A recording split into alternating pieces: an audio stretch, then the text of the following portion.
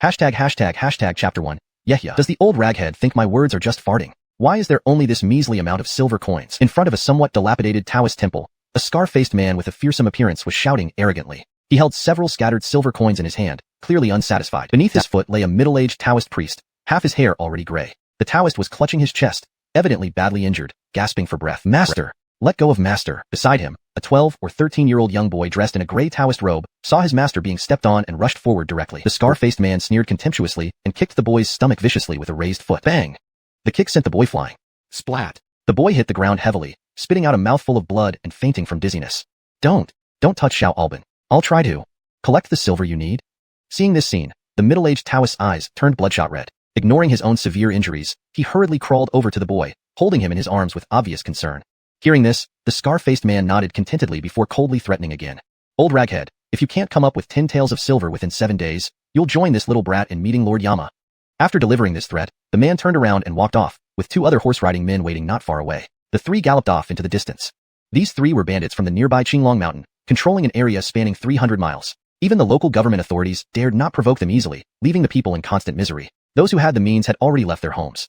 Even the Taoist temple was forced to pay a hefty peace fee for protection. But as the locals suffered, the offerings to the temple dwindled, making it increasingly difficult to make ends meet. The temple had been passed down for hundreds of years. This young boy was an orphan the middle-aged Taoist had adopted from the wilderness over a decade ago. Named Eden Zeninin in civilian life, he named the boy Yehya because they first met at dawn, Alban time. Under his guidance, Yehya learned to read and write, practiced mind cultivation techniques, and also dabbled in alchemy and talisman drawing. Unfortunately, these skills were barely effective against bandits. Xiuxian, wake up! The middle-aged Taoist tried to stand but stumbled and fell again. After struggling and failing to get up, he coughed violently, spitting out black blood. Seeing this, a look of sorrow flashed across his face. Raising his right hand, he pressed 2 fingers together and tapped several acupoints on his chest, instantly regaining some color and strength. He stood up slowly, carrying the boy back to a wooden hut behind the temple. Laying him on an old bed in the hut, the boy woke up groggily.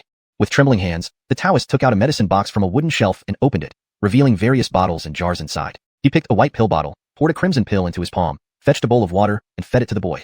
After a short while, Yehya gradually regained consciousness. Feeling sore all over, he sensed a warm flow coursing through his veins. Opening his eyes, he saw his master's worried and anxious gaze. Xiuxian, you're awake? Yehya sat up, feeling the warmth inside him and realizing what had happened. He spoke anxiously. Master, you gave me the last healing pill. What about your injuries? The middle-aged Taoist stroked Yehya's head, love shining in his eyes. Foolish child. I haven't much time left even without the injury. Just focus on getting better. This entire region of 300 miles is under Qinglong Mountain's control. Even if we wanted to leave, we wouldn't get far. Cough. Some things I must tell you now. Saying this, he started coughing again, spitting out more black blood. Yehya, seeing this, rushed to support him, helping him lean against the wall. Xiuxian, weren't you always curious about what Master kept in the backyard? Go get it. My time is limited. Master. Tears welled up in Yehya's eyes. Wiping them, he hesitated. Go fetch it. Wiping away his tears, Yehya left the room and soon returned carrying a wooden box about a foot long. The middle-aged Taoist struggled more visibly, his eyes dimming like flickering flames. He handed Yehya a key, gesturing him to open the box. Snap.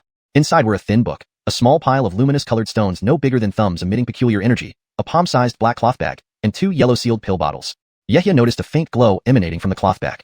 Master, what is this? The middle-aged Taoist gazed upwards, nostalgia flashing in his eyes, speaking slowly and deliberately. I was originally a Foundation establishment cultivator from the nearby Ediang sect. On a mission, I was ambushed by evil cultivators. Although I killed them, I was severely injured. My dantian ruptured and qi leaking constantly. Returning to the sect would render me useless. So, I stayed here temporarily. Who knew it'd be nearly 20 years? It wasn't until 13 years ago that I met you. Back then, some residual spiritual energy in my meridians allowed me to detect traces of spiritual roots in you, though very low quality. Over the years, I've been conflicted, not wanting you to walk the path of cultivation. Though longevity comes with cultivation, it also invites death at any moment. Being a mortal is safer. To cure your illness 2 years ago, I used all my remaining spiritual energy. The middle-aged Taoist's narrative was interrupted by violent coughs, his complexion worsening. Yehya recalled the event from 2 years ago, when his master had saved him but ended up seriously ill for months, his black hair turning mostly gray. Master. The middle-aged Taoist's eyes grew dimmer, and he continued weakly. Xiuxian, I have little time left, but you must live on. Listen to me. Chapter 2. Cultivation at the first stage of Qi refinement, the mysterious stone bead. The middle-aged Taoist weakly lifted his right hand, pointing at the book and slowly enunciating each word. This book records the Golden Gareth Sun decree that I practiced back in my days. Since you possess a metal-type spiritual root, you can cultivate it. These glowing crystals beside are spirit stones necessary for your cultivation.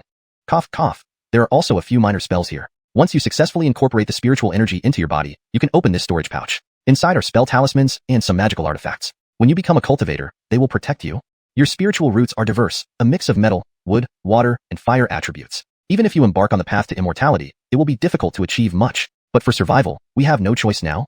When I was just a foundation establishment cultivator, your master walked the path of cultivation. If you truly decide to pursue it, remember to visit the various landscapes of the immortal world for me. As he spoke, the middle-aged Taoist gazed at Yehia, his eyes reflecting hope, despair, and comfort, but then his chest violently heaved. He spat out a mouthful of black blood and collapsed. Yehia was startled and hurriedly tried to support him, but the body he touched was already limp and still. Master! Master! He called out tremulously, feeling for any sign of breath. His face changed dramatically as he checked the pulse, his pupils constricting abruptly. He immediately burst into tears. Don't leave little Alban alone. Yehia knelt by his master's corpse, weeping bitterly for a while before regaining his composure. Gripping his fists tightly, his face was filled with resentment and anger. Qinglong Mountain, damned bandits. I will wipe every last one of you out. Anger boiled within Yehia, shaking his entire body as if a fiery ball burned in his heart. Meanwhile, inside his clothes, a dragonite-sized round stone bead hanging around his neck flashed with faint spiritual light. 7 days later, they will come again. As Master said, this cloth bag contains talismans that release spells. As long as I can successfully incorporate the spiritual energy into my body, I will become a cultivator. Yehia stood up, clenching his fists tightly, trembling slightly. Filled with fighting spirit, he glanced at his master's body, walked to the backyard, dug a pit, and buried him, erecting a tombstone. Grave of Master Eden Zeninen. Yehia knelt, respectfully bowing 3 times before the grave. He then stood up and entered an empty room in the temple. Sitting cross-legged on a mat, he took out the book containing the Golden Gareth Sun Decree and began reading. He was immediately astonished. It turned out Master had already taught him the Golden Gareth Sun Decree, but never let him practice it. The first half of the book recorded the cultivation techniques, while the latter part contained common knowledge about the immortal world and various spells. Fireball spell, water arrow spell, wind blade spell, flight spell, object manipulation spell.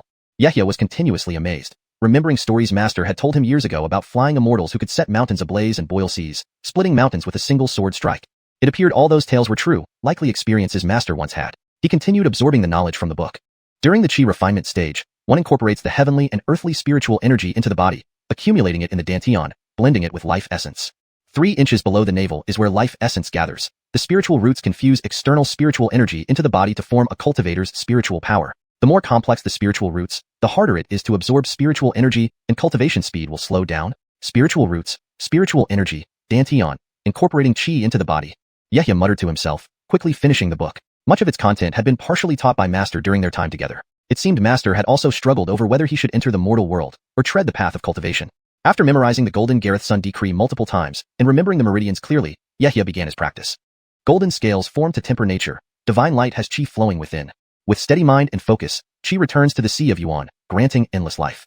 Sitting cross-legged, Yehia concentrated on his dantian, reciting the Golden Gareth Sun Decree, practicing a special breathing method to try and draw in celestial spiritual energy.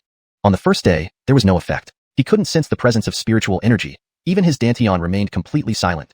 However, during practice, he felt refreshed, his body relaxed, and his previous injuries healed. This was a sign of abundant life essence. It seemed the blood recovery pill he had taken earlier had replenished his blood and Qi significantly. On the second day, Yehia felt warmth around his dantian but still couldn't incorporate Qi into his body. Growing impatient, he pondered briefly, then reached into his pocket, pulling out several thumb-sized golden spirit stones. His eyes locked onto the spirit stones, sensing the considerable amount of special energy they held. The book mentions that spirit stones can help cultivators gather Qi, but using them like this will probably leave very few behind. If I can't incorporate Qi into my body, my life might not even be safe. What good are these spirit stones then? Yehia clenched a few gold-type spirit stones in his left hand, made seals with his right, and recited the Golden Gareth Sun Decree, trying to channel the spiritual energy from the stones into his meridians. Soon, he felt a warm current seep through the palm points into his body, bringing immense joy. He immediately repeated the process. On the third day, after using over 10 spirit stones, he felt the meridians brimming with warm energy, which he mentally directed towards his dantian. Yehia maintained the posture for hours, limbs stiff, yet he persisted, controlling the flow of the spiritual energy from the stones. As time passed, beads of sweat formed on his forehead, and a faint golden glow enveloped his face. 3 inches below the navel, intense pressure mounted. Finally, boom, a breakthrough occurred. Egg waves returning to the ocean, spiritual energy surged into the dantian through the meridians. Golden energy filled the dantian, nearly bursting it. Yehia's expression changed. He immediately made several seals, circulating the Golden Gareth Sun Decree, guiding the spiritual energy to form a seed of spiritual power. Shortly, a tiny golden energy orb, no bigger than a soybean, was condensed and floated quietly in the dantian. No matter how much spiritual energy flowed in, it absorbed everything. I did it. Yehia's eyes lit up with joy, subconsciously visualizing the interior of his dantian. This is divine consciousness, only achievable after reaching the first stage of Qi refinement. Feeling the changes within his body and sensing boundless strength, he raised his head, eyes filled with overwhelming killing intent. Having become a cultivator, it was time to avenge his master. Suddenly, something occurred to him. He sensed something unusual around his chest. Furrowing his brows, Yehia reached into his shirt and removed a round stone bead hanging from his neck. This is... He stared wide-eyed at the stone bead, which was flashing with multicolored spiritual light and absorbing the spiritual energy radiating from his body. This stone bead was given to him when Master found him. It had been deemed an ordinary object, with nothing particularly special about it. Could this also be a treasure? The translation maintains the original tone, style, and structure, ensuring natural, fluent English without grammatical errors. Character names are preserved in pinyin format accurately. Yehia's brows furrowed slightly. It seemed that this stone bead would devour a large amount of spiritual energy. Having just entered the first stage of chi refinement, the spiritual energy within his body was not enough to sustain it. After a moment's thought, he wrapped it in a piece of green cloth and placed it in a hidden spot. Even if this object is indeed a treasure, I have no time to study it now. Vengeance for Master comes first. Yehia reached into his robes and took out a black storage pouch. Now that he understood the basic knowledge of cultivation from the book, he also grasped the wonders of the object before him. This is a storage pouch, a magical artifact capable of holding items used by cultivators. The translation maintains the original tone, style, and structure, ensuring natural, fluent English without grammatical errors. Character names are preserved in pinyin format accurately, and the storyline and logic are coherent with the previous content. The paragraph structure and line breaks are kept as in the original text. Chapter 3, Practicing Spells. Yehia placed his 2 fingers together and pointed at the bag's opening. A strand of divine consciousness immediately flowed into it, and he was greatly surprised. This small cloth bag had an internal space of nearly 10 meters square, comparable to a room in size. His mind flickered, and with a grasp of his right hand, a flash of spiritual light appeared in his palm, revealing a small stack of colored spirit talismans. Yehia first picked up a red spirit talisman to examine it. It was adorned with some unique patterns, and at the center were the characters Fire Rain, exuding a strong fire attribute spirit energy, making it quite extraordinary. He also looked at the other talismans. There were Earth Escape talismans, Water Dragon talismans, Golden Body talismans, Divine Strength talismans, and so on. The storage bag contained numerous magical artifacts as well, especially a golden flying sword.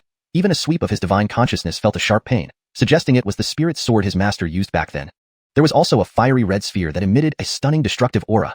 Some miscellaneous items inside didn't interest Yehia for now, so he didn't inspect them one by one. He compared the spirit talismans with the descriptions in the latter part of the book and understood their functions. The Golden Body talisman could envelop him in golden light, forming a solid light shield that no mortal could break through, but only lasting for 15 minutes. The Fire Rain talisman could summon dozens of fireballs out of thin air. The Water Dragon talisman could summon a water dragon. The Earth Escape talisman allowed one to remain underground for half an hour. The red sphere, named Fire Thunderbolt, was a powerful disposable item that could even injure a Foundation establishment cultivator. Yehia didn't know exactly how potent it was, but since his master labeled it as such, it must be significant. Alas, there was only one. There were many bandits from Green Dragon Mountain that day. 3 came to our door, but only one approached while 2 others rode horses in the distance. These bandits likely have more members in their main camp. If I rely solely on these spirit talismans, the Golden Body talisman only lasts 15 minutes. Yehia's eyes narrowed slightly, pondering for a moment. He then inscribed his divine consciousness mark on the storage bag, hung it on his waist, took out the book, and turned to the recorded spells in the back pages. Wind Control Technique, a low-rank wind attribute spell, consisting of 4 seals. It allows one to glide through the wind, temporarily floating and leaping several meters. Fireball Technique, a low-rank fire attribute spell, consisting of 3 seals. It harnesses fire spirit energy to form a blazing fireball in the palm. Wind Blade Technique. After skimming through, he chose a few spells to enhance agility and attack power. I have a few days left. I'll use this time to learn another couple of spells. The next day, Yehia arrived behind the Taoist temple near the mountain peak, where there was a dense forest and open spaces.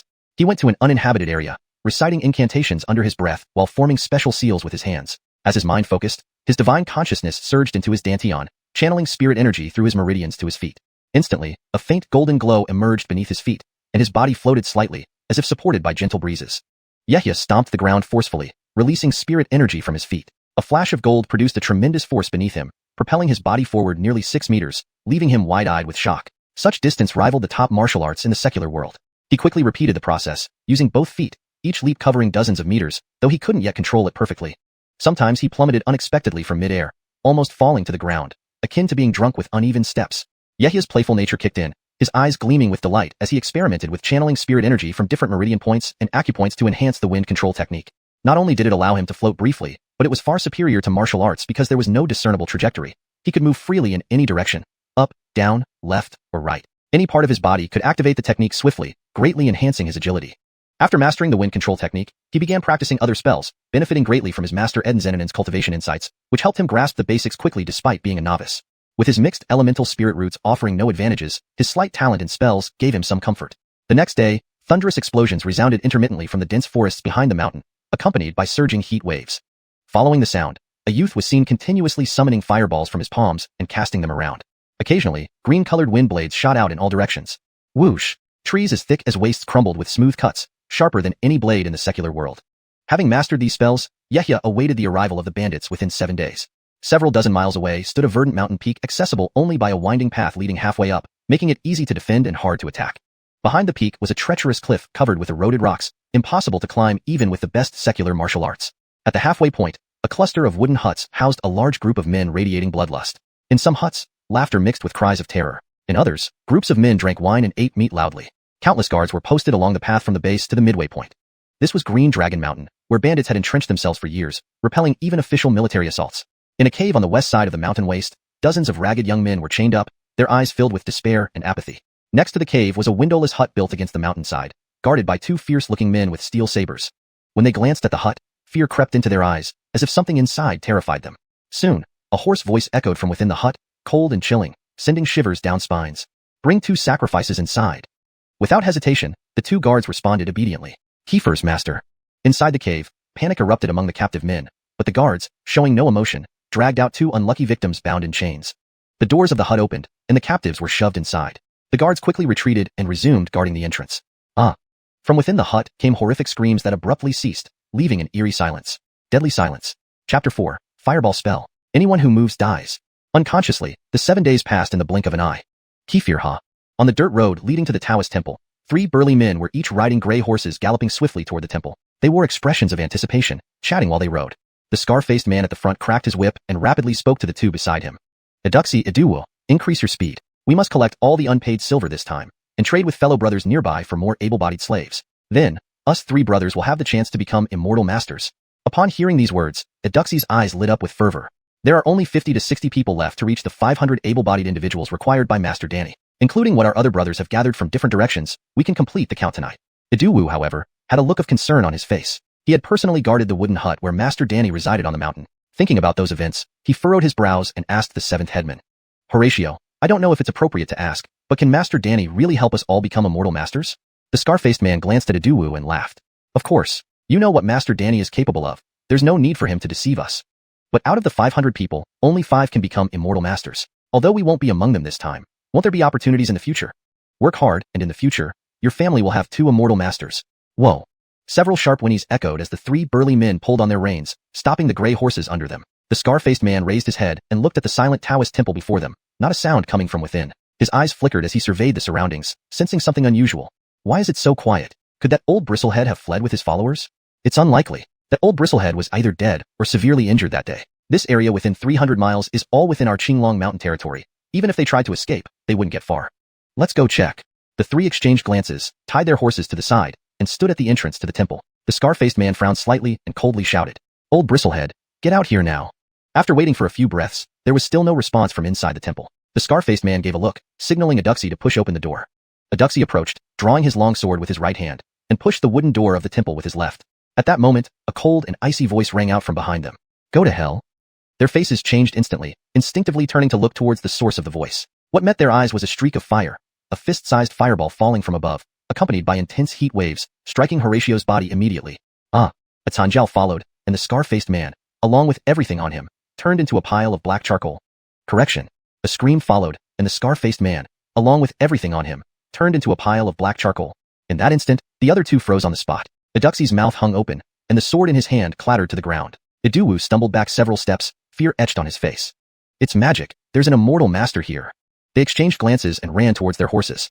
Just then, another fireball descended from the sky but hovered motionlessly in midair. "Anyone who moves dies." Eduxi and Eduwu immediately stopped, swallowing hard and not daring to move another inch. Above their heads, less than half a zhang away, the fiery heat radiated from the suspended fist-sized fireball.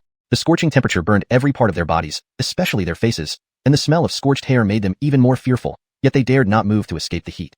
At that moment, a figure darted out from behind a tree, a handsome boy around 12 or 13 years old. It was Yehia, controlling the floating fireball above.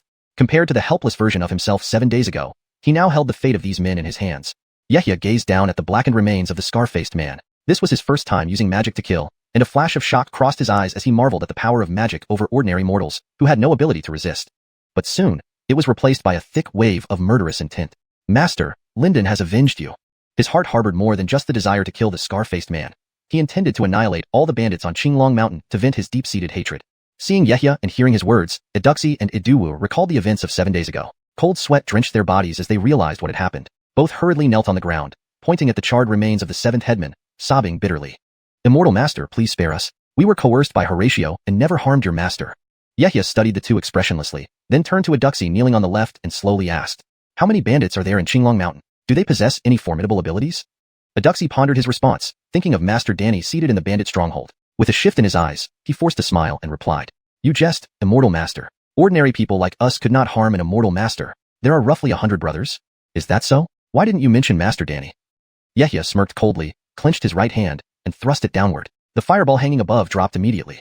Lao, how do you know about Danny?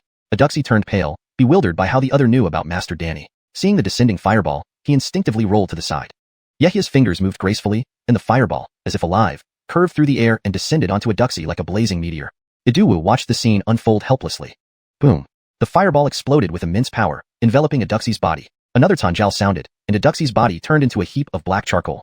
Note, tanjiao means anguish scream, or cry of pain. For better fluency, it can be translated as another anguish scream sounded, or another cry of pain echoed. Revised. The fireball exploded with immense power, enveloping Eduxi's body. Another anguished scream echoed, and Eduxi's body turned into a heap of black charcoal. Kneeling on the ground, Iduwu's face contorted with horror, his body trembling uncontrollably. Yehia turned, fixing his gaze on Iduwu. He had been hiding on the nearby path last night and overheard some secret plans. These bandits actually desired to become immortal masters. Though he had just embarked on his cultivation journey, he knew from his master's books that only someone with spirit roots could truly become a cultivator. How could anyone casually turn mortals into cultivators? This so-called Master Danny was clearly no good, demanding 500 able-bodied men and helping several bandits become immortal masters. It reeked of something sinister from any angle. Chapter 5, Blood Feast. Yehia lowered his head, his gaze flickering as he stared intently at Edu Hamza. With a tone that brooked no argument, he addressed Edu Hamza. Look up and meet my eyes. As he spoke, he silently chanted a spell, and with his right hand, he formed several unique seals. Gradually, his eyes began to shimmer with specks of colorful spiritual light. Keepers. Edu Hamza trembled in response, raising his head to look at Yehia's face. Though only a youth, Yehia possessed power that Edu Hamza could not resist. Recalling the fates of the two men nearby, his hands shook uncontrollably. Suddenly, Edu Hamza's expression froze, his eyes narrowing as if he saw something strange. Yehia's eyes shimmered with faint spiritual light, forming two deep gray vortexes. Ek magnets, they drew his gaze firmly into them. A blank expression spread across Edu Hamza's face, his consciousness ensnared and plunged into some kind of illusion. Moments later, the crackling sound of burning filled the air. Edu Hamza also turned into a pile of blackened ashes. Yehia gazed toward a distant towering peak, his eyes filled with complex emotions. In just 7 days, from an ordinary boy to one capable of effortlessly slaying bandits, coupled with the sudden passing of his master, these events made him acutely understand the weight of the words immortal master or cultivator. From Edu Hamza, Yehia learned about the events on Qinglong Mountain, murmuring softly.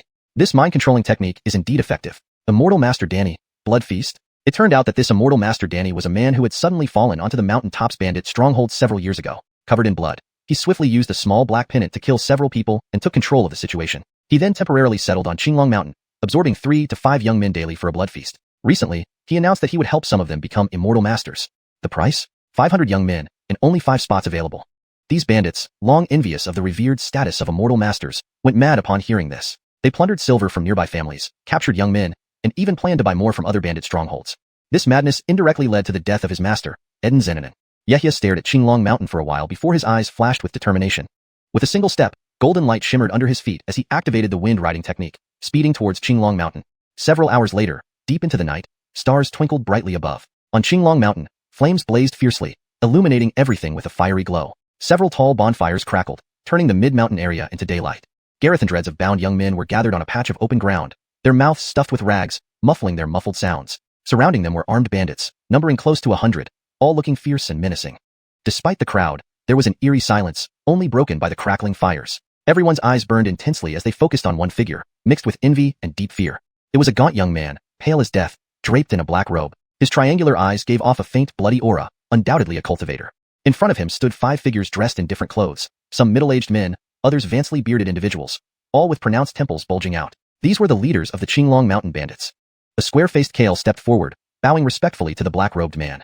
Immortal Master Danny, we have gathered all 513 young men. Please inspect. The black-robed man raised his head, eyes narrowing as he scanned the young men with a cold gaze. Then he glanced at the surrounding bandits, offering a rare smile, though it looked odd with his ghastly pale face. With your handling, Lord Danny has no doubt. Are all members of the stronghold present? Today is a great day for you 5. I will use these 500 blood feasts to assist you. After today, You 5 will be immortal masters. The square-faced man nodded, smiling. Immortal Master Danny, rest assured. Except for 2 scouts left below, all our brothers are gathered here for this grand event. He then knelt halfway, speaking sincerely. If we 5 become immortal masters, we will follow Immortal Master Danny without hesitation. The other 4 also knelt down, echoing in unison. Indeed, what Randall says is true. We 5 will brave fire and water for Immortal Master Danny, without any reservations. Hearing this, the surnamed Danny man nodded approvingly. Raising his emaciated, bloodless hand, he pointed at the central group, saying earnestly, You speak too highly of yourselves. It's good that everyone is gathered. Now, stand among these blood feasts, and order your subordinates to move closer to prevent any disturbances. Once the ritual begins, there must be no mistakes. His voice carried a special force, and his lips curled slightly.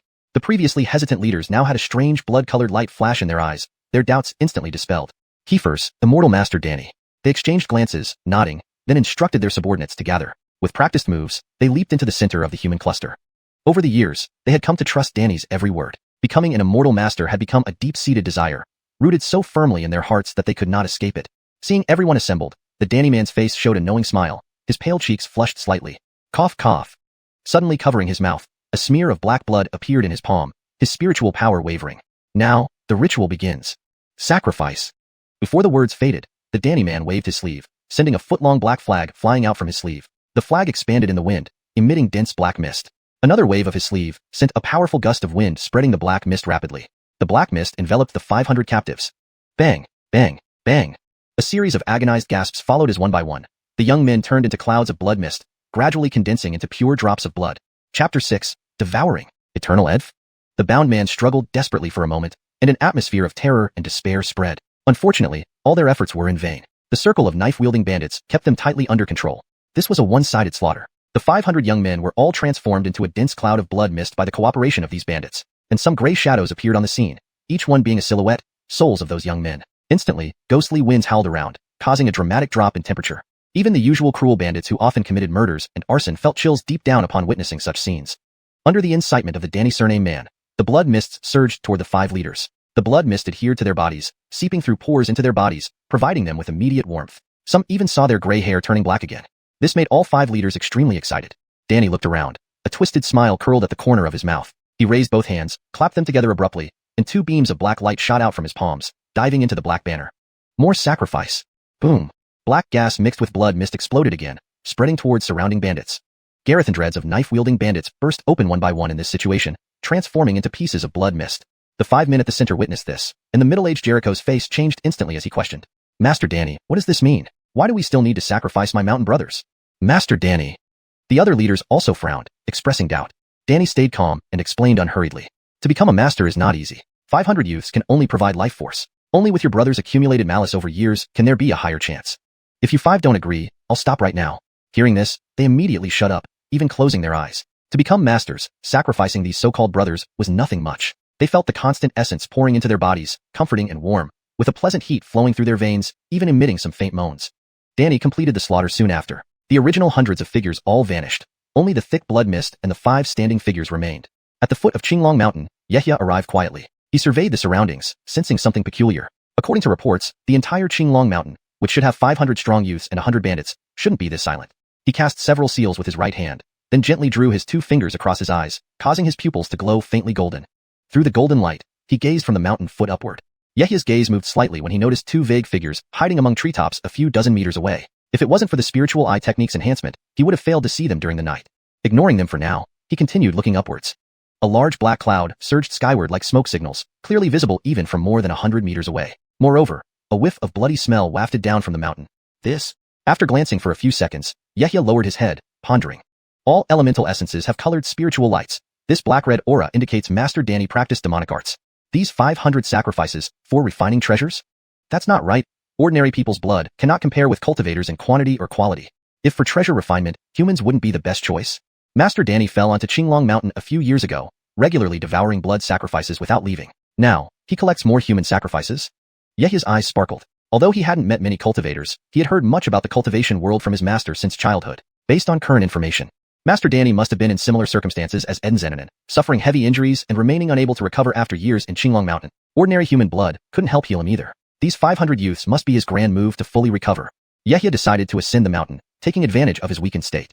A flash of golden light underfoot lifted him off the ground, carrying him swiftly into the forest. His gaze swept past certain treetops. With another seal gesture and a flick of his hand, dim blue-green light flashed on his palm. Whoosh! Two razor-thin blue-green wind blades shot out. Splat! A splash of fresh red liquid scattered along with varying-sized body parts, revealing the two hidden spies. In the eyes of a cultivator using the spiritual eye technique, such hiding tactics meant nothing. Yehia used wind control technique, speeding up the hill while holding several talismans in his palm, ready for instant activation. Master Danny, we can't take it anymore. How long will this last? Originally, the thick blood mists had fully penetrated the bodies of the 5 leaders, bloating them round. Ah! Agonized screams rang out. Their skin turned eerie dark red, veins pulsated like snakes, unnaturally protruding. Their whole bodies swelled like balloons, eyes bulging red, bloodshot and terrifying. Danny watched indifferently, ignoring their cries while constantly changing seals. The black banner shimmered with bloodlight, vibrating vigorously, drawing all blood mists. Weren't you all seeking immortality? When I consume your bodies, refine your blood, then we will all live eternally with me. Danny laughed wildly, revealing his true sinister intentions. Bam! Bam! One after another, the 5 exploded into sticky blood beads no bigger than thumbs but emanating faint spiritual glow. Danny gazed eagerly as droplets formed, gradually becoming more excited, flushed red with anticipation. The essence in human blood is too scarce. It took 600 to 700 to form this small amount. Once I restore my middle stage chi cultivation, I'll find some cultivators for nourishment. Chapter 7. Ambush and Spell Suppression. The Danny-named man nodded in satisfaction. With a gentle lift of his right hand, a suction force emanated from his palm. Bloodlight flashed slightly as a few drops of blood hovering midair, glowing faintly with spiritual light, descended into his palm. Right at that moment, whoosh! From a spot over a dozen zhang behind him, a fiery streak abruptly burst forth, ferociously and scorching hot, tearing through the air and slicing across the dark night sky. A flash of red, and it transformed into 3 blazing fireballs the size of fists, arranged in a triangular formation, hurtling towards him. Fireball spell? At this sight, the Danny-named man's body hair stood on end. He was momentarily stunned before quickly regaining his composure. His current body couldn't withstand the onslaught of 3 fireballs. With a sudden spin, he pushed off with his feet and retreated backward rapidly. At the same time, he gestured with his hand, causing the black banner floating in the air to rush towards him, landing atop his head. It spun dizzily, releasing waves of black mist. Sacrifice! In an instant, the black mist wriggled and intertwined, instantly forming a shield wall half a zhang wide, standing guard in front of him. Bang! Bang! Bang! The 3 fireballs collided with the black shield, exploding loudly, and the shield wall shattered, dissipating into black mist. Seeing the power of the fireballs, the Danny-named man's expression changed. Reaching out, he summoned a black square shield from his storage bag at his waist, which floated around him ready for action. He let out a cold laugh and shouted harshly in the direction the fireballs came from. You insignificant rat, daring to ambush me, why don't you show yourself and fight me properly? After making adequate preparations, his expression turned calm. His gaze swept around quickly as he raised his left hand, drawing a few blood drops into his mouth. As the blood entered his body, his complexion reddened slightly. He clenched his fist, feeling the spiritual energy surge within his meridians. His cultivation had barely recovered to the 3rd level of chi condensation, nearly reaching the 4th level. This boosted his confidence. To him, the opponent hiding in the dark dared not show himself, clearly indicating a low level of cultivation. The Danny-named man's eyes glowed red as he activated the spirit eye technique, scanning cautiously for the enemy's traces. Whoosh! Whoosh! Boom! From the darkness, several pale green wind blades shot out from different directions, along with 2 even more violent fireballs. They rushed in from both sides. Upon seeing this, the Danny-named man's face showed surprise. His red glowing eyes finally captured a golden figure moving swiftly in the dark, continuously casting spells towards him. Instant spells? No, this aura is only at most 2nd level chi condensation. How could someone at this level master instant spells? It must be a spirit charm. The Danny-named man's expression changed as he raised his hand, causing the black square shield to meet the wind blades on the left. For the fireballs on the right, he used the black banner on top of his head to defend. Clang! Clang! Boom! Instantly, a series of rapid explosions echoed. Whoosh! Whoosh! Not far away, fireballs kept shooting out, increasing in number, almost overwhelming. Damn! It's the Rain of Fire spell. That spirit charm is worth as much as half a mid-grade magical weapon. Who is this person? The Danny-named man frowned deeply, losing his earlier composure. He simultaneously activated the shield and the black banner while constantly dodging, barely managing to withstand the attack. Blood drops that hadn't been fully refined transformed into streams of spiritual energy running wildly in his meridians. If not refined soon, it would cause irreversible damage to his already severely injured meridians.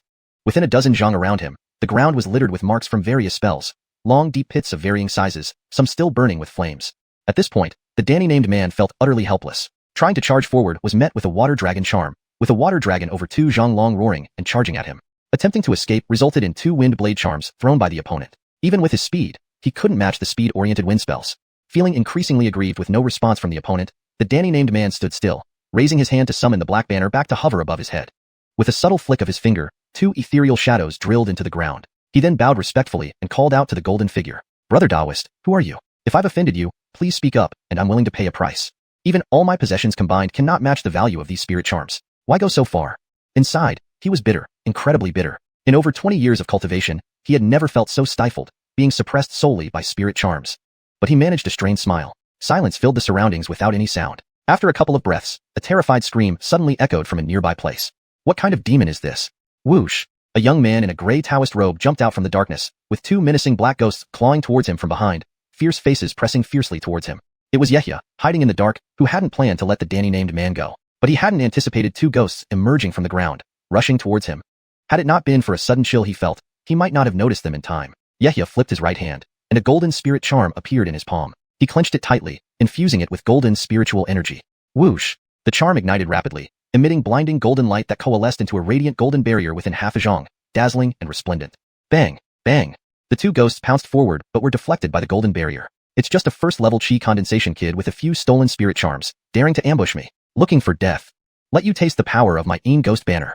The Danny-named man erupted in anger, seeing a novice toy with him, almost killing him. Fury burned in his heart.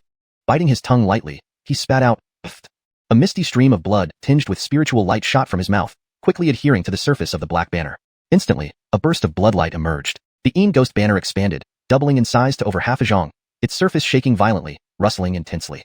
Chapter 8. How many fireball charms do you have left, kid? One after another, grim spirits emerged from the banner, drilling out one by one. Rattle. The piercing wails of ghosts grew louder. Dozens of black spirits, enveloped in thick black mist, rushed out with a roar, vying to pounce on Yehia's body. Instantly, the cold wind intensified, sending chills through his bones. Yehia felt a tremor in his heart as the bone-chilling coldness enveloped him, making his entire body feel like it had plunged into an ice cellar. A serious look flashed in his eyes. His left hand flipped, and a glint of spiritual light appeared in his palm. 3 red spirit charms and 1 golden charm were clutched in his hand. He gripped them tightly, driving a few strands of spiritual energy from his meridians into the charms. Go! Yehia lightly shouted, unhesitatingly hurling all the charms out. Boom! The spirit charms burned fiercely, releasing several fireballs and a 3-foot-long golden light blade that shot out instantly, slicing toward the numerous spirits. Bang! Bang! A small portion of the spirits was directly burned into ashes by the fireballs. Another 7 or 8 spirits were severed by the golden light blade but didn't die. The black mist surged out, and their severed bodies reconnected almost instantly, merging back into one. Clap, clap, clap. 20 or 30 black spirits swarmed around the golden barrier surrounding Yehia, wildly pounding and biting at it. The black mist rapidly diminished the effectiveness of the golden barrier, and the golden light began to dim. Yehia's eyebrows furrowed slightly. Spirits were composed entirely of yin energy, so only lightning and fire spells could cause significant damage. Kid, don't you have more spirit charms? Keep using them. I want to see how many fire-type spirit charms you have left. Seeing Yehia's expression, the Danny-named man understood right away. A slight disdain appeared on his face as he continuously tapped the ghost banner overhead, injecting spiritual energy into it to summon more spirits.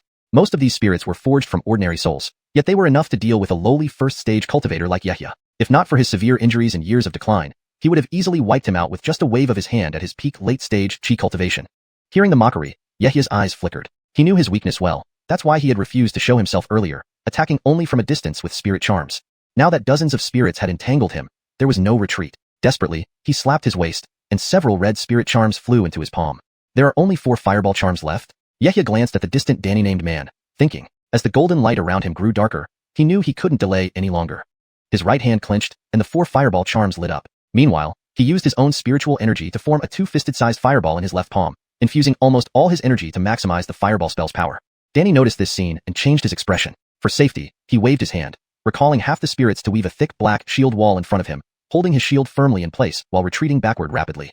Yehia also sped forward with wind riding, ignoring the spirits' attacks. This was his only chance. To withstand the massive spells earlier, Danny had nearly exhausted his spiritual energy and forced his essence blood to activate the ghost banner. Now he had barely any energy left to use wind riding, so he summoned all the spirits to shield him. If he could withstand this attack, a simple shake of the ghost banner would be enough to annihilate Yehia. Seizing the opportunity, Yehia thrust both hands forward, releasing a large cluster of fiery light that shone brilliantly. Bang! Bang! A series of fireballs bombarded the black shield wall made of spirits, blasting open a gap. The fireball filled with all his spiritual energy slipped through gracefully, bypassing the shield in a beautiful arc and reaching the Danny-named man in an instant. Danny's expression drastically changed as he weakly spat out a bit of essence blood, his whole body seeming drained of strength. More spirits poured out of the banner, charging at the fireball, colliding violently and causing a tremendous explosion. Boom! A deafening sound echoed as all the fireballs detonated, releasing flames in all directions. After a brief pause, the battlefield lay in ruins. Danny covered his chest and coughed continuously, but excitement shone on his face. Kid, your fireball charms are all gone, aren't they? This is your end. With difficulty, he raised his right hand and beckoned. The ghost banner flew towards Yehia, spewing thick black mist. Yehia's face turned pale as the golden barrier dissipated from the explosion. At this critical moment, He calmly looked at Danny and softly spoke. I indeed have no fireball charms left. Danny felt something was off. Why was the kid still so calm? Suddenly, he sensed a scorching heat under his feet. Looking down, he saw a fiery red bead, which cracked open, spewing intense fire-based spiritual energy endlessly. Fire Thunder Bead. Danny screamed in terror, desperately retreating. Even at his peak, this artifact could kill Foundation Establishment stage cultivators. In his current state, he stood no chance. Grabbing the shield with his right hand, he could only use it as a defense. Yehya's gaze turned cold. Lifting his right hand, he placed two fingers together in front of his chest and shouted, Explode! Boom! A thunderous explosion shook the heavens and earth. Flames erupted in an 8-meter radius around the fire thunder bead, shooting skyward. Danny was engulfed by the flames, his shield catching fire, his clothes, eyebrows, hair, all burning, even his storage bag ignited. The flame pillar lasted for less than a breath, but was dozens of times more powerful than the fireball spell. Danny's physical body and soul were completely incinerated, along with the shield, now a puddle of molten iron on the ground. Chapter 9. Harvest, the Blood River Scripture. Master, Xiao Alban has avenged you.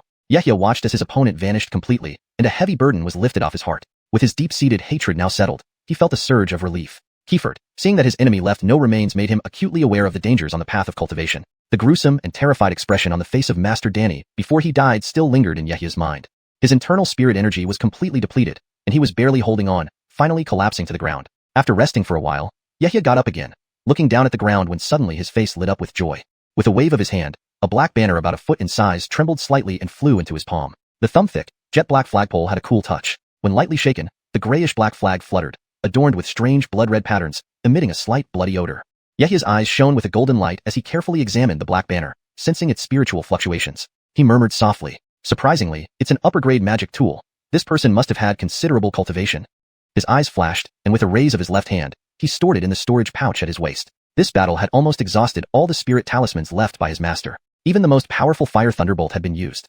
If he hadn't hidden the Fire Thunderbolt among numerous fireballs, he might have been the one reduced to bones now. Yehya pondered as he walked toward where the Fire Thunderbolt exploded earlier. A few steps later, he saw a puddle of molten iron still glowing faintly. Within 10 feet around it, the earth was scorched black, emitting dark smoke, and several stones were melted.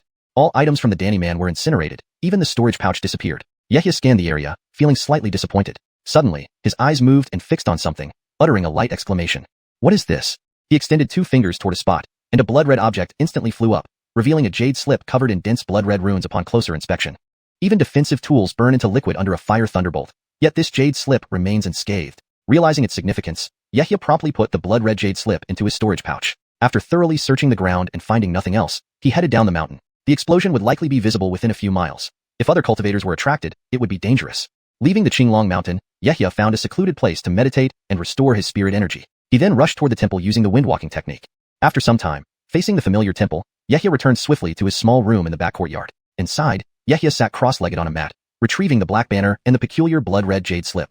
According to Danny's words, this was called the Een Ghost Banner. The black banner, its bloody aura, and the summoning of ghosts intrigued Yehya greatly. Touching it lightly with his right hand, a golden glow emerged. His consciousness force flowed in, immediately dispelling Danny's lingering imprint.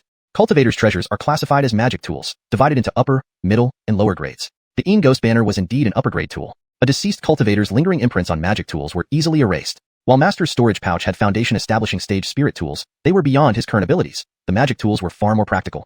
After leaving his imprint on the banner and flipping through it, he threw it up. It turned into a black light, swirling above and spouting black mist. However, when attempting to summon ghost souls, he found his spirit energy only allowed him to control 1 or 2. Reflecting on this, Yehya believed it was due to unfamiliarity and low cultivation. Once his abilities improved, he should be able to control multiple ghost souls simultaneously. Putting the Een Ghost Banner back into his storage pouch, he turned to the blood-red jade slip. Upon opening it, 4 blood-red characters appeared, flashing and embedding themselves into his mind. Blood River Scripture. Simultaneously, an eerie scene filled his vision.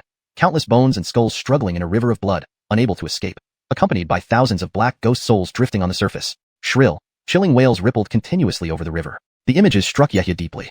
Regaining composure after a few breaths, he sent his consciousness force into the jade slip. Blood cultivation technique. All things have spirits. Humans are the pinnacle, with blood being the essence. Feeding on blood grants immortality.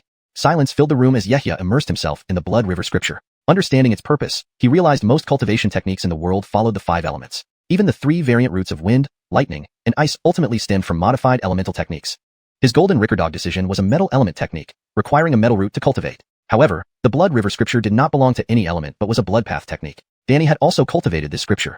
Continuing further, he discovered the scripture recorded incomplete cultivation techniques, mainly those for the Qi cultivation stage, and some Foundation establishment stage secrets. It contained blood cultivation, blood swallowing techniques, and methods for crafting matching magic tools. Per its records, the Ghost Banner was a type of blood path tool, capable of accommodating up to 100 ghost souls, which could be expanded by feeding it various essences. This technique's cultivation speed was astonishing, allowing the consumption of other cultivators' strengths. However, it had significant drawbacks. Obtained cultivation was unstable, requiring prolonged refinement to solidify, and injuries could lead to counterattacks. Common cultivators' injuries, if improperly treated, resulted in ruined dantians, reverting them to ordinary mortals. Long-term consumption of others' blood and flesh made recovery near impossible. Their own cultivation and acquired strength clashed wildly, potentially causing explosive death without the chance to revert. After reading, Yehia frowned. The scripture was undeniably profound, but riddled with risks. If these couldn't be resolved, it was akin to cultivating atop a powder keg. Once ignited, the consequences would be catastrophic. Danny, despite lacking foundation establishment, had been late-stage chi cultivation when injured, leading to his demise at Yehia's hands. Pondering for a moment, Yehia stored the Blood River scripture, considering referencing some of its secrets someday. For now, the safer choice remained the Golden Rickerdog decision, avoiding numerous potential dangers. ####Chapter 10, 3 Kieferars, 4th stage of chi refinement. The next morning, Yehia was sitting cross-legged on an open space behind the Taoist temple, his hands forming various seals as a faint golden glow appeared around his body. With each breath he took, these golden rays were absorbed into his body. After 1 or 2 hours, Yehia slowly stopped his practice, exhaling a mouthful of stale air and opening his eyes. He muttered to himself, following the pace of 2-hour daily meditation sessions, I should be able to reach the 2nd stage of chi refinement within a year. If I use spirit stones as aids, it could increase my speed by about half. As he spoke, Yehia flipped his left hand, and several golden crystals reappeared in his palm. After avenging his master, Yehia finally had time to thoroughly check the contents of the storage bag. After meticulous inspection, most items were spirit artifacts and second-rank spirit pills that he couldn't use at this stage, despite their significant value. The only truly useful items were various spirit stones. Upon checking, he found more than 20 medium-grade spirit stones and around 800 low-grade spirit stones. There were also 2 letters. One was addressed to him, and the other was intended for a friend of Ediang sect. The letter informed him that after reaching the middle stage of chi refinement, he should take the Ediang sect token and the letter to meet a cultivator named Edu Ruyu. She was a close confidant, and only with her recommendation as a foundation establishment cultivator could he join the Ediang sect with his 4-elemental constitution. However, with 20 years having passed, there was no guarantee that she would still honor the memory of his deceased master. To ensure acceptance, his master had asked him to gift her the precious golden dragon sword from the storage bag, hoping its value would help secure his place in the sect. Yehia thought deeply about this, reaching into his robes to touch the smooth stone bead. Recently, he had noticed its peculiarities, but unfortunately, it required substantial spiritual energy to activate. Whether traveling to Ediang sect or activating the stone bead, he needed more spiritual power and a higher cultivation level. After pondering this, he immediately resumed practice, holding the spirit stones and entering another meditative state. From then on, apart from necessary daily activities, Yehia devoted all his time to cultivation. Unfortunately, due to his 4-elemental constitution, even intense practice resulted in slow progress. Still, with the aid of spirit stones, his cultivation gradually improved bit by bit. Unconsciously, 3 years flew by. This day, within the wooden hut behind the Taoist temple, an astonishing surge of spiritual energy erupted. Boom! The surrounding dozen yards of air stirred as the spiritual energy surged toward the hut. After several breaths, success! A voice filled with surprise rang out from inside the hut. Inside, Yehia stood up joyfully from the mat, emitting a wave of spiritual energy that signified his advancement to the 4th stage of chi refinement, the middle stage of chi refinement. Compared to 3 years ago, he had grown taller and his face bore a deeper composure due to his solitary cultivation. Yehia calmed himself, sat back down, and solidified his new realm. Now, in his dantian, a 2-inch wide golden light orb floated, containing abundant spiritual energy, a stark contrast to the 1st stage of chi refinement. Edging his right hand, Yehia formed several seals, clenched his fingers, and produced 3 egg-sized fireballs in his palm, crackling loudly. If I had this cultivation back then, I wouldn't have had to use fire thunder pellets. Looking at the summoned fireballs, he mused, then tightened his grip, extinguishing them. The increase in cultivation not only boosted his total spiritual energy, but also enhanced the power of his spells. His eyes gleaming, Yehia reached into his robe, unfastened the smooth stone bead hanging from his neck, and examined it while continuously infusing spiritual energy. I'll find out what this is. Infusing spiritual energy for 15 minutes, Yehia thought his current cultivation might not be enough to activate it and was about to give up when, suddenly, the ordinary stone bead emitted 5 colors: gold, green, blue, red, and yellow. Just as Yehia watched intently, the stone bead unleashed an alarming suction force, greedily absorbing his spiritual energy. Then, with a whoosh, the stone bead transformed into a streak of multicolored light, aiming for his forehead. Not good, the Xiuxian acupoint. The Xiuxian acupoint was crucial, being where the soul and primordial spirit resided. Yehia hastily tried to grab the stone bead but was too late. The glowing stone bead struck his forehead, rippling slightly before burrowing inside. Taken by surprise, sharp pain radiated from his head. Yehia trembled and fainted instantly.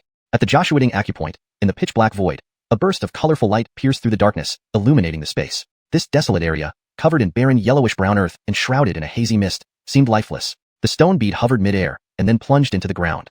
Dull thuds echoed from deep underground, suggesting significant movement. As the noise grew louder, the ground began to bulge, as if something were trying to surface. Rumble. Suddenly, a tall gray stone monument emerged on the previously bare ground, standing over 10 feet high, 5 feet wide, and 3 feet thick. A large black patch of land, roughly an acre in size, also appeared beside the monument. At this moment, multicolored light emerged from the monument, summoning a human-like ethereal figure. This figure was Yehia's primordial soul, who marveled at the sight, circling the black earth and monument in bewilderment. What place is this? Could it be a space generated by this stone bead? What is the purpose of this black earth? With countless questions, Yehia approached the monument, inspecting it before raising his hand to touch it. Unexpectedly, buzz! The monument shook uncontrollably, spewing multicolored light that intertwined and formed 4 massive characters. Hamza Xing Immortal Mansion. Simultaneously, information flooded into Yehia's mind, leaving him stunned, while the monument continued to shimmer. Hashtag Chapter 11. The Black Spirit Field. After an unknown period of time, Yehia came back to his senses and approached the black spirit field with disbelief etched on his face. He squatted slightly and grabbed a handful of the black soil, which felt incredibly soft. He could sense the astonishing spiritual energy it contained. Turning his head, he glanced at the nearby stone tablet, and with a sudden thought, muttered to himself, the 5 elements immortal manner? This black spirit field can rapidly mature spirit herbs. Could it be a treasure crafted by immortals? Is this for real? According to the description on the stone tablet, the 5 elements immortal manor had 5 spirit fields corresponding to the 5 elements. The one in front of him was a wood element field specifically used for maturing spirit herbs and plants.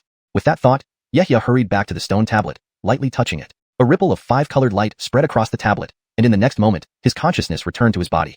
In the outside world, Yehia stood up from the meditation cushion with a solemn expression, a mix of excitement and disbelief on his face. He walked briskly towards the door, stopping a few steps away as a fruit tree about 10 feet tall appeared in view behind the temple, close to the foot of the mountain.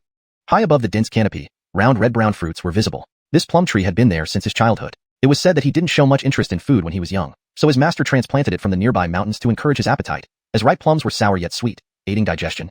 Looking at the plum tree, Yehia couldn't help but think of his master. Sighing lightly, he flicked his finger, sending out a slender, pale green wind blade.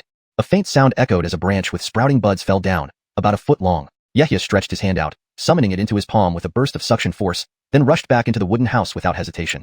He sat down cross-legged, focusing his mind, instantly entering the immortal manor space within his third eye. Before the black spirit field, Yehia carefully inserted the plum branch into the black soil. To his astonishment, within a 2-foot radius around the branch, green spiritual light emitted from the soil, quickly gathering and enveloping the branch. Witnessing this, Yehia promptly activated the spirit eye technique, golden light flickering in his pupils as he stared intently. In the blink of an eye, roots began growing from the buried part of the plum branch, spreading rapidly. From a tiny sapling to a lush tree, it took only 2 breaths. However, as the plum tree grew, the surrounding soil lost its spiritual glow, becoming more ordinary and grayish. Yehia looked up to see white blossoms appearing amidst the leaves before the growth stopped. He swallowed hard, regaining his composure after several breaths. If not for seeing it with his own eyes, he wouldn't have believed it. Noticing this phenomenon, he examined the black soil closely and realized it had lost much of its spiritual power. If he wanted to mature more plants, he needed to add something rich in spiritual energy. Without further ado, Yehia summoned a spirit stone into his right hand from outside and buried it at the base of the plum tree. With the appearance of the spiritual glow, the power from the spirit stone was infused into the tree. Again, an astounding sight unfolded. Blossoms bloomed and withered, followed by the alluring scent of sweet, ripe plums. Red plums appeared on the branches almost instantaneously. Yehia watched and reached out, grabbing 2 ripe plums into his palm. With a mental command, he returned to his physical body in the outside world. Outside, Yehia bit into the red plum without hesitation. Juice splattered, filling his mouth with a delightful blend of tartness and sweetness, along with a faint trace of spiritual energy. I never thought fruits matured in the immortal manor's spirit field would carry spiritual power. Within moments, Yehia had consumed several plums, even sensing a slight increase in his spiritual energy. After eating, he stroked his chin, contemplating. It seems maturing spirit herbs really works. Over these years, my cultivation through spirit stones has become less effective, but now it seems I can easily overcome this challenge. In the past 3 years, he had thoroughly read the jade slips and books left by his master multiple times. Cultivation is a long journey. Cultivators need to enhance their cultivation, either through daily practice, which progresses slowly but steadily, or through external aids like spirit pills. Unfortunately, he lacked suitable spirit pills. There were also secret techniques similar to demonic methods, such as absorbing the cultivation of other cultivators. Over the years, he relied on spirit stones left by his master to assist his cultivation, enabling him to quickly advance to the middle chi condensation stage in just 3 short years. However, his spirit stones were almost depleted. After some thought, Yehia decided it was time to go to Eddie's sect. Only by joining the sect could he obtain the alchemy formulas and techniques he needed. Alchemical cultivation wasn't easy. Besides talent, guidance from senior cultivators was crucial, and only large sects possessed complete alchemical legacies. The next day, as the first rays of sunlight shone down, Yehia stood solemnly before Master Edenzeninen's tomb inside the temple, bowing deeply, his forehead touching the ground firmly. Asterisk thud, thud, thud. Asterisk, Master, Xiao Alban is leaving. I will go to Eddie's sect where you once resided. Now that I have embarked on the path of cultivation, I won't bring shame upon your name. I'll see the sights you never saw on your behalf. After 3 knocks, Yehia stood up, bowed deeply once more, and turned to look at the temple where he had grown up. With determination, he walked out. Outside the temple, Yehia took out a jade slip, tapping it gently. An imaginary map floated above, clearly marking the location of Ediang Sect's gate. It was about 3,000 to 4,000 miles away, taking nearly a month to reach at his current speed. Having confirmed the direction, Yehia gazed into the distance, thoughts swirling in his mind. He murmured to himself, Ediang Sect, here I come. With that, he tapped the ground, generating 2 gusts of wind under his feet. Leaping forward several yards, he proceeded along the dirt road toward Ediang Sect. Chapter 12. Barrenling Mountain Range, Ediang Sect. The Barrenling Mountain Range, one of the most extensive and continuous mountain ranges within the territory of the Jerome Kingdom, is often shrouded in thick fog year-round. Local woodcutters and farmers living nearby frequently saw streaks of rapid light flying across the sky. Some even witnessed immortals dueling, with fiery orbs as large as heads descending from the heavens. Over time, legends emerged around the Barrenling Mountain Range. Sadly, when commoners ventured into the mountains seeking these sights, they often found nothing. Once immortals riding their light beams disappeared into the mist, they could no longer be seen. At the foot of a verdant peak within the Barrenling Mountains, a man sat cross-legged under a dense giant tree, his hands making ritualistic gestures to restore his internal spiritual energy. After a long while, the man slowly ceased his hand movements, opened his eyes, and gazed towards the depths of the distant mountains. Lifting his head, a youthful and handsome face was revealed, Yehia, who had been sprinting for a month after leaving the Taoist temple. He then changed horses in a nearby town and raced here nonstop. Entering the Barrenling Mountains where there were no roads, he alone sped deeper into the mountains using the wind riding technique. It took him 2 more days of travel to reach this place. During his journey, Yehia constantly pondered how to seek an audience with Armand Edu Ruyu. His master had left Ediang Sect 20 years ago. Would offering the golden dragon sword suffice, or did the sect want other treasures as well? With little certainty, he kept only a few scattered spirit stones, the golden dragon sword, and some jade slips and books left by his master in his storage bag for safety. All valuable items were stored in the immortal mansion space. Yehia's eyes glinted with golden light as he looked into the distant fog, faintly spotting a layer of white light shield. Occasionally, streaks of light merged into it. On a tall green peak stood pavilions and terraces. A winding stone path led from the base of the mountain to its summit. Next to the sect entrance was a massive stone stele, 3 or 4 zhang high, inscribed with the words Ediang Sect in graceful calligraphy, emitting a special pressure, clearly the work of someone of profound cultivation. Just as Yehia arrived at the gate, 2 cultivators blocked his way. Wearing white robes, they casually glanced at Yehia, noting he was only a 4th stage cultivation chi cultivator. A fair-skinned young man raised his hand and frowned, shouting, "Stop! This is the entrance to Ediang Sect. No uninvited wanderers allowed." Yehia observed that both men were late-stage cultivation chi cultivators, significantly higher than himself. He hurriedly bowed respectfully and said politely, "I am Yehia, here to seek an audience with Armand Edu Ruyu." The fair-skinned man laughed disdainfully, waving a hand dismissively. "You, a wild wanderer, know our sect's senior? Leave now, or we won't be gentle." Seeing they didn't believe him, Yehia quickly reached into his waist pouch, retrieving a letter and a white jade token. On one side was a golden sun emblem, on the other, Eden Zenanin. "I have tokens and a letter as proof. I've come specifically to see Armand Edu." The fair-skinned man's gaze sharpened, looking at the token. Recognizing it as one possessed by core formation stage uncles within the sect, his expression softened slightly, becoming cautious. He approached, taking the token and consulting the man next to him. "Brother Bennett, is this token genuine?" Bennett took the token, examined it, tapped his storage bag, and summoned a compass-shaped instrument in his palm. He recited incantations, placing the token on the compass and activating it. A golden light burst from the center of the compass, merging into the token. The token trembled, displaying a Kale's figure and the name, Eden Zenanin. After confirming its authenticity, he returned the token to Yehia, looking grave. "Please wait here." Turning back, he conferred with the fair-skinned man. "It's genuine. This token belongs to a core formation uncle in our sect. It seems the boy is telling the truth." With a thoughtful look, his eyes lit up as he recognized someone. "Edu Ruyu? That name sounds familiar. Could it be the elder of the Edu family?" They exchanged glances, thinking of someone. The fair-skinned man's eyes narrowed, suddenly remembering something and whispering, "Do you mean the promising Edu auntie who has the potential to advance to the golden core stage?" After a brief huddle, they nodded in agreement. Facing Yehia, the fair-skinned man's demeanor changed, wearing a friendly smile. "How do you know Elder Eden Zenanin? And why seek out Elder Edu?" "She is currently in seclusion, focusing entirely on advancing to the golden core stage. If it's not urgent, she may not meet you. Senior Eden Zenanin and I are merely acquaintances. If Elder Edu is unavailable, please pass these to her." Yehia handed over the token and letter openly. Concealing his identity was what Master instructed, having enemies besides friends within the sect to avoid trouble. The 2 exchanged looks, nodding, and replied courteously, "Please wait here, Taoist Eden. Brother Bennett will inform Elder Edu's disciples. It's best if you present the tokens and letter personally." Bennett flipped his left hand, pulling out a red talisman. Muttering a few words, he threw it into the sect compound. The talisman transformed into a red beam, vanishing instantly. "Very well." Hearing this, Yehia didn't argue, storing the items and standing quietly, surveying his surroundings. This major sect indeed deserved its reputation. Even the gatekeepers were more advanced than him. The local spirit energy concentration was astonishing. Cultivating here would certainly speed up his progress. After about 15 minutes, suddenly, a green light streaked from within the gate. It appeared hundreds of feet away but arrived instantly before them. Upon closer inspection, a calm-faced young man rode a sword, showing signs of early core formation. His sword halted gracefully, hovering a few feet above the ground. The two guards bowed respectfully. Disciple greets Uncle Baron Eden. Yehia followed suit. Junior Yehia greets Senior Baron. Chapter 13. Master Uncle Edu Ruyu. Baron Eden stood on his flying sword, slightly lowering his head and gazing at Yehia with an expressionless face. He narrowed his eyes but saw nothing out of the ordinary, a very common cultivator at the chi condensation stage. Recalling the message from the sound-transmitting talisman, he slowly spoke. Are you Yehia? Keepers, I am Yehia.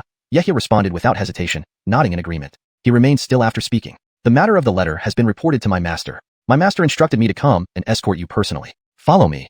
Seeing this, Baron Eden wasted no more words. With a flick of his sleeve, a cloud of green mist flew out and enveloped Yehia's feet, lifting him up. In a flash of green light, Yehia appeared behind him. Yehia was inwardly delighted. If they wanted to meet him, it must be due to past affection. With a swift movement, Baron Eden cast a spell, and the flying sword rose into the sky with a whoosh, turning back into a green streak that sped towards the mountain range. The two disciples guarding the gate stared at each other in shock, not expecting Yehia to actually be summoned by Master Uncle Edu so urgently. The sword light swiftly disappeared in their stunned gaze. The flying sword moved incredibly fast, with scenes flashing by rapidly before Yehia's eyes. Standing on it, he felt no turbulence at all, a testament to the skillful control of the rider. This was Yehia's first time experiencing the thrill of flight. His wind manipulation technique only allowed for brief bursts of speed on the ground. He had experimented with it before. At best, he could leap up to 3 zhang and slide a short distance, but it was far from true flight. To fly in the air would likely require reaching the middle or late stages of chi condensation, allowing for the manchang, barely manageable use of a flying sword, or some kind of flight instrument. Even then, maintaining flight for long periods would be challenging. Only at the foundation establishment stage could one truly maintain flight for extended durations. Edits made asterisk. 1. Adjusted the phrasing for better fluency and readability. 2. Ensured manchang is translated consistently as barely manageable for clarity. 3. Maintained consistency in terminology and style throughout the passage. Higher cultivation realms like Golden Core allowed for direct aerial travel, soaring freely with incredible abilities and a lifespan stretching to 500 years. Yehia pondered these things, filled with longing for his future cultivation journey. Curiously, he glanced down below. From the mountain gate, the mountain seemed hidden in mist, unremarkable. But as they neared, the area revealed itself to be full of vibrant energy, lush trees, flowing springs, and waterfalls. Birds circled gracefully among the peaks, and pavilions dotted the landscape. A scene straight out of an immortal's paradise. Flashes of light zipped through the air, some of them undoubtedly foundation establishment cultivators. Suddenly, Yehia noticed fields of spirit crops, where gray-robed and white-robed cultivators worked busily. Various exotic flowers and plants bloomed vibrantly, even golden rice fields swayed, painting a picturesque scene.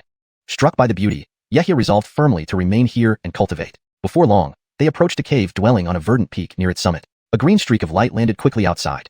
2 figures descended from the flying sword, Baron Eden and Yehia. Baron Eden respectfully bowed and transmitted a voice. Reporting to Master, Disciple has brought the person. Let him enter alone, wait for a moment outside the entrance. A soft feminine voice responded from within, and the stone door glattered open with a gentle glow. Baron Eden gestured for Yehia to enter quickly. Yehia nodded, took a deep breath, and walked tentatively inside. Inside, a corridor about 4 to 5 zhang long led forward, lit by special lamps with smooth white pearls radiating soft light, illuminating the space like daylight. Beyond the corridor, the room opened into an elegant hall. Yehia scanned the space. A spacious stone hall lined with multi-tiered flower stands holding various rare flowers, exhaling a faint floral fragrance that calmed the mind. On the right side, a round dark green wooden table held a wooden chair, occupied by a beautiful woman in a light green gown, Edu Ruyu, who was meditating with closed eyes.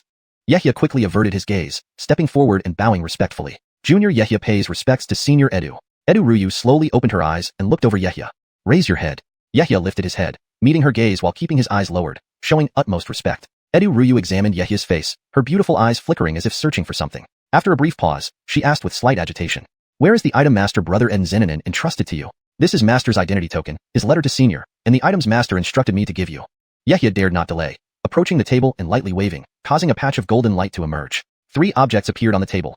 Eden Zeninin's identity token, a letter, and a dazzling, spiritual golden small sword. Master? Upon hearing Yehia address his fellow cultivator as such, Edu Ruyu's eyes sparkled. She picked up the golden sword gently, examining it. It's the golden python sword, Master Brother's elf-bound flying sword. So he truly fell. Brother went missing 20 years ago, the elf token cracked. 3 years ago, it shattered completely. I had hoped against hope it wasn't true. Holding the golden python sword, Edu Ruyu's heart wavered. Her eyes clouded with thought as she sighed deeply. Yehia stood aside, respectful and silent. Edu Ruyu composed herself briefly, then picked up the letter and began to read. Dear Aviana Ruyu, when you read this, it's as if we meet again. That day, Brother encountered unexpected events while on a mission and ended up in the mortal world. Yehia is my disciple and foster son. Recommend him to the sect, but do not let him get too close, lest he meets harm. In this life, having met a confidant in you, I have no regrets. Alas, the path is merciless, and we can't walk it together. Please take care in your cultivation. Brother Eden Zeninin. Translator's note. The story maintains the traditional Chinese style and structure, including the character names' pinyin forms. Chapter 14. Outer Sect Disciple, Alchemy Hall. After reading the letter, Edu Ryu's visible excitement gradually subsided after a few breaths. She then casually put the letter away. Lifting her head, she scrutinized Yehia before her with an added touch of Vance's benevolence on her face. Come forward, let me test your aptitude. Kiefers, Senior Edu. Yehia walked forward obediently and extended his arm. Since you're Armin's disciple, you can call me Aunt Edu from now on. Edu Ryu placed her right hand on him as a green light immediately shot out from her fingertip, tracing along Yehia's meridians to reach the dantian. After circling once, it returned to her fingertips. To everyone's surprise, after inspecting, her delicate eyebrows slightly furrowed as her gaze landed on Yehia with a somewhat odd expression. For spiritual roots, this aptitude. Yehia also knew his own poor talent, so he could only manage a helpless smile. However, with the immortal residence in hand, he believed mastering alchemy would compensate for much of his inadequacy. With a bow, he sincerely said, I only wish to stay in Eddie Yang's sect regardless of what status. I hope Senior Aunt will make allowances.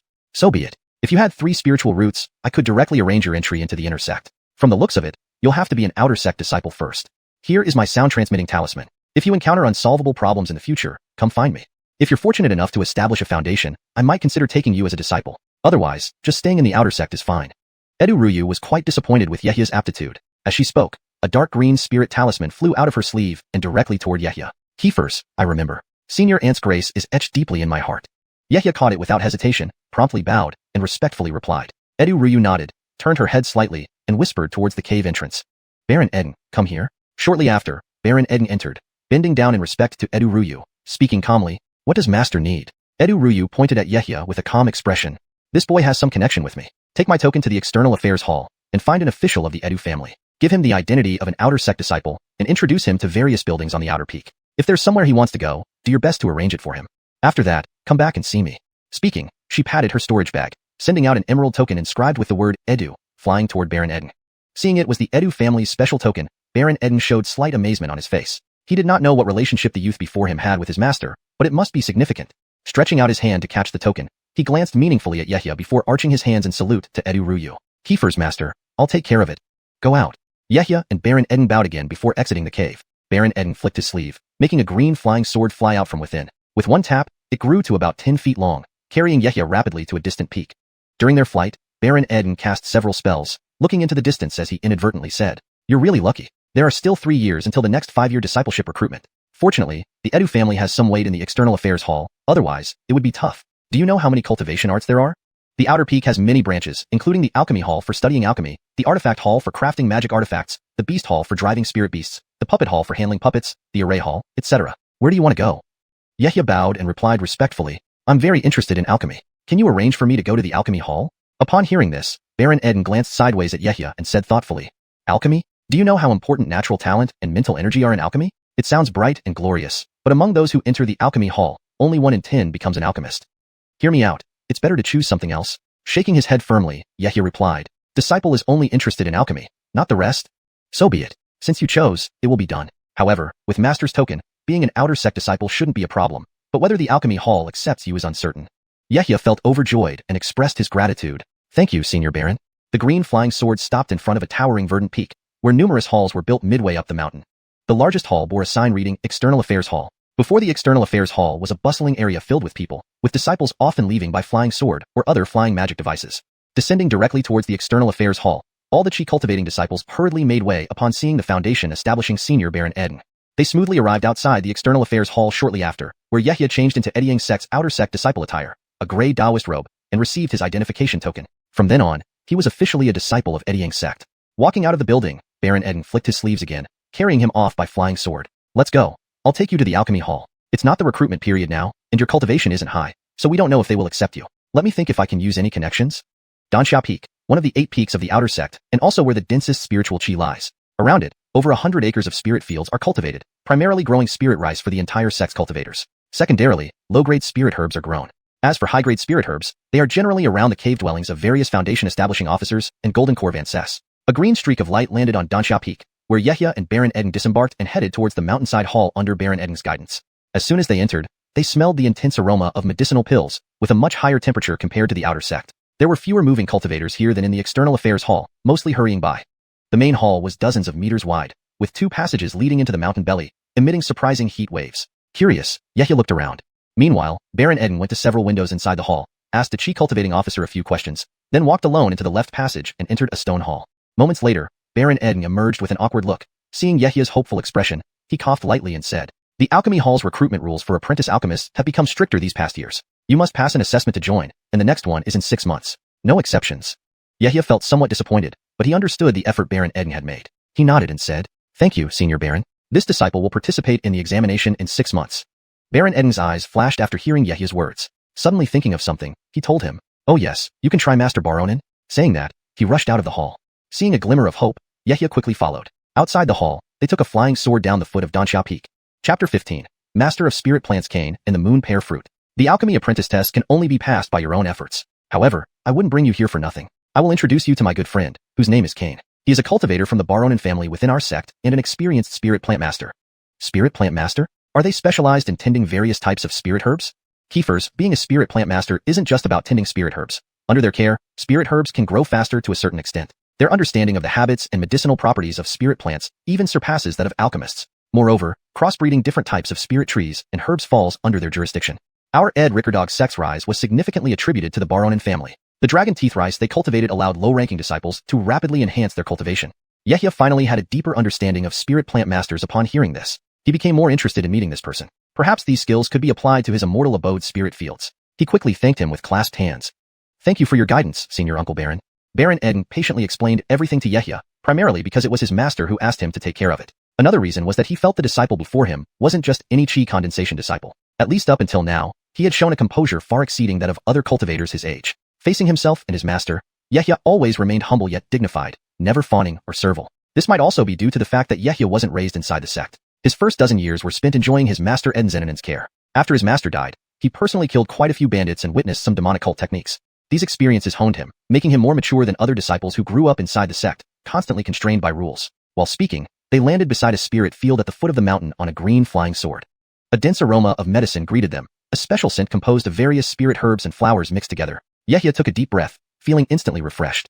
The 100-acre spirit field was neatly divided into large and small plots, each growing different types of spirit herbs. On the edges of the spirit field, many chi condensation disciples were working. Some were using hand seals to summon rain clouds to irrigate the spirit field. Others were operating a special plowing tool, which flashed with light as it cut down vast areas of golden rice. Baron Edden led Yehia straight to a stone cottage in the center of the spirit field. Along the way, Yehia saw all sorts of strange spirit herbs. A two-colored lingji mushroom had one side pale red and the other deep yellow, with clear growth traces along the seam. He even saw a red spirit tree that bore 4 or 5 different kinds of fruits, which left him amazed. When they reached the stone house, Baron Edden stopped and laughed as he called out, "Stone Cain, Brother Baron is here to visit you. Come out quickly, I want to eat the moonlight fruit." Shortly after his words, a teasing laugh came from inside the stone house. The stone door opened, revealing a kale with thick limbs and slightly yellow skin, a Foundation establishment cultivator. "Brother Baron, you always ask for the moonlight fruit when you come. We don't have much stock, but you've come at a good time. 10 years ago, I crossbred the moonlight tree with the green pear tree, and it finally produced some fruit." Cain teased with a smile, then shifted his gaze to Yehia standing next to Baron Edden, asking curiously, "Ah, who is this junior brother?" Yehia hurriedly stepped forward, bowing respectfully and saying, "This disciple Yehia pays respects to Senior Uncle Cain." Baron Edden smiled faintly, clearly close with Cain. He pointed at Yehia while glancing into the house. "This person has a connection with my master. He specifically instructed me to handle his entrance procedures. We happened to pass by, so I decided to drop by and see you. Stone? Where are the new varieties of spirit fruit? I didn't expect to have such good fortune today." Cain looked enlightened, then extended his hand courteously inviting them in. "Oh, Aviana Edu mentioned someone specially. Though it's not the time for recruiting new disciples, that doesn't matter. As Aviana Edu is highly respected, no one would dare to question her decision on admitting an outer sect disciple. Please, come in." In an instant, the three entered the stone house. Inside, the decor was simple, with white orbs embedded in the ceiling, illuminating the room like daylight. A simple stone table and chairs sat in the center. What stood out were the densely packed bookshelves on either side. Each shelf had 5 levels and was divided into numerous compartments, filled with all sorts of jade slips. The originally 30 to 40 zhang space was mostly occupied by the bookshelves, illustrating the quantity of jade slips. "Brother Baron, you don't know how much effort I've put into cultivating new spirit fruits. Nowadays, major sects have mastered the cultivation of spirit rice, and the price of spirit rice sold by sects has been dropping over the past few decades. Even our Foundation establishment officer stipends have been reduced by 20%, and we extended the frequency of disciple recruitment from every 3 years to every 5. Cain sighed heavily after sitting down, pouring out his grievances. Suddenly, he paused. "What's the point of talking about these things? Try the new spirit fruit I've cultivated."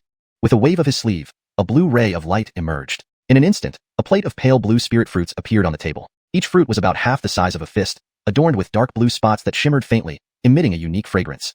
Baron Edden immediately picked one up and took a bite. Instantly his eyes lit up. Without much delay, he finished it in a couple of bites. Moments later, he spat out a deep blue, rhombus-shaped seed core and praised generously. While the spiritual power is less than the genuine moonlight fruit, the flavor is indeed superior. It must be due to the green pear fruit. Today, we truly didn't come in vain. Brother Baron summarizes well. I focused on the yield of the green pear tree. Plus, the moonlight tree can absorb moonlight and starlight at night, enhancing its spiritual power and saving on spirit fields and spirit stones. It seems it's time for large-scale cultivation. Cain nodded with a smile, then with a flick of his finger, sent a blue spirit fruit floating towards Yehia. Stonehead and try one. Thank you for your generosity, senior uncle. Yehia quickly caught the blue spirit fruit and bowed gratefully. After thanking him, he brought the fruit to his mouth and took a gentle bite. Instantly, a sweet juice flowed into his mouth, accompanied by a powerful surge of spiritual energy. A few bites later, Yehia had devoured the entire fruit. An overwhelming flow of spiritual energy surged through his meridians, equivalent to several days of intense cultivation. This made him widen his eyes in surprise. He couldn't believe eating one spirit fruit could be so effective. If he could consume it daily, wouldn't it triple or even quintuple his cultivation speed? His eyes gleamed as he promptly stored the seed core in his storage bag. Chapter 16. Is hoeing also cultivation? Cain looked at Baron Eden, who seemed hesitant to speak, and chuckled before asking, Armand Baron, can you now tell me the purpose of your visit? I don't believe you made this special trip just to show your disciple around me. There's no need to be reserved between us. Seeing his thoughts uncovered, Baron Eden stopped being courteous. He laughed dryly and then said, My master instructed me to find a good place for younger brother Ed. Initially, I thought about taking him to the alchemy hall, but they've added an apprentice test now. So, I thought of sending him here to help you manage the spirit fields. It would also give him more opportunities to learn about spirit herbs properties. Upon hearing this, Cain furrowed his brows slightly before relaxing them. He glanced at Yehia, his gaze shifting meaningfully as he responded. So, you want him under my wing? That's fine. We are short on hands here. But these are arduous tasks, and each day requires at least 3 hours of labor. Yehia was delighted knowing that working under him would expose him to many spirit herbs and even cultivation increasing fruit trees, possibly better than working in the alchemy hall. He quickly bowed in gratitude. I am not afraid of hardship. Thank you, Uncle Baronin. Baron Eden saw this and smiled. Thank you, Stone Baronin. There's no need to overly favor me. It's crucial to properly discipline him. With this, I have fulfilled Master's request. I won't disturb any further. Goodbye. As he spoke, he nodded at Yehia, stood up, and prepared to leave. Cain hurriedly rose, waving his hand. A wooden box from his waist flew out towards Baron Eden. Armand Baron, please take care. Here are some moon pear fruits. Bring some back for Senior Aviana Edu to try. Baron Eden paused briefly before nodding in agreement. Moon pear fruits? The name is apartment. Thank you, brother. After receiving the spirit fruits, Baron Eden didn't linger further. Swinging his sleeve, a green sword emerged and turned into a streak of green light, disappearing rapidly. Follow me. Cain dropped these words before walking toward a small spirit field to the right of the stone house. Yehia hesitated not at all, promptly following. A moment later, they arrived at a spirit field filled with black soil, roughly 100 paces in size, enveloped by a white light barrier. Cain retrieved a token and opened a passage about half a zhang high. They walked in, and Yehia felt the intense spiritual energy emanating from the ground, discovering a layer of multicolored crushed spirit stones beneath the black soil, which clearly required substantial expenditure. This is a spirit quake hoe. Hoe every inch of this land thoroughly, sinking into a foot deep, while evenly mixing the crushed spirit stones. There are 5 storage bags. Every 3 days, spread a bag of crushed spirit stones over the field. In half a month, I will inspect. If anything is uneven, you won't last under me. I don't accept useless people. As he spoke, Cain tossed a 6-foot-long hoe made of black spirit, wood with a golden blade, along with 5 palm-sized storage bags, onto the ground before Yehia. Startled, Yehia hadn't expected cultivators to till the land. However, realizing Cain was a renowned spirit plant master, it seemed logical. He agreed without hesitation. Keepers, Uncle Baronin. I will spare no effort. Seeing Yehia's response, Cain nodded approvingly and left, heading to another spirit field nearby. These smaller fields were used for cultivating new species of spirit plants. Without delay, Yehia picked up the storage bags and probed inside using his spirit sense, finding finely ground spirit stones. Hanging the bags on his waist, he grabbed the golden hoe, sensing its spiritual power fluctuation. He instinctively used the spiritual eye technique to examine it. Intermediate grade magical tool. Surprised by the simplicity of this hoe being a magical tool, Yehia gripped it tightly and struck the black earth. Boom! An unexpected counterforce surged up his arm, causing tingling from his hand to shoulder. Yehia stared incredulously at the incredibly hard black soil, almost metallic in texture. Squatting down, he examined a handful of black earth, rich with condensed spiritual energy forming semi-crystalline clumps. Suddenly, a teasing voice called from behind. New here, huh? Stop examining it. This isn't ordinary soil mixed with crushed spirit stones. The spiritual energies intertwine, becoming compacted. This trial field is specially created by Uncle Baronin for transplanting high-level spirit trees and herbs. To hoe it, channel your spiritual power into the spirit quake hoe, using it as an attack magical tool. Yehia turned to see a tall young man, carrying a hoe and moving towards another field, offering advice. Gratefully, Yehia thanked him. The tall man waved and proceeded to sprinkle crushed spirit stones and diligently hoe his plot. Understanding, Yehia channeled spiritual power into the hoe until it glowed, then forcefully drove it into the ground. Chirp! The hoe sank deeply. He exerted strength, overturning the soil. Determined, he worked intensely. After half an hour, Yehia sat cross-legged in the field to recover his spiritual power. Opening his eyes after a while, he found himself unexpectedly joyful. He realized hoeing actually improved his cultivation. Each strike activated the magical tool, enhancing his control over spiritual power. When his spiritual power was depleted, meditating in this field restored it more effectively due to the abundant spirit stones mixed within, rivaling second-tier spirit veins. Motivated, Yehia resumed his task vigorously, sparing no spiritual power, knowing meditation would restore it afterward. Chapter 17, Dragon Tooth Rice. After 3 or 4 watches, Yehia looked at the spirit field he had thoroughly plowed and finally breathed a sigh of relief. Wiping the sweat from his forehead, he murmured to himself, "Finally done." Looking up, he saw it was nearly dusk. After all this time spent working, his stomach growled emptily. Yehia paused for a moment, waved his right hand, and a golden mist flew out, shrinking the spirit shocking hoe before flying back into his storage bag. He then strode out of the spirit field, patted his waist, and retrieved a blue jade slip. Tapping it with one finger, an illusionary map of Mount Ediang's ranges appeared on its surface. Glancing over it briefly, he flipped his palm and put away the map jade slip. With 2 fingers together, he directed them toward his waist-level storage bag, causing a green streak of light to fly out. With a whoosh, the light dissipated, revealing a green gourd about half a zhang yard tall in front of him. Note: for better fluency in English, it might be preferable to replace half a zhang yard tall with a more commonly used measurement or descriptive term. Here is an improved version. With 2 fingers together, he directed them toward his waist-level storage bag, causing a green streak of light to fly out. With a whoosh, the light dissipated, revealing a green gourd about 3 feet tall in front of him. He stepped onto the green gourd, forming a spell gesture in his hand. The gourd shuddered slightly, releasing streams of green mist from its mouth which lifted it into the air. Driven by Yehia's spell gestures, the green gourd transformed into a streak of light, flying toward a broad mountain peak to the right. Jinyuan Peak was an ordinary spirit mountain in Ediang sect where outer sect disciples resided. Within it were several first-tier spirit veins intertwining. At the waist of the mountain, there were hundreds of caves opened up specifically for these outer sect disciples. Riding the green gourd towards Jinyuan Peak's waist, Yehia raised his right hand, brushed his waist, and withdrew a white jade tablet marked 315. Scanning the area briefly, he soon found cave number 315, and after casting a spell gesture, he descended in front of the cave entrance. Holding the token against the stone door of the cave, a golden ripple appeared followed by a slight rumbling sound. In the blink of an eye, the stone doors of the cave swung open. Yehia walked inside with large steps, traversed a passage about 10 feet long, and entered the cave. The cave consisted of a 6-zhang stone hall with a simple stone table and chairs on the right and a more than 2 feet high stone bed further inside, accompanied by a gray cushion used for meditation. Though the place was modest, Yehia felt no special concern. Entering Ediang sect to cultivate was already a satisfactory outcome. He didn't mind the simplicity here since his previous life in the Taoist temple was much the same. With a sweep of his robe sleeve, a gust of green wind blew out, lightly clearing the dust. His eyes flickering, he walked straight to the stone bed, sat cross-legged on the cushion, and fetched a new storage bag from his waist, opening it with his right hand. A burst of golden mist emerged, immediately unveiling a pale gold small sword, a black circular shield, and the green gourd they had just used. These were the complete set of magical tools provided by the sect: a medium-grade offensive magical tool golden spirit sword, a lower-grade defensive magical tool black iron shield, and a lower-grade flying magical tool green wind gourd. These could be considered entry-level tools for each outer sect disciple, consisting of an offensive weapon, a defensive item, and the green wind gourd for transportation. Yehia imprinted his spiritual mark on these tools, simplified their integration, and stored them back in the storage bag. Then, flipping his left hand, a small heavy cloth bag appeared in his palm, containing 1 caddy of dragon tooth rice, the monthly allocation for outer sect disciples. 1 to 2 liang of dragon tooth rice was enough to keep a chi refinement stage cultivator full for 3 to 5 days. Of course, if it wasn't sufficient, one could buy additional rice from the designated office in the outer hall or purchase grain abstaining pills from the pill hall. Most chi refinement disciples would choose to eat dragon tooth rice when they had the time because it also conveniently increased their spiritual power. Yehia stood up from the cushion and went to sit by the stone table nearby. Flipping his palm, a pale golden bowl appeared. With a spell gesture from his right hand, he pointed toward the bowl. Wish. Water gathering spell.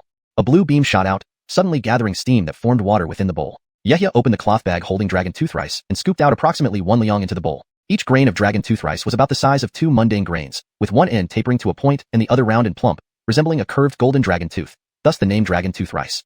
In ancient cultivation realms, whether high or low-tier spirit fields were exclusively used by major sects and families for growing spiritual herbs, not mundane rice, due to their preciousness. However, a cultivator from the Baronin family, being a spiritual botanist who rose from humble beginnings, cultivated common grains on limited spirit fields over years and developed methods to restore the field's spiritual energies. Through this, he managed to produce dragon tooth rice suitable for cultivators, spreading it widely. This development significantly impacted the entire cultivation world.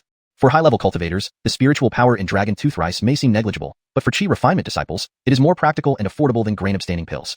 Yehia rinsed the dragon tooth rice briefly. Spreading his right hand's fingers wide, a wave of intense heat surged forth, dots of red light gathered and interwove, forming a crimson flame in his palm. With a motion from his left hand, the bowl floated upwards and landed softly on the flame. Moments later, the water in the bowl began to boil, emitting a faint fragrance that stimulated appetite. Once cooked, the dragon tooth rice became translucent and faintly shimmered with golden spiritual light, fully unlocking its contained spiritual power. Yehia's eyes lit up with delight. This was his first time eating dragon tooth rice, and he couldn't wait to dig in.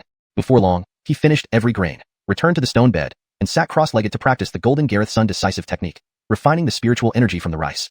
After 15 minutes, a faint golden mist surfaced in his abdomen, following the circulation of his chi along meridians into his dantian. Some time passed, and Yehia gradually ended his cultivation as the golden mist in his abdomen faded. A satisfied smile spread across his face. Being part of a major sect indeed came with numerous benefits, offering many means to enhance spiritual power cultivation. Suddenly remembering something, he flipped his left hand, and a deep blue, luminescent tetragonal fruit kernel appeared in his palm. Moon pear fruit. If I could eat one of these daily, it would undoubtedly aid my cultivation. With that thought, Yehia brought the moon pear fruit kernel to his brow, entering his immortal manner. ##### Chapter 18. Ripening the Fruit Core, Scripture Hall. Inside the immortal mansion at his spiritual brow center, Yehia quickly emerged from the stone steel and approached the edge of the black spirit field. He squatted down and dug a small hole in the spirit field, burying the fruit core along with several spirit stones. The black spirit field glowed with spiritual light as pure spiritual power was extracted from the spirit stones, transforming into wisps of greenish mist that seeped into the fruit core. Blue light flickered continuously, and the spirit field began to take effect. Though Yehia had not seen this before, he was still amazed by its miraculous ripening ability.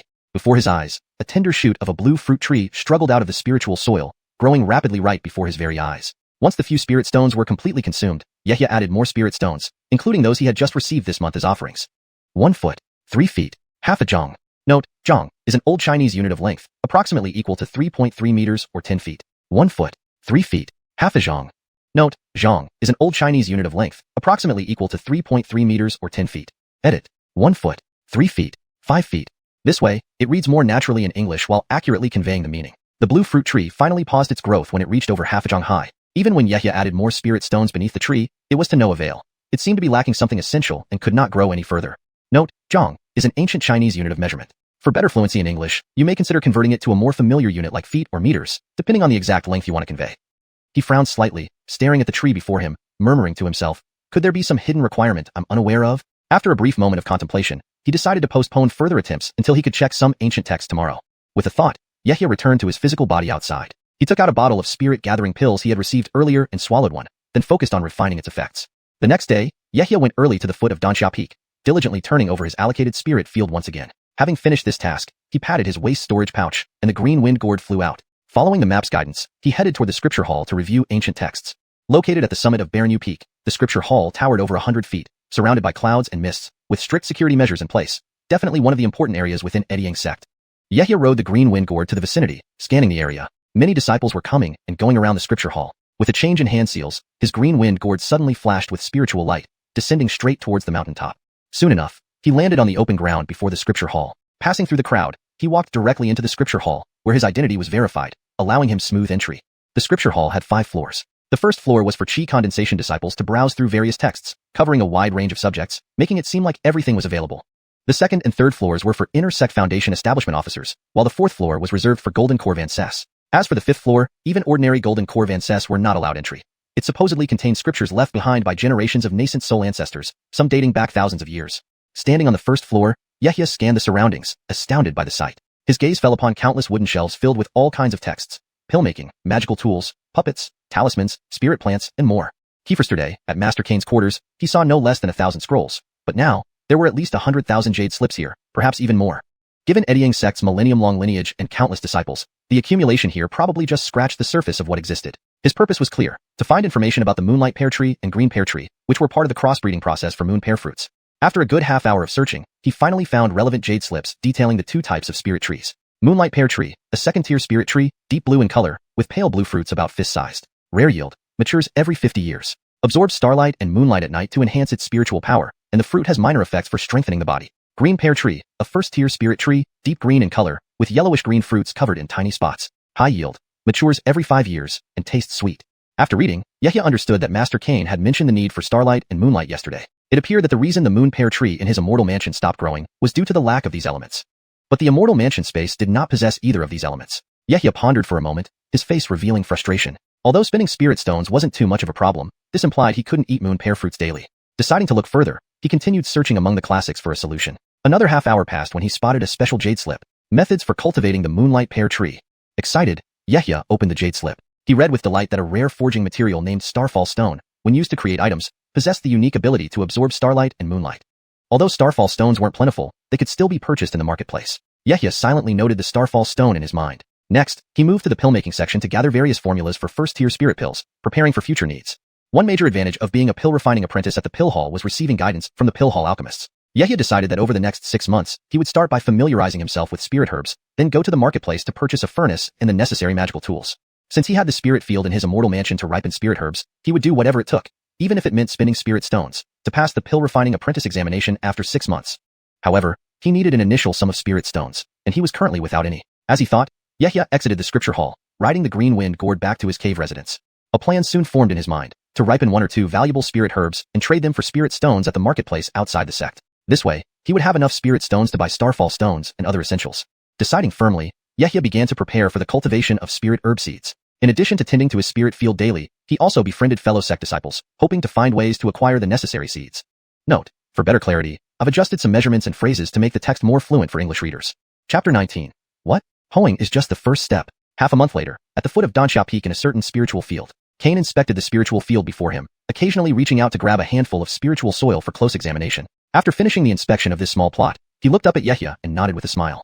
Not bad, not bad. It seems you didn't slack off these past 2 weeks. The powdered spirit stones are mixed very evenly into the soil. Speaking, Cain brushed his waist and took out 3 or 4 different storage bags which he threw over to Yehia.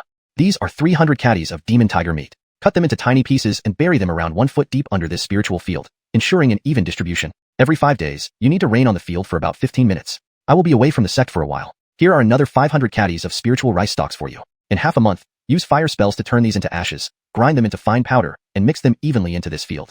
For the time being, you don't need to return to your cave dwelling. Every hour, you also need to record detailed observations about the various conditions of the spiritual field on this jade slip. Hearing this, Yehia's lips twitched slightly. He did not expect that hoeing for half a month was only just the beginning. Seeing the jade slip offered by the other party, he asked dubiously, Uncle Baronin, there isn't even a single spiritual plant in this field. What I need to record? Cain smiled, pointing to the spiritual soil beneath their feet, intending to guide Yehia further. Grab a handful of the soil and feel it, you'll understand. Yehia's eyes flashed with confusion, but he followed the instructions, squatting down and picking up a handful of soil. As he lightly squeezed it, a warm sensation spread through his hand. He paused, suddenly realizing something. Cain explained, transplanting spiritual plants has extremely stringent environmental requirements. Such hot soil would hinder the growth of roots. I also have some ice spirit stones. You must ensure the field remains cool. If the temperature rises too high, sprinkle some crushed ice spirit stone powder to keep it cool. Understand? Yehia listened intently, slightly surprised by the many conditions required for transplanting spiritual plants.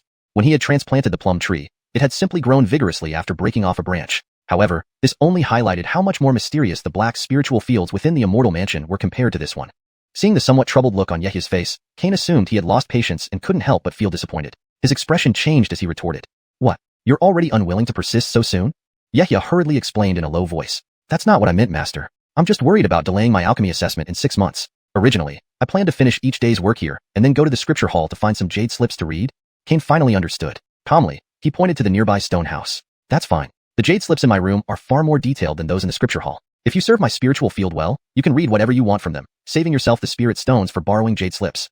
Yehia gratefully thanked him. Thank you, master. Take good care of the spiritual field. When I return, I might reward you further. Cain repeated his instructions a few times, casually tossing Yehia a token, then flicked his sleeve, sending out a stream of yellow light which transformed into a yellow cloud about 6 feet wide. Leaping onto it, he activated a spell, and the cloud swiftly ascended, transforming into a streak of yellow light shooting toward the sect entrance. Watching Uncle Baronin leave, Yehia busied himself immediately. Reaching toward one of the storage bags, whoosh! A piece of bloody flesh flew out, landing before him. An intense smell of blood immediately filled the air. Upon closer inspection, it exuded a powerful demonic aura. At least high-grade rank 1 demonic beast flesh. He examined it closely, murmuring softly. Suddenly, he waved his right hand, and a golden light flew out from the storage bag, transforming into a 3-foot-long golden spirit sword. Yehia cast a spell, shouting, Go! ZZZT. Golden flashes darted about, and in no time, the piece of flesh was cut into countless small chunks. Yehia deftly buried these pieces deep into the soil. Once done, he realized something. Since Uncle Baronin used demonic beast flesh to enhance his spiritual field's fertility, perhaps the same could be done in the immortal mansion's fields. His eyes lit up, and he turned to look at Master Cain's stonehouse before striding over. Cultivation manuals privately collected by a Foundation establishment cultivator must surely be better than those in the scripture hall. Additionally, since the Baronin family has been a generation after generation lineage of spiritual plant masters, they might have many secrets. Before the stonehouse, Yehia looked at the array formation shield on the door. Brushing his waist, he took out the token given by Master Baronin and gently touched it. A series of green ripples spread out, and with a creak, the stone door opened. He stepped inside, looking at the numerous wooden racks with anticipation, and began examining jade slips. Methods to accelerate the maturation of spirit rice. Use metal spells to increase nighttime illumination and add what attributes spiritual power during rainfall every 3 days for 15 minutes. Methods to increase spirit rice yield. 3 days after blooming, use wind spells to assist pollen spread, helping increase grain count. Different requirements for cultivating moon water grass in soil and water environments. Soil cultivation depth should not exceed 1.5 feet, recommended spacing of 1 foot, requiring watering every 2 days for 15 minutes, supplementing with water attributes spiritual power as needed. Water environment cultivation, spacing around half a foot, watering every 5 days for 15 minutes, appropriately supplementing earth attributes spiritual power. 4 methods of cultivating low-grade spirit bamboo. Division, branch burial, rhizome transplantation, seed planting. Yehia flipped through each jade slip, becoming increasingly engrossed in the content. Not only were various spiritual plants introduced in detail, but there were also many cultivation techniques. Some were things he had never heard of before. Spiritual trees and their crossbreeding methods, such as the moon pear fruit, which came from transplanting a branch of the moon essence fruit tree onto a green pear fruit tree trunk. 2 completely different types of spiritual plants wouldn't perfectly grow together. This was achieved only after Master Baronin failed dozens of times, successfully creating a new type of fruit combining characteristics from both, thereby increasing yield at the cost of a slight downgrade in quality. Yehia was deeply impressed by the innovative ideas in these jade slips, but always remembered his tasks. Using an incense burner to remind himself, he recorded the conditions of the spiritual field every hour. After some time, he realized that when the spiritual power from the demonic beast flesh fused into the soil, it caused the temperature in the spiritual field to rise sharply. Following instructions, Yehia sprinkled crushed ice, spirit stone powder periodically to lower the temperature, keeping it cool.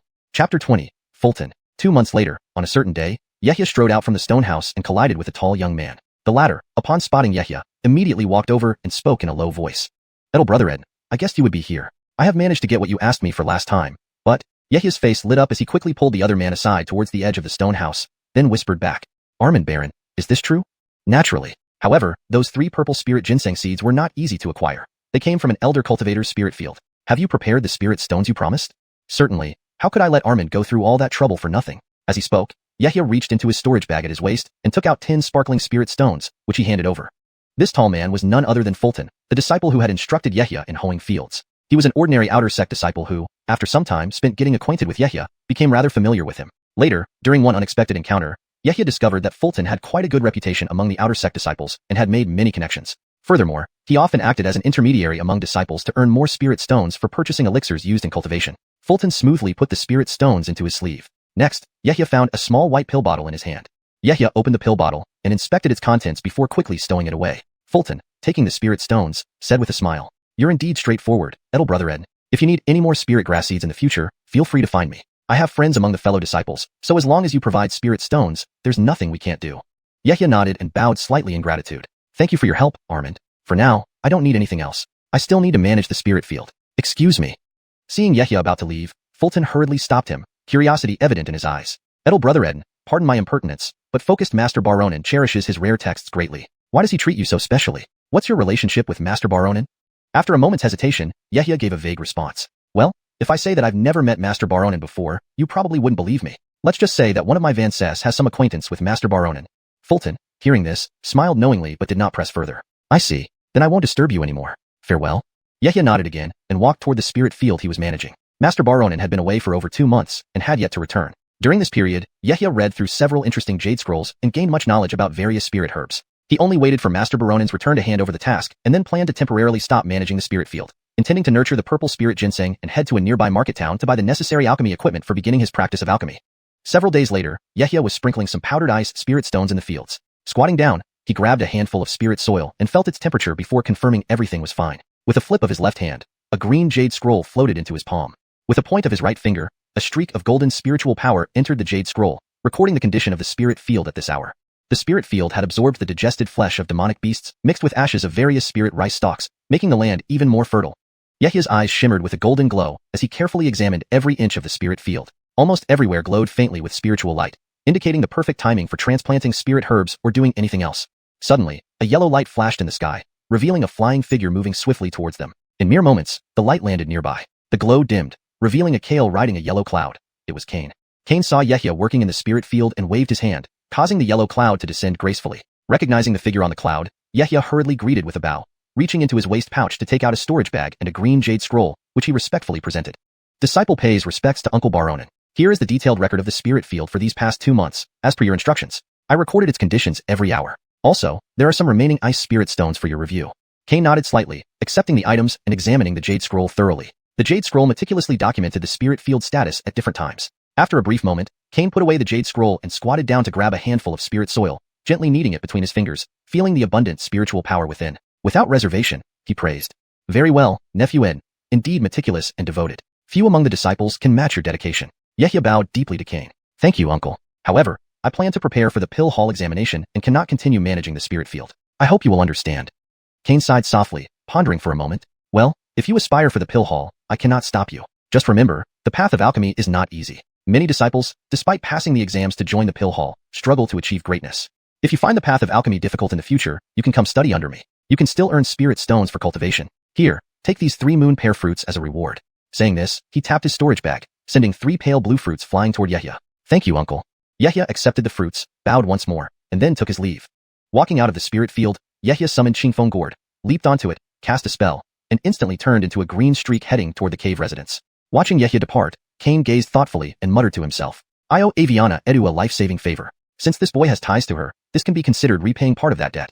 He's an interesting lad, but it's too bad he's set on becoming an alchemist. Perhaps after hitting his head against a wall, he'll appreciate the value of being a herbalist. Muttering these words, Cain turned around and looked intently at the spirit field, imagining scenes in his mind. With the Star Moon Spirit Edquid I purchased and this meticulously maintained spirit field, if just 30% of the saplings survive, I will be able to promote the moon pear tree within a few years. ##### Chapter 21. Shepherd Market. Jinyuan Peak. Inside the cave dwelling. Yehia walked swiftly back, first retrieving some dragon tooth rice to feast on. He then sat cross-legged on the stone bed, closed his eyes, and slowly began to channel his cultivation techniques, causing a faint golden glow to radiate from his abdomen. After a moment, Yehia opened his eyes, exhaled softly, and gazed into the distance, muttering to himself, it's time to make preparations. With a thought, he closed his eyes again, his consciousness sinking into the immortal abode between his brows. Inside the immortal abode space, the stone steel trembled slightly, emitting a 5-colored light as Yehia's figure emerged from within it. He looked up at the black spiritual field before him. Before his eyes lay an acre of land, 2/3 of which was filled with lush golden spirit grain, heavy with plump ears that bent the stalks. The air was rich with spiritual energy, clearly indicating superior quality dragon tooth rice. Yehia formed seals with both hands and pushed forward with force. A flash of golden light shot out from his palms, transforming into a pale golden blade that flew toward the fields like a golden plow, ready to harvest the spirit grain. Whoosh! Golden light flickered continuously as Yehia's divine sense power surged forth, like invisible giant hands assisting the blade in harvesting the spirit rice. At the same time, a storage bag opened beside the fields, its opening releasing suction, pulling in all the harvested dragon tooth rice. Splash! One by one, the pale golden dragon tooth rice grains fell into the storage bag, bringing a smile to Yehia's face. These were all spirit stones, very popular among low-rank cultivators, as they could replace spirit grain pills and enhance cultivation to some extent. Before long, nearly an acre of dragon tooth rice was completely harvested. With a snap of his fingers, 2 fireballs shot out, burning the remaining stalks to ashes, which were then mixed into the soil. Although the contained spiritual energy wasn't much, recycling it saved a bit of spirit stones. Yehia reached out, grabbing the storage bag filled with dragon tooth rice, and it landed in his palm. This harvest yielded about 300 pounds of dragon tooth rice, along with the previous batch and several purple spirit ginseng plants, enough to buy everything he needed. Yehia's figure flickered as he walked towards the stone steel, rippling slightly before disappearing from the immortal abode space. Outside the realm, Yehia raised his right hand, gaze intensifying as he calculated the time. It was approaching evening. If he hurried, he could make a round trip in time. With a thought, he stood up quickly from the stone bed and strode out of the cave dwelling. He tapped lightly on the storage pouch at his waist, and a green light instantly flew out, spinning to reveal a half-xiong-sized green gourd. With a light step, he leaped onto the gourd, manipulating the wind-summoning gourd as a streak of green light cut through the sky towards the mountain gate. As the sun set, the afterglow bathed the mountains in a reddish-golden hue. A streak of green light emerged from the Barrenling mountain range, flying toward the outside world. Just after it had flown for a short while, the green light descended into a dense forest. When it rose again, Yehia had changed out of his Ediang sect disciple robes into his old Taoist robe, looking like an ordinary cultivator. More than 300 miles from the outer reaches of the Barrenling mountain range, nestled between 2 verdant peaks, lay a natural valley enveloped in thick white mist that never dissipated, known as Shepherd Valley. Inside was a medium-sized market where disciples of the Ediang sect and nearby cultivation families gathered to trade, attracting some itinerant cultivators to settle, making Shepherd Market increasingly prosperous. A streak of green light stopped a few miles away from the outskirts of the valley. A figure leaped off the streak of light, revealing a teenage cultivator around 16 or 17 years old, none other than Yehia arriving from the Ediang sect. His gaze scanned the surroundings. According to cultivation world rules, flying high and dueling within 3 li of the market was strictly prohibited. Violators would be punished by the patrolling cultivators within the market. The twilight was dim but had no effect on the cultivators. In Yehia's vision, beams of light frequently landed nearby, one after another. Most were early and mid-stage qi condensation cultivators. As a 4th-layer qi condensation cultivator, he blended in unnoticeably among them. Without exception, everyone was hurrying toward the market entrance. He tapped his foot, a flash of golden light propelling him forward as he used the wind-riding technique to rapidly leap towards the valley entrance. Just as he arrived at the valley entrance, he saw a 10-foot-high green stone stele inscribed with 4 vermilion characters in flowing script, Shepherd Market. Even before fully entering, the bustling scene became apparent with flashing figures and numerous shops, indicating a vibrant and lively marketplace. Just at the entrance, there were at least 7 or 8 different types of shops, each bustling with activity. Occasionally, groups of cultivators adorned with unique Shepherd Yin insignias patrolled the area. Yehia took a glance and entered. As nightfall settled, bright white pearl lamps hung on either side of the streets, illuminating the paths as brightly as daylight. Over the past few months, he had learned a lot about the common knowledge in the cultivation world. These white pearls were ground from bioluminescent jade found in spirit stone mines, not expensive but produced in large quantities. Injecting a small amount of spiritual energy made them emit a soft white light, sufficient to illuminate several yards, widely used in various halls and secret chambers. Yehia planned to purchase many magical tools, a Dan furnace for refining spirit pills, spirit herbs, and star meteor rocks for the moon pear tree. Ideally, he also wanted to acquire more spirit stones as backup. While walking down the street, his eyes swiftly scanned the shop names. Phelan Family Alchemy Shop, Bennett Clan Pill Pavilion, Garethindred Herbs Shop, Puppetry Miscellaneous Goods Store. Some shop signs even bore the Eddying sect's shiny emblem, signifying they were operated by sect cultivators. Displaying the sect emblem helped boost sales but required paying a significant fee based on the value of goods sold. Yehia walked over 100 zhong into the marketplace, reaching a lateral street to his right. What he needed was complex, requiring selling spiritual items and buying a variety of things. Shops couldn't be too small. Large transactions might attract unwanted attention. After scanning a few times, he finally decided to stop at a place called Qing Kiefer Merchant House. This merchant house had 3 floors, decorated with fine glazed tiles shimmering with colorful lights. The interior decor was luxurious, and the frequent traffic of cultivators indicated thriving business. With a nod, Yehia entered the Qing Kiefer Merchant House. Chapter 22. Green Leaf Trading Company. His gaze focused sharply as he strode into the trading company. Once inside, he looked around. The place was neatly divided into categories such as potions, dharma artifacts, spirit talismans, and spirit herbs. Rows of redwood counters were arranged orderly, with each counter topped by a transparent crystal cover that allowed a clear view of the items within, where various dharma artifacts lay exuding their unique aura. Numerous cultivators were browsing through the counters, accompanied by attendants in green robes. After Yehia entered, a civilian attendant dressed in green quickly approached, greeting him respectfully and asking with a smile. Welcome, distinguished guest. What can we assist you with today? We have a full range of dharma artifacts, spirit talismans, and potions. I wish to sell spirit items. How does your establishment handle purchases? The green-robed attendant showed no surprise, clearly accustomed to such requests, and gestured toward a staircase. Spirit item acquisitions? Please follow me to the second floor where there are designated officers for this task.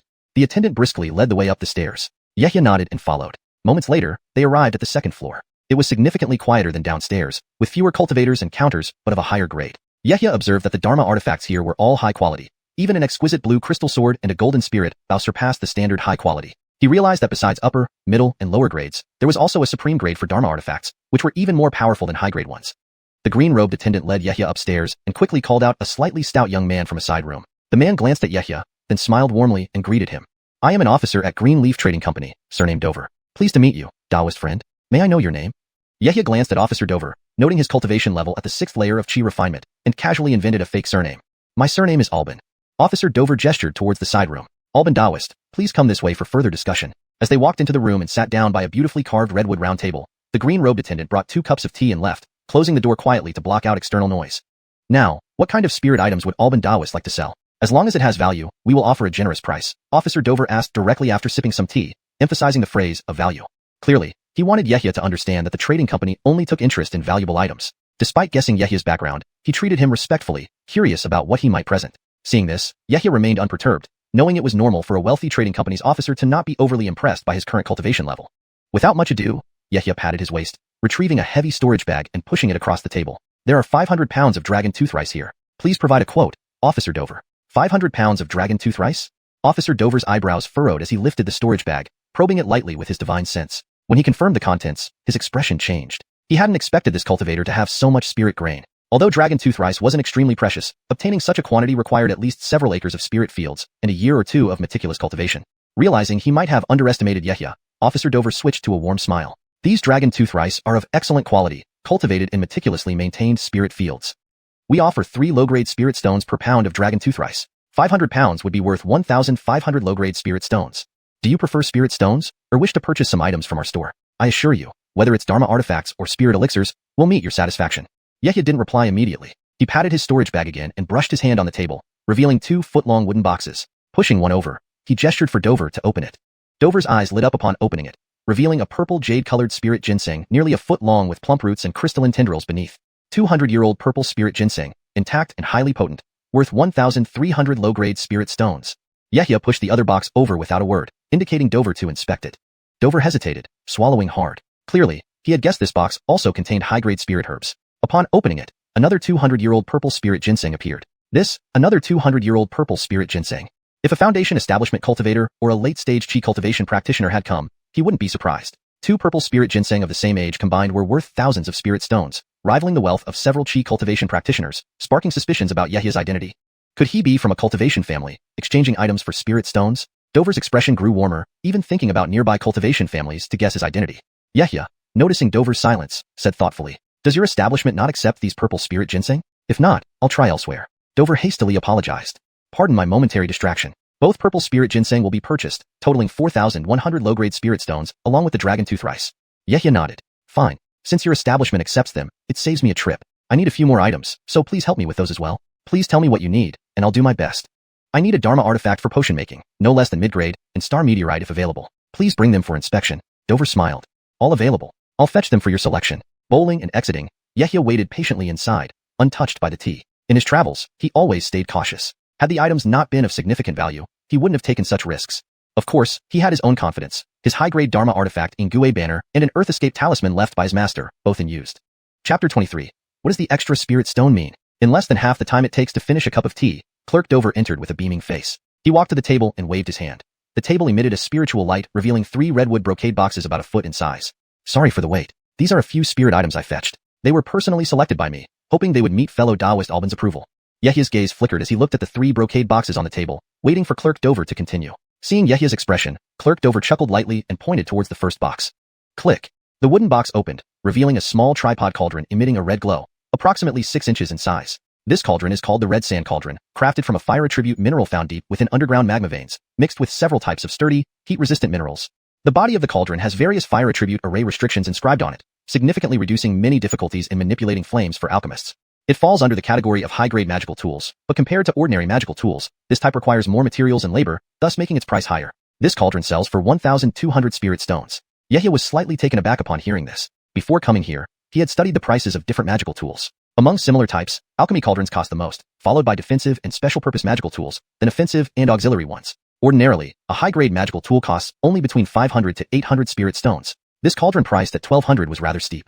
However, if it truly enhances control over flame, it might be worth it. His eyes flickered a few times, not speaking yet. He picked up the red sand cauldron, turning it over in his hands, noting its weight and warmth with occasional flashes of red light. After confirming the numerous fire-based enchantments both inside and out, he nodded, then sat back down. Clerk Dover's gaze shifted to the second box, and with a light tap, it opened. Inside lay a jade green, 2-handled alchemy furnace emitting a strong wood attribute aura. This furnace is called the Jade Green Furnace, carved from a kind of jade found alongside wood attribute or veins. It has numerous spirit gathering seals inscribed on it. When refining spirit pills, it activates the spirit gathering effect, spontaneously gathering surrounding spiritual energy, thereby enhancing the potency of the spirit pill to some extent. It's also categorized as a high-grade magical tool, priced at 1,500 spirit stones. Yehia listened curiously, taking the jade green furnace and examining it closely. Indeed, the patterns were intricate, and being made of jade, it appeared translucent and glowing green. He nodded, shifting his attention to the third box and asked softly, "Could this box contain the star meteorite?" "That's correct. Although it's a specialty material, our Qing Kiefer Trading Company has collected some. Let's see if it suits fellow Taoist Alban's needs, and how much quantity is required." Clerk Dover tapped the last box with his finger, releasing a yellow light. Snap! The box opened, revealing several dark blue crystal stones of varying sizes, each faintly radiating blue light. Yehia moved the box closer, pinched one stone between his fingers, and examined it closely. Star meteorite, a type of celestial meteorite that naturally gathers, stores starlight and moonlight, appearing deep blue, clear like gold or jade. As he spoke, he gently squeezed the stone, channeling a thread of golden spiritual power into it. Instantly, illusory blue starry shadows appeared, giving a dreamy feel. The blue light flickered momentarily before dissipating. Yehia's eyes narrowed slightly, a smile forming. "Kiefers, this is exactly what Alban needs." Clerk Dover, noticing Yehia's satisfaction, immediately quoted a price. "Fellow Taoist Alban, star meteorites are rare, especially in this entire market, making these few pieces very precious. So, the price will be slightly higher. 2 thumb-sized pieces cost 500 spirit stones each, while the one about the size of a fist costs 2,000 spirit stones." Yehia realized his visible joy influenced Clerk Dover to quote a higher price. He surveyed the 3 boxes again. The star meteorite was a must-buy. It could help produce the moon pear fruit which rivals spirit pills in efficacy, so he couldn't let it go. Between the red sand cauldron and the jade green furnace, the former enhanced flame control, and the latter improved spirit pill quality. Being a novice alchemist, the outcome of his attempts was uncertain. Compared to the latter, the former was more suitable for him. After a brief thought, Yehia decided, "Fellow Taoist Alban chooses this red sand cauldron, and for the star meteorite, I'll take the largest piece." Hearing Yehia's words, Clerk Dover quickly calculated, then said shrewdly, "Very well, the total for these spirit items comes to 4,100 spirit stones. The red sand cauldron costs 1,200, and the star meteorite costs 2,000, leaving 900 spirit stones remaining. Do you need anything else? Or should we convert the remainder into spirit stones? Yehia responded without hesitation. Convert everything into spirit stones. Without further ado, Clerk Dover waved his sleeve, releasing a yellowish glow. The brocade box containing the jade green furnace and the remaining star meteorites vanished. Then he took out an empty storage bag, filled it with spirit stones, and handed it to Yehia. Here are 900 lower-grade spirit stones plus 2 mid-grade spirit stones. The 2 mid-grade spirit stones are exclusively for fellow Taoist Alban. If you have any spirit rice or medicines to sell in the future, please consider Qing Kiefer Trading Company. Yehia paused, pondering, realizing Clerk Dover mistook him for an external disciple dispatched by a sect or clan to sell spirit items. The 2 mid-grade spirit stones were bribes or incentives for him to return. Finding mutual benefit, Yehia accepted. Raising his right hand, he caught the storage bag, scanning it with divine sense to ensure correctness before hanging it on his waist. Certainly, I shall remember your kindness. With that, he waved his hand, golden light shimmering as the red sand cauldron and the largest star meteorite flew into his storage bag. Having completed his objectives, Yehia bowed politely. I have other matters to attend to, so I must take my leave. He promptly walked towards the door and left the Qing Kiefer Trading Company. Chapter 24, Collecting Starlight. Attendant Dover escorted Yehia to the entrance of the trading house, gave him a few glances as he left, and hurriedly walked upstairs. This batch of spirit rice could be considered hard currency among lower-level cultivators. It would bring in considerable profits as soon as it was sold. The 2 purple spirit ginsengs were truly rare treasures. Even as secondary ingredients for a second-grade spirit pill, they would be more than sufficient. He needed to contact a few acquainted Foundation establishment seniors to sell them at a high price. Yehia left Qingye Trading House and blended into the crowd on the street, quickly disappearing without a trace. He circled around the market twice, occasionally stopping by shops to ensure no one was tailing him before entering an inn. Inside the inn's room, he jumped out the window and then walked out of the market. As soon as he exited the market, he activated his wind-walking technique, lightly tapping his foot against the ground, swiftly dashing through the night. Once outside the no-fly zone, he patted his waist, and the blue wind gourd flew out. With a swift leap, he mounted it, transforming into a streak of green light that sped away, vanishing into the vast mountains after a few flashes. After flying over 100 miles, Yehia stopped atop a desolate hill, released his divine sense, confirmed there was no one around, and then sat cross-legged. He first circulated his cultivation technique to fully replenish the spirit energy consumed within his body. After a moment, he slowly opened his eyes, patted his waist, and a deep blue crystal about the size of half a fist appeared in his palm. Murmuring incantations, the blue crystal gradually emitted a blue glow, with some illusory blue figures appearing. About 15 minutes later, he threw the crystal into the air, activating it. The meteorite stone spun in midair, emitting a faint blue radiance. With several hand seals, he pointed 2 fingers toward it. Whoosh! Star accumulation technique. A thread of golden spirit energy instantly shot out, landing on the meteorite stone, unleashing its power. The stone flashed with increasing brilliance, emitting a stronger blue glow and producing a special suction force. Within a radius of dozens of feet, moonlight and starlight from the night sky converged, forming a blue light column. Yehia's hands continued changing seals, constantly injecting spirit energy into it. The star accumulation technique was a secret method recorded in Uncle Baronin's book, specifically used to cultivate moon pear trees. As he watched strands of star power being absorbed by the meteorite stone, his mind gradually became immersed in the process. After about half an hour, the hovering meteorite stone slowly stopped spinning, covered in flashing blue light, almost as if starlight was turning into liquid dripping down. Yehia nodded in satisfaction, muttering softly. It seems it has reached its storage limit. He gently raised his right hand and grabbed the meteorite stone. A flash of gold, and it landed in his palm. Just as joy crossed his face, he suddenly sensed something. A rapid approaching aura from behind. Without hesitation, Yehia waved his hand, drawing a black light from his storage bag. It spun and transformed into a black shield about 6 feet in diameter behind him. At the same time, he turned abruptly, lightly tapping the ground, causing 2 gusts of wind to push him backward rapidly. In an instant, clang, clang, 2 clear clanging sounds echoed. Yehia's expression darkened, realizing he had been ambushed. Activating his spiritual eye technique, he looked up and saw 2 pale green wind blades striking his black iron shield, leaving shallow marks. Standing a few dozen feet away was a peculiar-looking man, somewhat chubby, wearing a dark green robe. His face was twisted in cruelty, releasing spiritual pressure equivalent to a 5th-stage chi cultivator. Yehia asked coldly, "Who are you? Why did you ambush me?" The peculiar man floated a black long knife above his head, which emitted blood-red light. His cold gaze fixed on Yehia, especially on the meteorite stone. As the black knife completed its charging, he sneered and spat out a few words. "Want to know? In your next life. Indeed, it is a fine treasure. Go." Whoosh! The black long knife transformed into a streak of black light, slashing fiercely toward Yehia. Yehia quickly stowed away the meteorite stone, understanding that the unusual phenomenon of gathering starlight had attracted this person. Who knew that such a remote area harbored another cultivator? But it seemed this individual was likely a roaming cultivator, experienced and efficient, possibly a heretical cultivator who often targeted others. Yehia's gaze sharpened, and he raised his hand, lifting the black iron shield to meet the black long knife. Meanwhile, he formed seals with both hands, rapidly conjuring 3 or 4 fiery orbs that shot forward with intense heat, propelled by his palms. Swoosh, swoosh, swoosh. Instantly transforming into radiant fire meteors, they streaked through the night sky, hurtling toward the peculiar man. Almost simultaneously, both their attacks were unleashed. Clang! Boom! Sounds of metal clashing and explosions of fireballs rang out, accompanied by dazzling firelight. The black iron shield and the black long knife clashed fiercely, while the peculiar man used some kind of movement technique, dodging the fireballs with flashes of blue light beneath him. They engaged in a fierce battle, the peculiar man wielding the long knife, and Yehia driving the black iron shield to intercept. Using his right hand, he cast Fireball Spell or Windblade, launching them at the opponent. After a few breaths, they briefly paused, both staring icily at each other. The peculiar man leaped around Yehia, controlling the black long knife with hand seals. Several slashes had already left noticeable cracks on the black iron shield, indicating it couldn't hold much longer. Just a low-grade defensive artifact, how many hits can you withstand? The peculiar man sneered, slapping his right hand, infusing spirit energy into the black long knife, unleashing its full power. Obviously a mid-grade magic weapon nearing high-grade status. Slash. The black long knife stood vertically, emitting inch-long black sword beams, fiercely slashing at Yehia again. Yehia's gaze hardened as he waved his right hand, sending the black iron shield to intercept once more. He wasn't idle either. From his left sleeve, he quietly activated the small black flag that had absorbed enough spirit energy. Dark spirits emerged from it, burrowing into the ground. Facing the black long knife's full power against the cracked black iron shield, the outcome was predictable. Bang! The black iron shield shimmered with spirit light but couldn't endure the impact, shattering into countless black fragments falling to the ground. Yehia's face showed a bit of genuine panic. He casually hurled a few more fireballs and then tapped the ground, using wind walking to flee into the distance.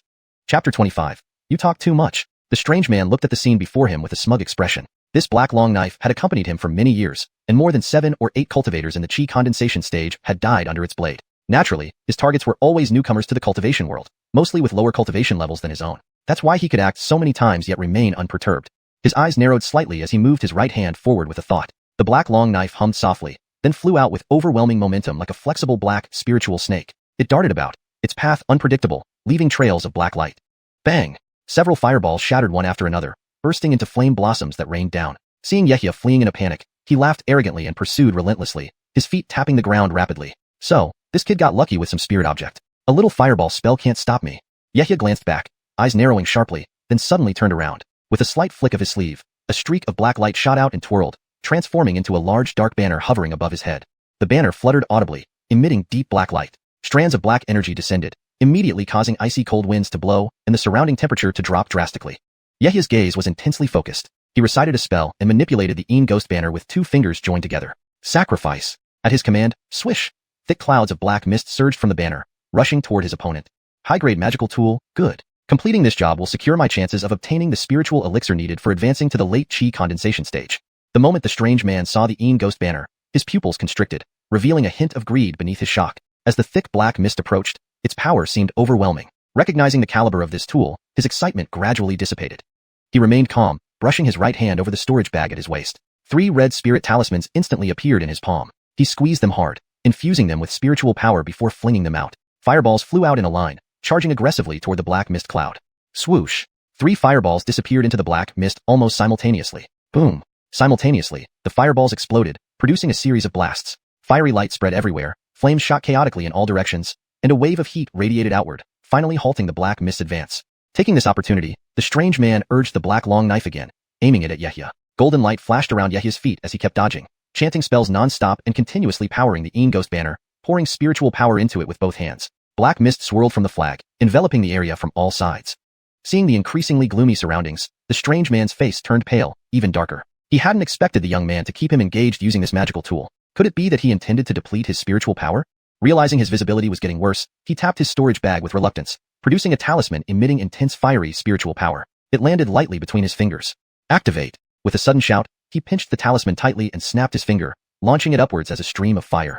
The talisman hovered 3 inches above his head, creating red ripples. Instantly, it emitted dazzling red light and burned rapidly, transforming into pure fire-type spiritual power. The red spiritual power wove around him, forming a fiery red protective dome that shielded him thoroughly. The black mist couldn't get within half a meter of him, sizzling upon contact. Understanding that only by defeating Yehia could he clear the black mist, his eyes flickered. But the thought of acquiring a high-grade magical tool after eliminating him filled him with feverish anticipation. This would be a huge profit.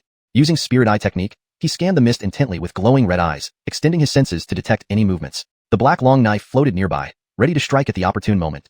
Suddenly, everything changed. A piercing golden light tore through the black mist behind him, swiftly targeting his back. Yehia appeared silently in the mist, activating the golden spirit sword and shooting it towards his enemy. I've been waiting for you. Die! The strange man scoffed, turning abruptly with an ice-cold gaze. Showing no signs of panic, he channeled a spell with his left hand, guiding the black long knife to intercept the golden spirit sword with unmatched agility. Clang! Metallic sounds resounded as black and golden lights clashed mid-air. After several collisions, the golden light gradually lost ground and became suppressed. Yehia observed the scene calmly, his eyes reflecting an icy chill. His fingers moved rapidly as he pushed forcefully, uttering a quiet command. Blade spell. Whoosh. 3 golden blades, each about a foot long, shot from his palms with menacing force towards the strange man. Just 3 blades? Dream on if you think they can break through my protective shield. The strange man snorted, confident in his shield. It was a medium-grade first-tier talisman, costing nearly 100 spirit stones, capable of withstanding multiple attacks effortlessly. Nonetheless, he cautiously sidestepped while channeling a spell with his right hand, sending the black long knife straight towards Yehia's head. Yehia stood still, watching him with a cold, sinister look. The strange man thought Yehia had frozen in fear. Narrowing his eyes, he slapped his hands together, infusing more power into the black long knife, preparing to slay him even at the cost of getting injured. In this critical moment, Yehia's eyes sharpened. Watching his opponent land in the exact position he intended, a faint smile crept across his lips. Reaching out into the mist, a streak of black light quickly fell into his palm, transforming into a black banner. He gently shook the ghost banner, spiritual power surging from his palms as he murmured quietly, "You talk too much." Soul-snatching ghost howl. Instantly, the strange man realized what was happening. His eyes darted around warily, alert to the changing situation. Chapter 26, Soul-Calling Technique, Blood-Refining Technique. Who knew that as he sensed his surroundings, unusual activity emerged from the ground below. Ripples undulated seemingly out of nowhere. Sensing the anomaly beneath him, he glanced down only to see a horde of spirits howling and scrambling out from the earth. There were no fewer than 20, all with mouths wide open and fangs bared, roaring fiercely. Instantly, an array of ghostly wails erupted, a series of highly piercing sound waves emanating from their mouths and converging together. These sound waves, overlapping in intensity, transformed into black ripples that pierced through the protective aura surrounding the strange man. He was struck as if by lightning, his ears ringing, spots dancing before his eyes, and a wave of dizziness overwhelming him, making his limbs move involuntarily. The protective light barrier exhibited eerie fluctuations, briefly dispersing into a 2-foot-wide gap. The strange man's complexion changed dramatically, his mouth agape in shock. Trouble. The black long knife, soaring through mid-air, momentarily lost control, clattering to the ground with a metallic clang. Yehia's eyes were cold, seizing the opportunity, his fingers tracing incantations as the golden spirit sword in the air reversed its course, shooting through the gap created by the soul-calling scream, transforming into a streak of rapid gold light. This strike was like a golden meteor piercing the dark night sky, dazzling, brilliant, and immensely sharp. The strange man felt a sense of helplessness as he witnessed this scene, realizing that the young man had been hiding his true strength from the beginning. "You planned to outmaneuver me from the start?" He felt a deep chill, fear filling his eyes. Had the young man shown the number of spirits within the ghost banner at the start, he might have retreated due to the fear of its power, mistaking it for a mere auxiliary tool by showing only the obscuring black mist. His face became even paler, struggling to muster spiritual energy, but the continuous wails of the ghosts outside suppressed any progress he made. Watching the golden spirit sword approach closer, appearing larger in his vision. Finally, he managed a sliver of spiritual energy, forcefully resisting the effects of the soul-calling wails. With a tap on the ground, a faint glimmer of light flashed, and his body rapidly retreated backward. Unfortunately, it was too late. The golden light penetrated his protective barrier, a dazzling gold illuminating his panicked face. With a soft poo-chi, the strange man felt a chill on his neck, followed by his head rolling off. His eyes bulged in defiance, gazing at his decapitated body.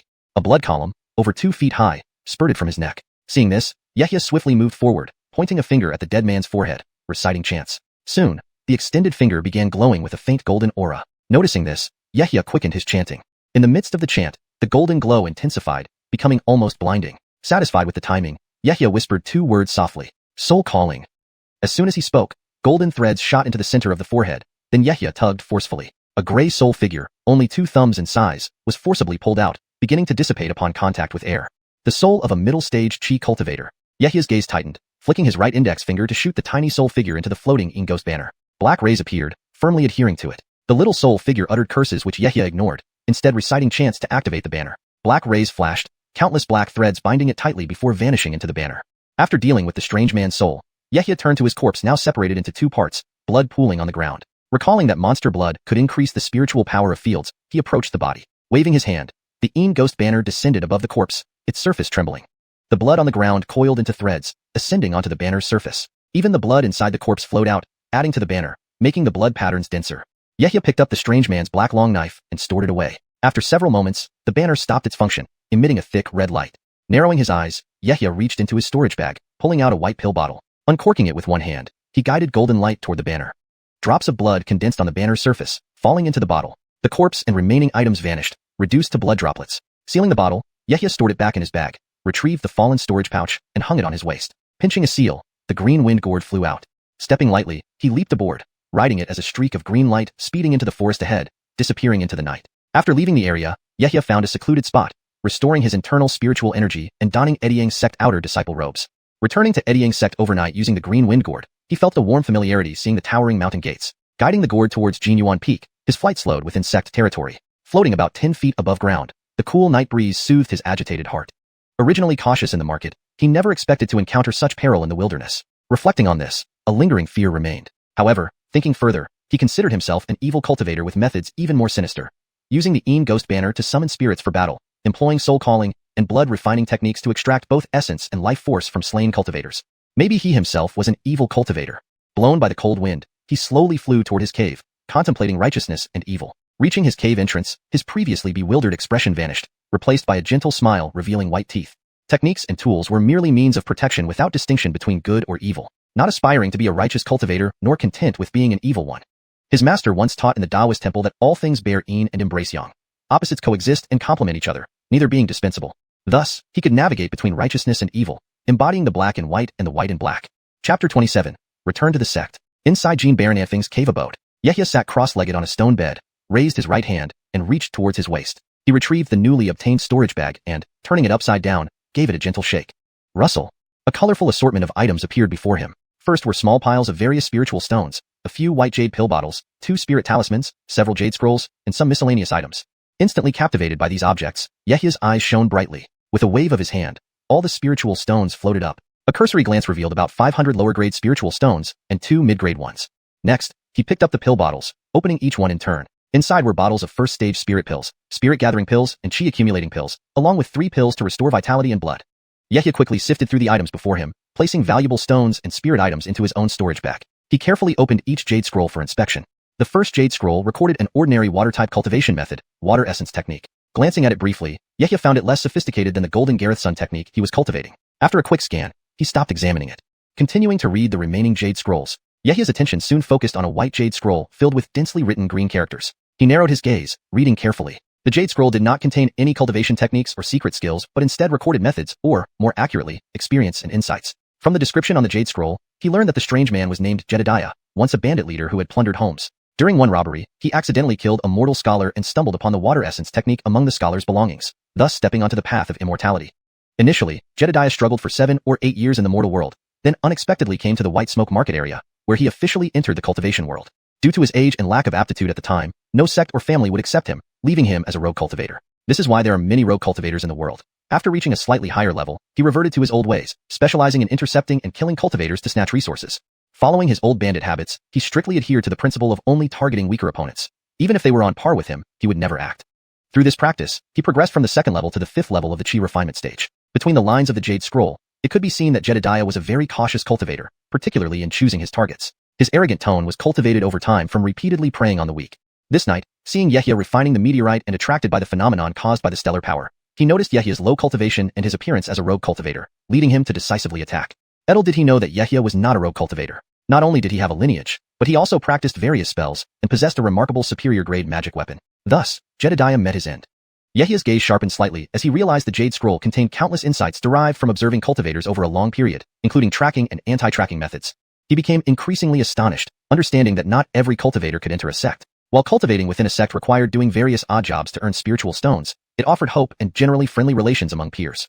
Even assisting inner disciples or foundation establishment seniors in managing spirit fields provided steady income. For rogue cultivators without a sect to rely on, there was no stable source of spiritual stones. After becoming cultivators and detaching from the secular world, they joined the lowest stratum of the cultivation world. Naturally, they felt aggrieved.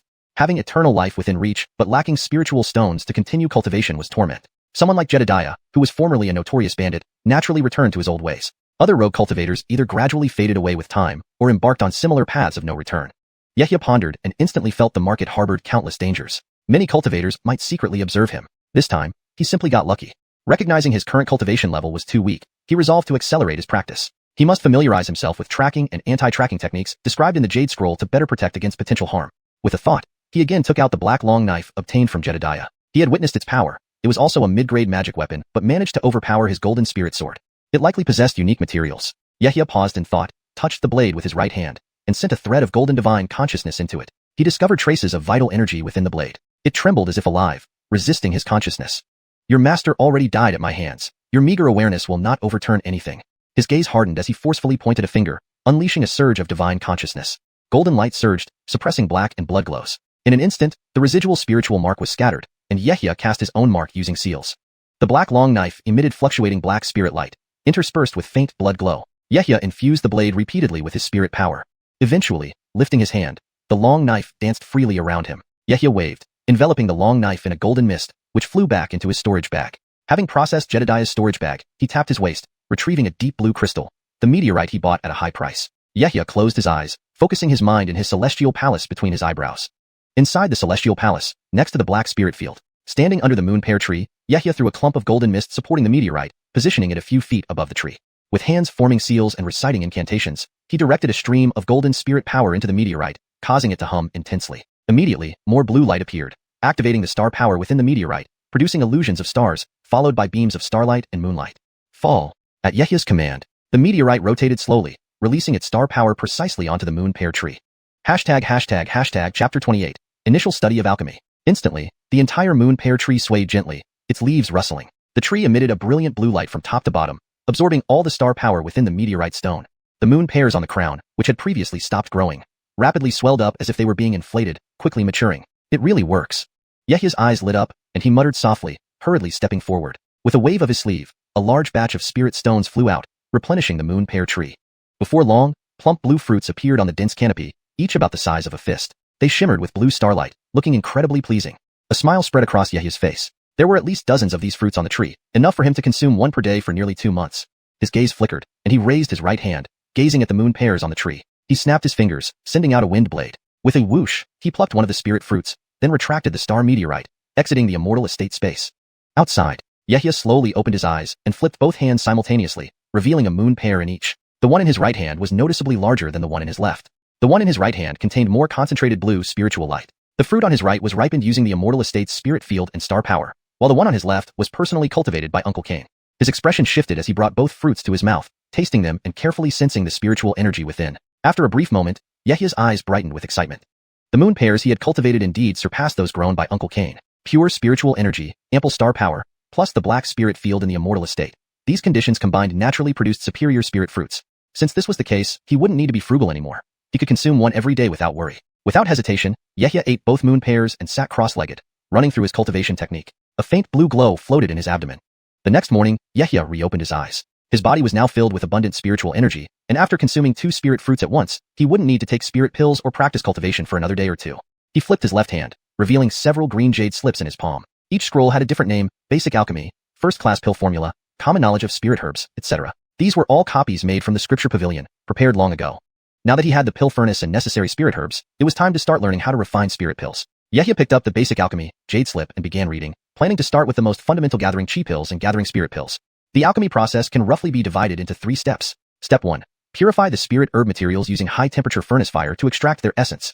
Step 2. Smelt multiple spirit herbs. The higher the rank of the pill, the more complex the variety of spirit herbs required. Merge the herbal liquids into one. Step 3. Concentrate the herbal liquid and refine it into a pill using divine sense. Yehia became completely engrossed in the jade slip, realizing that these 3 steps were only very broad descriptions. Each major step could be broken down into numerous smaller steps. Among the prerequisites for alchemy, the first condition was that cultivators must have either fire and wood spirit roots, or water and wood spirit roots. Wood spirit force, produced by wood spirit roots, is the best choice among the 5 types of spirit roots for refining spirit herb materials. It neither destroys the inherent medicinal properties, nor impedes the activation of the herb's potency. Fire spirit roots allow better control over spirit fire. Apart from the conventional method of using fire to refine pills, there is also the method of using spirit water. However, this method requires high-quality spirit water, so most alchemists in the cultivation world use fire to refine pills. In subsequent alchemy steps, divine sense is crucial. Divine sense controls the intensity of the spirit fire, whether it's during refinement, concentration, or pill formation. All require the assistance of divine sense. In the following days, Yehia practiced his cultivation technique daily and took dragon fang rice, moon pears, and gathering spirit pills. It would take approximately 5 to 6 hours to refine them. After all, cultivation is the foundation of practice. The rest of the time was spent studying the jade slips. When his energy flagged, he would sit cross-legged for a while, recovering in no more than an hour. A month passed, and Yehia had thoroughly read through 4 or 5 jade slips, paying particular attention to gathering chi pills and gathering spirit pills. He knew everything related to the herbs and steps inside and out. One day, Yehia stood up from the cushion and looked around his cave abode, his gaze landing on an empty spot. He walked over, waved his sleeve, and a golden mist enveloping red light flew out of his storage bag.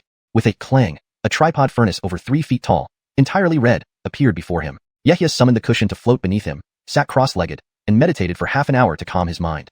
Then, he swept his hand over his storage bag, and small wooden boxes emerged one by one, landing beside him. With a flick, the wooden boxes opened, revealing various spirit herbs glowing with different colors.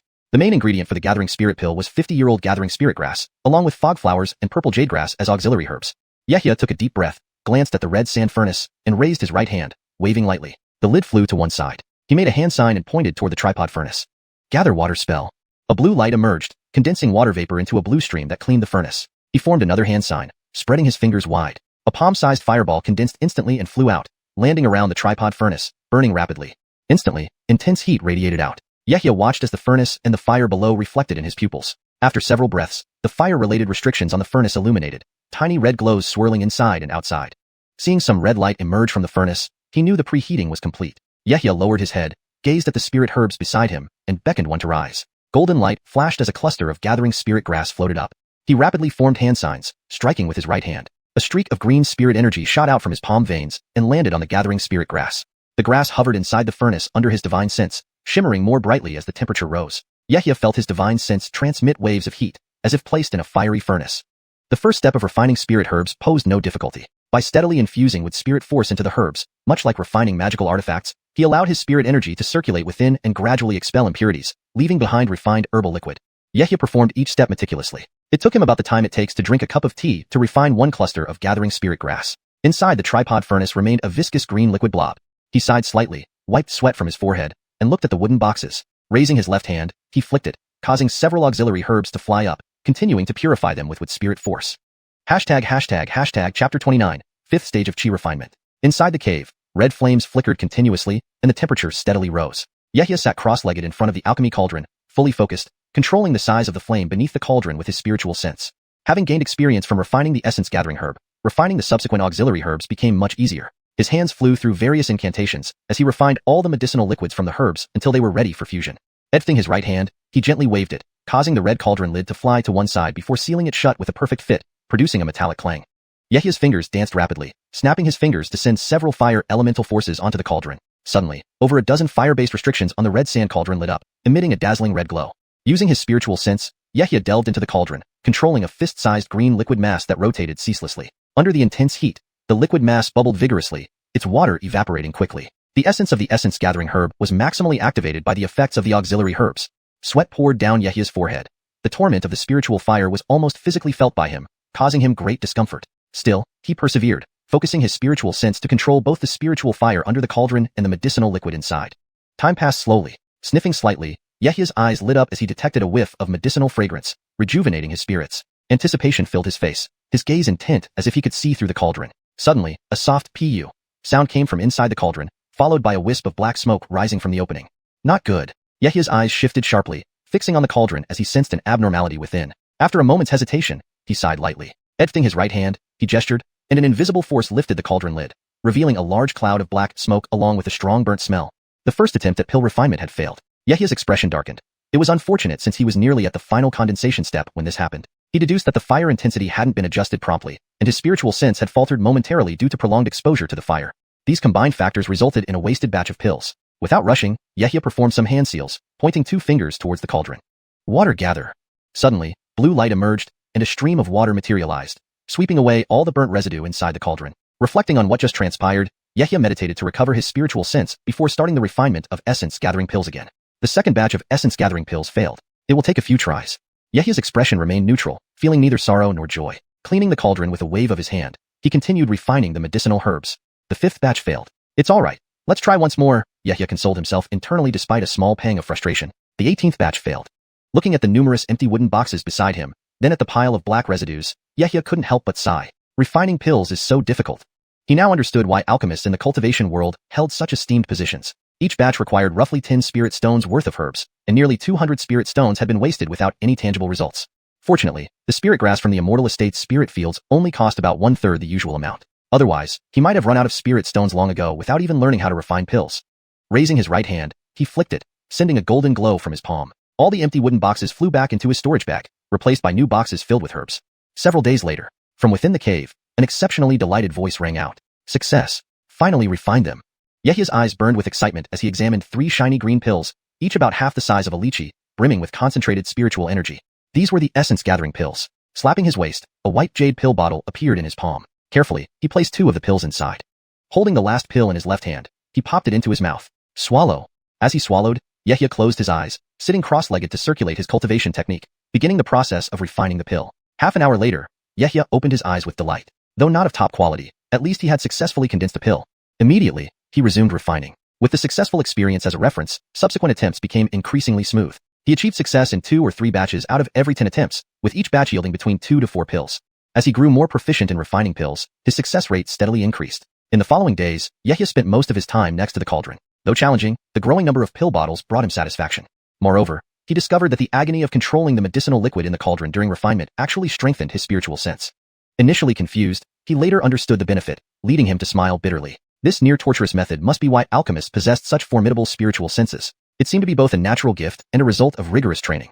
Time flew by, 3 months passed in an instant. Sitting cross-legged on the stone bed, Yehia emitted a faint golden glow from his body. After half an hour, he slowly opened his eyes, exhaling a breath. With the exhalation, the golden glow around his body seemed to follow the meridians into his dantian. Inside the dantian, a golden spiritual energy mass larger than a lychee rotated leisurely. His cultivation level had clearly reached the 5th stage of chi refinement. Glancing outside the cave, Yehia pondered, lifting his right hand to calculate. After a moment, he murmured to himself, "It's time to set off." Standing up from the mat, he walked out of the cave. In these 3 months, he had used nearly all his spirit stones to cultivate first-grade herbs. Not only could he refine essence-gathering pills now, but also chi-gathering pills, with a stable success rate of over 30%, occasionally achieving 5 pills per batch. To become an official first-grade alchemist, Yehia only needed to master 1 more first-grade pill formula. With his current refining experience, joining the pill hall as a disciple was almost guaranteed. He strode out of the cave, waving his sleeve to summon the green wind gourd from his storage bag. Stepping onto it, he cast the necessary incantations, transforming into a streak of green light that sped toward the vermilion cloud peak. Within moments, he vanished from sight. Chapter 30. Shepherd Xiuxian. Alchemy Assessment. Yehia was speeding through the sky aboard the green wind gourd when he saw many streams of light rising all around, all heading towards the Danyang Peak. His eyes narrowed slightly as he instantly understood what was happening. This was the annual alchemy assessment. Passing it meant becoming an apprentice in the pill hall, which came with numerous benefits. Monthly completion of certain alchemy tasks provided more spirit stones than those given to ordinary outer disciples. Access to resources within the sect could also enhance one's alchemy experience. Senior alchemists within the hall periodically shared their knowledge on alchemy. In short, becoming a pill hall disciple signified standing out among the masses of outer disciples. He surmised that these were fellow outer disciples like him, aiming to become apprentices of the pill hall. Soon, the grand pill hall came into view. Yehia changed the incantation in his hand, and the green wind gourd descended onto an empty spot near the entrance of the pill hall. The pill hall was abuzz with activity. Nearly 100 disciples had gathered around, forming several long queues at the entrance. Yehia joined the queue. Suddenly, a familiar voice sounded from behind. "Stoned, is that you? Why are you here?" Yehia turned around to see Fulton, the tall man he met while tending the spiritual fields, standing behind him. He greeted politely. "It's been a while, Armand Baron. I've come to take part in the alchemy assessment." Fulton's eyes flickered with curiosity. Based on his understanding, Yehia should be studying under Uncle Cain to become a spirit cultivator, not taking this assessment. Surprised, he smiled and asked, "Stoned is participating in the alchemy assessment too? Haven't you just joined recently? Why are you in such a rush?" Yehia frowned and countered, "Is there a time limit for new disciples taking this assessment?" Fulton shook his head gently and replied, "No, but each assessment requires 50 lower-grade spirit stones as a fee to obtain 3 sets of materials for a first-tier spirit pill. Since you've only recently joined, it might be better to practice more before participating, or else it would be a waste of spirit stones. So, if I have enough confidence, it's okay?" Fulton chuckled upon hearing the determined response. "You might not know how difficult the assessment can be. The content varies for each person. It could be any first-tier spirit pill. You must achieve at least a 25% success rate to qualify as a pill hall disciple.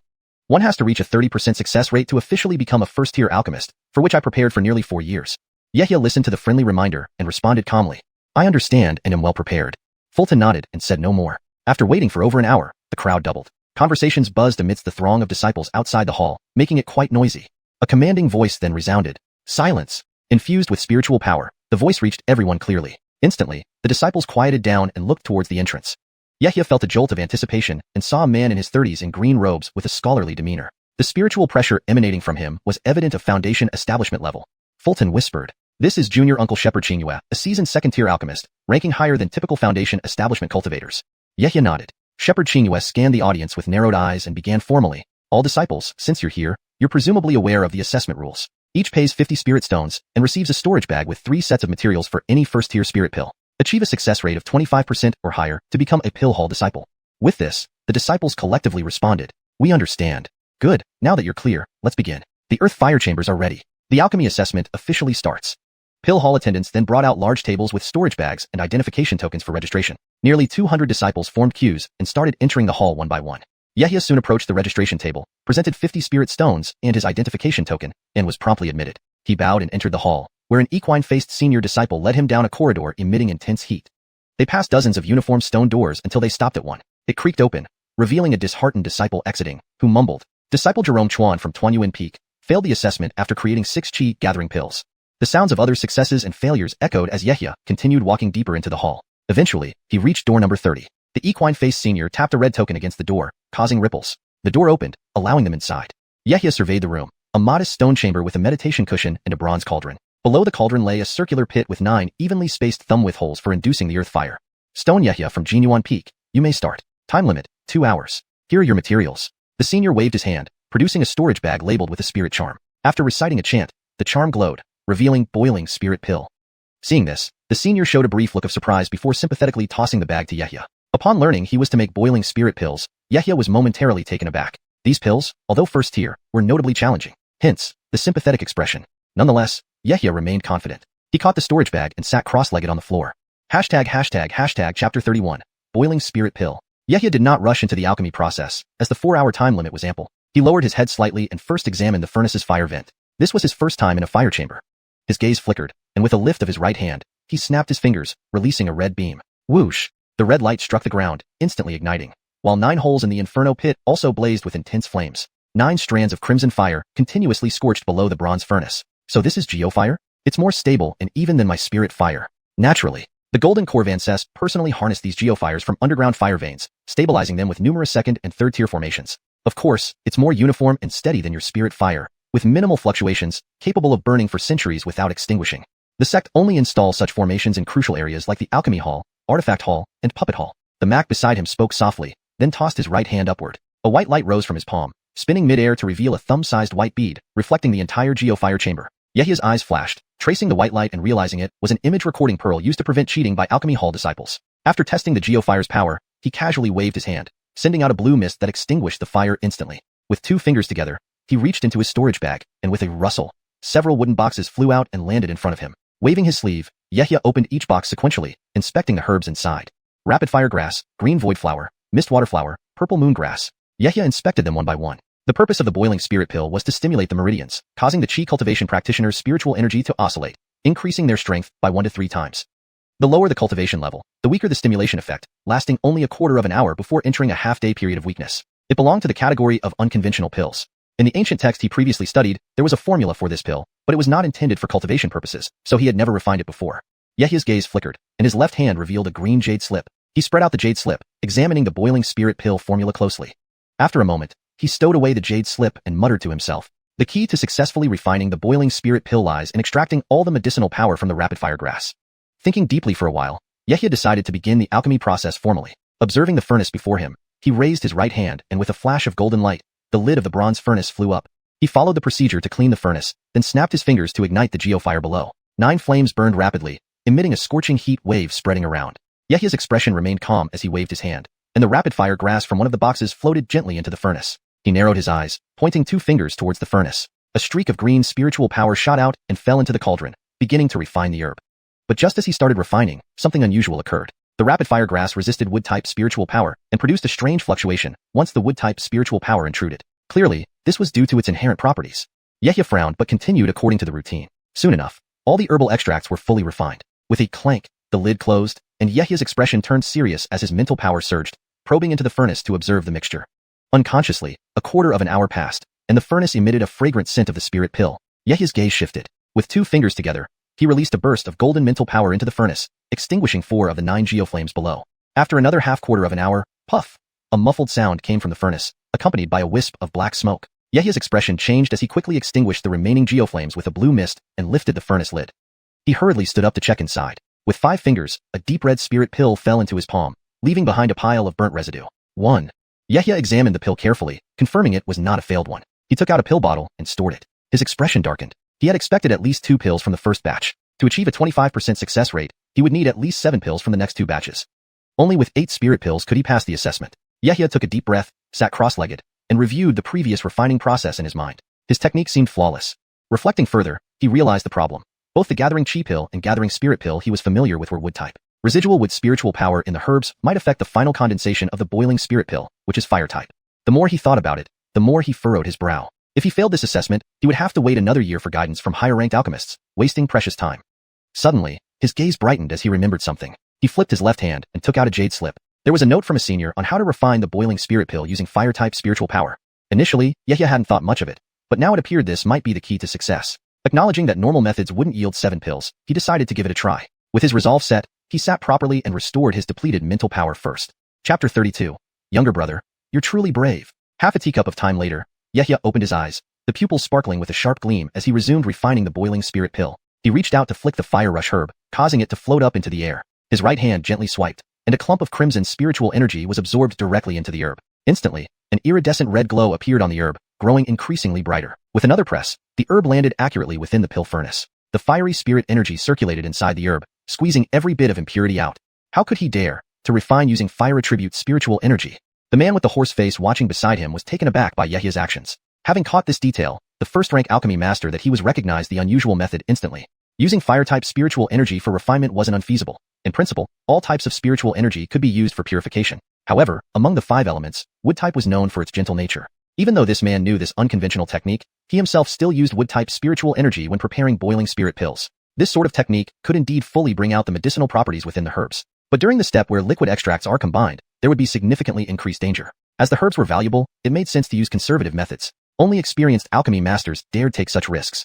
The horse-faced man never imagined that the current Yehia held no great regard for these spirit herbs. In merely a few months, Yehia had already produced more pills than most alchemists in their lifetime. Due to only producing 2 types of pills and lacking guidance from higher-ranking alchemists, Yehia's talent didn't become apparent before this day.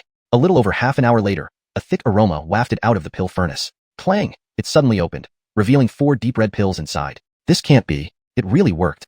The horse-faced man couldn't believe his eyes. Yehia was also very excited, not expecting his attempt to succeed. To say the least, this batch of annotations completely broke traditional methods and used fierce fire-type spirit energy to purify the herbs. Yehia stored the 4 boiling spirit pills, sat down cross-legged, and continued working. With one more batch of 3 pills, he would have enough to pass the test. He waited a moment before continuing with the same method again, producing another 4 pills. Yehia packed the pills away, then approached the horse-faced senior with a smile. Armand, does this mean I've passed the examination? Upon hearing Yehia's words, the man finally snapped back to reality, nodding quickly. Keepers, you certainly do have guts, younger brother. Even I wouldn't dare use this method, especially not at this critical juncture. Armand is too kind. It was my last resort. If I continued using the normal method, it might be impossible to prepare 9 pills, Yehia explained humbly. My name is Chris. There's no need for modesty. Your success rate with this method showcases remarkable talent. Once you join the alchemy hall, your abilities will surely progress even further. One day, I might seek your advice. Thank you for your generous words, Armand Bennett.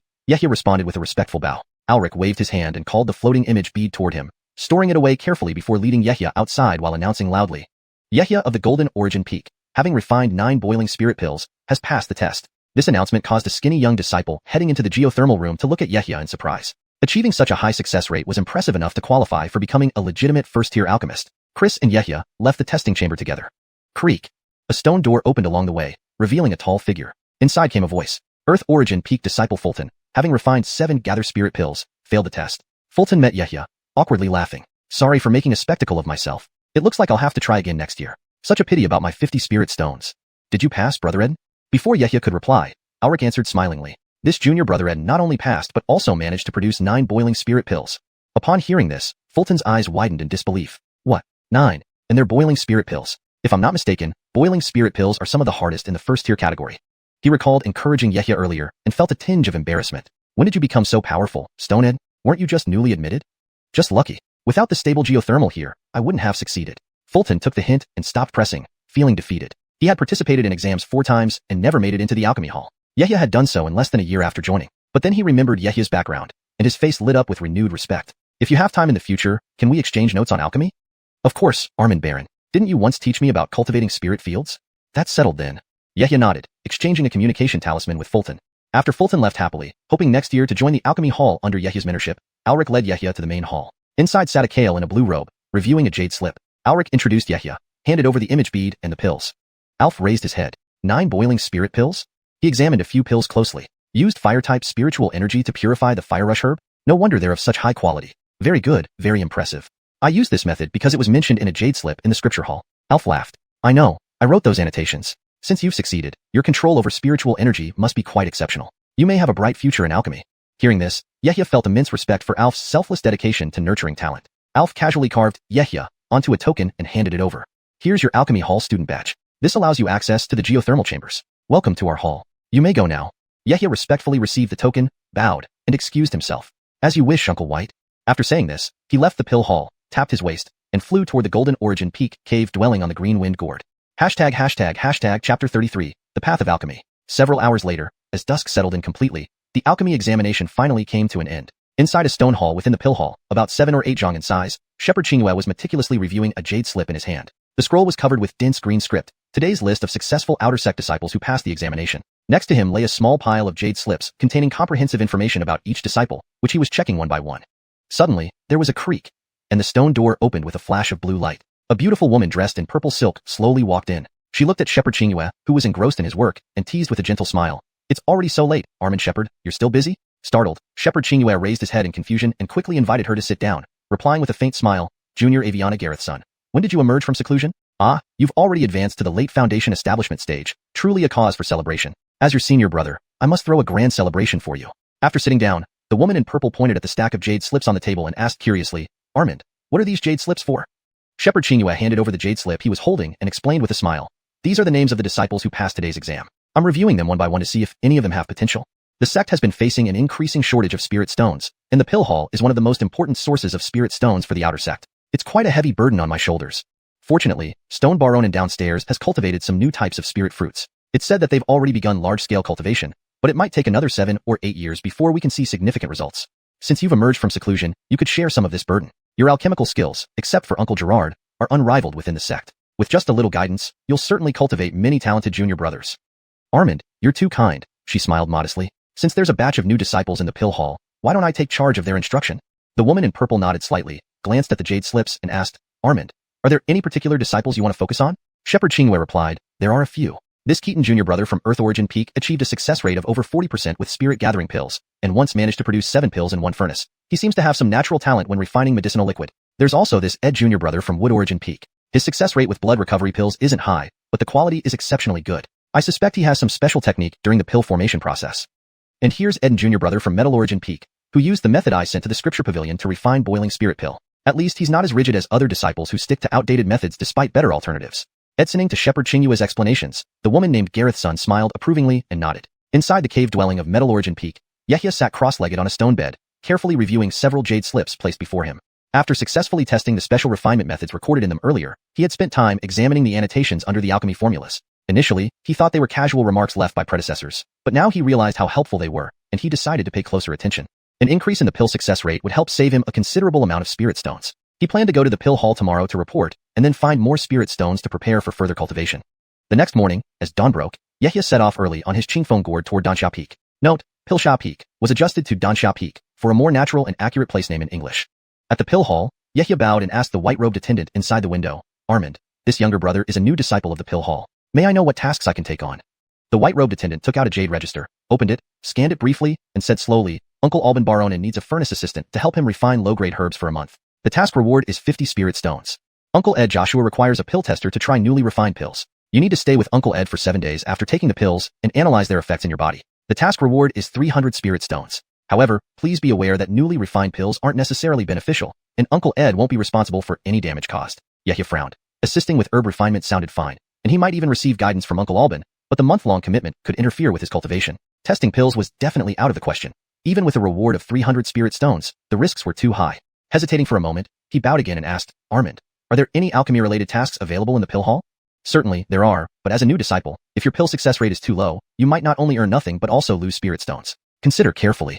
I've considered it thoroughly. I'm fairly skilled with spirit gathering pills and chi gathering pills. Could you check if there are such tasks available? There's a spirit gathering pill task here. However, these are long-term commitments without breach of contract allowed, with a 1-year term. You'll need to refine 30 sets of spirit gathering pill materials each month and submit 10 bottles of pills. Any surplus belongs to you, while any shortfall must be compensated. The task reward is 50 spirit stones. Do you understand? Yehia estimated the success rate would be around 30%, which wasn't difficult for him currently. Plus, there was extra spirit stone reward, making it a worthwhile endeavor. Just as he was about to agree, he sensed a strong spiritual pressure outside the hall, causing a commotion. It's Auntie Amaris coming to explain the path of alchemy. Voices from outside reached him. What? Auntie Gareth's son is here. Upon hearing this, many disciples in the hall rushed outside without hesitation. Curious, Yehia turned to the attendant and asked, Excuse me, Armand, who is Auntie Amaris? Is she one of our pill hall uncles? The attendant glanced at Yehia and replied casually, How do you not know Auntie Gareth's son? Oh right, you just joined the pill hall. It's normal you didn't know. Auntie Gareth's son is our most outstanding second stage alchemist with extensive experience. She even traveled to the overseas cultivation world and knows many unique alchemy techniques. Without waiting for Yehya's response, he added eagerly, forget it, do you want this task? I'm going to listen to Auntie Gareth's son's lecture. It's a rare opportunity. Keepers, I'll take the spirit gathering pill task. Yehya didn't delay and nodded, handing over his new pill hall disciple token. The white-robed man completed the registration quickly and handed Yehya a storage bag. Yehya inspected the contents with his divine sense, confirmed the quantity of herbs, and attached the bag to his waist. Curious about the overseas cultivation world's alchemy techniques, he followed the crowd outside. What different methods could they have? Hashtag chapter 34, the 5 elements alchemy. Outside the hall, on the left side was a large open area where hundreds of gray meditation cushions were laid out. Many disciples of the pill hall sat cross-legged on these cushions with solemn expressions, their gazes fixed on a woman standing at the front. This woman was in her early 30s, wearing a deep purple immortal skirt, her eyes sparkling with brilliance, and her demeanor light and graceful. A pale yellow silk ribbon tied back her long hair. I never imagined that senior Uncle Gareth's son, who has been in seclusion for years, would actually come to give a lecture today. This trip is truly worthwhile, some disciples whispered to each other. The arrival of senior Uncle Gareth's son was a pleasant surprise, indicating her significant influence among the pill hall disciples. More and more disciples gathered here, accompanied by a flurry of voice-transmitting talismans flying about. Even nearby peaks had streams of light flashing over, bringing many non-pill hall disciples who came to listen, filling up the seats and surrounding areas. Yehya was also seated on a cushion at the back on the right side, watching senior Uncle Gareth's son with curiosity. She remained calm, her hands forming several lotus seals while her eyes were slightly closed, waiting quietly for the arrival of numerous disciples. After about half an hour, Amaris's eyes swept over the crowd. Her body then trembled as a powerful spiritual pressure surged forward like a tidal wave. Everyone present was instantly stunned. In an instant, the area fell silent. Her lips moved slightly as she spoke calmly. Junior nieces and nephews, today I will be explaining the way of alchemy to all of you. Amaris's voice was soft yet clear, reaching the ears of every disciple present. Alchemy involves using furnace fire to catalyze the essence of spiritual herbs, trying to fully extract and stimulate this essence. The main ingredient of a spirit pill is crucial, while the auxiliary ingredients either enhance or balance the spiritual power. For example, if the main ingredient is water attribute, it needs 2 to 3 fire attribute auxiliary herbs to stimulate its efficacy. Gold, earth, and wood attributes can be used as supplementary forces, with the 5 elements working together in harmony, maximizing the potency of the spirit pill. Most spirit pills are made this way, which is the widely practiced alchemy method among inland cultivators, known as the 5 elements alchemy, emphasizing the perpetual cycle of the 5 elements. Today, I'll explain a different kind of alchemy method for you, junior nieces and nephews. This method evolved from the inland cultivators' 5 elements alchemy after it spread overseas. In this method, the main ingredient is replaced with demon cores or demon beast flesh, supplemented by balancing spiritual herbs. To refine the pill this way, one must eliminate the violent demonic force. As a result, there are no fixed recipes, only guidelines based on the demon core's attribute and grade, selecting appropriate auxiliary herbs for refining. After consuming such a spirit pill, one needs time to slowly neutralize its malevolent energy. I will demonstrate the process of refining a spirit pill for you, so you can understand the details. Amaris remained calm as she narrated, raising her hand to summon a purple light from her sleeve. The purple light soared before her, turning into a 2-foot-high 4-legged purple bronze tripod in midair. She raised her delicate hand, tapping her finger, releasing a stream of red spiritual flame beneath the tripod, forming a sophisticated ring of fire, immediately radiating heat. She worked swiftly, retrieving various materials from her storage bag while explaining to the crowd. This is a demon core from a low-grade rank 2 fire spirit fox. Being a fire attribute demon core, we need water attribute auxiliary herbs to stimulate its medicinal properties. As she spoke, she tossed out a deep red bead about the size of a fist, exuding astonishing spiritual power and the aura of a demon beast. I will use Centennial Water Mist Flower and Centennial Moon Spirit Grass to stimulate the spiritual power, supplemented by dual attribute Earth Gold Grass for refining the medicinal liquid. She flicked her fingers, sending a burst of wood attribute spiritual power onto the demon core and herbs, instantly causing a green glow to envelop the materials and purify them simultaneously. With a light wave of her right hand, a flash of purple light covered the tripod lid, completing the setup of the 5 elements. Watching and listening intently, the disciples were mesmerized by Gareth's son senior aunt's fluid movements. Yehya too was deeply absorbed, marveling at how effortlessly alchemy could be performed. Each step seemed flawless, executed with unparalleled precision, leaving no unnecessary actions. In less than 15 minutes, everyone witnessed the refinement of 8 radiant red spirit pills emerge from the tripod, releasing waves of potent spiritual energy that exceeded their previous experiences. Yehya's gaze flickered as he scrutinized the red pills, realizing that even his entire Dantian's spiritual power combined might not match one of these pills. After all, the main ingredient was a demon core comparable to an initial foundation establishment cultivator, enhanced by multiple centennial herbs. Let's conclude here today. Everyone disperse, Amaris said softly after some time, then extended her hand, summoning a purple silk ribbon from her storage bag, and ascended into the air, riding the silk away. The disciples gradually dispersed. Yehya remained seated, lost in thought, pondering what he had just learned. He felt he understood something critical, how to refine cultivator essence blood using blood refining technique into pills. By following the method for refining demon cores, he could create similar effects. It would merely require experimenting with suitable herbs, which wouldn't be too difficult for him. His immortal mansion spirit fields could cultivate various herbs, even if it took some time, which was entirely acceptable. He could also hunt demon beasts and refine spirit pills following this method. Deciding on this course, he swung his sleeve, summoning the xiuxian gourd, transforming it into a streak of green light heading toward the scripture hall. To achieve this, he needed to find more books in the scripture hall since Uncle Shepherd had left detailed records on spirit pill refinement in the jade slips. Presumably, Senior Aunt Gareth's son had done the same. Within moments, Yehia reached the scripture hall and headed straight for the jade slips on alchemy. Picking up scrolls, he flipped through them, particularly focusing on methods from overseas. Soon, he excitedly held several jade slips and other heritage items like shells and sea snails, walking towards the counter to replicate the necessary information. After copying what he needed, he wasted no time, quickly exiting the scripture hall and returning to Golden Baron and Peak using the xiuxian gourd. Note: in translating Chinese novels, maintaining the original style and tone is crucial. The provided translation aims to stay true to the narrative while ensuring readability and coherence in English. Character names are transliterated using pinyin. Chapter 35. Essence Blood Alchemy. Inside the grotto, Yehia sat cross-legged on a cushion. With a wave of his hand, a sheet of golden light flew out from his storage bag, and clattering sound echoed as a large pile of jade slips landed in front of him. He looked at the numerous jade slips before him with a wry smile. He had originally only planned to visit the scripture hall to try his luck, hoping to find some records left by Master Uncle Gareth's son. However, not only did he find them, but there were also a very large number of them. These were just about first-grade spiritual elixirs. According to what the disciple in charge of engraving said, this Master Uncle Gareth's son was quite fond of writing books and enjoyed great renown within the sect. Her personally signed jade slips across the 3 floors of the scripture hall numbered over 500. Yehia selected and copied sections concerning overseas alchemy techniques for detailed study. If he could truly refine cultivator essence blood into spirit pills, even if it resulted in a partial loss of spiritual power, the benefits would be immense. After carefully studying several scrolls, he understood why there were so many of them. There were at least 700 to 800 types of first-grade demon beasts in the Jerome Kingdom's cultivation world, each possessing uniquely attributed demonic cores. The properties and age of spirit herbs required varied greatly based on the attributes and ranks of the demon cores. There were also various minor spells included, some for testing the specific properties of demon cores, others for accurately determining the age of spirit herbs. In the days that followed, apart from daily practice, devouring spirit fruits, and consuming spirit pills, Yehia focused entirely on these jade slips.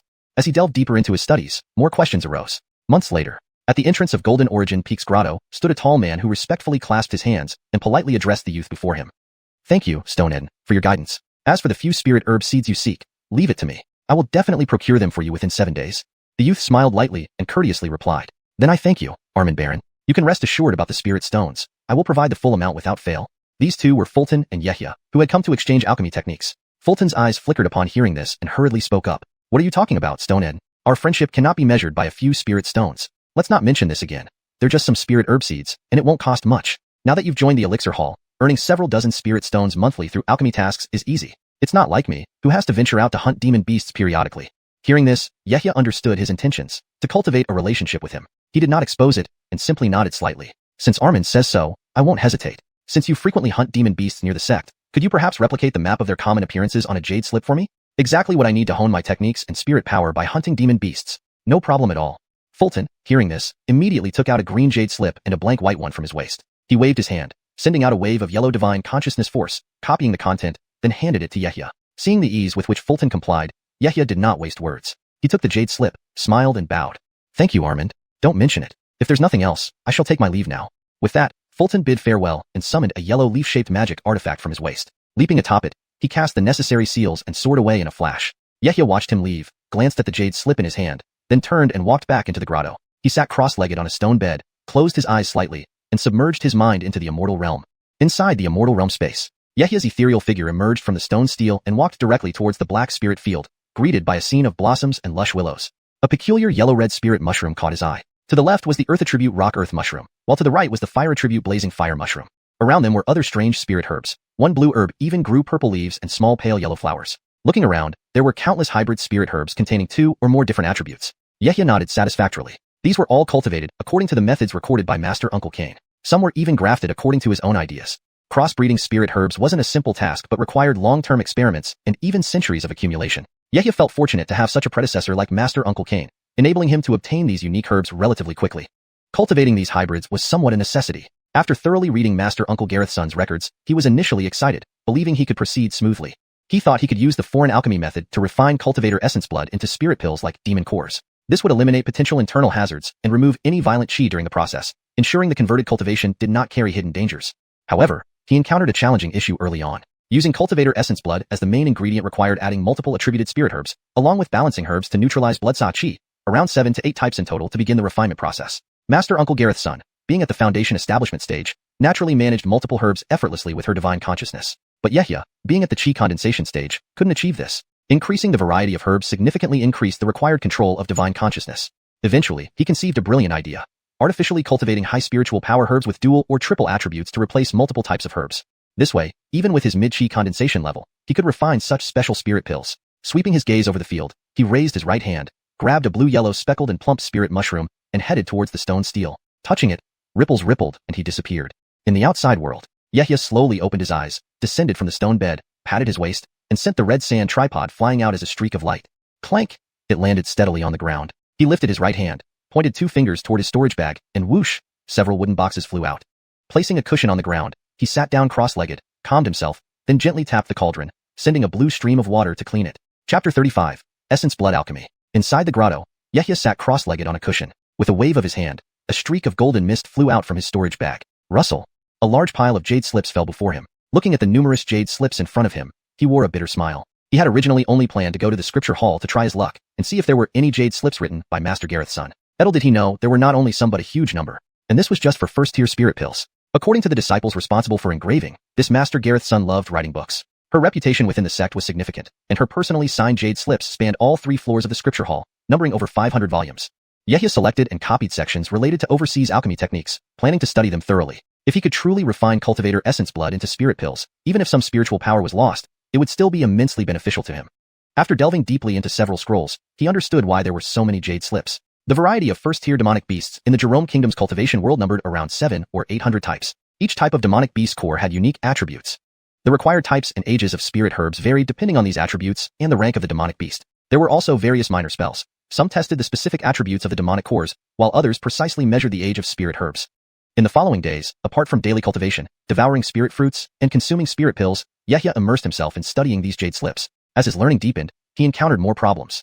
Several months later, at the entrance to the grotto on Gold Origin Peak, a tall man bowed respectfully and politely spoke to the youth before him. Thank you, Stone Eden, for your guidance. Rest assured, I will obtain the spirit herb seeds you need within 7 days. The young man gave a slight smile and replied courteously. Then thank you, Armin Baron. Don't worry about the spirit stones. I'll ensure they're fully paid. These two were Fulton and Yehia, who had come for an alchemical exchange. Hearing this, Fulton's eyes flickered as he quickly responded. What are you saying, Stone Eden? Our friendship can't be measured by mere spirit stones. Spirit herb seeds aren't that costly. Now that you've entered the pill hall, earning dozens of spirit stones monthly is easy, unlike me who has to hunt demonic beasts periodically. Understanding his intentions, Yehia nodded slightly. If you say so, Armand, then I won't hesitate. Since you often hunt demonic beasts near the sect, could you copy a map detailing their usual haunts for me? It would help me hone my magical techniques and spirit power through hunting. No problem. Fulton immediately pulled out a green jade slip and a blank white one from his waist pouch. With a sweep of his hand, yellow divine consciousness surged forth, copying the contents before handing it to Yehia. Seeing how straightforward Fulton was, Yehia didn't waste words. Taking the jade slip, he smiled and clasped his hands. Thank you, Armand. You're welcome. Since there's nothing else, I'll take my leave now. With that, Fulton took his leave. Striking him a draw, he summoned a yellow leaf-shaped magical artifact and swiftly flew away. Watching him depart, Yehia looked at the jade slip in his hand before turning and walking back into the grotto. He sat cross-legged on a stone bed, closing his eyes and sinking his mind into the immortal grotto. Inside the immortal grotto space, Yehia's ethereal figure emerged from the stone steel, walking straight toward the black spirit field, greeted by a scene of colorful flowers and lush willows. A special bicolored spirit mushroom, yellow and red, caught his eye, with soil attribute rock earth mushrooms on one side and fire attribute blazing fire mushrooms on the other. Nearby, odd spirit herbs grew, a blue root with purple stems and light yellow circular blossoms. Gazing further, countless hybrids containing 2 or more attributes flourished here. Yehia nodded approvingly. These were the results of crossbreeding according to Uncle Kane's jade slip records. Some were even spliced based on his own ideas. Crossbreeding spirit herbs wasn't quick.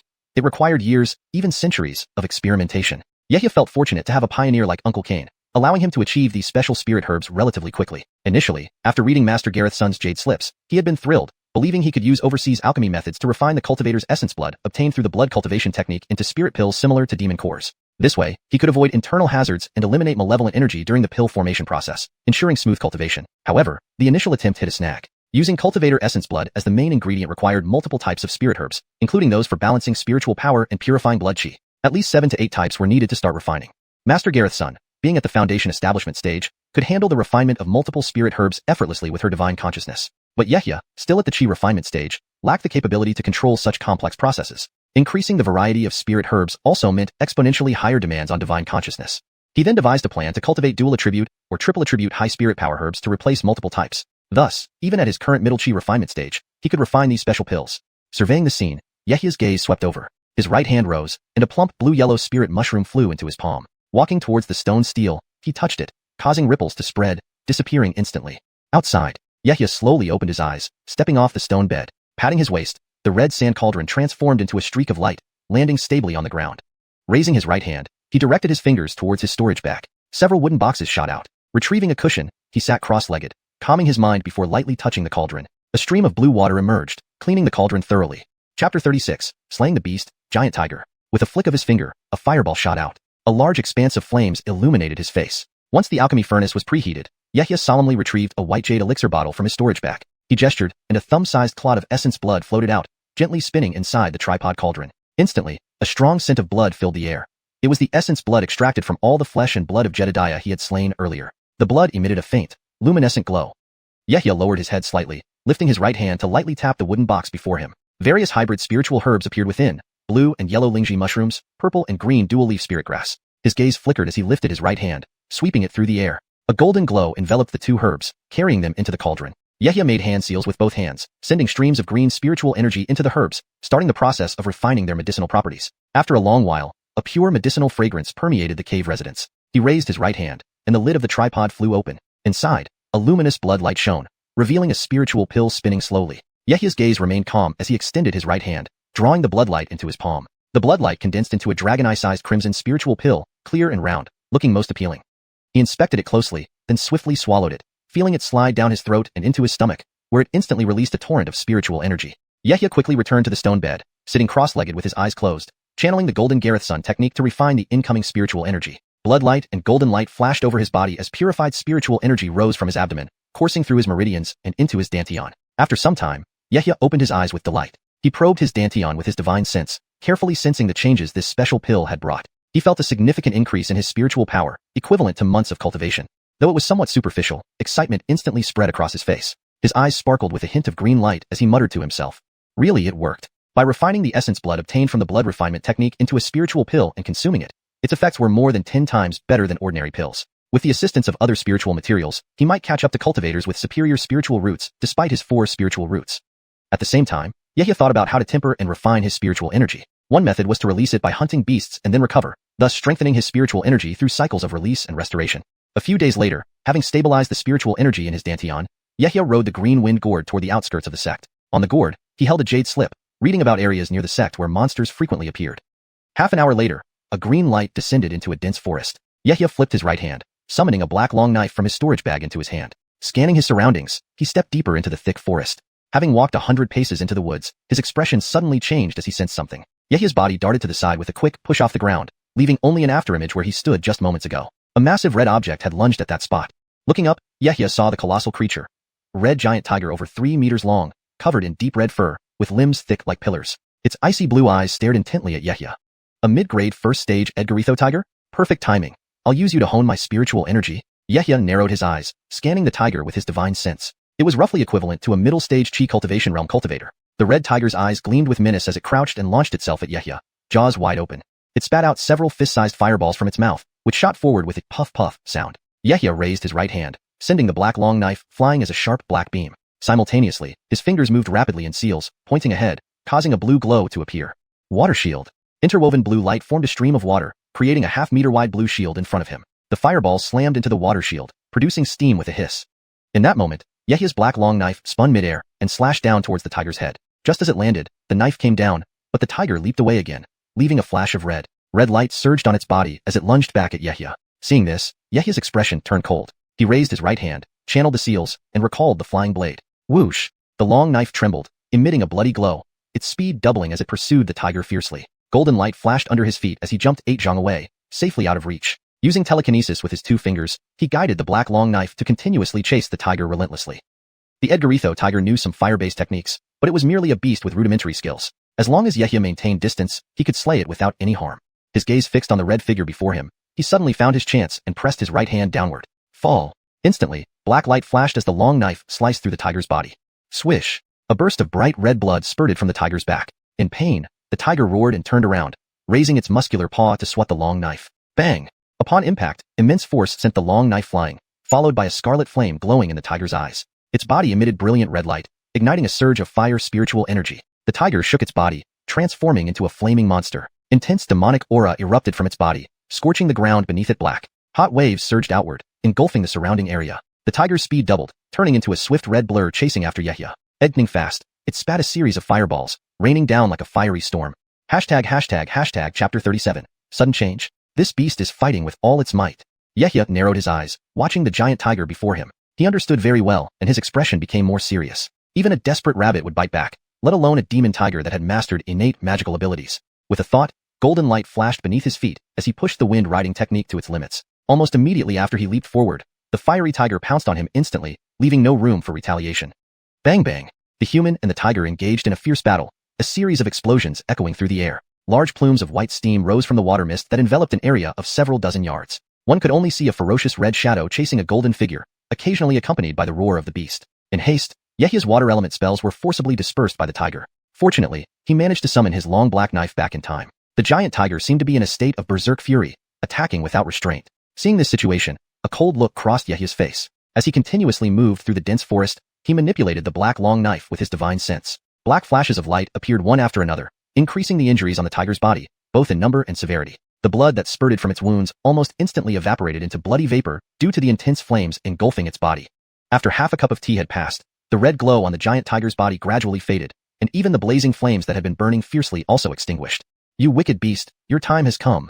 Yehia's eyes narrowed sharply, and he muttered coldly. Knowing the right moment had arrived, he made a gesture, crossing his hands in front of his chest. Points of blue spiritual energy gathered before him. Then, with a powerful push, 2 6-foot-long blue water snakes shot out from his palms. They wriggled skillfully in the air, quickly binding the giant tiger's forelegs, preventing it from jumping. Slash!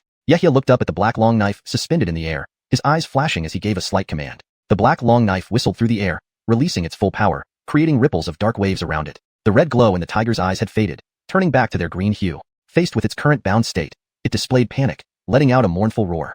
Thud! As expected, the long knife struck true. The tiger's head rolled on the ground, spurting a 3-foot-high geyser of blood, followed by its massive body crashing heavily to the ground with a loud boom.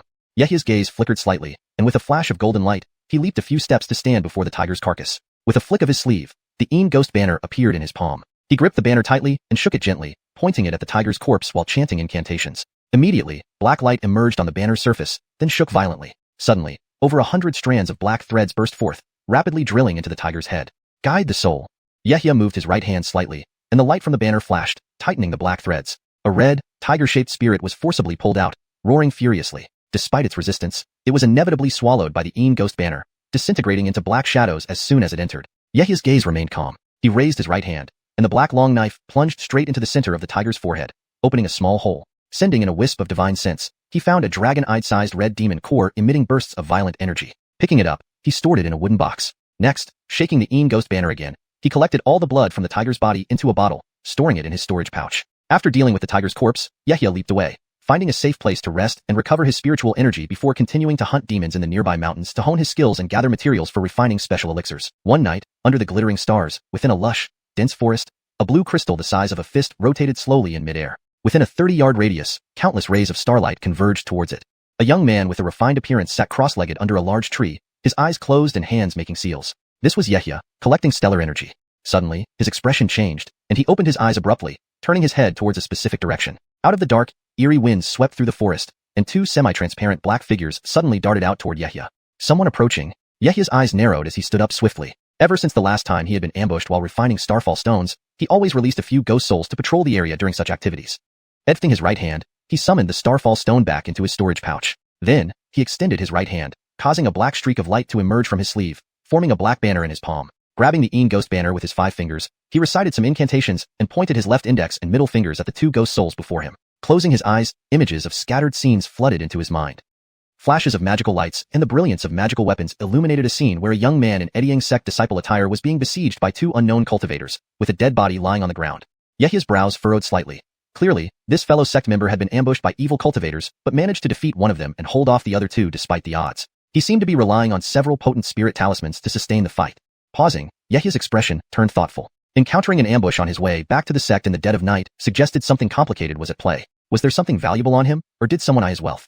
Just as he pondered, the disciple badge at his waist suddenly glowed faintly, trembling softly. Immediately, a golden aura emerged from the badge, swirling in front of him. It coalesced into a string of golden letters, along with a fragmented message transmitted from the badge itself. Chapter 38. Eden. Eden, a disciple of the Array Hall, was ambushed by several independent cultivators. My father, a Foundation establishment level officer of the Array Hall, will arrive momentarily. I wonder which fellow disciple is nearby and hope they will come to my aid in the name of our fraternity. I will be deeply grateful afterward.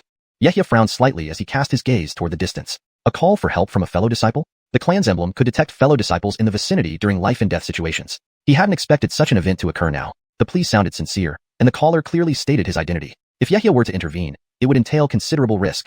Kiefer, if he didn't help and the person survived. Finding out that Yehia had received the distress signal and did nothing might lead to serious consequences according to clan rules. After a moment's hesitation, he decided to approach and see the situation before making any decisions. If the situation became too dire, he could always release the black mist from the Een Ghost banner and escape. With this thought, Yehia raised his right hand, shrinking the Een Ghost banner several times smaller, then let it fly up, hovering above his head. The banner flickered, emitting black light, which enveloped him completely. From a distance, he blended into the darkness, even hiding his spiritual energy fluctuations. He stepped lightly on the ground, heading towards where the ghostly presence had been detected. Soon, after traveling about several hundred paces, he reached the most intense area of spiritual light. In the night, everything within a few miles was visible. A young man with fair skin wore an inner gate white robe with a blue sash tied around his head, exuding an air of nobility. Undoubtedly this was Eden of the Array Hall. Above his head, a transparent white jade bowl floated 3 inches high, spinning rapidly and radiating colorful light that formed a protective barrier around him.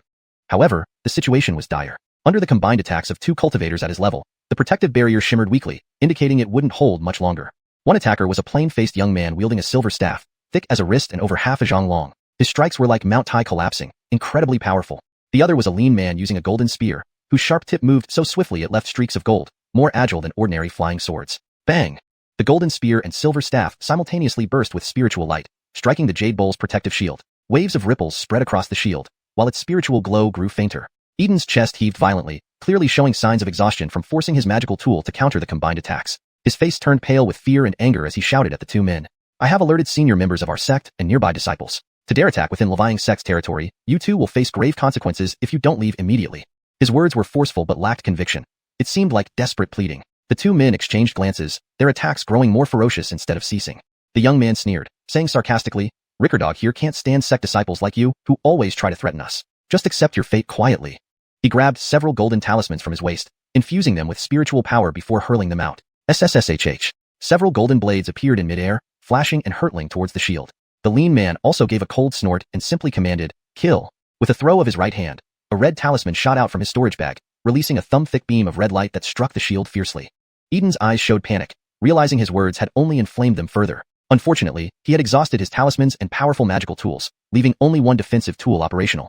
In desperation, he bit his tongue and spat out a stream of pure blood, which coated the jade bowl. It rotated faster, absorbing the blood and emitting stronger spiritual light and power fluctuations. Eden's face flushed, clearly struggling to maintain the defense. The attackers maximized their magical tool's power, intensifying their assault on the protective shield. Just then, a sharp golden light shot from behind, aiming for the young man's back. Cyrus Armand, I've come to assist you. Before the voice faded, a Scot, about 20 years old, emerged from the darkness. In his hands were 4 or 5 fiery balls, calmly launched toward the lean man. Boom! A series of fireball explosions echoed, intermixed with the clash of magical tools. The attackers had no choice but to turn their defenses back. Taking this opportunity, Yehia positioned himself about 6 feet from Eden, holding several green talismans ready to launch at any moment. Above him, the golden spirit sword gleamed ominously, prepared for action. Yehia intended to buy time for his senior brother. Given the nature of the Een Ghost banner, he kept it concealed and used the sect-provided tools instead. Eden finally saw a glimmer of hope. Gratefully looking at Yehia, he bowed respectfully. Stone, which peak are you from? Your timely assistance is greatly appreciated. If you can help restrain one of them, my father will arrive shortly. I am Yehia from Genuine Peak. There's no need for formalities. We must support each other as fellow disciples. Today, I'll stand by Armand and won't let these malevolent cultivators harm you. Upon hearing this, Yehia promptly introduced himself and spoke with righteousness, far removed from the initial hesitation. Seeing Yehia interrupt, the young man flew into a rage. Another fool coming to die. Let's see how strong your fraternity is. Glaring at Yehia, he nodded at the lean man beside him. Then he waved his hand, sending a yellow glow into the silver staff in the air. The staff trembled slightly, bursting with silvery light before plunging down towards Yehia in a blinding flash. Chapter 39. Containment. Yehia tapped his foot on the ground and swiftly darted to the side. With a flick of his hands, 2 small orbs of spiritual energy flew out from his palms, instantly merging into the golden spirit sword. The golden spirit sword hummed in response, its brilliance flaring up, and then with a whoosh, it surged forward like it had consumed a potent elixir, fiercely cleaving towards the incoming silver staff.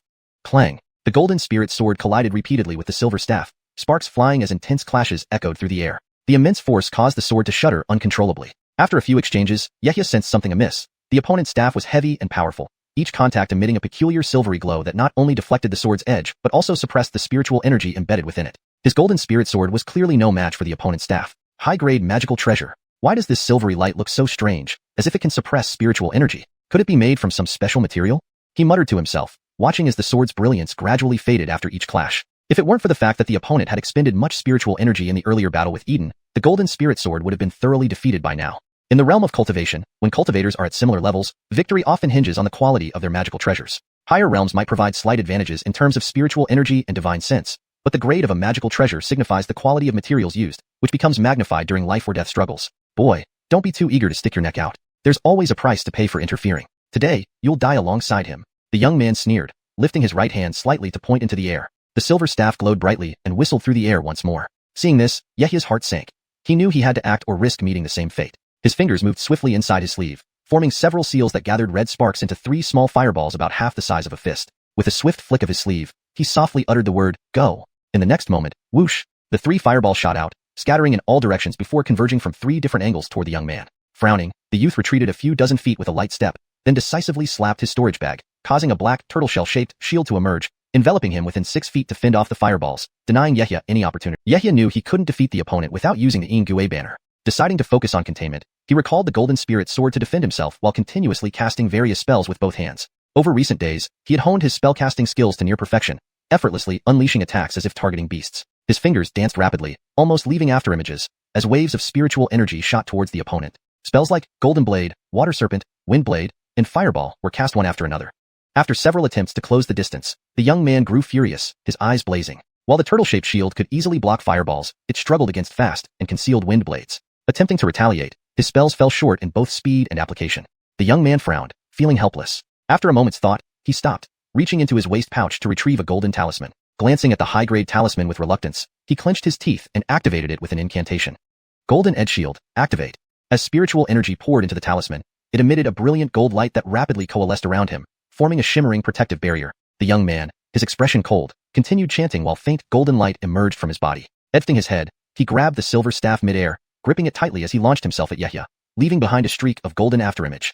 Yehia's eyes narrowed, observing the reckless yet extraordinary movement. He quickly realized the opponent intended to charge through the spells to attack him directly. Without hesitation, he dashed backward, sending a barrage of fireballs, wind blades, golden blades, and water serpents in rapid succession, intent on containing the opponent. The young man, now enveloped in heightened spiritual energy, smirked coldly as he faced the onslaught of spells. Trifles. I'll slay you within 10 breaths, or perish here myself. His eyes brimmed with murderous intent, his voice filled with arrogance. Clutching the staff, he charged straight into the incoming spells. The silver staff seemed to move with uncanny precision, intercepting every spell. Clack clack, be it fireballs or wind blades, all spells were shattered by his strikes, leaving no damage on the staff. His speed increased dramatically, exceeding previous levels. Yehia watched in astonishment, amazed by the invulnerability of the staff. He continued evading while relentlessly bombarding the opponent with spells, though each attack was effortlessly neutralized. This baffled him. Even a high-grade magical treasure shouldn't remain unscathed under such intense assault. He pondered over this anomaly, growing increasingly perplexed. Chapter 40. What incredible speed! After a few more clashes, Yehia's eyes suddenly sparkled with insight as he exclaimed in shock. Could it be mithril? You actually added mithril to this magic tool. His expression turned grave. No wonder the opponent's magic tool was so formidable, almost completely immune to spell attacks. He had once read about such special materials in scriptures at the scripture pavilion. Mithril, a rare, or found within silver mines. It took 10 pounds of silver, or to refine 1 pound of silver, and it took 1,000 pounds of silver to refine an ounce of mithril. Mithril naturally resists all types of spells, whether they are elemental spells or special wind, thunder, and ice spells. It also has a unique effect that suppresses spiritual energy. Even as a material for artifact refinement by Golden Corvan Cess, it would suffice. Indeed, I did add mithril to my staff. Though there is only half a gram painted thinly on the staff, it is enough to ignore most spells cast by chi refinement cultivators, let alone from you. The young man sneered as Yehia discerned the uniqueness of his magic tool and continued attacking vigorously. This treasure had come from the storage bag of a wealthy sect disciple whom he had ambushed previously. He had precisely refined it into his own magic tool, giving him an edge in every battle. Yehia remained calm, continuously shifting positions, his figure flashing rapidly in the darkness, becoming a streak of gold, avoiding any direct confrontation with the young man. Taking advantage of this moment, he glanced sideways. Eden looked extremely troubled, continuously using a circular magic tool to fend off another attacker. He was already near the end of his strength, now facing dire straits. If not for Yehia's sudden rescue, he might have perished already.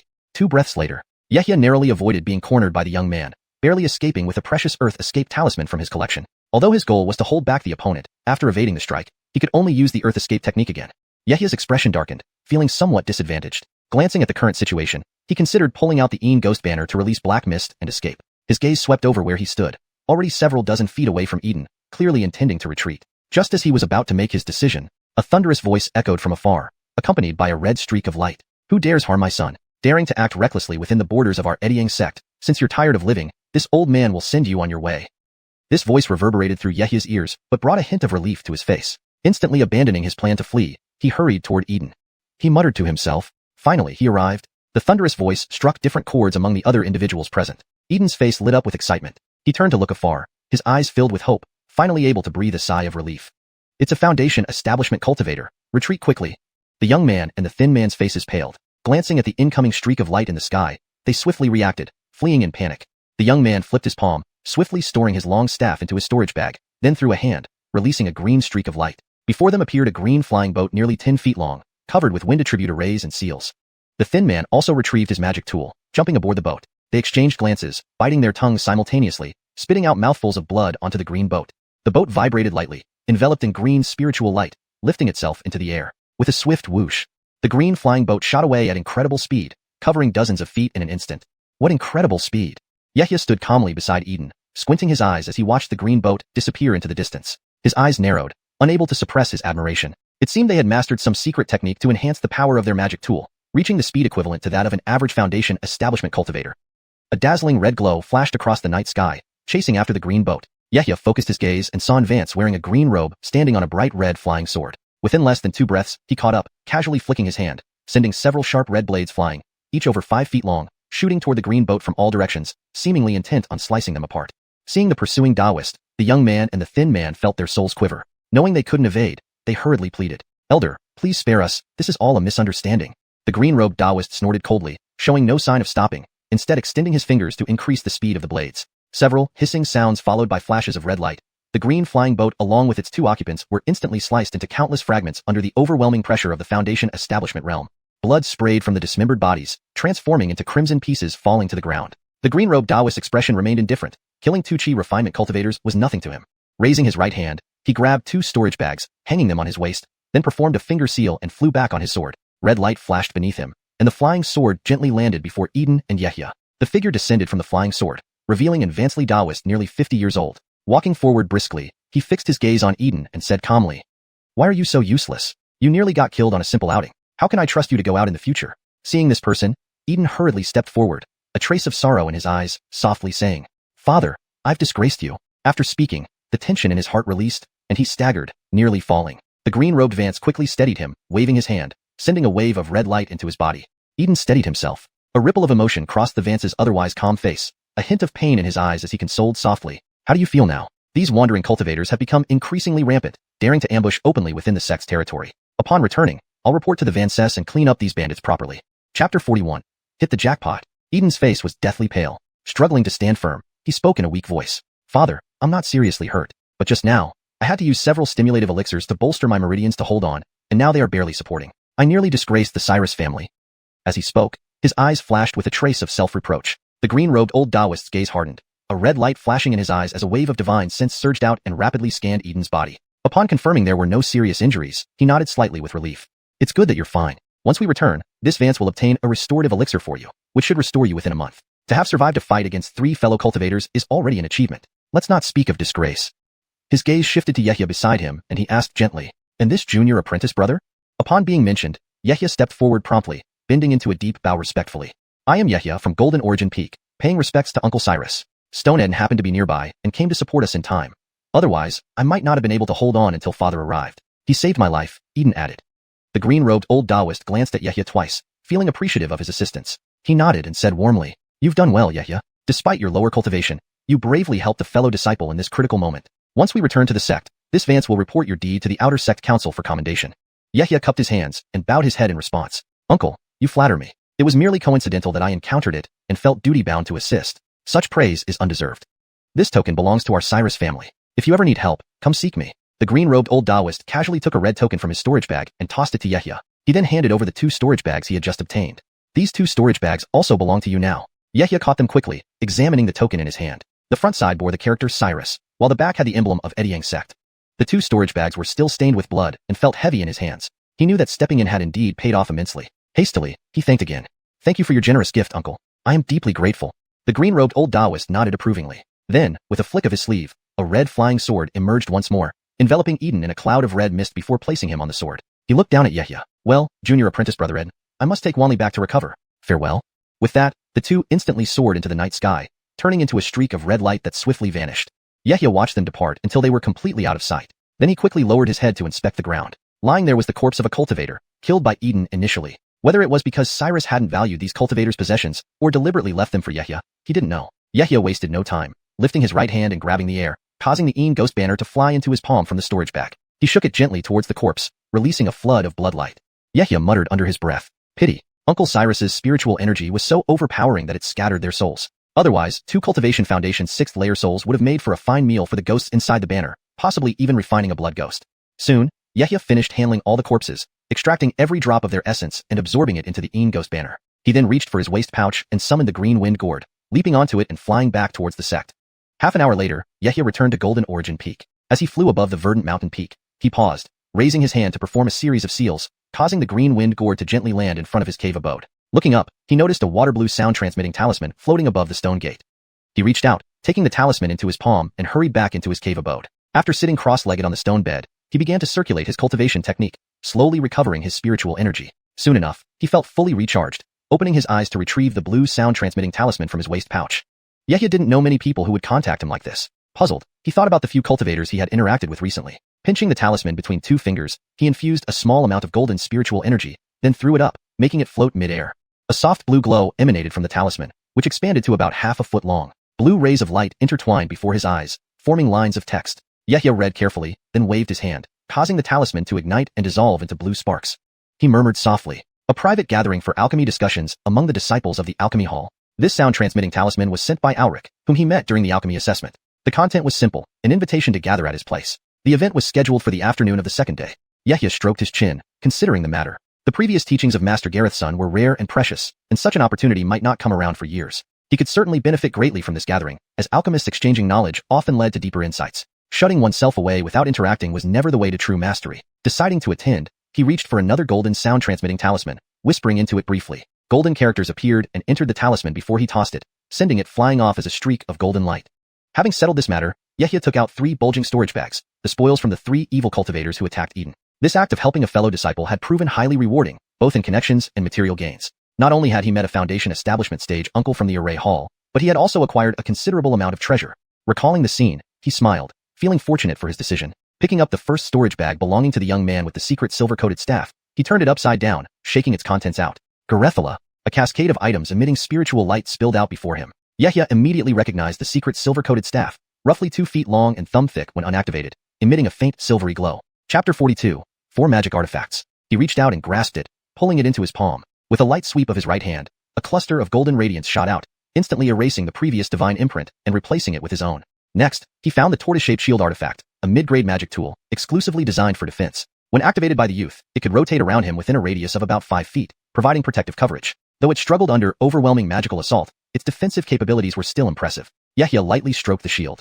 Its intricate patterns glowed faintly with an elegant dark luster. Without hesitation, he added it to his collection. He examined the rest of the items and uncovered an unexpected surprise. 5 mid-grade spirit stones, 4 to 500 low-grade spirit stones, and several pills for daily cultivation.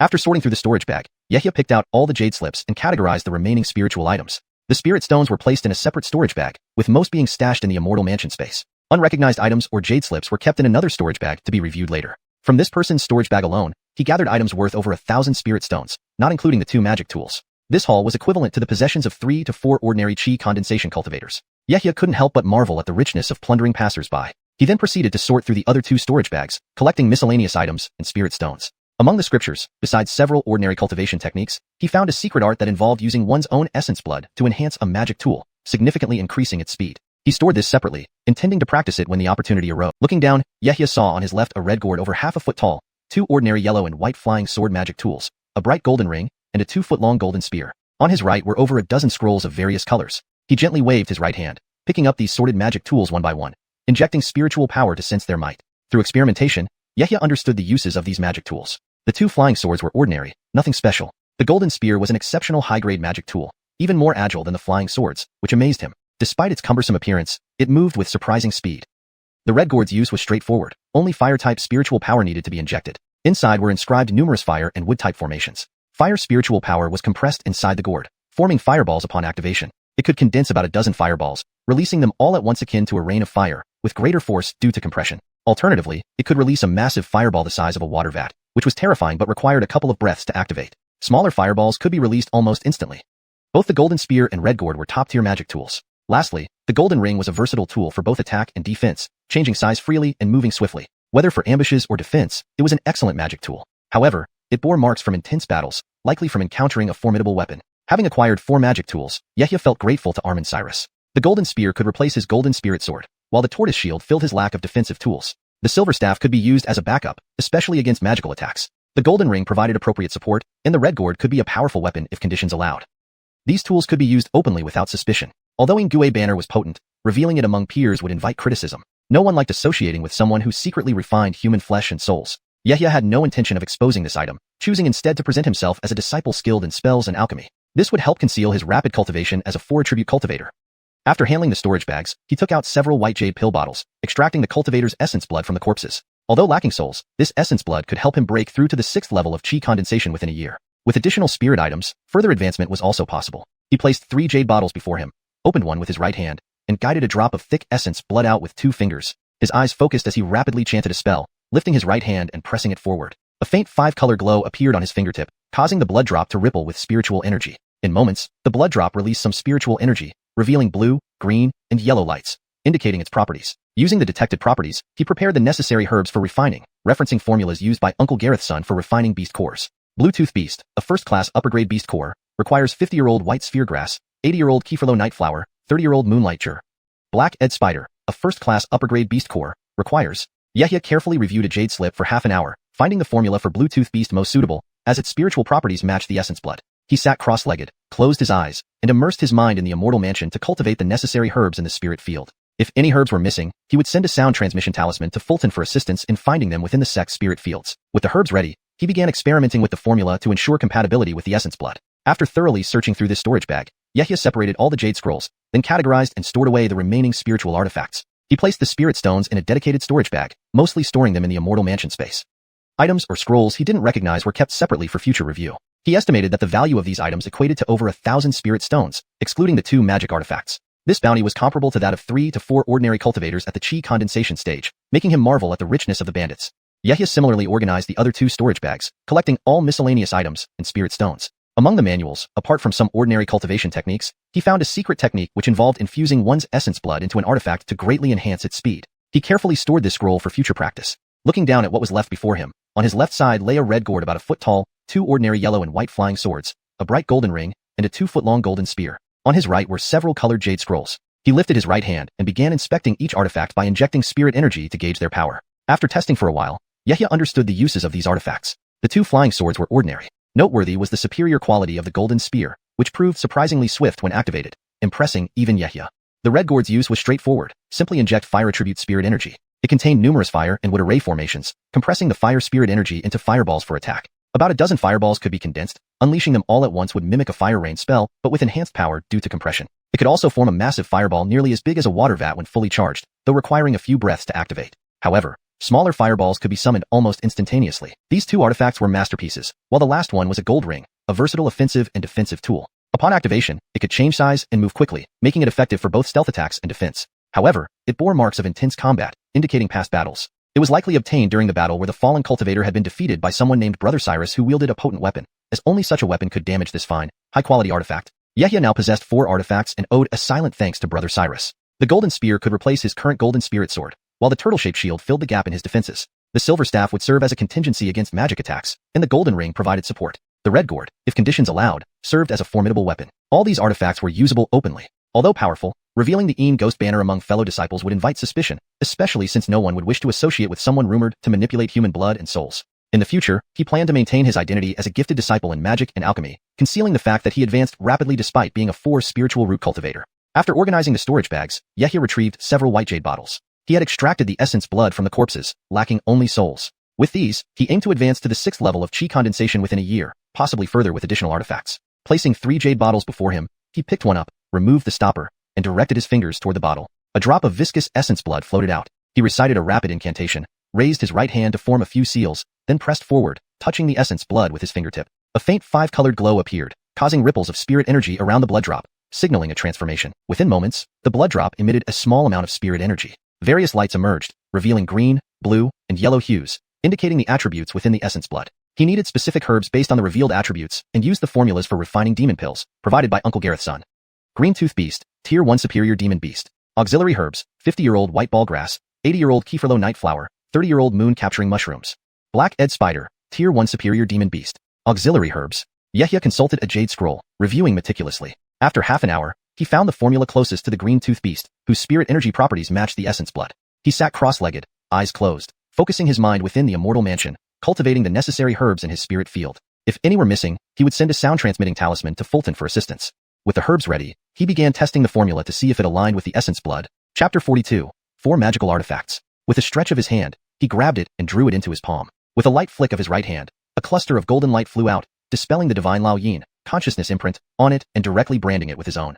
He then found the tortoise-shaped shield artifact, which was within the mid-grade category. This was an artifact that had only defensive capabilities. Back then, upon being activated by the young man, it could still rotate protectively around him within half a dozen feet. Faced with overwhelming magical attacks, although it seemed to be barely coping, it still exhibited a remarkable defensive ability. Yehia caressed it gently.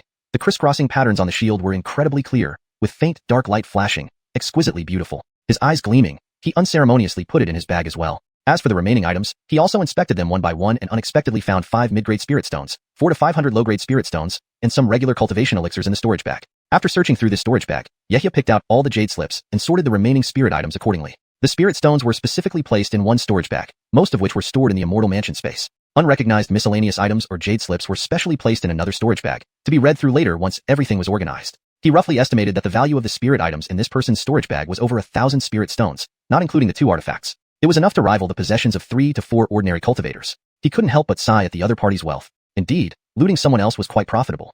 Yehia also organized the remaining 2 storage bags. All miscellaneous items and spirit stones were put away. As for books, apart from a few common cultivation methods, he found a secret technique, using one's own essence blood to empower the artifact, significantly increasing its speed.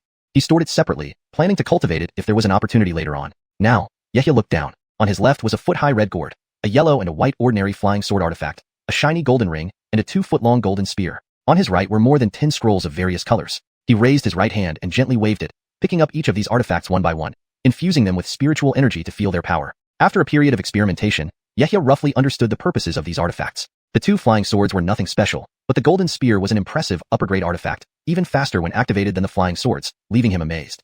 Such a clumsy-looking object had such agile speed. The red gourd was easy to use, just injecting fire attribute spiritual energy would do. The gourd was engraved with many fire and would attribute formations. Fire spiritual energy would be compressed inside, forming fireballs when activated. Approximately, it could condense about a dozen fireballs. If released all at once, it would be comparable to a fire rain spell, and because it was compressed spiritual energy, it was even stronger than ordinary fireball spells. Additionally, it could release a huge fireball. When Yehia activated all its potential, it released a super large fireball as big as a water barrel. Such terrifying power made even him gasp in amazement. However, releasing like this required a long time, nearly 2 to 3 breaths to activate. Releasing smaller fireballs, however, was almost instantaneous. These 2 artifacts could be considered top quality. The last one was a golden ring, an attack and defense combined artifact. When driven, it could freely change size and move quickly. Whether used for sneak attacks when made smaller or defense when made larger, it was indeed an excellent artifact. However, it had some marks from being struck, indicating it had been in intense battles. This came from the storage bag of the deceased cultivator lying on the ground. Clearly, this brother Cyrus possessed a very hard-edged weapon. Otherwise, it would be impossible for such an exquisite upper-grade artifact to be damaged to this extent.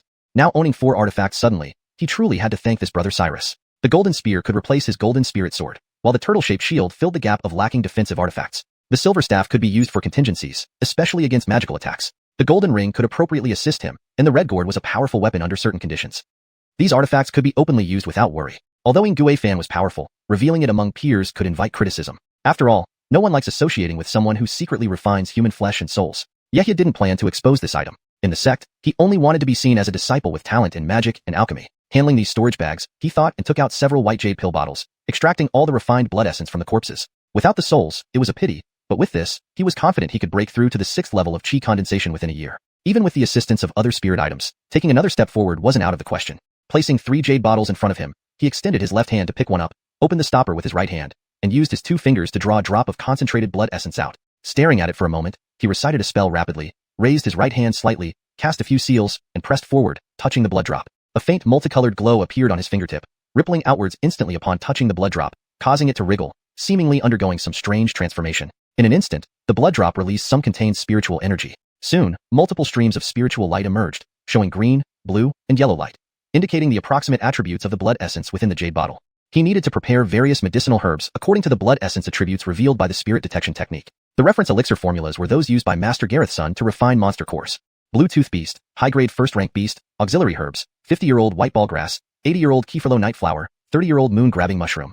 Black Ed spider, high-grade first-rank beast, auxiliary herbs. Yehia took out a jade slip and read it carefully, line by line. Half an hour later, he concluded that the formula for the Bluetooth beast was closest, as its spiritual energy attributes matched the blood essence in the jade bottle. Sitting cross-legged, eyes closed, his mind sank into the immortal mansion to cultivate the necessary herbs. If unable to find suitable herbs, he'd use a sound transmission talisman to notify Fulton, asking him to help find herbs within the sect's spirit fields. The next period involved cultivating the herbs and experimenting to see if the formula matched the blood essence. Note: in Chinese measurements, Yizhang is approximately 3.3 meters, or 10.8 feet. Chapter 43, Meeting and Exchange. Time slipped by bit. 2 days later, Yehia walked out of his cave abode with a calm expression. The moment he stepped out of the stone gate, he lifted his right hand and tapped his waist lightly, sending the green wind gourd flying out. With a tap of his foot on the ground, he instantly leaped up, cast a spell in his hands, and immediately turned into a streak of light racing towards the vicinity of Danxia Peak. As he flew through the air on the green wind gourd, he saw a bustling scene after just flying dozens of feet. Looking down, he noticed numerous streaks of light heading to a spacious plaza at the mid-level of a verdant mountain peak. From above, the plaza was about 1,000 feet wide, featuring various large and small arenas, numbering well over 100. Several gray-robed disciples were engaged in intense magical duels on the platforms, their spells and spiritual weapons glowing brightly. Yehia took a quick glance and understood immediately. It seemed today was the day for the Outer Sect's junior competition. Without lingering further, he continued to fly forward. Around 80% of the Qi practitioners within the sect were Outer Sect disciples. Apart from a few disciples from family clans, most lived on the 5 spiritual mountains, Jinyuan, Muyuan, Shuiyuan, Garathoyan, and Tuyuan peaks. Disciples were assigned to these mountains based on the attributes of their primary cultivation techniques. As for those with exceptional spiritual roots, they became Inner Sect disciples directly upon entering the sect. The various departments responsible for passing down the Garathandred arts of cultivation, such as the Alchemy Hall, Artifact Hall, and Array Hall, admitted disciples as candidates for becoming Inner Sect members. Passing the assessment criteria of these halls would mean mastering the arts of cultivation and securing a steady supply of spirit stones for cultivation, making it only a matter of time before they officially became Inner Sect disciples.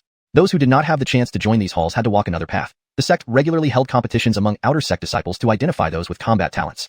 After all, solely relying on passing down the Garathandred arts would not sustain the sect in this world where strength was paramount. The Eddying sect had become one of the major sects in the state of Jerome, partly due to its earnings from selling spirit stones through the Garathandred arts, and partly due to its adept disciples who safeguarded the sect. About 15 minutes later, Yehia's eyesight captured an unusually green mountain peak. Glancing down, he saw that the entire peak was lush, with a spiritual energy concentration significantly higher than that of Jinyuan Peak.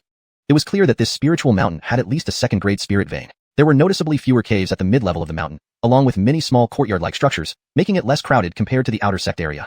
This was one of the mountains where Inner Sect disciples resided, named NG Peak. Yehia looked down to confirm the location, then cast a spell, controlling the green wind gourd to descend near a secluded courtyard at the mountain waist. He landed in front of the courtyard gate, raised his right hand to fetch a voice transmission charm from his waist, whispered something, and tossed it forward. Whoosh! The transmission charm transformed into a streak of golden light and vanished in an instant. Moments later, the courtyard door creaked open, and a long-faced young man emerged, dressed in a white robe with a deep purple sash tied around his head. Seeing this, Yehia stepped forward, cupped his hands, and said with a smile, "Meeting you, Armin Bennett. I've come to honor our appointment." The young man was none other than Chris, who smiled slightly and gestured toward the courtyard. Stonehenge has arrived just in time. A few fellow disciples from the Alchemy Hall are already here. Please come in. Saying this, he led Yehia inside. Yehia nodded and hurriedly followed him. After walking about 20 paces, they arrived at a bamboo grove within the courtyard, roughly 40 paces wide.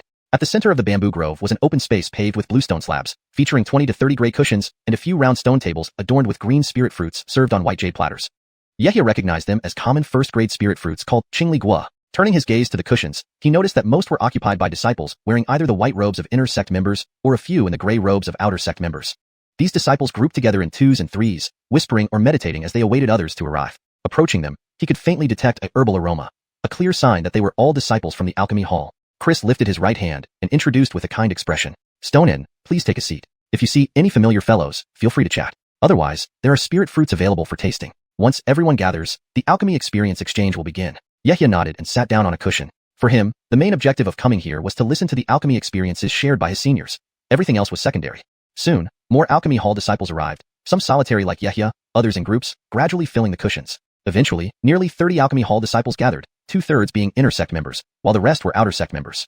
Chris cleared his throat to quiet everyone down, smiled mildly, and spoke. Fellow disciples, this alchemy exchange is organized by me. Feel free to ask any alchemy-related questions, and with so many fellow disciples present, we can share our insights and ideas collectively. After answering your questions, I will be the first to share my alchemy experiences. By exchanging thoughts, we can learn from each other. With that, he sat on the cushion in front. Immediately, a disciple stood up from the same row as Yehia, politely bowed, and asked, I am Rickerdog Eden, a recent addition to the alchemy hall. May I ask the senior brothers how to increase the success rate of spirit gathering pills? Any advice would be greatly appreciated. Yehia perked up upon hearing the question. His current success rate for spirit gathering pills was around 45% after countless wasted herbs, and it was difficult to improve further. He was curious about this too. Instantly, various disciples began discussing amongst themselves. Chris glanced at the crowd, smiled, and directed his gaze toward a tall and slender man, gesturing with his eyes. Chapter 44. Can moving stones increase the success rate of pill formation? Under Alric's gaze, the tall and slender man first nodded slightly before rising without hesitation. He then addressed Rickerdog Eden, who had asked the question. Stone Rickerdog, many factors can influence the success rate of pill formation. At your current cultivation level of the 4th layer of chi refinement, your divine sense isn't powerful enough. You expend too much energy during the early stages of refining the medicinal liquid, resulting in a weakened state when you reach the pill condensation stage. I have some advice that might help you advance further. Upon hearing this, Rickerdog Eden's face lit up with joy. He bowed respectfully and said sincerely, I am all ears. Please instruct me, Armand. The tall and slender man glanced around at everyone present before slowly speaking. It's quite simple. It can be summed up in just a few words. Seek less, not more. As long as you directly abandon part of the medicinal liquid during the pill condensation stage and focus on the remaining liquid, reducing the strain on your divine sense, you will be able to increase your success rate. You could also reduce the amount of spiritual herbs used by half during the refinement process, especially when you are new to alchemy. This method will help you significantly. When your cultivation improves, you can gradually increase the quantity of medicinal liquid used for pill formation. When Rickerdog Eden heard these words, he initially frowned but then suddenly seemed to realize something. A look of delight appeared on his face as the doubts weighing on his mind were dispelled. He nodded in agreement. Thank you for your guidance, Armand. I will remember this always. He nodded repeatedly, bowed again, and sat back down. At this point, a beautiful young woman in her early 20s stood up. She was at the later stage of chi refinement and smiled as she asked, Armand, if your junior sister has been studying pill refinement for years but can only achieve a 35% success rate, how can I improve? The tall and slender man smiled faintly and continued explaining. Junior Aviana, it's not difficult. Your cultivation level is not low. First, consider whether it is due to insufficient control of your divine sense. I do have a little technique here, but it requires persistence to be effective. Please tell us, Armand. You need to find a grinding stone-sized rock and lift it purely using divine force. Try strengthening your divine sense this way. Once you can do this easily, take 10 basin-sized rocks and use your divine sense to make them move uniformly. There must be no deviation. Doing so will exercise both the intensity and accuracy of your divine sense, allowing you to better control the pill formation. The beautiful woman's expression froze immediately upon hearing this. Even the smile on her face stiffened momentarily. Can moving stones increase the success rate of pill formation? Among those present, several faces showed surprise. Yehia was also taken aback, having never expected to hear such astonishing words. But upon further reflection, this idea wasn't entirely unreasonable. Although moving stones seemed unrelated to alchemy, the strength and precision of one's divine sense indeed affected an alchemist's operation inside the pill furnace. Ignoring the nature of the herbs involved, focusing solely on the pill condensation step, the greater one's control over divine sense, the higher the chance of success. After the initial surprise subsided, many people quickly understood, nodding and praising. Armand is truly inventive. Though this method seems absurd at first, it makes perfect sense after careful thought. The beautiful woman also grasped the concept, smiling once again. She bent slightly in respect and then sat back down. Thank you for your guidance, Armand. The alchemy exchange meeting began with questions from new disciples entering the pill hall, mostly about increasing the success rate of pill formation. The senior pill hall disciples answered most questions after a brief moment of thought. Yehia also asked some questions about alchemy, finding great benefit from their advice. Some even praised him as one of the outstanding new disciples of this year. Hearing such praise, Yehia blushed slightly and sat down, knowing well that his nearly 50% success rate came from practicing with countless batches of spiritual herbs. But he kept this information buried deep within him, daring not to reveal it. As the atmosphere grew lively, the senior disciples started discussing topics beyond success rates, delving into the preparation of special spirit pills. One unique alchemist, among the few in the pill hall who refined pills using spirit water, even demonstrated the process in front of Yehia and others amid cheers from the crowd. Yehia's horizons widened, recognizing the value of spirit water alchemy, especially in refining wild spiritual herbs, where spirit water proved gentler than spirit fire. The pills produced were less fiery, avoiding the toxic effects of high temperatures. Listening to the discussions, Yehia lowered his head and silently pondered. Pill toxins. No wonder the efficacy of his spirit-gathering pills had diminished lately. It was due to overuse. Ordinary disciples found consuming a bottle monthly a luxury, yet he had consumed 3 bottles a month. His body had already accumulated considerable pill toxins. Yehia planned to cleanse his internal energy after reaching the late stage of chi refinement, slowing down his excessive intake of spirit pills. For now, he needed to focus on advancing to the next cultivation stage. Several hours later, night fell, and the stars hung low. Everyone remained engrossed in the alchemy sharing session, losing track of time. Eventually, Ulrich noticed their lingering interest and stood up to speak. Fellow disciples, it's late. Let's conclude today's discussion. We will gather again soon. By the time Yehia left Spirit Mountain Peak and returned to the outer sect's residence on Gold Origin Peak, it was almost midnight. He swiftly returned to his cave, feeling the relatively thin air of spiritual chi. He couldn't help but feel a yearning for the mountain where inner sect disciples resided. Even a slight difference in spiritual chi concentration added up significantly over time. Excessive consumption of spirit pills led to pill toxins, while spirit pills made from cultivator blood had various complications. They required prolonged refinement and often felt insubstantial compared to ordinary spiritual chi. Only the spiritual chi cultivated through diligent practice was truly stable. For now, Yehia aimed to enter the late stage of chi refinement and carefully refine his internal spiritual chi. With this thought, Yehia sat cross-legged on the stone bed, swallowed a moon pear fruit, and immersed himself in cultivation. Time flew by, and 2 years passed swiftly. Chapter 45. The Zenananiang Pill. Yehia is now nearly 20 years old, and his physique has become significantly more robust compared to before. Perhaps it was due to absorbing too much essence from blood and flesh, but his chi and blood were abundant from the inside out. Over these past 2 years, he had gained a small reputation among the new disciples of the Pill Hall. With ample herbs for practice and the experience gained from hunting various attribute demons, Yehia's pharmacological knowledge far surpassed many first-stage alchemists who had been in the sect for years. His body radiated with spiritual energy, and his cultivation had rapidly reached the 6th level of chi condensation, not far from the advanced stage. Unfortunately, he seemed to be stuck at this level, unable to break through smoothly. Yehia approached senior brothers who had successfully broken through to the advanced stage to learn their methods. After checking many scriptures in the scripture pavilion, he finally understood the reasons. He had several issues to resolve. First, his spiritual power was relatively unstable. He had only practiced for 6 years, advancing almost 1 minor realm per year, and needed to consolidate at this level for some time. Second, his 4 spiritual roots, considered pseudo-spiritual roots, made cultivation difficult. The cultivation techniques available to him were quite ordinary, just middle-ranking techniques within Ediang sect. If it weren't for external aids, it might take Yehia another 20 years to reach the 6th level of chi condensation. To break through to the advanced stage in a short period, there was only one way. Find a breakthrough bottleneck transcending pill. However, such pills were extremely rare, the rarest type among all spirit pills. Even within the pill hall, the few pills produced each year were quickly divided among various factions within the sect, leaving none for him. Resources within the sect were abundant, yet they were distributed among different factions. The Foundation establishment officers formed the core strength, responsible only to the sect leader and golden core Vancess above them. Below them were the actual controllers of the hereditary halls, the Foundation establishment uncles who grouped into family factions or independent cultivators based on their origins. Ed Ulrich, the Vance brother from the Bennett family, who cultivated ties with the Pill Hall alchemists as a disciple of the Pill Hall. Inviting them to participate in discussions also served to draw them closer to the Bennett family over time.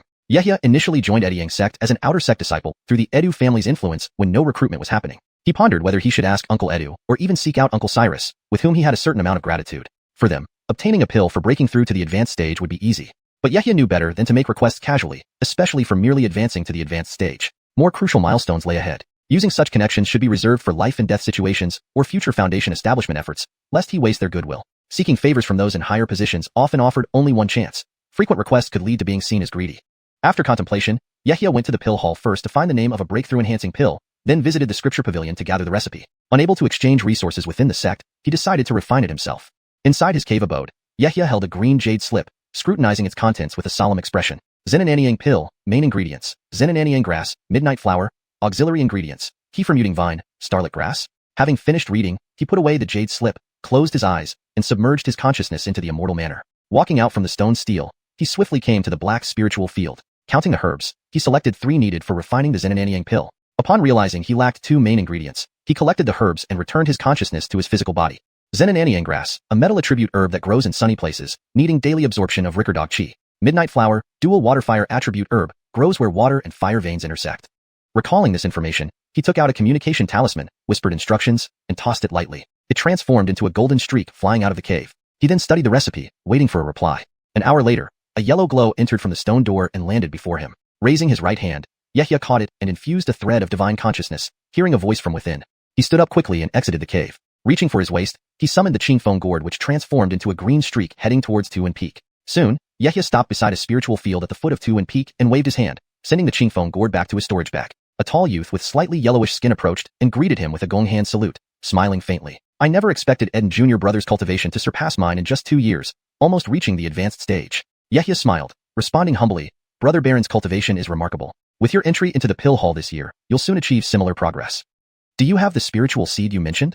Baron Dashing explained while retrieving a 2-inch wooden box from his waist, opening it to reveal 3 pea-sized golden seeds. These are the Zenananiang grass seeds. Yehia nodded, fetching a white jade pill bottle from his waist and offering it. Here's half a bottle of spirit gathering pills as a token of thanks. Please accept my gratitude. Chapter 46. The Market in News. Fulton did not hold back with Yehia, as over the years he had helped Yehia find quite a few seeds of magical herbs. Reaching out to receive the spirit pill, Fulton added, "Very well, but if Stone wants to look for Midnight Flower, it's best to try your luck in the market. It's hard to find such wild magic herbs within the sect. Some independent cultivators who collect midnight flowers in the wild will sell them in shops or at stalls within the market." "Thank you for your guidance, Armand." Yehia nodded calmly and, bowing respectfully, bid farewell and left. After taking a few steps, he clapped his hand, and the green wind gourd flew out, immediately transforming into a streak of green light as it sped towards the outside of the sect. A few miles outside the sect gates, Yehia stopped at a random spot. He changed into an ordinary green Taoist robe and put away all tokens related to Eddie Yang's sect that he had on him. He was well aware that many independent cultivators harbored hostility towards sect disciples, seeing them as easy targets. After finishing up, he continued riding the green wind gourd toward White Smoke Market. As soon as he landed near White Smoke Market, he noticed something. There were significantly more cultivators present compared to his last visit. Even the number of Foundation establishment cultivators on the streets had increased. Standing on the street, Yehia scanned the crowd and couldn't help but speculate inwardly. Could it be that something has changed in the market over the past 2 years, or perhaps another reason? While pondering, he arrived at the entrance of Green Leaf Merchant House, which he had visited previously. Over the past 2 years, he had nearly exhausted his spirit stones for purchasing special medicinal ingredients. Taking this opportunity, he planned to exchange some dragon tooth rice from his immortal mansion's spiritual fields for more spirit stones. Glancing around, Yehia stepped inside. It was livelier than before, filled with cultivators buying various spiritual items. A servant in a blue robe saw Yehia enter and hurriedly greeted him with a respectful bow. "Welcome, esteemed guest. May I ask what you need?" Yehia's gaze swept the room briefly before he spoke calmly, looking down slightly. "I need to see Mr. Dover, the manager here." "The esteemed guest wishes to see Manager Dover? He is currently entertaining guests on the second floor. Please follow me." The servant paused, then led Yehia up the stairs after nodding in agreement. On the second floor, Yehia was seated in a vacant private room. The servant went to notify the adjacent room and returned, bowing to Yehia. "Manager Dover will join you as soon as he finishes up. Please wait a moment." Yehia, sitting by a redwood round table, heard this without much concern and waved his hand dismissively. "No problem, please go." He then waited. In less than 10 minutes, the door opened, and a well-built young man entered. After inspecting Yehia, a look of surprise flashed across his eyes. Recognizing Yehia instantly, he bowed and smiled warmly. "It's surnamed Alban. We haven't seen each other in over 2 years. It's good to have you back to patronize our humble shop." Saying this, he closed the door casually and sat down. Yehia's expression shifted slightly as he patted his waist and pulled out a bulging storage bag, pushing it forward. "Not at all. I've come to sell some magical items and buy some supplies." "Oh? And what items are you selling this time, friend Alban?" Yehia gestured for the manager to check himself. Manager Dover moved the bag forward, tapping its opening with his right hand, sending a yellow glow inside. Though familiar with Yehia, he wasn't as surprised as last time and quickly calculated the price. 500 pounds of dragon tooth rice, priced at 3.5 spirit stones per pound, totaling 1,750 spirit stones. 40 bottles of spirit gathering pills, priced at 15 spirit stones each, totaling 600 spirit stones. All in all, 2,350 spirit stones. "If there's no objection, I'll go fetch the spirit stones." Manager Dover stroked his chin, announced the prices, and looked at Yehia expectantly. Yehia remained calm and said quietly, "Not yet. I'd also like to buy a certain herb. Please specify. A century-old midnight flower, or the seeds would do." "Midnight flower? The waterfire dual attribute one?" "Kefirs, precisely that. To be honest, we don't have any in stock. Midnight flowers require stringent growing conditions and don't preserve well. They lose their essence within a month even with sealing charms. We did purchase one half a year ago, but it has already been sold." Upon hearing this, Yehia frowned. He knew about the herb's characteristics but didn't expect Green Leaf Merchant House to have none.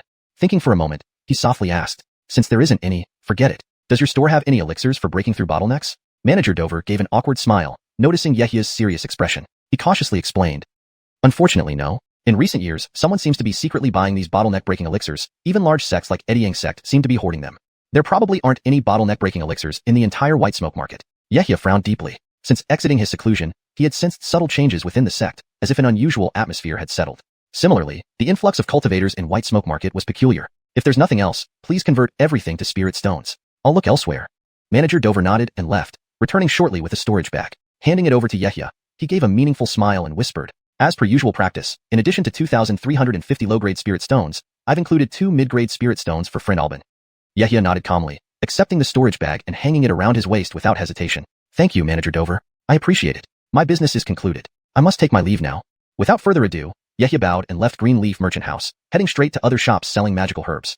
Chapter 47. Square. Stalls. A quarter of an hour later, Yehia emerged somewhat disappointed from a shop named Shepherd Pavilion, his brows slightly furrowed. He had not anticipated that none of the shops within this market sold midnight flowers.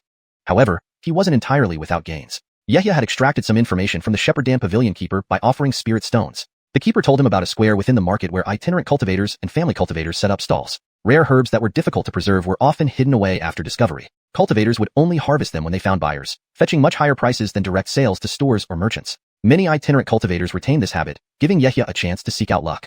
Yehia's gaze shifted, and he turned toward the right street, preparing to give it a try. After walking for several dozen paces, his eyes brightened as he reached a broad stone square measuring hundreds of feet wide. Surrounding the square were various stalls, more like small cloths laid on the ground, each about 5 feet in size. On these cloths were displayed all sorts of items. Some emitted faint spiritual light, while others looked mundane. The stall owners were a motley crowd of cultivators, a seemingly naive teenager around 15 or 16, a fierce-looking young man, an alluring woman, each with their distinct features. There were more than 100 stalls neatly arranged in a grid pattern. Occasionally, cultivators would stop by to inquire, prompting the stall owners to open their eyes and engage in brief exchanges. Some stalls were empty, with no items on display but instead featured wooden signs 2 feet tall, listing desired herbs. Yehia paused for a moment, took a deep breath, then stepped forward into the square. It was his first time visiting such a place, and a casual stroll might lead him to find the midnight flower. Wandering through a few stalls, Yehia realized that the items were varied. One unidentified red rock was boldly priced at 500 spirit stones with no room for negotiation. Upon closer inspection, Yehia deemed it just an ordinary fire-type mineral, nothing special. When the stall owner insisted it was a meteorite, Yehia could only smile politely before moving on. As he continued inspecting other stalls, he noticed the mix of genuine and counterfeit items. Stall owners showed no impatience if he didn't bite, sometimes even looking down on him for lacking discernment. Just as Yehia wondered if it was worth continuing, a commotion erupted nearby. He approached to see 7 or 8 cultivators gathered around one stall. A tall Raphael stood in front, holding a frail sapling about 2 feet high with sparse leaves and emitting faint dark light. The stall owner, a kale in purple robes, held a wooden box containing a crimson jade-like herb radiating intense fire energy. Listening to the youth's plea, the owner shook his head and retorted dismissively, "Just because you say this is an overcast tea tree doesn't mean I should believe you. If it's fake, my 200-year-old fire departure grass will be worthless." With that, he slammed the wooden box shut and crossed his legs to sit down. The Raphael's face turned anxious. Seemingly deeming the fire cloud grass very important, he hesitated, then pulled out a token from his storage bag and offered it, saying, "This is indeed an overcast tea tree, passed down in my blue family. This token can verify my identity. If not for our family's decline, I wouldn't have brought this out to exchange for your fire departure grass." The stall owner remained unmoved, eyes closed, coldly replying, "Even if it were a true bone-washing tea tree, it won't mature and produce usable leaves for many years. If you're sincere, bring out 1,500 spirit stones. I accept only spirit stones. No stones, no deal." The Raphael's face flushed with conflicting emotions. Vance among the onlookers stroked his beard thoughtfully. This does seem to be an overcast tea tree, but only 20 to 30 years old, making it almost worthless. Yehia squeezed through the crowd, intrigued. He recalled that bone-washing meant enhancing spiritual root potential. Turning to the Vance, he bowed politely and asked, "May I inquire, fellow Taoist, what is overcast tea, and why is it called bone-washing?" The Vance glanced at Yehia, stroking his beard, reminiscing briefly. "Hours ago, I visited the Blue family and saw this overcast tea tree. Sadly, the family was destroyed by evil cultivators who broke their protective array, looting many treasures. To meet it again today is quite surprising. This overcast tea tree is the Blue family's treasure. Only 3 or 4 exist. It takes a century to mature, producing half a pound of leaves every 20 years. Drinking the tea not only calms the mind, but also has bone-washing effects." Several onlookers gasped. Is this true? Could the Blue family thus cultivate many high-potential disciples? Even Yehia was astonished. Spiritual roots were innate, nearly unchangeable. Could this mere spiritual tea alter one's potential? Eyeing the tea tree in the Raphael's hand curiously, then turning back to the Vance, Yehia awaited his response. The Vance chuckled gently, shaking his head. It's not that simple. Even after consuming expensive tea leaves, only minimal impurities were cleansed. Achieving any substantial improvement in potential might take years of continuous consumption. Lowering his voice, he added, "This sapling is only 20 years old, still immature. Growing it to maturity could take a century, and waiting for the tea to mature another few decades." Chapter 48. Jensen. Everyone's heart sank upon hearing the Vance's words. Over 100 years seemed too long for them. It was likely only the cultivators from major clans who would be interested in such an item, while most gathered here were struggling independent cultivators. They thought it better to focus on taking spirit pills for cultivation rather than spend a high price on this tea tree. Yehia, however, showed a contemplative expression. This dark cloud tea tree was exactly what he needed. If it could truly cleanse his meridians and muscles, even at great cost, it would be worth it. 200 years of fire departure grass. At this point, the gray-clothed youth couldn't produce any more spirit stones, and the stall owner was insistent on not accepting this tea plant. A tea plant that wouldn't be valuable for another 100 years naturally couldn't compare to the present value of spirit grass. The youth gave a deep look at the wooden box containing the spirit grass, sighed heavily, and walked away from the crowd in disappointment.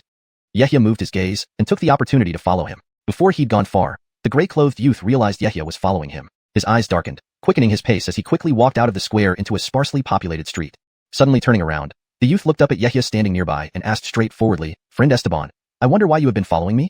Yehia smiled faintly and politely greeted, "I am surnamed Alban. I'm very interested in the dark cloud tea tree in your possession. I wonder if you might consider parting with it?" "You want my tea tree?" Upon hearing this, the gray-clothed youth immediately became alert, his eyes narrowing as he observed Yehia's demeanor, which did not seem feigned. He signaled for Yehia to follow him to a secluded area. Yehia stepped forward and hurriedly followed. Once they were in a private place, Yehia smiled and spoke directly. I, Alban, am willing to pay 1,500 spirit stones for it. Thus, both of us can get what we desire. As he spoke, he reached for a storage bag at his waist, extending 2 fingers to gently guide a large pile of spirit stones, rustling out from the bag's mouth. Then, he extended the storage bag toward the youth. Seeing this, the gray-clothed youth hesitantly accepted the bag, scanning its contents with divine sense. Upon confirming the amount, a clearer smile spread across his face. He pondered for a moment, looked at Yehia before reaching to his waist and tapping it lightly. A shimmering light emerged, and a wooden box about 2 feet long appeared in his hand. Observing the box with some hesitation, but eventually handing it over to Yehia, he said, "This is the young tea tree. Please keep it well." Yehia quickly received the box, opened it, inspected it thoroughly, and nodded approvingly as he confirmed the vitality within the tea tree was well preserved. "Not bad. This tea tree is excellently preserved. Since all matters are settled, I will take my leave now." With that, he rapidly stowed the box back into his storage bag and swiftly returned to the square. There were still some things he needed to do, especially obtaining the midnight flower. For now, this dark cloud tea tree was merely an unexpected joy. After returning to the sect, he could cultivate it to experience its benefits. Back at the square, the number of cultivators had increased, along with several new stalls. He continued scanning each stall, stopping whenever he encountered a spirit herb he lacked, buying them to transplant later into his spiritual field. Ever since acquiring this portable spirit field, his interest in collecting various herbs had only grown, and he even divided the field into 5 areas based on their properties. Suddenly, Yehia's eyes lit up. Walking a few dozen feet, he noticed a wooden sign listing several items for sale, including selling wooden thorns, mist water flowers, purple moongrass, midnight flowers. Lifting his head, he saw the stall owner, a broad-shouldered, long-handed young man wearing light green robes, a cultivator at the 6th level of chi condensation. He was meditating with closed eyes. Realizing someone had stopped by his stall, the Taoist slowly opened his eyes, looking at Yehia and calmly asking, "This poor Taoist is Hansen. May I ask what brings you here?" Yehia didn't beat around the bush and directly responded, "Alban needs midnight flowers. Seeing you have them, I came to inquire." Jensen's gaze lingered on Yehia for a moment, then a smile formed as he spoke, "Certainly, I do have midnight flowers. However, may I ask how old you need it and what price you offer?" "Perhaps Taoist can be more specific," Yehia replied. "Century-old midnight flower costs 800 spirit stones per plant. 50-year-old costs 300. Thinking, Yehia mused that these flowers required 2 types of spiritual energies to grow and might fail during cultivation. Pondering, he said, "I need a century-old midnight flower." Saying so, he produced 800 spirit stones from his waist and placed them in a storage bag to give over. "The spirit stones aren't urgent. Allow me to fetch the flower first. You can pay after obtaining it," Jensen replied with a smile, pushing the bag back to Yehia. Startled, Yehia put the bag back and asked, "Fetch the flower? Didn't you bring it with you?" Jensen chuckled and explained, "Of course not. Once plucked, midnight flowers lose their medicinal properties within a month, selling for less in merchant shops. To make more spirit stones, I sell them myself." Yehia contemplated this reasonable explanation but also considered the risk of leading him away from the market where traps could be set. Still, he diplomatically responded, "I see. However, I have other matters to attend to in the market, so I cannot accompany you to fetch the flower. Perhaps Taoist could bring it here for us to transact?" Hansen paused, surprised, then smiled, "Very well. Trading in the market will require me to bear some risks. As such, I need 200 spirit stones as deposit, in case you change your mind." Yehia nodded, producing 2 intermediate-grade spirit stones and a golden talisman. "This is my sound transmission talisman. Taoist, when you return, activate this talisman to locate me." Jensen remained calm, receiving the items with his right hand, swept his hand over the stall, enveloping everything into a storage bag with a green glow. Then, he briskly headed out of the square. Watching him go, Yehia's pupils subtly flickered with a faint, bloody glow, muttering to himself, "I hope I'm being overly cautious." Awareness was crucial. The ghost banner in his sleeve had detected a peculiar blood aura on the Taoist, sparking suspicion. This blood aura differed from ordinary cultivators. Leading him astray would only end in self-entrapment. Hence, insisting on the market transaction was prudent. Chapter 49. News of War. Without further delay, Yehia's expression changed as he left the square and headed toward the street. If his memory served him right, the preparation of spirit tea required some specific tools. He walked into a general store and purchased a large pot for stir-frying tea leaves and a set of ordinary teaware for future use. Standing on the street, Yehia scanned his surroundings before taking several steps forward and entering a tea house. He casually found a seat, ordered a cup of spirit tea, and waited while savoring it. As he enjoyed his tea, the conversations among the cultivators around him reached his ears. At a neighboring table, a kale with loose hair was talking in a low voice to another kale. "Brother Gareth, have you heard? The major event that happened in Baranjo 6 months ago has escalated. Even Ediang sect is dispatching more disciples. Who knows, one day we might be conscripted too." The long-haired man sneered. "Conscript us? We are not their disciples. If it weren't to avoid the conflict between Diverta's sect and Ediang sect, we wouldn't have gone through such trouble to come to this market town near Ediang sect. Even the nearby market towns around Baranjo are no longer safe. Both sides are launching surprise attacks on each other." Their whispers gradually reached Yehia's ears. Upon hearing about the sects, his eyes narrowed, and he perked up, listening intently. Initially doubtful, his face changed when he clearly understood the situation. Listening to discussions at other tables, Yehia found out many independent cultivators were buzzing about the same topic. It had started 6 months ago when several spirit stone veins were discovered near the border between Diverta sect and Ediang sect, leading to conflicts between disciples of both sides. After the news reached the sects, neither side was willing to give up control over the spirit stone veins. Spirit stones were invaluable to any faction, making these veins highly contested resources. As tensions escalated, the conflict grew larger, with both sides dispatching more disciples. This led to many independent cultivators fleeing from nearby market towns to safer places. Shepherdyan Market Town, being close to Ediang sect, naturally became a refuge for many displaced cultivators. Yahya's eyes showed a trace of concern upon hearing this. He had previously heard rumors about the scarcity of spirit stones within the sect. In just 2 years of seclusion, things had deteriorated to such an extent. Diverta sect, being a powerful force on par with Ediang sect in the Jerome Kingdom's cultivation world, would undoubtedly cause massive upheaval if the two sides clashed. The sect did not maintain them as disciples just to watch. They would surely be called upon to join the struggle. The shock of hearing this news weighed heavily on his mind, explaining the change in atmosphere within the sect since his emergence from seclusion. This time, it would be wise to return to the sect and gather more information. Falling into such a conflict could be fatal. Soon, a streak of golden light flew from afar, landing in front of Yahya with a swoosh. He looked up at the talisman, extended his hand, and grabbed it, instantly understanding its content as tiny sparks of gold flickered. Without a second thought, Yahya stood up and walked outside. At the market square, a Taoist in a green robe handed him a wooden box containing a century-old midnight flower after seeing him approach. "Brother Alban, this is the midnight flower you need." Yahya accepted the box, opened it, and upon seeing the red and blue foot-long spirit herb, his eyes lit up with satisfaction. He nodded repeatedly. "Keepers, this is exactly what I needed." After putting the box away, he retrieved the remaining spirit stones from his storage bag and handed them over, then bowed politely. "Thank you, Taoist sir. I must take my leave now." With that, Yahya left without lingering, heading into the crowd. Handsome Taoist watched Yahya depart with a faint smile, following him once he was far enough. After leaving, Yahya walked to a secluded street, dispersing his aura and retrieving a small vial. Using his fingers, he drew out a drop of deep green liquid and waved his hand, turning it into a faint green mist that enveloped him. This special elixir from the scriptures hall eliminated most tracking sense. Meeting Hanson Taoist again made him feel increasingly uneasy. To prevent any potential tracking, he took this precaution. Having done so, Yahya quickly left the market town. Once outside, golden light flashed beneath his feet as he dashed away rapidly, soon disappearing from sight. Upon exiting the no-fly zone, he unleashed the Qingfeng gourd and soared towards Ediang sect. Flying several miles later, passing through a forest, Yahya suddenly felt a surge of power hit his flying gourd. With a loud bang, the gourd cracked under the force, breaking into fragments and falling to the ground. Yahya also landed in the woods below, realizing he had been ambushed. He swiftly raised a tortoise-shaped shield and released a golden spear, ready for combat. Fury and cold resolve filled him as he scanned the surroundings with his divine sense. Which fellow Taoist is lurking here? Why not show yourself? His words echoed, but the silence remained unbroken. Chapter 50, The Gray-Shirt Man. At that moment, from behind a nearby giant tree, a flash of spiritual light suddenly shot out 7 or 8 beams of white light, all heading straight for Yahya. Yahya's body reacted swiftly. He tapped his foot and immediately leaped to the right, landing lightly on the ground. As a result, those white beams missed their mark with a series of swish sounds and pierced into the ground, revealing their true form. 7 or 8 crystalline ice spikes about a foot long, radiating a cold aura that caused a layer of frost to form around them. Seeing this, Yahya's expression darkened. With a gesture of his right hand, the golden spear above his head trembled slightly and instantly emitted a brilliant light, charging toward the direction from which the ice spikes had come. Whoosh! The spear tore through the air, transforming into an exceedingly sharp golden beam, moving at tremendous speed while emitting whistling sounds. Bang! Bang!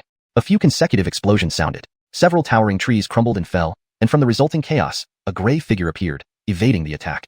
High-quality magical artifacts indeed. The disciples of Ediang sect do have wealth. The gray figure examined the golden spear closely, muttering under his breath. Yahya narrowed his eyes, taking a good look at the man, who was a slender man in his 30s wearing a gray shirt, with a cunning expression on his face. How did this man recognize him as a disciple of Ediang sect when he hadn't revealed his identity token? His brows furrowed as he asked coldly, "How do you know I am a disciple of Ediang sect?" The gray-shirt man laughed maliciously and replied coldly, "You'll understand once you're dead." As he spoke, he raised his right hand, and a deep blue crystal bead appeared in his palm, shimmering with a cold glow and brightening even more intensely. Another series of 7 or 8 sharp ice spikes materialized from nowhere, surrounded by a menacing cold aura. He flicked his sleeves and hurled these spikes. Swish, swish, swish. 7 or 8 beams of white light shot towards Yahya from different directions. Yahya's eyes focused as he raised his left hand, flipping it up and down. Red light flashed in his palm, and a red gourd appeared. Uncorking it, he guided flames from inside with his right hand, causing fiery balls of flame to erupt continuously. These fiery orbs, roaring with heat, charged straight toward the incoming ice spikes. At the same time, Yahya manipulated the incantation, causing the golden spear to rise again, glowing brightly and soaring once more, mercilessly piercing toward the opponent.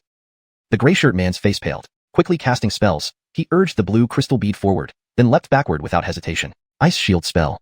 A large expanse of white light appeared, accompanied by a series of crackling sounds as moisture condensed, forming an ice shield wall about 5 feet wide. Bang! Bang! 2 explosions sounded almost simultaneously as the fireballs and ice spikes exploded in front of Yahya. Meanwhile, the golden spear easily pierced through the ice shield. A fierce battle ensued, with fiery orbs flying chaotically and the golden spear wreaking havoc. The gray shirt man also retrieved a square purple shield from his storage to defend, but after a few moments, cracks began appearing on the shield, indicating it could not withstand the spear's assault. The situation seemed to favor Yehia, primarily due to the higher grade of his magical artifact, along with the stored spirit power in the gourd, which required minimal effort from him to activate. Within a few breaths, he unleashed several high-quality fireball charms toward the opponent. The continuous explosions of these fireballs were visible for hundreds of yards around. Cold sweat beaded on the forehead of the gray-shirt man, clearly struggling to defend himself. He tapped the ground lightly and hurled several ice spikes again before retreating rapidly towards the market. His gaze hardened as he stared into the distance, filled with anxiety. Damn it, why haven't they caught up? If they don't hurry, I might fall to this kid. Yehia's eyes glinted with a surge of killing intent, watching as his opponent fled. Tapping his foot, he pursued, hands rapidly casting incantations and uttering spells softly. Pointing 2 fingers at the fleeing man, he called out, "Hasten!" Instantly, the golden spear glowed even brighter, seemingly empowered by some force, faint runes becoming visible. Its momentum increased, gaining about 20% speed. It transformed into a dazzling golden streak, racing forward. A crisp bang echoed as the gray-shirt man's purple shield shattered under the assault, golden light flashing brightly. His face changed drastically upon witnessing this, cold sweat pouring down his back, fear filling his heart as he shouted desperately, "No, you can't kill me." But Yehia, now fully intent on killing, wouldn't stop. Guiding the golden spear again, it swiftly followed and reached the man's back within an instant. The golden light pierced straight through his back, effortlessly breaching even his weak protective spirit light, stabbing right through his heart. A thud sound echoed as everything seemed to become silent. The gray-shirt man screamed in anguish, his eyes filled with unyielding resentment as he collapsed onto the ground, a pool of blood spreading beneath him. After a couple of feeble movements, he lay still, obviously dead. Yehia let out a sigh, cautiously approaching with golden light twinkling beneath his feet. Raising his right hand, the ghost banner flew out from his sleeve. Spinning rapidly over the corpse, black threads erupted, landing on his head. Soon, a gray soul figure was forcibly extracted and absorbed into the banner. Yehia proceeded to refine the essence and blood from the corpse for future alchemy use. Kiefered, Yehia felt peculiar. According to this man's strength, he shouldn't have been so reckless. He should have retreated immediately after seeing Yehia's prowess instead of waiting until he was completely suppressed to try escaping. Perhaps this man was inexperienced in ambushing other cultivators, or had another hidden agenda. Could he have intended to delay me? Yehia wondered. Hastening his actions, he quickly searched the dead man, taking all items from his possession. Meanwhile, the ghost banner continued to emit black light, extracting drops of essence blood from the corpse. Chapter 51. Shocking turn of events. After a few breaths, Yehia raised his right hand and grabbed the ghosting banner, which trembled slightly before flying into his palm with a whoosh. The banner surface was rich with bloodlight. He flipped his left hand and took out an empty white jade pill bottle, injecting a bit of spiritual energy to activate it. Golden light bloomed around the bottle's mouth, creating a suction force that extended towards the banner surface. Drops of refined blood formed a thumb-thick line of crimson slowly flowing into the bottle. After a brief moment, Yehia's expression remained calm as he turned his palm over, storing the bottle back in his storage bag. Suddenly, his face twitched, and he swiveled his body, looking back into a seemingly uninhabited part of the jungle. Coldness flashed across his eyes, and he lifted his right hand abruptly, shaking the banner forcefully. Spiritual energy surged into the ghosting banner, black spiritual light flashing on its surface. A vast cloud of black mist spewed out, accompanied by chilling winds and howling sounds. Mixed within the mist were dozens of grayish spirits, each with terrifying faces, clawing and lunging forward. At this moment, a somewhat surprised voice emerged. How did you know I was here?" Along with the voice, something resembling a silver dragon appeared, about 10 feet long, slicing through the black mist rapidly and reducing it to fragments. The spirits were torn in half, but reformed from the moving black mist. The dozen or so spirits circled, tightly surrounding a green figure. Yehia, recognizing the familiar voice, narrowed his eyes and identified the figure at once. It was Taoist priest Hansen, who had just parted ways with him at the market. He shifted his gaze, asking softly, "If Taoist priest can tell me how you tracked me, I will naturally share how I discovered your presence." Hansen held a silver-threaded fly whisk and stood there with a playful look. Seeing the spirits reform and scathed, he glanced thoughtfully at Yehia and chuckled, saying, "Pfft, Edel Brother Eden is still concealing his identity so openly. Truly commendable. I wonder where you obtained such a wicked banner. Our eddying sect has no method for crafting such magical tools. Edel Brother Eden, are you also a disciple of the sect?" Hearing this, Yehia's face changed drastically. He cast a wary glance at Taoist priest Hansen, frowned, and said in a stern tone, "Enough. Since Taoist priest is unwilling to speak, let me see you off." Seeing no sign of response, he laughed coldly, waving the ghosting banner to activate it. "Go!" Simultaneously, a golden spear shot out from his storage bag, swelling to over 5 feet long under the wind, radiating golden light, and emitting piercing whistles as it thrust fiercely towards the opponent. Hansen's expression didn't change, even as multiple spirits attacked. He gripped the fly whisk, whispering incantations swiftly. Red light flashed in his hand, spreading through the silver threads of the whisk, turning them dark red almost instantly.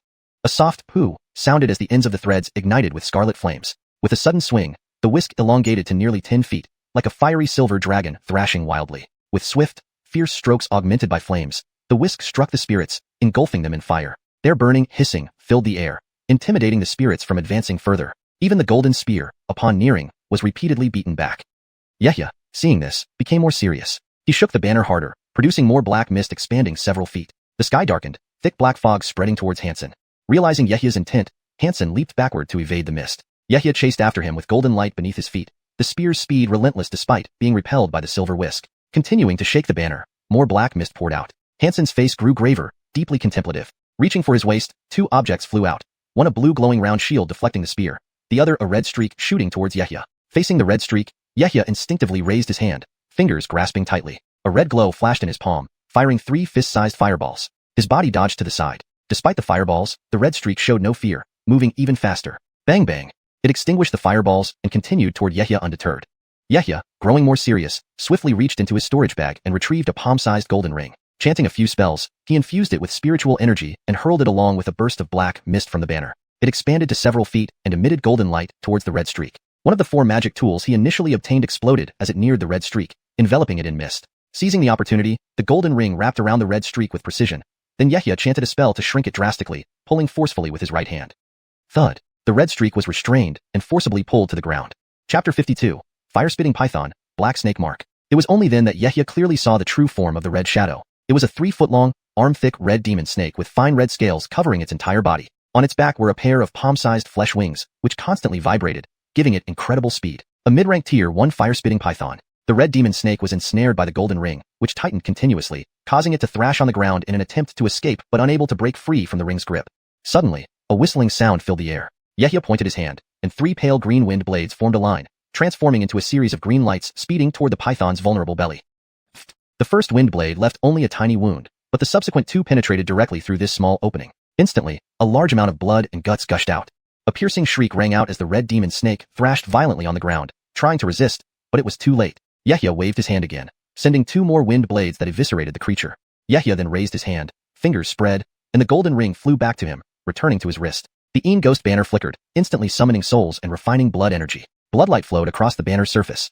He wasn't surprised by this outcome. Over the years, he had fought various beasts most frequently, and he knew the fire-spitting python well. Its greatest feature was its extreme speed, which was now restricted by the golden ring. Only a few ordinary wind blades aimed at its weakest spot, the belly, were needed to kill it.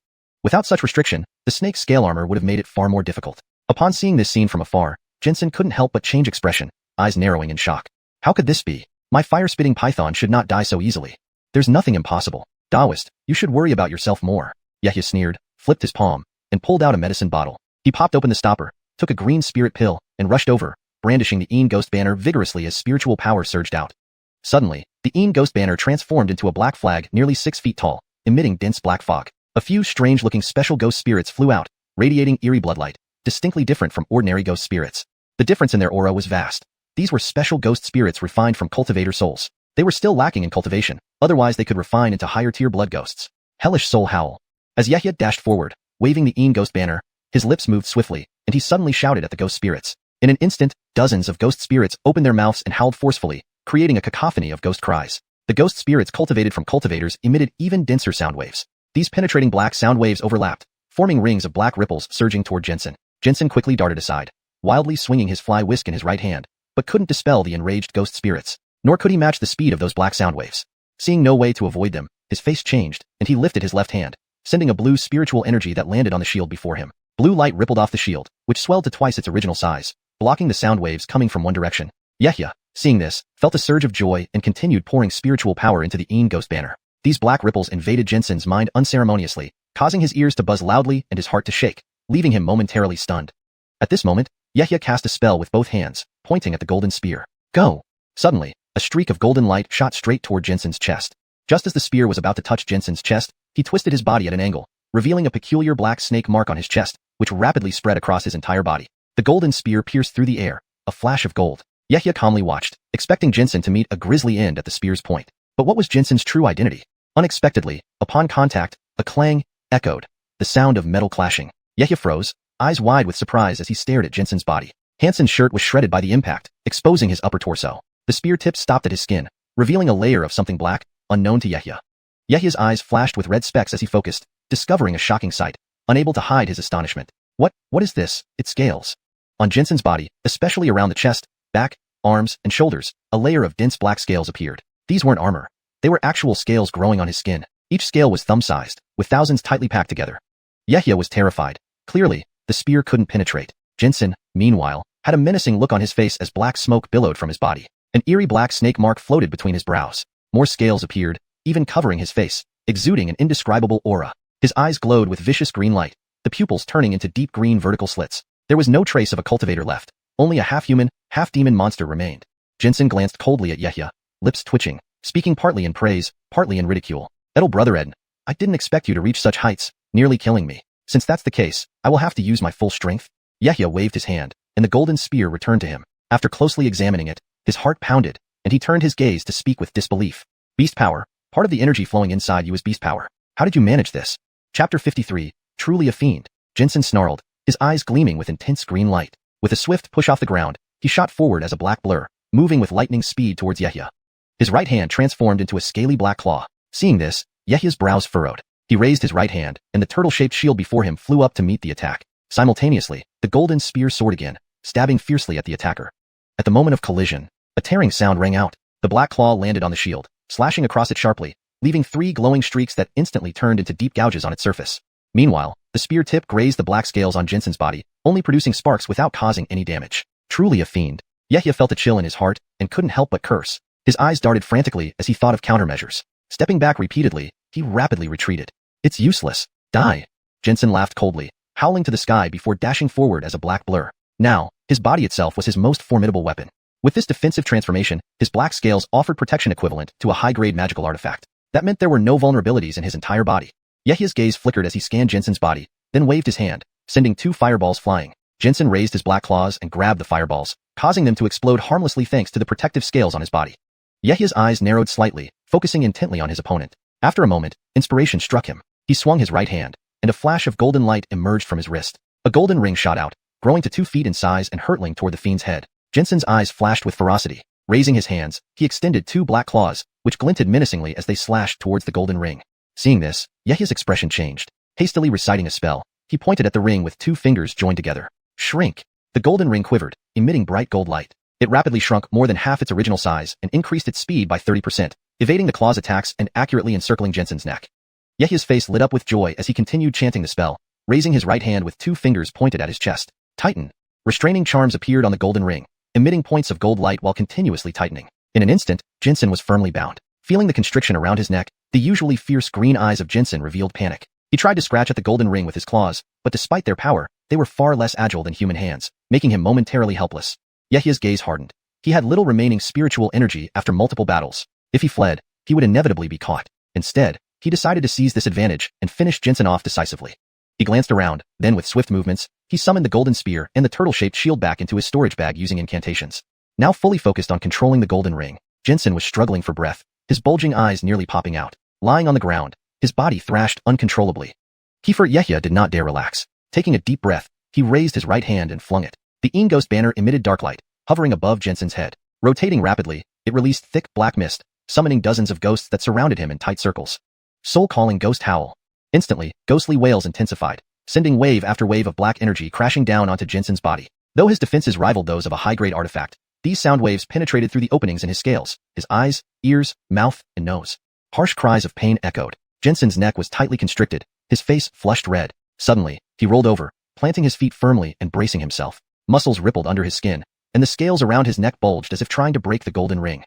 Yehia's brow furrowed deeper, his hands rapidly forming seals and striking the ghost banner. The ghostly wails grew denser, like rain pattering on banana leaves, enveloping Jensen. Rings of black ripples continued unceasingly, so intense that even Yehia, standing several feet away, felt a buzzing in his ears and a heavy influence on his mind. Crack. Suddenly, a sharp sound came from Jensen's body. Yehia's eyes sharpened, and he looked closer. To his surprise, he saw a crack appearing on the golden ring. Despite pouring spiritual energy into it, the crack only widened, showing signs of imminent collapse. Not good. The golden ring can't hold. Yehia's eyes widened with alarm. He sat cross-legged immediately, taking advantage of the last moments before the golden ring completely shattered. Moving his hands swiftly, he formed special seals, gradually releasing a faint, bloody glow from his palms. This bloodlight attracted the black mist and ghost energy, merging into a small, blood-glowing black needle. Originally semi-transparent, it solidified further as it absorbed the ghost energy from the ghost banner, becoming sharper. The needle tip faintly glowed with a sharp, icy light. Yehia lifted his hands and repeatedly tapped the black needle, channeling more bloodlight from the ghost banner into it. Jensen noticed Yehia's actions, but, driven either by feral instincts or realizing the difficulty of stopping him, focused solely on unleashing an overwhelming demonic aura, preparing to burst free from the golden ring. Under the interplay of black light and bloodlight, The confrontation between Yehia and Jinsen became a race to see who would complete their move first. Time ticked by slowly. The sounds of cracking from the golden ring grew more frequent, and its glow dimmed, indicating it was about to fail. Chapter 54, True Identity. Jinsen suddenly stomped his right foot hard on the ground. A series of cracking sounds resonated from his body as his aura surged, his neck swelling abruptly, and a shocking howl erupted from his throat. Crack. The cracking sounds grew more frequent. Bang. Instantly, the cracks in the gold ring shattered into pieces. A flash of golden light burst forth, disintegrating it into a dozen small fragments that fell to the ground. Finally recovering, Jinsen's chest heaved rapidly as he gasped for air. Even cultivators could suffer from asphyxiation after being throttled for an extended period.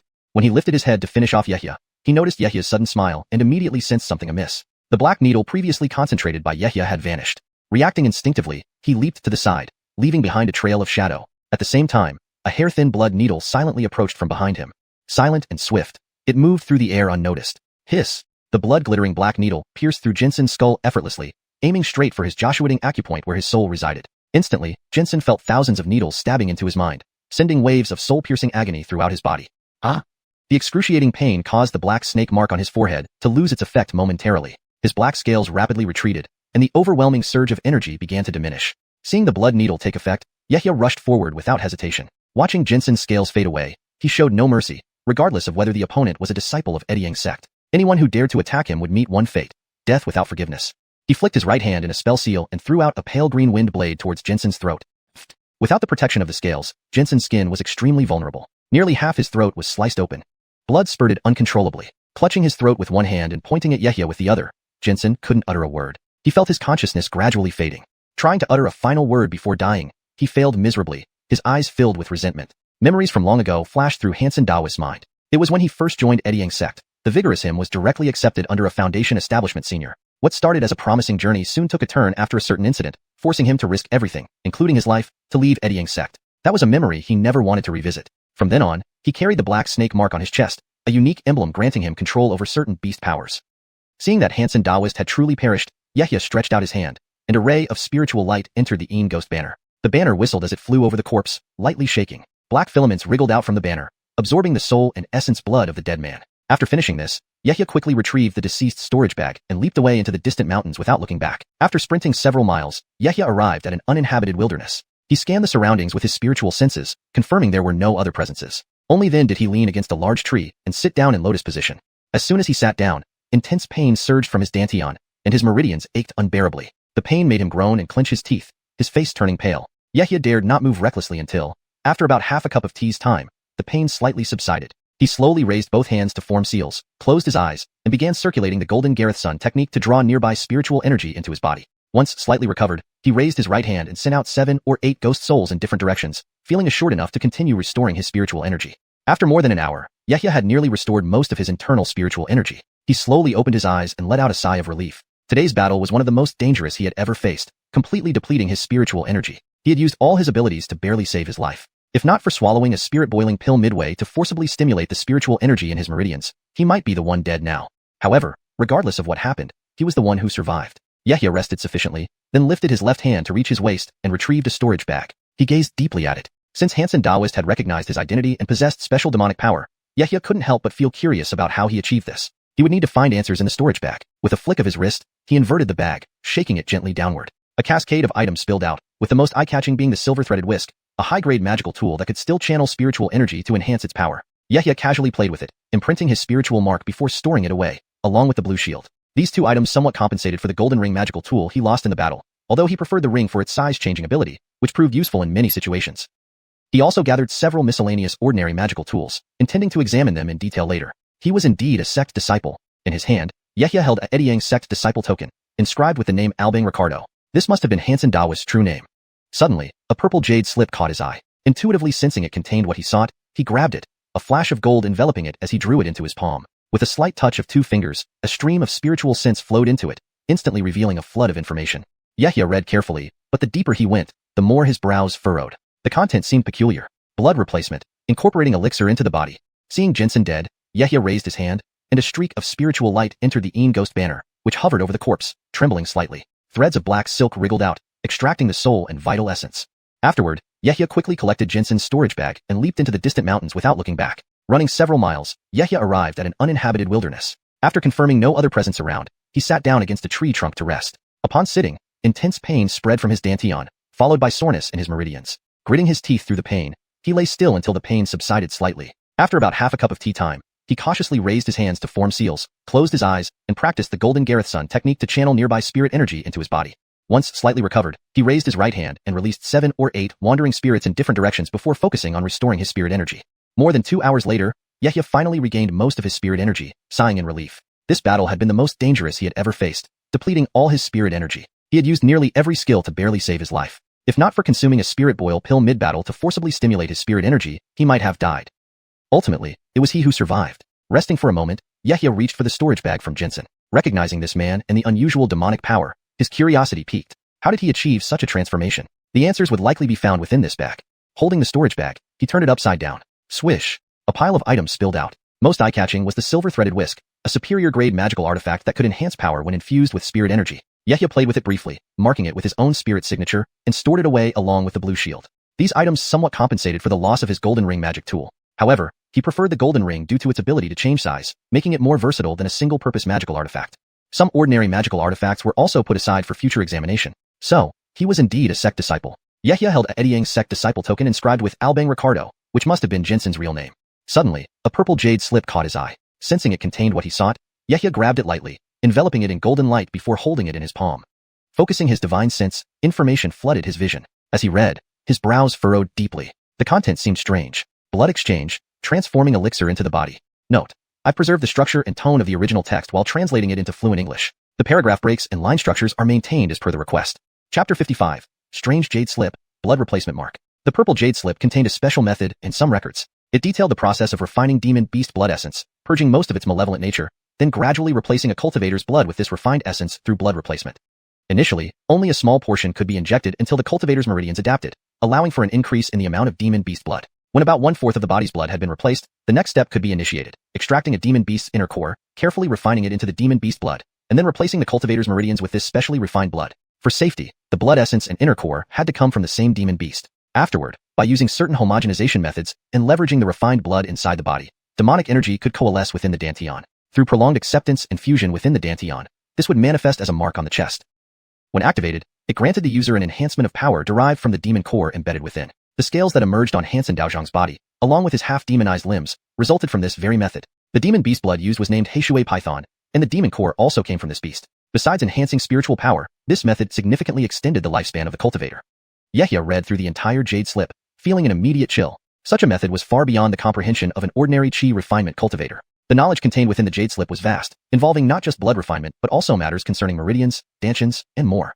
Without an extensive knowledge base, it would have been impossible to pin such content. The latter part of the jade slip included insights into blood replacement and core refinement, written in the tone of a Ediang Sect Foundation establishment cultivator. Clearly, Hansen Daozhang had stolen this jade slip, or he might even have been a test subject for these experiments. The aim was evident. Researchers at the Ediang Sect were exploring how semi-demonization could extend the lifespans of cultivators. Yehia felt an inexplicable chill as he read through the methods outlined in the jade slip. While he did use demon beast blood essence to enhance his cultivation, he treated it merely as material for elixirs and meticulously removed any malevolence. Directly injecting demon beast blood essence into a cultivator's body and forcibly replacing blood would undoubtedly cause immense pain. No wonder Albingian had defected from the sect, preferring to be a wandering cultivator. After some thought, Yehia took out all items related to Hansen Daozhang's identity from the storage bag, flicked his finger to summon a fireball, and incinerated them. He then retrieved the gray-clothed man's storage bag, acquiring a deep blue crystal bead that enhanced water and ice-type spells when tested.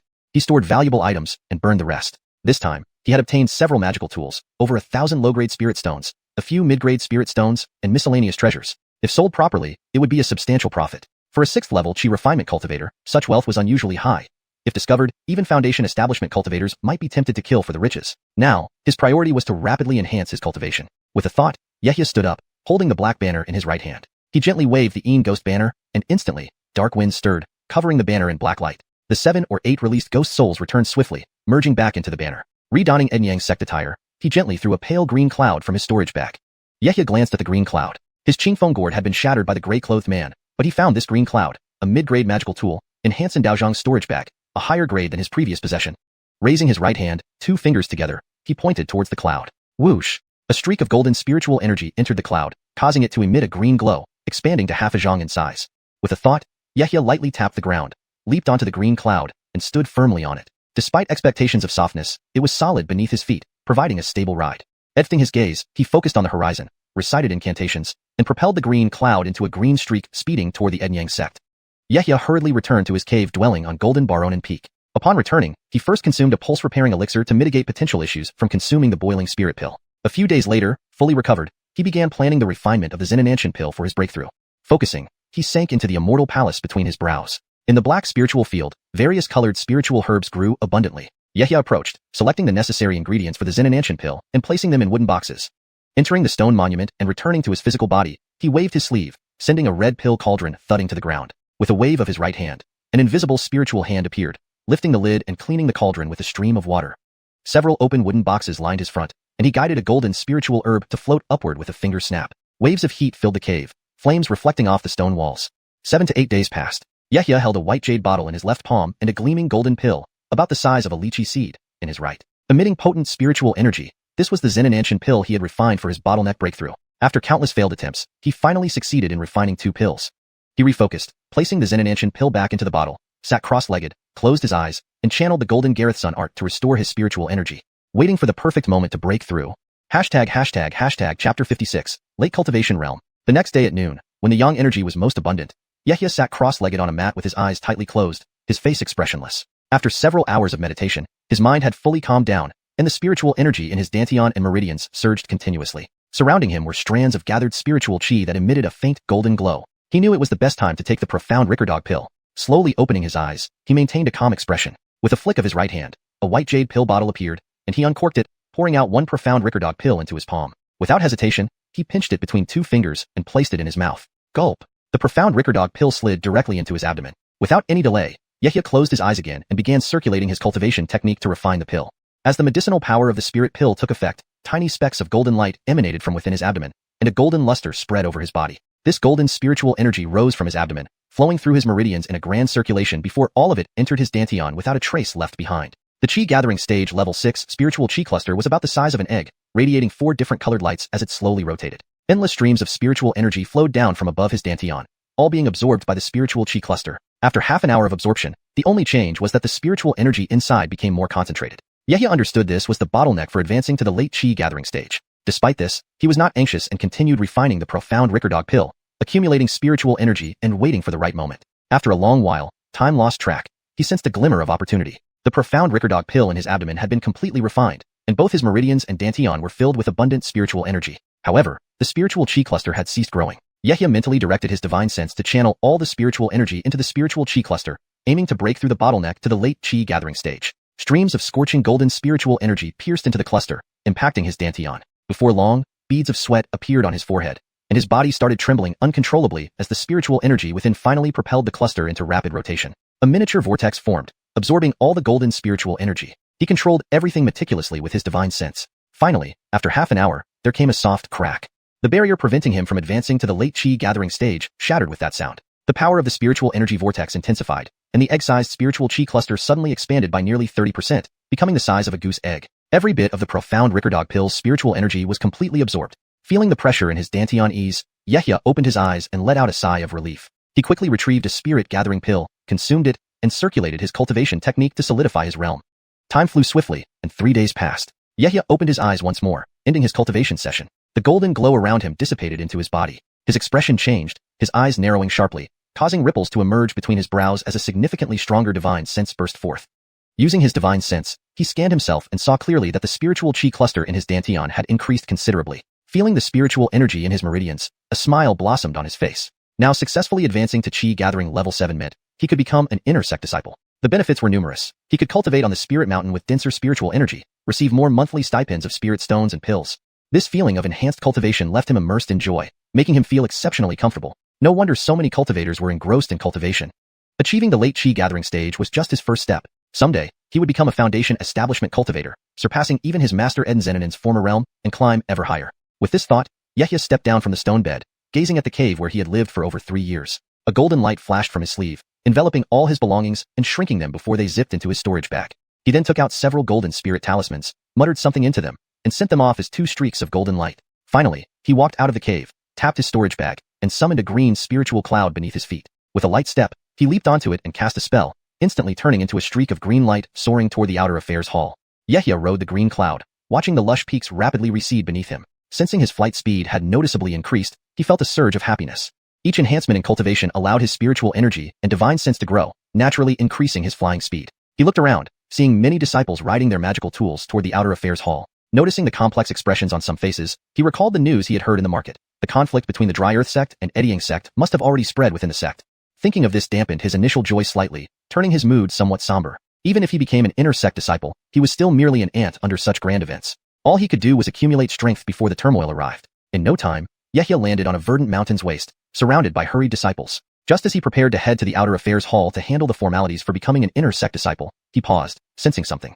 Noticing a commotion among the surrounding disciples, who were all looking toward the sect gate, Yehia turned and looked up too. He saw dazzling multicolored beams of light flashing across the horizon, rapidly approaching Eddying sect. At the forefront was an extremely bright red rainbow glow that cut through the sky, generating fiery trails due to air friction. The red glow vanished instantly, landing at the main hall of the Eddying sect's central peak. Only then did the sound of air explosions reach their ears. Chapter 57. Grandmaster Jamilg. Suddenly, Yehia's expression turned to shock, and then his entire body hair stood on end as he sensed an overwhelmingly powerful spiritual pressure rapidly sweeping over them. He was momentarily stunned. One could only imagine how formidable the owner of that rainbow light must be, capable of evoking such a reaction merely by passing overhead. Immediately after, several slightly slower beams of light also rushed into the mountain gate with astonishing speed. Although these beams appeared much slower compared to the red one, Yehia could still sense the realms of those within the slower beams. Without a doubt, they were all Foundation establishment cultivators, some even at the middle or late stages. If so, the first red beam must have contained a core formation vance. Everyone speculated about what just transpired, murmuring amongst themselves. Core formation vances usually remained elusive, seldom seen, and when they did appear, it was always in a calm, uneventful manner. What could have caused such urgency today? There must be something significant happening. In no time, everyone dispersed, and this strange phenomenon spread rapidly. A few thoughts surfaced in Yehia's mind. His expression became solemn for a moment, but he quickly regained composure, walking confidently towards the outer affairs hall to officially upgrade his status from an outer sect disciple to an inner sect disciple. The most majestic peak of the sect featured towering pillars made entirely of crimson gold supporting a magnificent golden hall at its summit. At the entrance of the hall, two disciples in white robes bowed respectfully to an imposing red-haired Vance approaching them. Disciple greets Elder Ricardo, Grandmaster and the others have been waiting inside. Hearing this, the red-haired Vance took large strides into the hall. Inside, there were more than 10 Foundation establishment cultivators, each exuding formidable auras, all key figures within the sect, including the head of the Alchemy Hall and Artisan Hall, with the lowest rank being Foundation establishment mid-stage. Seeing the red-haired Vance enter, they all bowed deeply in unison. Disciple greets Uncle Master Ricardo. Jamilg, the current Grandmaster of Eddying sect, dressed in a Taiji robe and wearing a purple gold crown, quickly walked forward from the crowd, bowing solemnly to the Vance and asked cautiously, "We have been waiting for quite some time. How is the situation ahead, Uncle Master Ricardo? Is there any possibility of negotiating with the Diverta sect?" The red-haired Vance's gaze flickered, instantly recalling something. Anger surged in his eyes, and he coldly snorted, instantly emitting a heavy aura like the sea itself. Everyone present shivered inwardly, falling silent, not daring to utter another word. Jamilg hurriedly clasped his hands, thinking his words had offended the pillar of the sect. "I spoke out of turn. Please forgive me, Uncle Master." The red-haired Vance realized his overreaction and promptly retracted his aura. After a brief pause, he walked straight to the front of the crowd, turning around and scanning each face. None dared meet his gaze. Only after a few breaths did he speak, a hint of sorrow in his voice. Initial exploration revealed at least 3 spirit stone veins, with the smallest containing over 5 million stones, and the other 2 likely exceeding 10 million each. There might be even more deeper underground. The Divertu sect harbors wicked intentions. Old Vulture Hamza led an ambush on our encampment, resulting in the deaths of over 20 Foundation establishment disciples and all 300 Cultivation Foundation disciples who accompanied them. Upon hearing this, the atmosphere in the hall grew somber. However, as seasoned cultivators with centuries of practice, they quickly composed themselves. Many noticed the critical information in Elder Ricardo's words, their eyes gleaming with fervor. Such a massive reserve of spirit stones, comparable to several large-scale mines, would secure the sect's stability for at least a century if fully occupied. Grandmaster Jamilg's eyes flashed, but upon hearing the casualty count, he couldn't help but gasp. The sect hadn't suffered such significant losses in many years. After pondering briefly, his expression darkened further. The red-haired Vance watched the reactions of those present quietly. After a moment, he addressed Grandmaster Jamilg in a thunderous voice. "Nephew Jerome, as the senior Vance of Eddying sect, I hereby issue 3 orders. First, recall all disciples outside the sect immediately. Second, sound the wake-up bell to alert all sect members to prepare for battle. All disciples, except those in dead seclusion, are to await mobilization. Third, within the sect." Almost instantaneously, the meeting hall bustled with activity as figures raced out, and countless transmission talismans streaked across the sky in all directions. The once hidden currents of tension now transformed into a tempestuous wave spreading throughout the entire sect. Not long after, Yehia emerged from the outer affairs hall, having undergone a transformation. He wore a pristine white robe and walked proudly out of the hall. Becoming an inner sect disciple meant standing out among the multitude of Cultivation Foundation disciples, signifying an elevation in status. He arrived at the open space before the hall, flicking his sleeves to release a green light. Leaping onto it, He rode the green cloud toward the NG Peak, where inner sect disciples resided. After a quarter of an hour, Yehia landed halfway up NG Peak. A cave residence nestled into the hillside came into view. In front of it was a small clearing, adorned with various colorful spirit herbs, with 2 willows standing tall on either side of the stone door. Following the path through the flower beds, he approached the cave and tapped his golden token against the stone door, causing a ripple of colorful waves. With a creak, the stone door swung open. Yehia stepped inside and found himself in a stone hall measuring about 7 to 8 zhang in size, furnished with a set of jade-white tables and chairs. Looking ahead, he saw 4 chambers off the hall, labeled alchemy, artifacts, beasts, etc. Approaching the alchemy chamber, he pushed the stone door open. It was around 4 to 5 zhang in size, with only a meditation cushion and a simple wooden rack inside, centered around a familiar fire pit where he had previously refined pills. Quickly inspecting the other chambers, they shared similar layouts, but the cultivation chamber had an additional spirit gathering array, enhancing the concentration of spiritual energy compared to the outer sect residences. The size of this cave dwelling was also more than triple that of the outer sect dwellings. ##### Chapter 58, Preparations and Mobilization Orders. Yehia felt the completely different treatment that came with his new status. This was the benefit of striving tirelessly to cultivate and enter the inner sect. After placing his belongings from the outer sect in his new living quarters, Yehia hurried out once again. Even if he was destined to be involved in this conflict between sects, he still hoped to do something. Yehia walked out of his cave abode briskly. After confirming the direction, he waved his sleeve and rode on a green cloud towards Auric's cave abode. On the mid-slope of NG Peak, within a small courtyard beneath a pavilion, 2 young men in white robes were seated beside a circular green stone table. On the left was a youth with a horse-like face who was gently manipulating a teapot on the table to pour steaming spiritual tea into 2 cups. It was none other than Auric and Yehia. Just as they were about to speak, a mellifluous bell sound suddenly rang out from eddying sect's main peak, each chime resonant and deep. Despite the vast distance, it was clearly audible. Boom, boom, boom. The sounds of the bells echoed clearly in their ears. 7 consecutive strikes. Auric exclaimed in shock, then grew serious, shaking his head slightly with a sigh. He looked at Yehia with a somewhat helpless smile. I never thought you, brother Yehia, would advance to the inner sect so quickly. I wonder whether I should congratulate you or feel sorry for you. Yehia was bewildered, unsure what Auric meant, but seeing his expression, he knew it wasn't good news. He quickly asked, What do you mean, Armin Bennett? Is there something special going on now? Upon hearing Yehia's question, Auric laughed bitterly, a flash of worry appearing in his eyes. He began to explain carefully, word by word. Brother Eden, do you know what these 7 bell strikes signify? They signal the mobilization of the entire sect for battle. All disciples within the sect, both inner and outer, who have reached the middle stage chi condensation realm or higher, must unconditionally participate in the combat deployment. They will be stationed at various spiritual mines and medicinal gardens around the perimeter of the sect. Within 3 days, both you and I will receive our respective mobilization orders. If you know any Foundation establishment level senior uncles, you might request some help now. Perhaps it could lead to better stationing arrangements. What are you saying, Armin Bennett? Yehia was taken aback, but quickly caught on. The idea flashed through his mind. He needed to find connections. Even in a conflict between 2 sects, not everyone would be sent into battle. The most intense fighting would revolve around the vital resources like spiritual mines. Naturally, the closer to the front line, the more dangerous it would be. The rear areas would be safer. Thank you for your guidance, Armin. I understand. Seeing that Yehia grasped his meaning, Auric smiled faintly and nodded. They exchanged a few more words before Yehia left with a grave expression. He flicked his hand, causing his storage bag to emit a spiritual light. A puff of green cloud emerged. With a light tap of his foot, he leaped onto it, instantly turning into a streak of green light speeding toward a distant spiritual mountain. 15 minutes later, he arrived at the top of a lush green peak, where a huge stone gate came into view, the residence of Senior Uncle Edu Ruyu.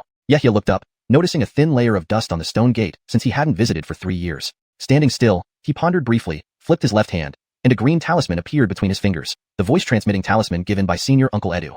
Back then, she had said he could come seek her if anything arose. This matter was life or death, and he had no choice but to use this talisman. Yehia activated his spiritual power, a glow flashing from his fingertips as he infused the talisman with energy. He snapped his finger, sending the talisman flying as a green streak of light toward the stone gate. Just as he waited eagerly, the stone gate suddenly emitted a green glow, forming a jade-green barrier. Various luminous seals shimmered around, encasing the entire cave abode. The green streak of light hit the barrier and stopped. Yehia's face changed. He muttered softly. Senior Uncle Edu is actually in deep seclusion. As he stood there, unsure what to do, a streak of green light rose from the mountain waste. A grave-looking man in a blue robe was riding a flying sword, swiftly approaching the peak. Who triggered Master's formation? Even before he landed, a loud voice resounded. Yehia glanced at the green streak and recognized the sword rider as soon as he got closer. He hurriedly saluted. Disciple Yehia pays respects to Senior Uncle Baron Eden. The man landed from his flying sword, which shrank and returned to his storage bag upon a wave of his hand. Upon hearing this, he scrutinized Yehia closely, surprise evident in his tone. It's you? You've advanced to inner disciple so quickly. Yehia didn't hesitate, reciting his prepared excuse. Disciple knows my aptitude is limited. 2 years ago, after entering the pill hall, I diligently studied alchemy. Now, I have achieved minor success, becoming a genuine first-tier alchemist, and recently attained late-stage chi condensation. Baron Eden observed him curiously. Given his rapid advancement, the boy must have encountered some fortuitous circumstances. He commented, I see. Your talent in alchemy is commendable. In just 2 years, you've truly impressed me. Oh right, why did you come seeking Master today? Master has entered deep seclusion, vowing not to emerge until reaching the golden core stage. Yehia confirmed his suspicion and flattered Baron Eden. Your recommendation to Uncle Kane 6 months ago benefited me greatly. Hearing this, Baron Eden gave Yehia a meaningful look, guessing his purpose. If you don't tell me your true reason, I'll leave. Seeing this, Yehia ceased hiding and directly revealed his purpose. Chapter 59. So you're here to pull strings. I dare not hide anything from Uncle. I just received news about the sect's preparation plans. Having just entered the late Qi cultivation stage, my realm is only now stabilized, and I have little ability to protect myself.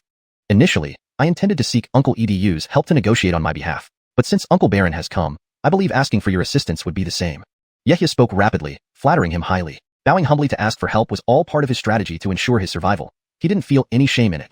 Baron Eden smiled faintly and responded calmly. I understand. So you're here to pull strings. Upon hearing this, Yehia did not deny it, giving an awkward smile before explaining earnestly. I am ashamed. I wish to preserve my life so that I can serve the sect more effectively once my cultivation improves. I am certainly not doing this out of fear for death.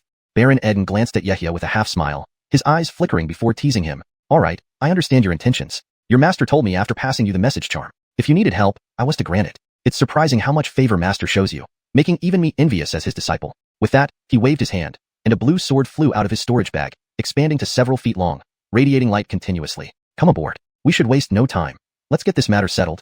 Yehia realized Baron Eden had agreed, and his face lit up. Nodding, he hurriedly jumped onto the green flying sword, and instantly they turned into a streak of green light heading towards the outer affairs hall. A short while later, a swift blue sword light arrived quietly in front of the outer affairs hall, where Yehia and Baron Eden disembarked. Baron Eden looked at the hall before raising his hand and saying, Give me the Edu family token and your disciple token that your master gave you. Without hesitation, Yehia reached to his waist, retrieving a token inscribed with Edu, and then removed his disciple token, handing them over. Baron Eden grabbed the 2 tokens and led Yehia confidently into the hall. Upon entering, the bustling sounds greeted their ears. The hall was packed with disciples, clearly indicating the mobilization news had spread widely. Many faces bore anxiety. Following Uncle Baron Eden, Yehia headed straight for the staircase leading to the 2nd floor. Glancing around, he noticed something interesting. Many Foundation Establishment Vances were present today, each accompanied by 1 or 2 Qi Cultivation Juniors, all heading to the 2nd floor to directly approach the Outer Affairs Hall's Foundation Establishment officers. This was similar to the arrangement between Yehia and Baron Eden, creating quite a unique scene. On the 1st floor, many Qi Cultivation disciples saw Yehia's actions and reacted differently, some with envy, others with jealousy, and some even grumbled inwardly, disapproving of those who used Vances to pull strings. But Yehia felt no guilt. Survival was paramount to him. Using any means necessary to reduce danger wasn't wrong. On the contrary, knowingly placing oneself in peril while boasting otherwise was foolish. These disciples might express dissatisfaction towards peers like him, but they wouldn't dare show any disrespect to Foundation Establishment Vances. In the world of cultivation, power was everything. Surviving meant a chance to achieve greater realms. Once he became a higher stage cultivator, these idle comments would cease. Soon, Baron Eden and Yehia entered the 2nd floor, finding it crowded with numerous Foundation Establishment cultivators waiting with their subordinates. Shortly, Baron Eden walked into a room on the right side with the tokens. Yehia waited silently outside, reflecting that if he could be stationed in a safer location, with the spirit pills and refined blood from the 2 cultivators, he could advance to Qi cultivation 8th layer within a year. Just then, a teasing voice came from beside him. Brother Eden, I didn't expect you to actually find a Foundation Establishment uncle. Elder Baron Eden's Edu family has significant influence here. How did you meet this Vance? A long-faced young man approached Yehia. Yehia recognized him as Armin Alric, who had helped him recently. He bowed and replied, Your senior has some connections with Elder Baron, and it took considerable effort to persuade him. He fabricated a reason without revealing more details. Alric asked a few more curious questions, which Yehia tactfully avoided. After a moment, Baron Eden emerged from the room calmly, taking Yehia with him. Once outside the hall, Baron Eden returned Yehia's disciple token and handed him a white jade slip, explaining, The garrison assignment is settled. 3,000 miles from our Ediang sect, there's an Yukan mine near 2 cultivation families, far from Dry Earth sect territory. It's relatively safe. You need to stay there for 3 years. The jade slip contains detailed information. Study it carefully. Yehia thanked him sincerely. Thank you, Uncle Baron, for your help. Junior Eden must prioritize cultivation. This border conflict involves Dry Earth sect and our Ediang sect. These spirit stone mines might drag the entire Jerome Kingdom's cultivation world into the fray. Do not slack in your cultivation. If the entire Jerome Kingdom gets involved, you will inevitably be in danger wherever you are. Chapter 60. The Black Gold or Vein. Baron Eden looked at Yehia, nodded, and then whispered a few more instructions before departing. He tapped his waist, and instantly, he was riding the green glow of teleportation light that flashed a few times before disappearing into the distant horizon. I understand. I will not slack off in my cultivation. Yehia watched him leave, and when he was completely out of sight, he raised his right hand toward his storage bag, causing a cloud of green mist to fly out. He leaped atop it, transforming it into a streak of green light that shot toward his cave dwelling. Now that the assignment was settled, he could finally breathe a sigh of relief. Back in his cave, he immediately took out the white jade slip and studied it carefully. The black gold or vein was a top-grade first-tier spiritual mine. Each 1,000 pounds of black gold or could be refined into 1 pound of pure black gold, an excellent metal material for forging high-quality magical artifacts. His golden spear had been forged with this kind of black gold mixed in. In addition, the black gold or vein also contained a special byproduct called radiant gold stone, which was not just any material but a high-level substance suitable for forging magical treasures.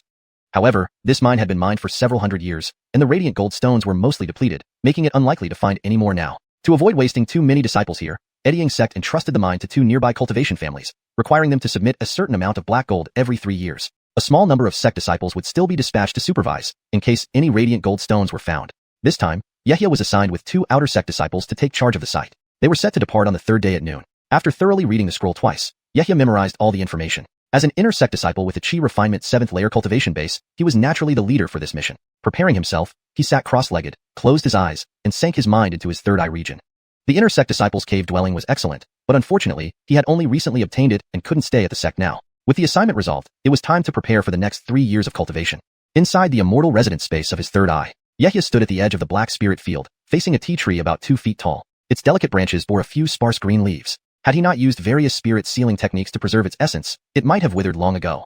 This was the Blue Clan's Black Cloud tea tree, also known as the Marrow Cleansing tea tree, which he had purchased from the market. He later learned that the Blue Clan once thrived, boasting no less than 8 Foundation Establishment cultivators and hundreds of Chi Refinement clan members, occupying multiple second-tier spirit mountains. The previous patriarch, aiming to break through to the Golden Core stage, exhausted the family treasury to increase his chances of successfully forming a Golden Core. If successful, the Blue Clan would rise even further. Unfortunately, despite extensive preparations, the power of the Golden Core Heavenly Tribulation was underestimated, leading to failure. Since then, the Blue Clan declined, especially after losing their strongest combatant and much of their resources. External threats and internal strife erupted simultaneously. Eventually, they were attacked by a group of evil cultivators, suffering heavy losses. The remaining members scattered, and the clan fell into complete decline. Yehia's gaze flickered, rapidly recalling information about the Blue Clan. Even a centuries-old cultivation family could decline rapidly within decades. While the former patriarch's decision wasn't wrong, he aimed to bring back expended resources if he succeeded. Unfortunately, the Heavenly Tribulation's might was formidable, even in its minor form, representing the power of heaven and earth. Thinking of this, he couldn't help but think of Uncle Edu, who was currently in a life-sealing retreat. It was unknown when he would advance to the Golden Core stage. Eddying sect had several Golden Core Vansess who could provide valuable experience in overcoming heavenly tribulations. To achieve immortality, one must constantly strive for higher realms. Golden Core stage offered a 500-year lifespan, equivalent to over a dozen generations of mortals. Even among cultivation clans, few lasted over a millennium. Yehia's gaze shifted, his mind returning to the present as he focused on the young tea tree. Raising his right hand, he grabbed at empty space, and a golden glow appeared in his palm, revealing a bulging storage bag. He drew forth a large number of spirit stones, piling them around the roots of the tea tree. With the tea tree as the center, the surrounding black spirit soil began to emit a faint luminescence. The spirit stones quickly dissolved, visibly diminishing in size. The 2-foot-tall black cloud tea tree rapidly grew thicker. 3 feet, 5 feet, half a yard. The term zhang is a traditional Chinese unit of length, which is approximately equivalent to a yard. For better readability and natural flow in English, it can be translated as yard. Before long, the black cloud tea tree had transformed, now standing over 5 feet tall with a trunk as thick as 2 arms, faintly shimmering with a blackish glow. Its crown was round and lush, with new buds emerging from its branches. The green spiritual leaves swayed gently, emitting a faint herbal fragrance. Note: I've adjusted half a zhang tall to 5 feet tall for better readability in English and maintain the description's vividness and accuracy. Yehia inhaled deeply, feeling refreshed, murmuring, if refined into spirit tea, drinking it before refining pills or cultivating would surely enhance efficiency. He then returned to his physical body in the outside world. In the outside world, Yehia slowly opened his eyes, retrieved a jade slip from his waist, and read the detailed steps for refining spirit tea. Leveraging a cultivator's photographic memory, he memorized the contents in less than an hour. Closing his eyes again, he entered his third eye immortal residence. Before the black cloud tea tree, Yehia floated up, busily working around it. Refining spirit tea required several steps, the first being careful picking. Picking must adhere to 3 principles. No stems, no old leaves, no damaged leaves. Only the newly sprouted tender buds and leaves, known as 1 bud and 1 leaf. Chapter 61. The effect of cleansing the marrow. Yehia carefully placed the freshly picked buds and leaves into an empty storage bag, ensuring there was ample space so they wouldn't crush each other. After collecting this batch, he took out a spirit stone and continued to ripen the tea plants, harvesting 3 or 4 more rounds of tender buds before returning to his physical body in the outside world. Outside world. Yehia moved from the stone bed with a flicker in his expression. His eyes looked forward as his left hand flipped up and down, revealing a black round pot over 2 feet in diameter with a flash of spiritual light. This specialized utensil, costing as much as a mid-grade magical artifact, was specifically used for stir-frying tea leaves. Editing his left hand slightly, Yehia lightly tossed it, and the pot was suspended in front of him by a cluster of golden mist about 5 feet above the ground and nearly 3 feet off the ground. With a seal from his right hand, dots of red glow began to gather. In an instant, a thin flame of red appeared at his fingertips. As the flame grew larger, Yehia's expression became serious. He snapped his right fingers, sending the flame shooting out under the pot, which quickly turned into a ring of fire evenly heating the circular pot. Glancing again, Yehia swiped his left hand toward his waist, pulling out a storage bag filled with dark cloud tea leaves, while his right hand guided them towards the opening of the bag.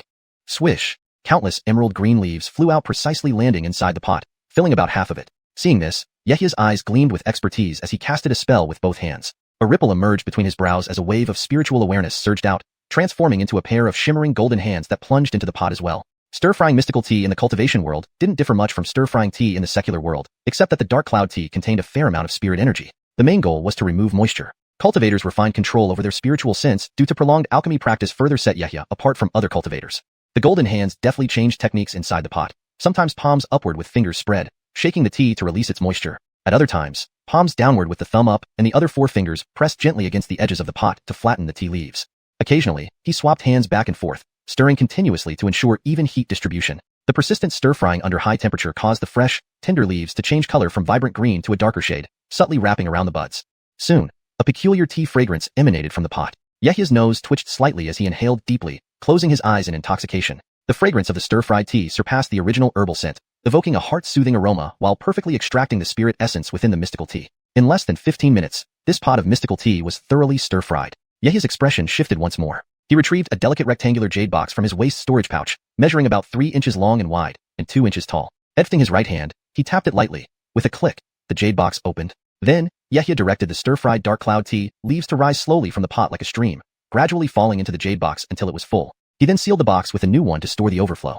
In the market, the price of mystical tea was measured in ounces. Common cultivators could only occasionally enjoy a couple of cups at a tea house. Only high-ranking cultivators or outstanding descendants from cultivation clans would have access to it. More valuable than spirit pills, the price far exceeded that of similarly ranked spirit pills. He had inquired about the price of mystical tea at the market earlier. Such a small jade box holding just 2 ounces of mystical tea was worth an upper-grade magical artifact, perhaps even higher by 20 to 30%. At auctions, prices would be even higher. An hour later, all the harvested mystical tea was processed and stored in jade boxes, each sealed with a spirit-sealing talisman to prevent loss of spiritual energy. Having cleaned up the stir-frying equipment, Yehia leisurely sat beside the white jade table.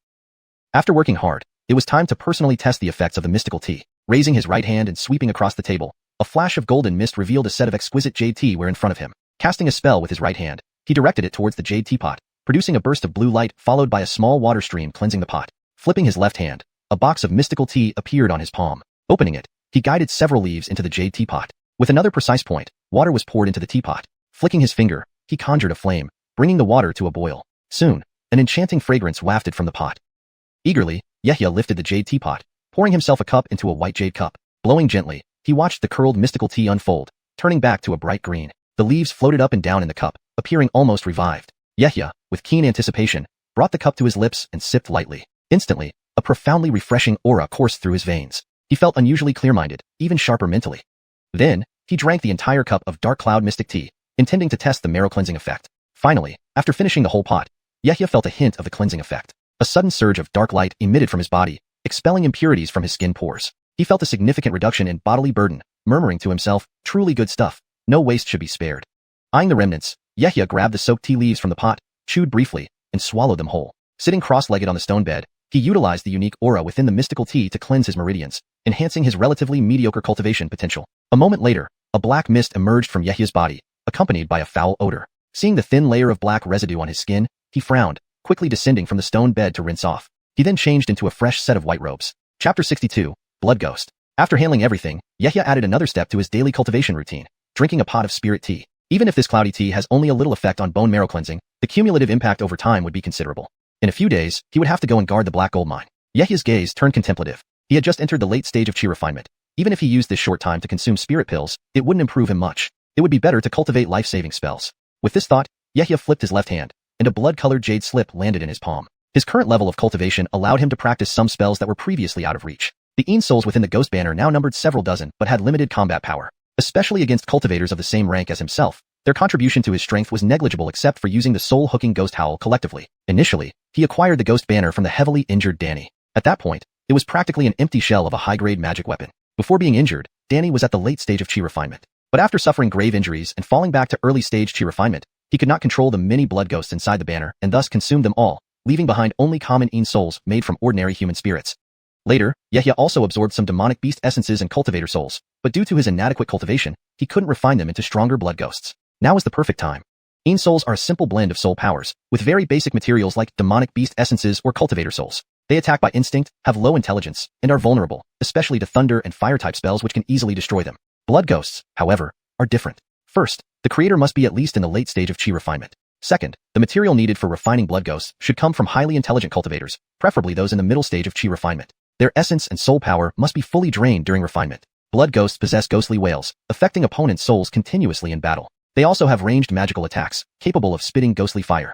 Their physical forms regenerate within the ghost banner's bloody clouds, allowing endless regrowth and making them nearly impossible to exhaust. This was one of the most critical techniques described in the River of Blood scripture. Once hundreds or thousands of blood ghosts are gathered, they can gradually wear down any opponent with these properties. Yehia took out the River of Blood scripture jade slip and studied the sections about refining blood ghosts in detail. At midnight, eerie weeping sounds echoed from Yehia's residence. This horrifying ghostly cry could make a newly minted early stage chi refiner feel as though their head would burst, longing for death over living. If heard by common folk, it might well cause their heads to explode. In the smelting room within the cave, a stack of unknown demon beast bones served as firewood piled near the earth fire pit. The firewood crackled, emitting a pale green flame. Despite the roaring blaze, there was no warmth, only a chilling cold. Clearly, this was not ordinary flame but ghostly flames ignited from necrotic energy within the corpses. Above the pale green flames floated a black flag, more than 3 feet tall, enveloped in a shroud of black mist. The banner's surface undulated, revealing dozens of souls moving across its dark fabric. They endured the torment of the ghostly flames, producing mournful cries. Seated before the green flame, Yehia's face reflected an eerie green glow as he closed his eyes, solemnly. Before him lay several special jade bottles, seemingly awaiting something. Suddenly, Yehia opened his eyes, calculated briefly with his right hand, and at this moment, the flames burned fiercer than ever. The third watch of the night has arrived. It's time to begin, he murmured, then rapidly cast a series of incantations with his hands. Placing his index finger in his mouth, he bit it slightly, flicking a stream of blood toward the banner. With a whoosh, the blood beam penetrated the banner's surface, turning into a thin thread of blood deep within. A shrill howling echoed from inside. A humanoid soul, radiating faint yellow light, was forcibly pulled out. This was not an ordinary human soul but a cultivator's soul, emitting a soft spiritual light. Only such souls could be refined into blood ghosts. While roasting the soul in the ghostly flames, Yehia continuously cast incantations with one hand while extending the other to draw a thick bloodline from the bottle, injecting it directly into the soul. As the bloodline entered, a sizzling sound emerged, and the pale green light intensified. Yehia patiently waited for the soul to undergo transformation, channeling all the necrotic energy produced by the corpse through the incantations into the soul. Inside the inner disciples' cave of Ediang sect, the scene was bizarre and unsettling. If outsiders knew, some righteous cultivators might despise him for practicing evil arts, tarnishing the reputation of Ediang sect. Yehia did not care. Enhancing his strength and surviving the upcoming storm mattered most. Whether it involved the heretical blood path, he would still practice it. He had his own moral compass to navigate through this journey. The souls absorbed the pale green ghost flames, along with more necrotic energy and essence, transforming in a unique way. For an entire day and night, Yehia remained by the ghostly flames, occasionally adding more demon beast bones to strengthen the necrotic energy. Woo! An unusual wailing arose. Is this success? Yehia looked up, seeing that the ghostly flames had almost extinguished, replaced by a blood-red creature that had consumed all the necrotic energy. The blood-red creature stood chest-high, hunched, with a 3-inch horn on its head. Its body was crimson red, eyes pale green, arms long past its knees, fingers like sharp claws, and a pointed tail at the back. Seeing the first blood ghost he had refined, Yehia was struck by its grotesque appearance, scrutinizing it closely.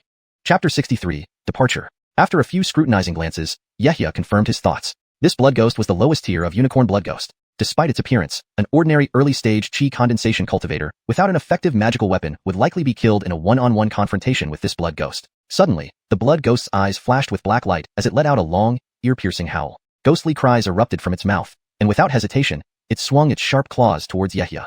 It had been refined from the corpse of a cultivator slain by Yehia, and still harbored much resentment. Additionally, being freshly refined and not yet fully assimilated by the ghost banner, it momentarily developed intentions to turn against its master.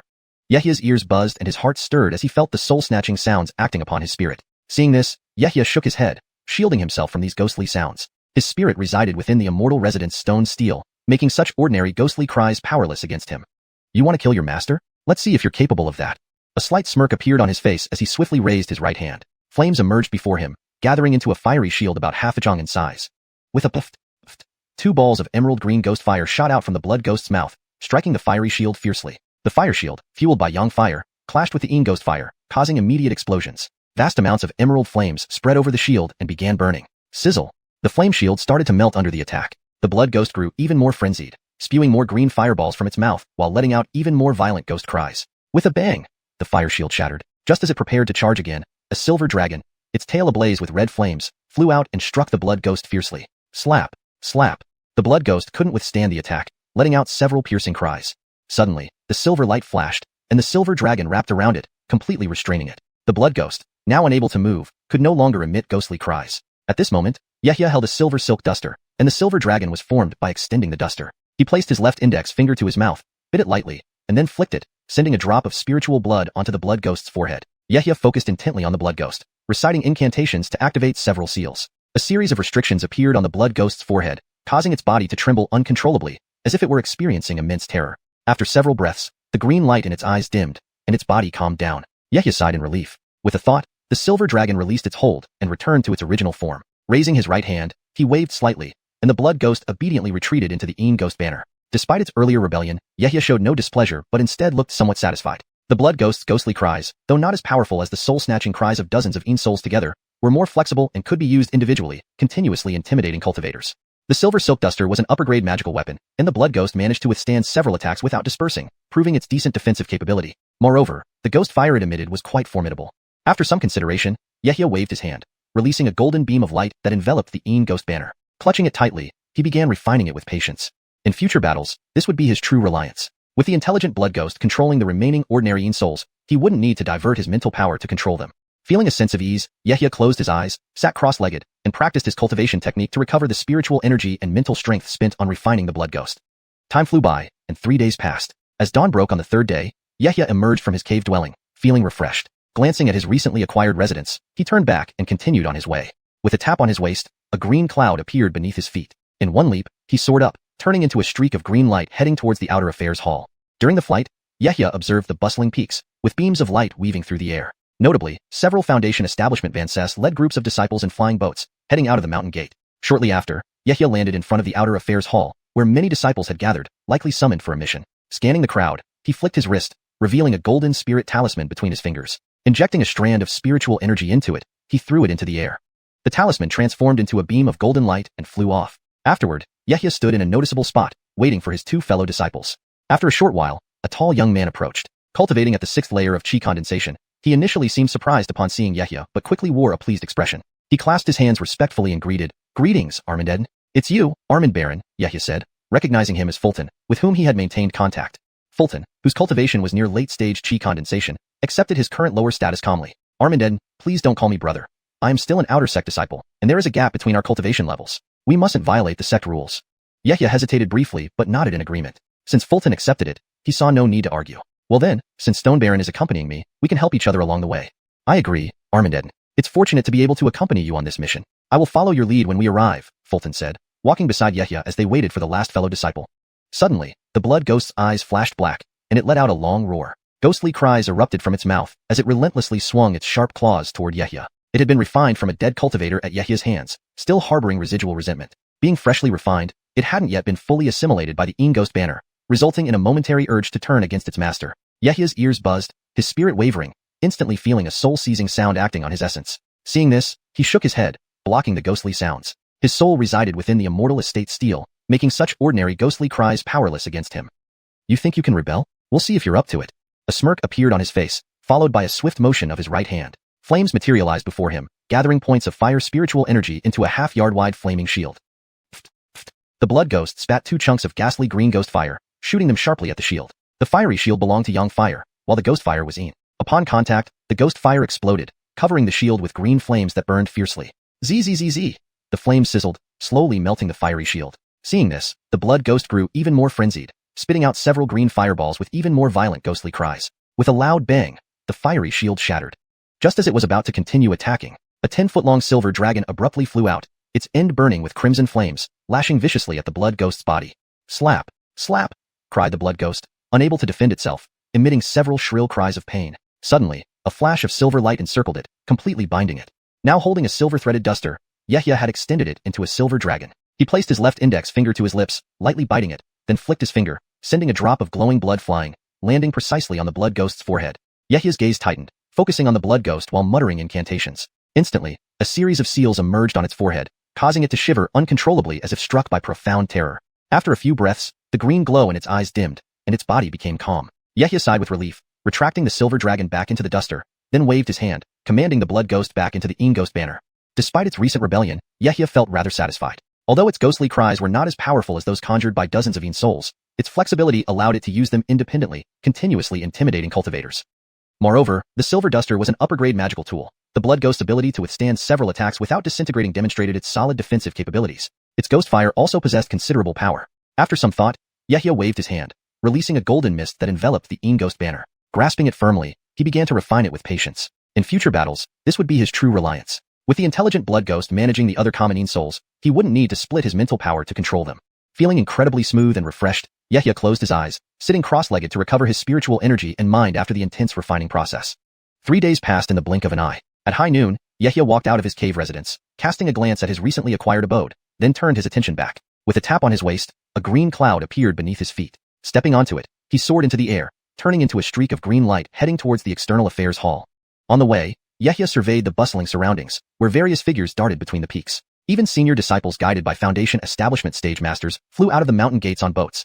Soon, Yehia landed in the open space before the External Affairs Hall, joining a crowd of fellow disciples summoned for the task. Scanning the crowd, he flipped his right hand, revealing a golden spirit talisman between his fingers. Injecting spiritual energy into it, he gently tossed it away, transforming it into a golden ray. Having completed this, he stood in a conspicuous spot, awaiting his 2 fellow disciples. About a quarter of an hour later, a tall young man approached. He was a 6th-layer Qi condensation cultivator who, upon seeing Yehia, first showed surprise, then delight. "Bow to Elder Brother Eden," he greeted respectfully. "It's you, Armand Baron," Yehia replied, somewhat surprised. This man was none other than Fulton, with whom he maintained contact. While close to the late-stage Qi condensation level, he was still one step away, a significant hurdle. Fulton maintained a composed expression, accepting his subordinate position. "Elder Brother Eden, please refrain from using senior brother. I am still an outer sect member, my cultivation falling short of yours. Let's not breach the sect rules." Yehia hesitated but nodded, adhering to the sect's regulations. "Agreed. Since Stone Baron is accompanying me, we can assist each other on the journey. Elder Brother Eden's words are wise. It's fortunate for me to join you. Once we reach our destination, I will follow your lead." Fulton moved to stand beside Yehia, waiting for the remaining disciple. Chapter 64. Blazing Gareth's Light. Yehia and Fulton's connection dates back to their early days at the sect. At the spiritual fields beneath Mount Danxia, Fulton, who was then 1 cultivation level higher, enthusiastically taught Yehia how to cultivate the land. They continued to interact frequently after that, with Fulton often exchanging spirit stones from Yehia for help in finding various types of spirit seeds. Over 3 years, Yehia had risen to become an inner sect disciple. Meanwhile, Fulton remained an outer sect disciple, yet without a trace of jealousy, he steadily cultivated and progressed. Yehia felt a growing respect for this fellow disciple, with whom he shared much affinity. This must be what his master meant by a person with unwavering determination, someone unperturbed by external matters or personal gains. Such cultivators might progress slowly due to limitations in cultivation talent and resources, but persistence could still lead them to success. The two waited outside the External Affairs Hall for a full quarter of an hour, yet there was no sign of the third person.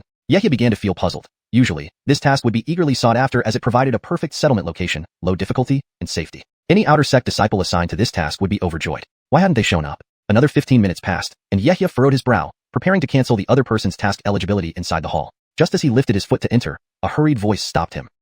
"Brother Eden, please wait." Hearing these words, Yehia turned around sharply. A slender youth appeared before him. His cultivation was around the 6th level of Qi condensation, but it wasn't as solid as usual, indicating he had just advanced.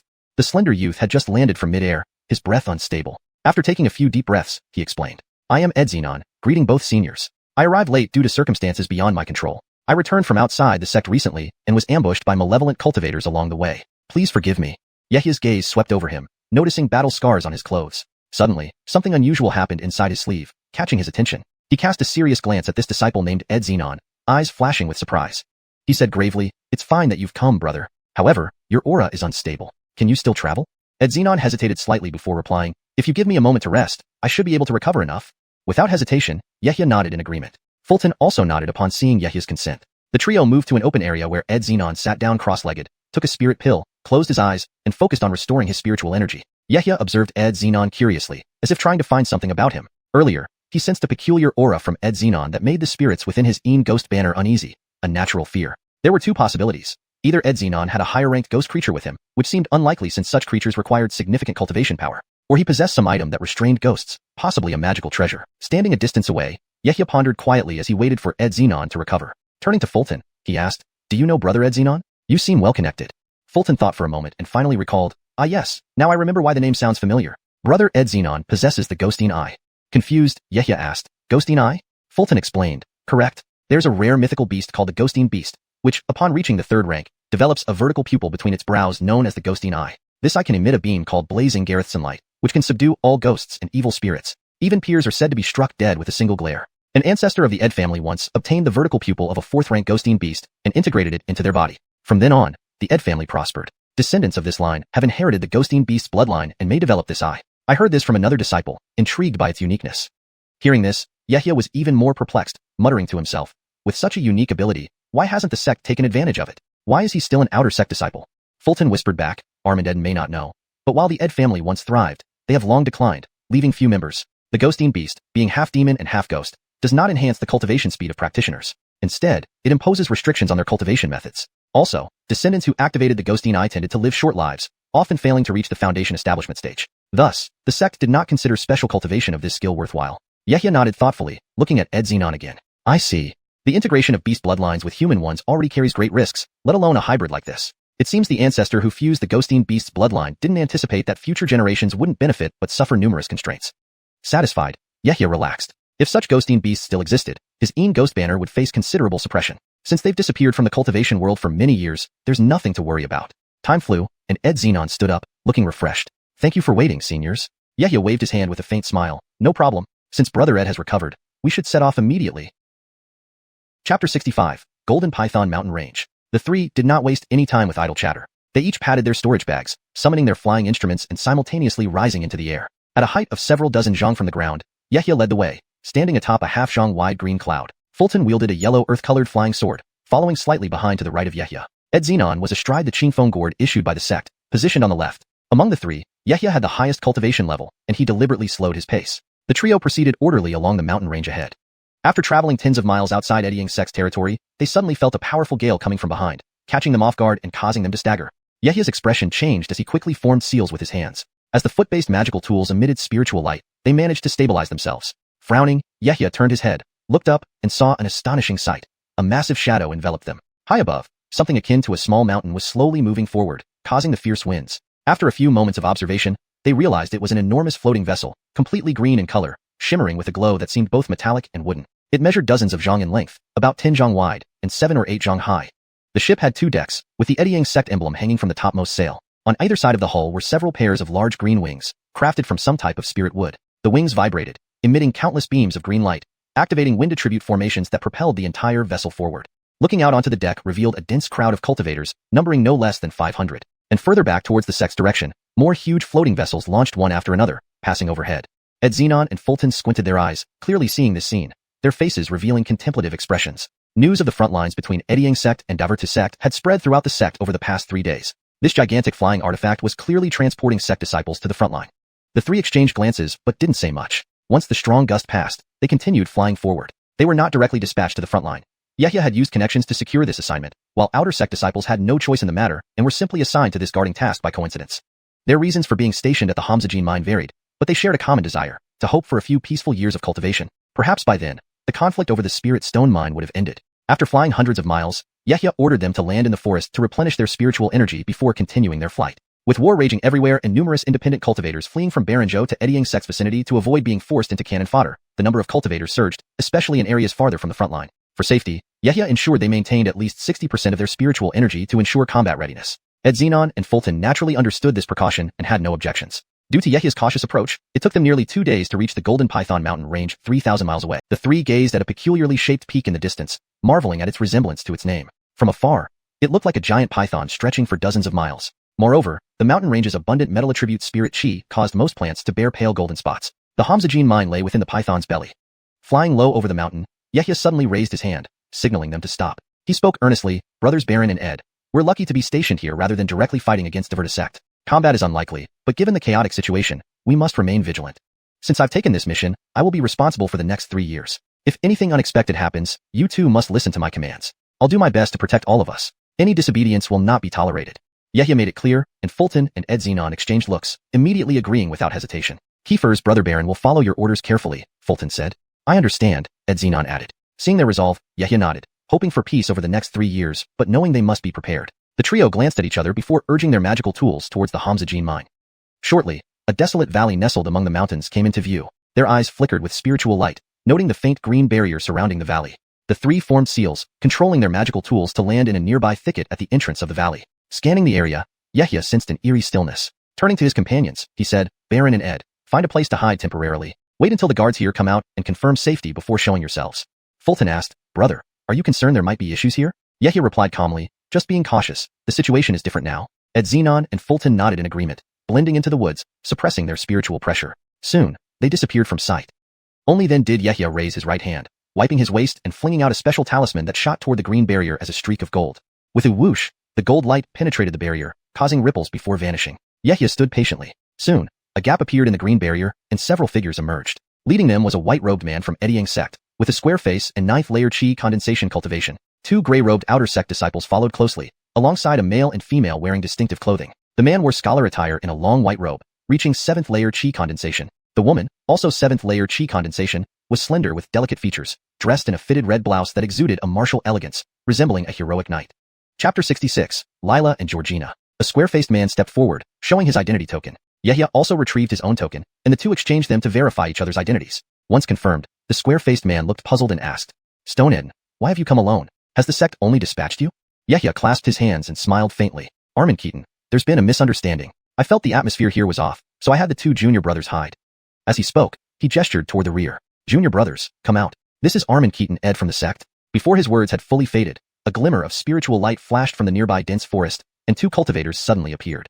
Upon hearing this, Keaton Ed finally understood, chuckled softly, and said gently, "Stonehead is indeed cautious. A few days ago, we received a message from the sect informing us that things haven't been peaceful recently. That's why we activated the formation to conceal this place temporarily, avoiding unwanted attention." Meeting Armin Keaton, Fulton and Ed Xenon bowed respectfully to Keaton Ed. Keaton Ed smiled and returned their bow, then gestured towards the formation barrier.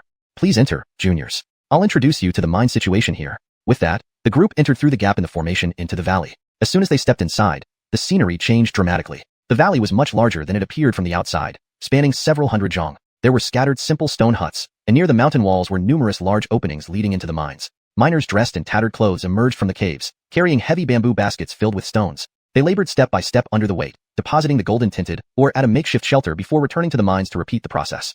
Keaton Ed pointed to the miners and the mine entrances and explained, "As you can see, this is the workflow for extracting black gold ore. These slaves bring out the ores containing black gold daily from deep within the mines. The main operations are handled by the cultivation families Su and Xue. We only need to send someone each day to verify the amount of ore extracted. When the 3-year period ends, we'll transport the agreed quantity back to the sect, completing our mission."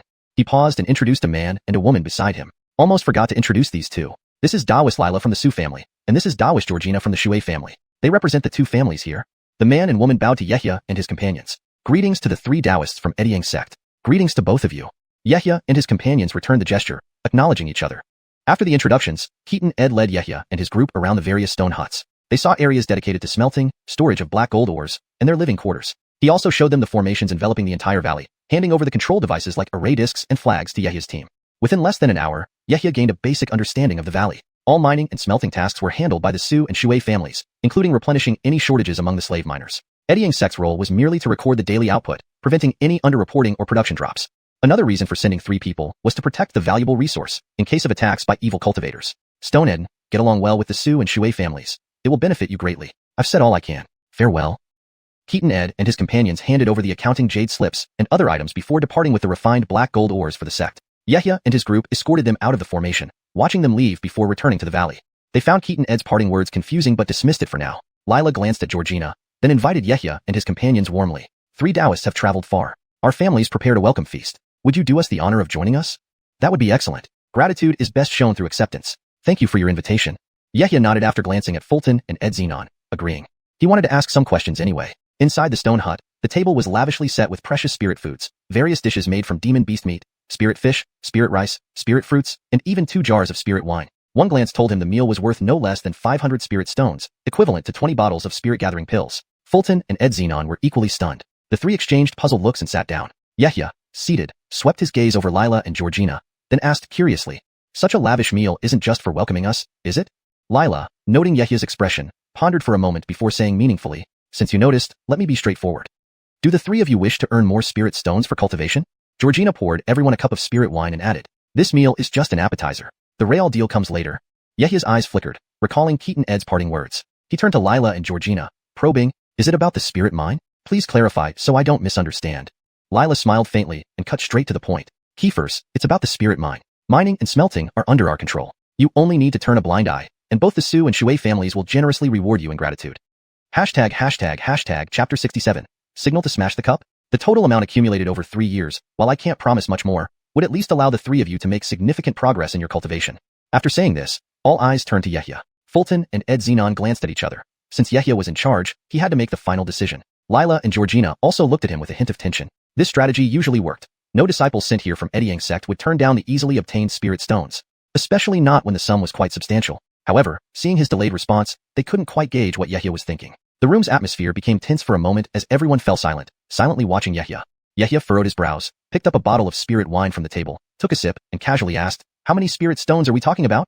He didn't reveal his true thoughts, speaking in a neutral tone. Lila's eyes flickered, and he quickly responded, 3,000 spirit stones for Brother Ed, along with 15 bottles of spirit-gathering pills. Each of the other two will receive 2,000 spirit stones and 10 bottles of spirit-gathering pills. Hearing this, Yehia nodded slightly, then snorted. That adds up to nearly 8,000 spirit stones. Looks like your families, Su and Shui, have profited quite a bit here. Remember, these are assets belonging to our Edyang sect, which your families only manage on behalf of us. The external malevolent cultivators haven't invaded, but it seems some internal thieves have taken quite a lot. Upon hearing this, Lila and Georgina's expressions instantly turned anxious, unsure how to respond. Lila involuntarily gripped his wine cup tighter, his face turning grim, ready to smash it if needed. If they were truly held accountable, their families could be expelled from Edyang sect, a serious offense. Fulton and Ed Xenon noticed this change in atmosphere, subconsciously placing their hands on their storage bags, fearing any sudden moves. At this tense moment, Yehia noticed the wine cups they were holding. His expression changed, and he chuckled. Are you going to signal an attack by smashing the cup? Are you planning to make a move against us? You might have misunderstood my meaning. What I meant is that the amount of spirit stones is too little and needs to be increased. Hearing this, the four others' expressions shifted, looking at Yehia with disbelief. Fulton and Ed Xenon were dumbfounded, turning their heads back in surprise, not expecting Yehia to say something like this. Lila and Georgina's faces first showed shock, then turned joyful as they readily agreed. Brother Ed speaks the truth. How much more spirit stones do you require? Yehia stroked his chin thoughtfully, then smiled lightly. Let's add another 1,000 spirit stones and 5 bottles of spirit gathering pills for me. And let's add 800 spirit stones each for my 2 junior brothers. How does that sound?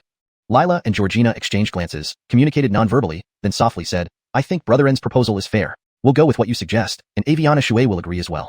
Georgina did not object, nodding in agreement. With this deal struck, the atmosphere became much friendlier. Lila and Georgina eagerly poured more spirit wine for the trio, showering them with flattering words. They, who usually practiced in the sect, rarely experienced such hospitality, blushing slightly under the praise. Soon after, farewell remarks were made. We'll have the promised spirit stones and pills delivered by our families tomorrow. Please rest well today, we won't disturb you further. Lila and Georgina stood up together, gave a bow, and walked briskly out of the room. Once they left, Ed Xenon and Fulton approached Yehia curiously. Ed Xenon looked puzzled and whispered, was what Brother Ed just said true? Are we really going to accept the spirit stones they send? Of course, you heard what Senior Keaton Ed said before leaving. It seems this is a common practice within the sect. We will be staying here for 3 years, primarily to avoid the chaos on the front lines. This rare opportunity allows us to cultivate more intensively. Asking for more spirit stones will aid our cultivation greatly. Do you really want to create conflict? What benefits would that bring us? If the Su and Shui families were enraged enough to kill us and blame it on malevolent cultivators, what could we do? Yehia explained calmly, elaborating on the pros and cons. Fulton maintained his composed expression, clearly more familiar with the sect's unwritten rules. Seeing Ed Xenon still uncertain, Yehia continued, you don't need to feel guilty toward the sect. You can repay it when your cultivation improves in the future. Ed Xenon nodded in relief. Brother's reasoning is sound. I appreciate your guidance. The trio then discussed their plans for the next 3 years. Daily tasks related to the spirit mines were assigned to Fulton and Ed Xenon, rotating every few months. After securing an additional 800 spirit stones for each, both agreed happily to Yehia's arrangement, as it only required a small portion of their time. Everything settled, they returned to the stone houses specially prepared for them. Yehia entered a 4 to 5 zhang stone house, containing only a cushion for meditation and a set of stone furniture. He sat by the table, stroked his chin, pondering his cultivation plan. After a short while, Yehia fetched a teapot, brewed a pot of cloudy spirit tea, drank it all, and then sat cross-legged on the cushion to meditate and refine his skills. The next day, Lila personally delivered the promised spirit stones and pills. Yehia didn't even leave his room, accepting them through the door. He reiterated his purpose, cultivation, and delegated the mining-related tasks to Fulton and Ed Xenon. The visitors left with smiles. The days passed quietly. Initially, Yehia would occasionally check on the mining progress or review the accounts. Gradually, he spent less time outside, locking himself in the stone house to focus on cultivation. ###Chapter 68. Spirit Mine Status. Time flew by, and in the blink of an eye, more than a year had passed. One day, within the stone cottage where Yehia resided, a powerful wave of spiritual energy suddenly surged forth, spreading outward like ripples on water. Gradually, it swept across dozens of yards before disappearing after a few breaths. Neighboring Ed Xenon and Fulton observed this astonishing scene with looks of astonishment, realizing that Armand Eden's cultivation had advanced yet again. Inside the room, Yehia sat calmly on a mat, his hands performing several spells to absorb the surrounding spiritual energy, stabilizing his newly attained realm. Indeed, as he had predicted, he had successfully ascended to the 8th level of chi condensation after around a year's time. However, this advancement came at a significant cost. All the refined blood essences he had acquired previously were depleted, and even his spirit stones were nearly exhausted. If not for the thousands of spirit stones sent by the Su and Shui families earlier, he would have already run out. Refining elixirs using cultivator blood essence did indeed accelerate his cultivation progress rapidly, but trial and error also required a large amount of spirit herbs. Without the spirit fields inside the immortal residence that could mature these herbs, achieving this feat would have been difficult. Once his aura stabilized, Yehia stood up from the mat and walked outside. With a flick of his sleeve, the stone door creaked open. A beam of golden sunlight illuminated Yehia's body as he walked out into the open, spotting a special round sound transmission talisman floating at the entrance. Yehia's gaze shifted towards the talisman. He swiftly grabbed it and returned indoors. Sitting beside the stone table, he squeezed his right hand, causing the talisman to emit specks of golden light before revealing a series of tiny golden characters. After reading through the message, his expression became more serious. He gently blew, and the talisman burned away, turning to ashes that scattered in the air. This circular sound transmission talisman was a specially made long-distance communication tool used by the sect to connect disciples stationed across various regions. Apart from overseeing the sect's numerous spirit mines and herb gardens, their hidden role was to monitor any unusual activities among local cultivator families. The last time Yehia emerged from seclusion was 4 months ago. This talisman carried news about a revolt within a Foundation establishment family near the boundary between two sects, collaborating with Dry Earth sect infiltrators to exterminate Ediang sect's disciples guarding a spirit mine. After plundering the spirit stones, they escaped unscathed. The message served as a reminder to them to pay close attention to the cultivator families in their region to prevent any sudden changes. Yehia's frown deepened upon reading this. Typically, cultivator families within the Ediang sect territory should not rebel. Even if the cultivators managed to escape, tens of thousands of secular clan members could not all flee, unless there was some special reason, which the talisman did not specify. Originally intending to go hunting for beasts to refine into elixirs, Yehia now felt it best to consult his fellow disciples and investigate any unusual activities from the Su and Shui families. With a thought, Yehia stood up and walked out, heading towards Ed Xenon's stone house.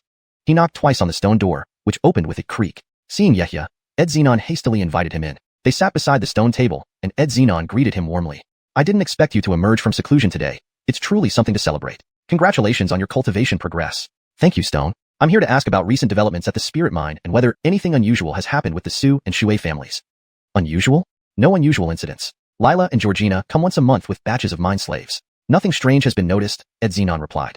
Yehia nodded calmly. If so, I won't disturb you further. I'll go find Fulton and ask him too. Ed Xenon sensed something was amiss and stopped Yehia. Brother, is something happening? Yehia hesitated, but decided to share the information. The sect received word that the frontline situation is becoming tense. Dry Earth sect and our sect are extending the battle lines, affecting nearby spirit mines and herb gardens, with frequent ambushes. Some of our affiliated families have even betrayed us. We've been instructed to be vigilant. Ed Xenon looked visibly shocked but nodded. I understand. Thank you for letting me know. Be cautious moving forward. Report anything unusual immediately. Kiefer's brother. After a brief conversation, Yehia left and went in search of Fulton. He found him under a shack near the mine entrance, recording the quantity of or transported by mine slaves while holding a jade slip. 80 pounds of black iron ore, 5 gold spirit stones, 132 pounds of waste ore, 56 pounds of black iron ore, 2 gold spirit stones, 40 pounds of waste ore. Fulton quickly handed the jade slip to a first-level chi condensation cultivator marked with the xiuxian character on his clothing before walking over and bowing respectfully. Congratulations on your cultivation progress, Brother Ed. After being in seclusion for so long, I wanted to check on the recent production of black iron, Yehia said. Fulton's face fell slightly. This? Seeing his hesitation, Yehia furrowed his brow. What's wrong? Are you hiding something from me? Fulton hurriedly explained while presenting the jade slip. I wouldn't dare hide anything from you, brother. The output of black iron ore has decreased by 10 to 20% recently, but there's been an increase in the number of gold attribute spirit stones. Yehia's gaze shifted as he scanned the jade slip, then murmured, Why is this happening? It's normal to find some gold spirit stones in black iron veins, but this shouldn't affect the ore production. Chapter 69. Gathering information. Fulton, after hearing the inquiry, pondered for a moment. His gaze swiftly swept over the water family cultivators nearby before he walked up to Yehia and spoke in a low voice.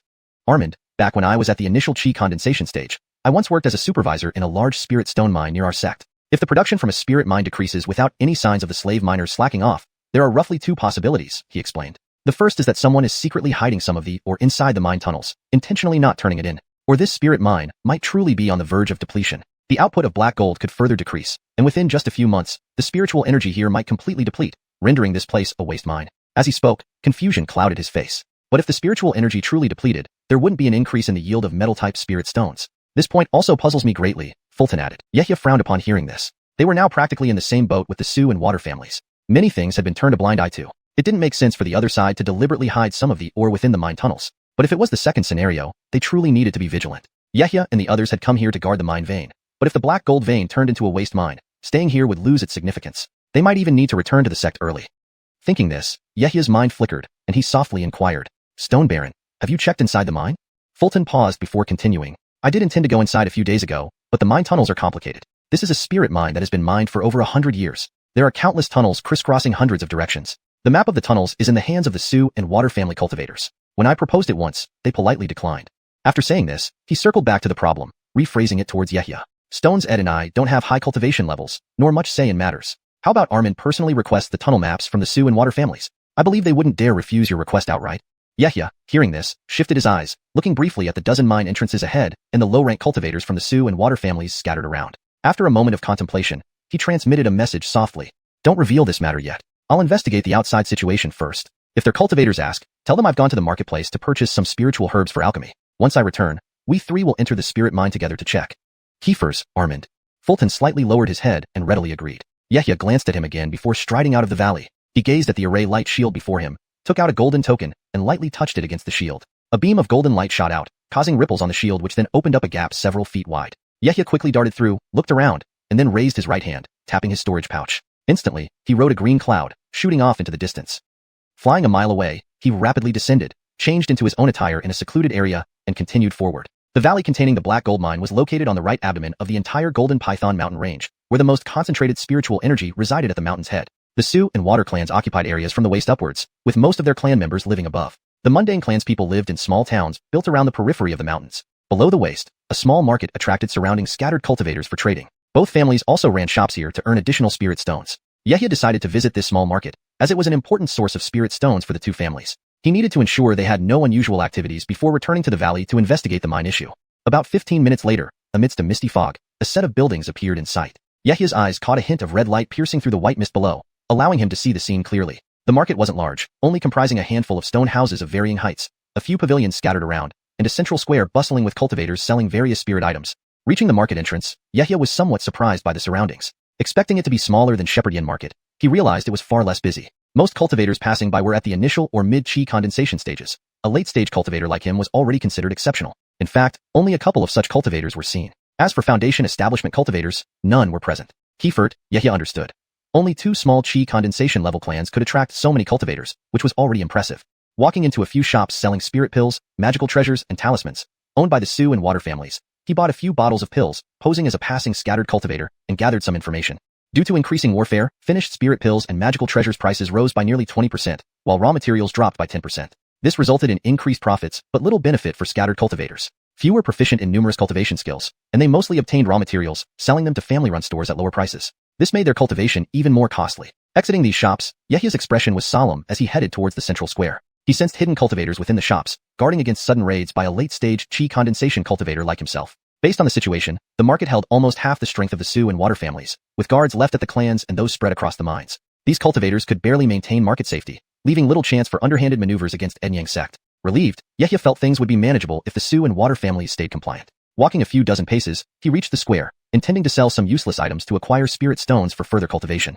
Most stall owners were around the 4th or 5th layer of chi condensation. The displayed items varied widely, primarily consisting of low-tier magical treasures, some visibly worn out with visible cracks. Other items included young-grade spirit herbs and miscellaneous ores. Chapter 70. The Elder in Green Robes. Yehia casually found an empty spot, and with a pad on the storage bag at his waist, a half-yard-sized gray silk cloth and a cushion flew out. He sat cross-legged on the cushion, then after a moment's thought, he waved his hand over the silk cloth, releasing a wave of golden light. Suddenly, 5 or 6 bottles of spirit-gathering pills and chi-gathering pills appeared before him, along with several jade slips, a deep green rope, a blue feather fan, and a small golden sword. Apart from the golden sword being a mid-grade magical treasure, the other two were low-grade magical treasures. Yehia took out a wooden sign about 2 feet tall and labeled the spirit items for sale before settling back down to wait for customers. Soon enough, a young man dressed in gray robes with a purple hat passed by. His cultivation was roughly at the 5th level of the chi condensation stage. Seeing the spirit items on the sign, he became immediately interested and began inspecting the stall. To quickly sell off the spirit stones, Yehia priced the spirit pills lower than in shops, but ensured they were still of higher quality by 10 to 20%. The Scot picked up a bottle of chi-gathering pills, opened it, and smelled them. Instantly, his face lit up with joy as he asked, "Brother Taoist, the quality of these spirit pills is truly outstanding. If I buy all of these, could you give me a slight discount? If you buy all 10 bottles, this Alban will give you half a bottle of spirit-gathering pills. As for the price, Brother Taoist should know that it's already very reasonable." Yehia shook his head regarding the price. The Scot realized Yehia wasn't going to budge. After a brief pause, he took out 180 spirit stones from his waist and handed them to Yehia, though with a bit of reluctance. With a wave of his hand, Yehia made the spirit stones disappear, while the man's hand now held a jade bottle containing 5 chi-gathering pills. After thoroughly inspecting the 10 bottles of spirit pills on the stall and confirming everything was in order, the Scot hastily left, even exiting the plaza directly. Yehia replenished the spirit pills on display and continued selling. Time passed, and not only did people buy spirit pills, but many also purchased the magical treasures on the side. Yehia was both amused and exasperated by the reason. Most of the magical treasures on other stalls had been used multiple times, some almost beyond repair. Many cultivators who sold magical treasures were poor wandering cultivators who often hunted demonic beasts to obtain resources, only reluctantly selling items after using them for a long time. Yehia's magical treasures, however, were mostly 7 to 8/10 new, some without any signs of use. They were also priced cheaper than those in shops, leading to high demand due to their superior quality. After leaving the square, the Scot changed directions and discreetly circled back, observing Yehia from a hidden spot. After waiting for nearly half an hour, he left and went straight to the only inn within the marketplace, stopping at a large private room on the second floor. Inside the room, there were 7 or 8 cultivators of varying builds, each emitting a fierce aura. Clearly, they weren't ordinary cultivators, with most having cultivation levels around the 5th or 6th level of chi condensation. The highest ranking among them was an 8th level chi condensation Vance, tall and slender, who seemed taller even when seated. He wore a green scholar's robe and carried a palm-sized black gourd at his waist. At first glance, he looked like a transcendent cultivator, but there was an undeniable coldness about him. The Scot bowed respectfully and whispered, "Brother Phelan, a new cultivator at the late chi condensation stage has arrived in the plaza. I've observed him for some time and sensed a considerable amount of bloodthirsty aura coming from him." Aviana or Brother Phelan should be Elder Phelan to better reflect the respect and seniority implied in the Chinese text. However, based on the context provided in the original text, it seems more appropriate to use Brother Phelan, as all parties appear to be male and the term conveys camaraderie among the cultivators. To ensure natural flow, the Scot bowed respectfully and whispered, "Brother Phelan, a late-stage chi condensation cultivator has just arrived at the plaza. I've observed him for some time and sensed a considerable amount of bloodthirsty aura emanating from him." This version corrects the translation while ensuring it reads naturally in English. Should we investigate further? The Vance's eyes snapped open, revealing a flash of murderous intent, followed by a calculating look as he stared at the man, asking, "Are you sure he's a new arrival?" Kiefers, although it's unclear if he's a wandering cultivator. He's selling a lot of magical treasures and spirit pills at low prices, seemingly eager to leave. In that case, I'll go see him personally. With another late chi condensation cultivator, we can break through that formation. With that, the Vance stood up and followed the Scot out of the room, while the other cultivators continued meditating inside. From their conversation, it was clear they were likely part of a group of evil cultivators, far more dangerous than lone ones due to their close coordination and formidable strength.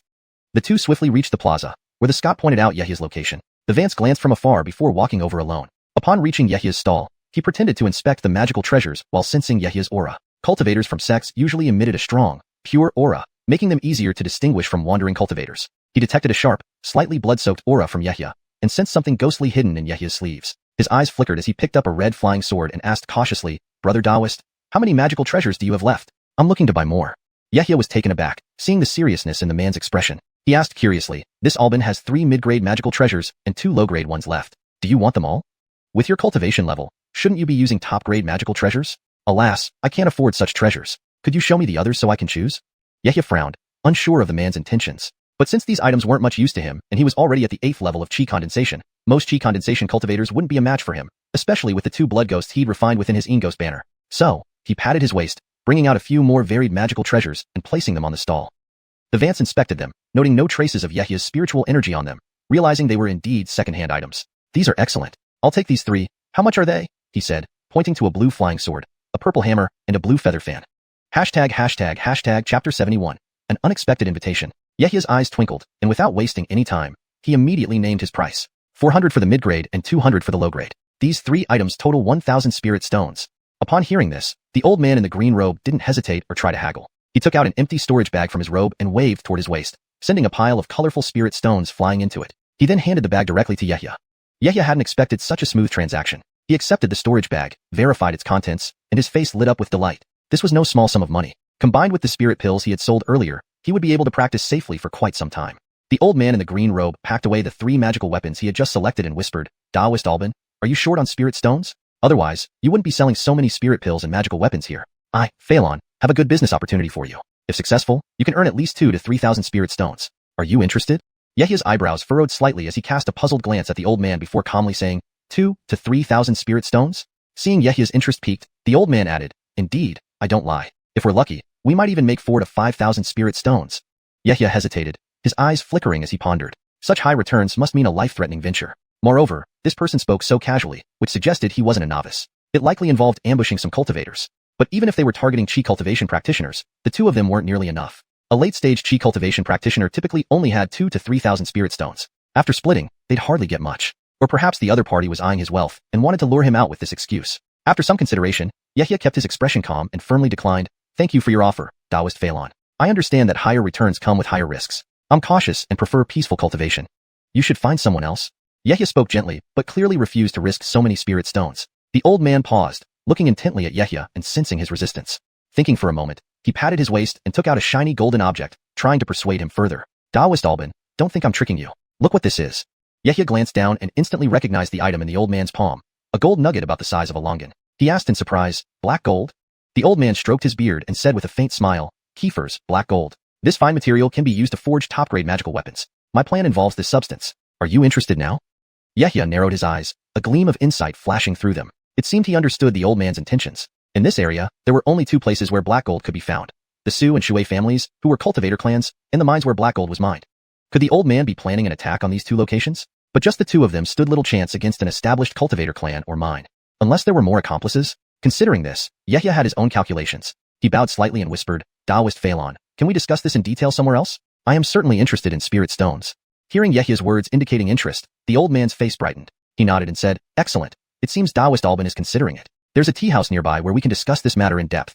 He gestured toward a pavilion outside the square. Yehia stood up from the cushion, waved his hand, and a wave of golden light gathered all his merchandise into his storage bag. Then he followed the old man, curious about what tricks he had in mind. They soon arrived at a private room on the second floor of the tea house by the window. The old man ordered a pot of spiritual tea, poured a cup for Yehia, and began probing. Where did Taoist Alban cultivate before? You seem to have only recently arrived here. Your spirit pills are of superior quality. It appears you have a fine alchemy lineage. Truly, I envy you.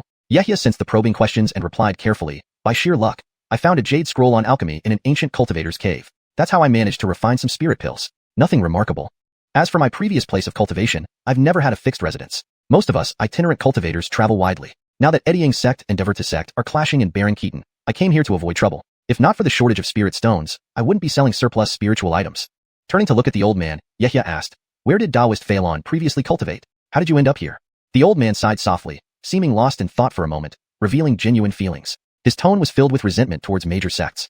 These sects monopolize most resources and still stir conflict, affecting numerous markets. They truly leave no living space for us itinerant cultivators. I heard Ediang sect recently opened a new recruitment for itinerant cultivators to serve on the front lines, calling on us to defend their spirit stone mines. What a joke. Even if we secure those mines, they will belong to Ediang sect. They give us nothing, using us as cannon fodder while sounding so righteous.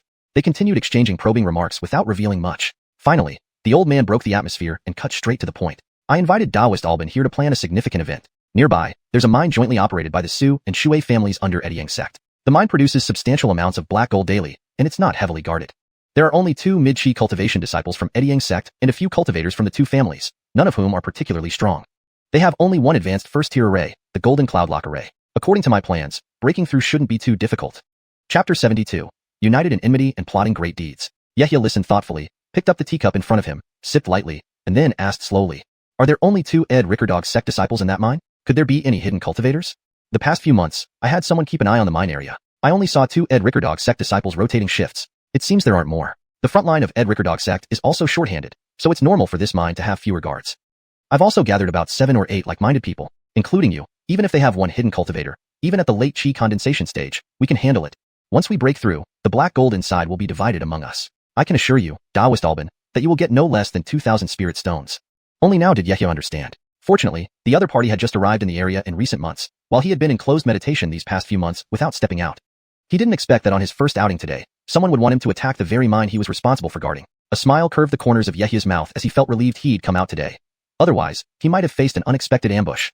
The Vansley man in the blue robe looked at Yehia's smiling face and assumed he was already thinking about the gains after success. He stroked his beard, feeling more confident in persuading Yehia and showing a look of everything being under control. Yehia chuckled softly, a sharp red glow flashing in his eyes. Taoist Phelan is so enthusiastic. How could Alban refuse such generosity? Let's join forces and show those large sects that we independent cultivators won't be easily bullied. Taoist Alban speaks wisely. Let's go meet the other cultivators involved, said the Vance, nodding with satisfaction. Unknown to the Vance, Yehia's murderous intent wasn't aimed at Ed Rickerdog sect but at these scheming cultivators. They chatted for a while before Yehia followed the Vansley man out of the tea house and towards an inn. In a spacious room on the second floor of the inn's right side, 7 cultivators with different appearances were sitting cross-legged in meditation. The moment Yehia and the Vance entered, all of them woke up. These cultivators stood up one by one, their aura ranging from the 4th to 6th layer of chi condensation. All eyes turned toward Yehia.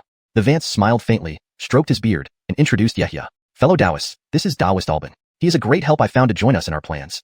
Yehia nodded slightly, cupped his hands in greeting, and greeted the group. Alban greets everyone. Everyone reciprocated with a respectful salute. Greetings, Taoist Alban. Yehia quickly scanned the room and recognized one familiar figure, the Scot who had bought his spiritual pills. With the addition of him and the Vance, there were 9 people in total. 2 were at the late chi condensation stage, 3 at the 6th, 3 at the 5th, and 1 at the 4th.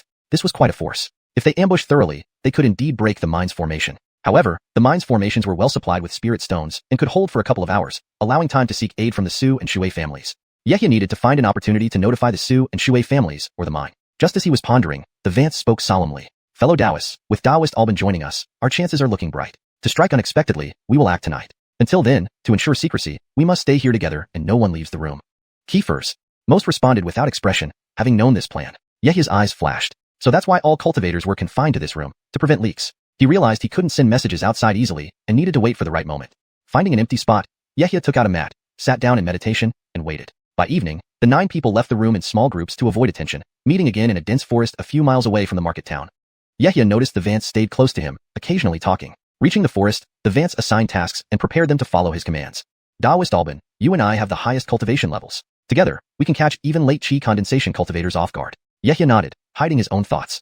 At midnight, the Vance shouted, "Let's move," and summoned a flying talisman, concealing its light, leading the others. Yehia called out a white sword he rarely used, leaped on it, and flew behind. The remaining 7 did the same, careful not to expose themselves. Just as they flew out of the forest, the Vance led them not to the mine but toward the mountains where the Xiu and Shui families resided.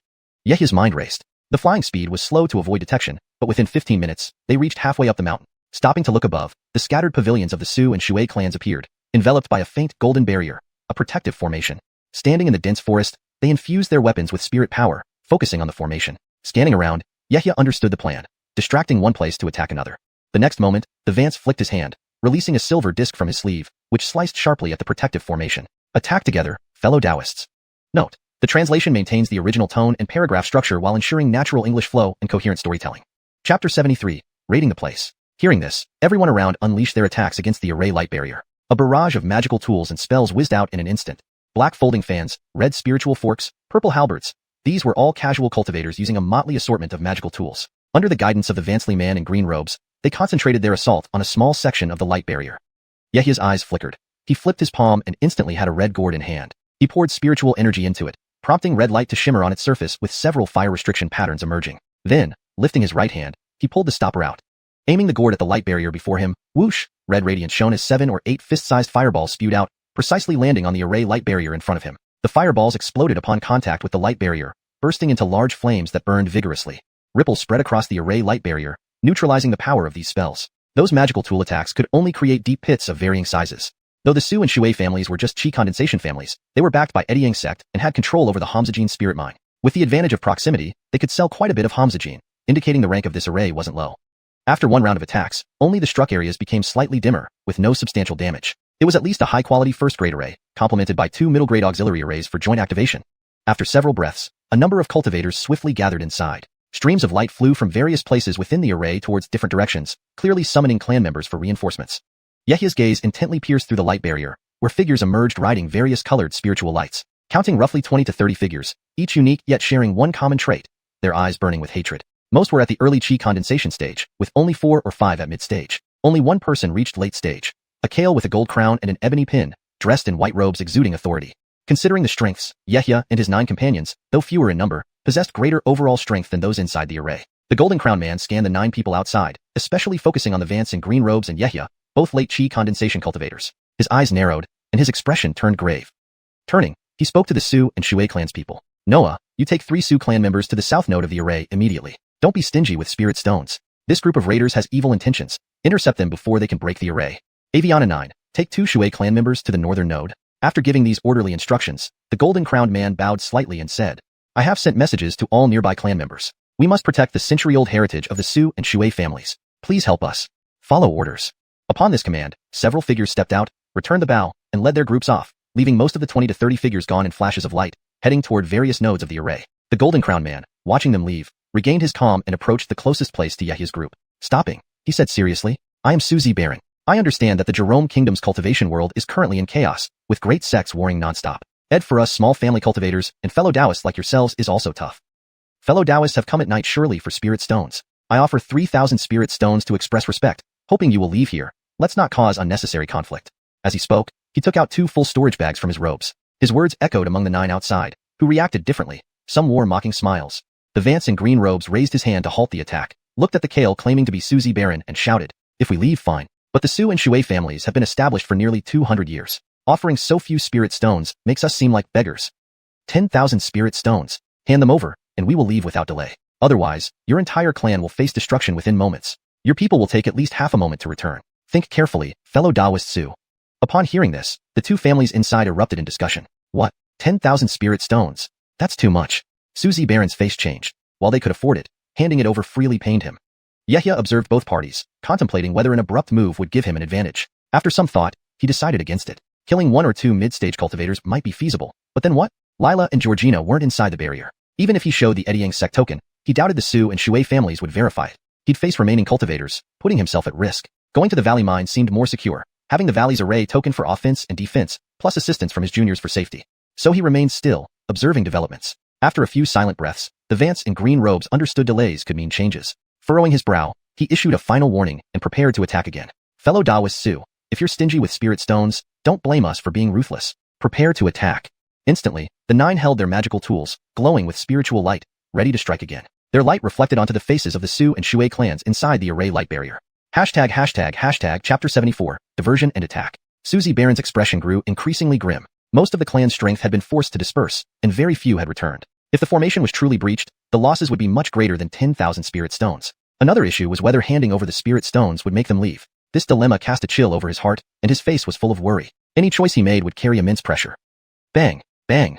Ripples continuously spread across the formation light barrier, forming various sized dents. The old man in the green robe did not wait any longer. Numerous magical artifacts were launched one after another. He took out 3 beads radiating lightning and fired them casually, turning them into 3 thumb-thick lightning serpents that struck the formation light barrier simultaneously. For a moment, crackling sounds resounded, lightning flashing brightly as the entire barrier shook unexpectedly under repeated attacks, but was fortunately still holding up. The cultivators inside the formation were now truly panicked, revealing expressions of shock. Yehia was worried about breaking their formation barrier, so he manipulated a golden spear emitting brilliant golden light but with minimal power, hardly better than a low-grade magical artifact, only meant to frighten others. The old man in the green robe also had his own thoughts. Their group hadn't come here to fight Xiu and Shui families to the death, but to plunder more spirit stones. Cultivation resources were the priority. They might breach the outer layer of the formation, but Xiu and Shui families had operated here for years. Breaking through could lead to hidden dangers. With sound-transmitting talismans sent out, most cultivators from both clans at the market could return soon. Susie Baron's hands constantly controlled the formation, managing its operation. Seeing the current scene, his face turned pale. The purple bead seemed to specifically counter the 2 instruments generating water formation set by both families. As the barrier appeared close to being breached, he took a deep breath and shouted loudly. "Hold on, everyone. Our Xiu family can provide 8,000 spirit stones, but if you don't accept, our 2 families will choose to go down fighting and won't back off further." Upon hearing this, all nearby relatives of the 2 families were enraged, frantically injecting spiritual power into the formation barrier as if fueled by adrenaline. The old man in the green robe paused briefly, considering the offer of 8,000 spirit stones, then glanced at Yehia. 8,000 is not little. What do you think, Taoist Alban? Yehia nodded slightly and said casually, Taoist Alban has no objections, it's up to you to decide. Seeing Yehia agree, the old man quickly scanned the group. Finding no objections, he made up his mind. Turning around, he shouted to Susie Baron, "Hand over the spirit stones, and we will leave immediately." As he spoke, 4 or 5 streams of spiritual light flew out, each containing a stuffed storage bag. The old man waved his hand, collecting all the bags, checked them, and decisively said, "Retreat." With that, he summoned his silver circular blade artifact back to his palm, activated the wind riding technique, and led the retreat. Yehia and others also retrieved their artifacts and vanished into the darkness. Soon, all 9 figures disappeared from sight. Inside the formation, as Yehia and others left, cultivators of the Xiu and Shui families breathed a sigh of relief. A slim young man, around 20 years old, saw the outside comm and asked Susie Baron hesitantly, "Uncle, have these bandits all gone?" Susie Baron's eyes flickered red, scanning the dark surroundings, contemplating, then exhaled slowly. "I'm not sure, but we mustn't relax our guard. These bandits may return. I will personally supervise the formation tonight, ensuring they cannot catch us off guard." A pity those 8,000 spirit stones went to such scoundrels. Soon, several beams of spiritual light emerged from the darkness, swiftly approaching the formation. This startled Susie Baron again, and he ordered, "Be alert." After a couple of breaths, the beams revealed a distinguished figure with 2 early chi condensation youths behind him, greeting Susie Baron anxiously. "It's me, brother." It was Lila who had just returned from the market, followed by 2 members of the Shui family. "Brother 3, you're back, please come in." Relieved, Susie Baron gestured and tapped the barrier with red spiritual power, opening an entrance. The trio entered promptly. After entering, Lila glanced around the formation, finding nothing unusual, then asked puzzledly, "Brother, as soon as I received the message, I hurried back. Where are the attacking cultivators?" Susie Baron explained slowly, "I feared bandits might ambush you along the way. With their large numbers, I had no choice but to give 8,000 spirit stones to send them away." But they might return, Brother 3. It's best you stay within the clan tonight. As for this situation, I plan to report to Ed Rickerdog's sect and ask them to send reinforcements to suppress these bandits. Lila shook his head, gazing into the distance. Ed Rickerdog's sect? Relying on them for help seems unlikely. Susie Barron looked puzzled. Did you hear some news, Brother 3? Lila replied. While at the market, I heard rumors that Qingwei Gate, bordering Ed Rickerdog's sect, found a spirit stone vein and secretly allied with Gantu sect. They've dispatched many disciples toward the border. This conflict over the vein seems intense. They discussed for a while, falling silent soon after. In such times, even small cultivation clans faced perilous situations. At the base of a distant mountain peak, several figures were rapidly flying towards the heart of the Gene Python mountain range on their magical artifacts. Closer inspection revealed Yehia, the Heston, and the other 8 from the Su and Shui families. Taoists, with most of the Su and Shui families' cultivators guarding their clans, unable to respond quickly, we must break the mind formation before they react. Keepers, led by the old man in green, they moved swiftly, spirits high, amazed by the easy haul of 8,000 spirit stones. Each member stood to gain hundreds. Thinking of the mine ahead, excitement surged. Yehia glanced at the group, then raised his head to observe the valley formation ahead, pondering deeply. Chapter 75, Assault on the Mine. In the heart of the Golden Python Mountains, within a valley where the Hamzajin mine was located, inside a stone house, 2 young men sat anxiously by a stone table. The taller one had an uneasy look on his face and directly stated with a worried frown. Stone Ed, just now several sound transmission talismans summoned nearly half of the cultivators from the Su and Shui families. I heard that both families are under attack by raiding cultivators and are in dire straits. Now there are only 5 or 6 initial Chi cultivators left in the mine along with us too. If raiders were to come now, we would likely not survive this. What are we supposed to do? We can only take it one step at a time. I have already thoroughly inspected and replenished all spirit stones for the spirit or protection array. We can only hope nothing happens tonight. Otherwise, we will truly have no good explanation for the sect. Right. When will Armanden return? Has any news come through? These 2 were none other than Ed Xenon and Fulton, who were guarding the Hamzajin mine. Upon receiving the rescue transmission talismans from the Su and Shui families, they could only release a batch of cultivators to provide support. The remaining few cultivators were not very powerful, and with the most formidable Yehia absent, they inevitably felt uneasy, silently hoping nothing would happen. Just as the 2 were deep in thought, a series of loud magical explosions sounded from outside, ringing loudly in their ears. Their expressions immediately changed as they realized something was amiss. Standing up from the stone benches, they prepared to head outside. But a panicked blue-robed cultivator from the Shui family burst in even faster. Not good. Armans, a large number of raiders are outside attacking the array. What? Upon hearing these words, Fulton and Ed Xenon's faces turned even uglier. When you fear the worst, it often comes true. As they hurriedly walked towards the entrance, they urgently asked, "How many people are outside? Did you see the numbers clearly?" Hearing this, the blue-robed man hastily responded, gesturing towards the scene outside the protective dome. The light barrier is covered by black mist, so it's impossible to see how many cultivators are there, but judging by the number of magic weapons, there must be at least 7 or 8. At this remark, Fulton and Ed Xenon took in a sharp breath. Quickly gather all remaining cultivators in the mine to maintain the array's operation. We'll hold the line first. Exiting the stone house, Fulton quickly instructed while flicking his hand, causing a yellow flying sword to fly out from his storage bag. He leaped onto it, cast a spell, and instantly flew toward the area where the most intense spiritual light was flashing. Ed Xenon also soared up using the Qingfeng gourd. Both transformed into streaks of yellow and green light, racing towards the entrance of the valley. The blue-robed cultivator swiftly ran to an array node. Immediately, the valley became bustling as various cultivators rushed out of stone houses and mine tunnels to maintain the array. Within a few breaths, Fulton and Ed Xenon reached the front of the valley. After descending from their magical tools, they looked up to find the situation worse than what the Shui family cultivator had described.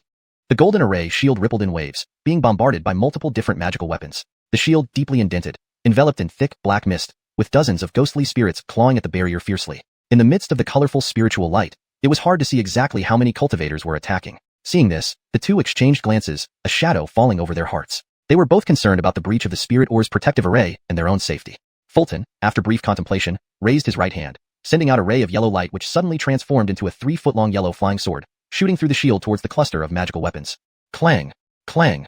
A series of metallic clashing sounds echoed immediately. At the same time, several red spiritual charms were hurled out, fiercely burning and flying. Suddenly, they transformed into fist-sized fireballs heading straight for the black mist. Boom! The fireballs exploded simultaneously, flames erupting across several yards. In the next moment, the yellow flying sword was repelled, and the fireballs were completely consumed by the black mist. Fulton stared at the scene with a particularly ugly expression. His trial revealed that among the cultivators controlling the weapons, at least 3 were on par with him in strength, and 1 far exceeded his own. Just as his unease grew, swoosh! Suddenly, a thin yet brilliant golden light column shot out nearby, slicing through numerous ghosts. This light seemed to have an exceptionally strong suppressive effect on them. Even the dense black mist emitted sizzling sounds and began to dissolve significantly, clearing the vision somewhat and revealing several figures. Fulton turned his head in shock. Upon seeing clearly, he stammered. This is the dazzling sunlight godlight that subdues all ghostly beings. Standing still, Ed Xenon emanated an imperceptible ghostly aura, with a diamond-shaped vertical pupil opened between his brows, featuring a golden iris surrounded by peculiar golden patterns, creating an eerie appearance. After a brief pause, Fulton asked in shock, "Stone Ed, when did you open your ghosting eye?" Ed Xenon chuckled bitterly, taking a deep breath before explaining, "It opened accidentally a few years ago, but I've never used it before. I didn't realize the cost was so great. One streak of godlight depleted nearly 1/8 of my spirit power." Meanwhile, clear signs of surprise emerged from the black mist. An Vansley voice rang out first. "To actually possess such a method to suppress ghost spirits, the eddying sect truly has its hidden talents." He added reflectively, "Alban Daoist indeed met his match." Another young man's voice followed, somewhat unexpectedly stating, "No problem. Alban here has a few stronger blood ghosts, but summoning them is quite troublesome. I hope Daoist Phelan can assist." Hearing the voices from the distant black mist, the two slightly furrowed their brows, showing a hint of hesitation. Fulton looked puzzled at Ed Xenon and whispered, "Stone Ed, don't you think that voice sounds familiar?" Chapter 76, The Truth Unveiled, Summoning Blood Ghosts. Ed Xenon nodded slightly and raised his right hand, pointing at the vertical pupil between his brows with two fingers pressed together. A ray of golden light appeared, and his eyes widened further. Penetrating the thick black mist in front of him to look toward the source of the sound, he was momentarily speechless. After a moment, he exclaimed in shock, "It's Armand. It's actually him controlling a black banner to summon this black mist and Een souls. It seems he is also summoning some more powerful ghosts." Fulton's first reaction was disbelief as he quickly questioned for confirmation. "Did you see clearly, Armand?" "Keepers, the ghosting eye has the effect of seeing through illusions. Even from over 10 yards away, I can see clearly that it is indeed Armand controlling the black mist and Een souls within the fog." The two exchanged looks, uncertain of what had happened. Fulton lowered his head in deep thought. How could this be? Could Armand have betrayed the sect? Ed Xenon pondered for a moment before shaking his head and saying, "That's not possible. Armand has the control disc and token for the entire formation. If he truly wanted to get in, we wouldn't have time to react or stop him. But why is he mingling with this group of cultivation raiders, pretending to attack our own formation?" Fulton suddenly realized something and looked at Ed Xenon. "I understand now. Armand Baron, do you mean?" "Keepers, exactly what you're thinking. We must be ready to assist Armand at any moment. He surely has a plan." After their brief conversation, they moved a few steps forward toward the light barrier, then struck their storage pouches, sending out one blue and one red beam of spiritual light to meet the other cultivator's magical tools. In an instant, the beams transformed into a faintly glowing blue shield and a small red hammer emitting red light. Before the formation barrier, amidst the black mist, Yehia stood at the forefront of the raiders, a 3-foot black banner floating above his head, dripping with blood and dark energy. As the banner fluttered, thick black mist billowed out. The Een souls that had been destroyed earlier re-emerged from the banner's surface, once again tearing fiercely at the barrier before them. The Een souls he controlled had a strong corrosive effect on the barrier. To his left was the Vance in green robes surnamed Phelan, who watched with satisfaction as he continuously cast spells to drive his silver blade against the barrier. The remaining 7 mid-chi cultivation raiders were pressing the barrier from both sides, either using magical artifacts or casting spells. Combined, the 9 raiders' attacks, even with Fulton, Ed Xenon, and several cultivators from the Xiuxian sects defending inside, could break the barrier completely if given 15 minutes. The Vance in green robes gazed enviously at Yehia's black banner. "This ghost banner of Daoist friend Alban is extraordinary. It must have been consecrated with countless lives." "Keepers, Daoist friend Phelan is correct," Yehia replied. "I have another request. Once we breach the formation, I hope you can hand over the souls of those from Eddying sect and the Su and Shui families to me. My ghost banner has been famished for a long time." The Vance in green robes, without suspicion, looked at the bloody aura emerging from the banner, his face lighting up as he stroked his beard and nodded. "No problem. As long as we breach the formation, this old man can promise that. In that case, let me thank you in advance, Daoist friend Phelan. Now, watch as I summon the blood ghosts to break the formation." Yehia smirked lightly, lifted his right hand to his mouth, bit down, and flicked a drop of blood imbued with dense bloodlight onto the banner. The bloodlight flashed, and the banner absorbed it instantly. Soon after, a mass of blood clouds several feet in size emerged from the banner, spreading a nauseatingly pungent smell. At that moment, he let out a piercing whistle, and with it, the blood cloud expanded to about a dozen feet. Strange movements occurred within the cloud as 2 sharp horns emerged first. Then, following closely were the bodies below. In mere seconds, 2 blood-red monsters about half a person's height flew out from the cloud. They exuded an aura of blood not inferior to that of mid-chi cultivators, and possibly even stronger. They sported single horns on their heads, wore scaly armor, and had glowing green eyes. With clawed hands swinging wildly, they rushed out. The Vance in green robes saw such creatures for the first time. The ghost wailing sounds from their mouths made his own spiritual power subtly agitated. He suddenly felt a chill, feeling uneasy. Yehia's demeanor became even more reserved as he manipulated the seals with his hands. "Daoist friend Phelan, follow me. Let's see how we can break this formation." The Vance took a couple of steps back, his gaze intense. He raised his right hand, summoning the silver blade artifact once again, infusing it liberally with spiritual power until silver ripples radiated outward, ready to strike. Finally, Yehia acted. With a wave of his right hand, the 2 blood ghosts rode on the blood cloud, accompanied by dozens of Een souls surrounding them. "Go!" In the next moment, the blood ghosts, along with the Een souls, swooped down, surrounding the Vance in green robes. The Vance froze, confused by Yehia's actions, but instinctively held the silver blade above his head. "Daoist friend Alban, what are you doing?" Instantly, before he could finish speaking, Yehia's lips moved coldly. "Ghost soul whale. Immediately, a chorus of ghost cries erupted as the two blood ghosts and a crowd of souls opened their massive mouths, letting out deafening roars. Continuous waves of soul-penetrating sound converged like tangible waves of black ripples, enveloping the Vance entirely. He stiffened immediately, his internal spiritual power oscillating eerily, causing involuntary movement in his limbs, which he couldn't control. With a clang, the silver blade dropped to the ground, unsupported by spiritual power. His face turned pale, filled with horror. "You!" Several nearby cultivators watched in shock, shouting out, "Daoist friend Albin, what are you doing?" Ignoring them, Ed Albin raised his right hand, and a streak of golden light shot from his sleeve, plunging into the Vance's body. A series of thuds followed. Within moments, the Vance's body was riddled with over half a dozen wounds, puncturing vital areas like his chest and dantian, spewing out copious amounts of blood. Chapter 77. Turning coat, shocking everyone. The Vancely man in the green robe was spurting blood all over his body. His face was full of terror as he looked at his mangled body in disbelief. Even more unbelievable to him was Yehia's sudden turncoat move. His physical strength and the spiritual energy within his dantian were leaking out uncontrollably. He was completely incapacitated, with no chance left for resistance. He couldn't figure out why Yehia would suddenly change sides when everything had been going smoothly up until now. Daoist Phalon, do not hate me. You should blame yourselves for targeting our eddying sect. Yehia cast a cold glance at the Vancely man in the green robe, then waved his hand. The blood ghost let out a piercing cry and led a swarm of souls towards the old man, feasting on his body furiously. You are actually a disciple of the eddying sect? The green-robed Vance's face was filled with reluctance. He wanted to say more, but his body was immediately submerged by the swarm of souls. As darkness engulfed his vision, a loud voice resounded clearly. Inner disciple Yehia of eddying sect is slaying the invaders. 2 junior brothers, come out quickly to assist me. This high-pitched and resonant voice echoed through the barrier formed by the formation light, traveling dozens of feet away before gradually fading. Upon hearing this voice, the Vancely man in the green robe finally understood why Yehia agreed so readily when they proposed the idea of attacking the Hamzajin mine. He had thought it was because of the spirit stones, but it turned out to be for this reason. He regretted his own negligence for not realizing Yehia's identity sooner. He despised himself for being careless. The Vancely man in the green robe swiftly formed hand seals. A yellowish spiritual light erupted from his head, and a golden soul figure shot out from between his eyebrows, trying to escape. In the next moment, however, a blood-red creature with a gaping mouth caught it firmly. With a few eerie cries, the creature gently sucked in its mouth. No! The yellow soul figure trembled violently but was unable to resist, instantly turning into a stream of yellow liquid that flowed into the blood ghost's mouth. Its soul was utterly annihilated. All this occurred in just 2 or 3 breaths, concealed by the black mist. The nearby cultivators barely realized what happened when a series of shouts and cries broke out. Seek vengeance for Daoist Phalon. As soon as the words fell, numerous magical artifacts soared upwards, sweeping towards Yehia's body. Seeing this, Yehia showed no panic. He raised his arms swiftly like lightning, flicking his wrists as specks of golden light flashed. Instantly, thick waves of black mist converged near Yehia, weaving and intertwining frantically in front of him. In a blink, Yehia manipulated the black mist to form 3 layers of thick black shields about half a dozen feet in front of him. Bang! Bang! A series of impact sounds were heard. The first 2 layers of the shield walls were shattered by various magical artifacts, depleting their destructive power. However, these artifacts were halted in front of the 3rd shield wall. Kill! Yehia's eyes turned cold as he pointed his right hand at the ghost banner atop his head. Instantly, 2 blood ghosts soared out, accompanied by dozens of souls and thick black mist. Poof poof! The blood ghosts spewed a string of emerald green ghost fires, which attacked 2 cultivators. Armandeden, we have come to assist you. At this moment, a gap appeared in the formation. Fulton and Ed Xenon rushed out excitedly. Fulton wielded a yellow flying sword. With a wave of his hand, the sword split into 3 phantom images, shooting towards one of the bandits fiercely. Ed Xenon, wielding a red long knife, created waves of red ripples and slashed heavily at a raider on the left side. Yehia remained calm, raising the ghost banner high, while his right hand called forth the golden spear he had summoned earlier. It charged forward recklessly. With several intense collisions, none of the 7 remaining raiders could match Yehia and company. Without the Vancely man in the green robe leading them, the 7 were suppressed.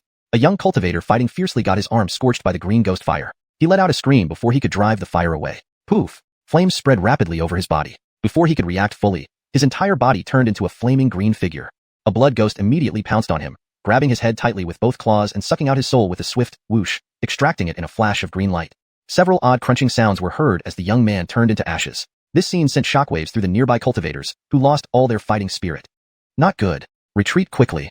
Yehia wouldn't let go of this perfect opportunity for the blood ghosts to feast. He rushed forward, brandishing the golden spear in front of them. He also shouted to the 2 figures still dueling nearby. Stones, help me detain them as much as possible. Fulton and Ed Xenon nodded eagerly, understanding Yehia's intention, and shifted from attack to delaying tactics, intercepting the remaining few as much as they could. Hook Soul Ghost Cry. Taking advantage of the situation, Yehia triggered another ghostly wail, shocking 2 more cultivators momentarily. The blood ghost seized the opportunity, spewing ghost fire. Ah! One after another, screams echoed. Within just 4 or 5 breaths, 2 more out of the 6 remaining cultivators perished. The final 4 were utterly terrified and fled despite risking their lives to do so. Yehia and the others pursued for a few miles before returning satisfied. Back at the mine, They retrieved tokens to open the formation barrier and re-entered. Once stable, Fulton and Ed Xenon spoke almost simultaneously, looking up at Yehia respectfully. Armand Ed, tonight truly opened our eyes, even giving us two juniors a taste of glory. At this moment, their respect for Yehia wasn't just superficial but deeply felt. Especially during the moments of manipulating the Black Banner, the power of the Blood Ghosts left a deep impression on them. It's nothing, just a minor skill. Yehia saw their respectful expressions but downplayed it, making them feel even more that Armand Ed was unfathomable. Despite this, he secretly felt quite pleased. After a moment, he reached into his waist pocket where 8 different storage bags hung, picked 2 at random, and tossed them to each of the 2. Yehia, now in a pleasant mood, said with a smile, "This night's battle was greatly assisted by the 2 of you. Though I did most of the slaying, you deserve credit too." Chapter 78. The Mine Tunnel Map. Fulton and his companion gazed at the heavy storage pouches in their hands, immediately feeling the generosity of this Armand Ed. They couldn't help but smile brightly. After all, this was a storage pouch belonging to a fellow cultivator of the same rank, and it had come from someone who had considerable resources. Even in one-on-one situations, they might have lost to such an opponent. Or, the opponent would have escaped, leaving no possibility of obtaining such a rich haul. With this storage pouch, they could enhance their own strength and thus increase their chances of survival. Gratefulness welled up in both of them, and they bowed deeply. "Thank you, Armand, for your gift. I will follow your orders faithfully in the future. But should we report tonight's events to the sect? I will report it myself. These are indeed uneasy times, so we must be more cautious." Yehia nodded, pleased with their attitude. He spoke softly, then suddenly seemed to remember something else. "There is one more thing I need to tell you," he added. They exchanged glances, not hesitating for a moment before responding in unison, clasping their hands respectfully. "Armand, please speak. We will do as you say." Seeing that they agreed, Yehia's expression softened, and he spoke slowly. "The Ghost Banner may not be explicitly forbidden by our sect, but it is still considered an evil artifact. Please don't casually divulge its existence. I don't want to invite unnecessary trouble." The 2 did not hesitate and nodded right away. "We understand. We won't leak any information about this." "That's good. I believe both of you must be tired. Go back and rest early. I will take the night watch myself to ensure there are no further incidents." They acknowledged his words and bowed again before turning to walk towards their stone houses. Watching them leave, Yehia's eyes flickered. With a wave of his hand, a clump of green clouds emerged from the storage pouch. He rode the clouds to a high point above the valley and landed temporarily. He found a relatively flat spot, took out a cushion, and sat down cross-legged. From this vantage point, he could see everything happening in the valley below. The raiders had retreated, and the cultivators from the Xiu and Shui families had returned to their stone houses. Everything seemed calm once more. A strong night breeze blew, causing his long black hair to fly wildly in the wind. Yehia glanced at the valley below. Apart from some traces of battle, nothing remained. Then he looked into the distance, where faint spiritual light emitted by the protective formations of the Xiu and Shui families could be seen tens of miles away. The battle this night had been partly due to luck. If he hadn't gone out to sell his spirit pills in exchange for spirit stones, he wouldn't have encountered the group led by the old man in blue robes. Also, fortunately, he had rarely shown himself since arriving here, ensuring his identity remained hidden. But luck might not favor him next time. The entire state of Jerome was now in turmoil. While safety might be guaranteed in the short term, the future was uncertain. His only option now was to continuously strengthen himself. Higher cultivation was the only true guarantee of safety. After some time, Yehia calmed his mind, took a deep breath, and pulled out a special voice-transmitting talisman. He described the night's events briefly and threw the talisman into the air. It transformed into a streak of firelight and sped toward Ediang's sect, vanishing into the dark night. He flipped his right palm, and the Een Ghost banner reappeared in his hand. Raising his left hand, he cast a spell, pointing at the banner. 4 or 5 luminous spirits appeared on the banner, struggling and screaming in agony, being corroded by the Een Chi inside. Yehia closed his eyes slightly and briefly refined these souls before planning to convert them into blood ghosts when he had the time. The next morning, as dawn approached, several figures descended through the air near the mine entrance, glowing with spiritual light. Leading them was a spirited-looking female cultivator, followed by 2 middle-stage Chi refinement cultivators. Suddenly, a streak of green light dropped from above, revealing a young man standing before the trio. Looking at them, the man smiled and asked, "Friend Georgina, why have you come today?" Georgina quickly bowed and apologized apologetically. "Pardon me, friend Ed. Last night, my Xiu and Shui clans were attacked by marauders, and we had to recall the miners for aid. Who knew the marauders would employ a diversion tactic and directly attack the mine? Seeing that the mine is safe, I can now feel somewhat relieved. Otherwise, we would bear a huge debt." Yehia understood her concerns, fearing that he might report to the sect and bring blame upon the Xiu and Shui families. He waved his hand, signaling her to rise. "Friend Shui, please stand. You cannot be blamed for last night's events. I did not mention anything specific in my report to the sect, so rest assured." Hearing this, Georgina relaxed visibly. "Friend Ed is generous. Thank you very much." Yehia then shifted his gaze to the mine entrance nearby, looking contemplative as he asked, "However, I have a request to make of you, friend Shui." Reassured that Yehia was not angry, she felt relieved and responded without hesitation. "What is it? Please speak freely. I would like a complete map of the mine tunnels. I've been reviewing the production records of the black iron ore and noticed a significant drop compared to previous years. I intend to investigate personally. If the sect ever inquires, I will be better prepared to give an account." Georgina's face flashed with unease. She signaled the 2 men behind her to step back before whispering, "Friend Ed wants a mine tunnel map. Perhaps it would be better if I sent someone to investigate the tunnels for you?" Yehia shook his head, his expression resolute. "No need. I wish to go in myself. There's no need for you to trouble yourself." Seeing her hesitation, he narrowed his eyes and pressed further. Why? Is the mine tunnel map so precious that even a direct request from me is met with evasion? Could there be something amiss in the tunnels?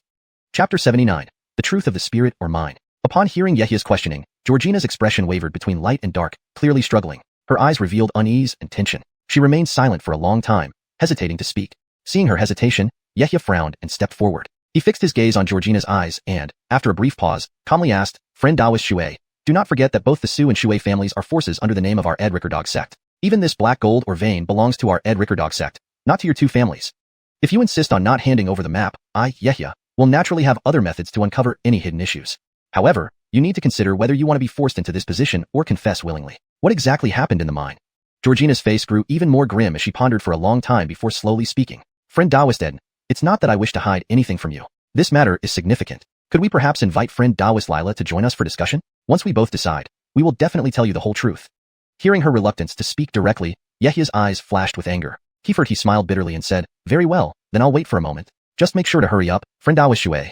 "Please wait a moment, friend Taoist Ed. I'll inform friend Taoist Su right away," Georgina replied with an awkward smile. She then took out a sound transmission talisman and spoke quickly into it. With a gentle toss of her right hand, it transformed into a streak of blue light and shot into the sky, disappearing instantly from view. Afterward, Georgina respectfully invited Yehia back into the stone house. Fulton and Ed Xenon were also called inside by Yehia. The four sat around the stone table. The atmosphere was somewhat silent. Yehia closed his eyes slightly, resting, lost in thought. Fulton and Ed Xenon wore puzzled expressions. Upon seeing Georgina's embarrassed smile and noticing Yehia's closed eyes, they realized something was amiss and exchanged looks. Sensing the situation, they wisely remained silent.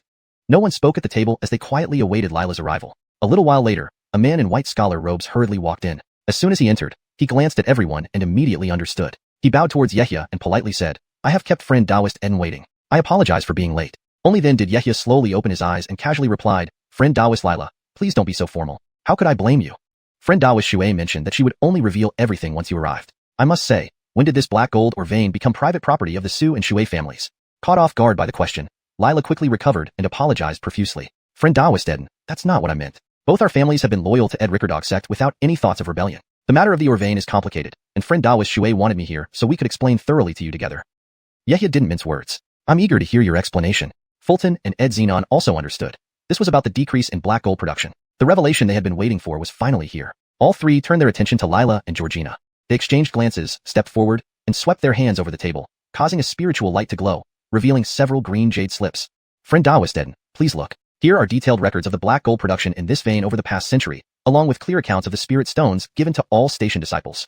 When the spirit or mine was entrusted to the Su and Xue families years ago, it was already quite depleted. After many years of mining, it is nearing exhaustion. It may only last another 3 to 4 years before completely drying up. At that point, not only will production decrease, but finding even a single piece of black gold might be impossible. Fearful that without the black gold vein, the sect would no longer protect us, we kept this hidden." Yehia frowned deeply upon hearing this, his expression unimpressed. He picked up the jade slips and flipped through them, instructing Fulton and Ed Xenon to read along. As Yehia finished reading one scroll, his mood darkened further. When all three finished reviewing the 7 or 8 jade slips, they exchanged glances and came to a conclusion. If these records were accurate, it proved the Su and Xue families had not lied about their accounts, and the situation might be even worse. The vein likely wouldn't last 3 to 4 years, possibly drying up within 1 or 2. As this generation's station disciples, they faced a pressing issue. Reporting this to the sect and having dedicated surveyors check the mine. They needed confirmation on its depletion and to decide their next steps should it truly be exhausted. Yehia observed Lila and Georgina's expressions, trying to discern if they were lying. On the surface, nothing seemed unusual, but Yehia only trusted the records halfway, remaining skeptical about the rest. Suddenly, Yehia had an idea. He whispered to Fulton briefly before turning to Lila and Georgina and asking, "Friend Taoist Su and Xue, have you noticed an increase in golden spirit stones produced in the mines recently? Though just a few at a time, the quantity seems to be increasing." Lila's eyebrows furrowed as he thought for a moment, then dismissed it nonchalantly. "Is that so? I hadn't paid attention. It might just be some coincidental formation of golden spirit stones, nothing out of the ordinary." Fulton then stood up confidently. "Not so, friend Taoist Su. I've overseen various or veins within the sect. This isn't just a small amount of golden spirit stones. I suspect there might be other veins connected beneath or near the black gold vein." Both Lila and Georgina pondered for a moment. "Are you saying there could be other or veins besides the black gold?" Lila asked. Fulton nodded and pointed to the jade slips, spreading them out. "Exactly. Initially, it was just a guess, but I found records of this phenomenon 80 and 50 years ago, confirming my suspicions." Everyone leaned in to examine the spots Fulton indicated. Chapter 80, Entering the Mine. Lila looked at Fulton with a puzzled expression and asked, "Do you have any evidence? You refuse to even show us the mine tunnel map. How can I provide evidence? However, if you let me see the map, I can deduce the general location based on its records." Upon hearing this, Fulton immediately countered and then turned to look at Ed Xenon. At that point, With the help of brother Ed Xenon's ghost eye's penetration ability, perhaps we can find an answer. Ed Xenon saw everyone looking at him and explained in a low voice, the ghost eye does indeed have some penetration effect, but it can only Manchang see through a distance of about 10 to 20 feet. If inside the mountain, this distance will be further reduced. Asterisk edit. For better fluency, I suggest revising the translation as follows asterisk. Ed Xenon saw everyone looking at him and explained in a low voice, the ghost eye does indeed have some penetration effect, but it can only Manchang see through a distance of about 10 to 20 feet. This distance will be further reduced if we are inside the mountain. Yehia suddenly had an idea when he thought about how the ghost spirits within his ghost banner could also burrow underground. Regardless of whether they wanted to report to the sect or do something else, they would have to investigate this matter. That's fine. Both Dao friends should now retrieve the mine tunnel map and let Brother Baron carefully compare it to see if there are really other or veins. If there are indeed other or veins, Eden can explain to the sect more convincingly. Your two families can also continue to be protected by Edenyang sect without having any worries. Lila and Georgina exchanged glances, nodded secretly after exchanging a few looks, and made up their minds. As Eden Daoist suggests. However, if we truly look for the veins, my Su and Shui families are willing to contribute our share. Lila spoke, then with a flick of his left hand, a white jade slip appeared in his palm, slightly larger than usual. He extended his hand, offering the jade slip to Fulton. Baron Daoist, this is the detailed map of all the mine tunnels, clearly recorded from the initial mining tunnels to the abandoned ones. Fulton glanced at Yehia, then nodded, accepting the jade slip. He walked to the table and laid it flat on it. With a light wave of his right hand, a yellow ray of light emerged and entered the jade slip. The jade slip trembled, instantly revealing a large expanse of translucent imagery. On one side, a prominent thick tunnel branched out like tree limbs into several medium-sized tunnels, which in turn branched into smaller tunnels. Some sections emitted bright golden light, while others were dark. Brighter light indicated more black gold or production, whereas darkness represented abandoned tunnels where valuable ores were already depleted. Fulton meticulously compared the current map imagery with historical records, seeking places that showed anomalies 80 and 50 years ago. Soon, his eyes moved, and he pointed to a spot on the map, explaining, ladies and gentlemen, please observe. These two lines represent the tunnels where golden spirit stones appeared decades ago, while this line is where they are mined now. The intersection of these three tunnels likely marks the spirit veins location. We need to explore the area around this center. We might find some results. Hearing this, Lila glanced at Georgina beside him and then nodded. I will accompany the three of you, including Eden Daoist, into the mine. Yehia glanced at the top, did not decline, and said normally, let's not delay. Let's leave now. The five people immediately left the stone house and headed toward the mine entrance. As Yehia and company approached the largest mine entrance, they saw emaciated slaves carrying stones out slowly. Seeing five immortal masters enter together, they immediately parted ways. Inside the mine, it grew dim, but they quickly adjusted to the lighting. The cave wasn't entirely dark. Irregular white fireflies embedded sporadically along the stone walls provided faint illumination, sufficient to light the path. The mine was deep, its end invisible. Only muted sounds of digging echoed faintly. After walking tens of feet into the mine, they arrived at a vast stone hall littered with piles of broken waste rock. In front of the hall were several forks named Jia, Yi, Bing, and Ding. Crack, crack. A fat Kale, holding a horsehair whip in his right hand, evidently the overseer, whipped slow-moving miners. Edson up, the production of black gold has decreased recently. If you keep slacking, don't blame me for being ruthless. Starting today, for every 10 pounds short, you get 3 lashes. While scolding the slaves, he noticed Yehia and the others. Upon recognizing Lila's face, he was surprised and hurried over, bowing deeply. Please receive these immortal masters. What brings you here today? Facing the overseer, Lila didn't even glance at him, instead looking at the forks and ordered, we need to go to Tunnel Jia, 6, Tunnel Bing, 7, and Tunnel Ding, 4. Find someone familiar to guide us. Keepers, I'll find someone immediately. Soon, the overseer brought forward a strong young man, ragged yet undeniably muscular and not just an ordinary slave. He lifted his head, revealing a determined face, speaking humbly. Adam greets the immortal masters. I am very familiar with these tunnels. Lead the way.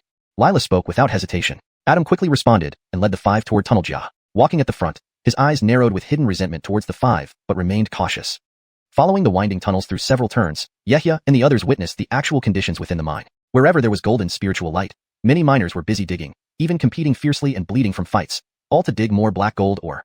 Venturing deeper into the tunnels worsened this situation, highlighting the decline and near exhaustion of the black gold ore vein. The aura of golden spirit chi inside the tunnels became increasingly thin. Yehia's eyes glowed red as he observed the surroundings. Noticing this issue, his expression turning slightly heavy. Chapter 81.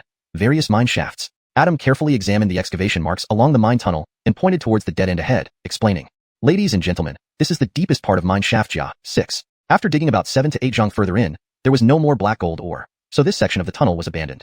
Yehia glanced at Fulton and Ed Xenon, who immediately sprang into action. Fulton walked up to the stone wall blocking their path. Rubbing his hands together, he produced a yellow glow which he then gently pressed against the wall. Closing his eyes, the yellow light flowed like water into the stone. The faint yellow light suggested an earth-type spell. Moments later, he opened his eyes and began examining various directions of this tunnel. Ed Xenon activated his vertical eye on his forehead, scanning around with Fulton's movements. Yehia also waved his hand toward the stone wall, 2 dark shadows emerging from his sleeves, quickly merging into the wall. All 3 were using various methods to investigate the surrounding rock mass. Half an hour passed before they slowly withdrew their techniques. Lila couldn't wait any longer and asked the group, "How are things going? Did you find anything?" Fulton turned to Yehia and shook his head slightly. Yehia frowned and said, "We can't draw a conclusion yet. We need to check other shafts before making sense of it." Adam watched the actions of these immortal masters, his eyes flickering but saying nothing. Leading them back along the same route, they entered mine shaft Bing. After several turns, they reached what was called Bing 7 mine shaft. The situation here was almost identical to the previous one.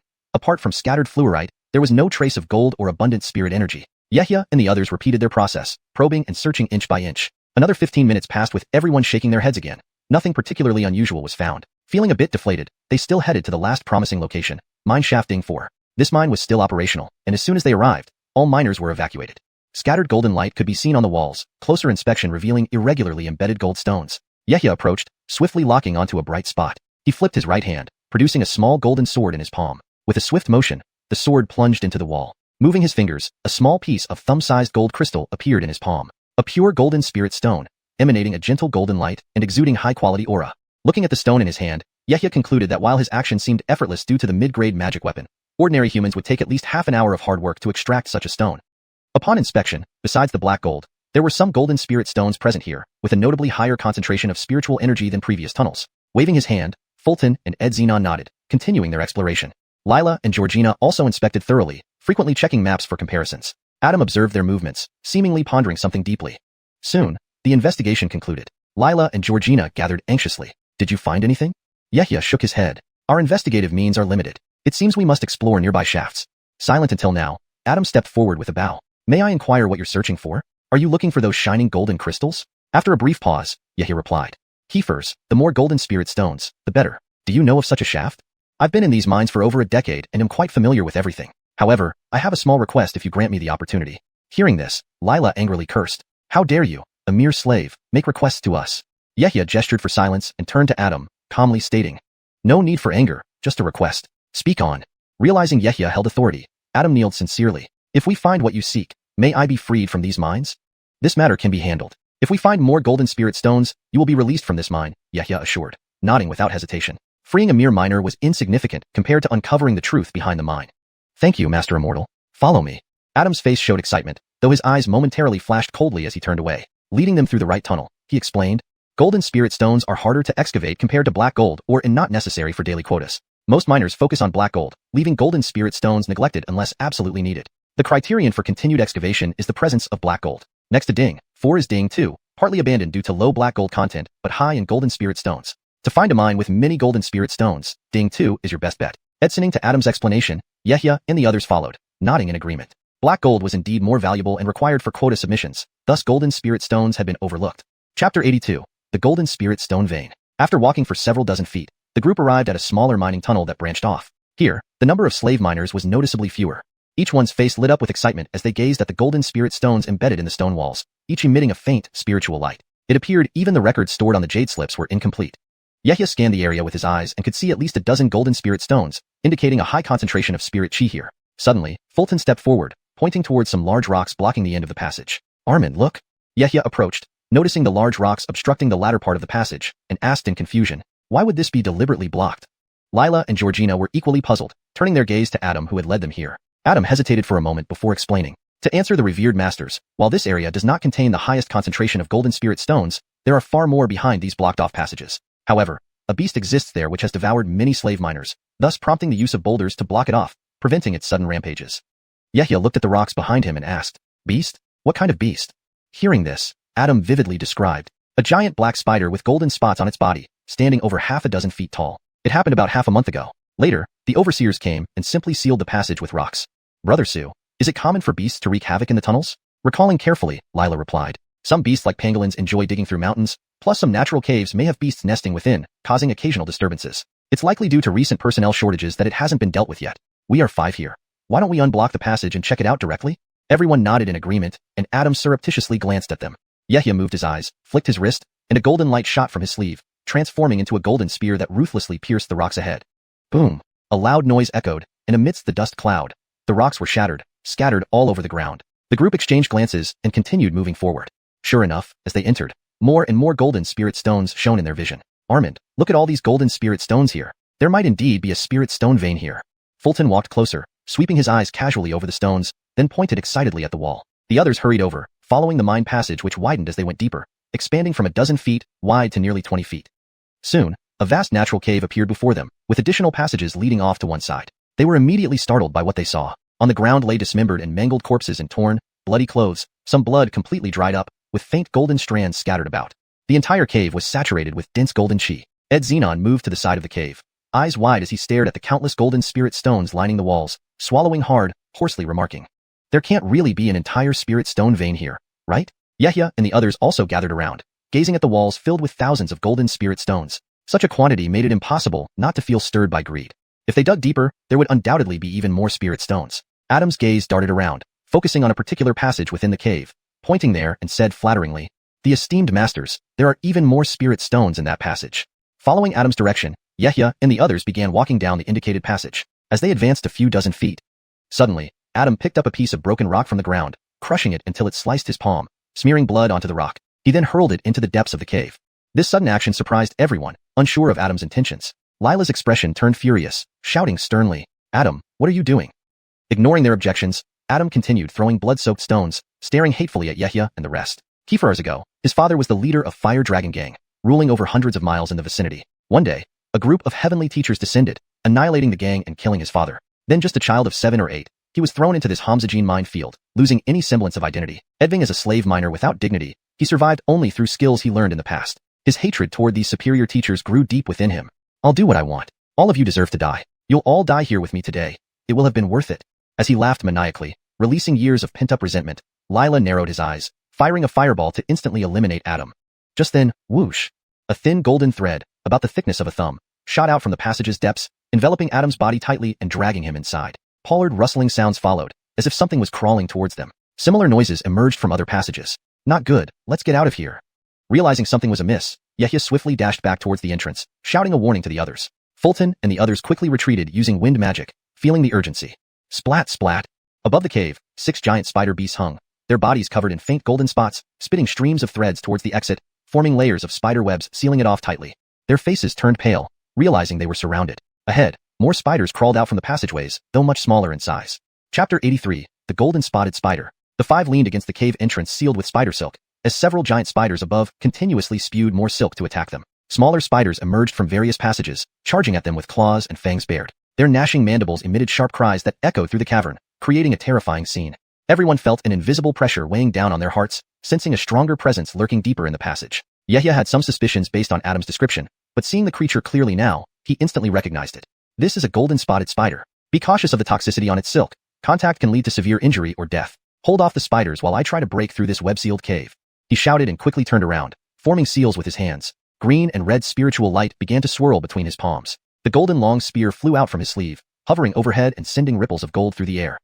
Attack! Georgina and Lila exchanged glances and stood together, fighting the surrounding spider demons. The larger spiders hanging above were approximately mid-stage rank 1, equivalent to cultivators in the middle stage of the chi condensation realm, while dozens pouring from the passages were lower stage rank 1. Lila grew solemn, raising his right hand, causing a red glow to burst forth from his sleeve, a red-lit long saber flying into his command. With a silent shout of slash, one of the smaller golden-spotted spiders was split in 2 by the blade. Fiery, acid-like blood splattered onto the ground, hissing upon contact. Clearly, even the blood was highly corrosive.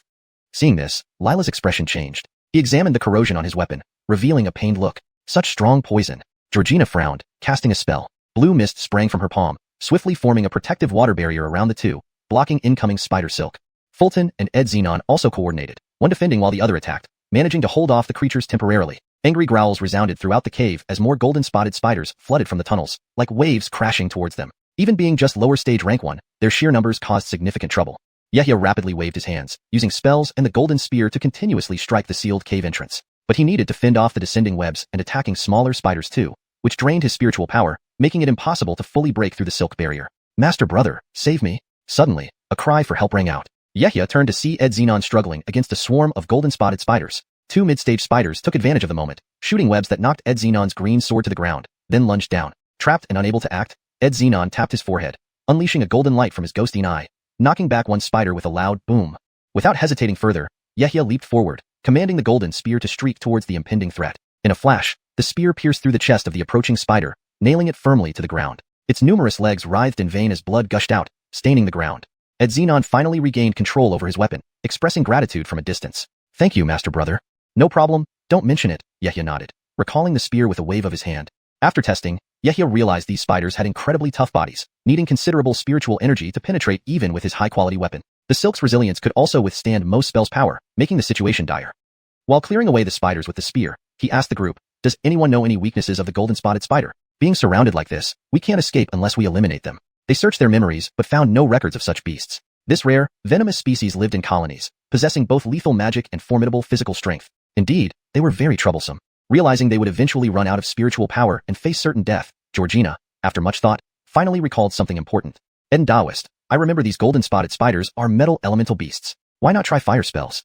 Yehia's spear darted out, skewering another spider. "It doesn't work. I tried. It seems they have a special ability to resist most magical power."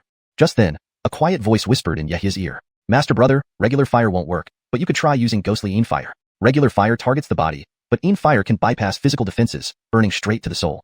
Yehia glanced at Ed Xenon, who was watching him intently. While he usually wouldn't reveal his ghost banner, especially with outsiders present, this could be a solution to their dire predicament. Chapter 84, Verdant Sea of Fire. After a brief moment of contemplation, Yehia summoned the golden spear above him with his right hand. The spear's glow flashed, rapidly shrinking as it flew back into his sleeve. Then, he formed a finger seal and waved his right hand over his storage bag. Whoosh! A black beam of light swiftly shot out, and with a sudden grab, Yehia securely held a 2-foot-long black banner in his palm. This banner emitted a dense aura of ghostly energy.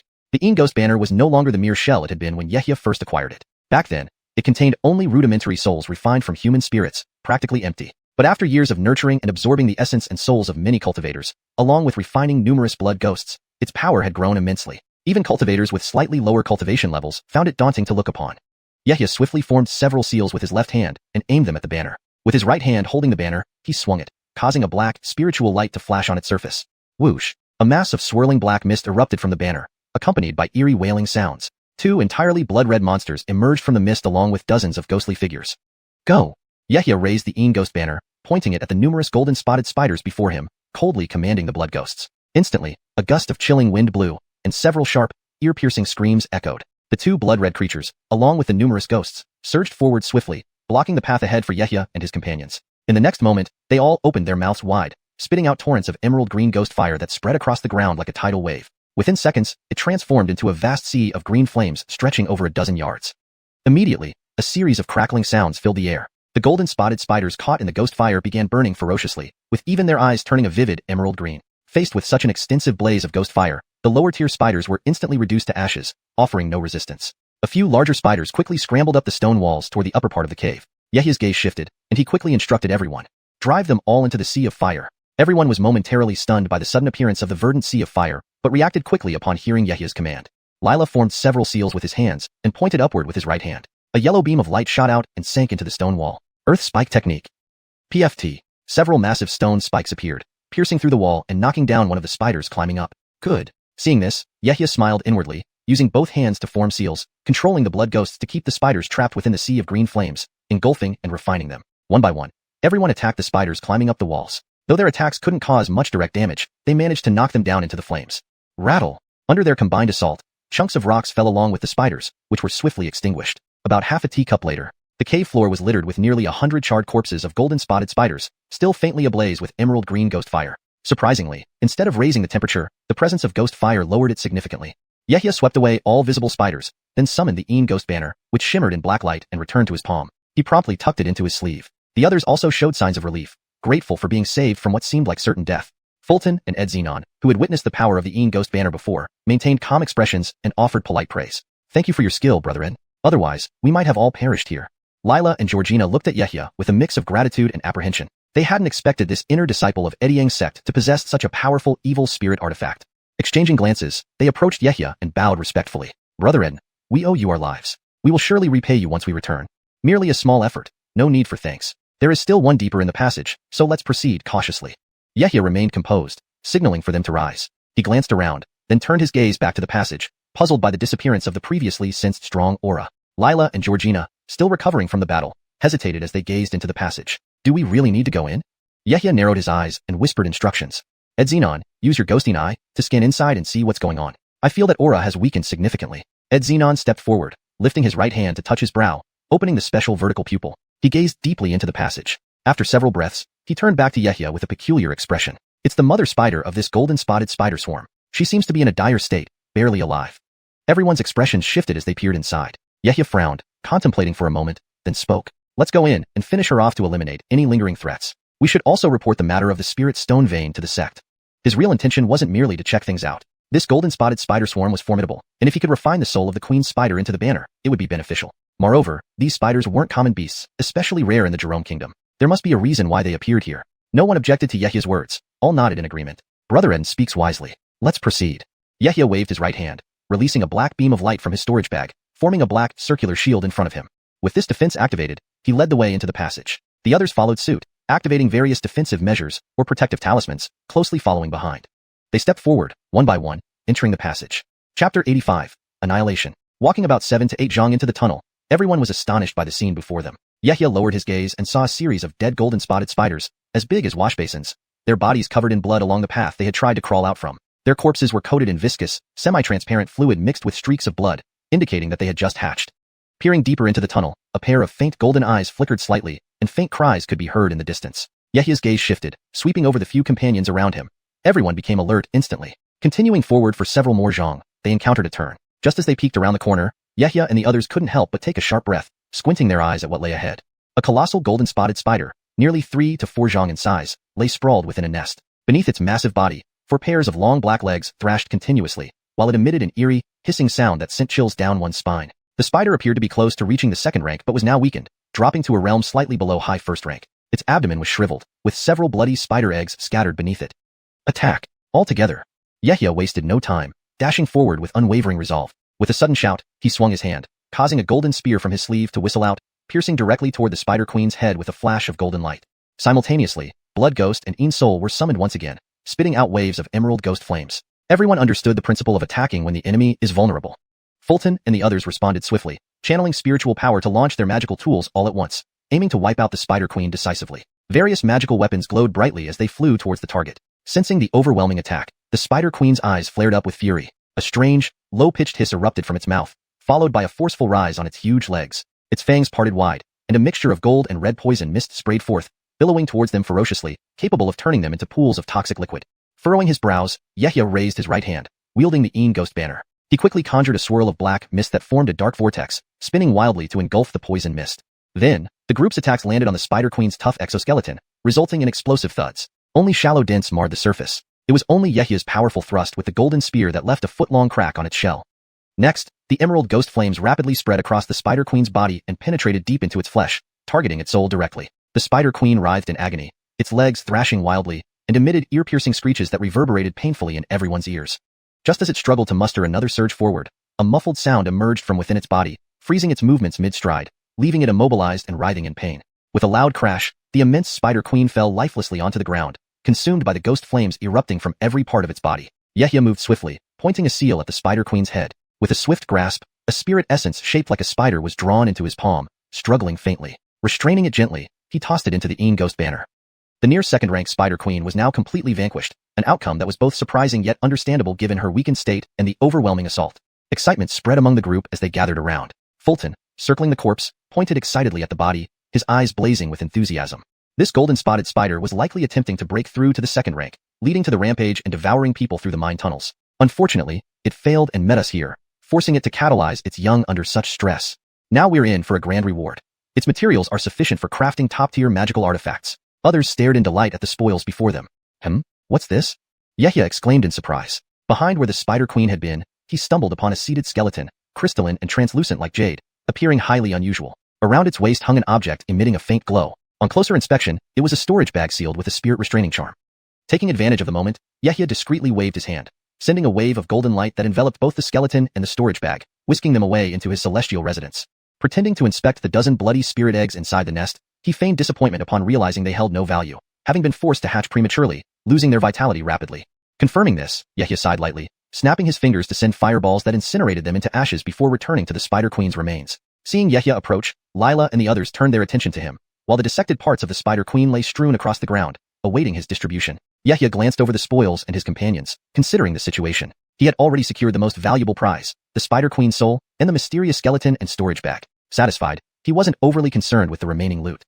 Fulton approached with a respectful bow, softly asking, Armand, since you killed the Spider Queen, how do you propose we distribute the rest of its body? His words dripped with eagerness for the rewards before them. Yahya surveyed everyone's expressions and quickly made up his mind. Chapter 86. Departure from the mine, reaping the harvest. Yahya raised his right hand and waved it gently in front of him. A sheet of golden mist flew out, picking up several items from the ground. For once, he showed unusual generosity as he smiled faintly and said, "This time we were able to defeat the golden-spotted spider king. All of you contributed greatly. I only want its venom sac, a pair of fangs, and a piece of shell. The rest can be evenly divided among the four of you. Just remember not to harm our goodwill." After some consideration, he set a standard for fair division. According to the usual practice of killing beasts in the immortal world, the higher the cultivation, the more spoils one would receive.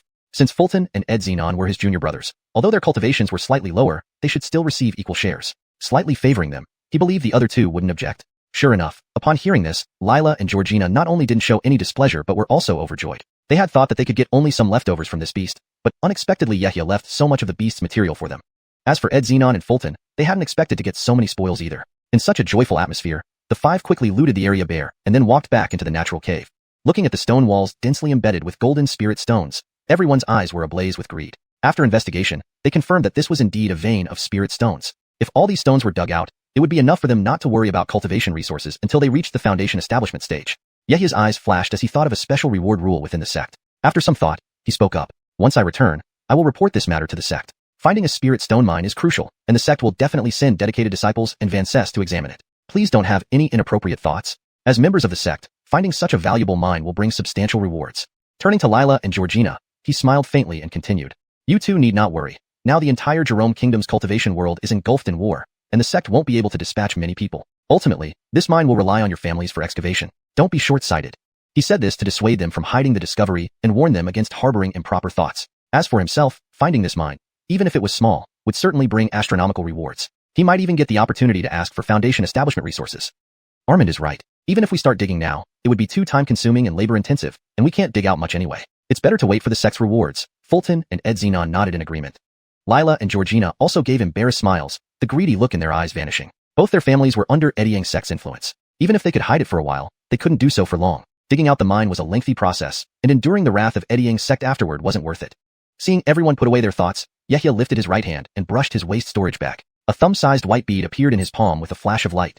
Raising his hand, he infused the bead with a wisp of spiritual power, causing it to emit golden light and fly upward, rising slowly. Then the bead spun in mid-air, reflecting the entire cave scene inside it. After several breaths, the bead descended again, its surface light fading as Yahya tucked it back into his storage bag. "Let's go. We'll seal this place temporarily. Once the sect receives my message, they will arrive within half a day." Finishing, Yahya led the way down the mine passage, and the remaining four followed promptly. Soon, the five emerged from the mine with vastly different moods from when they entered. Previously, Yahya and the others worried about the black gold veins depletion and feared that this guarding mission might not continue. Lila and Georgina were also concerned about their family's future reliance. Now, with the new spirit stone mine, Yahya and his team would gain significant rewards, and Sue and Shui families could continue thriving. They might even advance further because of this opportunity. "Daoist friend Eden, Daoist friend Sue and I must take leave now. We need to find more miners," said Lila. Yahya nodded, watching them hurry off. Pulling out a specially made circular sound transmission talisman, he flipped his left hand to reveal the recording bead. With a gentle force, a beam of spiritual light was absorbed into the talisman. Injecting a large amount of spiritual power into the talisman, it emitted increasingly intense golden light. After several breaths, Yahya flung it towards Eddie Yang's sect. Whoosh! The talisman transformed into a streak of golden light, swiftly disappearing from view. Relieved, Yahya turned to his juniors. "Stones, I will rest for a while. You two watch the array protecting the valley without slack." Keepers, Armand. Fulton and Ed Xenon agreed without hesitation. As they watched Yahya leave, their eyes were filled with gratitude. Ed Xenon glanced at Fulton and murmured almost to himself, "I never expected that following Armand here would yield so many spirit stones and unexpected rewards. This discovery might grant us elixirs to break through our bottlenecks, allowing us to become inner gate disciples."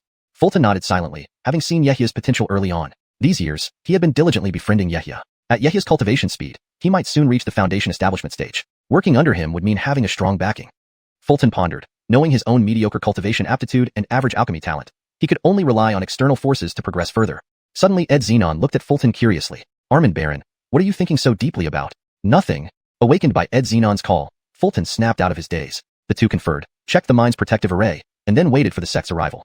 Returning to the stone house, Yahya sat cross-legged until his spiritual power recovered before standing up again. Seating himself by the stone table, he brewed a pot of xiuxian tea to calm his mind before sitting back on the cushion. With a wave of his hand, a shimmering light appeared, revealing the jade-like remains of the cultivator and the storage bag before him. Chapter 87. Mechanical Puppet Beasts, Garethmanoid Puppets. Yahya carefully examined the two items in front of him, stroking his chin as his eyes flickered with thought. Cultivators absorb celestial spirit energy into their bodies, which to some extent cleanses their meridians and refines their physical forms. But achieving bones as clear and translucent as jade would be unattainable at the chi condensation stage. One would at least need to reach the foundation establishment stage. Additionally, they would need to practice some special cultivation techniques and undergo years of refining their bodies to achieve such a state. Yehia silently pondered this, then shifted his gaze to the storage bag sealed by a spirit sealing talisman, inspecting it closely. The talisman had been affixed for several decades, its faint, spiritual light still lingering.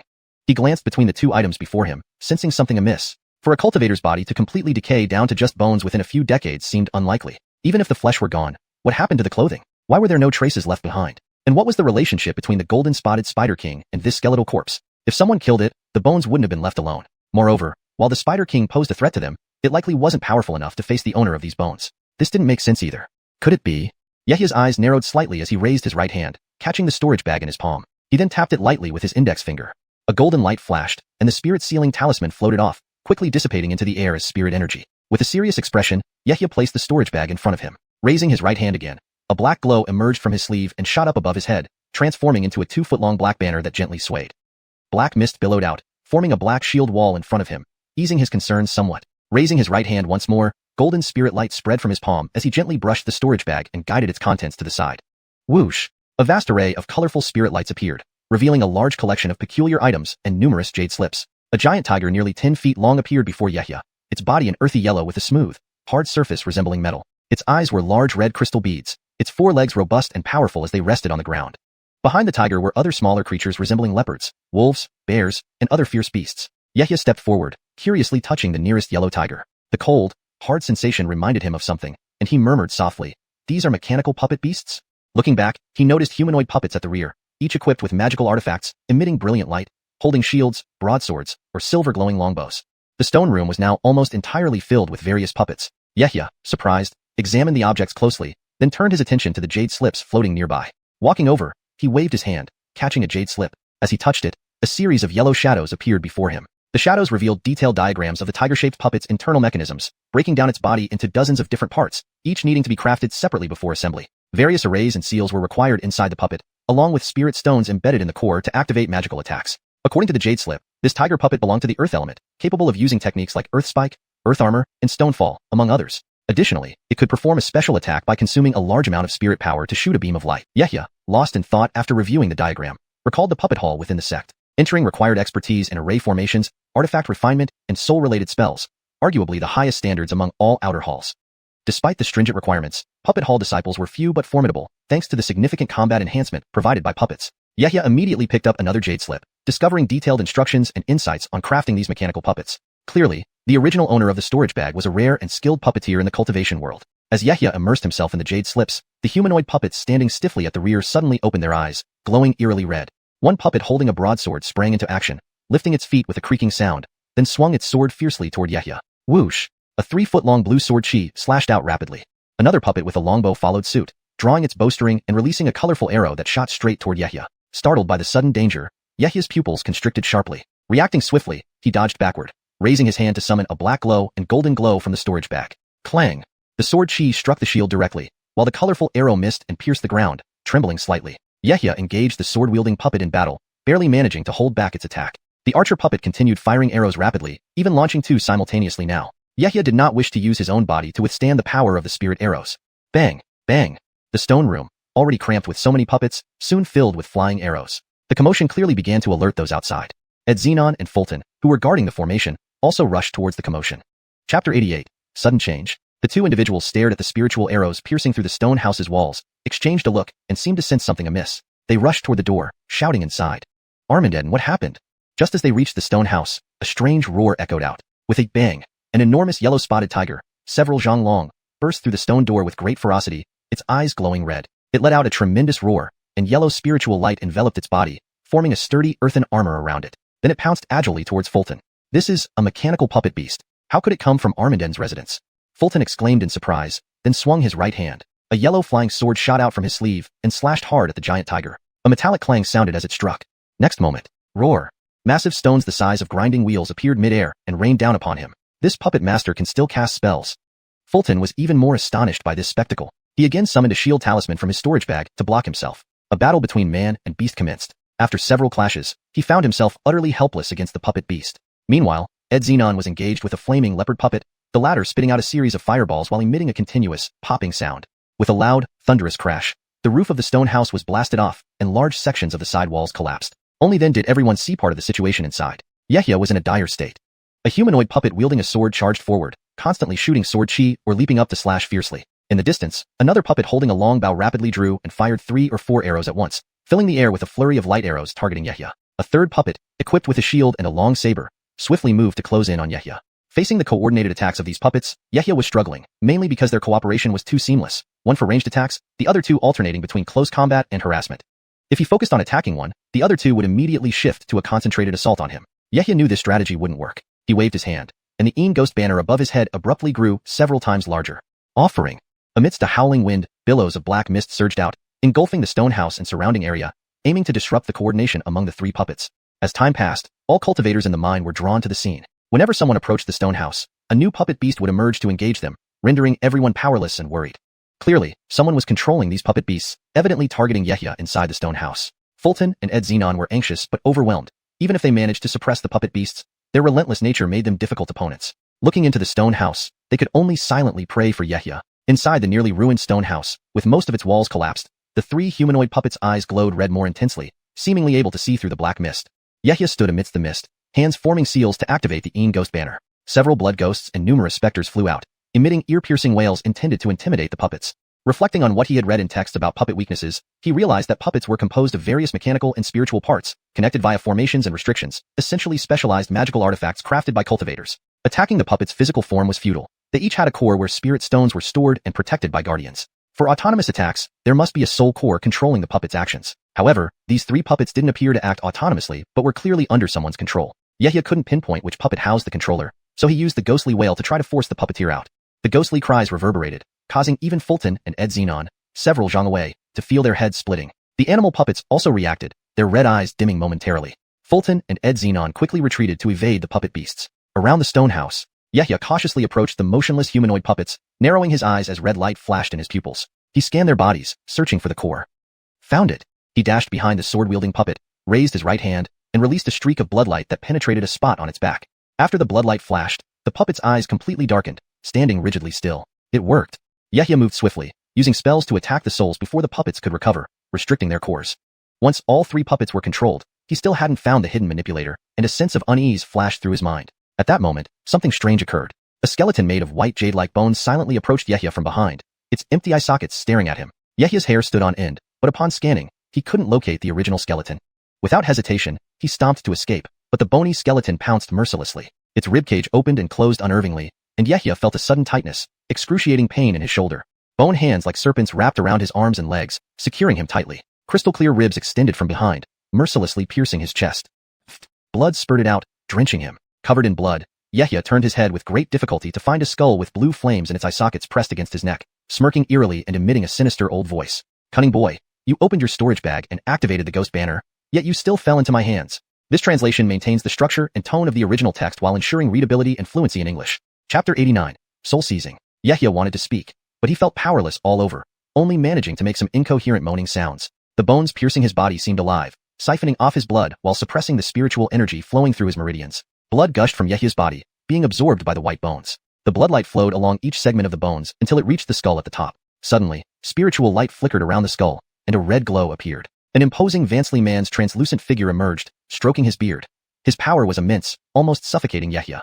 The old man sized up Yehia with a sinister smile. I have waited decades for this day. Boy, surrender your body to me willingly. His words dripped with disdain, as if he held no regard for Yehia. Upon hearing this, Yehia's eyes widened in horror. The notion of a lingering soul seizing another body flooded his mind. However, he was completely restrained, unable to move an inch. Desperately, he twitched his fingers, trying to summon the ghost banner back to him. Seeing his action, the bearded Vance sneered and rapidly chanted a series of incantations. His body glowed brighter, then suddenly shrank several times smaller, transforming into a blinding red light that shot towards Yehia's third eye. Without hesitation, the red light located the position of the Kieferlo Court acupoint, drilled straight into it, creating slight ripples before vanishing. As it entered, Yehia closed his eyes, focusing his mind into the celestial abode within his third eye. What is this place? How can there be such a space here?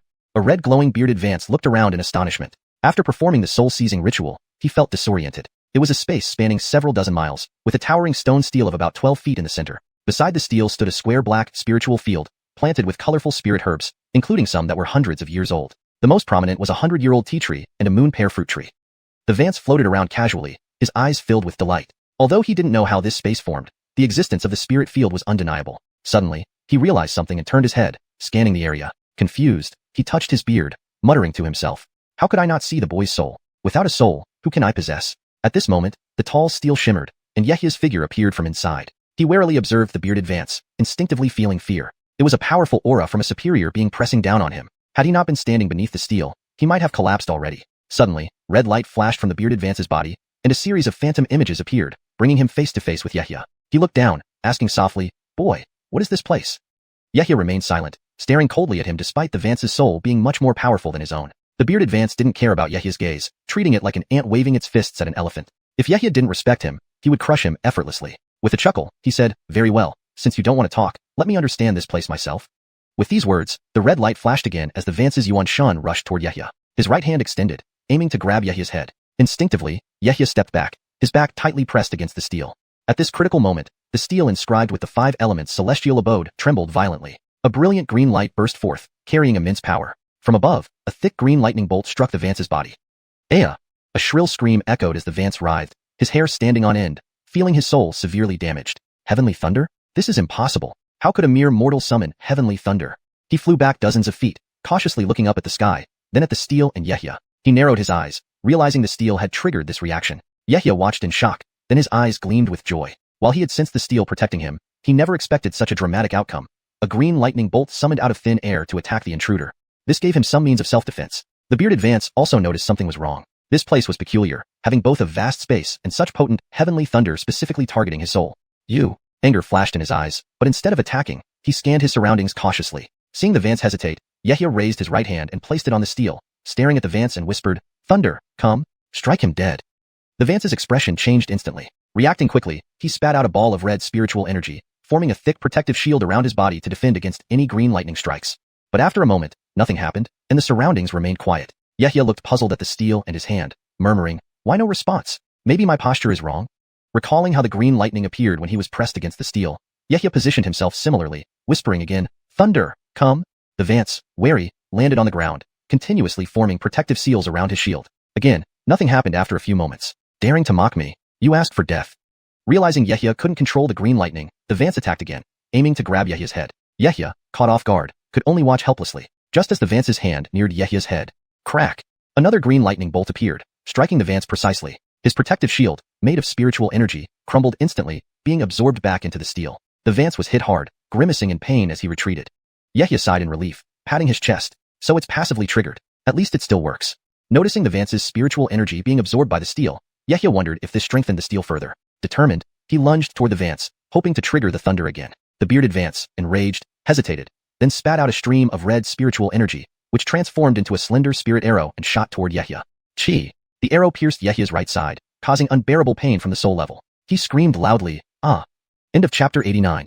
Chapter 90. The Heavenly Puppet Scripture and the Spirit Fisher Technique. At this very moment, a crack echoed as a dazzling green light appeared once again. The old man with the twirled beard was struck by the thunderbolt, screaming in agony.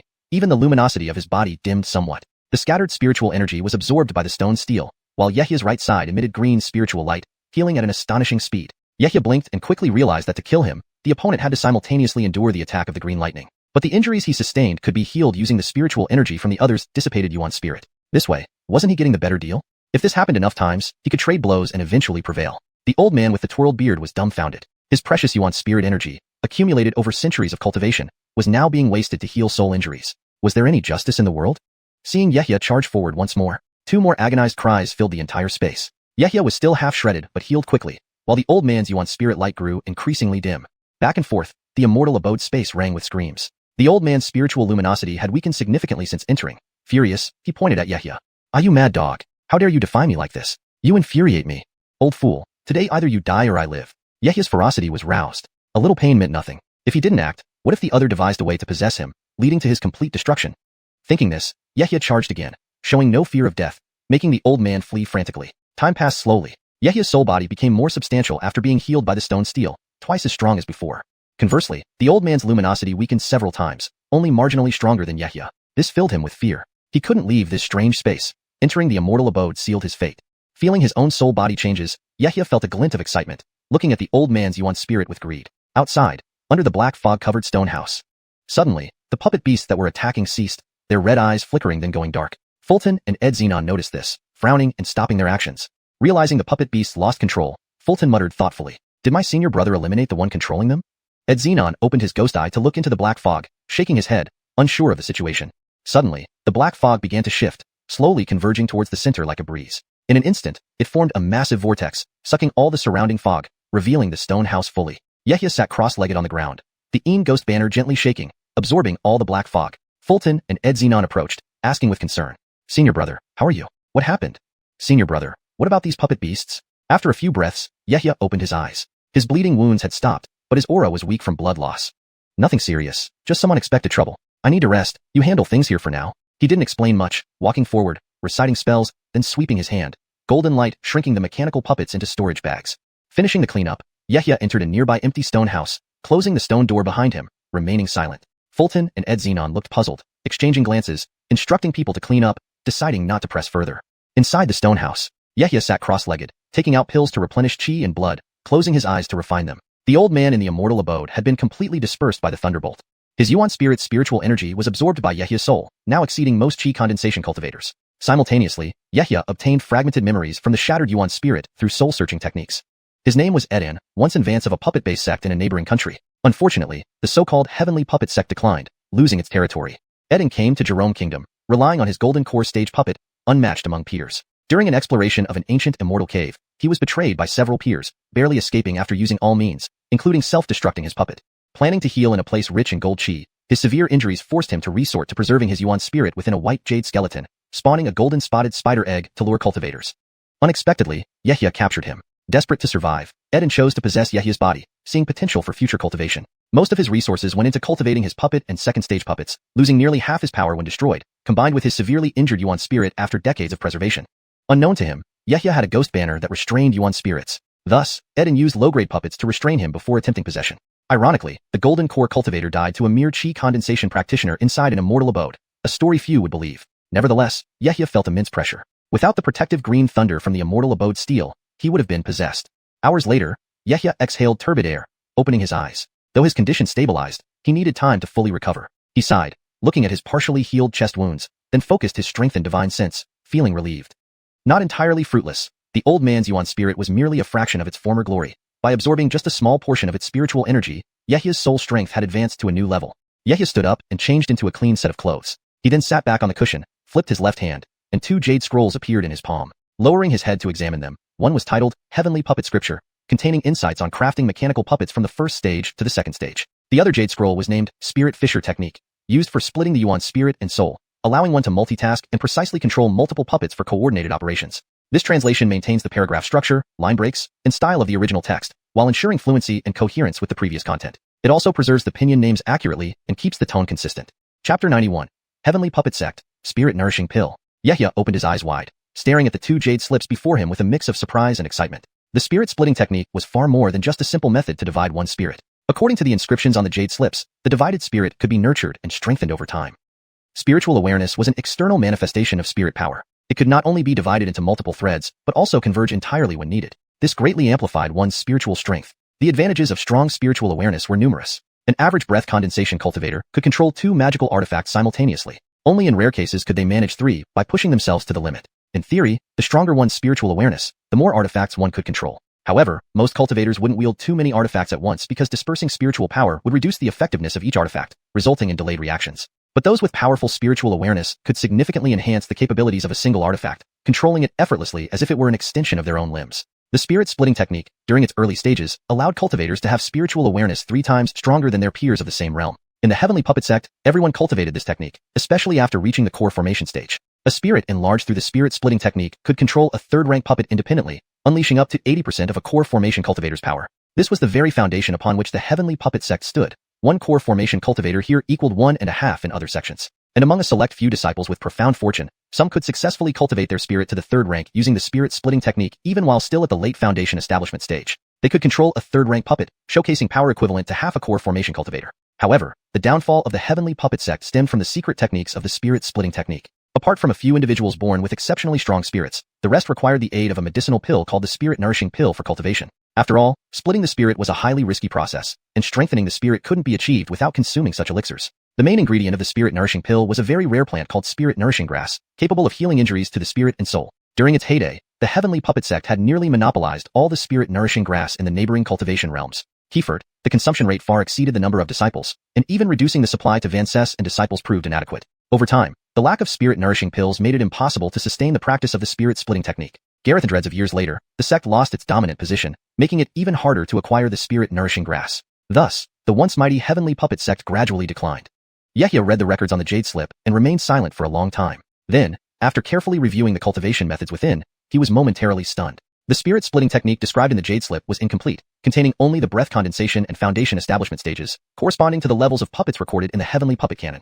He frowned slightly, recalling the memories of the Vance surnamed Ed, finally understanding the reason. The core formation stage techniques of the spirit-splitting technique and the third-rank puppet refining methods were passed down exclusively within the lineage of the sect master. Even as a core formation Vance, he wouldn't be able to obtain the complete cultivation methods. Yehia felt a bit disappointed but soon realized that a secret technique capable of enhancing spiritual awareness was already quite rare, and there was no need for him to be overly greedy. Besides, he was currently only at the breath condensation stage. Considering matters like advancing to the foundation establishment stage would suffice for now. After giving it some thought, Yehia decided to cultivate the spirit-splitting technique. Regarding the issue of spirit-nourishing grass, finding some seeds or seedlings should be relatively easier. A flicker of intention crossed his mind, and he held the Heavenly Puppet Canon, studying it carefully, matching the puppet descriptions with those inside his storage pouch. Time passed slowly. 1 or 2 hours later, a golden light suddenly flew into the stone room and shot straight toward Yehia, flashing gold as it came. He looked up to see a unique message charm. His gaze sharpened, and he raised his right hand to catch it. With a slight movement of his fingers, a wisp of spirit power entered the charm, flooding information into his mind. He murmured softly, "And Vance from the sect is here, Uncle Berenjing?" Having read the information in the message charm, Yehia didn't dare delay. He stood up quickly, checking himself to ensure everything was in order. This spirit stone vein matter was crucial. He couldn't afford to be impolite towards a visiting foundation establishment uncle. He also hoped the sect would generously reward him with foundation establishment elixirs, so he could prepare properly when he reached peak breath condensation. After organizing himself, he strode out of the stone room, waving his hand to send 2 beams of light flying out. Fulton and Ed Xenon hurriedly arrived, saluting Yehia. "Brother Senior summoned us. Is it because someone from the sect has arrived?" "That's right." The sect sent a message saying Uncle Berenjing personally came to investigate the Orvane. As they spoke, they walked towards the valley entrance. Hearing this name, Fulton hesitated, then glanced at Yehia curiously. "Brother Ed, did you get the name wrong? Is it really Uncle Berenjing?" Surprised, Yehia asked curiously. "It's a message charm sent directly from the sect. There's no mistake. It clearly states Uncle Berenjing. Is there something special about this uncle?" Ed Xenon also looked at Fulton curiously, unsure what he meant. "Since Brother Senior joined the sect recently, you may not know, but Uncle Berenjing is no ordinary foundation establishment cultivator. Legend has it that during one of his travels, he offended a core formation senior. After a confrontation, Uncle Berenjing managed to escape from him. Among hundreds of foundation establishment uncles in the sect, he ranks in the top 10.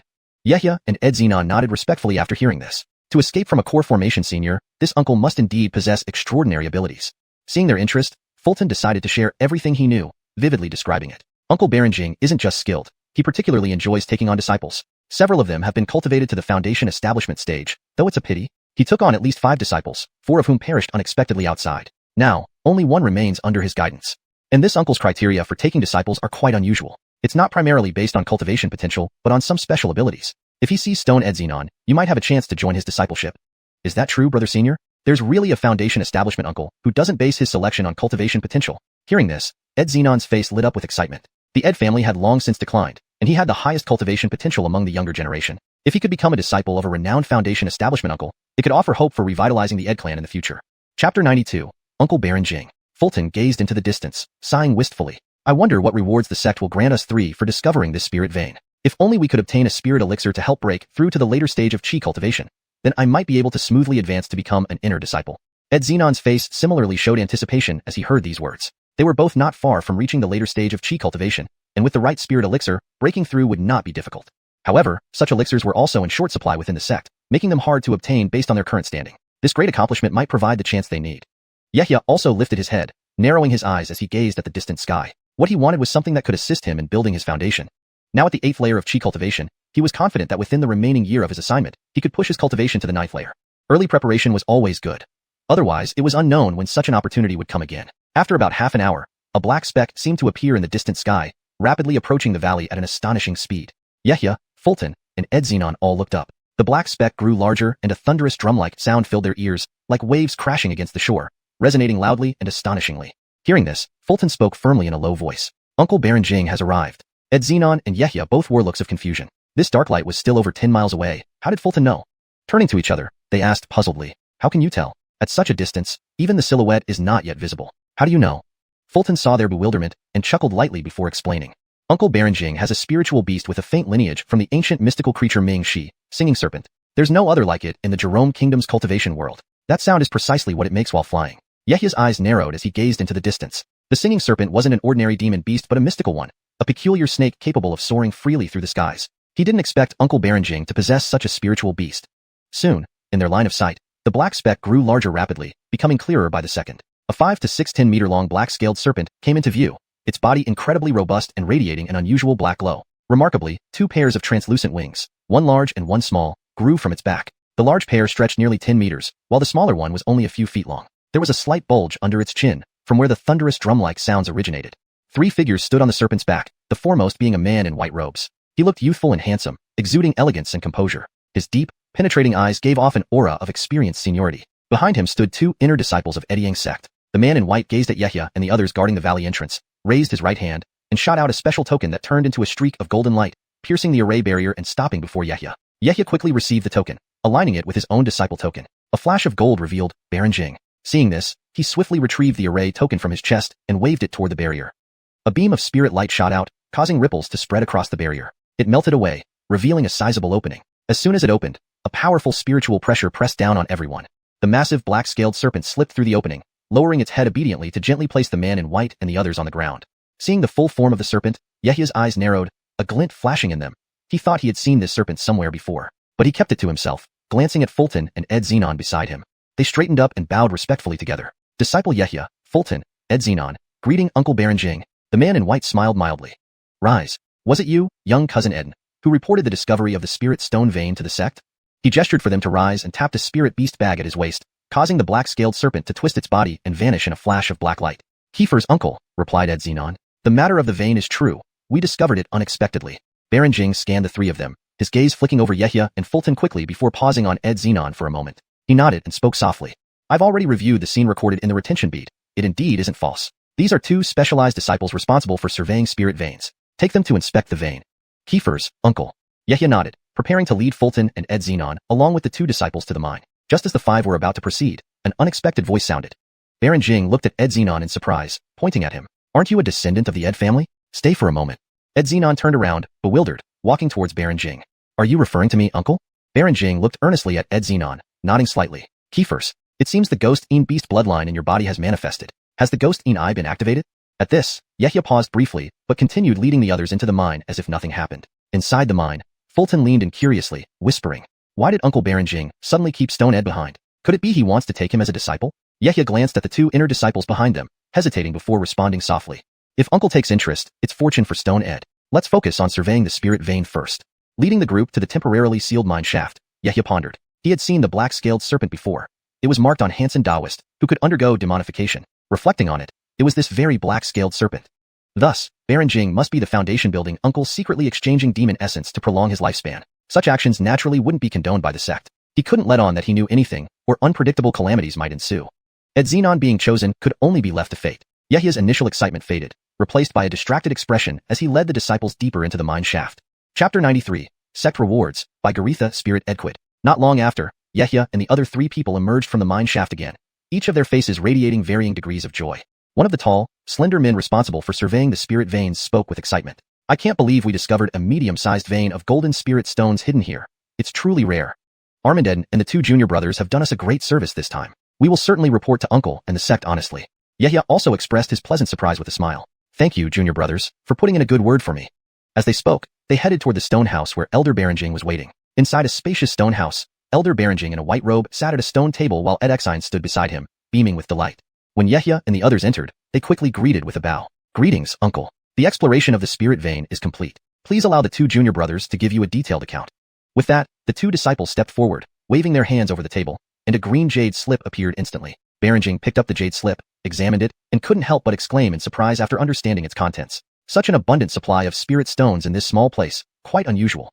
It seems the black gold or sealed the spiritual energy inside the vein before. He murmured softly as he continued reading. After a few breaths, Baron Jing lifted his head, glanced at Yehia, and asked with a hint of confusion. Nephew Ed, are you injured? Your chi and blood seem severely depleted. Yehia quickly replied, Uncle, I encountered a group of golden-spotted spiders when we found the vein, which caused some injuries. It's nothing serious. Berenjing squinted thoughtfully. Golden-spotted spiders? They don't seem to be native to the Jerome Kingdom. Never mind. I will naturally report your contributions to the sect. Currently, the sect lacks spirit stones, so henceforth, prioritize extracting golden spirit stones here, while leaving the black gold or aside for now. Keepers, Uncle. There's one more thing. Nephew Ed xiuxian fits my fancy very well, so I'll take him back to the sect temporarily. You two should complete the remaining year-plus guarding duty here. In case of any emergencies, use the sound transmission talisman to request immediate support from the sect. As for your injury, encountering someone who wants to claim this mine would be troublesome if you're weakened. Here, take this blood-replenishing pill as a reward. As he spoke, Berenjing lightly tapped his storage bag, and a white light flew out. With a flick of his finger, a small white jade bottle flew towards Yehia. After catching it, Yehia bowed deeply. Thank you, Uncle.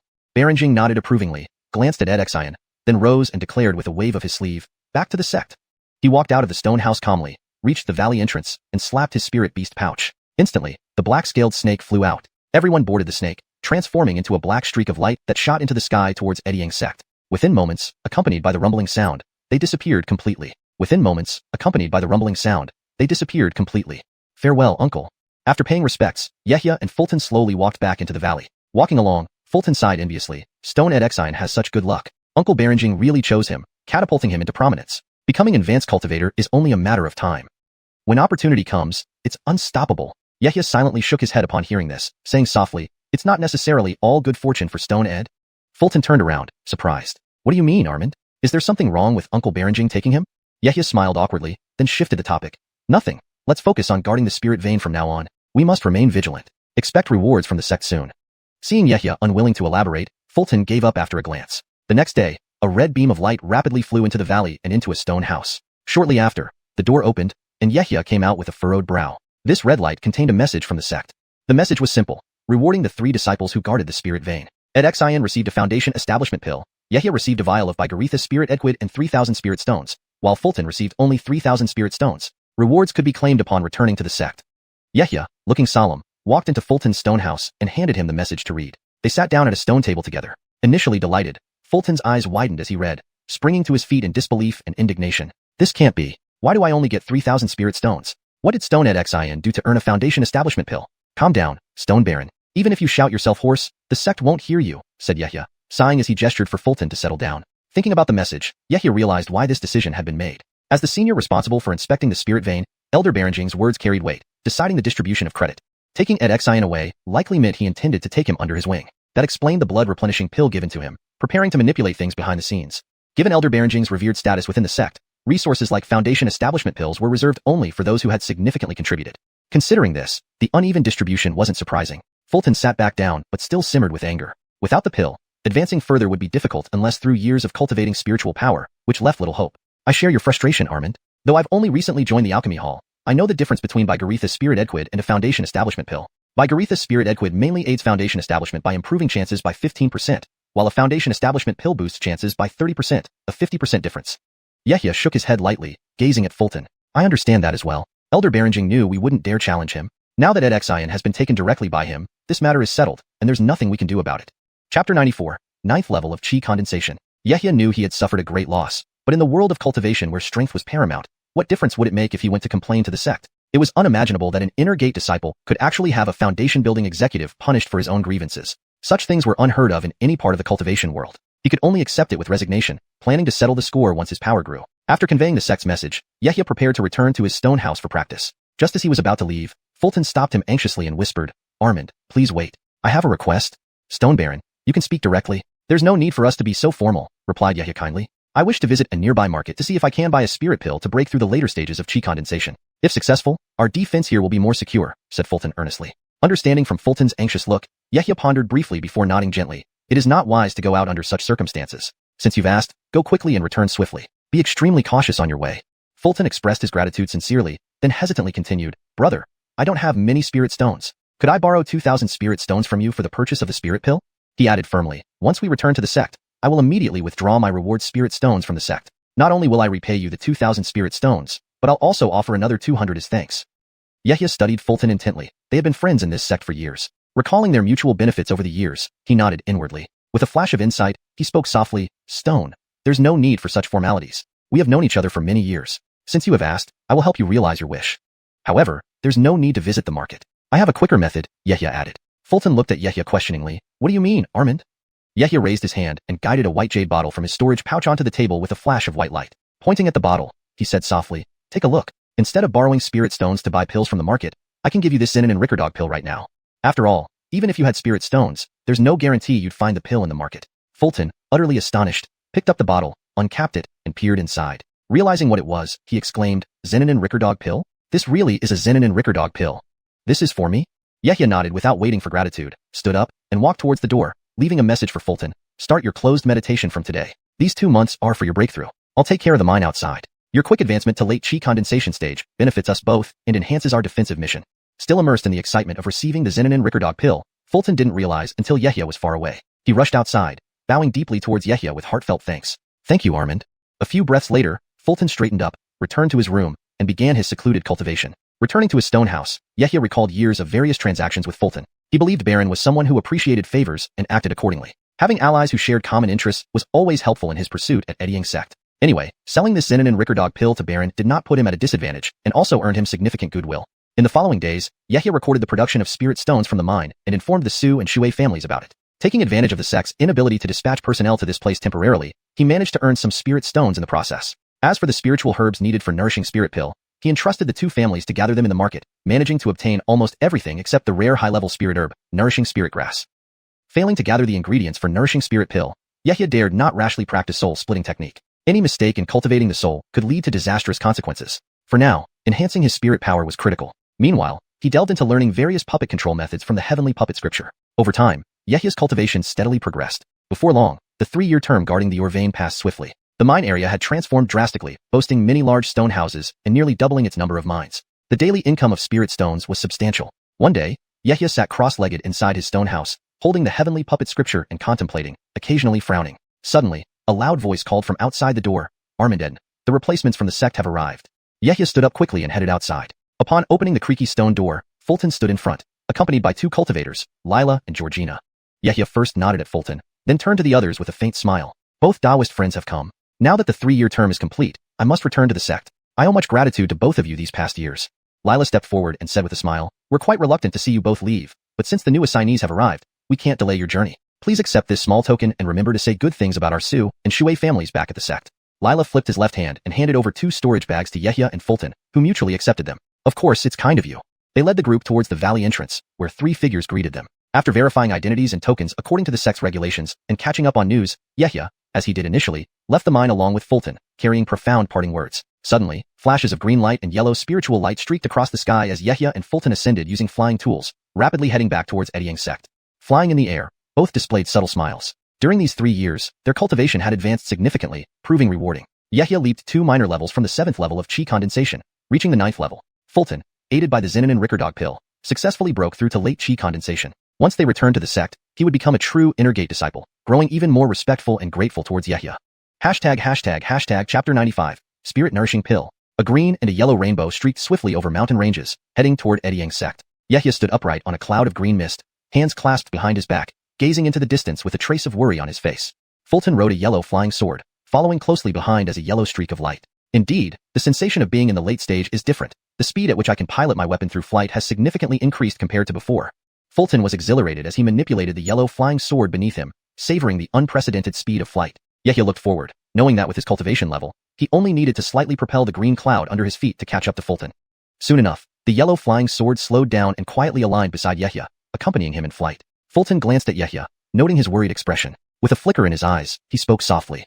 Armand, rest assured. Once we return to the sect, I will spare no effort to find news about the spirit-nourishing herb and notify you immediately when there's any update.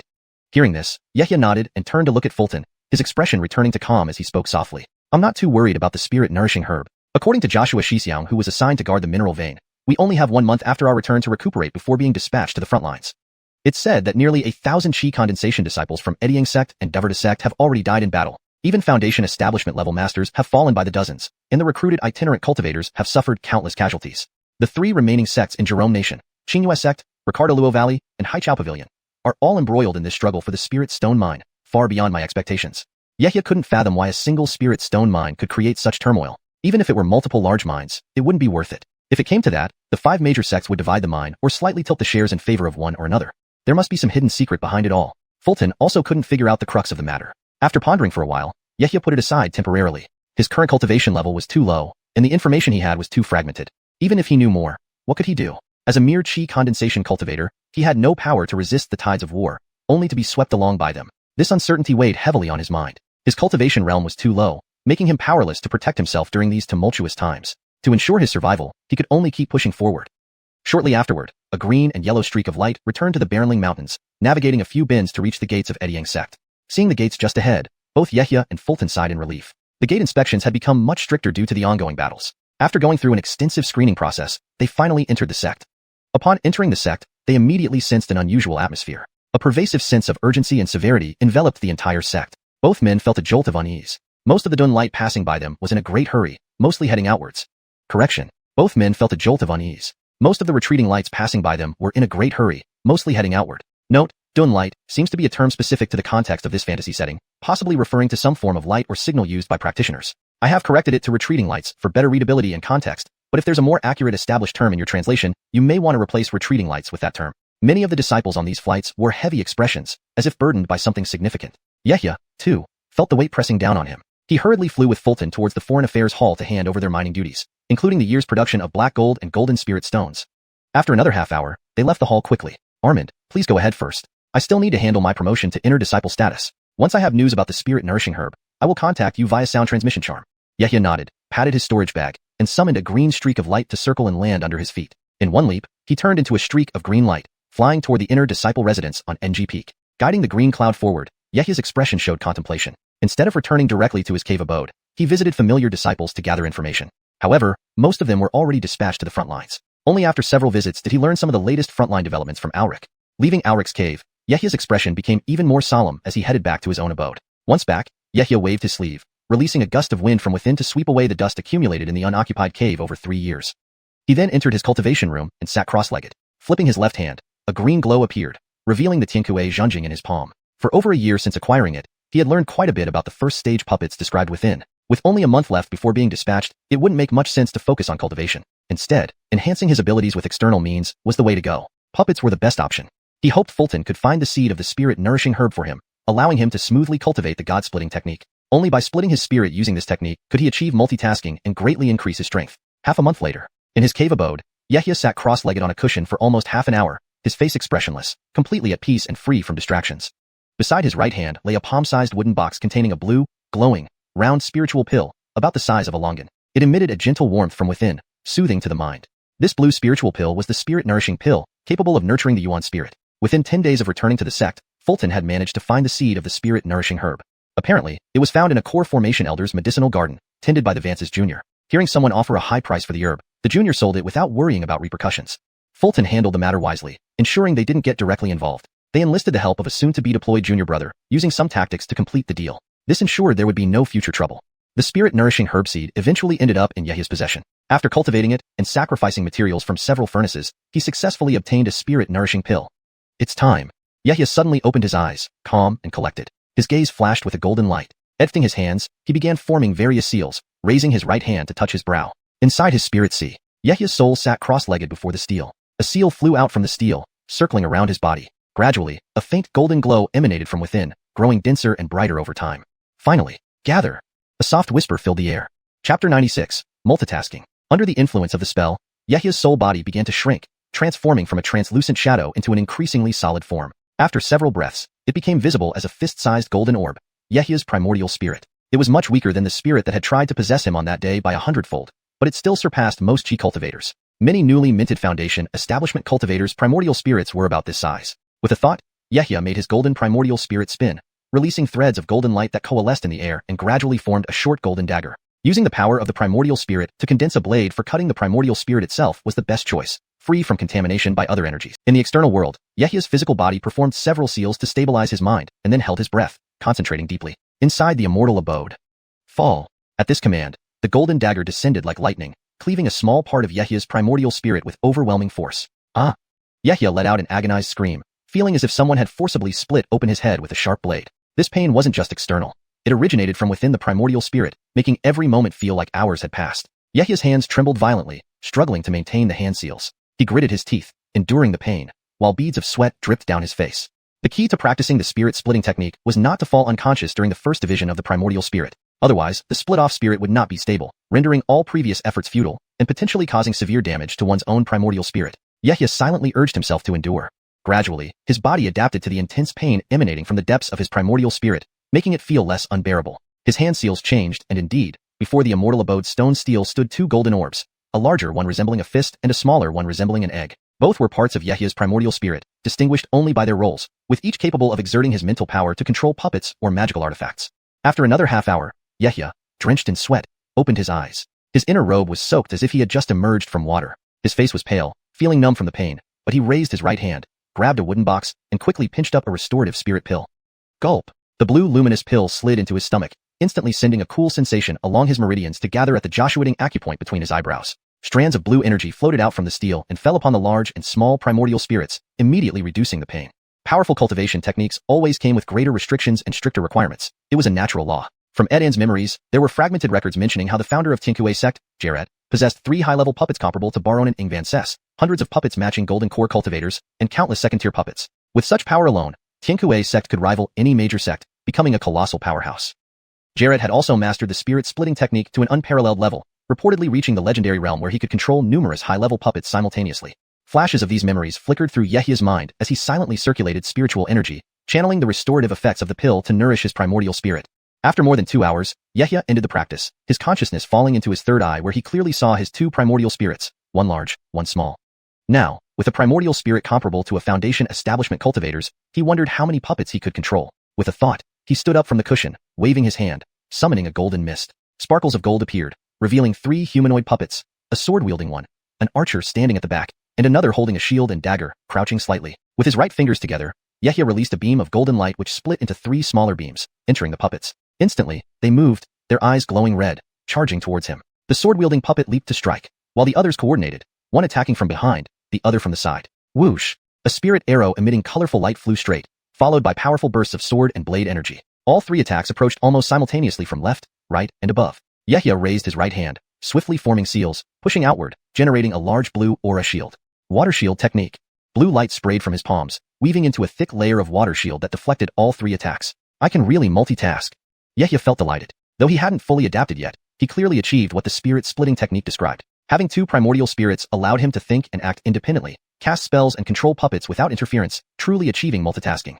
Within the sect, the puppet hall controlled puppets meticulously, leaving their physical bodies vulnerable. Therefore, despite its formidable strength, the puppet hall had its weakness. The spirit-splitting technique perfectly solved this issue, effectively doubling a cultivator's combat power. Of course, controlling both spirits doubled the spiritual energy consumption. Yehia waved his hand, summoning a large yellow tiger puppet. Pointing a finger, only faint red lights flickered in the tiger's eyes before it paused again. He realized the current limits of his recently split primordial spirit, enabling him to control only 3 puppets for now. But continuous use of restorative spirit pills would strengthen the split spirit.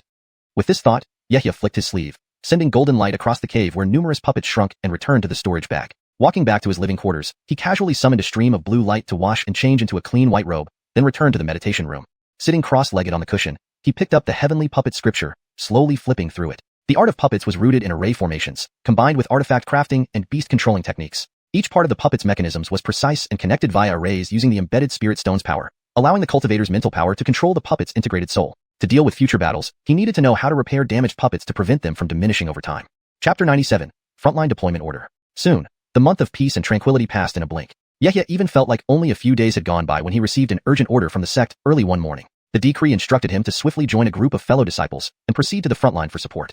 Yehia took a deep breath and stood up from his cushioned seat, heading towards the entrance of his grotto dwelling. Before leaving, he turned back for one last look at his residence. He had barely returned from his previous duty a month ago, and now he was about to leave again. There had hardly been any time for cultivation here. After casting a long glance, he lifted his right hand and tapped his storage pouch, sending out a flash of green light that quickly transformed into a green cloud. He leaped onto it, turning into a streak of green radiance that soared into the sky. Flying over the mountain range, he swiftly headed towards the Outer Affairs Hall. It didn't take long for Yehia to reach the airspace above the Outer Affairs Hall. Looking down, he saw a crowd of disciples dressed in gray and white robes waiting on the open ground before the hall. Roughly 70 to 80 disciples were gathered there, talking in small groups. On the steps of the hall stood 2 Foundation establishment stage uncles, waiting for their summons. Seeing this scene, Yehia waved his hand with a spell, gently landing in front of the Outer Affairs Hall. With another gesture, the green cloud flew back into his storage pouch.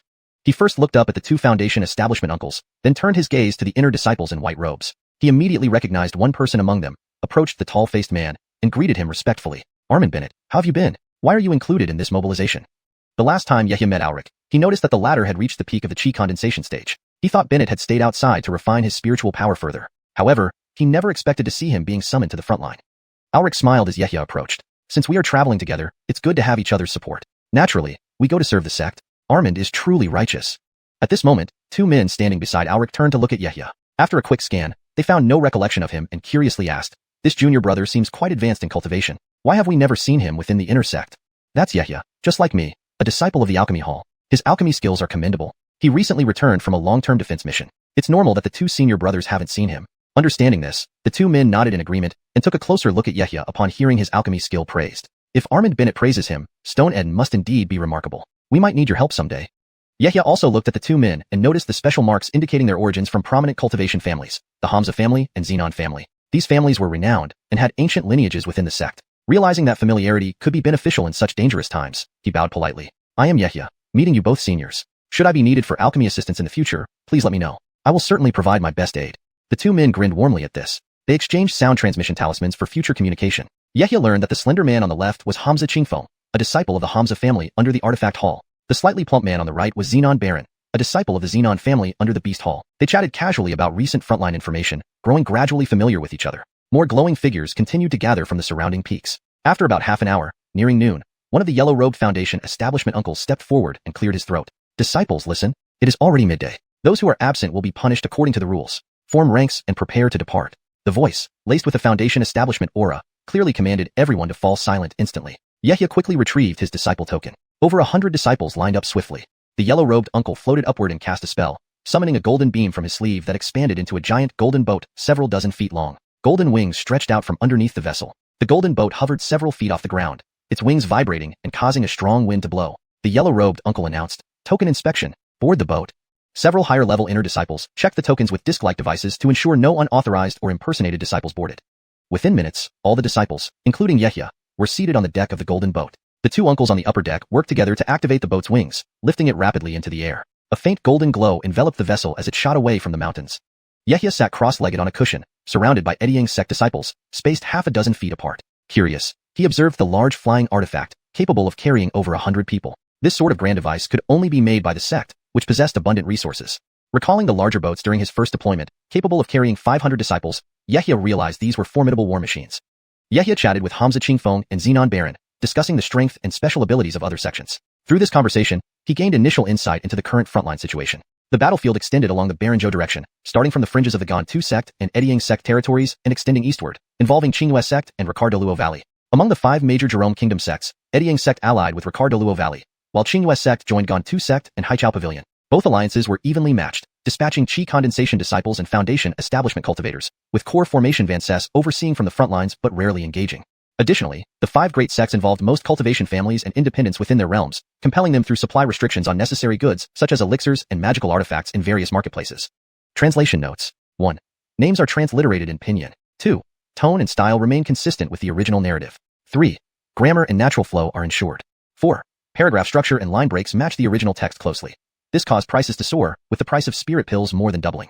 How many itinerant cultivators could truly be self-sufficient? They usually relied on resources available in the markets for cultivation. However, the new camps established at the front line allowed cultivators to obtain these resources at lower prices through battle merit. Moreover, some less important cultivation techniques and secret arts from the scripture hall were made available for exchange by itinerant cultivators and disciples of cultivation families. With this overt strategy, they had no choice but to obediently head to the front line to fight for the 5 great sects. Now, the front lines of the 5 great sects resembled a monstrous pit lined with giant teeth, mercilessly devouring cultivators, with a large number of them perishing each day.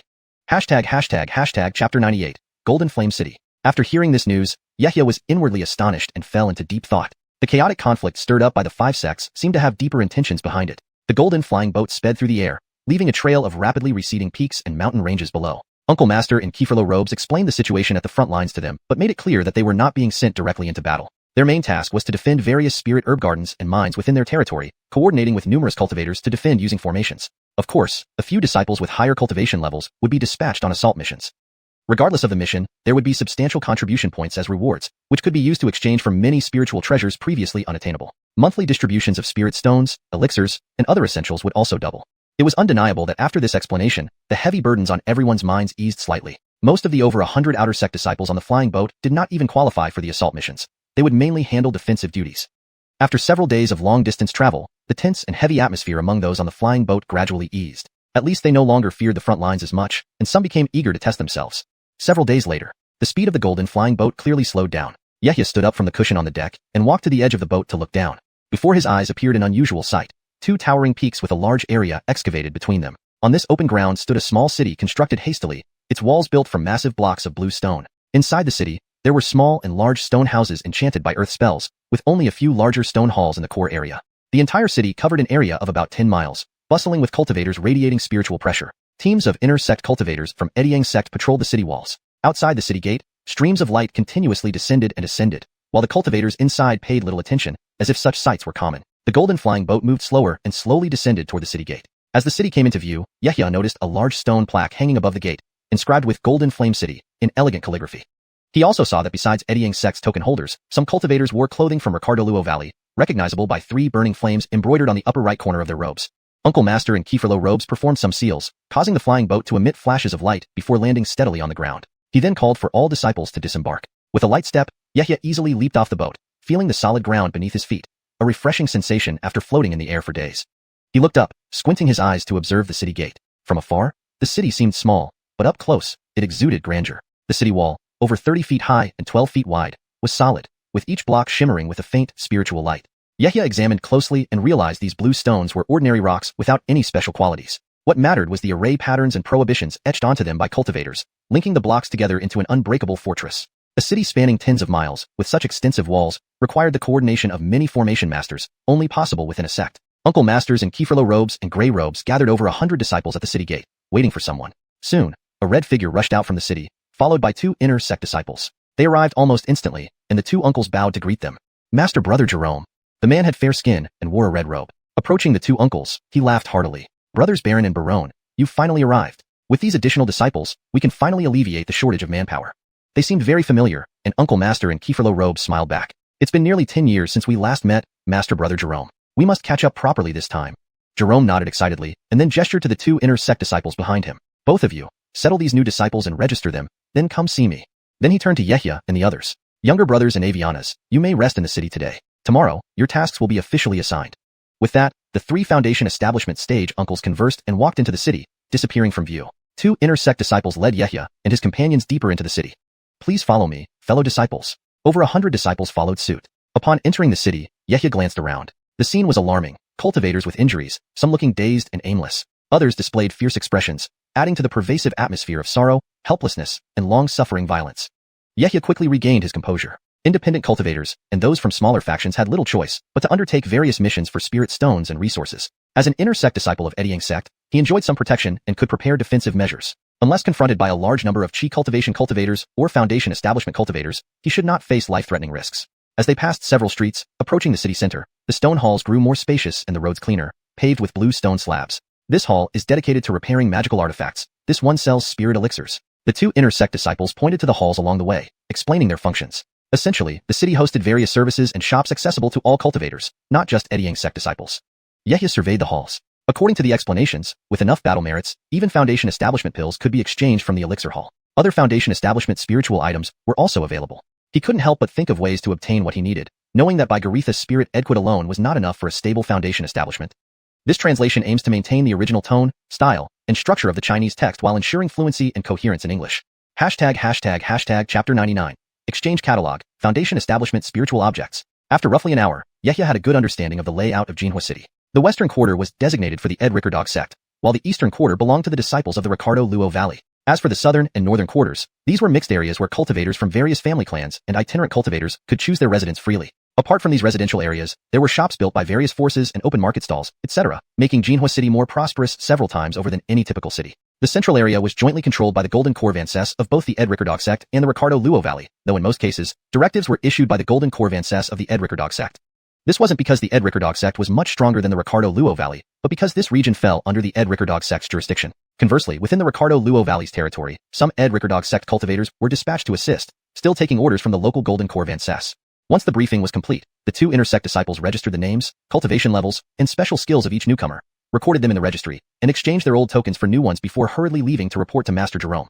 Yehia and the other disciples were assigned lodgings in a continuous row of stone houses in the western quarter. He received a modest 3 to 4 meter stone house with minimal furnishings, a simple set of table and chairs, and a cushion for meditation. Even this was considered a privilege reserved for inner sect disciples, as outer sect disciples lived forward to a room. Yehia sighed, shaking his head at the modest accommodations. With a glance around, he raised his right hand, curling his fingers slightly, and a golden light flashed. A cluster of 5-colored spiritual chi was drawn into his palm. After sensing its quality, Yehia nodded. The spiritual energy here was indeed quite abundant. Jinhua City was equipped with several large spirit gathering arrays that continuously channeled spiritual chi into the city. Next, he retrieved the new token from his waist. It didn't look much different from the previous one except for a pea-sized white bead on top. This bead functioned similarly to a memory pearl, but was of higher grade, capable of storing large amounts of imagery. When performing missions, if cultivators needed to record a battle, they could use this enhanced memory pearl to store combat footage, facilitating future exchange of battle credits. Flipping his palm, Yehia produced another white jade slip, which he opened. Inside were prominently written the words, Exchange Catalog. The catalog detailed thousands of spiritual objects and treasures available for exchange, including everything from elixirs to various magical artifacts and array discs. Focusing on the Foundation Establishment items, a series of them caught his eye. Foundation Establishment Pill increases the chances of successful Foundation establishment by 30%, requires 1,000 battle credits. Spirit Fusion Pill helps rapidly convert spiritual chi into liquid form during Foundation establishment, increasing success chances, requires 500 battle credits. Jade Washing Pill consumed before Foundation establishment to cleanse the body's spiritual energy, increasing success rate by 10%, requires 500 battle credits. Even the Bigarithus Spirit Edquid he used previously was listed, costing 700 battle credits. Upon reviewing this list, Yehia understood why so many late-stage chi cultivation itinerant cultivators responded eagerly to the Ed Rickerdog Sect's call. These Foundation establishment items were extremely rare even in the markets. Now, they were laid out for cultivators to exchange freely. No wonder they were willing to risk their lives. However, earning battle credits wasn't easy. Eliminating one late-stage chi cultivator granted only 50 battle credits. To exchange for a Foundation establishment pill, one would need to eliminate at least 20 cultivators, and even more for other items. But successful exchanges also came with perks, the ability to directly join the Ed Rickerdog Sect as an inner sect disciple. Yehia realized that this generosity benefited both sides, not only spurring courageous combat among cultivators, but also recruiting notable warriors into the sect.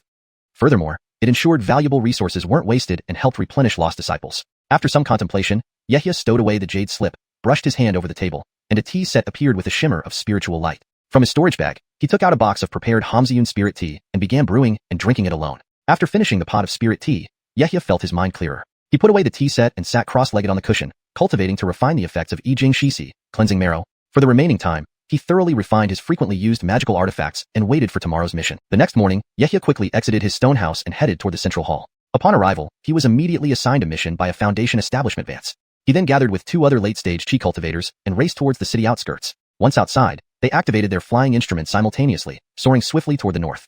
Yehia and his companions received an urgent support mission. A spirit stone mine about 700 miles away was under attack by cultivators from the Gantu sect and Qinghua sect. The defenders within relied on protective formations and restrictions, sending an urgent distress signal that morning. According to the rules, if the mine was already lost upon arrival, they could return immediately. Otherwise, they must protect it. Such support missions would grant battle credits even without killing any cultivators, provided the mine remained intact.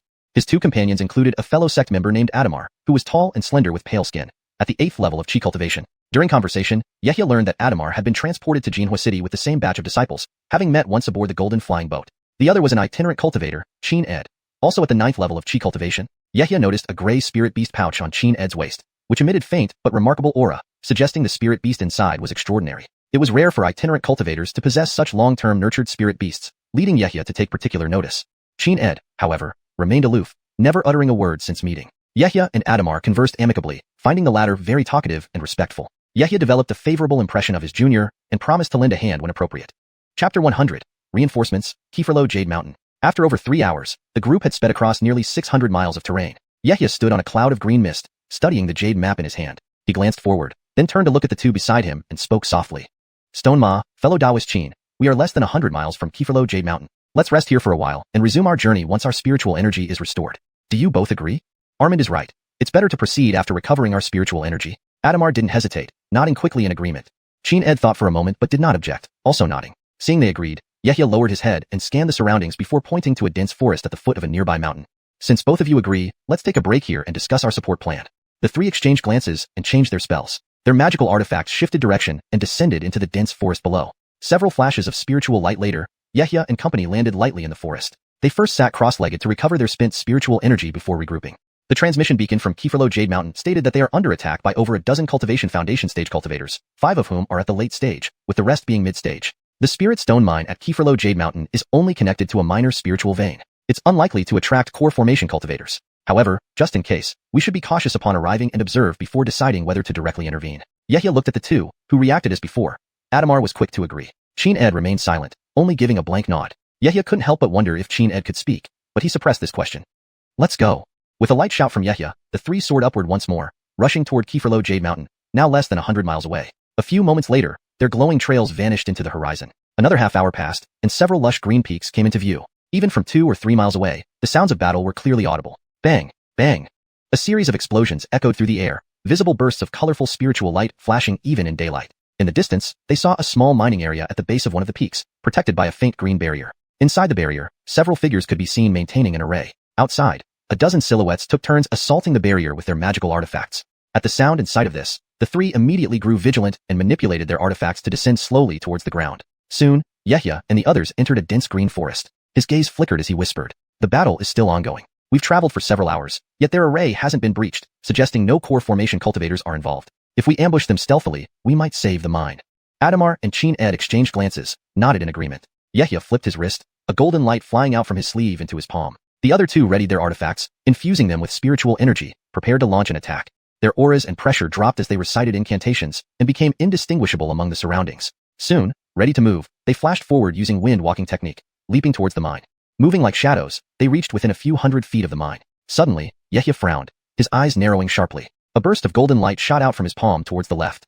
Just then, something unexpected happened. From behind a tree in the supposedly empty area, a faint red glow emerged, transforming into a red flying dart artifact. Clang! The golden and red lights collided, creating a sharp metallic ring, both recoiling back. At the same time, Chin Ed and Adamar faced similar attacks. Yehia's mind raced, sensing movement below, and shouted aloud, "Ambush! Watch out for the heavenly Earth Sex Earth Escape technique." As his words hung in the air, Adamar's feet shimmered with spiritual light, faint ripples spreading outward. With a soft hiss, a pair of large yellow hands erupted from the ground, seizing his legs. Clink, clink. The sound of binding spread rapidly as Earth Chi enveloped his legs, solidifying layer by layer until it trapped him firmly. 2 streaks of red light shot towards Adamar from different directions. Caught off guard, he could only fend off the front attack with his purple flying sword, helpless against the rear assault. His face showed panic. Suddenly, a silver light appeared, transforming into a long silver staff which effortlessly shattered the earth, encasing his legs. Yehia leaped forward, blocking behind Adamar. Raising his hand, a blue water barrier formed, intercepting the attack aimed at his back. The underground assailant seemed surprised. The large hands retreated into the ground and reappeared a few yards away as a sturdy man in yellow attire. He stared in shock at Yehia's silver staff and asked, his gaze sharp, "To easily shatter my earth armor with that silver glow, could it be mithril?" "Thank you, Armand." Adamar, still shaken, thanked Yehia profusely. Yehia nodded, understanding the importance of keeping their team intact from the start. The three positioned themselves back to back. 6 cultivators of varying forms emerged from the forest, surrounding them tightly. Leading them was the yellow-clad man who had emerged from the ground, evidently the most powerful, slightly higher in cultivation than Yehia. ##### Chapter 101. Ambush, the Dry Earth Sect. Adamar scanned his surroundings, assessing the strength of the ambushers. His heart raced, still feeling the adrenaline from the close call. He took a deep breath as the tension replayed in his mind. Turning abruptly, he whispered urgently, "Armand, Daoist Chin, should we fight or retreat? There are quite a few of them. A direct confrontation might be." Before he could finish, he saw Chin Ed on the right charge out recklessly without any hesitation. Startled by this move, Adamar raised his hand and hurriedly said, "Daoist Chin, don't be rash." The 2 cultivators facing them were clearly disciples of the Dry Earth sect. They sneered at the sight. Just a mere itinerant cultivator, acting so arrogantly, courting death. To them, itinerant cultivators lacked various resources and might not even possess good quality magical treasures. But they underestimated Chin Ed, who was no ordinary itinerant cultivator. As Chin Ed rushed forward, he rapidly formed seals with both hands, and a dazzling silver light shot out from his sleeves, instantly transforming into a massive silvery sword that swelled with the wind. With a gentle tap of his hand, the silver giant's sword soared towards the 2 cultivators before him, slicing through the air with astonishing speed. The silver light from the blade was blinding, exuding an awe-inspiring aura. Simultaneously, a golden glow flashed from his spirit beast pouch, revealing a lightning-fast golden beast that streaked out in a blur. The 2 disciples of the Dry Earth sect's faces turned grave as they waved their hands. 2 defensive magical treasures appeared before them, a bright red shield and a translucent white jade bowl. These met the incoming attacks head-on while 2 flying swords, one white and one green, rushed out to intercept the golden beast's path. All this happened within a single breath. Yehia thought Chin Ed was slightly too rash. At the very least, he should have coordinated with them to distract the others. But now wasn't the time to quibble over such matters. Raising his right hand swiftly, he tapped a special storage bag at his waist. Whoosh! 2 beams of light shot out, releasing 2 differently shaped puppet beasts. a mighty earth-brown tiger, and a flaming leopard puppet. They pounced at the two cultivators. Yehia himself wielded a golden spear and a silver staff, launching a fierce attack on the Yuri from before. These are puppet beasts. So many of them. Seeing Yehia summon two large puppet beasts, Adamar was startled but quickly reacted, activating his own magical treasure to join Yehia's assault, effectively tying up all the opposing cultivators. However, what happened next took everyone by surprise. Slash. Chin Ed looked coldly at the two cultivators, eyes icy cold. The silver giant sword shimmered with ripples of light. In a flash, it unleashed an astonishing force that obliterated the two defensive treasures before them. By the time the cultivators realized something was wrong, they hurriedly tried to deflect the attack with their flying swords. Unfortunately, it was too late. With a pukai sound, one of the young disciples of the Dry Earth sect was split in two from top to bottom, blood splattering everywhere. The other disciple was pounced upon by the golden beast, which emitted eerie screeches and tore off the man's arm with a burst of golden light. If not for his quick reflexes, the entire body might have been consumed. Only then did everyone clearly see the golden beast. It resembled a mantis, towering over a person, with a snow-white body covered in faint gold patterns. Its arms were like deadly scythes, gleaming menacingly. As it leaped, its body emitted a more intense golden glow, covering it entirely, giving it the appearance of a golden beast. Adamar's eyes widened in shock. Mouth agape. Such formidable power. Others also felt a chill, instinctively stepping back. Yehia squinted, glancing over. Chin Ed was indeed not someone to be underestimated. The giant's silver sword seemed incredibly valuable. It could slice through ordinary magical treasures effortlessly. Based on his knowledge, this could likely be made from high-grade silver essence, refined from celestial meteorites. Even a golden core cultivator's magic treasures could benefit from such materials, let alone lower-ranking ones. However, its effectiveness was undeniable. Ordinary magical treasures crumbled upon contact. With Chin Ed, who could nearly annihilate cultivators of the same rank, the group felt a sense of unease despite initially standing united. Yehia had no intention of letting potential battle credits slip away. He rapidly manipulated the two puppet beasts to flank the opponents and didn't hesitate with spirit stones. Gesturing with seals, he struck the puppets, causing their heads to rise and mouths to open, gathering immense fluctuations within. Bright spiritual lights flickered as the puppet beasts' bodies trembled, releasing blinding beams from their maws. Asterisk bam. Bam. Asterisk. Two thick beams, one yellow, one fiery, shot out from the beasts' mouths, striking heavily. Seizing the moment, Yehia commanded his own magical treasures to join the assault. Think you can escape? Aya! Within moments, cries of agony echoed as the 6 cultivators were slaughtered. Only the leading Yuri, sensing danger, muttered incantations, causing a yellow glow to envelop him as he dove into the ground, vanishing into the earth seamlessly. Yehia's gaze sharpened, locking onto the man beneath the ground with a powerful divine sense. Nonchalantly throwing a black light toward the ground, it pierced through, chasing after the Yuri. Though earth burrowing technique seemed low-ranked, it was actually a highly complex earth attribute spell requiring considerable practice to master. Most chi condensation cultivators didn't specifically train in it, only keeping a few talismans as a precaution. Chapter 102, Pursuit. Yehia had once used an earth burrowing technique, and mastering such a method indeed gave him a significant advantage when fleeing in an unfavorable situation. However, this earth burrowing skill wasn't invincible. Many specialized spells in the cultivator world could attack underground practitioners. Sound wave-based spells, though slightly less potent, were formidable counters against earth burrowing. Additionally, incorporeal entities like his blood ghosts posed another challenge. Yehia's gaze focused as he looked towards the southern edge of the dense forest. With a swift tap of his foot, a flash of golden light streaked past, and he swiftly pursued. Underground, the Shah was enveloped in a yellow glow. He thought he could escape smoothly, but upon entering the ground, he felt a powerful divine consciousness firmly locking onto his body, making it hard to shake off. He pondered briefly, suddenly alarmed, muttering in disbelief. Could one of the 3 be a Foundation establishment cultivator? Impossible. Just as he puzzled over this, he turned around to see 3 clusters of black mist glowing with bloody light rapidly closing in from behind and both sides. What in the world is this?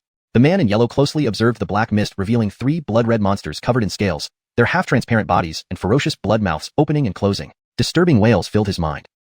His ears buzzed, and even with his hands clamped over them, the sound pierced through, unbearable. His agonized screams echoed, and the yellow glow shielding him dimmed considerably. Seeing the monsters draw nearer, he endured the haunting wails, reaching into his storage pouch to fetch a golden spirit talisman, squeezing it forcefully. The talisman emitted a brilliant light, instantly forming a golden shield around him, muffling some of the sound. Feeling somewhat relieved, he knew if he didn't act fast, he would likely die underground. Narrowing his eyes, he raised his head, hands weaving spells, increasing the intensity of the yellow glow surrounding him.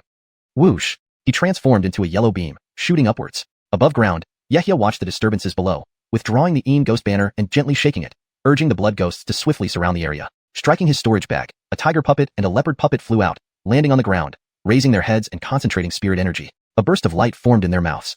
Rumble! The ground resonated with loud thuds, rocks within dozens of feet violently trembling. Yehia's gaze stayed fixed on the ground, a silvery stick floating above his head, ready for an attack. Splash! The man in yellow burst out of the ground, simultaneously summoning a 6-jong-long stone dragon composed of boulders that rose up before him. Yehia's eyes narrowed. So it's the earth dragon technique. A glint flashed in his eyes as he extended 2 fingers, pointing forward. Boom! Boom! The puppet beasts unleashed beams from their mouths, and the silvery stick blazed brightly, hurtling toward the earth dragon. Seeing this, the man in yellow chanted incantations, merging rapidly into the earth dragon's body. The dragon lifted its head, spewing out bursts of yellow light. Large earthen spikes shot out, densely intercepting the attacks. Rumble. Dust billowed up as both sides' attacks shattered, leaving minor aftereffects on the earth dragon. It writhed under the man's control, its massive mouth opening wide toward Yehia. Yehia remained calm, slowly weaving spells. Just as he seemed about to be swallowed by the dragon, it halted abruptly, unable to advance any further, suspended in midair. The man in yellow, bewildered, saw the two puppet beasts, one biting the tail, the other pressing down heavily on the back of the dragon. Not good. As he tried to react, Yehia gazed at the scene, lips moving slightly. Ghostly soul howl. Gareth and dreads of black souls emerged from the ground around the earth dragon, driven by the three blood ghosts. They howled fiercely in unison, their cries turning into black shockwaves engulfing the man inside the dragon. The intense ghostly cries, now several times stronger, overwhelmed the man's mind, his body freezing as if struck by lightning. Even the earth dragon began disintegrating, crumbling into yellow light, exposing him once more to Yehia. Yehia swung his right hand, the silvery stick flying out with a silver flash, striking the golden barrier surrounding the man. Sweat poured down the man's face as he stared at Yehia, eyes filled with shock and fear. Shocked that Yehia, despite being only 9th level chi cultivation, could possess such strong divine consciousness and these ghost entities to counteract his proud earth-burrowing skill. With cold eyes, Yehia watched the golden barrier shatter, the silvery stick smashing through, reducing the man to splatters of blood, a horrifying crimson haze spreading out. Yehia stepped forward, fingers spread, using the soul summoning technique to grab at the man's brow point. Instantly, a palm-sized yellow glow was drawn into his palm. Closing his eyes, Yehia began using soul refining technique to extract the man's memories. From the start, something felt off. Why had the mind been resistant to capture despite sending forces? Could it be merely to ambush them? Or did they assume Goldfire City wouldn't send substantial reinforcements or a Foundation establishment cultivator? Yehia needed answers. His expression gradually became peculiar as he discovered inconsistencies. The man seemed to have represented Dovershan sect in a deal with a certain cultivator, just as he reached a critical moment to identify this cultivator's face. Ping! The man's frail spirit couldn't withstand the power of the soul refining technique, shattering into yellow spiritual light. Chapter 103, Jade Talisman, News. Pity, I was so close to seeing his face clearly. However, Yehia sighed lightly as he slowly opened his eyes, fixing his gaze on the storage bag at this person's waist. Raising his left hand, a streak of golden light flashed in his palm, and immediately the corpse's storage bag fell into his hand. He lifted the storage bag with his left hand for a closer look, then raised his right hand, pointing 2 fingers forward gently. A flash of golden light accompanied by a thread of spiritual consciousness entered the bag. After a meticulous search, he first found common spirit stones and medicinal pills, followed by several magical artifacts. There were also 2 jade slips named Earthflight Technique and Hamza Earth Decree. Taking them out, he glanced over them briefly. The notes contained many insights and reflections on these techniques. It seemed that this person had spent considerable effort mastering Earthflight techniques, but it was unfortunate that he encountered Yehia. The blood ghosts controlled by Ghost Banner were incorporeal and thus perfectly countered such evasive skills, coupled with Yehia's foundation building level spiritual consciousness, which could firmly lock onto the target. Capturing him was just a matter of time. He skimmed through the Hamza Earth Decree lightly, recognizing it as a fundamental cultivation technique of the Dry Earth sect. Then he continued searching through other items. He found a few decent mid-grade magical artifacts and recalled the formidable Earth Dragon technique. But it seemed this yellow shirt man excelled more in spellcasting. This man's possessions weren't small, at least enough to match those of 2 ordinary late-stage cultivators, worth roughly 4 to 5,000 spirit stones. Yehia speculated that within the Dry Earth sect's inner disciples, this man wasn't an average one. Considering this, Yehia searched again, then with his right hand picked up a special white jade talisman, about half a palm in size, seemingly used for storing information. Curiously, he probed it with his spiritual consciousness. The jade talisman shimmered faintly with white light and repelled his spiritual power, indicating some sort of restriction. This surprised Yehia. With a focused gaze, a stronger surge of spiritual consciousness flowed from his forehead, forcefully probing into the jade talisman. Suddenly, the jade talisman began to hum and vibrate slightly. Then something unusual happened. A red light suddenly burst forth from within. Crack! Several cracks appeared on the jade talisman, radiating strong spiritual fluctuations. Oh, the jade talisman is breaking. Seeing this, Yehia promptly threw the jade talisman away without hesitation. As it flew out, the red light grew blindingly bright. Boom! With a soft sound, the jade talisman exploded into numerous fragments falling downwards. Just before it became ineffective, faint voices emerged from within the jade talisman. Friend Ricardo, thanks to your help this time. Otherwise, it really wouldn't have. Yehia's pupils contracted sharply, unable to regain composure for a long time. Though the voice was incomplete, certain words rang clearly in his ears. He murmured almost involuntarily, Friend Ricardo? Could it be that cultivators from the Ricardo family colluded with the Dry Earth sect? While he was pondering this, 2 figures darted out of the dense forest behind him, landing directly in front of Yehia. The 3 reunited. Adamar scanned the traces of the battle scattered around, the broken rocks and large craters caused by powerful attacks, and asked anxiously, How did you fare, Armanded? Did you slay that man? Yehia nodded, then turned to glance at Chin Ed with admiration. Brother Chin, I didn't expect your strength to reach this level. At first, I thought you acted recklessly, but once you attacked, it truly surprised me. This time, Chin Ed finally spoke up after observing the giant puppets controlled by Yehia. Brother Ed likewise surprises me. Being able to simultaneously control two puppet beasts and wield two magical artifacts effortlessly while using your spiritual consciousness to lock onto underground targets, you must rival an average Foundation establishment cultivator. Indeed, I admire you. Adamar, watching the two compliment each other, looked afar and asked cautiously, Armanden, Brother Chin, since the trouble here is resolved, should we head to the mine now or rest for a moment?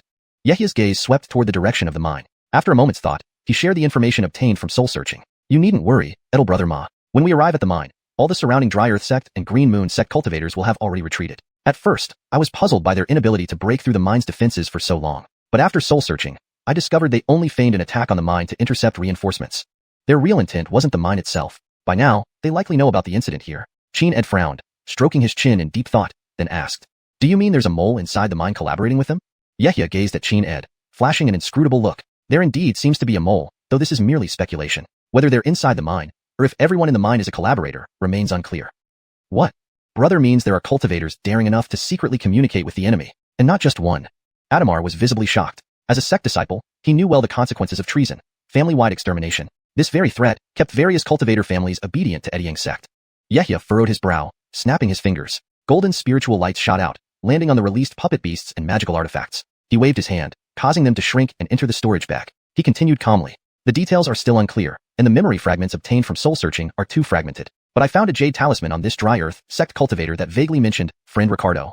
To my knowledge, the Ricardo family is responsible for guarding the Kieferlo Jade Mountain mine. I'm unsure if this relates to the Ricardo family or just a few individuals. In theory, as long as the mine is secure, our support mission is complete. Whether or not there's a mole, we can report any suspicious activities. However, Yehya cast meaningful glances at Chin Ed and Adamar. Upon this clear hint, Chin Ed and Adamar understood there was more. They exchanged glances, focusing their attention on Yehya. Seeing that they grasped his meaning, Yehya continued, recounting information about Foundation establishment-grade spirit substances. If I remember correctly, the Ricardo family has a spirit milk cave passed down from hundreds of years ago. Although it's not large, it collects century-old spirit milk periodically. The benefits of century-old spirit milk, you both know. Even a Chi refinement 9th layer cultivator can recover significantly with just one drop. During Foundation establishment, having 2 or 3 drops on hand ensures that failure won't harm the body's essence. Success brings swift stabilization of one's cultivation, making it an extremely rare and invaluable spirit substance. Chapter 104. Spiritual Milk, the Ricardo family. Upon hearing this, Adamar and Chin Ed immediately understood the efficacy of the century-old spiritual milk, their eyes instantly burning with fervor. It was uncommon to come across a spirit item that could assist in establishing a foundation. Acquiring such an item usually required risking one's life. Normally, the Ricardo family was an affiliate clan under Edyang's sect, protected by it. However, if they were truly found guilty of betraying the sect, it would be within reason to destroy them. This way, they might have a chance at obtaining the century-old spiritual milk. The trio was not far from reaching the Foundation establishment stage. Missing out on such an item might mean never having another opportunity. However, this matter was not as simple as it sounded. First, they had to verify the Ricardo family's betrayal thoroughly, ensuring concrete evidence without leaving any room for counterattack. Second, despite lacking Foundation establishment cultivators, the Ricardo family was an old-line Chi condensation clan. Over the years, their protective clan formations were likely second-rank constructs, not easily breached. For a moment, Yehya and the others fell into deep thought. After pondering for some time, Yehya's eyes sparkled as he spoke up. This concerns a rare Foundation establishment opportunity, so we mustn't let it slip easily. We should first investigate the mine to assess the situation, confirming whether it is a collective rebellion by the Ricardo family. We need tangible evidence. Chin Ed, visibly eager, suggested another idea. We'll stay in the mine, temporarily under the pretext of safety inspections. We must proceed cautiously to avoid being deceived. Adamar, seeing Yehya and Chin Ed agree and recognizing their formidable strength, wanted a share of the century-old spiritual milk and voiced his approval. Armand, I am willing to follow your command. I only ask for a portion of the century-old spiritual milk when the time comes. Yehya glanced at Adamar, thinking him more reliable than Chin Ed, who was a solitary cultivator. Then, turning to Chin Ed, he noted the profound depth of Chin's strength and the extraordinary silver sword, realizing even if he revealed all his trump cards, there was no certainty he could subdue him. Chin might also have hidden advantages. Engaging in conflict would be difficult to handle, so recruiting one ally would give him more leverage. Of course, Yehya said, I believe Chin Daoist won't object. Hearing Yehya's words, Chin Ed nodded, understanding the slight wariness in Yehya's gaze. Grateful for the support, Adamar bowed deeply and thanked both. I thank Armanden and Chin Daoist for your generosity. Yehya returned a kind smile and softly added, let's rest for a quarter of an hour before heading to the mine to investigate. Agreed, as you say. Without further ado, the three made plans and rested briefly. Soon after, luminous lights shone beneath their feet as they sped towards the mine using wind-riding techniques. By the time Yehya and the others reached the mine, the numerous cultivators previously attacking had vanished without a trace. Yehya concentrated his spiritual senses, sweeping the surroundings twice before nodding to Chin Ed and Adamar. No ambushes, they are indeed gone. Relieved, they approached the mine openly. Inside the pale blue light shield enveloping the mine, 7 or 8 exhausted cultivators gazed outward. Leading them was a middle-aged woman dressed as a Taoist nun at the 9th level of Chi condensation. She stared at Yehya and the others, her eyes filled with suspicion. She slightly bowed and called out through the barrier. Are you reinforcements sent by the sect? Lady Fern thanks you on behalf of the Ricardo family. That's correct. We are disciples of Ediang sect, and this is Qin Taoist. The crisis at the mine has been temporarily resolved. On our journey here, we encountered an ambush and sustained injuries. To prevent another attack, we wish to stay in the mine temporarily for safety and recuperation. Surprised, Fern responded impulsively. What? You want to stay for a few days, but it doesn't look like you're injured. Seeing her expression, Yehia smiled sincerely. Is there something inappropriate about us resting for a few days after traveling to help? What else can we do? A tall, thin man beside her frowned and whispered urgently. Her face flickered with concern, but quickly returned to normal. Bowing again, she explained with a smiling face. I apologize. My earlier remark wasn't meant to exclude you. Such requests from reinforcements are unprecedented, hence my surprise. Please understand. Our family welcomes you to recuperate. Per protocol, please present your identity tokens for verification, and then we will invite you in. The three readily removed and tossed their battle merit tokens over the shield. Fern verified them with hers, producing their holographic images. Confirming everything was correct, she nodded and waved her hand. The tokens returned to each person, while she activated a special green token, creating a hole in the shield. Please enter. We did not intend to obstruct you. Apologies for any inconvenience. Smiling, Yehia replied. These are uncertain times. Your caution is understandable. As he spoke, the three stepped through the opening and marched into the mine. Note, I've used pinyin names Fern and Ediang sect consistently throughout the translation, preserving the original tone and style while ensuring fluency and coherence. ####Chapter 105, The Fern Siblings. As soon as they entered, Yehia glanced around. The mine here was about the same size as the Hamzajin mine he had previously been in. However, while the latter was built within a natural valley, this one was situated at the foot of two mountains, covering several miles. Scanning the area, he saw stone houses of various sizes scattered about, with 7 or 8 mineshaft entrances dotting the base of the mountain. The three newcomers curiously surveyed their surroundings, noticing that both the supervisors and the guards at the mineshafts were all wearing clothes marked by the Ricardo family emblem. 7 or 8 cultivators approached, with only the 2 leading figures at late chi condensation stage, the rest being mid-stage. The Taoist nun-dressed Fern stepped forward, first giving a respectful bow, then gesturing politely toward a cluster of nearby stone houses. The mine is rather humble. Please forgive us, fellow Taoists. Allow me to arrange resting quarters for you three. This way, please. No problem. We are only using this place temporarily to recover from our injuries. As long as the spiritual chi is sufficient, it's fine, Yehia said with a slight smile. Fern and a lanky man accompanied Yehia and his group along the pebbled path of the mine, sending the other people away. As they walked, Yehia pretended to be curious and asked, the Ricardo family has done much hard work for our Ediang sect by guarding the mine, but if I may ask, most of the cultivators I've seen seem to be from your Ricardo family. Fern didn't hesitate, explaining patiently, you flatter us, fellow Taoist Eden. We are merely managing the mine on behalf of the Ediang sect. There's no question of claiming credit. Currently, manpower is scarce, so a few inner sect disciples used to guard this area. However, due to the relative peace and smaller scale of the mine, they have since returned to Jinfu City to await orders. Instead of wasting resources, we thought it better to let Ricardo family cultivators guard the mine and contribute more to the sect. We requested no additional personnel from the sect, and should there be an emergency, we can send a distress message through a sound transmission talisman. Who would have thought that the Gantua sect would target this mine this year, thus increasing our requests for assistance? So that's why. The Ricardo family truly has the Ediang sect's interests at heart, quite commendable indeed. Yehia nodded thoughtfully, then turned his gaze towards the tall young man standing beside her, observing him carefully. He sensed a steady aura around him and asked directly, who is this fellow Taoist? Your spiritual chi seems full, suggesting you're not far from Foundation establishment. Once you succeed, the prosperity of the Ricardo family will surely come sooner than expected. Fern smiled and explained, thank you for your praise, fellow Taoist Eden, but reaching Foundation establishment isn't easy. Our main task here is defense, not offense, so accumulating battle merits is difficult. Obtaining Foundation establishment grade spirit items is even harder. This is my younger brother, Ricardo Siming. Please meet the fellow Taoists. The tall man promptly bowed respectfully. Fellow Taoist Ricardo greets the inner sect disciples and fellow Taoist Qin. Qin Ed and Adamar also reciprocated the greetings. Soon after, Yehia and his companions were settled into adjacent stone houses, with Fern and Ricardo Siming departing. Yehia gathered his team inside his room, seated around a low stone table, each deep in thought. Combining the information he obtained and memories from the yellow shirt man, he contemplated their next move. Qin Ed spoke up after a moment's contemplation. After checking thoroughly, nothing seems amiss here, and the security is tight. Gathering evidence won't be easy. Adamar added his thoughts. Master, fellow Taoist Qin, all the cultivators here are from the Ricardo family. Our arrival has raised their suspicions. It might be better to stay low for a few days until they relax their guard. Yehia's eyes flickered as he responded. I think the siblings Fern are suspicious. Even if the Ricardo family colluded with the Gantua sect, not everyone knows the details. We need only focus on the higher-ranking suspects. Tomorrow, I'll approach them as a Ediang sect inner disciple and question the ambush. They will likely allow us to search to avoid suspicion. In 3 days, we'll claim our injuries have healed and leave the area before circling back. These insiders wouldn't be doing this for the first time. When the Gantua sect contacts them again about their lost disciples, we can capture evidence. Once we have proof, we can return to Jinfu City, gather reinforcements, and eliminate the Ricardo family. The spirit milk will then be ours. Yehia paused, looking for their reaction. Qin Ed nodded approvingly after some consideration. Fellow Taoist Eden, your plan sounds feasible. Adamar, though puzzled by its complexity, was firm. I'll follow Brother Eden's lead. Tell us what to do. Yehia nodded. Very well. Let's proceed accordingly. Go back to your quarters. Goodbye.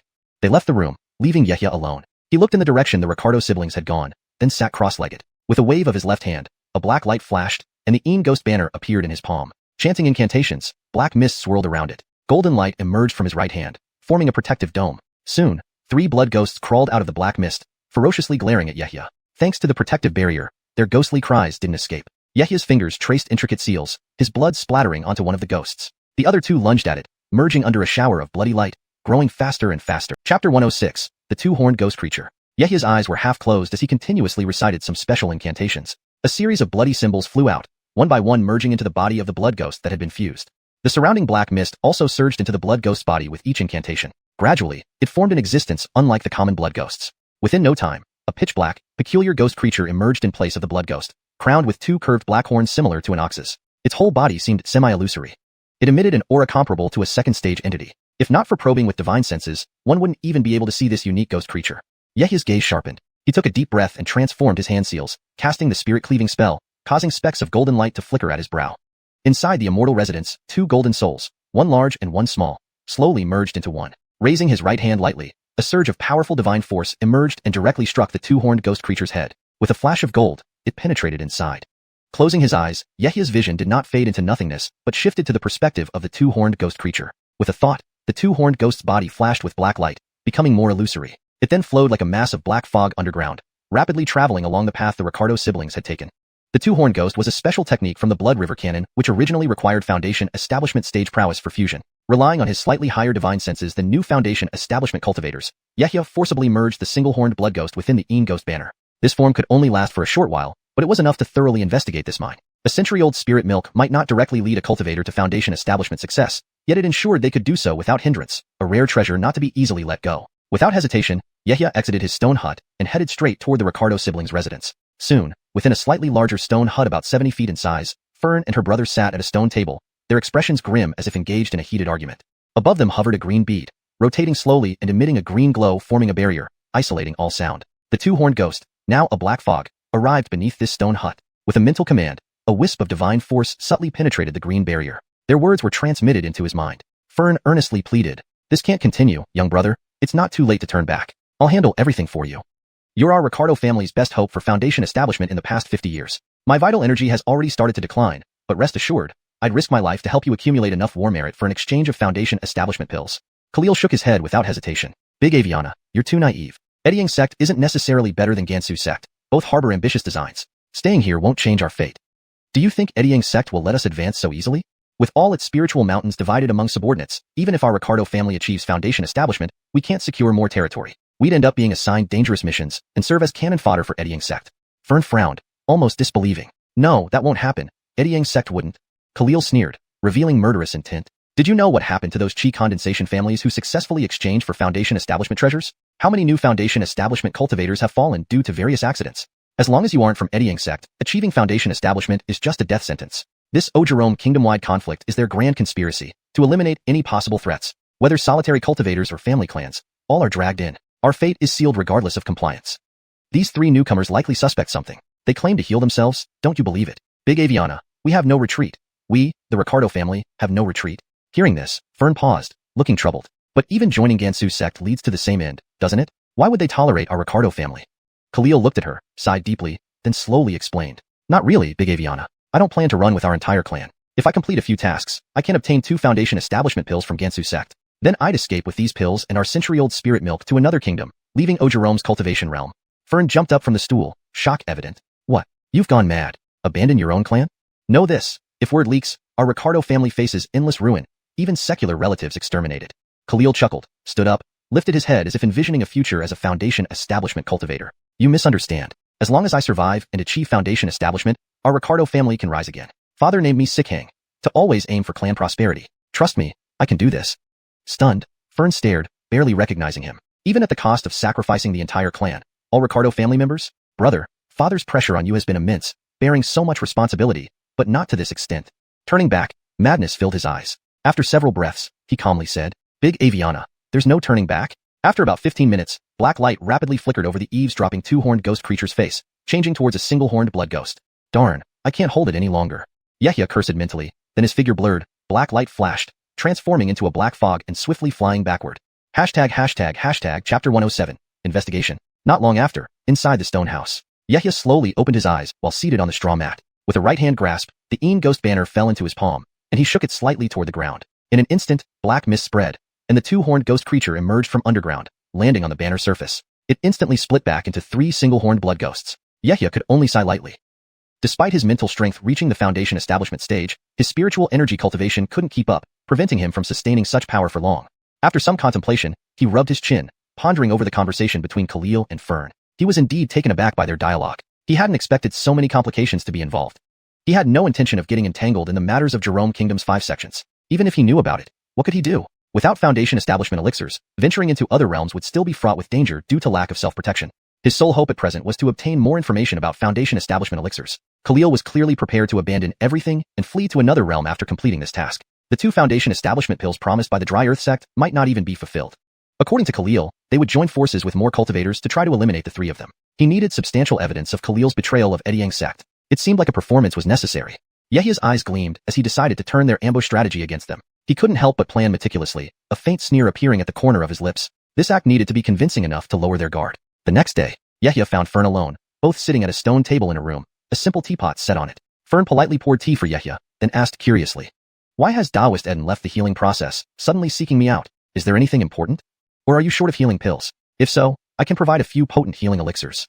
"Thank you, but we dare not consume your Ricardo family's elixirs," Yehia replied firmly. Hearing this, Fern's face changed abruptly, her gaze revealing unease before quickly regaining composure. She asked cautiously, "What did you mean by that, Taoist Eden? Surely there must be some misunderstanding regarding my family?"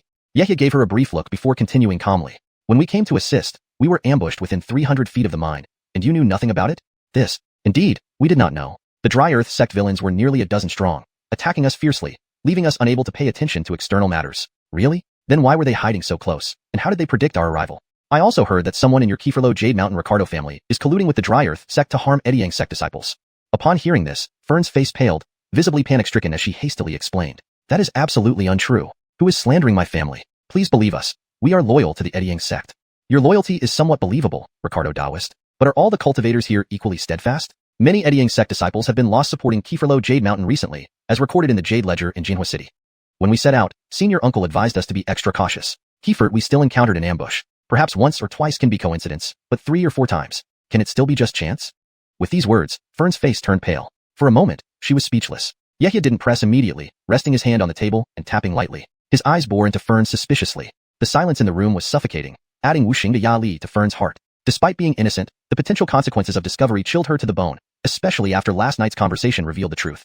Note, wuxing de ya li should be fully translated to English. Here is the corrected version. The silence in the room was suffocating, adding wuxing pressure to Fern's heart. Despite being innocent, the potential consequences of discovery chilled her to the bone, especially after last night's conversation revealed the truth. Revised. The silence in the room was suffocating, adding wuxing pressure to Fern's heart. Despite being innocent, the potential consequences of discovery chilled her to the bone, especially after last night's conversation revealed the truth.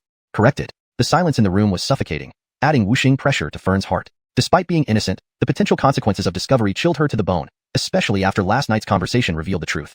Final edited version. The silence in the room was suffocating, adding wuxing pressure to Fern's heart. Despite being innocent, the potential consequences of discovery chilled her to the bone, especially after last night's conversation revealed the truth. More naturally, the silence in the room was suffocating, creating an invisible pressure on Fern's heart. Even though she was innocent, the potential consequences of discovery sent a chill down her spine, especially after last night's conversation exposed the truth. How does Ricardo Taoist consider this? How will you respond? Seemingly overcoming her inner turmoil, Fern regained her composure, gritting her teeth before replying. "I can guarantee the Ricardo family's loyalty to Ediang sect. We have no second thoughts." "Fine. Since that's the case, mind if Eden investigates thoroughly?" "Naturally. Investigate away. If any issues arise from my family, handle them as you see fit." Yehia was taken aback by her decisive response. If he hadn't eavesdropped last night, he might believe he had wronged her. Changing his expression, he spoke sternly. "Very well. Let me investigate." Rising from his seat, he strode out of the room, with Fern following closely behind. They questioned various Ricardo family cultivators in the mine, including Khalil, for quite some time. Yehia admired the remarkable poise they maintained, showing no signs of guilt. The investigation concluded without finding anomalies. Stopping at an open area outside the mine entrance, Yehia turned to Fern. "Why did you bring me here, Taoist Eden? Is there something left by Dry Earth sect cultivators?" Yehia ignored her question, instead observing the mine thoughtfully. "Ricardo Taoist, managing this spirit stone mine, the daily income must be considerable?" Fern laughed nervously. "What are you implying, Taoist Eden?"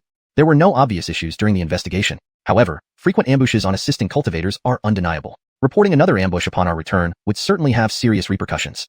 Shifting his tone meaningfully and meeting her gaze. But, understanding dawned on Fern's face. You mean you're willing to speak favorably of my family? Of course, we will repay the favor. What can we do for the three of you?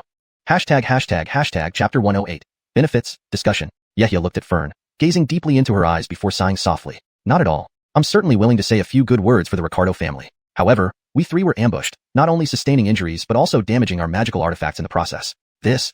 Fern's eyes flickered. She hurriedly smiled and approached, speaking earnestly. I understand. As long as you and your companions are willing to speak well of my family, we will ensure none of you are disadvantaged. After some preparation, I will offer tokens of our gratitude. Good. If you understand that, then I'll return to continue healing. Yehia nodded in satisfaction upon hearing this. With that, he turned without hesitation and quickly walked toward his stone hut. Fern watched Yehia leave until he disappeared from view, finally letting out a sigh of relief. Since he was asking for spirit stones and magical artifacts from the Ricardo family, it seemed they had no incriminating evidence. She could consider this as paying to avoid disaster. With a thought, she immediately set about preparing the gifts, determined to satisfy Yehia and his companions. Unbeknownst to her, someone was lurking in the shadows, observing them for quite some time. With a cold gaze, he muttered to himself. Second Aviana, you cannot bring prosperity to the Ricardo family. Only I can do it. His gaze shifted and finally landed on the stone huts where Yehia, Chin Ed, and Adamar stayed. He spoke coldly. On the way back from the mine, you will meet your end. He took out a voice transmission talisman, flicked it with his finger, and it transformed into a streak of green light, quietly flying out of the mine. Back in his stone hut, Yehia prepared a pot of xiuxian spirit tea for himself. As he sipped it slowly, he pondered their next move. After about 15 minutes, the stone door opened, and a cultivator from the Ricardo family entered, bowing politely to him before placing a storage bag on the table and leaving hastily. Yehia raised his hand, picked up the storage bag, and tapped it lightly with his right hand. A flash of spiritual light revealed its contents: a white spirit sword, a mid-grade magical artifact, 2,000 lower-grade spirit stones, and some local yellow jade stones, which were said to have a calming effect when made into cushions. This was likely the best effort the Ricardo family could muster. Yehia waved his hand, and a golden mist enveloped the storage bag, making it vanish. He then murmured a few words, sending messages to the neighboring stone huts. Shortly after, Chin Ed and Adamar arrived swiftly. Greetings, fellow Daoisteden. Greetings, Armand. They bowed respectively, unison in their greetings. Yehia stood and returned their bows, inviting them to sit down. Don't be too formal. This is some spirit tea I obtained by chance. Please enjoy it. With a wave of his right hand, a small orb of golden light appeared beneath the teapot. As Yehia moved his fingers, the teapot lifted slightly, pouring 2 cups of spirit tea. Thank you, fellow Daoisteden. The two did not hesitate, each taking a few sips. Chin Ed's eyes lit up immediately. Indeed, excellent spirit tea. Adamar echoed the praise. Yehia smiled faintly, then cast several spells with his hands and waved again, summoning a pale golden soundproof shield around them. You've already received what the Ricardo family sent, haven't you? Adamar looked puzzled at Yehia. Keepers, I was just wondering why the Ricardo family would send us such valuable items. Yehia chuckled softly, explaining to them. Today, I reviewed the cultivators within the mine, which led to their gift. They must realize that even if the entire Ricardo family mobilized, they wouldn't be certain to capture all 3 of us. If one escapes, it would spell their doom. Hence, they chose to appease us with this gesture. I suspect the cultivators from the Ganong sect are still nearby, and the insider won't give up. In 3 days, we'll leave, and the real drama will unfold. Upon hearing this, Chin Ed and Adamar both turned to look at Yehia. What do you suggest, Armand? Yehia sipped his tea, then continued meaningfully. As you might guess, a fierce battle may ensue. We should prepare thoroughly. If they send a Foundation establishment cultivator, we should retreat first. Once we secure evidence, everything will settle when we return to Jinhua City. The two exchanged glances, nodding in agreement. Yehia discussed further preparations with them, including different escape routes in case of an attack. Once everything was set, he bid farewell to Chin Ed and Adamar, feeling a bit excited about the coming events. Such planning was necessary given their current cultivation level, needing to rely on sect support to obtain century-old spirit milk. If powerful enough, they could directly claim it. In the cultivation world, there was only one rule. The strong transcended all rules, while the weak obeyed them. The wise utilized the rules to their advantage. Khalil risked the entire Ricardo family to reach Foundation establishment, while Fern didn't wish to offend Ediang sect. Unfortunately, she couldn't control her 4th brother, thus being dragged into this dire situation. Yehia pondered this silently, checking his plan for any flaws before returning to silence. 3 days later, Yehia, Chin Ed, and Adamar left the mine under the polite farewells of Fern and others. Each mounted their magical artifacts and flew rapidly toward Jinhua City. Several flashes of spiritual light later, they vanished from sight. Fern and Khalil stood at the entrance, watching them fly away. Khalil flicked his wrist, causing his storage bag to emit a green light. Instantly, a green flying sword appeared beneath his feet, ready to follow Yehia and his companions. Fern, alarmed, waved her hand, summoning a purple ribbon to block Khalil. She asked sternly, 4th brother, what do you plan to do? Didn't we agree not to meddle further? I will find a way for the Foundation establishment pill. Khalil frowned, sighing calmly. Second Aviana, even if the Ricardo family goes all out, all the merits will be credited to me. Even if I manage to get the pill, how many cultivators will remain in the Ricardo family? What difference does it make if we're wiped out? I've made my decision. Don't stop me. Fern's face darkened. After a moment, She sighed deeply, staring at her younger brother with a furrowed brow. She retrieved a high-priced concealment spirit talisman from her storage bag and threw it to him. Fine. You're beyond my stopping. Take this concealment talisman. Regardless of what happens, keep your identity hidden to avoid implicating the Ricardo family. Khalil caught the talisman, looking at Fern pensively before declaring firmly. Second Aviana. I understand. Don't worry. Even if things turn dire, I will destroy my essence and soul, leaving no trace. With that, he waved his sleeves, the green flying sword shooting out, and soon vanished into the horizon. Chapter 109. Counterambush. Watching his fourth brother leave, Fern could only cast several worried glances at the horizon before returning to the mine. Yehia and his companions flew slowly through the sky towards Jinfu City, each enveloped in various hues of light. Several miles ahead, a low hill loomed. This place was a mandatory passage on the way back to Jinfu City. At the foot of the hill lay a dense forest, shrouded in a pale blue mist that concealed more than a dozen cultivators. Most wore clothes identifying them as Dry Earth sect members, with a few independent cultivators and Green Moon sect disciples among them. The pale blue mist hid their figures from outside, but allowed them clear vision within. Leading them was a Kale at the 9th level of the Chi refinement stage named Chevy. His aura was deep and steady as he stared intently towards the direction of the Kieferlow Jade Mountain, a chill flashing in his eyes. Had any of the Ricardo family's cultivators been there, they would have recognized this group, those who had frequently attacked the mines over the past few months. A Yuri standing beside Chevy said indignantly, Armin Keaton, we must avenge Stone Joshua. We can't let our Dry Earth sect brothers die in vain. Chevy gazed into the distance, replying coldly, I understand. However, I'm also curious about what kind of cultivator from Eddying sect could annihilate a half-adept earth tunneling technique user like Stone Joshua. One should know that even an uncle recently reaching the Foundation establishment stage would find it difficult to subdue Stone Joshua without special means, Chevy added. The Yuri's gaze flickered with doubt, pondering for a moment before suggesting, perhaps they used some devious means. Stone Joshua might not have had time to use the earth tunneling technique before being killed. Suddenly, Chevy's expression changed as he lifted his head and fixed his gaze on 3 streams of light approaching from nearby. Sensing the auras emanating from them, he issued an order without hesitation. They're close. Everyone prepare. Immediately, everyone took out their magical artifacts, infused them with spiritual energy, and cast defensive spells on themselves. A myriad of spiritual lights began to flash amidst the group. When the 3 beams of light approached the treetops, attack! On Chevy's command, everyone launched their attacks upwards. He himself directed a deep yellow hammer to fly towards one of the beams. Instantly, various spiritual lights soared into the sky, bombarding the 3 streams of light with numerous artifacts. Pang! Pang! Explosions rang out as all the spells and artifacts struck true, and Chevy's face showed a hint of satisfaction.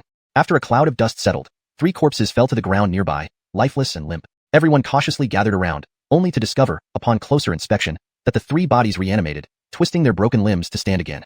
Chevy finally realized they had brought down 3 humanoid puppets, not actual people. Though damaged, these puppets were still functional since their cores remained intact. His expression turned grim, and he shouted quickly, Not good, scatter fast.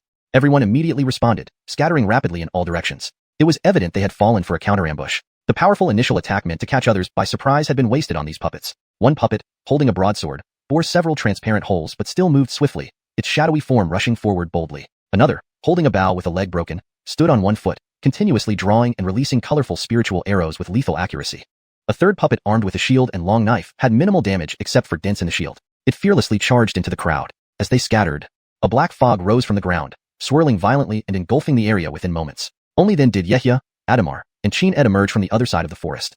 Yehia, with his superior mental perception surpassing that of Chi refinement cultivators, had known of the ambush earlier. To draw attention, he used the 3 humanoid puppets, imbued with their spiritual energies. Chin Ed controlled a silver-glowing broadsword which sliced a mid-stage Chi refinement independent cultivator in half, blood splattering as the man died instantly. From his storage bag, a mantis demon beast with golden patterns darted out, impervious to regular artifact attacks against its hard shell. 2 young cultivators in pale blue robes suddenly suffered facial decay, screaming in horror as blisters appeared all over their bodies. Before they could react, pang! Pang! The blisters burst open, releasing a mixture of golden and red pus, clearly indicating they had been poisoned. Yehia flew forward agilely, glaring coldly at the 2 men. With a wave of his hand, a silver staff emitted a glow, smashing into both heads with devastating force, causing them to explode instantly. Finishing off the 2, Yehia continued to hunt down the remaining cultivators, taking advantage of the black fog to kill as many as possible. Suddenly, a green light flashed within the black fog, followed by a fierce wind that swept away the fog into the sky. Whoosh! The green gale grew stronger, dispersing the black mist completely. Several fireballs shot up from below, exploding in unison. Boom! The resulting explosion scattered the black mist entirely, revealing the battlefield clearly once more. Chevy, hands forming seals, stood calmly in the center, having just deployed a wind spell to dissipate the black fog. Looking up, he saw 3 unique blood-red creatures entangling 3 of his allies while 3 humanoid puppets battled 2 Green Moon sect disciples. Chin Ed and his golden mantis were wreaking havoc in the field, his broadsword destroying everything in its path. Adamar was engaged in combat with a Dry Earth sect cultivator. 5 or 6 corpses already lay strewn across the ground, all from their side. This sight shocked Chevy, his mind racing. Could the intelligence be wrong? These few people are incredibly powerful. His gaze darted around, searching for the cultivator controlling the puppets and blood-red creatures. Chapter 110.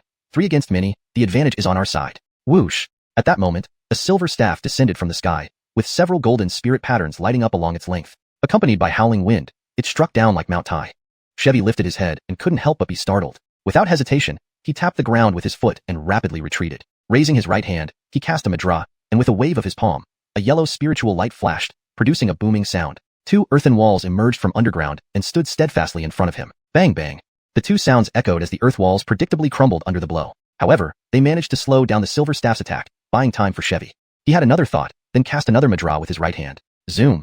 A yellow hammer behind him suddenly flew out, shining brilliantly as it rushed forward to meet the incoming silver staff. Clang. Both objects were forced back. Yehia now slowly approached Chevy, looking at him with cold eyes. Chevy glanced around, pondered for a while, widened his eyes, seeming to understand something. He immediately shouted angrily at Yehia. Are you controlling these black fogs and blood ghosts? Disciples of Ediang's sect actually practice such evil blood magic. While speaking, a murderous aura appeared on his face, turning red with rage. Upon hearing this, Yehia was slightly taken aback. Seeing the genuine anger on his opponent's face, he felt strangely curious. Unexpectedly, the man reacted so strongly upon realizing that he controlled the blood ghosts. Could he still consider himself righteous? This only made Yehia despise him more, replying coldly, be it evil magic or divine art, should we pick our means when eliminating invaders like you? His gaze flickered. He reached into his robe, pulling out a red gourd. Gently uncorking it, he aimed the mouth of the gourd at Chevy. He cast a madra again. Hasten. Following this, puff, puff, sounded as bright red light flashed at the mouth of the gourd, shooting out a series of fireballs amidst scorching heat towards Chevy from all directions. Meanwhile, Chevy wasn't idle. Above his head hovered an unnoticeable green umbrella, polished smooth without any seams. Its ribs were made from a certain green spirit wood, incredibly exquisite. The small umbrella spun, instantly casting a large expanse of green light, forming a protective green glow around him. With terrifying yellow light covering his face and furious eyes, he looked ready to devour Yehia alive. The fireballs hit the green barrier, emitting bang, bang sounds, and ricocheted off harmlessly, landing nearby to explode. For a moment, flames surged into the sky, spreading fiery heat all around. Then, his form shifted again. Tapping the ground, he moved a few yards to the left. A streak of shadows flashed as he dashed less than 3 zhang away from Yehia. Casting a madra with his right hand, the small yellow hammer zoomed towards Yehia's head, enveloped in fierce yellow light. He bared his teeth viciously. Practicing such life-harming black magic makes you an evil demon. You do not deserve to be a cultivator and should be exterminated. Seeing the other continuously curse at him, Yehia was provoked. He looked up at the other, laughing bitterly before replying with a frosty tone. Noisy. If you've got the ability, let's settle it with strength. Your Dovershing sect has killed countless disciples of our sect. Have you the nerve to speak such shameless words, trying to win by mere rhetoric? Before his words could finish, he moved the gourd slightly, aiming it again at Chevy. 2 fingers cast a madra, swoosh, swoosh. Red light flashed as 7 or 8 fireballs surged out again. With a claw gesture from Yehia, the fireballs connected into a line, sweeping horizontally. He then tapped the ground, transforming into a green shadow retreating rapidly. Flipping his right palm, the gourd shrank and was stored away. Yehia abruptly raised his head, cast a madra with 5 fingers, controlling the silver staff overhead. With 2 fingers together, the staff glimmered and sped toward his head. Clang, clang. Echoes of metallic collisions resounded. Silver light and yellow light alternated in flashes, sometimes the silver overpowering, other times the yellow prevailing. After half a teacup's time, Yehia gradually fell into disadvantage, not because he was weaker than Chevy, but his divine sense was divided too many times. The soul-splitting technique split out 3 puppet spirits, while most of his divine sense was used to control the blood ghosts, leaving less than half available for combat. As the intense battle prolonged, he naturally became suppressed. He could only shake his head helplessly. Chevy seemed increasingly frenzied, his expression twisted with bitter hatred, calling Yehia an evil cultivator, which made him speechless. Fortunately, although Chevy's verbal attacks were potent, his actual skills lagged behind. Yehia chose not to engage in mutual insults, but silently waited for the opportunity. Another half a teacup's time passed. Yehia maintained a defensive stance, protected by a black shield. The silver staff above also shimmered, deflecting attacks whenever necessary.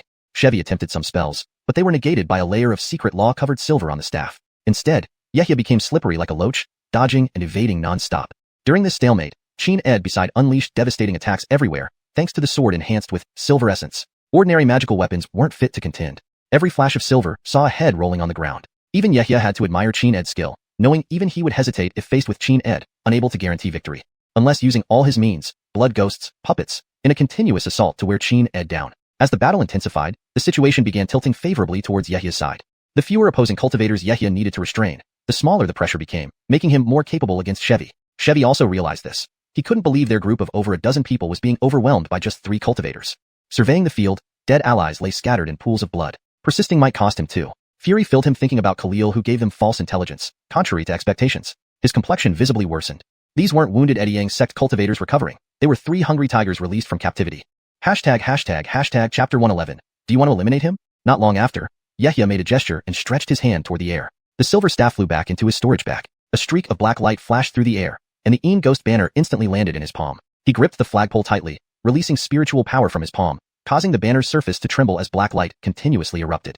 Swinging the banner repeatedly with both hands, waves of black mist rolled out. The remaining dozens of Een souls let out howls as they flew out, causing the surrounding temperature to drop sharply. These Een souls, their claws extended, rushed toward Chevy. Chevy's eyes showed a hint of panic. Unlike his initial fury, he gradually calmed down. Without hesitation, he raised his arms, forming hand seals continuously and unleashing fire spells to strike the oncoming black mist and Een souls. A series of explosions echoed, but it did little to change his losing position. After a moment, he recited an incantation, yellow radiance gradually emerging from his body.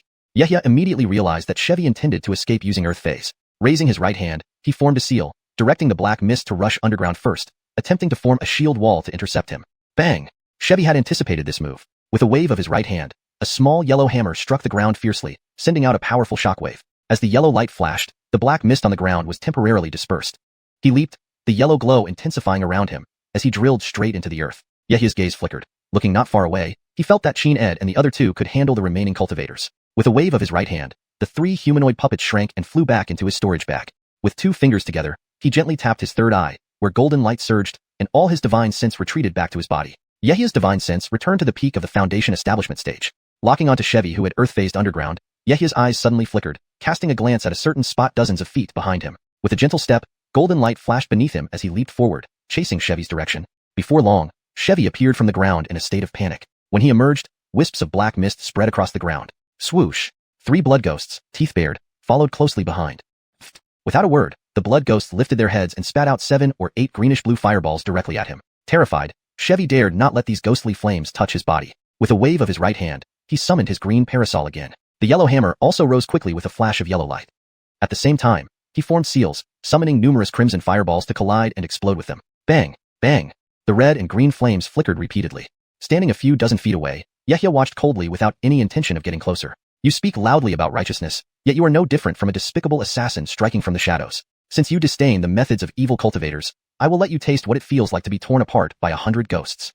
He muttered an incantation with moving lips, holding the Een Ghost banner lightly and manipulating the blood ghosts and Een souls to surround and attack. It seemed as if he wanted to vent the grievances he had accumulated under suppression for so long. This was his true strength.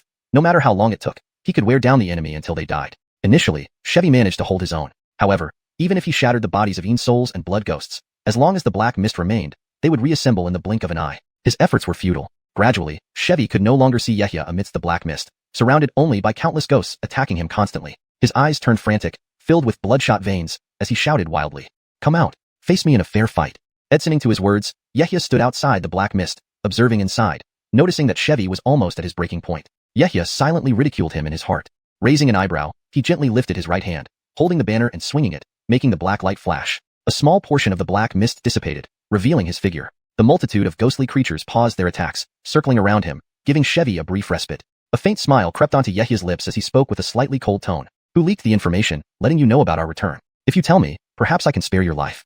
Hearing these words, Chevy froze. It was inconceivable that his opponent would offer to spare him after everything that happened. Naturally, he didn't believe it and felt a surge of bravado. To lose face for the Dry Earth sect would be unacceptable. He responded with a cold laugh. "What good does this do now? If I cannot withstand your sinister methods, take my life then. Would you mock me to gain something?"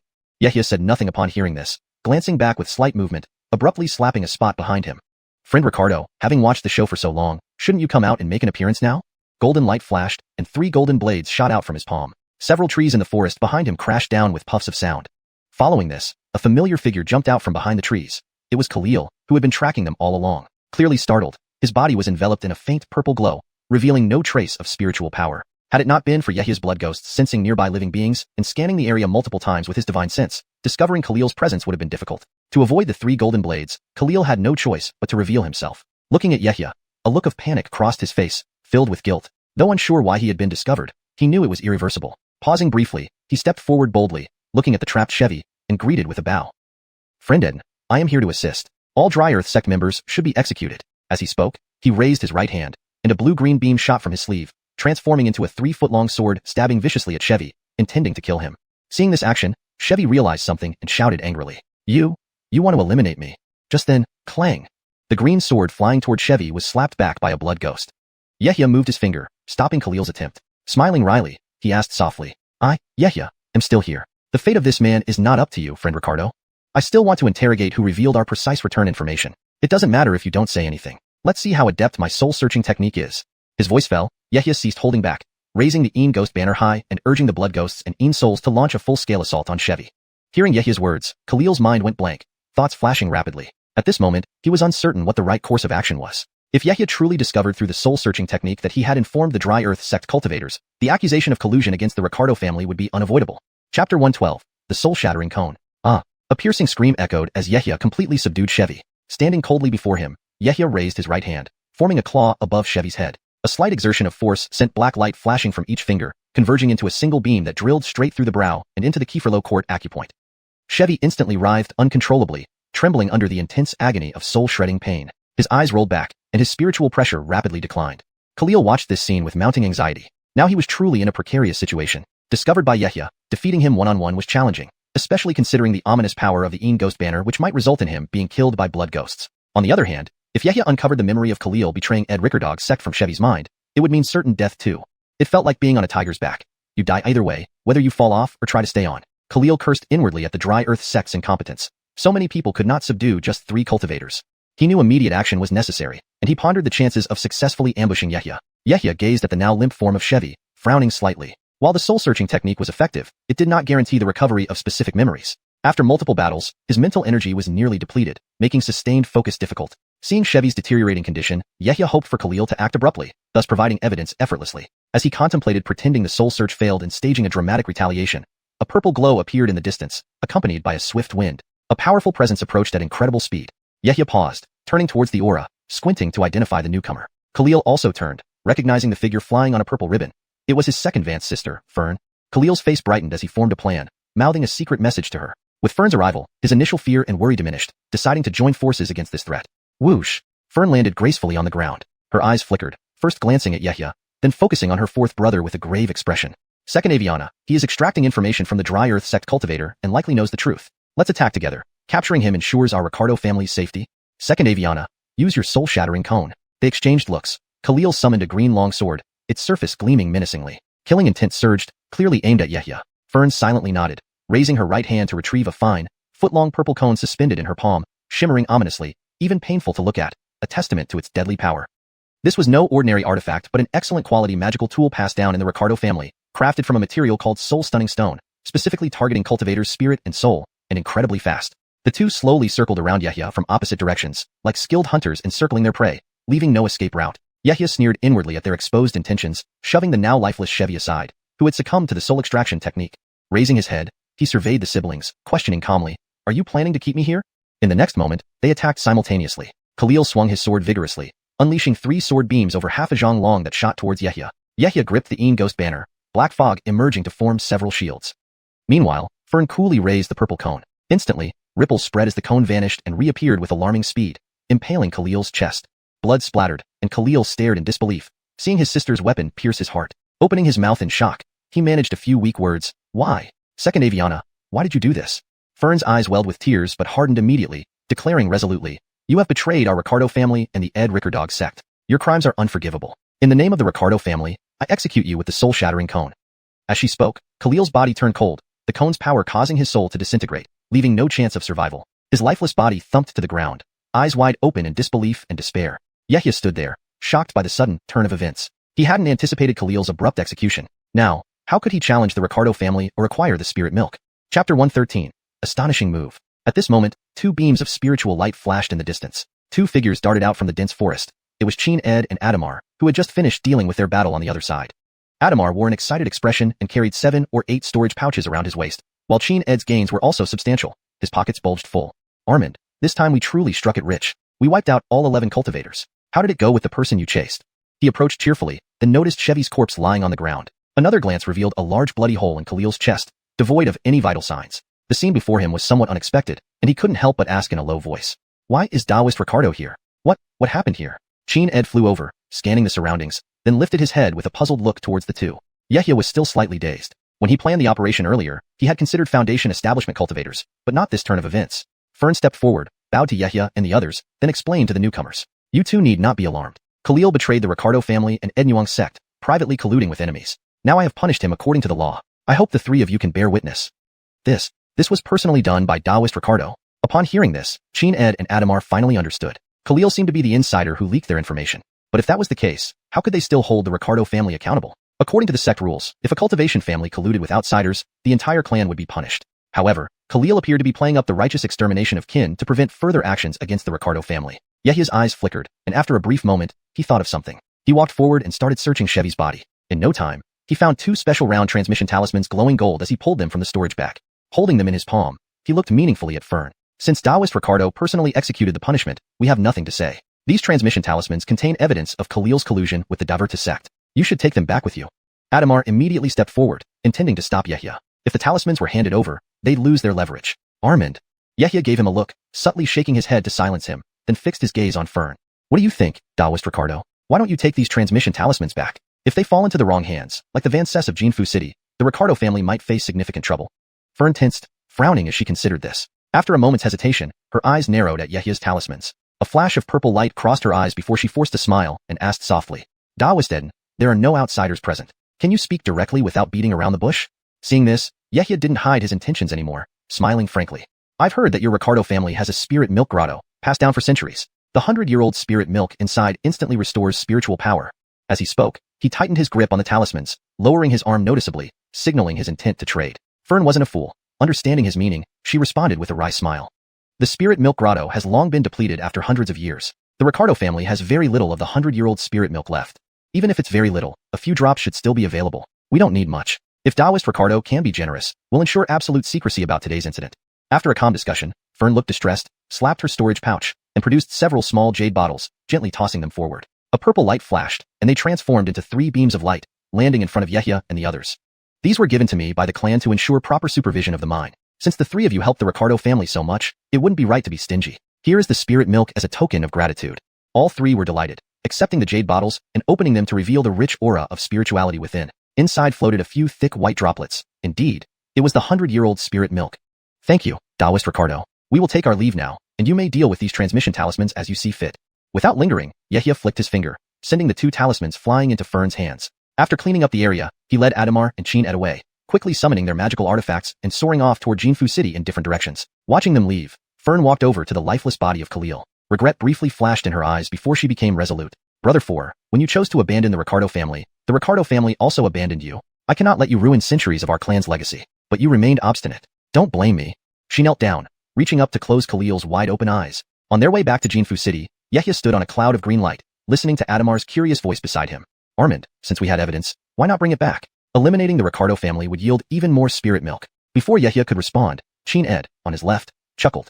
Those 2 transmission talismans were probably fake. Adamar was surprised. What? They're fake? Then why did Taoist Ricardo hand over the spirit milk? Yahya smiled, nodding to confirm Chin Ed's guess. Exactly what Taoist Chin said. She couldn't afford to risk it. It was better to exchange some 100-year-old spirit milk than to risk those talismans containing real evidence. Looking ahead, Yahya mused that although events took an unexpected turn, acquiring the spirit milk still felt rewarding. He thought about his future cultivation plans. Supporting this mission plus the recent duels netted him nearly 500 to 600 war credits. Completing a few more tasks would help him reach the peak of chi condensation stage in less than 2 years, allowing him to exchange for a foundation establishment pill. His eyes sparkled as he pondered refining more nourishing spirit pills. Having powerful mental strength offered many advantages. With puppet spells, mind-splitting techniques, and the blood ghost refined within his ghost banner, he possessed formidable weapons that could fight multiple foes alone. Chapter 114. Repairing the puppets. The remainder of Yahya's journey with the other 2 was relatively peaceful, with no further ambushes or sudden attacks. They smoothly returned to Jinhua City and reported their mission at the center area's War Merit Hall, merely stating that they had completed the support task without mentioning any specifics about the subsequent events. The Foundation establishing master who had assigned them the support task only nodded and instructed them to rest well and not stray beyond 100 miles from Jinhua City. He added that they would be summoned again via sound transmission talismans when needed. Afterwards, Yahya bid farewell to the others and walked back to the stone house allocated to him. Adamar, after experiencing 2 bloody battles, had clearly matured. He said he would go to the shops in the western part of the city to buy some high-powered disposable treasures as a precaution. Chin Ed headed towards the inn in the northern part of the city, designated for itinerant cultivators. The 3 of them parted ways on a forked street. Back in his stone house, Yahya sat cross-legged and meditated for half an hour, waiting until his consumed spiritual energy and divine sense were fully restored before reopening his eyes. He took out a pill furnace and refined a blood pill using the essence blood obtained from cultivators, then swallowed it. Running the Golden Gareth Sun technique to refine it, after 2 hours, he had fully refined this blood pill, immediately feeling his meridians filled to bursting, even a bit bloated. Pill refining primarily using cultivator essence blood proved far more effective than those made from spirit herbs. This single blood pill equated to the effects of over a dozen ordinary pills, which was one of the reasons for his rapid cultivation advancement. Yehia got up from the mat and brewed himself a pot of spirit tea, drinking cup by cup until soon the entire pot was downed. Then, he took out dragon tooth rice, moon pear fruit, and other spiritual items for cultivating, swallowing each daily to ensure he could reach the peak of the chi refining stage as quickly as possible. In truth, his spiritual strength was largely built upon countless precious medicines. Without choice, Yehia reflected on his situation. Upon arrival in Jinhua City, he was given what seemed like a simple support mission, but it led to 2 life-and-death battles against enemies, outnumbering them several times over. If not for the help of puppet techniques and the Een Ghost banner, the trio might not have safely returned to the city. But could they rely on luck forever? Only by continuously improving their cultivation could they survive this turmoil. Yehia silently pondered, then waved his sleeve. Swoosh, swoosh, swoosh. 3 gray lights shot out from his storage bag, transforming into 3 humanoid puppets in front of him. After several intense battles, these 3 puppets bore many signs of damage. The sword-wielding puppet still functioned decently despite having a large hole in its abdomen, though it occasionally slowed during energy circulation. The archer puppet's lower half was almost completely destroyed, with a large hole in its shoulder and burn marks on its back. It barely stood on one leg. The shield puppet was in the best shape, but its left black shield had been cut down by half, significantly reducing its defense, and the long blade in its right hand was chipped. Yehia circled around the 3 puppets, frequently touching their bodies, revealing a pained expression. To think they've been damaged to such an extent. Puppets were excellent tools, fearless in attack, but precisely because of this, they were prone to damage. To repair them as extensively as this would require major repairs before they could be used again. Scanning their broken parts, Yehia mentally noted all the damages. The sword-wielding puppet, with severe abdominal and back damage. The archer puppet, with complete destruction of the left leg and heavy damage to the right leg and back. The shield puppet. Confirming everything, he turned his palms over and produced a green jade scroll containing the heavenly puppet scripture. Opening it, he found the sections related to repairing the specific puppets. Studying carefully, he occasionally stood up to measure and observe the puppets. Puppet bodies were composed of various intricate parts. For example, to repair the sword-wielding puppet's abdomen required reforging 8 necessary components and inscribing special spirit patterns to conduct energy before replacing the damaged parts. Not done yet, post-replacement, the entire puppet needed to be re-imbued for the repairs to be truly completed. Yehia took out a blank jade scroll and recorded all the parts needed to be refined. After busy work lasting nearly half an hour, he suddenly realized he lacked suitable materials for repairs. After careful inspection, the puppets were made of a spirit wood called ironwood, as hard as refined iron, able to withstand water and fire while maintaining the strength of standard magical tools. Thinking for a moment, Yehia stood up. Ironwood wasn't high-grade material, so he should be able to purchase it from the city shops. Considering he had other beast-shaped puppets in his storage, he decided to buy supplies for them too, including saplings to cultivate in his spirit fields for future repairs. With that thought, Yehia swept his sleeves, stored the puppets, and strode out of the stone house toward the streets of the western part of the city. Jinhua City, West District Street. Edengdan, spirit pill, shops, forging stores, and businesses established by various factions line the streets of the West District. Numerous glittering 2-story and 3-story buildings rose, numbering in the hundreds. Walking slowly along a street in the Western District, Yehia observed the bustling crowd. Cultivators from families, wandering cultivators, sect disciples, far livelier than previous market towns he visited. Even Foundation establishment cultivators were frequently encountered, so he moved cautiously to avoid offending any seniors. Sui Clan Spirit Amulet Pavilion, Thousand Treasure Trading Company, Edenlong Trading Company, Rickerdog Clan Forging Shop, Gareth and Dread Dan Hall. The variety of establishments before him was dazzling. Chapter 115. Joshua Family Spirit Plant Pavilion. Yehia scanned the surroundings and averted his gaze from the shops run by Eddying Sect, walking straight into a shop named Joshua Family Spirit Plant Pavilion. The shop wasn't the most opulent looking, but Yehia detected a faint fragrance of herbs emanating from it. Peering inside, he could see numerous young spirit plants. Clearly, this was a store specializing in selling young spirit wood plants. As soon as he entered, Yehia's eyes lit up. The space, which measured about 10 to 20 meters square, was maximally utilized. On either side, there were tiered wooden shelves akin to staircases, each holding terracotta pots roughly a foot wide. In these pots were sprouting saplings, with labels in front indicating their names and uses but not their prices. The saplings seemed around 3 to 5 years old, radiating an abundance of spiritual energy, making them perfect for transplanting. At the front stood a counter with a wooden chair next to it. An advancedly man with a sallow complexion and a large nose lay on the chair, dozing slightly. He opened his bleary eyes when he sensed Yehia's presence and quickly stood up. Approaching Yehia, he cupped his hands together and greeted politely. My name is Joshua Eden, manager of this spirit plant pavilion. Fellow Taoist, what sort of spirit plants do you need? I can't say I have everything, but my collection includes most types found on the market. Yehia smiled lightly, pulling out a small jade slip from his sleeve and handed it over. Are all these plants personally cultivated by Brother Joshua? These are indeed exceptional. This is the list of spirit plants Eden needs. Provide me with 3 of each item on the list. Fellow Taoist is too kind, replied the Vance, taking the jade slip and reading aloud. Garetho Garethamu, 2 Baron Anmu, Ironwood, Edenmu. After finishing, he looked up at Yehia, inspecting him curiously as if trying to discern his identity. He then said with a smile, you are purchasing quite a few. 2 of these items are rather rare and delicate, without any stock here. I will need to fetch some from our family. It will take about half an hour. No problem, I can wait, responded Yehia calmly. Seeing Yehia agree, the Vance nodded and retrieved a green spirit talisman from his pocket. Pinching it between two fingers, he infused it with spiritual energy and spoke into it before tossing it out. The talisman turned into a streak of green light and flew outside. Turning back, he tried to invite Yehia upstairs for tea while waiting, but noticed him examining a peculiar spirit plant closely. Yehia stared intently at the plant.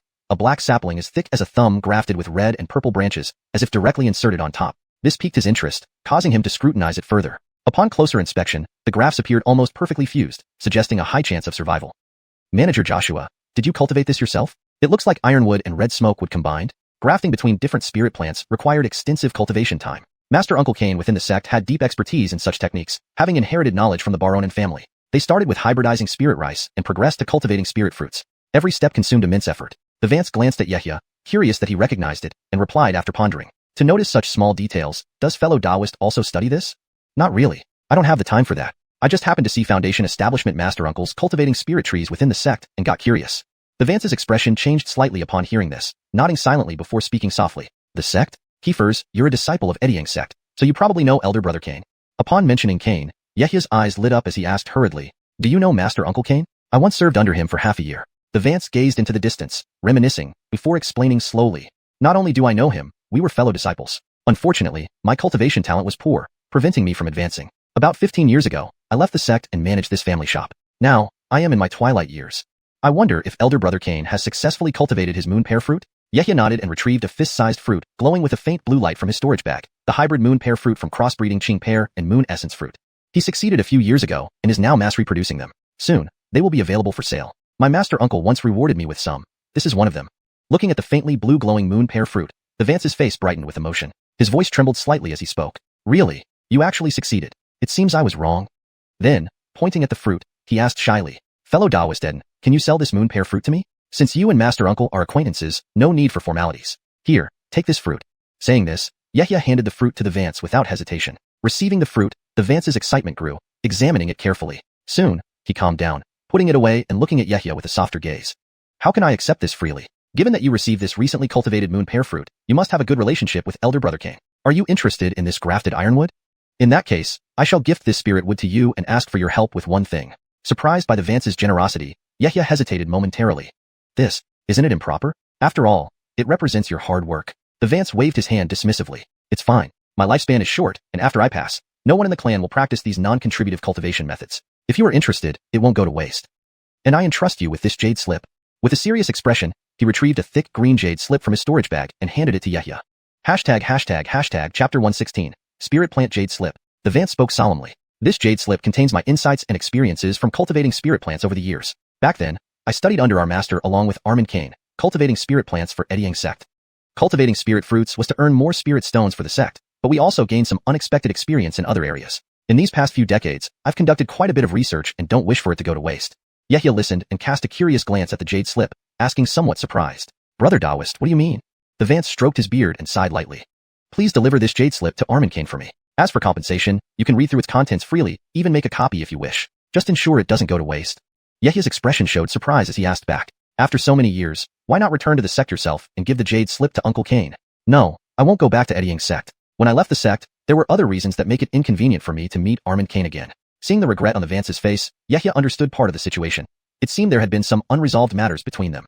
After a brief thought, he nodded with a smile. Rest assured, Brother Taoist. Yehia will surely deliver this jade slip to Uncle Cain. However, it's currently inconvenient, and due to a sect decree, I might not be able to return to the sect within 1 or 2 years. The Vance smiled warmly. I understand. You can deliver it later. A few years won't make much difference. Soon after, a figure entered and handed the Vance a storage bag before quickly leaving. After examining it, the Vance passed the storage bag over. These are the spirit plants you need. The total cost is 2,000 spirit stones, but let's give you a discount, just 1,600 spirit stones. Thank you, Brother Joshua. Without refusal, Yehia took out an empty storage bag, counted out the corresponding number of spirit stones, and handed them over. After receiving the storage bag containing the spirit plants and confirming everything was correct, he bid farewell and left. Leaving the spirit plant pavilion, Yehia looked around, planning to dispose of some spirit items he had recently obtained that weren't very useful.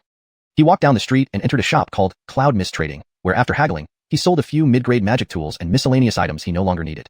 When he returned to the street, he decided to visit the market stalls. These stalls set up by cultivators were unique places in any market town. Transactions here were entirely voluntary, but they also depended on your discernment. Some items unwanted by others might turn out to be rare treasures hidden in plain sight. Recalling how he once found a black cloud tea plant at a stall, which over the years provided him with certain benefits like improving circulation and enhancing bone strength, Yehia felt encouraged. Though not a revolutionary change, it significantly sped up his cultivation by a small margin, saving him time equivalent to half an hour in each daily 2-hour cultivation session. This cumulative effect essentially extended his lifespan indirectly. Most ordinary cultivators couldn't achieve this without the rapid maturation effect of the black spiritual field, allowing him to harvest the spirit tea frequently. With this in mind, Yehia headed toward the market stalls. In less than a quarter of an hour, he reached the bustling square dedicated to market stalls, which spanned nearly 1,000 zhang. Built by eddying sect with all its resources, it far surpassed the smaller markets constructed by minor cultivator families. The entire square formed a large, square-within-a-square pattern, divided into concentric circles with 4 gaps in each circle, making it easy for visitors to find desired treasures. Amidst the throngs of moving cultivators, Yehia weaved through the crowd, occasionally glancing at the various materials, talismans, and peculiar items on display, leaving him in awe. However, most items were low-tier forging materials, magical tools, or elixirs, none of which interested him unless something unusual caught his eye. Suddenly, he stopped at a particular stall. Many cultivators approached it, spoke briefly with the stall owner, and then left disappointed. This piqued Yehia's curiosity, and he stepped closer to inspect the items. On display were several colorful jade scrolls labeled as cultivation insights and experiences left by various cultivators. Among all the items in this vast trading square, jade slips and scrolls were the rarest and most valuable. Sect disciples had a significant advantage. Their long history spanning thousands of years provided invaluable wealth in the form of countless scriptures stored in scripture halls.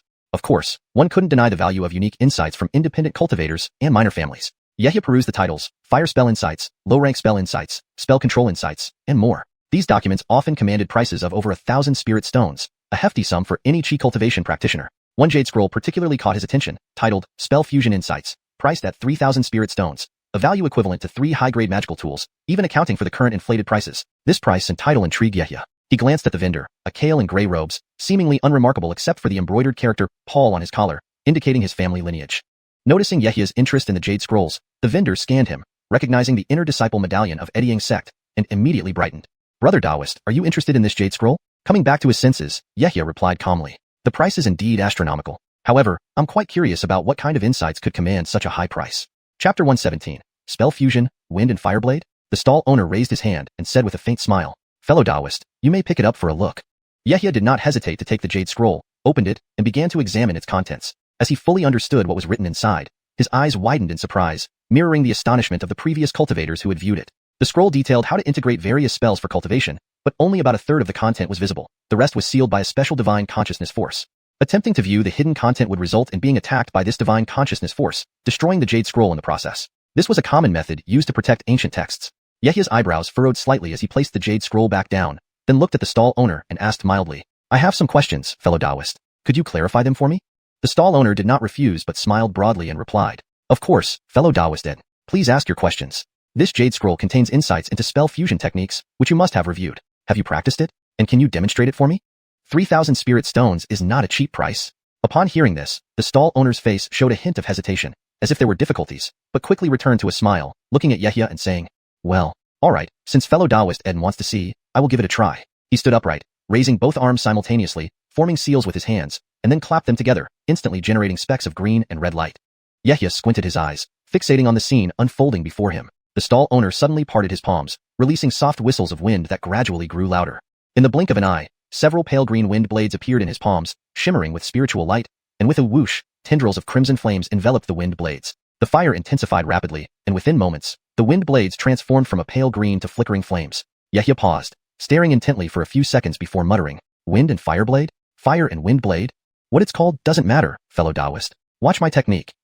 Seeing Yehia's interest piqued, the stall owner flashed a glance and waved his hand, causing the unique wind blades to dissipate into points of spiritual energy. With a stern expression, he began chanting swiftly, forming various seals again with his hands. Yehia recognized these as the incantations for summoning fireballs. Sure enough, when the stall owner spread his fingers and clenched his fist, a surge of red light erupted from his palm, and in a flash, a fist-sized fireball emerged. Blowing gently, a layer of pale green spiritual energy settled on the fireball, causing an astonishing transformation. Short wind blades encircled the edges of the fireball, propelling it into a rapid spin. The interplay of wind and fire caused the fireball to swell nearly double in size, sending waves of intense heat and powerful gusts in all directions. The robes of Yehia and the stall owner billowed wildly from the heat wave. The massive, head-sized fireball crackled in his palm, attracting curious gazes from surrounding cultivators who watched the unusual fireball with great interest. What kind of spell is this, creating such a spectacle? The owners of neighboring stalls, however, seemed unfazed, glancing over briefly before refocusing on their business. Clearly, this was not the first time this kind of fusion spell had been demonstrated. Next, the stall owner showcased 3 or 4 different fusion spells, mainly variations of elemental spells and wind, ice, and lightning spells. These 8 foundational low-level spells, when manipulated by him, took on entirely new forms, dazzling the observers and evoking admiration for the creativity involved. Yehia also noticed that every time the stall owner started casting, he focused intensely on his hands, seemingly worried about any mishaps. Even though they were basic spells, beads of sweat formed on his forehead, and the fluctuations in his spiritual aura revealed the increased consumption of divine consciousness. After the demonstration, the stall owner wiped the sweat from his forehead, looked at Yehia, and asked, "How was it? Having seen it once, do you want to buy my jade scroll?" At this point, the gathered cultivators, seeing the high spirit stone price marked on the scroll, dispersed, most leaving immediately. A few lingered in thought for a moment before hastily dispersing. In no time, only Yehia remained, contemplating for a long while before speaking slowly. The fusion spell indeed looks impressive, utilizing the interplay of elements and merging three oddities to greatly enhance spell power. However, hearing this, the stall owner anxiously probed. However, what? Yehia smiled faintly and whispered to him, "In my opinion, this fusion spell is rather impractical. Aside from the immense mental effort required to cast two spells simultaneously, fusing two spells demands significant divine consciousness. Why not directly control two magical weapons instead, which would be far more practical than your spell?" The stall owner's face darkened, his gaze turning unfriendly as he coldly said, "If you don't intend to buy, please leave now, fellow Daoisten." Sitting back down on his cushion, he closed his eyes, ignoring Yehia. These insights were actually lifelong research left behind by his father. As cultivators from small families like theirs, they were similar to wandering cultivators. Initially entering the realm of cultivation, they couldn't afford quality magical weapons due to limited resources, leading them to focus on studying basic spells. He too studied these spells for several years, well aware of their advantages and disadvantages. He merely wanted to capitalize on the multitude of cultivators in Jinhua City to perhaps exchange some resources. Finding his secrets exposed by Yehia dampened his mood. Yehia remained unperturbed, guessing that this was why many cultivators visited the stall but rarely bought the fusion spell insights. To him, the fusion spell had pros and cons. Its main advantage was increased spell potency and unexpected tactics. However, the disadvantage was the excessive consumption of divine consciousness, making it less practical in actual combat scenarios. Chapter 118. Outside the city. Yehia's eyes flickered. After a brief moment of thought, he turned to the stall owner and spoke with a faint smile. "Please don't be offended, fellow Taoist. I simply spoke frankly. I'll take this spell technique insight." Upon hearing these words, the stall owner's eyes snapped open in surprise, staring at Yehia's serious expression before realizing that the other party was indeed sincere. "Truly? Fellow Taoist, don't deceive me. Of course it's true, but regarding the price is negotiable. How about this? Just 2,500 spirit stones, and you can pick one more from the remaining insights." Yehia pondered for a moment, then smiled as he put forward his proposal. "You have a good point, fellow Taoist. How about 3,000 spirit stones? I won't haggle further, but I want copies of these remaining jade scrolls included as a bonus." The stall owner was momentarily taken aback, but, considering his recent shortage of spirit stones, he quickly nodded in agreement without much hesitation. "Well, fellow Taoist Eden is so straightforward. All right, we'll do it your way." As they spoke, the stall owner took out several blank green jade slips, waving his hand to imprint all the scrolls before him. Yehia also retrieved 3,000 spirit stones from a storage bag and handed them over. Both parties were content. Yehia then quickly left, moving on to search for what he wanted at other stalls. It wasn't until over an hour later that he returned to the stone house within West City. The moment he got back, Yehia immediately pulled out the jade slips containing the merged spell techniques and began reviewing them carefully. He had always possessed a remarkable talent for spells. Back when he was at the chi condensation stage, he could learn multiple foundational spells such as Windwalking, Fireball, and Windblade within just a few days. At first glance at the fused spell technique, he knew he must buy it and not let it slip away easily. After flipping through it, Yehia also picked up the jade slip entrusted by the herbal shopkeeper Joshua Eden for another inspection, which surprised him even more. It contained detailed notes on crossbreeding and transplanting various spiritual trees, including extensive experience with several common types. Clearly, it was recorded over many years by the Vansley man. One particular entry described how ironwood and red smoke wood could be crossbred to create a special type of spiritual wood that combines ironwood's hardness with fire elemental spiritual power. Yehia examined the detailed cultivation methods meticulously. He realized that such hybrid spiritual wood would be ideal for crafting new puppets in the future. After glancing through the rest, noting its complexity, he decided to study it thoroughly only after reaching foundation establishment stage. A dozen days later, 80 miles outside Jinhua City, at the foot of a mountain shrouded by a dense forest of gray giant trees, a young man in white robes darted through the woods with incredible speed. Each step produced a golden flash, propelling him several yards ahead. Behind him came a series of bizarre calls, followed by a horde of red demons swooping down from the sky. These creatures resembled bats, their bodies crimson red, with long fangs and wings spanning 2 feet. They looked ferocious, constantly emitting piercing screeches. They were discovered by Yehia in a cave within the mountains, which he had lured out. Pooh-pooh. Opening their mouths, the crimson bats unleashed a flurry of fireballs like raindrops toward Yehia, covering an area of 7 to 8 yards. Unable to evade, Yehia spun around abruptly, both hands striking outward. A blue light flashed, forming a water barrier behind him. A series of explosions echoed, and the fireballs disintegrated. The crimson bats once again flapped their wings and charged forward. With calmness, Yehia raised his hand, shooting out a strand of spiritual power that struck the ground. Instantly, a blue glow appeared, causing the water scattered by the broken barrier to rise from the ground and intertwine, swiftly forming a blue net several yards wide, enveloping the bats from below. Caught off guard, 7 or 8 crimson bats were ensnared. They flailed their wings desperately, trying to tear through the net and escape. Suddenly, crackling sounds filled the air. Purple electric arcs emerged on the water-formed net, electrocuting the struggling bat-like demons, rendering them unconscious instantly. Next, Yehia rapidly cast various spells. Wind blades and fireballs combined into large fireballs that shot out with astonishing speed, exploding upon impact. The ensuing gale ignited numerous crimson bats. Water-based spells, infused with lightning, enhanced their power, forming barriers that intercepted the bats comprehensively. Flaming earthen spears rained down like bullets. Ordinary spells, now fused, produced unexpected effects. Wind blades originally leaving minor wounds became far more potent with the addition of fire spells. Fireballs, once slow-moving, increased in speed nearly 30% with wind blades, making them easier to hit targets. Combining water and lightning spells allowed for sustained area of effect attacks. Ice-based spells mixed with water spells also yielded stronger results. Soon, the chaotic sounds in the dense forest faded, the swarm of crimson bats now lying lifeless on the ground. Yehia looked on, nodding in satisfaction. Over time, he finally grasped some uses of fused spells, especially mastering the simultaneous casting of 2 spells effortlessly, thanks to his dual-sized xiuxian's perfect coordination. Coupled with his advanced spiritual sense, he didn't need to worry about excessive consumption, allowing him to launch surprise attacks during missions. Thinking this over, Yehia flicked his sleeve, releasing a thick, black mist. It wrapped around the corpses on the ground, disappearing in mere seconds, transforming into bloodlight absorbed by the mist. Yehia found a flat round stone, sat cross-legged, lifted his left hand, and conjured a small black banner in his palm. With a slight finger movement, the banner rippled, forming a black vortex. Instantly, the black mist was sucked into the banner. Its surface trembled, revealing ghosts and spirits enjoying their feast while Yehia chanted incantations to refine them. Chapter 119, Secret Mission. Not long after he sat in meditation to recover his spiritual energy, there was suddenly a whoosh. A streak of golden light darted rapidly from the direction of Jinhua City. The sect token at his waist also began to glow. The streak of light fell directly in front of him, transforming into a foot-long golden talisman that floated mid-air, emitting ripples of golden light.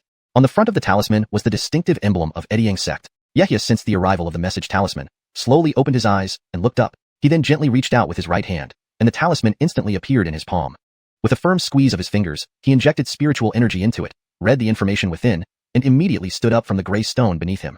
Looking toward Jinhua City, he muttered thoughtfully to himself. So soon? It seems they are truly short-handed. This is perfect for me to earn more battle merit points for the Foundation establishment pill.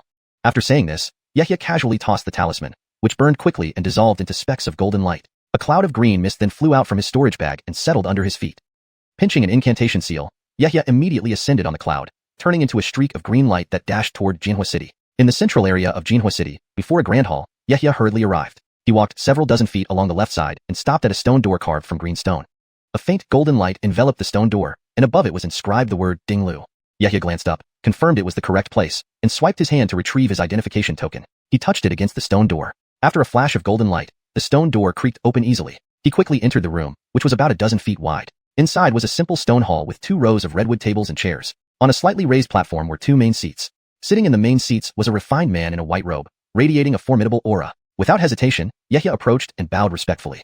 Disciple Yehia, paying respects to Uncle Master Adonis. The refined man glanced at Yehia and smiled faintly as he asked, Rise, how much do you know about this mission, nephew Ed? Show me your most commonly used magical tools? Uncle Master Bennett only told me to follow Uncle Master's instructions. Apart from that, nothing else. I have 3 magical tools for attack and defense, and I also control several puppets, replied Yehia. With a wave of his hand, he wiped his waist storage bag lightly. A golden spear, a shimmering silver staff, and a black shield appeared in his left palm. On his right palm, 3 intricate humanoid puppets floated, clearly well repaired. Seeing this, the refined man examined them closely and smiled approvingly. Very good. You may sit down, nephew Ed. We're still waiting for 2 other nephews. Kiefer's, uncle. Yehia's expression shifted. With a flash of golden light, he stowed away his magical tools and bowed again before finding an empty seat. Seated to his right was another inner disciple from Edyang sect, wearing a white robe and carrying 2 spirit beast pouches at his waist, emitting a faint but fierce aura from within. Yehia's gaze swept over the other cultivators present, noticing something peculiar. These summoned disciples were all Qi condensation 9th level cultivators with steady auras, suggesting they had been at this level for some time. After a moment of contemplation, he lowered his head. Upon returning to the city following the summons by the message talisman, Yehia received a secret mission. He only knew the approximate number of participants and that it was highly dangerous, with substantial battle merit rewards. Only Uncle Master Adonis sitting above knew the full details. After scanning everyone, Yehia speculated that if it were a defensive mission, middle-stage Qi condensation cultivators would likely be involved. Given this configuration and the presence of a Foundation establishment stage master, this must be a special and important task. Within a quarter of an hour, 2 more Edyang sect disciples entered, also questioned by Adonis. Recognizing one of their faces, Yehia's eyes narrowed sharply, but said nothing due to the situation. Soon, Uncle Master Adonis rose and addressed everyone. Disciples, our mission is a covert infiltration. Details will be explained upon arrival. Let's depart now. Understood. Everyone stood up and acknowledged with a bow. Adonis nodded and moved to a corner on the right side of the hall. With a flick of his hand, a large expanse of golden light spread out and landed on the ground. A rumbling sound followed, and a large hole opened in the ground, revealing a staircase leading downward. Adonis descended first, then commanded, "Follow." Yehia and the others hurriedly followed down the stairs. After walking several dozen feet, they found themselves in a long underground passage. Stone lamps made from polished white luminous stones hung every few feet along the walls, casting a soft white glow. They proceeded along the winding tunnel, traveling what felt like a great distance until Yehia realized they were moving from the western side of Jinhua City to outside the city walls. Shortly, they came to a set of upward stairs. Adonis climbed 2 steps, waved his hand, and golden light flashed again. Bright light filled the area as they emerged into a dense forest beyond the city. Yehia scanned the surroundings. This was likely a mountain range 3 to 4 miles west of the city. "Suppress your auras. We are setting off now," Adonis warned them, and then threw a pale yellow small banner from his storage bag. In an instant, it expanded into a 50-foot-long, 10-foot-wide purple flying boat. Yehia and the others leaped onto the boat and sat cross-legged. Adonis cast an incantation seal, causing the purple boat to rise into the air. From his sleeve, a pale yellow banner floated above the boat, shaking slightly. A burst of yellow light was followed by a flood of white mist that quickly obscured the entire vessel. With a whoosh, the flying boat shot up to 100 feet in the sky, accelerating swiftly into the horizon, vanishing in a few flashes of light. Chapter 120, Stealth Advance. The purple flying boat sped through the air, veiled by white clouds. Yehia raised his head slightly, scanning his surroundings with a curious gaze. His attention was particularly drawn to the light yellow banner on board. If not for a meticulous scan using divine sense, one would never notice any trace of the flying boat's passage in the sky. It appeared to be a special magical tool with an extremely powerful concealment effect. Soon, the flying boat's rapid speed gradually stabilized. Master Uncle Adonis diverted part of his attention to control the vessel, then sat cross-legged at the front end, meditating silently. Not long after, Master Uncle Adonis reopened his eyes and turned to the 10 disciples before him, his eyes gleaming as he deliberated on their next moves. This mission they were about to undertake was top secret, and apart from them 11, 3 other teams were setting out together, advancing from different directions. Each team consisted of a Foundation Establishment practitioner leading 10 elite disciple stage cultivators, aiming to attack an important spirit stone mine of the Dry Earth sect. They planned to hit this stronghold hard by cutting off its resources.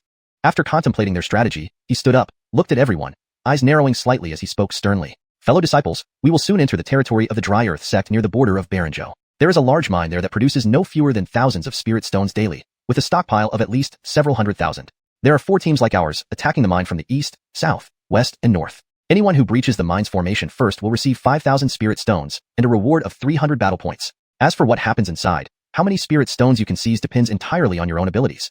Everyone sucked in a breath of cold air. This was indeed a major operation, involving dozens of elite disciple stage cultivators plus 4 Foundation Establishment practitioners. With support from other fronts, it was indeed highly possible to break through unexpectedly. Yehia also felt that the sect was being exceptionally generous this time. 5,000 spirit stones were acceptable, but the 300 battle points equaled nearly half a Foundation Establishment pill, not counting additional rewards for killing enemy cultivators. These participating disciples wouldn't hesitate to go all out. Yehia couldn't help but feel excited. He had already accumulated over 600 battle points, and adding the rewards from this mission would be enough to exchange for a Foundation Establishment pill. Once he saved up a bit more, he could apply to the sect for seclusion and breakthrough. Soon, under Master Uncle Adonis's arrangements, Yehia and the others were divided into 3 small squads for coordinated action. 3 figures gathered together. One of them was a fair-skinned young man with an extraordinary demeanor, wearing a deep blue headband. He looked at Yehia with surprise.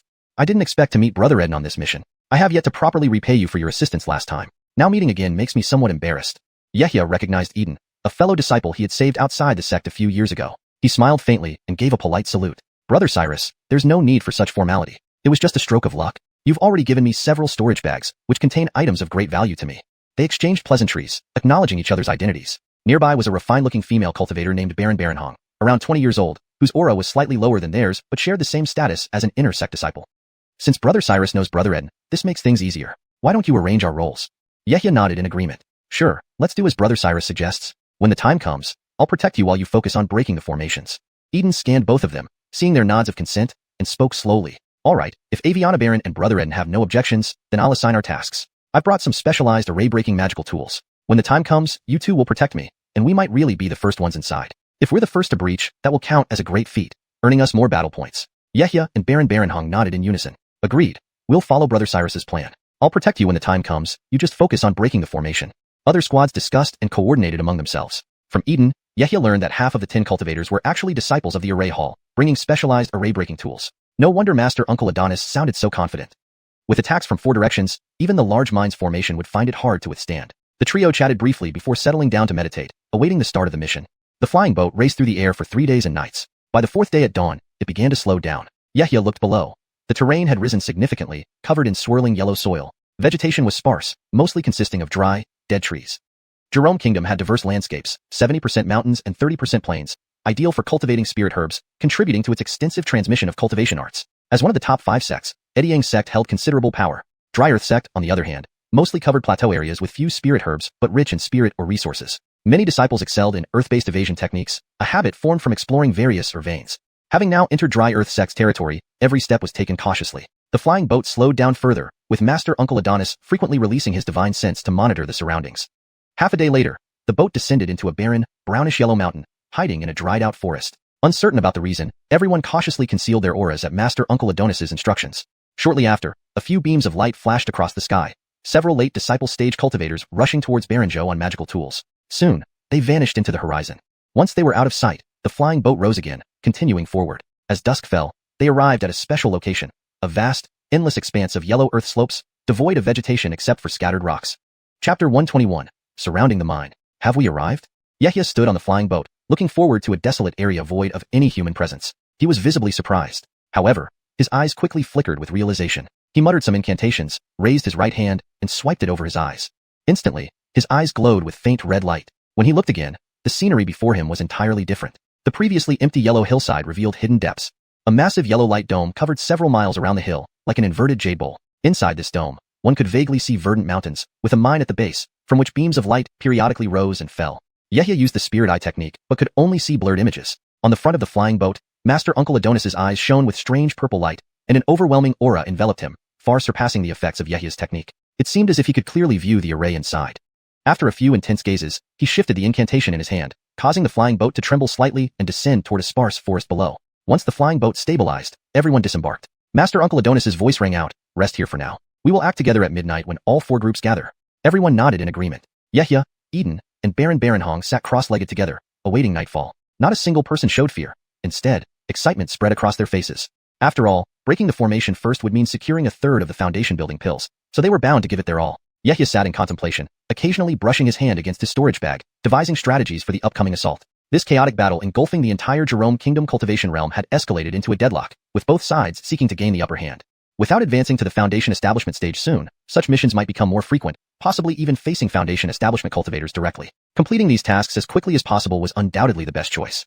Time passed swiftly, approaching midnight. Master Uncle Adonis also moved, wiping his waist, whereupon a gray gourd radiating spiritual light appeared in his palm. Chanting rapidly, he cast seals with his right hand. The gourd emitted gray light, revealing unique enchantments that circled it.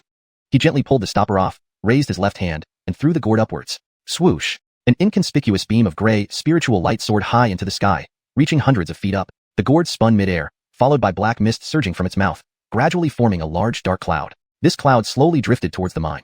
Yehia looked up, spotting similar dark clouds moving from other directions, converging to obscure the moonlight, darkening the surroundings while making the faint protective glow around the mine more apparent. Let's go.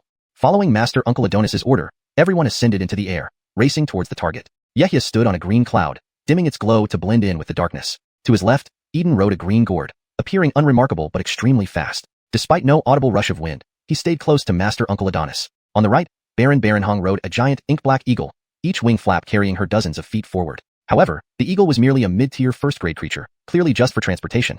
Led by Master Uncle Adonis, the group of 10 gradually neared the mine. His eyes shimmered purple, scanning the surroundings constantly. Occasionally, he reached into his robes, slapped his hand, and shot out a faint purple ray, killing hidden spies lurking in dead trees or rock piles. Finally, about 100 paces away from the mine, a young disciple riding a sword seemingly triggered something, causing ripples of yellow light to ripple through the air.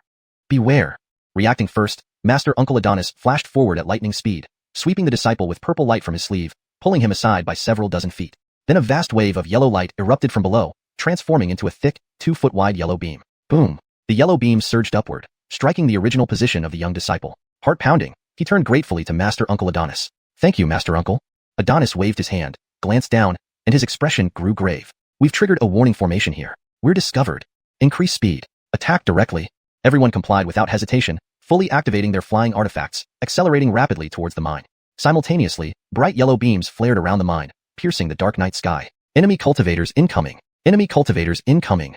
Within the mine, beams of spiritual light flew chaotically, sound transmission talismans zipping every direction. Cultivators emerged from stone houses, swiftly gathering at formation nodes under orders from Foundation establishment cultivators. The protective formation surrounding the entire mine activated, forming a thick, earth-yellow dome. Moments later, the group faced the glowing dome. Master Uncle Adonis raised his right hand, summoning a ruler-like artifact from his sleeve, which expanded into a gigantic purple measuring stick 3 or 4 dozen feet long. Spinning and trembling, it emitted purple light, roaring fiercely as it slammed into a point on the dome.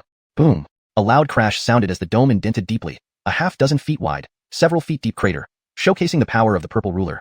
Chapter 122, Special Talisman. The other disciples did not dare to slack off either. They stood in groups as planned, with each small team attacking the weak points of the light barrier under the command of the Array Hall disciples. Eden took out a special foot-long talisman, muttered an incantation, and activated it. A green glow emanated from the talisman, which he then hurled onto the light barrier, where it tightly adhered. With a flash of green light, a small opening actually melted through the barrier. Stone Eden, Junior Aviana Baron, attack here. Yehya's gaze shifted at the sight. He raised his right hand and flicked it, sending a silver glow shooting from his sleeve. It abruptly transformed into a half-zhang long silver staff that trembled lightly before bursting with silver light, smashing upwards. Simultaneously, a yellow and a red spiritual light flashed from his storage bag, instantly summoning two large puppet beasts on either side of him. Boom, boom. Two beams of spiritual energy immediately emerged from the puppet beasts' mouths, striking forward with force. Baron Hong rubbed her hands together, producing a luminous lute instrument. Her fingers gently plucked at strings, creating a series of melodious sounds. The strings emitted a green glow, instantly spawning numerous 3-inch-long wind blades in front of her, which all shot out in mass. For a moment, various colored spiritual lights shone as wind blades, fireballs, ice spikes, spiritual swords, long knives, hammers, and other magical tools bombarded the barrier like a torrential downpour. Bang! Bang! A series of loud sounds came from the barrier. Circular yellow ripples spread across it, rapidly dissipating the power of the attacks. Even the ground shook slightly, trembling faintly. Those who were attacking saw this scene and became more focused, intensifying their spiritual energy output to quickly tear through the array barrier. Meanwhile, the cultivators inside the Dovershire sect finally reached the edge of the array and began activating their magical tools to attack Yehya and the others, forcing them to defend themselves, reducing the pressure on the array barrier. At this moment, the spiritual energy within several dozen miles began subtly converging towards this location, shimmering with a faint yellow light, being drawn by the array. Brother Cyrus, be careful, Yehya had a thought, and the tiger-shaped puppet beast bent its limbs, its body flashing with yellow light as it leaped up to directly block Eden. A faint sizzle was heard as a faint golden light pierced through the puppet beast's body. Eden subconsciously swung his right hand, producing a red spiritual sword that cut the golden light to the ground. He realized it was a triangular, strange-looking magical tool covered with long barbs. Rustle. Some noises sounded as the fallen golden triangular tool dripped some emerald liquid, spreading unpleasant smells on the ground. Seeing this, Eden's expression showed lingering fear as he said, "Fortunately for the intervention of Stone Eden's puppet beast, if I had been hit, my physical body would likely have been ruined." He looked at Yehya gratefully. Yehya nodded, his expression changing slightly as he spoke. "Armand, use your best methods to break the formation. I will protect you." As he finished speaking, golden light flashed under his feet, placing him near Eden's right side. He patted his waist again. Whoosh! A giant snake puppet slithered out, blocking his left and rear sides with its 3 to 4 zhang-long body. In front of him stood the tiger-type and leopard-type puppet beasts, covering all directions solidly. Even if any spells or tools flew out from the barrier, they were all blocked by Yehya and the 3 puppet beasts. Seeing this, Eden couldn't help but feel amazed. He hadn't expected Stone Yehya to control so many puppet beasts while effortlessly using a magical tool himself. This required astonishing mental strength. But now was not the time to ask. He reached into his chest, retrieving a glowing red talisman. His lips moved silently, passing secret messages to the other disciples of the Array Hall. Everyone nodded, shifting formations to guard the Array Hall disciples, while one remained to assist in attacks. These Array Hall disciples all pulled out glowing red talismans, reciting chants and pouring spiritual energy into the talismans continuously. Yehya glanced over lightly. The front of the talisman bore a fiery cloud mark, with the spiritual energy steadily increasing under their chanting. Ordinary talismans could be triggered by just a bit of spiritual energy from a first-level cultivator, but Eden and others required much more spiritual energy, likely from 9th-level cultivators. It seemed almost half their spiritual energy needed to be poured into it. Narrowing his eyes, he murmured to himself, "This is definitely not an ordinary talisman. Could it be a top-grade second-rank talisman? Only higher-grade talismans would require such activation." Suddenly, Yehya's gaze shifted as he raised his right hand and waved it. The silver staff whistled out, flashing silver light. A clink was heard as a yellow flying sword shot out from the barrier and was deflected. Then, the 2 puppet beasts ahead simultaneously blasted out beams of spiritual energy, forcing the magical tool back into the barrier. The miners also witnessed this and launched sneak attacks on the talisman users. Yehya and the others firmly protected, both sides exchanging blows. After all, as long as the barrier wasn't broken, they couldn't reach the cultivators inside. They could only gain the upper hand by pushing back the magical tools. Yehya also glanced up at Uncle Master Adonis. He had put away the originally controlled long ruler and was now activating a palm-sized purple gourd and a white spiritual sword. Purple light surged from the gourd. With a flash of spiritual light from its mouth, it spat out purple sword chi, multiplying from 1 to 2, then 4, and 8, the number increasing endlessly. The sword chi rained down, resembling a river of purple light, fiercely crashing onto the array barrier. Unbelievably, such a tiny gourd contained so much sword chi. The white spiritual sword had grown to 5 to 6 zhang, descending with a huge, slicing sound, aiming to split open the barrier in one strike. Hashtag Chapter 123, Meteoric Fire Rain. Inside the formation stood a slender figure, a female cultivator from the Gone-Tu sect, engaging in combat. She wielded a golden artifact resembling both the sun and the moon. The sun radiated brilliant golden light, expanding to over 6 feet with jagged edges that dazzled as it spun, like a massive glowing sun. With a flash of golden light, the large sun plunged into the river of sword chi, shattering countless sword chi threads with its rotation. The moon wheel was cool and serene, moving at incredible speed, casting countless shadows that spread across the sky, bombarding the white spirit sword. Both parties were startled by each other's techniques, resulting in a stalemate where neither could gain the upper hand. However, Uncle Adonis's expression remained calm. Even if the female cultivator could stop him, she couldn't prevent his prepared backup plan. They had already known the manpower in the mine, only about 20 to 30 chi condensation cultivators and 3 foundation establishment cultivators, not including those maintaining the formation. The difference in numbers was about 1-to-1 in their favor. As long as they could wait for the backup plan to succeed, breaking the formation would be certain. The beautiful female cultivator inside the light barrier understood this but was trapped, unable to withdraw her dual wheels. All she could do was hold out, waiting for reinforcements from the Gantu sect. Soon, after approximately half the time it takes to brew tea, Eden and the Array Hall disciples finally infused enough spiritual power into their talismans. Even their own energy seemed slightly depleted. Kiefert, their faces were filled with excitement. They exchanged glances and simultaneously threw the talismans into the air. Whoosh! The talismans emitted bright red light, shooting upwards, carrying immense spiritual power fluctuations, even stirring up the yellow essence chi drawn in by the mine's formation to gather above. Eden and the others chanted a command together. Yehya, standing nearby, vaguely heard something and looked up at the sky. Gareth and Dreads a feet above, fiery light illuminated half the sky. He also noticed similar fiery streaks emerging from other mines, clearly all triggered simultaneously. A series of booms resonated from the sky, turning the clouds into massive red formations, rolling like boiling lava. Seeing this, the beautiful female cultivator inside the mine turned pale, her voice trembling with shock. What? Meteoric fire rain.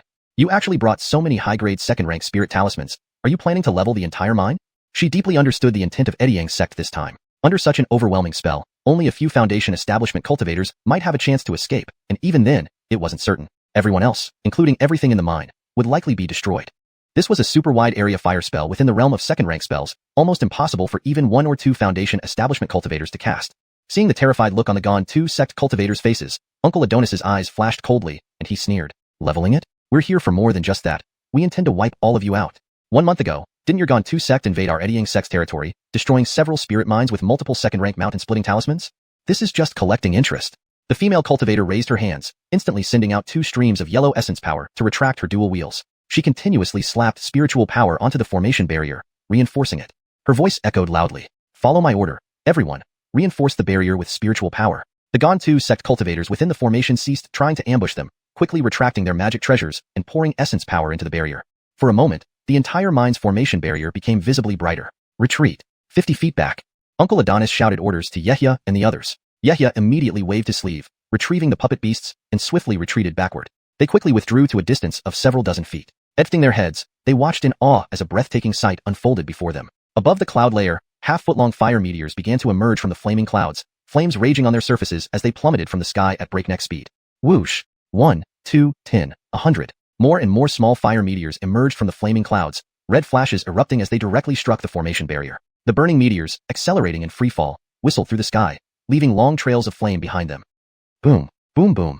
Fire meteors were summoned continuously, raining down like a storm upon the yellow formation barrier, producing a series of collision sounds. The alternating red glow from the meteors and the yellow light from the barrier flickered incessantly. Initially, the barrier managed to withstand the impacts, deflecting some meteors. But as the meteors grew denser, the barrier began to form large dents. Before it could recover, several larger meteors descended again, applying immense pressure. After several rounds of bombardment, the barrier could no longer endure. Large amounts of spiritual power were consumed, and the yellow light gradually weakened. All the cultivators within the mine frantically poured essence power into the barrier, but still couldn't hold back the onslaught, watching in despair. While Yehya and the others marveled at the spectacular meteor shower, for the cultivators in the mine, it was a fatal display of beauty. The meteoric fire rain came swiftly and disappeared equally fast, lasting only about half the time it takes to brew tea. The flaming clouds above dissipated as their power was completely exhausted.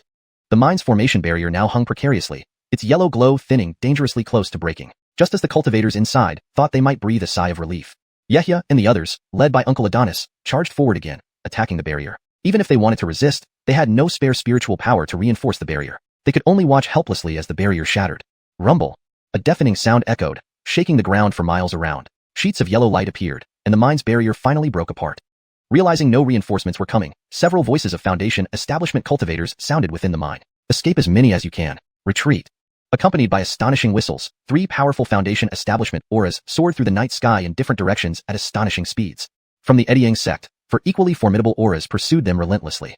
Chapter 124, Carnage. Charge. Eden gave a loud command, leading everyone to slaughter the remaining Chi cultivators of the Gantuzu sect within the mine. Yehya hastily followed suit, and a grand feast of carnage began. The mine erupted in flames and various spiritual lights flashed as the absolute numerical advantage overwhelmed the Gantuzu cultivators who had no protective array to rely on anymore, causing them to fall one by one. Initially, everyone stayed together, but as the Gantuzu cultivators scattered and fled, Yehia and his group also spread out to pursue them. A yellow sword streaked through the air, slicing down heavily onto a massive tiger's body.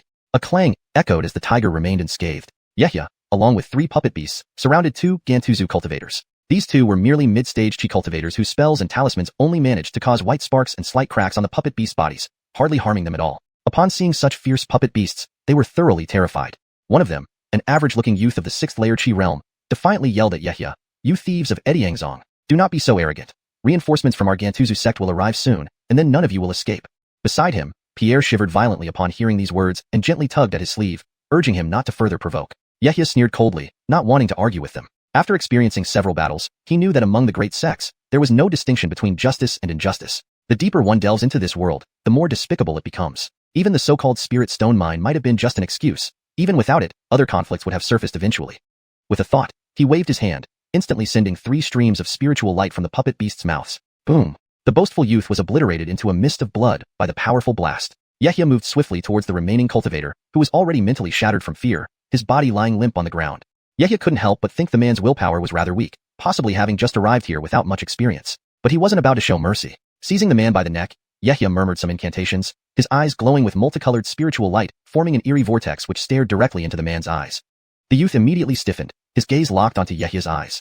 Yehia then asked what he wanted to know. After a short while, he discarded the man, waving his right hand to release a black mist from his sleeve that flashed with bloodlight, leaving nothing behind before flying back into his sleeve. 2 storage pouches also landed in his palm. He hung them casually on his waist, then lifted his head, fixing his gaze on a certain spot to the right. Having overseen the mine, Yehia knew that the spirit stones produced daily were temporarily sealed in a so-called safe location. Through mind control, he had learned its whereabouts.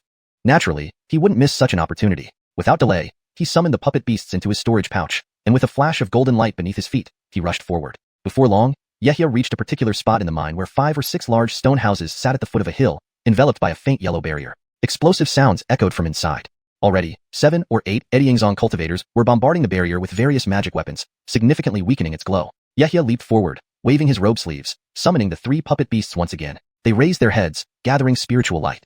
In the next moment, boom, boom. 3 thick beams of spiritual energy shot out simultaneously like the last straw breaking the camel's back, shattering the yellow barrier completely. Suddenly, all was silent. It wasn't because the barrier had broken. They outnumbered the defenders by far, and breaking the formation was inevitable. It was due to the presence of the 3 puppet beasts, each towering and ferocious, radiating spiritual light, a sight that left quite an impact. Several Ediangzong cultivators turned to look at Yehia curiously, even thinking he might be from the puppet hall. "Young master, well done," and Rupert praised Yehia. The Gantuzu cultivators within the formation turned pale, reciting incantations, with yellow light emanating from their bodies as they prepared to burrow underground. A slender youth shouted, "They're going to escape via earth travel. Cast spells to stop them." Yehia was ready. The instant the barrier broke, he swung his sleeve, releasing blue light that spread over the ground, transforming it into flowing water. He watched coldly, then brought his 2 fingers together again. Swish! A blue beam shot out onto the water, instantly turning it into thick ice with crackling sounds. 2 Gantuzu cultivators trying to escape collided with the ice, dazed and momentarily halted. Several others managed to escape using earth travel, leaving faint yellow glows underground. Yehia and the others stormed the stone house. Moments later, the few remaining resistors were quickly exterminated. However, entering the stone house revealed nothing but empty stone tables. One cultivator realized it, turning and rushing outside. Those who escaped must have taken them. Yehia's eyes flashed as he swiftly chased after them, focusing his powerful spiritual sense to lock onto the escaping cultivators. With a step, he vanished into the night. As more Ediangzong disciples converged at the mine center, the cries of slaughter intensified, blending with spiritual lights, explosions, and other noises. Even the ongoing mining tunnels were destroyed by special Earth-type talismans from the Array Hall disciples. After a series of violent tremors, everything in the mine was reduced to ruins.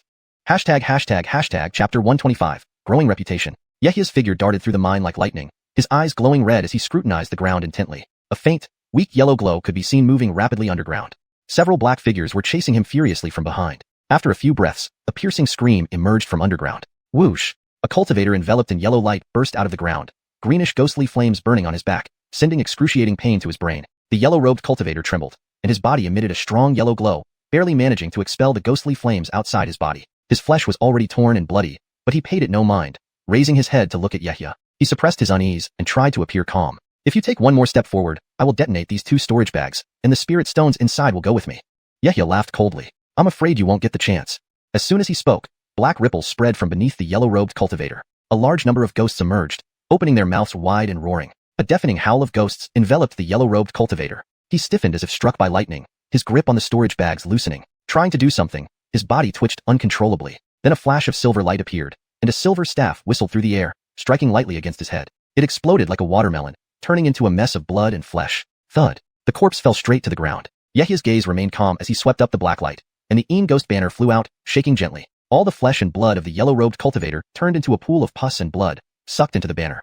Now his combat power far surpassed ordinary chi condensation cultivators, and there was no doubt that this one was under control. He crouched down to pick up the storage bags, which were two specially made, oversized ones, heavy in his hands. Taking a look, his eyes lit up with joy. He extended 2 fingers, tapping them against the bag's mouth, inserting a small strand of divine sense. Upon seeing the enormous amount of spirit stones inside, he was somewhat astonished. One storage bag contained nearly 10,000 spirit stones, and combined, the two had about 170. Half of them were middle-grade spirit stones. Yahya's face showed excitement. With a raise of his right hand, golden light flashed, and he sent them directly into the immortal mansion. Keeping such quantities exposed was not wise. Just as he pondered whether to chase the few cultivators who had fled using earth tunneling techniques, he suddenly looked up, squinting his eyes, sensing several powerful presences flying back from outside the mine. That's Senior Uncle Adonis, and those behind must be reinforcements from the Xiuxian sect. His gaze flickered, and he immediately abandoned any thoughts of pursuing further. Looking around, he stepped off and ran swiftly toward the rendezvous point outside the mine. Soon after, Yahya and company once again boarded the purple flying boat, speeding toward the border. Senior Uncle Adonis's aura was somewhat disordered as he sat cross-legged meditating. Of the 10 chi condensation disciples, only 2 had been killed by the counterattack of the Xiuxian sect cultivators. The rest were only slightly injured. Yahya also sat cross-legged on a cushion, quietly calculating the battle merit he had gained. Having killed 5 Xiuxian sect cultivators, he could earn about 200 battle merits based on their cultivation levels. The biggest gain was still the 2 large spirit stone storage bags, containing close to 20,000 spirit stones. This was a huge amount, even for an initial foundation establishment senior uncle. For the short term, he wouldn't have to worry about spirit stones. Yahya couldn't help but feel pleased. Suddenly, a voice rang out. Stone Eden, when we stormed the mine, we split up. I only heard from some Array Hall brothers about your impressive show. Yahya opened his eyes and looked at Eden beside him, smiling in response. Brother is too kind. They are just protective measures. What grand performance. Eden smiled, teasing him. Stone Eden is too modest. Your 3 puppet beasts left ordinary chi condensation cultivators helpless, and even I would find it hard to deal with them. Pausing, he then asked curiously. Now, are you a disciple of the puppet hall? Before, I knew some puppet hall seniors, but your puppets seem different from theirs, able to release spells. Yahya smiled faintly. These puppets were unexpectedly acquired by me and aren't items from the sect. Eden became even more curious, looking at Yahya oddly. So you're not a puppet hall disciple? I'm a pill hall disciple. Just after joining, I was assigned a long-term duty, then called to Jinfu City, rarely appearing in the sect. Oh, so that's it. They chatted a bit more before resuming their meditation and rest, stopping occasionally to hide in remote areas. After several days, they finally returned to Jinfu City. Recognizing Yahya's strength, Eden felt closer to him and invited him to discuss array formation principles when they had time. Yahya naturally agreed. The puppetry path was a combination of array formation and artifact crafting techniques, benefiting him greatly. In the following time, he continually undertook various missions, including short-term support missions and long-distance attacks into the Xiuxian sect territory, completing most flawlessly. 3 fierce puppet beasts equivalent to late-stage chi condensation cultivators significantly boosted Yahya's combat power. Not to mention, this was just part of his repertoire. His foundation establishment senior uncles viewed him favorably, and the chi condensation disciples admired him immensely. For a time, the news that a pill hall disciple excelled in puppet combat spread among a few cultivators, giving him a minor reputation. Fortunately, it was only within the chi condensation level. The foundation establishment senior uncles merely saw him as a capable junior. Some senior uncles initially thought of taking Yahya as a disciple, but upon seeing his 4 elemental root aptitude, they could only sigh regretfully. Such talent held a very low chance of reaching foundation establishment. Yahya paid no heed to exposing his methods. Everything was for more battle merits and more foundation establishment elixirs. A year passed in a blink. Yahya turned 25, reaching peak chi condensation, fully prepared for foundation establishment.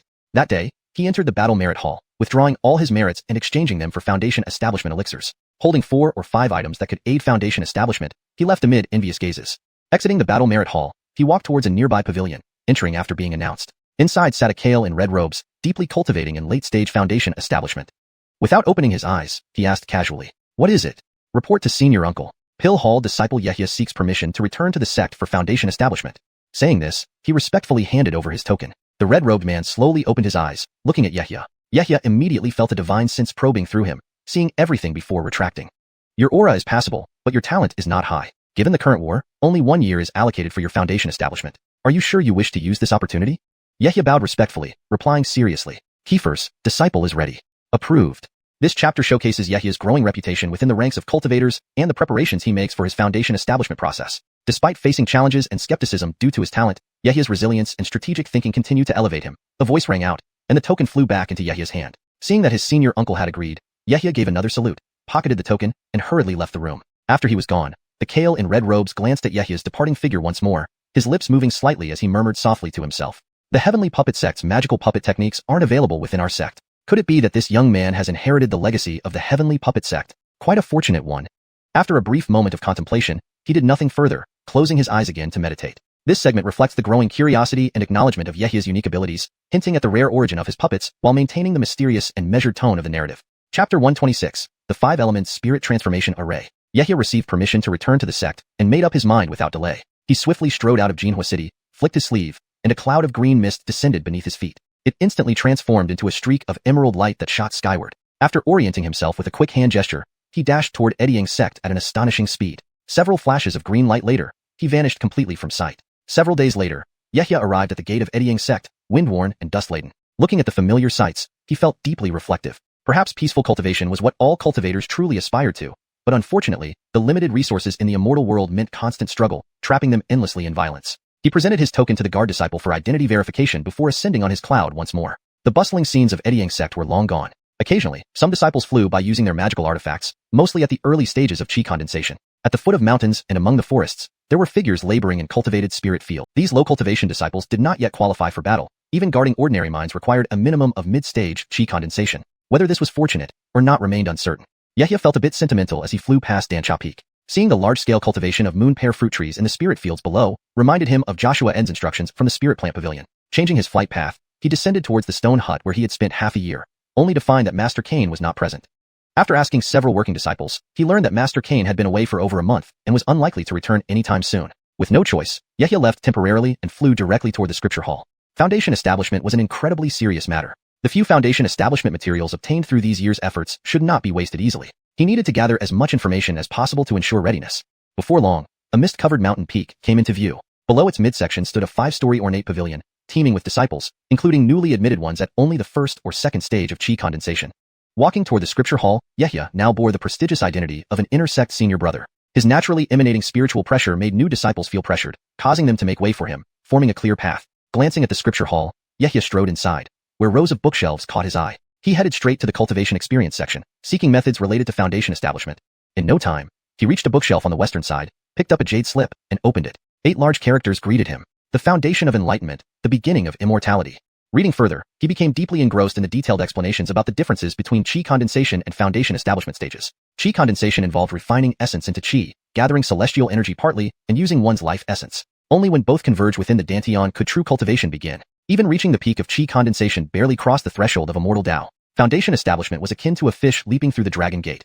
Only then did one qualify as treading the path of cultivation. Both the quantity of absorbed celestial energy and the concentration of life essence doubled, thus obtaining a preliminary qualification to open the door to immortal Tao. However, fundamentally, it still involved refining essence into chi. It also doubled one's lifespan to 200 years, extendable by a couple more decades with proper maintenance. Holding the jade slip in hand, Yehya continued searching for foundation establishment cultivation methods and array-related knowledge. Soon, he was carrying multiple jade slips, filling his hands almost to the brim. He approached the counter on the first floor of the scripture hall, handed over the jade slips, removed his identity token from his waist, and gave it to a plain-looking young disciple. Approximately at the 4th stage of chi condensation, the disciple admired Yehya briefly before meticulously copying each jade slip, politely returning both the token and the slips. Armandeden, your requested jade slips have been copied. That will be 1,500 spirit stones. Nodding, Yehya tapped his waist, producing a pile of colorful spirit stones. The young disciple's eyes widened with envy, knowing his monthly allowance was merely 10 spirit stones. He quickly counted the stones, bowed respectfully, confirming everything was correct. Yehya waved his sleeve, and a golden glow flashed. The jade slip shrank and flew into his storage bag. He hung the token back on his waist and turned to leave. Watching Yehya's departing silhouette, the young disciple muttered softly, I wonder when I'll reach late-stage chi condensation, if I'll ever have hope for foundation establishment.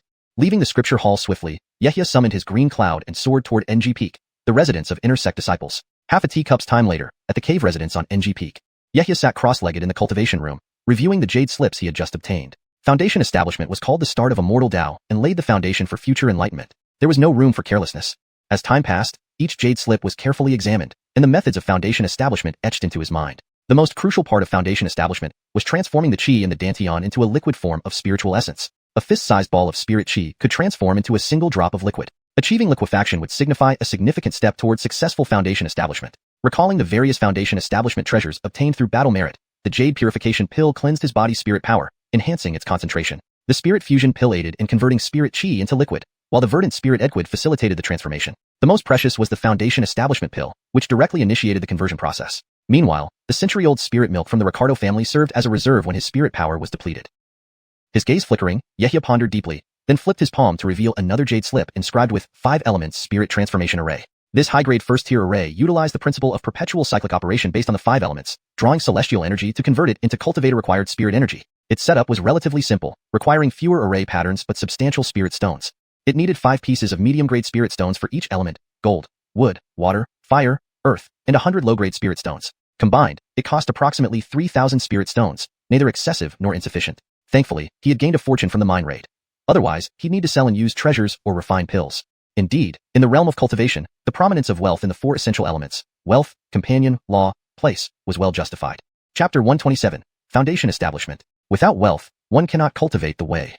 Yehia murmured these words softly, then paused in thought before reaching out his hand to grasp the air. A flash of golden light appeared, and a bulging storage bag materialized in his palm. He first cleared the cultivation room, and then used spiritual energy to meticulously inscribe the array patterns described in the jade slip onto the floor. Fortunately, over the years he had studied the way of arrays while repairing puppets. Later, through exchanges with Eden, an array hall disciple, he became adept at setting up first-stage arrays. Yehia squatted down, using his finger as a pin. Golden light flickered at his fingertips as he carefully carved the intricate array patterns on the ground. Array formations can be divided into 3 components. First are the array lines, the channels through which spiritual energy flows. Second are the array nodes, critical elements in forming the array's restrictions. The simpler the array, the fewer its restrictions and nodes. This 5-element spirit transformation array is merely a high-grade first-stage array, but is quite simple mainly due to its high requirement for spirit stones. Thirdly, there is the array formation. Different formations can cause the same spirit stones to produce varying effects. According to the records within the jade slip, this particular array has 25 different setups derived from the 5 elements. Depending on the cultivator's needs, it can generate individual elemental spirits like metal or wood, or simultaneously produce 2, 3, even all 5 types of elemental spirits as long as they belong to the 5 elements. When he initially found this array, another array named the 3 Mystery Spirit Transformation Array was placed next to it, capable of producing wind, lightning, and ice, 3 variant attributes based on the principle of elemental suppression. After half an hour, dense array lines covered the ground. On the outer edge, a circular array divided into 10 nodes, each requiring 50 low-grade spirit stones. In the inner circle, a pentagonal array consisted of 5 nodes, each holding 5 middle-grade spirit stones. Yehia checked twice, ensuring no errors were made. He retrieved the spirit stones from his storage bag and placed them precisely before swiftly casting several spells and flicking his fingers. Array, activate. Whoosh! A streak of golden light shot out from his fingertip, landing on the array. The spirit stones at the nodes began to emit a glow. Golden, green, blue, red, and yellow lights shimmered together. A colorful protective barrier emerged, enveloping the entire array. Spiritual energy flowed through the lines, lighting up the nodes as elemental restrictions appeared. Under the unending cycle of the 5 elements, streams of pure elemental spirits, metal, wood, water, and fire, began to emerge. This array setup corresponded to Yehia's spiritual root properties, filling the barrier with their respective colors, growing increasingly dense. Moving around the array again, Yehia thoroughly inspected it before stepping inside the barrier. Sitting cross-legged on the cushion at the center of the array, he waved his hand, and a flash of light revealed numerous bottles of foundational cultivation aids. Closing his eyes slowly, he formed seals to stabilize his mind and started circulating the golden Gareth Sun art to draw in spiritual energy with each breath. With time to spare, he had a year. The first 6 months were dedicated to refining his internal spiritual energy using his mental awareness, making it purer. Even if his cultivation dropped slightly from the peak chi refinement stage, he could recover in such a rich spiritual environment. The purer his spiritual energy, the easier foundation establishment would be. He understood the wisdom of haste makes waste. Soon, tranquility filled the cave. Only the glowing lights from the constantly rotating 5 elements spirit transformation array illuminated Yehia's face. 7 months passed without notice. The cave remained utterly silent, and the spirit stones in the array had been nearly depleted. Yehia's body, immersed in the abundant spiritual energy, exuded faint, precious light. His dantian was filled to the brim with energy, and his meridians squeezed full of it. There was no room for further advancement. Slowly opening his eyes, golden light shimmered across his face. Taking a deep breath and surveying his body with his mental awareness, he said, "The time has come." After half a year, Yehia's mindset was serene as still water, and his internal energy was finely honed. It was time for true foundation establishment. With a wave of his hand, a small jade bottle appeared in his palm. Opening it, he tipped a pill that resembled purple jade into his left hand and swallowed it without hesitation. The jade washing pill would purify his spiritual energy. Closing his eyes, Yehia guided the purified energy flowing throughout his body. After 2 weeks, he sequentially consumed the fusion spirit pill and the green splendor spirit liquid to assist with foundation establishment. Another month passed. His spiritual energy became so concentrated it began to liquefy. Holding the bottle of foundation establishment pill with a solemn expression, he took it and swallowed it. Immediately, an intense pain surged through his body, making him turn pale and break out in sweat. His muscles convulsed violently. The aggressive power from the foundation establishment pill surged into his meridians like a torrent rushing into a narrow streambed, overwhelming them.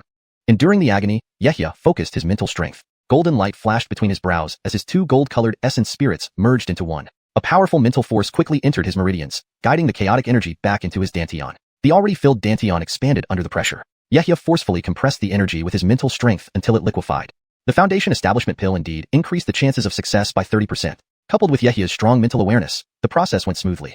Moreover, the Green Splendor Spirit Edquid, Fusion Spirit Pill, Jade Washing Pill, and 5-Element Spirit Transformation Array greatly aided the process. Foundation establishment proceeded orderly. As Yehia's heart sank into deeper concentration, the pain diminished, and the swelling sensation in his dantian subsided. Drops of Foundation Establishment essence gradually formed, collecting into a tiny lake beneath his dantian. Chapter 128. Water Patty? The Spirit Edquid Lake continued to expand within Yehia's dantian, growing from its initial 2-inch size to around half a foot. Inside the lake were roughly 100 droplets of Foundation Establishment Spirit Edquid, incredibly thick and shimmering with a faint, colorful spiritual light.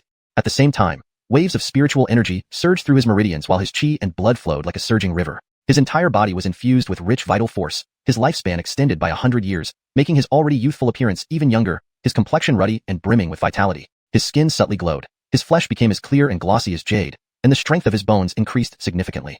His physical body had also been refined during this Foundation establishment process, becoming robust with abundant chi and blood, and his sinews and bones grew thicker, allowing more spiritual energy to flow through and supporting higher cultivation levels. Even the golden primordial spirit in his Kieferlo Court acupoint underwent another transformation, expanding substantially. From peak chi refinement stage to Foundation establishment stage, his primordial spirit strength nearly doubled.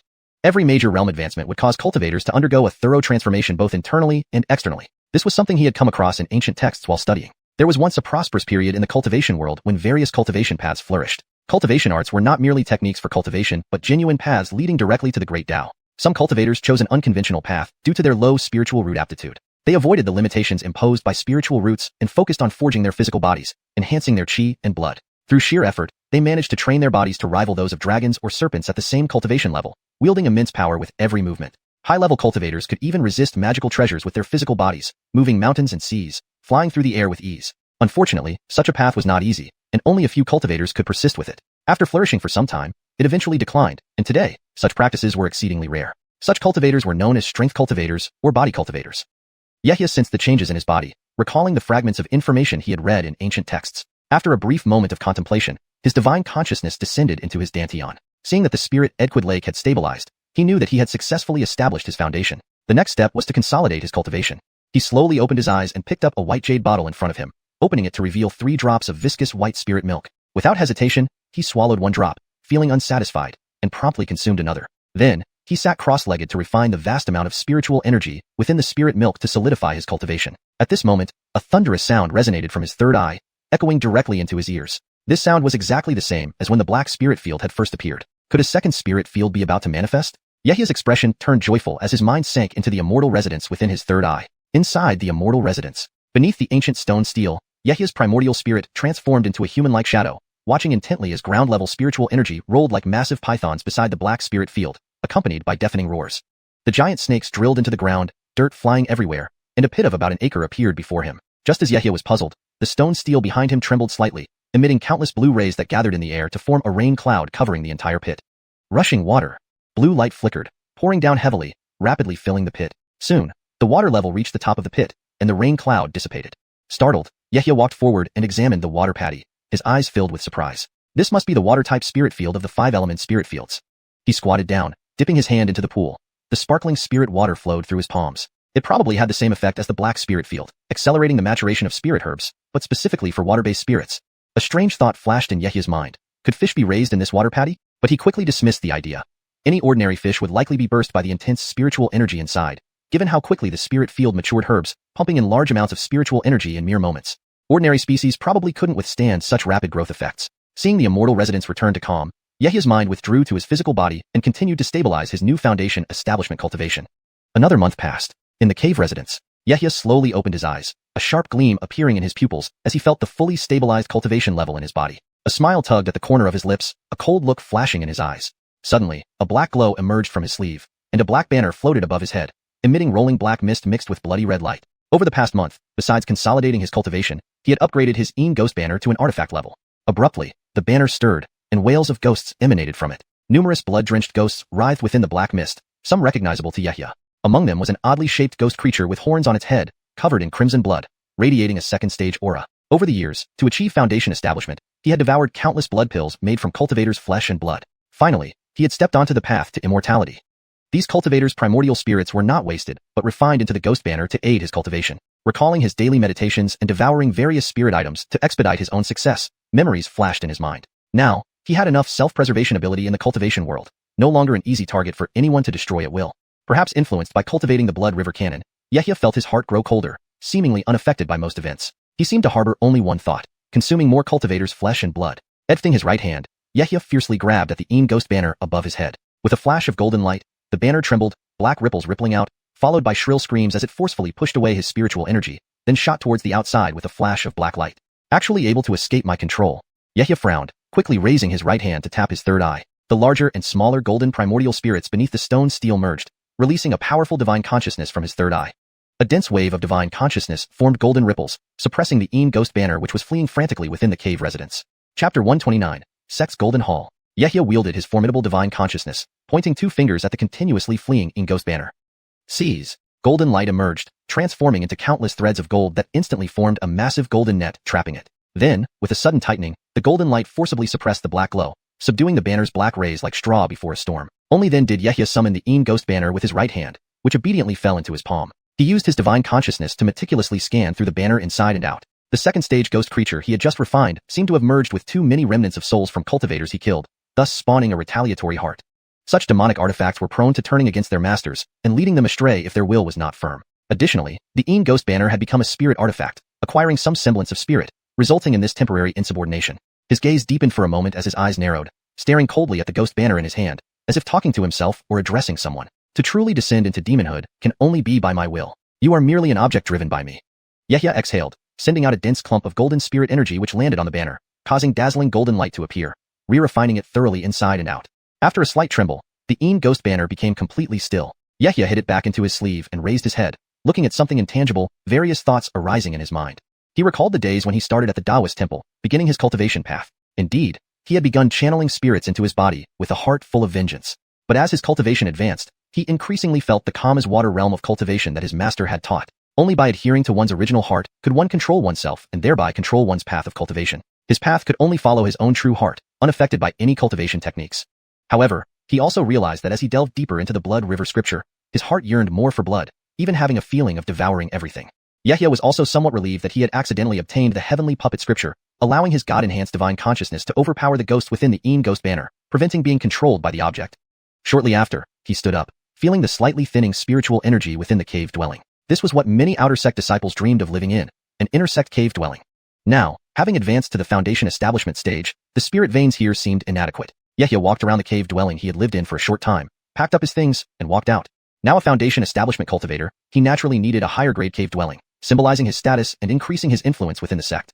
Within the sect, there was a clear hierarchy. The lowest rank was the outer sect disciple, who almost had to constantly do miscellaneous tasks to maintain their cultivation. Becoming an inner sect disciple reduced miscellaneous tasks and increased mission rewards. If one had connections within the sect, they could become a steward disciple, serving as uncles for foundation establishment cultivators, a rather prestigious position. As for becoming a foundation establishment cultivator, the treatment within the sect changed dramatically. Not only did monthly spirit stones and elixir shares increase, but one could also receive spirit fields granted by the sect. Spirit fields could be entrusted to junior disciples or missions published at the External Affairs Hall for annual income. With these thoughts in mind, Yehia waved his sleeves, and a green cloud appeared beneath his feet, instantly transforming into a streak of green light flying towards the main hall. He noticed his flight speed had doubled, with minimal spiritual energy consumption. He understood that this was due to the benefits of liquefied spirit energy in his dantian. One drop of foundation establishment spirit liquid equated to a large mass of spirit energy. With more refined spiritual energy support, magic artifacts could perform better. Yehia also planned to obtain several spirit artifacts upon advancing in status. Spirit artifacts differed significantly from magic artifacts. Magic artifacts were used by chi condensation stage cultivators, capable of simply commanding elemental forces with limited transformations. Spirit artifacts were for foundation establishment cultivators, differing not only in materials and power but most importantly in spirit. It was due to possessing spirit that they were called spirit artifacts. Higher spirit artifacts performed better. Some rare spirit artifacts could even incorporate beast essences, enhancing transformation abilities. Flying swiftly, thoughts surfaced. Yehia's mind conjured information about the foundation establishment stage from various texts. This was a benefit of major sects, where the scriptures library continuously transmitted knowledge. Sect disciples could save a lot of time without needing to gather information. Soon, a towering mountain peak appeared before him, over 200 zhang tall, steep and misty halfway up, with cranes flying about, resembling a blessed immortal land. At the summit, A grand golden hall stood supported by thick golden pillars. Yehia cast a hand seal, landing his green cloud before the golden hall and slowly walking toward it. Bear in mind, this place wasn't accessible to ordinary cultivators. Only Foundation Establishment cultivators or specially summoned ordinary disciples could enter. This was his first clear look at the sect's golden hall. Occasionally passing by were mostly Foundation Establishment cultivators. Due to wartime, there were few Foundation Establishment cultivators on the road, their once oppressive spiritual pressure now dissipating, making their realms clearer to sense. At the entrance, two late-stage Qi condensation gatekeepers saw Yehia approaching and wondered what an intersect disciple was doing here. When they sensed his aura, their expressions changed quickly as they bowed respectfully. One of the well-built young men stepped forward, clasped his hands and respectfully said, "Disciple greets Uncle Eden. May I ask why you've come?" Eden has successfully achieved Foundation Establishment and has come to register with the sect leader. Is the sect leader in? Kiefer's, Uncle Eden, please wait while I inform the sect leader. The gatekeeper nodded and turned to walk into the hall. Less than a cup of tea later, he returned, bowing again to Yehia. Uncle Eden, please enter. The sect leader awaits you in the right side hall. Yehia nodded and entered the hall. Hashtag chapter 130. Ed Rickardog Xinjuan. After entering, Yehia cast his gaze around. The main hall was spacious, approximately several dozen zhang in size, with pale golden walls on all sides. The most striking feature was an enormous statue standing at 7 or 8 zhang tall in the center of the hall. The statue depicted a Kale with a slight scholarly demeanor, a faint smile on his face, holding a jade slip and gazing slightly upward as if looking into the distance. Upon seeing the incense offerings and tablets, Yehia immediately understood that the stone statue represented the founder of Ed Rickardog sect, Ed Rickardog Xinjuan. According to legend, Ed Rickardog Xinjuan was one of the great 5-element Xinjuan, along with Dover Tu Xinjuan, Qing Baron Xinjuan, Ricardo Luo Xinjuan, and Haichao Xinjuan, who founded the 5 major sections. Each of these 5 individuals possessed formidable abilities that could rival heaven and earth. Originally, there was no cultivator realm in this part of the continent. With their combined strength, they could stand up against more than a dozen nascent soul Xinjuan, thus establishing the Jerome Kingdom's cultivator realm. However, as time passed, relations among the 5 major sects deteriorated, gradually leading to fragmentation, and the former glory of the 5 sects faded. Yehia's mind conjured up some fragmented details about the statue before he proceeded straight to the right annex hall. Upon entering, the hall was simple. There were jade shelves lining both sides, filled with hundreds, if not thousands, of categorized jade slips. In front was a large desk, also laden with jade slips, presumably handling daily matters of the sect. A Kale stood by the right shelf, holding a jade slip as if searching for something. He wore a Taiji robe and a purple gold crown, exuding a commanding presence even from his back. Such an aura could only be cultivated by long-term upper-echelon figures who often issued commands. Hearing Yehia's footsteps, the Kale turned around, revealing a square face with a black beard that added to his imposing appearance. Yehia instantly recognized him. The sect leader of Ed Rickardog's sect, Jamulg, who wielded immense power within the sect. He could balance various factions within the sect, including powerful cultivator families under Golden Core Vances, showing his exceptional ability to navigate complex relationships. Jamulg was said to be a cultivator from the Jerome royal family, at the peak of the Foundation Establishment stage, radiating vigorous vitality and subtle light from his body. If not for achieving Foundation Establishment himself, Yehia would not even have the qualification to speak to sect leader Jerome. With a thought, Yehia bowed respectfully. Yehia from the Alchemy Hall pays respects to Armand's sect leader. Jamulg sized up Yehia carefully with a scrutinizing look, then smiled faintly. Armand is too kind. If I recall correctly, Stoned is only 26 years old. As he spoke, his eyes locked onto Yehia's, adding meaningfully, when you entered, your cultivation was at the 4th stage Qi refinement. To achieve Foundation Establishment within less than a decade at your age, with 4 spiritual roots, Stone indeed has deep fortune and blessings. Yehia cupped his hands in modest acknowledgement. Sect leader overpraises me. It's just a bit of good fortune and my skill in alchemy that helped me advance so quickly. Jamulg smiled, but did not pursue the topic further. He had already reviewed detailed records about Yehia, including his introducer, Edu Ryu from the Edu family, and numerous completed sect missions, even down to what jade slips he had inscribed at the scripture hall. He placed the jade slip back on the shelf and walked toward the desk while outlining the benefits awaiting Foundation Establishment cultivators. Now that Stone Eden has successfully reached Foundation Establishment, you can become a Foundation Establishment attendant within the sect, enter the jade slip register, and appoint 2 junior disciples for errands. A 2nd-tier cave abode will be granted, along with 21st-tier spirit fields, 50 medium-grade spirit stones, a token for the sect's treasure vault, and the option to buy 2 lower-grade spirit weapons at half price.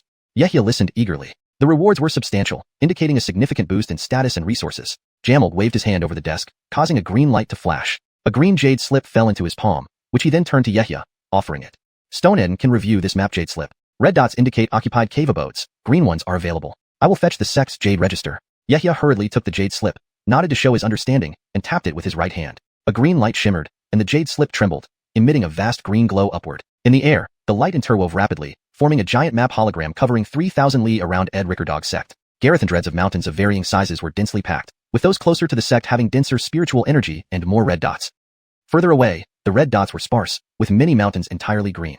Yehia scanned the map swiftly. Edvin crowded with other cultivators would be inconvenient for practicing with the Een Ghost Banner or puppets. Instead, he preferred a remote location with fewer disciples. Although all these mountains had 2nd-tier cave abodes, he could always set up a spirit gathering array himself to enhance the spiritual energy.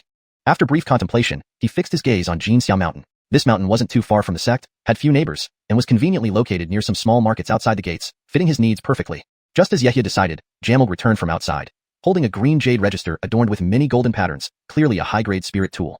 Yehia pointed to the location of the chosen cave abode. I choose Xiuxian Mountain as my residence. Jamil glanced and hesitated. Isn't Xiuxian Mountain a bit too small? It's barely 50 zhang tall, and while it has a second-tier spirit vein, the spiritual energy concentration isn't top-notch. Choosing a cave abode should be cautious. How about reconsidering another mountain?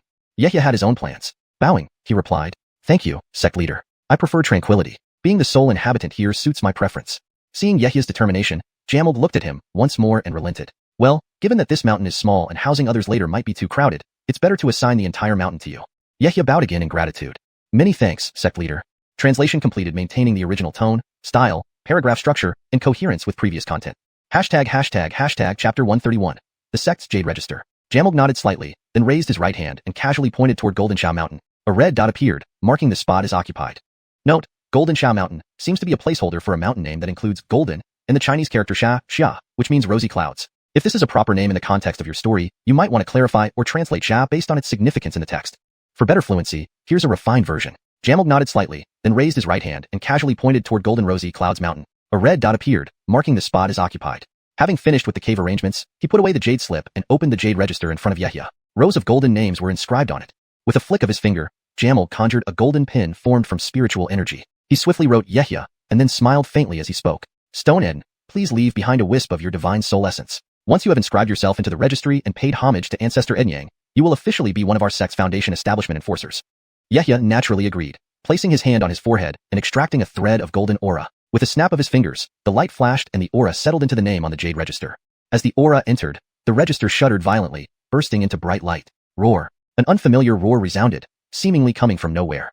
A strange spirit beast emerged on the register, its head adorned with a single horn. It resembled a Kylan, with broad limbs, scaly armor, and eyes that shot out golden light. The beast gazed deeply at Yehia, as if seeing through him entirely, before vanishing instantly. Yehia felt a tremor in his mind, an involuntary chill running down his spine. A lingering sense of fear arose within him. Armand, what just happened? Why is there such a beast inside the register? Jamil glanced at the glowing name, Yehia, on the register before explaining slowly. This jade register was crafted from the scales of an exotic beast with Xieji bloodline. Although it remains a spiritual tool, it is no less powerful than some magical treasures. This beast understands human nature and can discern intentions. Anyone harboring ill will towards Enyang sect will be detected by the refined essence of this beast, which will devour their divine soul essence. Stone Eden, there's no need to worry. Yehia shifted his gaze, silently pondering to himself. Why didn't he mention this earlier? Clearly, it was to guard against those who might infiltrate the sect. Thankfully, he had no ill intentions towards the sect.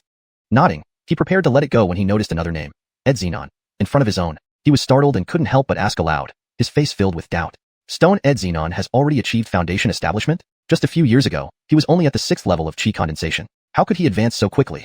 Jamil guided Yehia toward the main hall where the statue of Ancestor Enyang stood. Hearing Yehia's question, he replied casually. With Armand Baron's assistance, it's not surprising that Stone Edzenon advanced so rapidly, just like how you, Stone Eden, benefited from Senior Aviana EDU's help. Upon hearing this, Yehia was inwardly alarmed, not only about Edzenon's rapid advancement, but also because the other party regarded him as part of Senior Aviana EDU's disciples. His gaze flickered, and he remained silent. Then, Jamil re-enshrined the jade register beneath the ancestor statue. After performing the 3 bows and 9 prostrations and presenting incense to Ancestor Enyang, following several complex rituals, the ceremony finally concluded. Yehia received a new identity token, symbolizing his authority over the inner disciples of the sect within his jurisdiction. Now, as a foundation establishment enforcer of the Alchemy Hall, he held considerable power. After spending some time, Yehia calmly left the Golden Hall. His newly acquired status made the gatekeepers even more respectful. Waving his sleeves, he transformed into a swirling green light and shot skyward without hesitation, heading straight for a verdant mountain peak to the south. Yehia soared through the air on a cloud, constantly scanning ahead. Now that his status had changed, there was much work to be done. He could receive rewards from the sect's treasure vault, purchase low-grade spiritual weapons at discounted prices, and arrange for 20 acres of spiritual fields. He also needed to visit the Alchemy Hall for various matters, including obtaining elixir formulas necessary for cultivation. Shortly, a 100-meter-high green mountain peak came into view, with a stone hall built halfway up the mountain. It looked unremarkable on the surface, but was actually a vital treasure vault of Enyang sect. Even Yehia had only recently learned that this seemingly random mountain peak housed the sect's treasure vault. Moving his hands through a series of seals, Yehia guided the green cloud beneath him to land on the open ground before the stone hall. A flash of green light descended, and Yehia stepped off, lifting his head to examine the hall. He found it encased in a transparent white barrier. Despite being a foundation establishment cultivator, his divine senses couldn't penetrate it from above, indicating high-quality array formations here. He thought for a moment, raised his right hand, and retrieved a special green token with a silver vault character engraved on it. Edging the token toward the barrier, silver beams radiated from it, causing ripples on the barrier. A gap several meters wide appeared in the shield.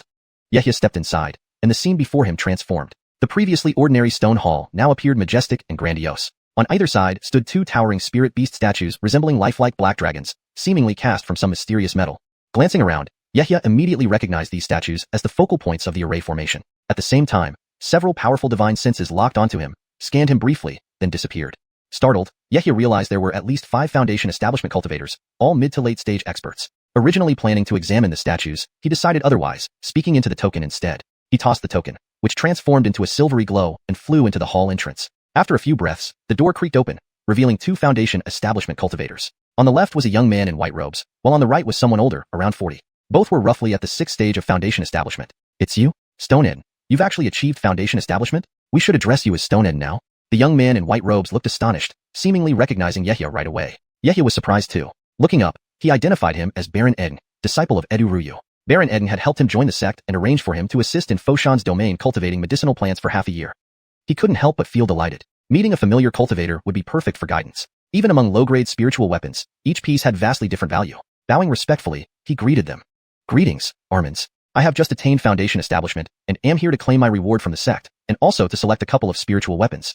Chapter 132, The Treasure Vault. Baron Eden's face beamed with pleasure as he warmly led Yehia into the hall, as if it were he who had just reached the Foundation establishment stage. He turned and whispered to a Kale nearby. Brother Hamza, this junior brother is an acquaintance of mine. Could you do me a favor? I will take him to the treasure vault from now on. The Kale frowned slightly at these words but, after some thought, agreed. He then glanced at Baron Eden and reminded him in a low voice. Stone Baron, you may bring this stone Eden to the treasure vault, but remember the rules of the vault. Everything must be conducted according to the rules. You must not show favoritism. Baron Eden nodded, thanked him with a smile, and bowed respectfully. I understand, thank you, Armand Hamza. Yehia, overhearing their conversation, felt a jolt of excitement. Armand Baron Eden was indeed kind to him, and this would be a good opportunity to seek his guidance. This was likely due to Edu Ruyu's reputation. When he could refine second-stage spirit pills, he planned to gift several bottles to maintain this relationship. As they spoke, they entered the hall. Inside was a spacious room over 100 feet wide, with 2 corridors leading deep into the mountain on either side. In the center of the hall stood an ordinary table, holding several jade slips and 2 cushions for meditation. These were clearly where Baron Eden and others usually sat for rest and cultivation.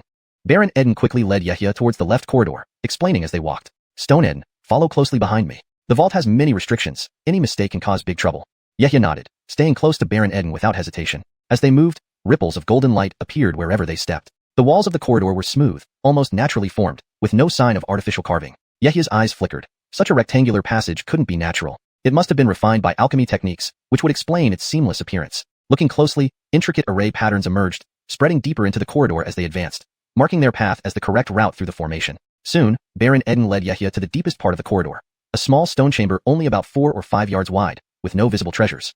As Yehia wondered, he noticed a special 8-pointed formation at the center of the room, enclosing a circular pattern. He looked down, his eyes narrowing sharply. Dense arrays and restrictions shimmered with a faint golden glow. Armand Baron, what is this formation? Why are there so many spatial restrictions? Baron Eden made a soft sound of surprise, but quickly recalled that Yehia was new to the Foundation establishment stage, and explained casually. It's a small teleportation array. Oh, right. You've just ascended to Foundation establishment, and probably haven't visited the Scripture Pavilion yet. You'll understand when you read more books there. In our Ediang sect, there's a dedicated teleportation hall with both small and large teleportation arrays. However, only Golden Core Vances typically use them regularly, though Foundation establishment officers like us can too. But the cost is prohibitively high. Even I've only used it 2 or 3 times, and only for necessary tasks. He fumbled at his waist and produced a special round token marked with the character treasure, larger than the one Yehia held, glowing more brightly. Teleportation array? Yehia pondered this, realizing he needed to study thoroughly at the Scripture Pavilion. Now, as a Foundation establishment cultivator, he had access to 2nd and 3rd level texts. Baron Eden cast multiple spells onto the token, then tossed it into the teleportation array before them. The token hovered and rippled with spiritual energy. 8 different colors of light emerged from each point of the array, flickering rapidly before the entire formation hummed softly, emitting dense white light from within. Come up, I'll take you into the vault. Stay focused. Your first time using a teleportation array might feel disorienting. It's normal to feel dizzy. Yehia nodded and followed suit, raising his hands and forming seals to steady his mind, emitting a faint golden aura around him. Seeing Yehia prepared, Baron Eden also cast spells and tapped the token. Teleport. The token erupted in golden light, enveloping both in a protective dome. The teleportation array buzzed, engulfing them in thick white light. Shoo! A dazzling flash, and both figures vanished with a spatial ripple. During the teleportation, Yehia kept his eyes closed, maintaining his seals without relaxation. He didn't feel particularly dizzy but sensed a slight shaking, then landed firmly on solid ground. We're here, Stone Eden. You can open your eyes. At Baron Eden's words, Yehia opened his eyes, scanning the area. They stood on a teleportation array. The surroundings dramatically changed. This was a vast stone chamber lit by rows of white luminescent stones overhead, making it as bright as day. Smooth walls, covered in dense formations, surrounded them, spanning over 100 yards. Around the hall were 4 stone doors labeled Jia Yi Bing Ding, each protected by formation barriers. Stepping off the array, Yehia felt a brief dizziness, which quickly cleared as he adjusted to the surroundings. ##### Chapter 133, Baronin Magnetic Shield, White Floating Veil. Seeing how Yehia quickly recovered from the effects of the teleportation, Baron Eden's face showed clear surprise. He glanced at Yehia up and down, then curiously asked, Stone Eden, have you cultivated any special techniques concerning the primordial spirit? It's quite rare for someone to recover so quickly after their first use of a teleportation array. Some disciples at the middle foundation establishment stage take quite a while to fully recover after their first teleportation. Hearing this, Yehia's gaze was momentarily puzzled, but he quickly understood. It must be due to the spirit cleaving technique, which made his primordial spirit much stronger than other newly established foundation establishment cultivators, preventing him from experiencing dizziness. His eyes flickered as he quickly thought of a response. I guess it's because I've been practicing alchemy for a long time. My divine sense has been tempered in elixir flames, thus slightly increasing my primordial spirit strength. Then he looked around and hastily changed the subject. By the way, Armin Baron, there are 4 stone doors here labeled Jia, Yi, Bing, and Ding. Which one should we enter? And when it comes to choosing a spirit artifact, I hope you can give me some guidance. Baron Eden didn't press further on the topic, but nodded with a smile. Naturally, Master promised to take you under his wing once you reached foundation establishment. Even Master wouldn't have expected you to achieve it within 10 years.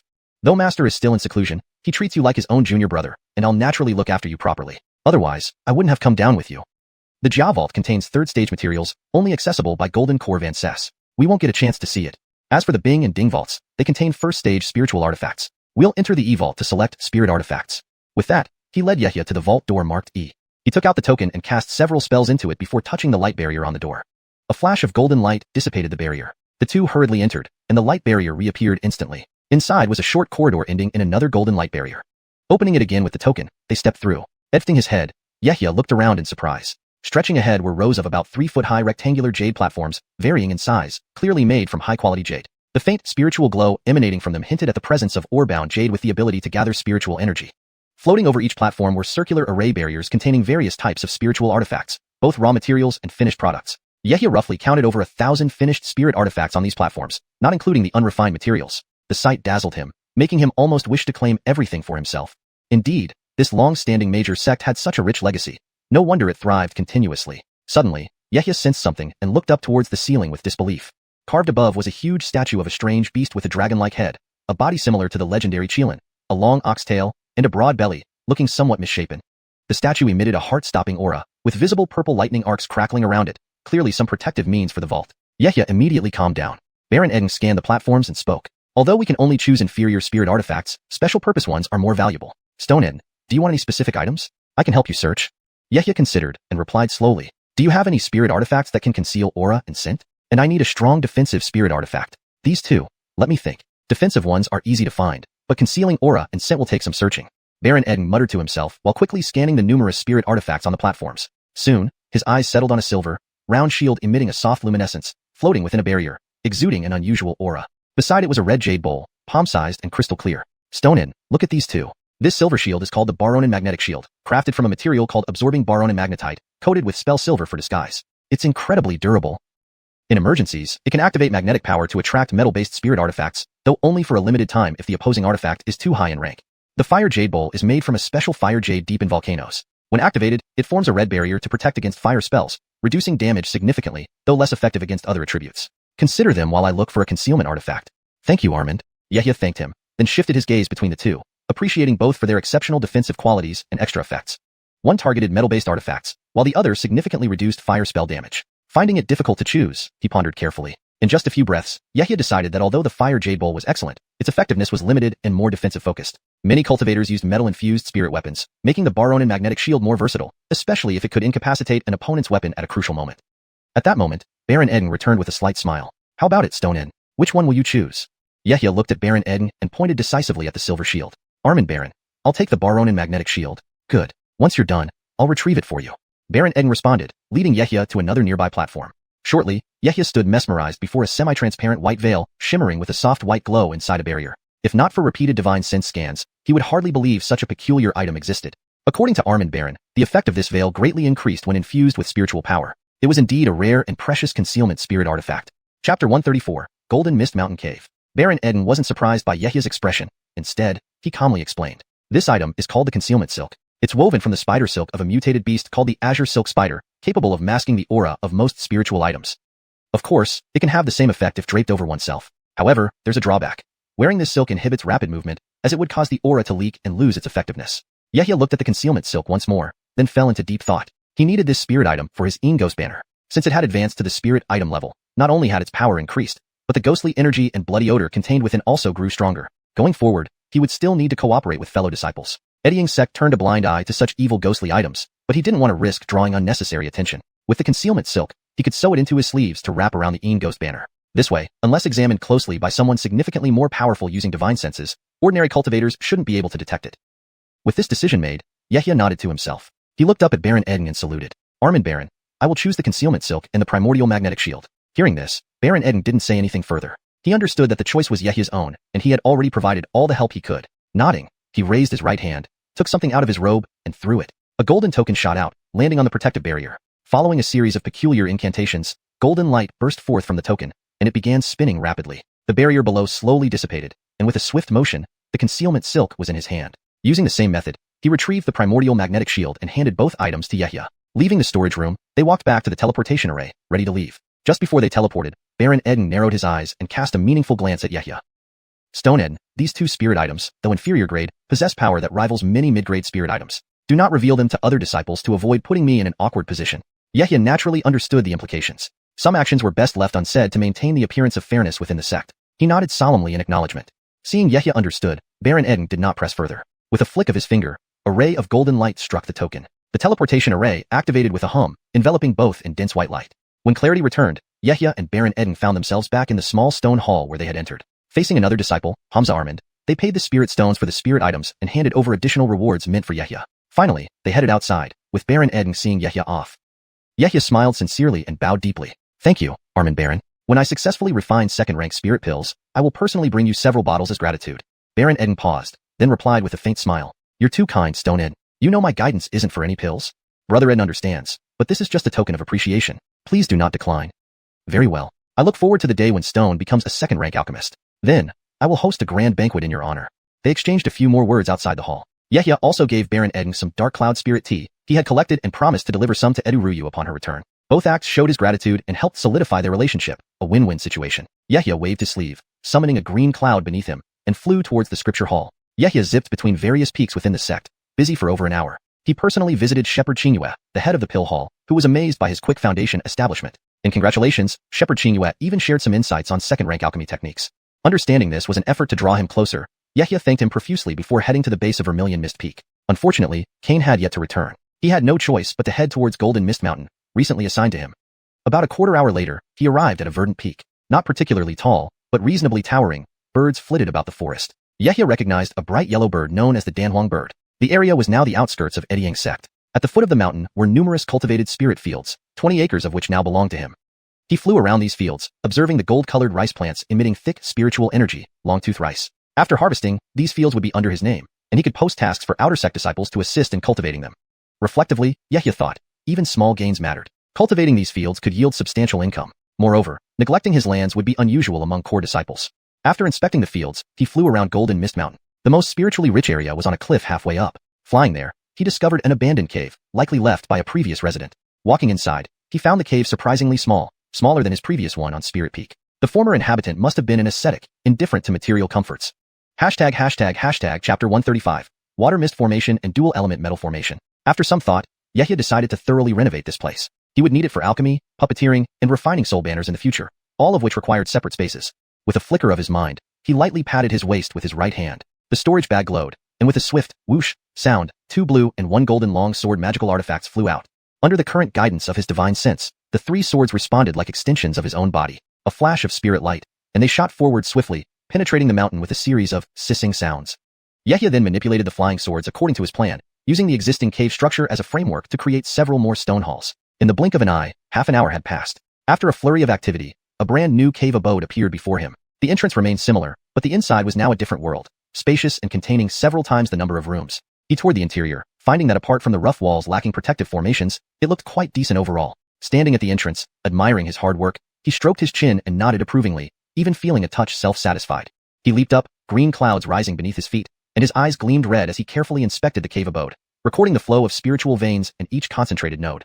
Occasionally, he snapped his fingers, sending out small globes of golden spiritual energy which marked the mountainside prominently. Having spent 10 months consolidating his foundation and nearly a year stabilizing his cultivation, time was of the essence. He could only hastily arrange the cave abode himself without seeking help for any second-tier formations, opting instead for simple first-tier ones before rushing to Jinhua City. Before long, Yehia memorized dozens of the spiritual vein nodes and returned to the practice room within the cave abode. His expression changed, and he raised his right hand to pat his waist. A cushion floated out from his storage bag, and with a fluid motion, he sat down cross-legged. A faint glow enveloped his palm, revealing a green jade slip. He spread it out before him, and with a grab of his right hand, a pure spiritual force condensed into a golden brush in his palm. Soon after, a simple map of the spiritual veins materialized, depicting numerous nodes vividly on the jade slip. Yehia's eyes fixed intently on it as thoughts raced through his mind. He reached into his storage bag again, retrieving an array formation jade slip. Flipping through it, he considered which formations were suitable for the local terrain and spiritual veins. After about half an hour, he selected 2 high-quality first-tier formations, a concealment formation and a combined offensive and defensive formation. These could be overlapped to resist several breath condensation cultivators effectively. Deciding, he fetched blank formation flags from his storage bag and sketched the necessary formation patterns on them. Blue and golden flags began accumulating before him. Finally, looking slightly weary, Yehia emerged from the cave abode carrying a foot-long wooden box. With a single leap, green clouds rose again. A gentle tap on the box produced a clicking sound, and small water blue and fiery golden flags, about 7 or 8 inches long, appeared, numbering around 20 or 30. Activating his Enmu skill, his eyes shone red as he flew, following the spirit marks left earlier. Extending his fingers, he guided the flags. Whoosh! One fiery golden flag flew out and embedded itself precisely at a marked point, emitting a slight golden ripple before vanishing into a secondary spiritual vein node within the mountain. As Yehia flew through the air, he continuously extracted golden flags from the box and implanted them. Once the golden flags were used up, he surveyed the surroundings, continued flying, and began embedding the water blue flags into the spiritual vein nodes, inserting water element spirit stones simultaneously. Blue flashes signaled their integration into the mountain. After 15 minutes, Yehia returned to the cave entrance, took out a compass-shaped device, the pre-prepared formation disc, and observed clearly marked blue and golden points representing flag placements.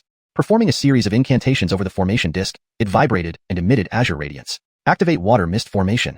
At his command, the blue flags embedded in the mountain responded simultaneously. Whoosh! Thin blue light columns soared upward, merging into vast sheets of azure radiance that enshrouded the cave abode in a thin mist. Yehia cast a sweeping glance, calmly recited further incantations, and sent golden runes rapidly onto the formation disc. Activate dual element metal formation. Again, corresponding light columns erupted from the mountain, intertwining into a pale golden shield encasing the entire abode. Yehia summoned 2 items from his storage bag, a golden small sword and a shimmering golden shield. They rotated once, absorbing the golden barrier's spiritual energy and vanished into the blue mist. Satisfied, Yehia nodded. With these 2 artifacts as core components, supported by the second-tier spiritual veins, his setup could withstand multiple breath condensation cultivators. Once done, he concealed the formation's aura, only to be revealed upon being triggered. Returning inside, he sat cross-legged, closed his eyes, and placed incantations on his knees to restore mental energy. Upon reopening his eyes, he brought forth a silver shield from his palm, the lower-grade spirit artifact Baronin magnetic shield chosen from the clan treasury. Chapter 136, Memories of the Past. With a flick of his hand, Yehia sent the Baronin magnetic shield flying upward. Guiding it toward his brow with one finger, he snapped another to release a thread of golden energy that shot into the shield. He then continuously slapped both hands, infusing it with golden spiritual power and imprinting it with his own divine consciousness for refining. The shield expanded and contracted around Yehia's body in rhythmic pulses, emanating waves of spiritual energy and flashes of pale silver light. This vivid display highlighted the difference between spirit weapons and magical artifacts. Besides their varying degrees of power, the essential distinction lay in their level of spiritual awareness. Only those magical artifacts that possessed some degree of spiritual awareness could potentially develop autonomous protective capabilities. The higher the spiritual awareness, the more adept they became at sensing their master's peril and responding automatically. After completing the refinement, Yehia retrieved a thin, white silk as delicate as cicada wings and refined it before carefully sewing it into the sleeve of his robe, ensuring it would perfectly conceal the Een Ghost banner. Editing his sleeve, he examined it closely, releasing his divine consciousness to check if it effectively masked the aura. Satisfied with the results, he felt a bit more at ease. Having completed the refinement of the spirit weapon, Yehia took out a jade slip and began reviewing its contents, which included much information about what cultivators needed to know during the foundation establishment stage. It was imperative to quickly settle matters within the sect and proceed to Golden Fire City to receive orders. Being a sect disciple meant a systematic inheritance of knowledge. The scripture hall meticulously recorded many cultivation skills and various types of immortal knowledge. He didn't need to worry about cultivation techniques either. Systematically practicing the Golden Gareth Sun scripture allowed for steady progress. Cultivators who were independent or from minor clans might achieve foundation establishment by chance, but would often only have fragmentary understanding, lacking comprehensive cultivation techniques, forcing them to be constantly on the move. Keyford, these benefits did not come without cost. The sect required disciples to serve and secure interests for the greater whole. Over the next month, Yehia's cave residence on Golden Mist Mountain occasionally emitted ripples of spiritual energy, sometimes accompanied by faint sounds. However, these activities were concealed by soundproofing and isolating arrays within the cave. In a massive stone chamber inside the cave, numerous puppet beasts lined up neatly, each exuding a faint glow. These puppets were made from the ironwood cultivated in the immortal manner, while a few were constructed from more advanced spirit wood, clearly standing out. One day, suddenly, a green streak shot up from the mist surrounding Golden Mist Mountain, speeding towards the sect's interior like lightning. At the foot of Vermilion Peak, the green streak halted, revealing a young man with a determined face, Yehia. He walked directly to a stone hut in the center of a large spirit field, where a robust Kale dressed as a farmer was busily inspecting rows of light blue spirit trees. Upon noticing someone approaching, the farmer turned to see Yehia standing outside the spirit field, his eyes fixed on him. Initially bewildered, he seemed to find Yehia somewhat familiar yet couldn't place him. Yehia noticed the farmer's confusion and smiled faintly, giving a slight bow. Yehia from the Pill Hall. Greetings, Armand Kane. I must thank you for your teachings back then. Kane scrutinized Yehia, his gaze suddenly flashing with recognition as he recalled the young cultivator who once tilled spirit fields under his supervision. Pausing momentarily, he asked incredulously, "It's you? So soon? I never expected a mere fourth-layer chi refinement cultivator to become my junior brother."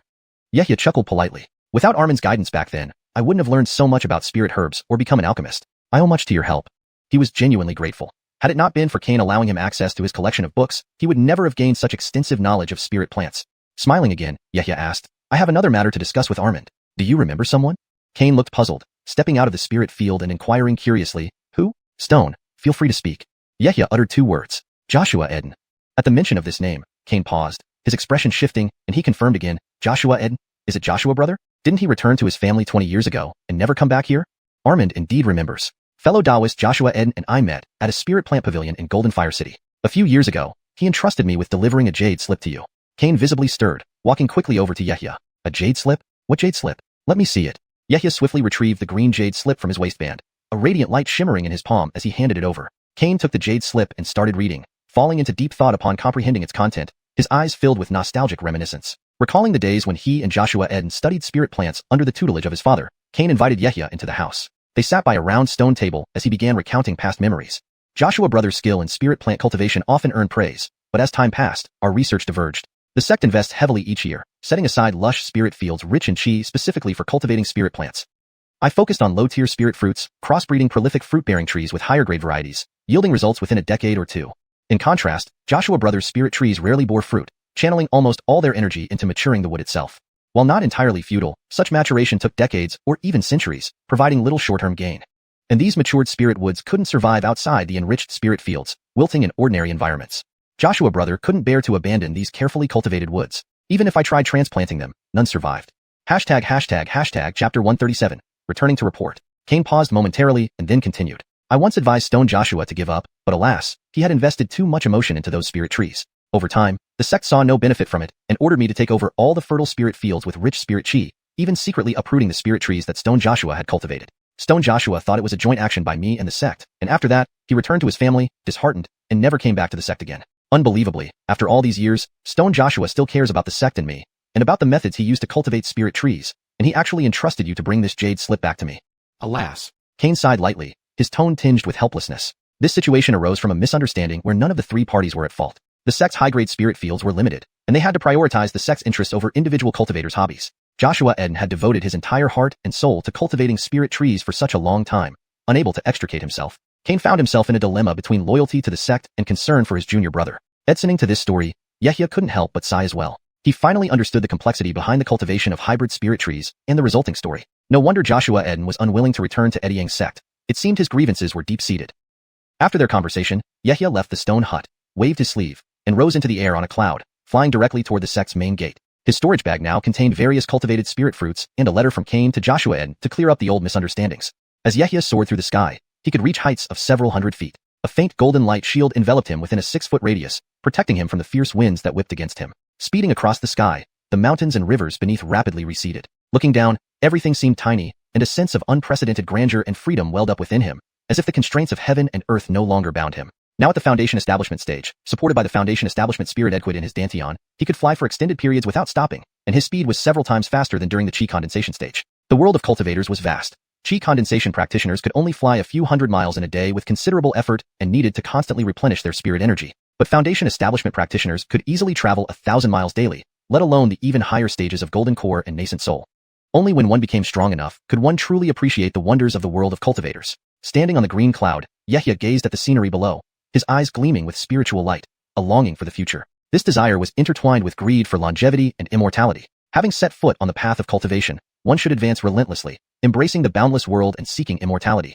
This was the essence of cultivation. After 2 or 3 days, an imposing city appeared before him. A streak of green light cut through the sky, arriving swiftly.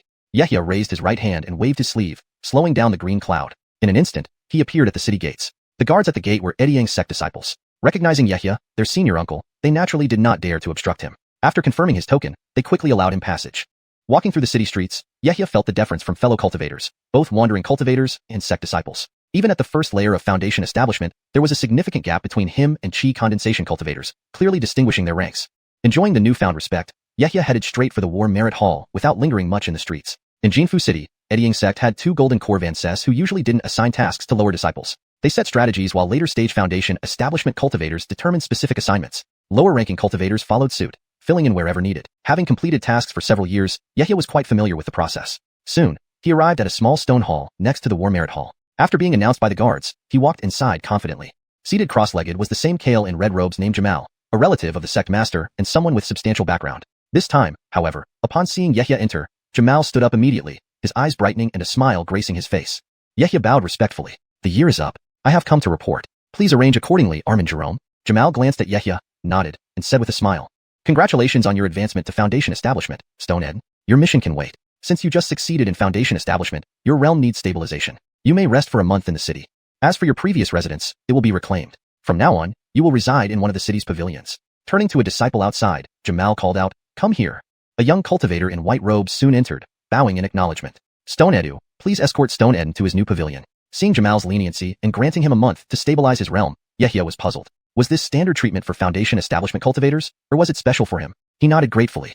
Thank you, Armin Jerome. I will return in a month for further instructions. Led by the young Edu cultivator, Yehia walked out of the hall and headed toward the western part of the city. Watching Yehia disappear, Jamal stared thoughtfully for a moment. He murmured to himself, practicing puppetry requires a strong divine sense, increasing the likelihood of becoming a second-rank alchemist. It would be worthwhile to court him. Within the sect, there were roughly 1,000 Foundation Establishment cultivators, but only about 80 second-rank alchemists, less than 10%. Second-rank spirit pills were in short supply. Any successful Foundation Establishment cultivator from the Alchemy Hall held a higher status due to the potential benefits of forming connections with them for obtaining more spirit pills for cultivation. Although Jamal, nearing the Golden Core stage, didn't need it personally, his family, the Jerome clan, certainly benefited from any type of second-rank spirit pills, which were precious resources. Indeed, where many monks compete for limited resources, such was the nature of the situation. Chapter 138, The Loft, Searching for Someone. Yehia followed the young man surnamed Edu to a place in the West City where the spiritual chi was abundant. In front of them were rows of 2-story lofts. These lofts weren't opulent. Each had a small courtyard in front with some low-grade spirit flowers planted, colorful and full of unique charm. Each loft was enveloped by an array formation light shield, and within each was a spirit gathering formation. With the Eden Eye technique activated, Yehia faintly saw the spiritual chi from all directions being drawn towards the lofts. Whether in size or other aspects, they were worlds apart from the stone houses of his early chi condensation stage. Yehia scanned the area, nodding satisfactorily. The young man surnamed Edu reached into his robe and produced a square token made of white jade, respectfully offering it to Yehia. Uncle Eden, this is the array token for this loft's formations. If there are no other matters, I'll take my leave. Yehia took the token, waved his hand dismissing him, and as he held the token, a golden glow flashed between his brows. Spiritual sense surged out, instantly refining the token. He then gripped it firmly, infusing a strand of golden spirit power into it, pointing the token at the light shield before the loft. Whoosh! The token shot out a beam of golden light landing on the shield, sending out array fluctuations that melted an opening about 10 feet wide. Stepping inside cautiously, Yehia took a breath of the faint floral fragrance, which seemed to have a refreshing effect on the mind. Exploring the interior, the ground floor was a spacious hall over 30 feet across, furnished with bamboo-made table and chairs, along with a room. Upstairs were 3 more rooms, nothing particularly special.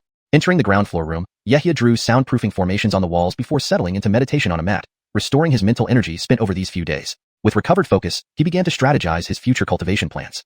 Now he possessed a second-tier pill formula and alchemy insights gifted by Pavilion Master Shepherd Chinua. What lacked were the corresponding spirit herbs. For combat, he had puppet beasts assisting him.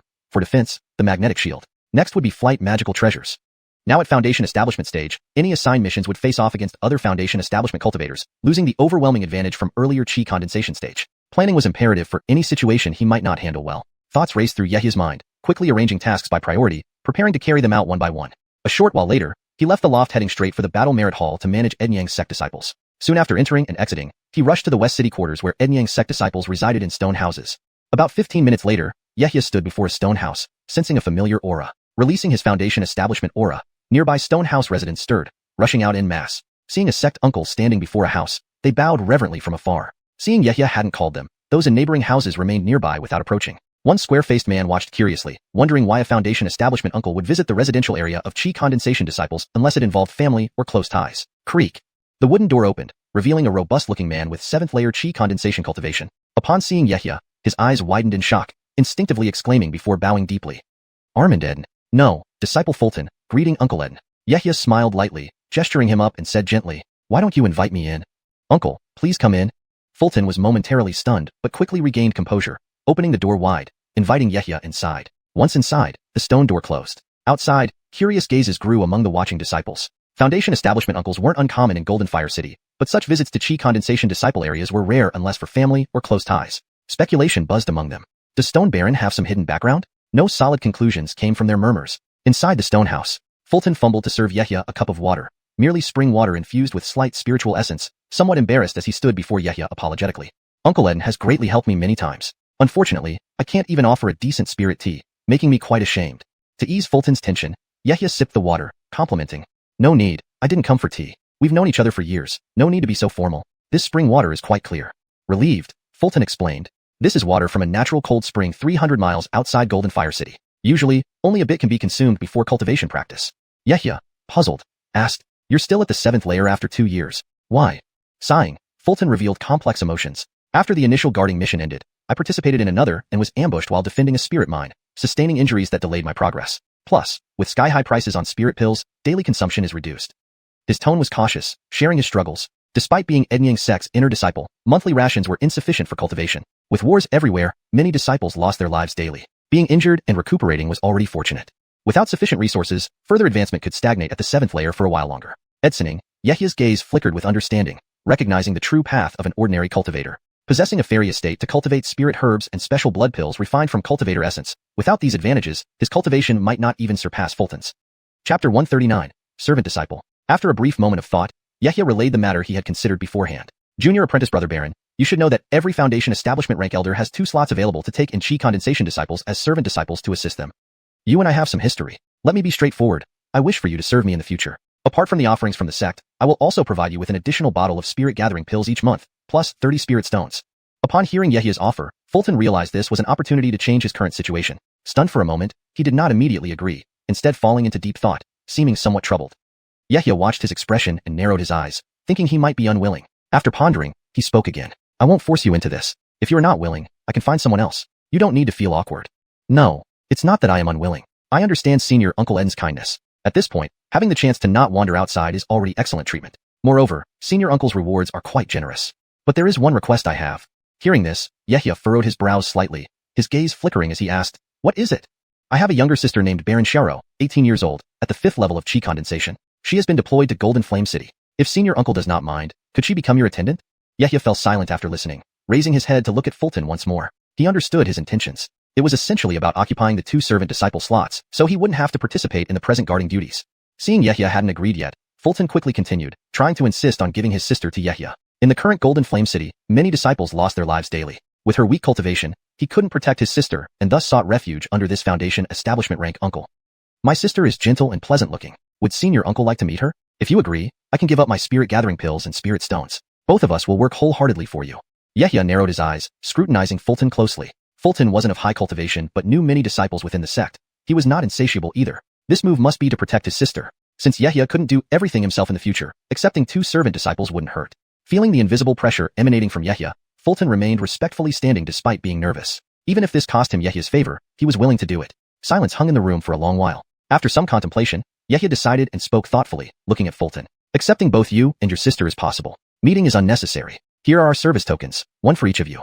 As he spoke, a golden light flashed around his waist, and 2 rhombus-shaped gold tokens flew out, hovering before Fulton. Your Daiyur will remain the same. In the future, you will gather the spirit herbs I need and handle other tasks I assign. To improve fluency and accuracy, your current Daiyur will remain unchanged. Going forward, you will be responsible for gathering the spirit herbs I need and handling any other tasks I assign. Note, the word Daiyur is not translated here as it seems to be a placeholder or a term that may require context for accurate translation. Typically, it means treatment or benefits. If referring to benefits or compensation, it should be replaced with the appropriate English term. For better clarity and natural flow in English, your current benefits will remain unchanged. Going forward, you will be responsible for gathering the spirit herbs I need and handling any other tasks I assign. Your sister will receive half the benefits, half a bottle of spirit gathering pills and 15 spirit stones per month. I own 20 acres of spirit fields within the sect. Initially, I intended to plant ordinary dragon tooth rice. Now that she's entering my service, let her manage these fields and cultivate low-grade spirit herbs that mature within 3 to 5 years. Fulton's face lit up with joy as he respectfully received the token, bowing deeply in gratitude. Thank you, senior uncle. We will serve you diligently.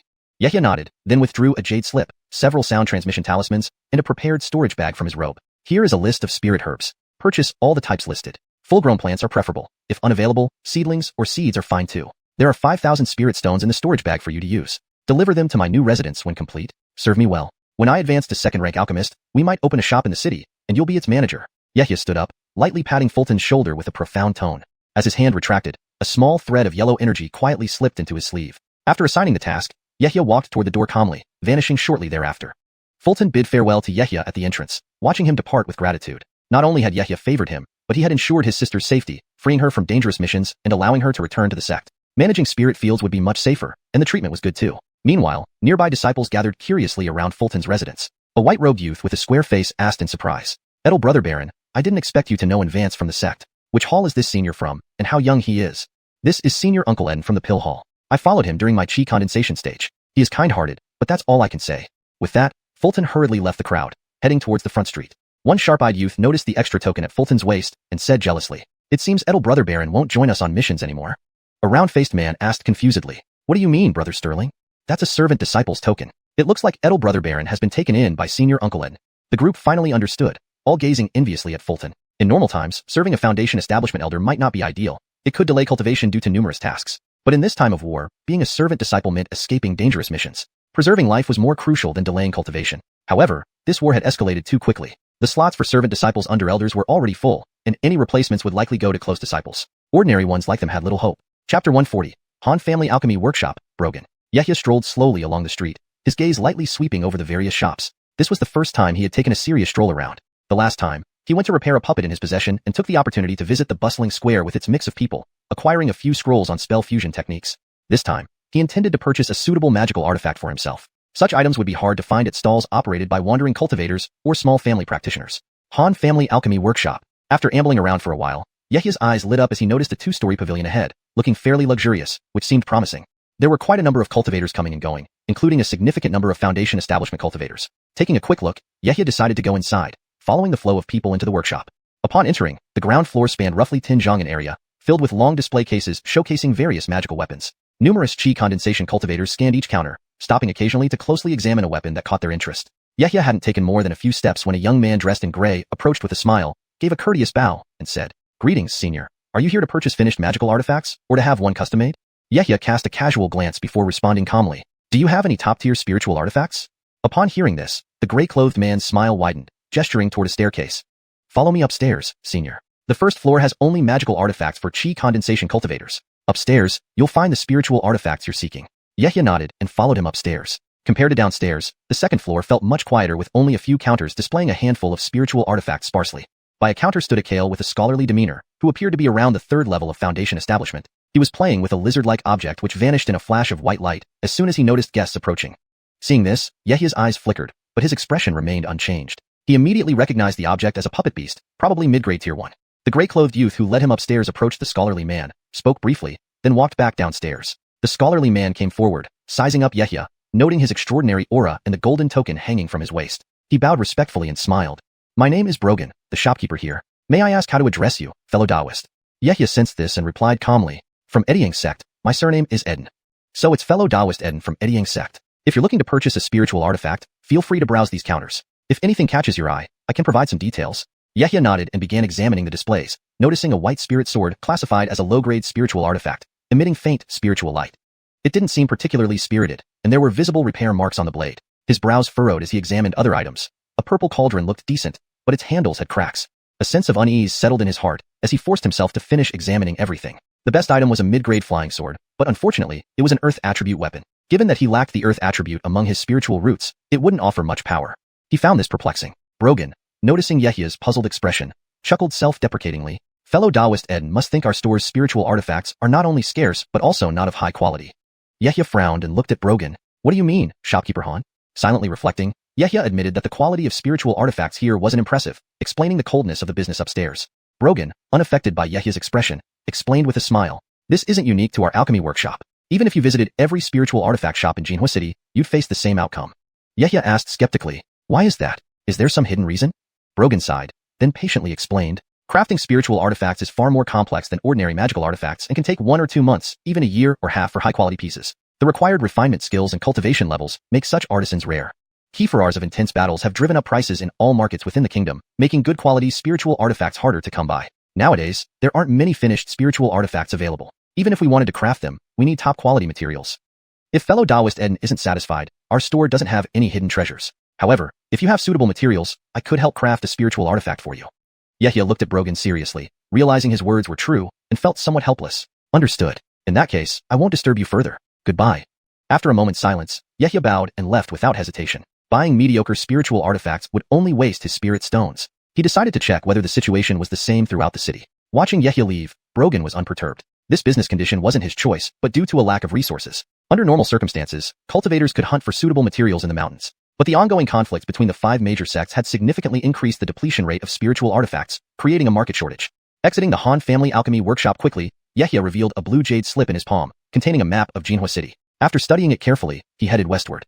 After browsing for over an hour, Yehya stopped in front of 1000 Artifacts Pavilion, confirming Brogan's statement. Even after visiting all the stores selling spiritual artifacts, he couldn't find a single one to his liking. Most were low-grade, weak-spirited, and many were repaired second-hand goods. This left him unsure of what to do. While the sect's War Merit Hall had spiritual artifacts available for exchange, his initial efforts to acquire Foundation establishment materials had depleted all his merits. Without enough merits, he couldn't make exchanges now. Chapter 141. South City, the secret shop. Letting out a soft sigh, Yehya glanced into the distance and silently thought to himself that he could only try his luck at the market stalls in the square. But just as he took a few steps forward, a young man's voice suddenly called out from behind him. Senior, please wait. Yehya turned around with a puzzled look, seeing a tall youth, approximately at the initial cultivation stage. The youth was beaming and looking at him with a smile. He frowned and asked coldly, what is it? The tall youth felt the spiritual pressure emanating from Yehya and instantly grew nervous, but still mustered the courage to ask, pardon my boldness, senior, but did you not find any satisfactory spirit tools? Upon hearing this, Yehya was visibly taken aback. He hadn't expected the question to be about that. He sized up the youth for a moment before slowly replying, so, do you have a way to obtain spirit tools? The tall youth began to explain to Yehya, while occasionally glancing at him. He spoke earnestly. Senior seemed displeased coming out of the 1000 Tools Pavilion. I boldly guessed you were looking for spirit tools. But indeed, I do know a place that might meet your needs. Surprised, Yehya paused for a moment. His tone noticeably softened as he chuckled. All right, if you can introduce me to such a place, I'll reward you with some spirit stones. But first, tell me about this place. The tall youth sighed in relief upon hearing this, then led Yehya to a less crowded area and whispered cautiously, in the city, there's a hidden shop where secret transactions take place, specifically for Foundation establishment cultivators like yourself. The items they sell are top-notch and rarely seen on the market. I believe you would find what you need. A hidden shop? For secret transactions? Yehya's tone was filled with surprise. He had heard rumors of such shops that weren't openly advertised, but he hadn't realized that only Foundation establishment cultivators were qualified to visit. If he could really purchase high-quality spirit tools there, it would be worth a trip. Seeing Yehya's interest piqued, the tall youth knew the deal was almost secured. After waiting for hours today, he quickly added, it seems you've also heard of these hidden shops. So, I won't elaborate much. It will soon be nightfall, which is when the shop opens. If Senior wants to go, give me 50 low-grade spirit stones, and I will personally guide you there. Lead the way. Without hesitation, Yehya reached into his waistband, pulled out a handful of colorful low-grade spirit stones, exactly 50, and handed them over. The tall youth received the stones with a broad smile and respectfully led the way for Yehya. Thank you for your generosity, Senior. Please follow me. As they walked through several streets, they arrived at the South City district, where independent cultivators resided. They stopped at a tea house stall, waiting for it to get completely dark. Yehya reined in his aura and observed his surroundings. There was nothing particularly unusual here, just scattered stone houses of varying sizes, without any apparent shop buildings. If not for being guided here by this person, he wouldn't have found this place. Yehya communicated telepathically with his guide, learning more detailed information about the hidden shop. Such shops existed since the early days of Goldfire City, relying on independent cultivators like them for business. Some cultivators even used these hidden shops to dispose of contraband or forbidden items, including evil artifacts not available in regular stores. They waited quietly as the sky grew darker. Finally, with complete darkness, Yehya's brows twitched as he noticed a black street ahead. Using his divine sense, he detected a presence equal to his own approaching a nearby stone house, then disappearing behind it. Soon, several Foundation establishment cultivators began to appear from all directions, about a dozen in total. Yehya stood up, and the tall youth hurriedly followed, guiding him to the door of the stone house. He retrieved a dusty talisman and muttered a few words before flicking it inside. The talisman turned into a gray light and entered the house. After a short while, a crack appeared in the front door, and after a brief scan outside, the door opened halfway. Inside, it was dimly lit. A middle-aged woman dressed in a gray robe emerged, her aura matching Yehya's, a Foundation establishment cultivator.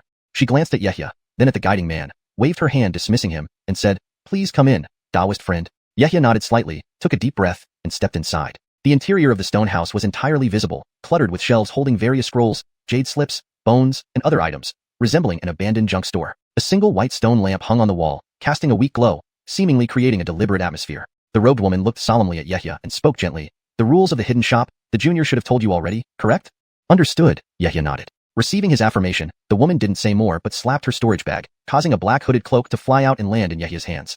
"This magical artifact must be returned after we're done." Yehia acknowledged, inspected the cloak, and noted the thin layer of black gauze emitting a faint spiritual light. It appeared ordinary but was actually a top-tier magical tool. After infusing it with spiritual power, he wore it, hiding his features within its dusky radiance.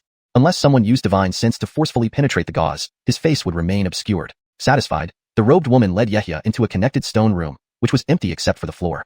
Yehia glanced around and immediately noticed the traces of an array set up on the ground. Then she pulled out a delicate array disc from her storage bag, chanted incantations, and tossed it down. A gray light flashed on the ground, forming ripples that eventually revealed a passage leading underground. Chapter 142, Underground Market. The woman in the flowing skirt called out to Yehia, then led the way down the stairs leading underground. Yehia extended his divine senses to assess the situation below before calmly following her. The staircase wasn't long, extending downward for about 7 or 8 zhang. Yehia and the woman descended into an underground passage, which was quite spacious with white stone lamps lit on all sides, much brighter than above ground. After walking a few dozen steps, they discovered that the passage branched off in many directions, and other cultivators were also making their way along it, all heading in the same direction. These cultivators, like him, wore the distributed black hoods, but each had different guides. As Yehia walked through this passage, he recalled the last time he had used this tunnel during a secret mission to infiltrate a large dry earth sect mine. An absurd thought flashed through his mind. There can't possibly be an entire city underground just as there is one above, he mused silently to himself. He then continued to follow the woman in the flowing skirt forward. Soon enough, the passageway widened significantly. Ahead of them appeared an enormous space from which bustling sounds could be heard, greatly surprising Yehia. Raising his eyes, he saw a vast space spanning several hundred zhang, with numerous entryways branching out. Cultivators stood in rows along the walls around the space. Dozens of masked cultivators guarded the portals, among whom were 6 or 7 foundation establishment stage cultivators, with the rest at the peak chi refinement stage. Suddenly, he realized something. Despite only descending 7 or 8 zhang underground, the height of this space was more than a dozen zhang tall. On closer inspection, Yehia noticed faint array formation restrictions on the walls, and these were spatial restrictions. His face showed contemplation. It turns out the space here has been expanded by a spatial array. Raising his head, he examined the area carefully. It resembled a simple market, with small stone houses forming shops just like outside. However, none of the shops revealed their names. They were simply labeled with terms like elixirs, artifacts, and spirit grass. This place was not so much a hidden shop as it was a hidden market, implying a market concealed underground. In the center of the hidden market stood a grand hall built from black stones. Please feel free to browse. These shops have inventory available for purchase. If you seek high-quality items, you should visit the largest hall in the center, the woman in the flowing skirt said after bringing Yehia to this underground market. She then turned and left without further ado. Yehia remained momentarily stunned, still amazed at the prosperity here. Along the way, he had encountered over 50 foundation establishment cultivators. Their identity tokens varied widely, indicating diverse affiliations. Even through sect tokens, he could sense that many of these cultivators belonged to Edyang sect. He walked past shops selling spirit elixirs and artifacts, finding the quality to be noticeably superior, often better by leaps and bounds compared to typical markets. Upon inquiring about prices, he understood why. Prices here were 60% higher on average, and sometimes doubled compared to equivalent goods outside. This meant selling one artifact would net several times the profit. Looking up at the central grand hall, Yehia pondered what kinds of items might appear at this mini-auction. Missing such an event would indeed be a pity. Deciding to investigate, he strode quickly toward the black stone hall.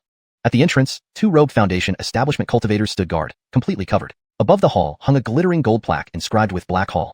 As Yehia wondered about the name, one of the guards spoke. "Fellow Taoist, you must pay 10 mid-grade spirit stones as an entrance fee to participate in the auction inside." After saying this, the robed figure stood silent once again. Yehia hesitated. 10 mid-grade spirit stones were equivalent to 1,000 low-grade stones, about the price of a top-grade magical weapon. Paying that much just to enter was quite a high price. As he pondered, several foundation establishment cultivators behind him paid and entered smoothly. Realizing this, Yehia patted his storage pouch, produced 10 mid-grade spirit stones in a flash of light, and tossed them over.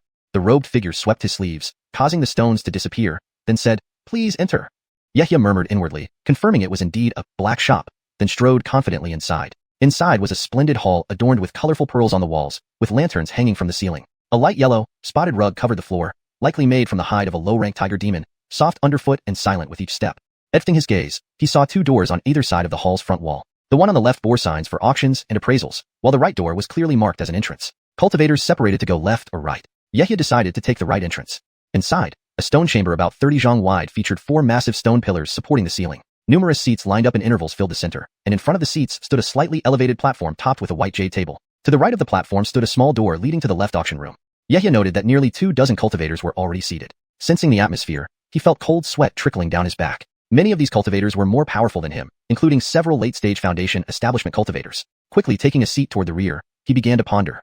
To think such a hidden market existed within Jinhua City, ruled by Eddie sect, where dozens of Foundation establishment cultivators mingled freely. Adding the guards protecting this area, even a major cultivation family would struggle to match this force. Clearly, this operation had significant backing. Should any issue arise, it could lead to great disaster. Suddenly, a realization struck him. Carefully scanning the room, he touched his sect token, sensing the presence of many Eddie sect members. It dawned on him that Eddie sect itself likely owned, or at least indirectly controlled this hidden market.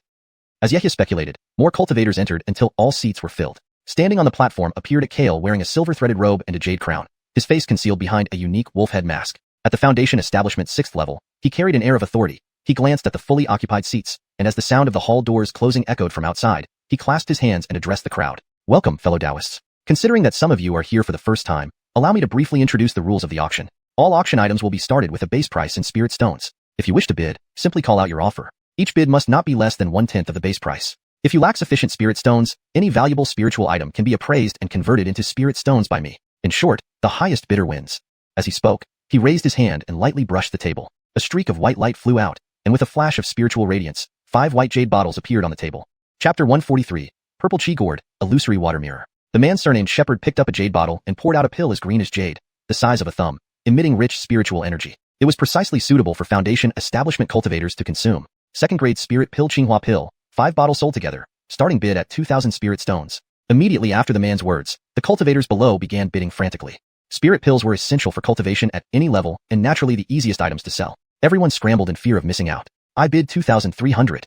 Advancedly voice rang out, directly adding 300 spirit stones. 2,500. 2,700 spirit stones. Several more cultivators bid successively until the price stabilized around 3,000 spirit stones. A thin old man got up on stage, inspected the 5 bottles of spirit pills, and finalized the transaction immediately. Yehia watched silently, surprised by how popular these spirit pills were beyond his imagination. He guessed it was because he mostly consumed self-refined pills that he didn't react so strongly to spirit pills. His primary goal this time was to find suitable magical treasures. Since he had limited spirit stones, they needed to be used where they mattered most. Besides, he had already sent people to collect spirit herbs, believing it wouldn't be long before he could refine his own. After the thin old man returned to his seat, the man surnamed Shepherd flipped his palm, revealing a purple jade-like, crystalline gourd, only about 5 or 6 inches in size but exceptionally exquisite. Seeing him uncork the gourd and lightly touch it with his hand, a large cloud of purple mist immediately spewed out. The mist shimmered with spiritual light, looking very spirited.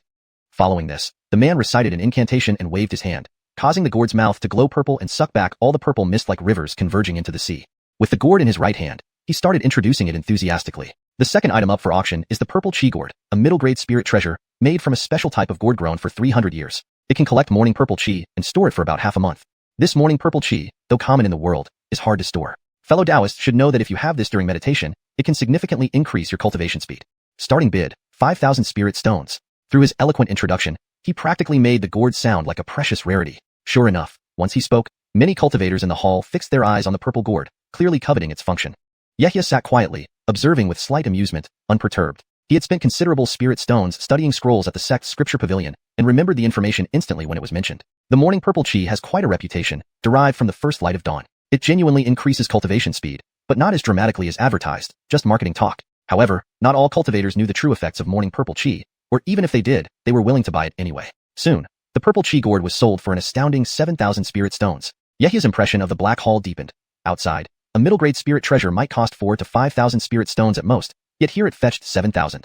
Indeed, such items wouldn't typically appear in shops, so the scarcity justified the price. Silently calculating his remaining spirit stones, Yehia estimated he could afford 1 or 2 middle-grade spirit treasures. The auction continued, each item fetching astonishingly high prices, the atmosphere in the hall growing increasingly lively. All the cultivators were enthusiastic, with every item selling without fail. After several spirit objects were auctioned off, Yehia still hadn't found a satisfactory spirit treasure, making him slightly impatient. Was he really going to settle for an ordinary spirit treasure? At that moment, the man took out a unique item. Flipping his palm, he revealed a turquoise mirror, seemingly polished from some mineral. Middle-grade spirit treasure illusory water mirror, made from a rare substance called phantom stone found deep underwater. This is a scarce life-saving treasure that can create a water mirror illusion once reflected upon.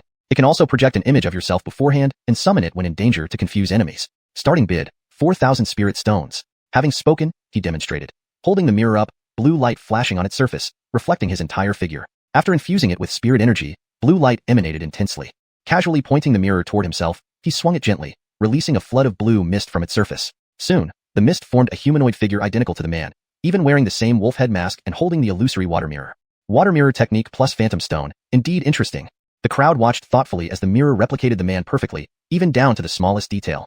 Yehia narrowed his eyes, scanning the duplicate with some surprise. Using his divine sense, he detected that even the aura was indistinguishable. Raising his hand, he drew a line across his eyes, red light flickering. Only then could he detect subtle differences between the real and the illusion.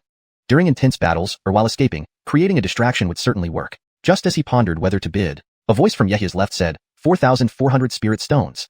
I bid 5,000 spirit stones. A cold voice came from a seat on the right side, seemingly determined. Within moments, several voices chimed in competitively, pushing the price of the treasure sky high. After several rounds, most gave up, leaving only the cold voice and a gentle female voice bidding. 8,000 spirit stones. Yehia knew he had to act or lose the illusory water mirror. He boldly offered an astonishing price. This price made everyone look at Yehia instinctively, noticing he was only at the initial foundation establishment stage. They looked puzzled. The owners of the two competing voices also turned to look at him, then glanced at the man on stage. Exchanging glances, they decided not to bid again. Yehia was somewhat surprised, but pleased no one challenged further. The man hidden behind the wolf mask looked curiously at Yehia, seeing no higher bids, pointed at him and courteously announced, since there are no higher bids, 8,000 spirit stones, this illusory water mirror goes to this Taoist. Yehia raised his right hand, taking out an empty storage bag from his waist. Reaching into his own storage bag, a cascade of colorful spirit stones flew in, landing precisely within the new bag, totaling 8,000 spirit stones. Then he stood up, his expression calm, and walked steadily to the stage, handing over the spirit stones and receiving the illusory water mirror. After a thorough inspection to confirm there were no issues, he returned to his seat. The auction on the stage continued with the next item. The next item for auction is two 300-year-old crimson spirit ginseng plants, starting bid at 1,500 spirit stones. Yehia wasn't particularly interested upon hearing it was a spirit herb. Instead, he held the newly acquired illusory water mirror in his hand, examining it closely. It felt slightly cool to the touch, much like jade, with an extremely smooth surface that clearly reflected his current appearance wearing a bamboo hat. Its spiritual quality was notably higher than both his primordial magnet shield and concealing silk. After imprinting it with his divine sense, he stored it in his storage bag, planning to refine it further once he returned. Note: I've maintained the paragraph structure and line breaks as requested, but have combined some short sentences into longer ones for smoother English flow. Chapter 144, Golden Flame Sword. As one auction item after another was sold, Yehia occasionally bid for items he fancied. However, sometimes he would think about the limited spirit stones left in his possession and had to reluctantly give up when the price exceeded a certain range. Though his wealth had increased somewhat since becoming a foundation establishment cultivator, it paled in comparison to that of veteran foundation establishment cultivators with years of cultivation behind them. After participating in a few auctions, Yehia noticed some cultivators sending him unfriendly gazes even through the veil of his hood. He could not understand why this was happening. Soon, following the conclusion of another auction, the shepherd's surnamed man flicked his wrist, and a flash of golden light appeared. A small sword covered in strange red patterns and radiating intense golden light flew out, circling around him several times with an almost sentient grace before settling in front of the crowd. The next item for auction is a flying sword spirit tool named Golden Flame Sword, a dual golden fire attribute spirit sword made from superior grade golden flame stone mined from underground volcanoes. Shepherd continued, additionally, it contains half a tael of silver essence, ensuring its sharpness rivals that of ordinary high-grade spirit tools. Fellow Taoists, do not miss this opportunity. Base price, 4,000 spirit stones. At this announcement, a roar of excitement erupted. Many cultivators focused intently on the pale golden flying sword before them, clearly captivated by it. Yehia, too, felt an immediate affinity for the sword, unable to tear his gaze away. A dual golden fire attribute spirit sword suited him well, especially with the addition of silver essence as a rare ingredient. He glanced at the other bidders and knew the competition would be fierce. Despite this, he was determined to win the sword. This auction was now in its later stages, and if he didn't act soon, he might never find another sword so perfectly suited to him. 5,000 spirit stones. Immediately, someone raised the bid by 1,000 spirit stones. Others who were interested followed suit, mostly mid-foundation establishment cultivators. Late-stage foundation establishment cultivators already possessed superior spirit tools they had cultivated over many years. The allure of silver essence provided a slight edge, but not much more. 6,000 spirit stones. A burly Kale stood up, loudly shouting his bid with a determined air. 6,500 spirit stones. More bids followed rapidly. Without hesitation, Yehia added a significant amount, shouting out an exceptionally high price for mid-grade spirit stones. I bid 8,000 spirit stones. This bid neared the limit for mid-grade spirit tools, matching several previous auction results. Yehia felt several hostile glares directed at him even through his hood, making him uncomfortable, but he refused to back down. Knowing this place was likely controlled by Eddie Yang sect and located under Golden Fire City, he doubted anyone would dare to attack him. If push came to shove, he would release all his puppet beasts and blood ghosts from the Ing Ghost banner. At that moment, a slightly sharp old voice rang out, using a secret sound transmission technique without revealing the speaker. When did the Black Hall start rigging auctions with deliberate price inflation? How dare you show us no respect? The old man doesn't believe a mere early-stage foundation establishment can casually produce nearly 20,000 spirit stones. The crowd reacted with surprise and unease, many looking toward Yehia while others fixed their gazes on the shepherd's surnamed man on stage. Feeling the weight of their stares, Shepard's face beneath his wolf mask twisted into an expression of discomfort. After a moment of deliberation, he pointed at Yehia and clarified. This fellow Taoist has no connection to the Black Hall. We have operated here for years since the opening of Golden Fire City and have never engaged in such deceitful practices. The Black Hall only considers the amount of spirit stones offered, not cultivation level. I hope all fellow Taoists can see reason. Yehia felt awkward, not expecting to be accused of collusion with the Black Hall just because he participated in the auction. It was likely due to his weaker cultivation. From now on, he would need to be more discreet. Once he secured the Golden Flame Sword, he would refrain from further bidding to avoid drawing unwanted attention. After the shepherd's surnamed man's explanation, the crowd fell silent once again, no longer challenging the bid. Without further bidding, Shepherd announced, 8,000 spirit stones. The Golden Flame Sword belongs to you, fellow Taoist. Yehia stepped forward, retrieving a storage bag from his robe and handing it over. Just then, the eerie voice spoke again. Since he is not affiliated with your Black Hall, surely the spirit stones in this storage bag are genuine. Open it for us to see. It will resolve the old man's doubts.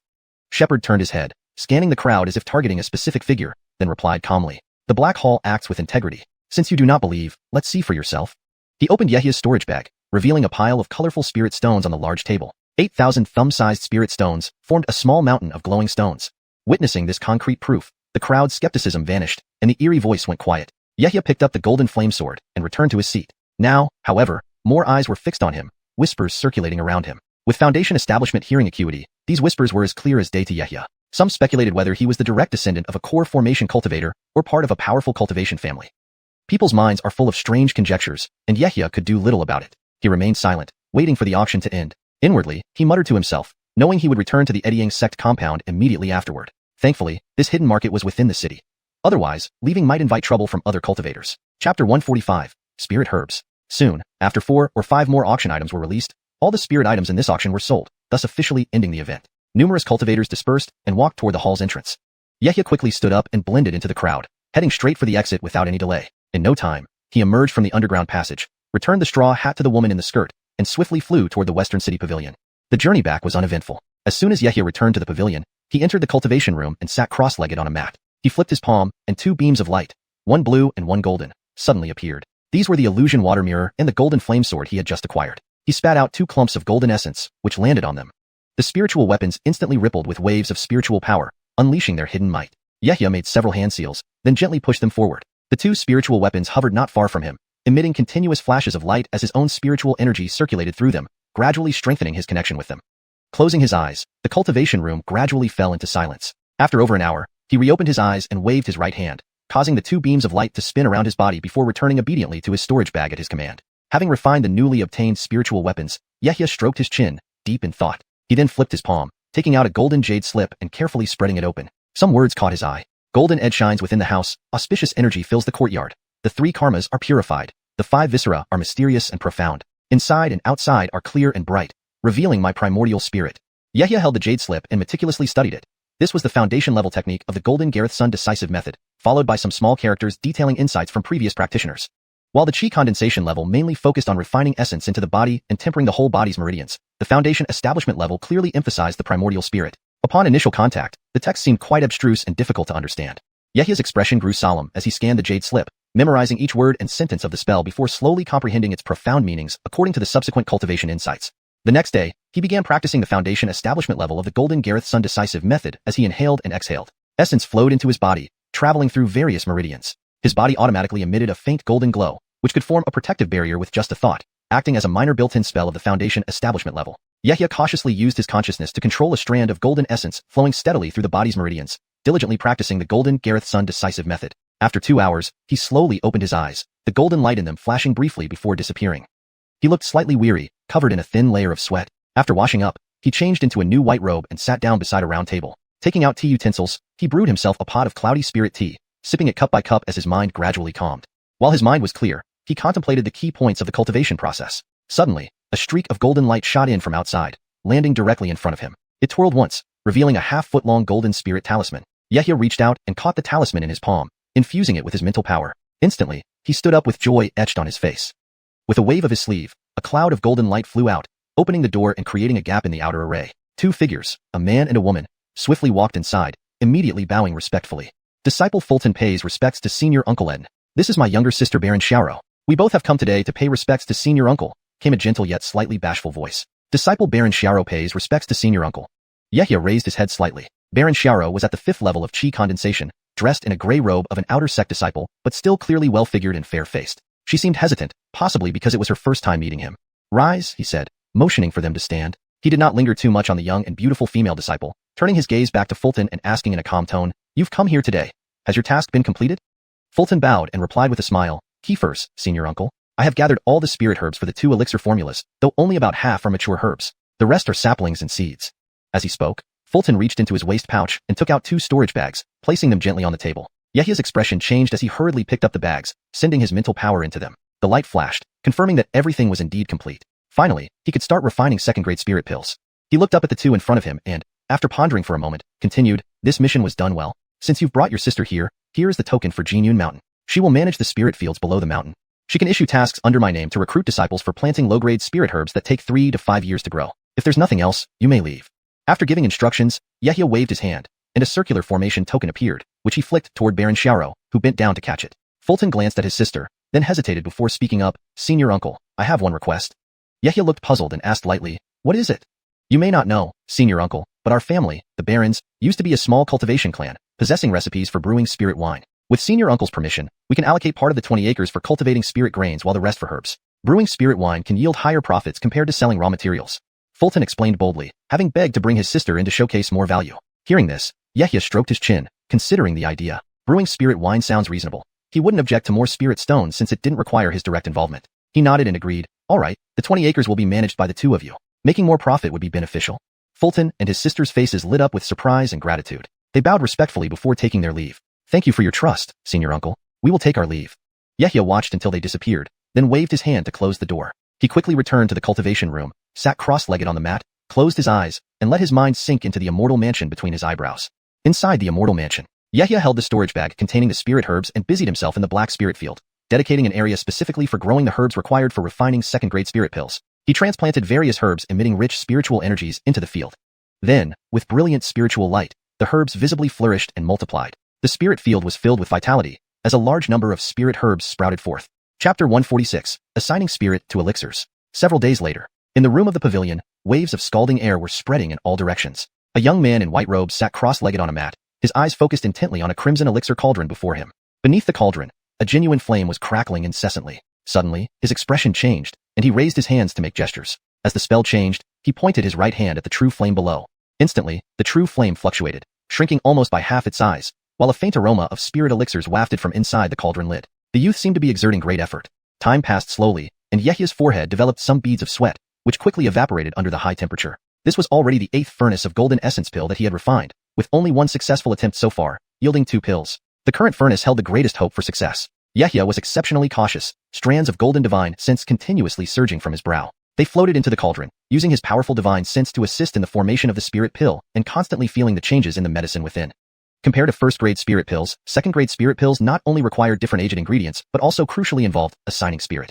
The concept of assigning spirit to elixirs meant that as the spirit pill was about to form, a small amount of celestial spirit power would be forcefully confined and injected into the interior of the pill using divine sense. Spirit power from the heavens could maximally stimulate the medicinal properties of the pills. Yehia almost failed in this final step of assigning spirit in previous attempts. However, based on the alchemy insights he obtained from Shepherd Qingyue and his own divine sense strength comparable to that of a mid-stage foundation establishment cultivator, the current furnace showed signs of success. Yehia watched intently, waiting for the right moment, then raised his hands to cast several spells. His 5 fingers moved through the air, forcibly confining a small portion of celestial spirit energy in his palm. It formed a thumb-sized light sphere, highly spirited, seemingly alive as it flickered with 5-color brilliance in his palm. Now, Yehia's eyes gleamed.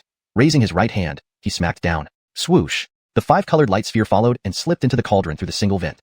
Under the guidance of his divine sense, the light sphere disintegrated into 3 strands of 5-colored mist, settling around the 3 golden spirit pills that had taken shape. The golden spirit pills rotated endlessly, gradually absorbing these 3 strands of 5-colored mist. After another short half hour, Yehia waved his hand over the cauldron, and a flash of golden light revealed that the lid had flown off. Reaching out, a flash of gold appeared, and 3 perfectly round golden spirit pills settled into his palm. Each one was dense with spiritual energy upon closer inspection.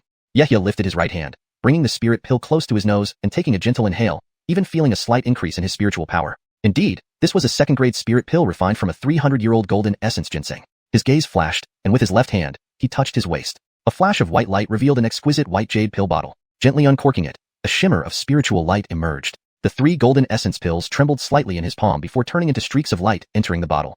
Yehia placed the pill bottle in front of him, closed his eyes, cast several spells, and practiced his cultivation technique to restore the spiritual and divine sense power expended during days of refining pills. In a blink, 2 hours passed, and Yehia reopened his eyes. He calmly cast a spell, blue light emerging as a small blue water stream washed away the residues in the cauldron.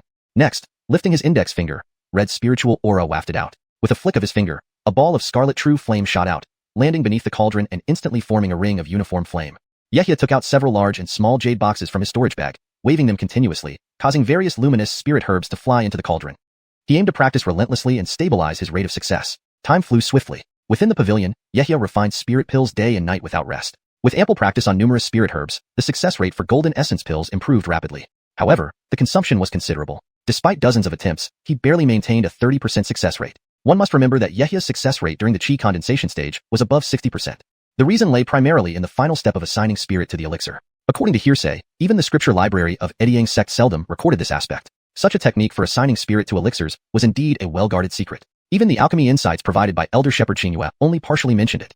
Probably, non-disciples, or those who were not intimate with him, would find it difficult to obtain the true essence. To win him over, Shepherd Xiuxian revealing partial insights was already valuable. Such core techniques would not be easily given away. Moreover, as the chief of the alchemy hall, it was evident he possessed remarkable alchemy skills, and he wouldn't lack spirit stones. Yehia's eyes flickered as he stroked his chin, thinking deeply. After foundation establishment, there was a significant difference between the physical body, the spirit, and the chi condensation stage. The spirit artifacts used also had a bit more vitality than the magical artifacts. Naturally, spirit pills also differed greatly. Even with ample spirit herbs, he doubted he could advance significantly in a short time. Perhaps he needed to focus on other aspects. After brief contemplation, Yehia waved his sleeve. The cauldron glowed and shrank, turning into a red streak that flew back into his storage bag. He stored the numerous golden essence pills he had just refined and uncorked a bottle, pouring it into his palm. A golden spirit pill rolled into his palm. Yehia stared at it for a moment, then raised his right hand, putting the pill into his mouth. Gulped. The golden essence pill slid into his abdomen, immediately emitting astonishing spiritual energy that filled his meridians, transforming into golden spiritual power descending into his dantian. Yehia calmed his mind, closing his eyes slightly and fully activating his cultivation technique to refine the spirit pill. These refined spirit pills should suffice for his cultivation for some time. However, if he wanted to sell them, the quantity would be insufficient. He couldn't sell the spirit pills essential for his own cultivation just to earn spirit stones. That would be putting things backward. His own cultivation was the priority. Soon, a month was about to pass, and Yehia needed to report back to the Battle Merit Hall again. One day, walking along the streets of Jinhua City, Yehia gazed at the Joshua family spirit plant pavilion and stepped inside. Familiar plants lined the shop, but as he scanned the area, he didn't see the Vansley man surnamed Joshua. Just as Yehia was puzzled, a dignified young man approached, appearing to be in the late-stage chi condensation realm. Chapter 147, Qingyuan Mountain. The young man glanced at Yehia, sensing the aura emanating from him. His expression changed instantly, becoming much more respectful as he bowed and greeted him formally. Esteemed senior, what kinds of spirit woods would you like to purchase from the spirit plant pavilion? Yehia slightly lowered his head and noticed a character, Joshua, embroidered on the corner of the youth's green robe. He paused for a moment before asking slowly, "Are you also a cultivator from the Joshua family? Did you know Joshua Taoist who was previously in this spirit plant pavilion?" Taken aback by this question, the youth recovered quickly and replied, "Do you know my uncle Joshua Eden?" "Joshua Eden is your uncle?" The term, Daoyo, is typically used to refer to a fellow cultivator or someone from the same sect and isn't necessary in this context when referring to a family member. Therefore, it has been removed for a more natural read. The young man's face turned sorrowful as he responded, "Keepers, but unfortunately, my uncle passed away last year, leaving the management of the spirit plant pavilion temporarily in my hands." Upon hearing this, Yehia's eyebrows knitted together in surprise. He muttered softly to himself, "He passed away? How could it happen so suddenly?" Noticing Yehia's reaction, the young man inferred that there might be some connection between him and his uncle, so he explained, "My uncle was injured by a beast while searching for suitable spirit wood for cultivation. Last year, his old wound flared up again, causing his sudden death." Yehia's expression grew somber. He had intended to retrieve a letter, but found it heavy and difficult to pull out. After hesitating for a moment, he finally took it out. "Here is a letter from my senior, brother Baron Anshin of Fuyang sect, which I was entrusted to deliver to Daoyo Joshua Ed. Unfortunately, Daoyo Joshua has already passed away." Note, the term Daoyo, Dao friend, is often used in cultivation novels to refer to fellow cultivators or practitioners. It's typically translated as Daoist or simply left as Daoyo, depending on the translator's preference for authenticity versus readability. Here it's translated as Daoyo to maintain consistency and authenticity. In that case, please burn this letter at Joshua Daoist's grave. It contains something he wished to resolve in his lifetime, a final wish. He handed the letter over to the young man and then turned to walk out of the spirit plant pavilion. The youth bowed respectfully to Yehia once more before looking down at the letter. He remembered some events about his uncle from his time at Ediang sect, which only now seemed to be resolved after his passing. Sighing heavily, he put the letter into his storage pouch. As Yehia walked out of the spirit plant pavilion, his expression carried a trace of melancholy. Although he had only met Taoist Joshua Eden once, he understood and respected the latter's achievements in the field of spirit plants, which were indeed commendable. Unfortunately, Joshua Eden's cultivation was stuck at the chi condensation stage, limiting his lifespan and his past injuries had inevitably further shortened it. Yahya's eyes gleamed as he slowly made his way toward the battle merit hall. He had gained some insights and silently reflected, acknowledging that the path of cultivation was fraught with difficulties and various trials. Any skills or pursuits that did not aid in one's cultivation were ultimately external distractions. Immersing oneself in these external matters would be putting the cart before the horse. He must take this as a lesson and focus on his own cultivation to avoid ending up like xiuxian, leaving behind regrets. After a moment of reflection, his thoughts cleared. He had his own goals, and only by staying resolute could he progress further on the path of cultivation without being swayed by external distractions. Yahya's gaze became clear, and all xiuxian, miscellaneous thoughts, dissipated like snow under the sun. He lifted his head and strode purposefully toward the battle merit hall. In no time, the battle merit hall came into view. After reporting himself, he entered a small stone hall beside it. Stone-in has arrived. Please come in quickly. Jamal, dressed in a red robe, warmly welcomed Yahya inside. They sat down by a stone table. Pouring 2 cups of spirit tea, Jamal smiled and said, Stone-in comes at just the right time. I received some spirit tea last month called Red Cloud Tea. Let's try it together. Yahya picked up his cup, glanced inside, and saw 3 curled spirit leaves unfurling in the purplish-red liquid, floating up and down. He gently blew on it, took a sip, and his eyes lit up. He smiled and complimented. Armin Jerome's spirit tea is indeed excellent. I appreciate your giving me a month to stabilize my cultivation. Thank you very much. Jamal smiled, looking at Yahya with continued warmth, and asked casually, Stone-in, don't be too polite. May I ask if you can now refine second-stage spirit pills? Yahya's brows furrowed slightly, and he suddenly realized why Jamal had been so enthusiastic when he first saw him. After pondering for a moment, he looked down at the tea in his cup and replied somewhat embarrassedly, Well, I am still collecting some ingredients. Once I have everything, I will be able to refine second-stage spirit pills. Jamal wasn't surprised by Yahya's answer. After all, Yahya had only recently achieved the foundation establishment stage, and stabilizing his cultivation was already a great achievement. It was better to build good relations early on. With a flicker in his eyes, Jamal reassured him, That's fine. Stone-in, who also practices puppetry, must have exceptional mental perception. It won't be long before you can refine second-stage spirit pills. He added, When the time comes, if you have any potions for sale, please consider our Jerome family first. Yahya's eyes flashed with confirmation. He then smiled and asked, Certainly. I wonder what task Armin Jerome plans to assign me this time. Stone-in, as a foundation establishment cultivator, you need to lead disciples to guard important places like medium-sized or veins and medicinal gardens. There are 3 tasks here. You can choose whichever one you prefer. Jamal smiled faintly, tapped his waist, and a green jade slip flew out. He grabbed it and laid it before Yahya, revealing a series of small characters. Yahya's expression grew solemn as he read through the contents. After pondering for a while, he turned to Jamal and asked slowly, Could Armin introduce these tasks to me briefly? Jamal seemed to have been waiting for this question, smiled, and pointed at the tasks on the jade slip. Of course. The first task is to guard a large spirit stone vein 5,000 miles away. 5 fellow disciples lead over 100 junior disciples there. 1 person needs to be rotated in. There are many cultivators stationed there, and it's one of the sect's most important veins. It's safe, but it has a high frequency of attacks from the Dry Earth sect, which can disrupt cultivation time considerably. I imagine you wouldn't want to go there. The remaining 2 tasks are guarding the Radiant Gold Vein outpost and a medicinal garden in the Clear Source Mountains. He glanced at Yahya again and continued, From your aura, it seems you practice our sect's Golden Gareth Sun decision. For cultivation, the Radiant Gold Vein might be more suitable for you. But in the medicinal garden in Clear Source Mountain, there's a fellow disciple named Bennett who started practicing earlier than you. He has become a genuine second-stage alchemist. Hearing this, Yahya was somewhat surprised. He thought for a moment and asked, What's this Bennett fellow disciple's full name? Jamal thought for a moment, retrieved another jade slip, scanned it, and looked back at Yahya curiously. It's Alric. Do you know this fellow disciple Bennett? Upon hearing the name, Yahya made a quick decision. Keepers, I've known Armin Bennett since the chi condensation stage. I'll lead the disciples to guard the medicinal garden in Clear Source Mountain. That's fine too. Being acquainted, you should get along well. Without hesitation, Jamal agreed and pulled a golden token from his storage bag, handing it to Yahya. His thoughts wandered as he walked towards the War Merit Hall. He realized the path of cultivation was fraught with difficulties and tribulations. Skills and techniques, no matter how profound, if not directly aiding cultivation, were ultimately extraneous. Distracted by these externals, one risked losing focus. He must take heed and concentrate on cultivating to avoid ending up regretfully in his later years. Firmly believing in this, Yahya shook off his musings and headed determinedly towards the War Merit Hall. Soon enough, the War Merit Hall came into view. After announcing himself, he entered the small stone pavilion nearby. Brother Eden has arrived. Please come in. Jamal, clad in a red robe, warmly invited Yahya inside. They sat at a stone table together. Pouring 2 cups of spirit tea, Jamal smiled broadly and said courteously, Brother Eden comes just in time. I received some red cloud tea last month, perfect for us to share. Yahya lifted his cup and observed the 3 curled spirit leaves floating gracefully in the purple-red tea. He blew gently and sipped, his eyes brightening instantly. He praised with a gentle smile. Indeed, Brother Jerome's tea is excellent.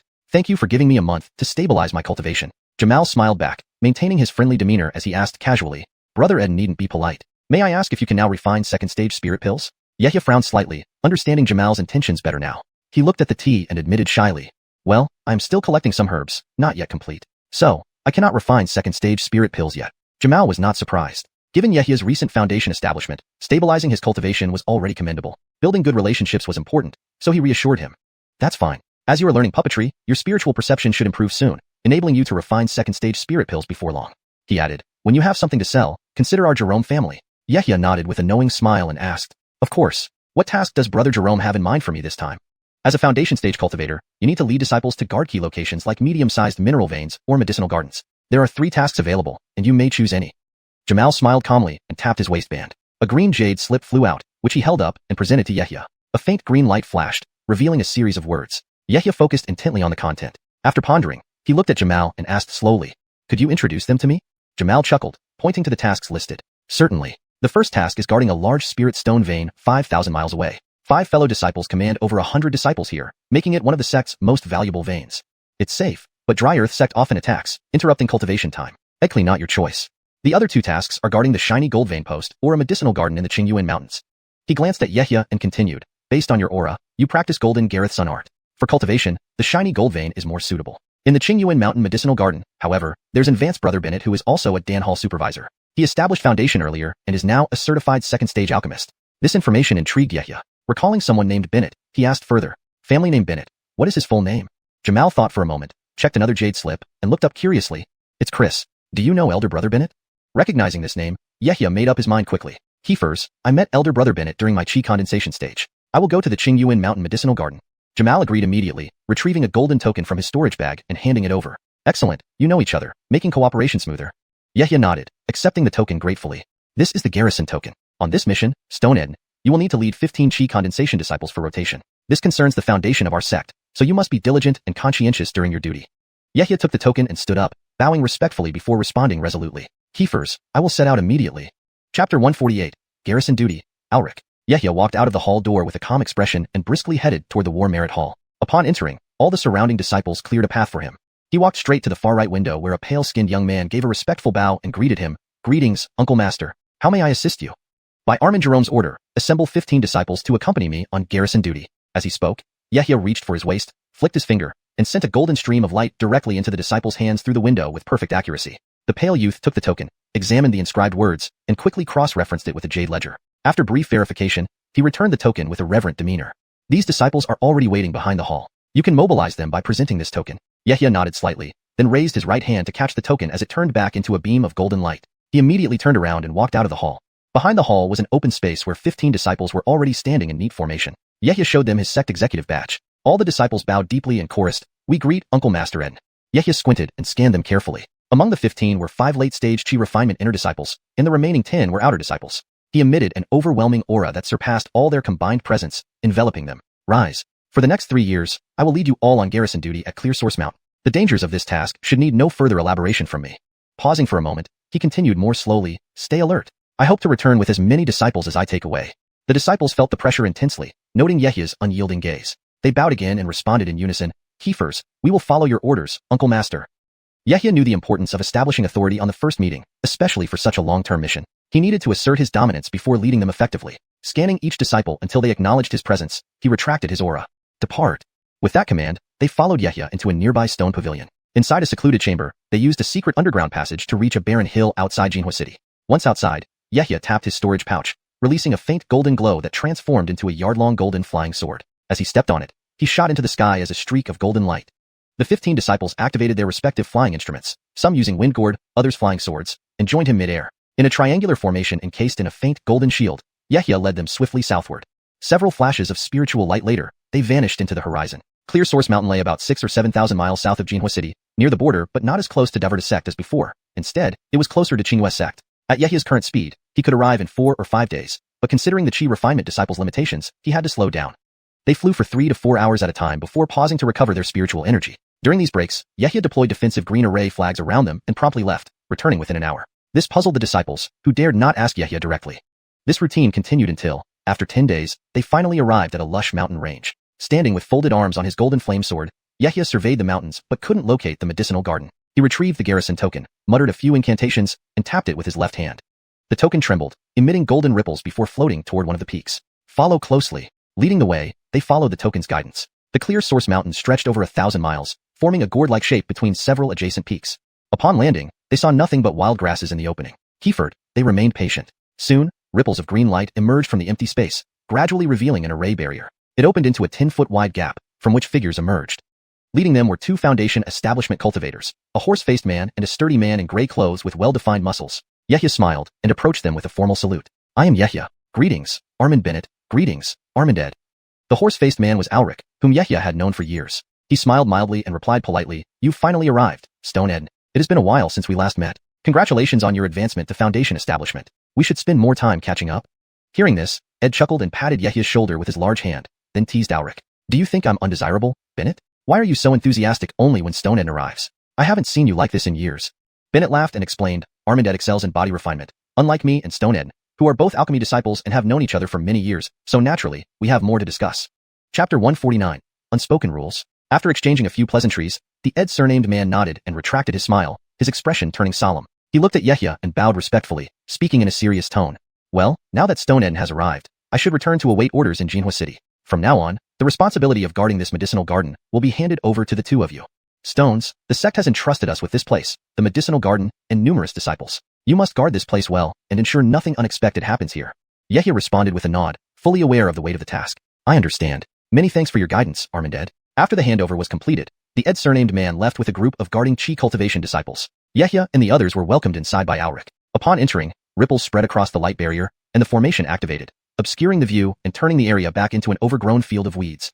Once inside, the scene could only be described as another world. The valley entrance was guarded by Chi cultivation disciples. Looking around, there were neatly cultivated square spirit fields everywhere, divided meticulously. The total area was about dozens of acres. Inside these fields, various types of spirit herbs were planted, including first-tier and second-tier herbs in abundance. The vibrant colors of the herbs made it look like a rainbow was spread across the land. As a spirit herb garden, the spiritual energy here was extremely dense, comparable to Yahya's cave abode on Golden Dawn Mountain. Yahya glanced down, noticing the rich variety of spirit herbs, but all were less than mature, which caused him some surprise. Alric noticed this and signaled for a disciple in white robes to step forward, taking the 15 disciples behind Yahya away to be arranged. They strolled between the spirit fields as Alric casually began introducing them. Any spirit herbs in these fields that reach maturity are harvested and specially stored. Every so often, peers from Jinhua City come to collect them. Turning to Yahya, he asked seemingly offhandedly, Stone Ed, having reached the Foundation establishment stage, you must have started working on refining second-tier spirit pills, right? Hearing this, Yahya thought for a moment before responding with a smile. That's true. I originally thought being here would provide some conveniences, but... Alric then put on a meaningful expression and suggested tentatively, Brother, don't lose heart. There are some herbs that have been stored over the years, not yet collected by the sect. We might be able to make some arrangements. Yahya's gaze flickered, voicing his concern. Armand Bennett, since they're already stored, won't such actions be detected by the sect? Alric, however, wore a confident and righteous demeanor, reassuring him. No worries, everything will be handled by me. Improving our alchemy skills will make it easier to serve the sect in the future, benefiting both parties. The sect won't scrutinize too deeply. They exchanged a knowing smile, an unspoken agreement made. They left the spirit fields and continued deeper into the valley. Through years of experience, Yahya understood that as long as one stayed within certain boundaries, the sect wouldn't intervene. After all, without benefits, no one would be willing to serve the sect faithfully. This was an unspoken rule, one that couldn't be openly discussed. Stories existed of Chi cultivation disciples reporting Foundation establishment senior uncles for embezzlement, but to no avail. Foundation establishment cultivators held far higher status, and the sect structure, with various groups and sects intertwined, made resolving such issues nearly impossible. The sect usually dealt out symbolic punishment, and the whistleblowing disciple often disappeared afterward, never to be heard from again. Yahya, after years of refinement, had a deep understanding of these unspoken rules. If something benefited him, he would turn a blind eye and take advantage where he could. Other matters were beyond his control. Furthermore, cultivators needed to adapt to the cultivation world. It wouldn't cater to just any cultivator unless they had the power to challenge the entire sect and enforce new rules. As they walked further into the spirit fields, stone houses and several pavilions came into view. The 15 Chi cultivation disciples Yahya brought were gradually accommodated in the stone houses for rest, while the remaining disciples continued to guard various areas of the garden. Seeing Yahya and Alric approach, the disciples along the way bowed respectfully. Arriving at the pavilions, Alric smiled and pointed to an empty pavilion. Stone Ed, you must be tired from the journey. This pavilion is for your rest. We can discuss more tomorrow. Here's the formation token for the pavilion. Please accept it. Yahya smiled and replied, Thank you, Armand. He lifted his right hand and accepted the token, palm glowing as he absorbed it. Swinging his hand forward, a faint green light appeared on the pavilion's protective barrier, creating an opening for him to enter. Stepping inside, Yahya surveyed the room. Then a golden light flashed at his brow as a thread of divine sense emerged, scanning the surroundings thoroughly. Confirming there was nothing unusual, he entered a room on the ground floor, sitting cross-legged on a mat, closing his eyes to restore his internal spiritual energy. After about an incense stick's worth of time, Yahya opened his eyes and stroked his chin thoughtfully. The spirit garden in Clearwater Mountain wasn't large, guarded by 2 Foundation establishment cultivators and assisted by several dozen Chi cultivation disciples. It seemed he and Alric would take turns patrolling with their disciples. Surrounded by mountains, it was easily defended but hard to attack. With caution, it shouldn't be easy to breach. After a while, he flipped his right hand, a black glow shooting from his sleeve to form a small black pennant in his palm. Raising his hand slightly, the pennant hovered before him, radiating blood-red ripples. Black mist emerged, flashing with bloodlight as images of many beast spirits appeared. These were the low-rank beasts Yehia had hunted during the journey, using the time when his disciples were restoring their spiritual energy to capture them. Their essence and souls were absorbed into the soul pennant, feeding the blood ghosts inside. Though the ghost pennant was convenient to use, it required regular feeding of blood meals. Otherwise, if the blood ghost's ferocity wasn't satisfied, they might develop murderous intentions.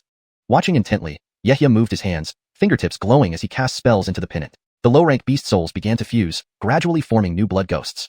Chapter 150, 1 Kieferar. The next day, in the first floor hall of the pavilion, beside a round table made of green bamboo, two figures sat on bamboo chairs.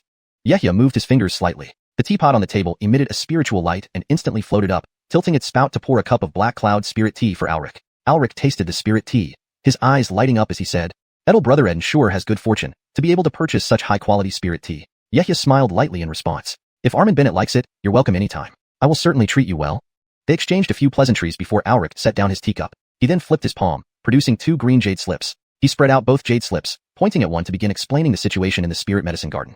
"The workforce here is quite simple. Besides the two of us Foundation establishment cultivators, there are approximately 50 chi condensation disciples. 20 of them guard various formation nodes around the perimeter, ready to repel any attacks at any time. There are also 10 spiritual plant masters dedicated to tending to various spirit medicines across dozens of acres of spirit fields. The remaining 20 can be assigned by the two of us.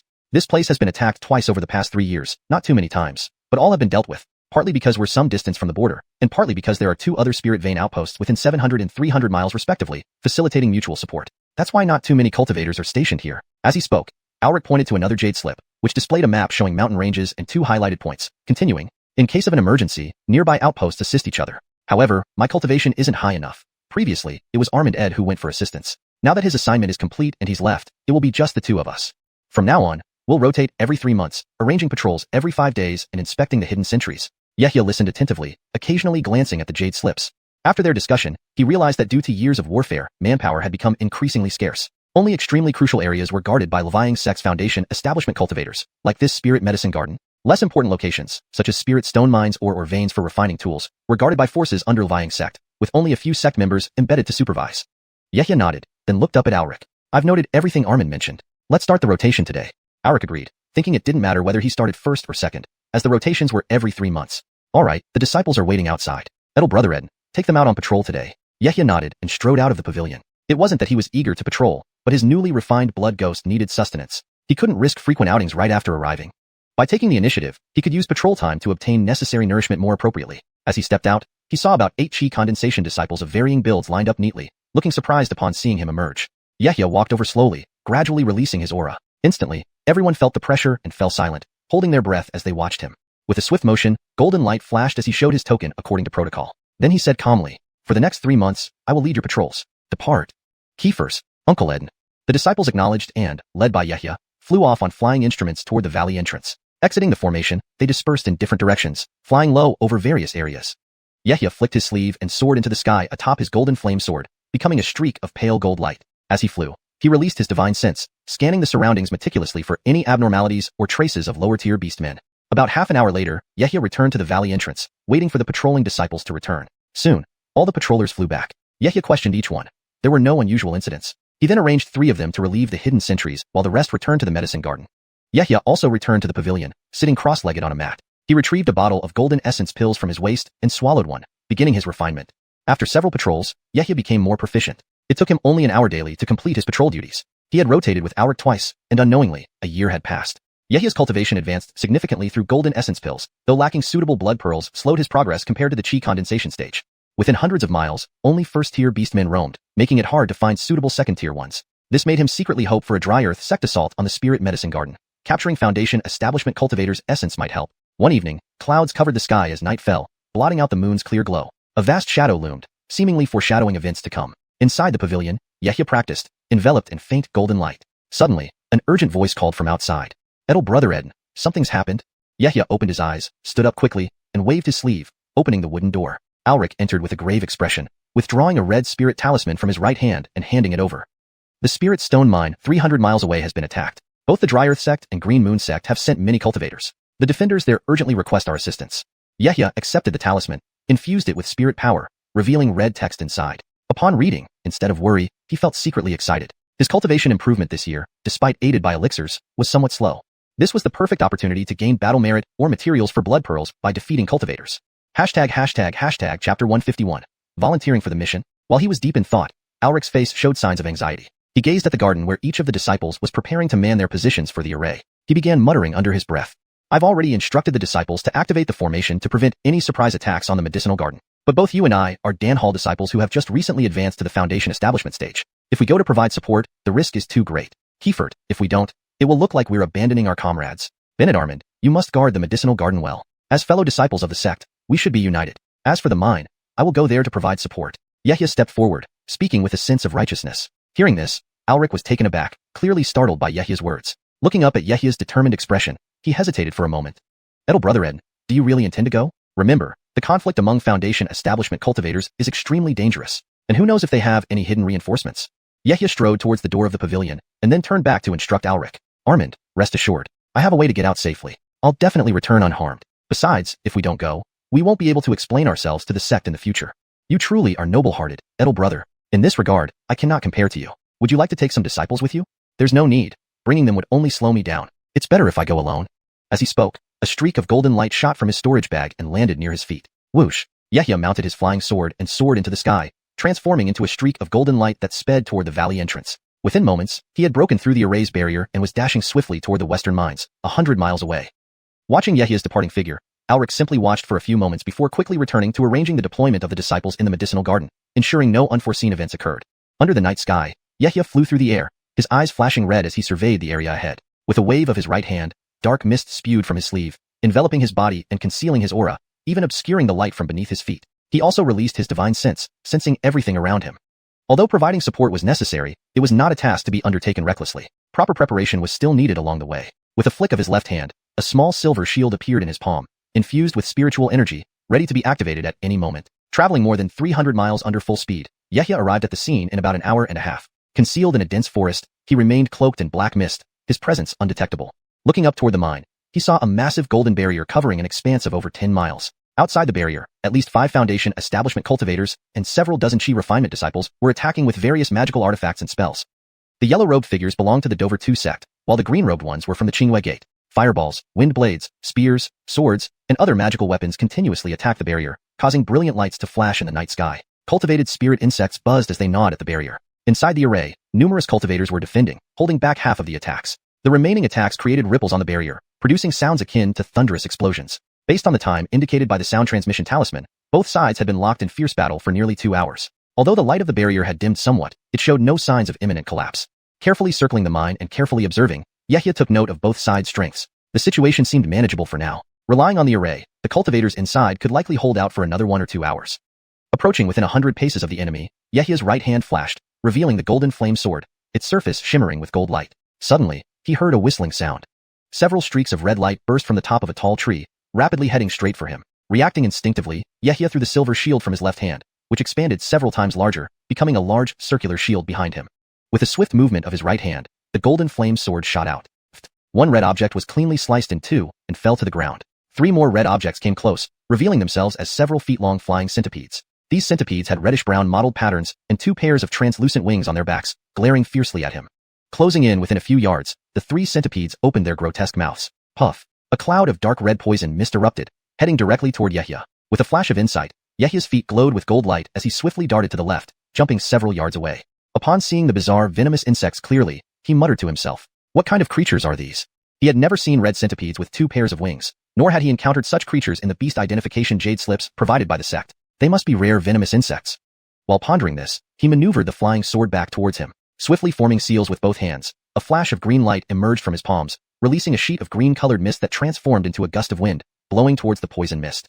At the same time, the golden flame sword, enveloped in golden light, spun back, slicing viciously at one of the red centipedes. Another streak of golden light appeared, cutting another flying red centipede into 2 halves. Just as Yehia was forming seals to deal with the last 2, a figure in a green robe broke away from the group, attacking the array. Riding a green disc, this person landed about 20 yards in front of Yehia, eyes narrowing painfully as he stared at the severed centipede corpses on the ground. His sleeves fluttered, and the remaining 2 flying centipedes flew back into his sleeves.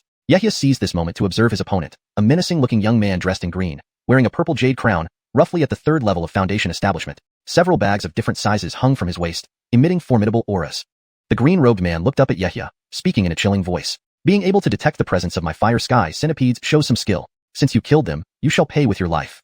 As he spoke, he slapped a black gourd at his waist, muttering incantations. A flash of black light emitted from the gourd, followed by a surge of strange purple mist expanding to several yards wide. Strange cries echoed from within, suggesting some ferocious insect lay hidden. Please continue translating based on the structure and tone maintained so far. Chapter 152, Zhang Ed. Yehia's expression changed as the purple mist surged towards him. Without a second thought, he lifted his right hand and pointed at the mist. The golden flame soared above trembled, its light flaring up as it abruptly grew to several feet in size. Bathed in golden light, it flew out vertically and fiercely struck downwards, slashing into the purple mist with a powerful momentum. Whoosh! Golden light flashed, splitting the purple mist into two masses, but clearly, no damage was inflicted. A buzzing sound emanated from the two clumps of purple mist as numerous small insects, their bodies completely purple and resembling flying ants, emerged and swarmed towards Yehia from both sides.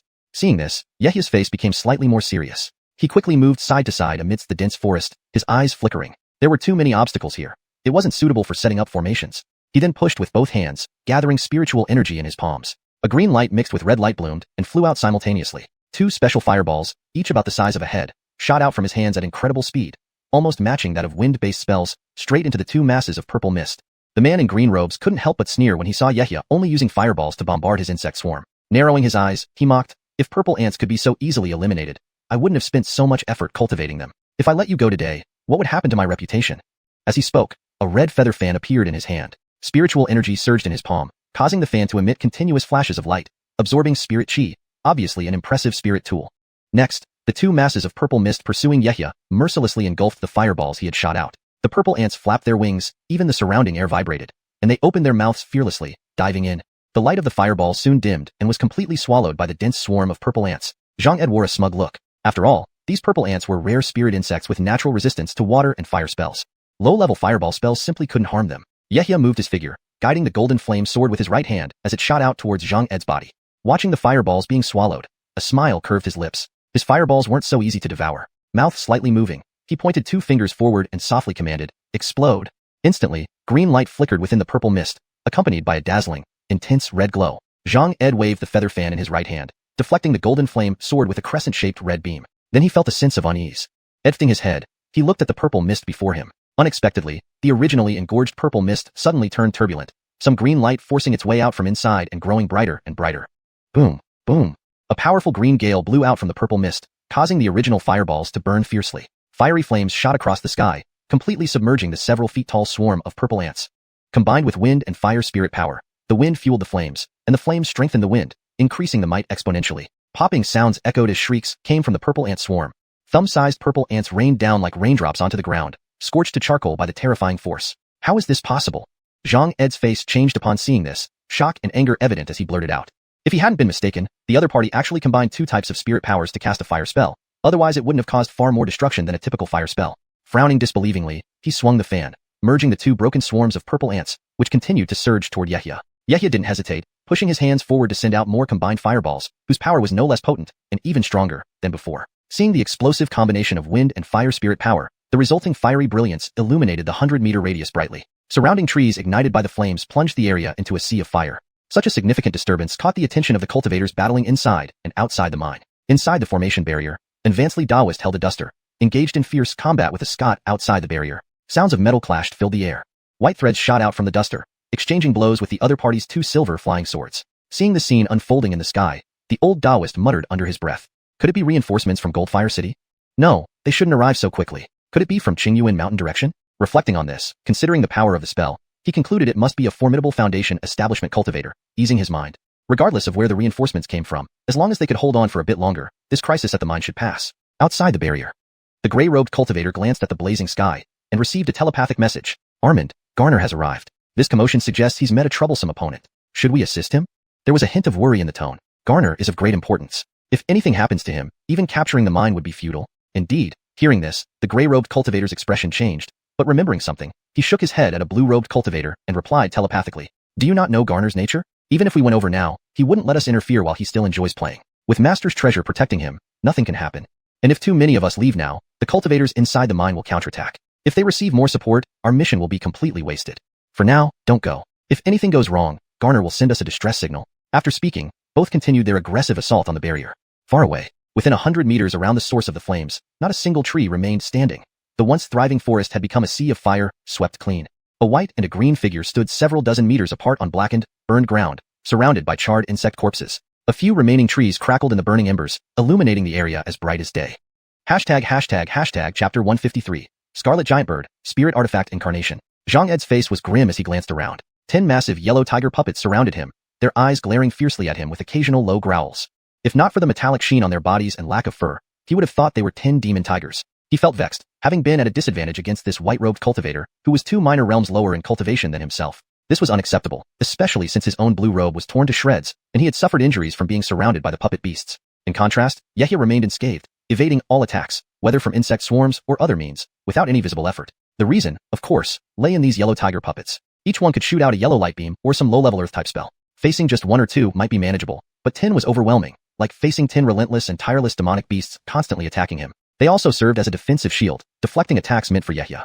What puzzled Zhang Ed more was how Yehia could control so many puppets while simultaneously wielding 2 spirit artifacts, one offensive, one defensive, with ease, as if it took no effort at all. Seeing the purple ant swarm annihilated, Zhang Ed's anger reached its peak, yet he strangely calmed down. Feeling the movement from the fire feather fan in his hand, he glanced down and a look of confidence appeared on his face. He began chanting some cryptic incantations, focusing them into the fan.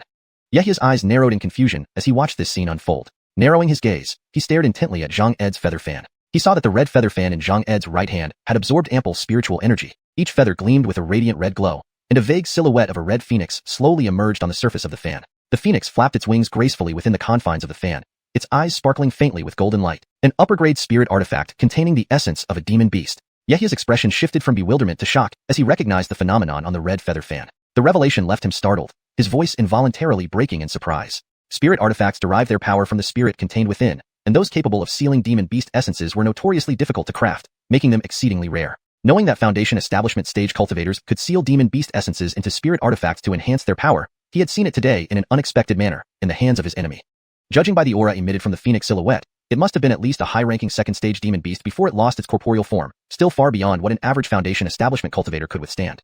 With a flick of his wrist, Yehia shot out a strand of spiritual energy, transforming the golden flame sword into a streak of golden light that darted forward once again. The sword tip flashed with a piercing golden radiance, whistling sharply through the air, charging aggressively towards Zhang Ed. The 10 yellow giant tigers around them raised their heads. Kieferlow light flashed in the sky, condensing into hundreds of slender earth spikes. In the next moment, they rained down like a storm. Standing motionless, Zhang Ed threw the feather fan in his right hand, causing the red glow to intensify. Chirp! A thunderous bird call echoed through the area. A massive scarlet bird, measuring 2 zhang in length, materialized from the feather fan, exuding intense heat. With just a gentle wave of its wings, the scarlet bird sent a flash of red light that repelled the golden flame sword. All the incoming earth spikes were likewise swept away. Then, with another flap of its wings, the scarlet bird teleported like from several zhang away to hover above Yehia. Opening its mouth slightly, a brilliant red glow condensed within, poised to unleash.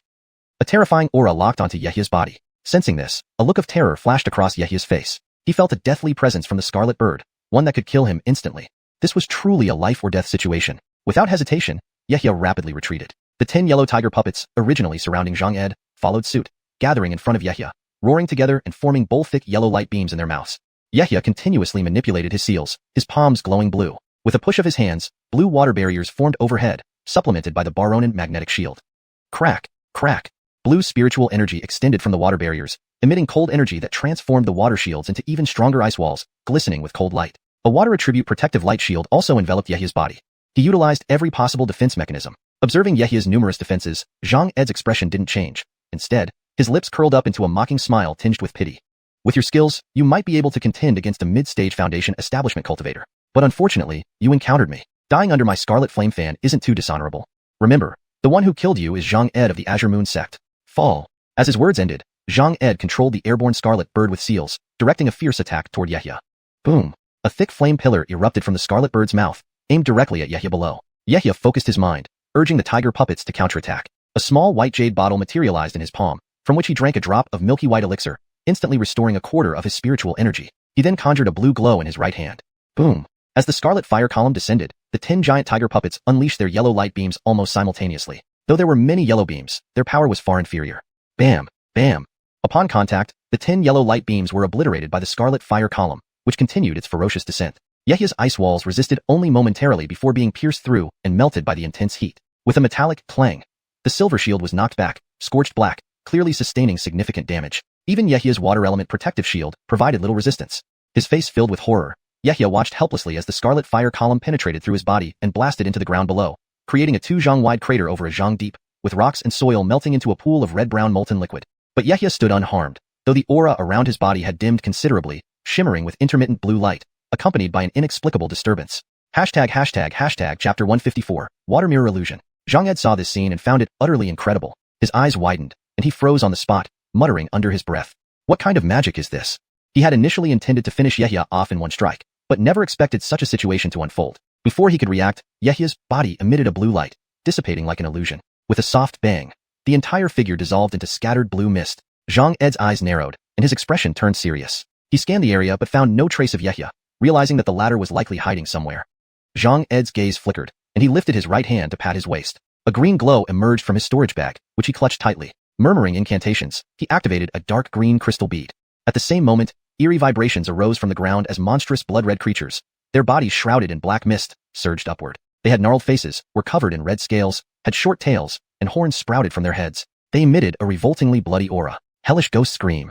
A cold voice echoed, and Yehia appeared from the darkness, as if materializing out of thin air. In his left hand, he held a deep blue mirror, within which his reflection was visible. The previous Yehia was nothing but a water mirror illusion created after setting up all his traps. With a flick of his left hand, the water mirror vanished. With his right hand, he tore off a thin, translucent veil that flashed with spiritual light before disappearing into his sleeve. His right hand then grabbed a black banner emitting thick ghostly energy, and with a gentle shake, the banner came to life.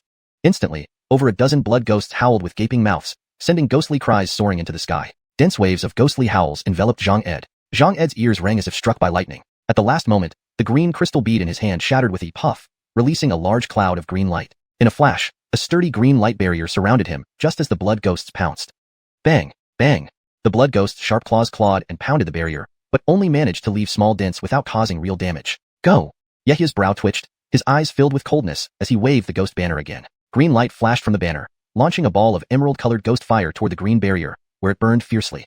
Bright green flames enveloped the barrier entirely. Screech! A piercing bird call sounded, and the crimson giant bird, weaker than before, swooped down under Zhang Ed's command. It perched on the green barrier and flapped its wings, sending waves of crimson flame interweaving with the green ghost fire. Soon both fires extinguished, leaving nothing behind. Zhang Ed finally regained consciousness from the haunting cries, and he cast seals towards the crimson bird with both hands. The bird screeched loudly, grabbed the green barrier with its claws, and flew away at high speed, clearly not willing to continue fighting Yehia.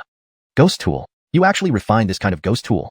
Zhang Ed's face paled. Seeing the numerous blood-red monsters chasing him, he was shocked. Such numbers required the essence, blood, and souls of countless living beings to refine. Yehia wouldn't let him go easily. Not only had he nearly died by Zhang Ed's hand, but his ghost banner was also exposed. No witnesses must be left alive. He was determined to slay Zhang Ed before he escaped. With a wave of his right hand, the golden flame sword shot out, turning into a golden streak heading straight for the crimson bird's claws. Dozens of blood ghosts hovered in the air amidst surging black mists. On the ground, 10 giant tiger puppets charged forward, continuously firing yellow beams from their mouths. Yehia inwardly groaned. Each yellow beam consumed about 1/10 of the spirit stone's power. If this continued, the puppets would soon deplete their power. But there was no time to consider that now. Kill. Kieferlow beams hit the green barrier protecting Zhang Ed, while blood ghosts kept attacking. Yehia's golden flame sword entangled the crimson bird, leading to a chase between them. A pair of azure and crimson lights led, followed by several black and yellow lights. Zhang Ed continuously released all his spirit insects from his storage bag, but Yehia was resolved to kill him, revealing all his trump cards without leaving any room for survival. After a few moments of pursuit, Zhang Ed was almost exhausted, his spiritual power nearly depleted. Seizing the moment, Yehia bit his tongue and spat out a burst of pure spiritual energy into the golden flame sword. The sword trembled and expanded to over 20 feet, its power increasing several times over. Chop! The massive golden sword slashed forcefully. The already fragile green barrier couldn't withstand the impact. A cracking sound was heard, and the barrier started to break apart. Realizing the danger, Zhang Ed panicked, but his spiritual veins were already dry, unable to channel more power. He too bit his tongue and sprayed a blood mist onto the barrier. Unfortunately, Yehia capitalized on this opportunity. The golden flame sword glowed brightly and slashed down once more. Bang! The barrier shattered completely, scattering into fragments of green light. The golden flame sword, flashing with golden light, mercilessly cut towards Zhang Ed's head.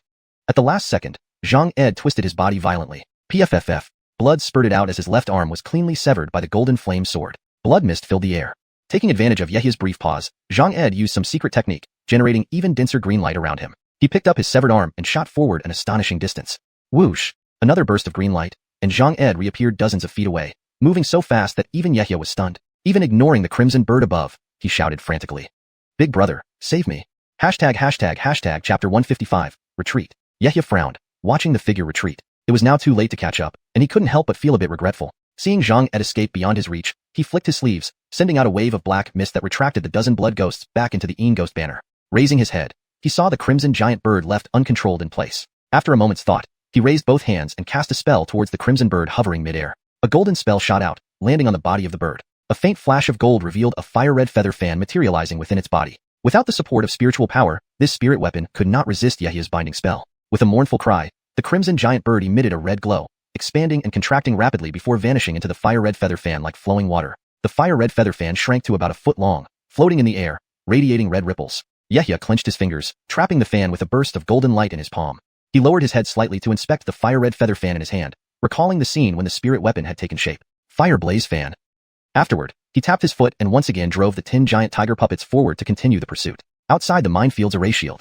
Master brother, save me. The gray-robed cultivator led a group of cultivators who were just about to breach the array when they suddenly heard someone calling for help from behind. Turning quickly, they saw a green beam rushing towards them. Upon closer inspection, the gray-robed cultivator's expression changed abruptly as he shouted, "Stone, what happened?"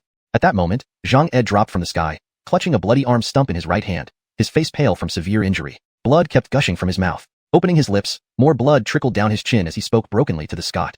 "Brother, take me back, find father to reconnect my arm." With those words, Zhang Ed could no longer hold on, collapsing unconscious. This scene terrified the Xiuxian sect cultivators. This disciple was the only child of an inner sect golden core elder. If he died, none of them would be free from blame. The blue-robed cultivator caught him, his face filled with anxiety. "Brother, the attacker forced Stone to use green at escape. There must be more than one person. We should retreat." The gray-robed cultivator nodded and turned to shout orders at everyone around. "Retreat. Withdraw immediately."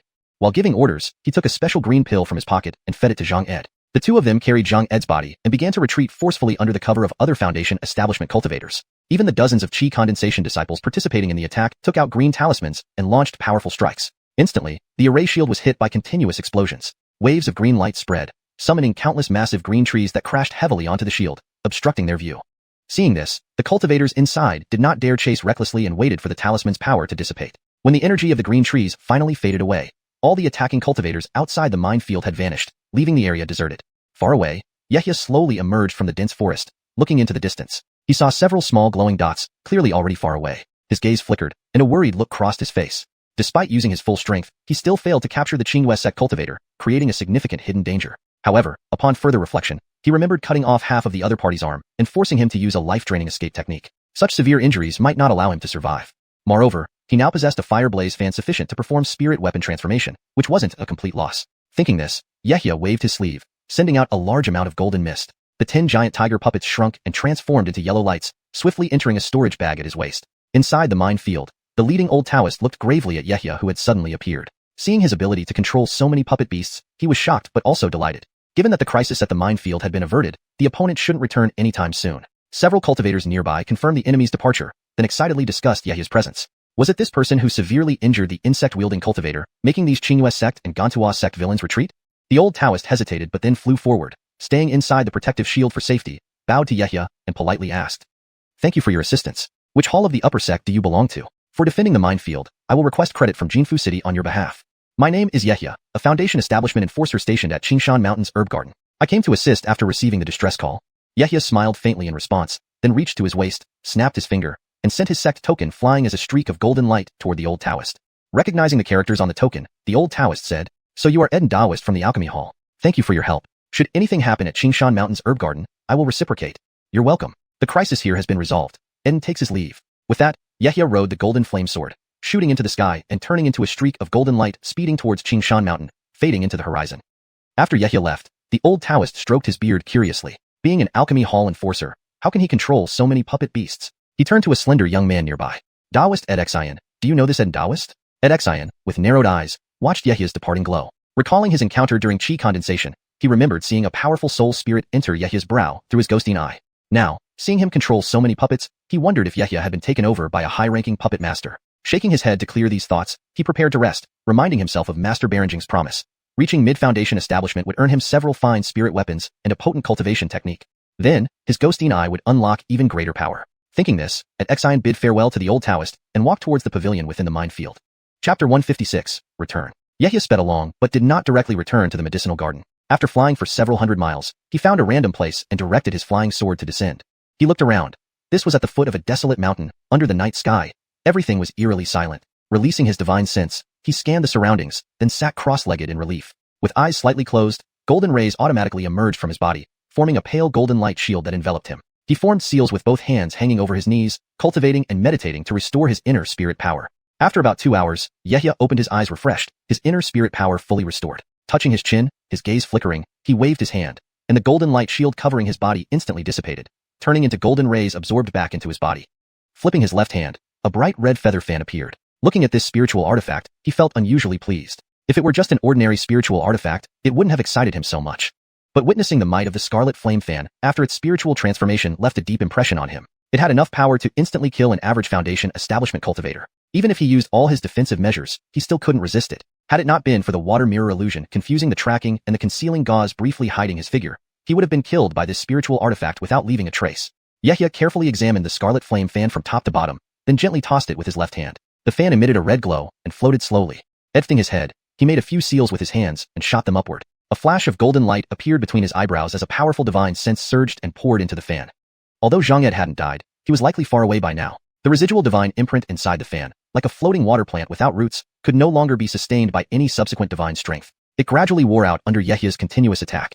Moreover, Yehia's divine sense was comparable to that of a mid-stage foundation establishment cultivator, making the refining process easier. In just half an hour, he completely eradicated the other party's divine imprint and replaced it with his own. After a long while, Yehia reached out, and the scarlet flame fan landed in his palm. Every strand of power within the fan now belonged entirely to him. The item was thoroughly refined. Yehia stood up, intending to test the power of this spiritual artifact. He looked around, then injected a surge of spirit power into the feather fan in his palm. With the fan in his right hand, he lightly waved it. The fan flashed with a spiritual light, and immediately, a fire cloud about half a zhang in size flew out. Boom! The fire cloud hit the desolate mountain, instantly bursting into flames. Flames spread rapidly in all directions. In an instant, the once barren hill turned pitch black.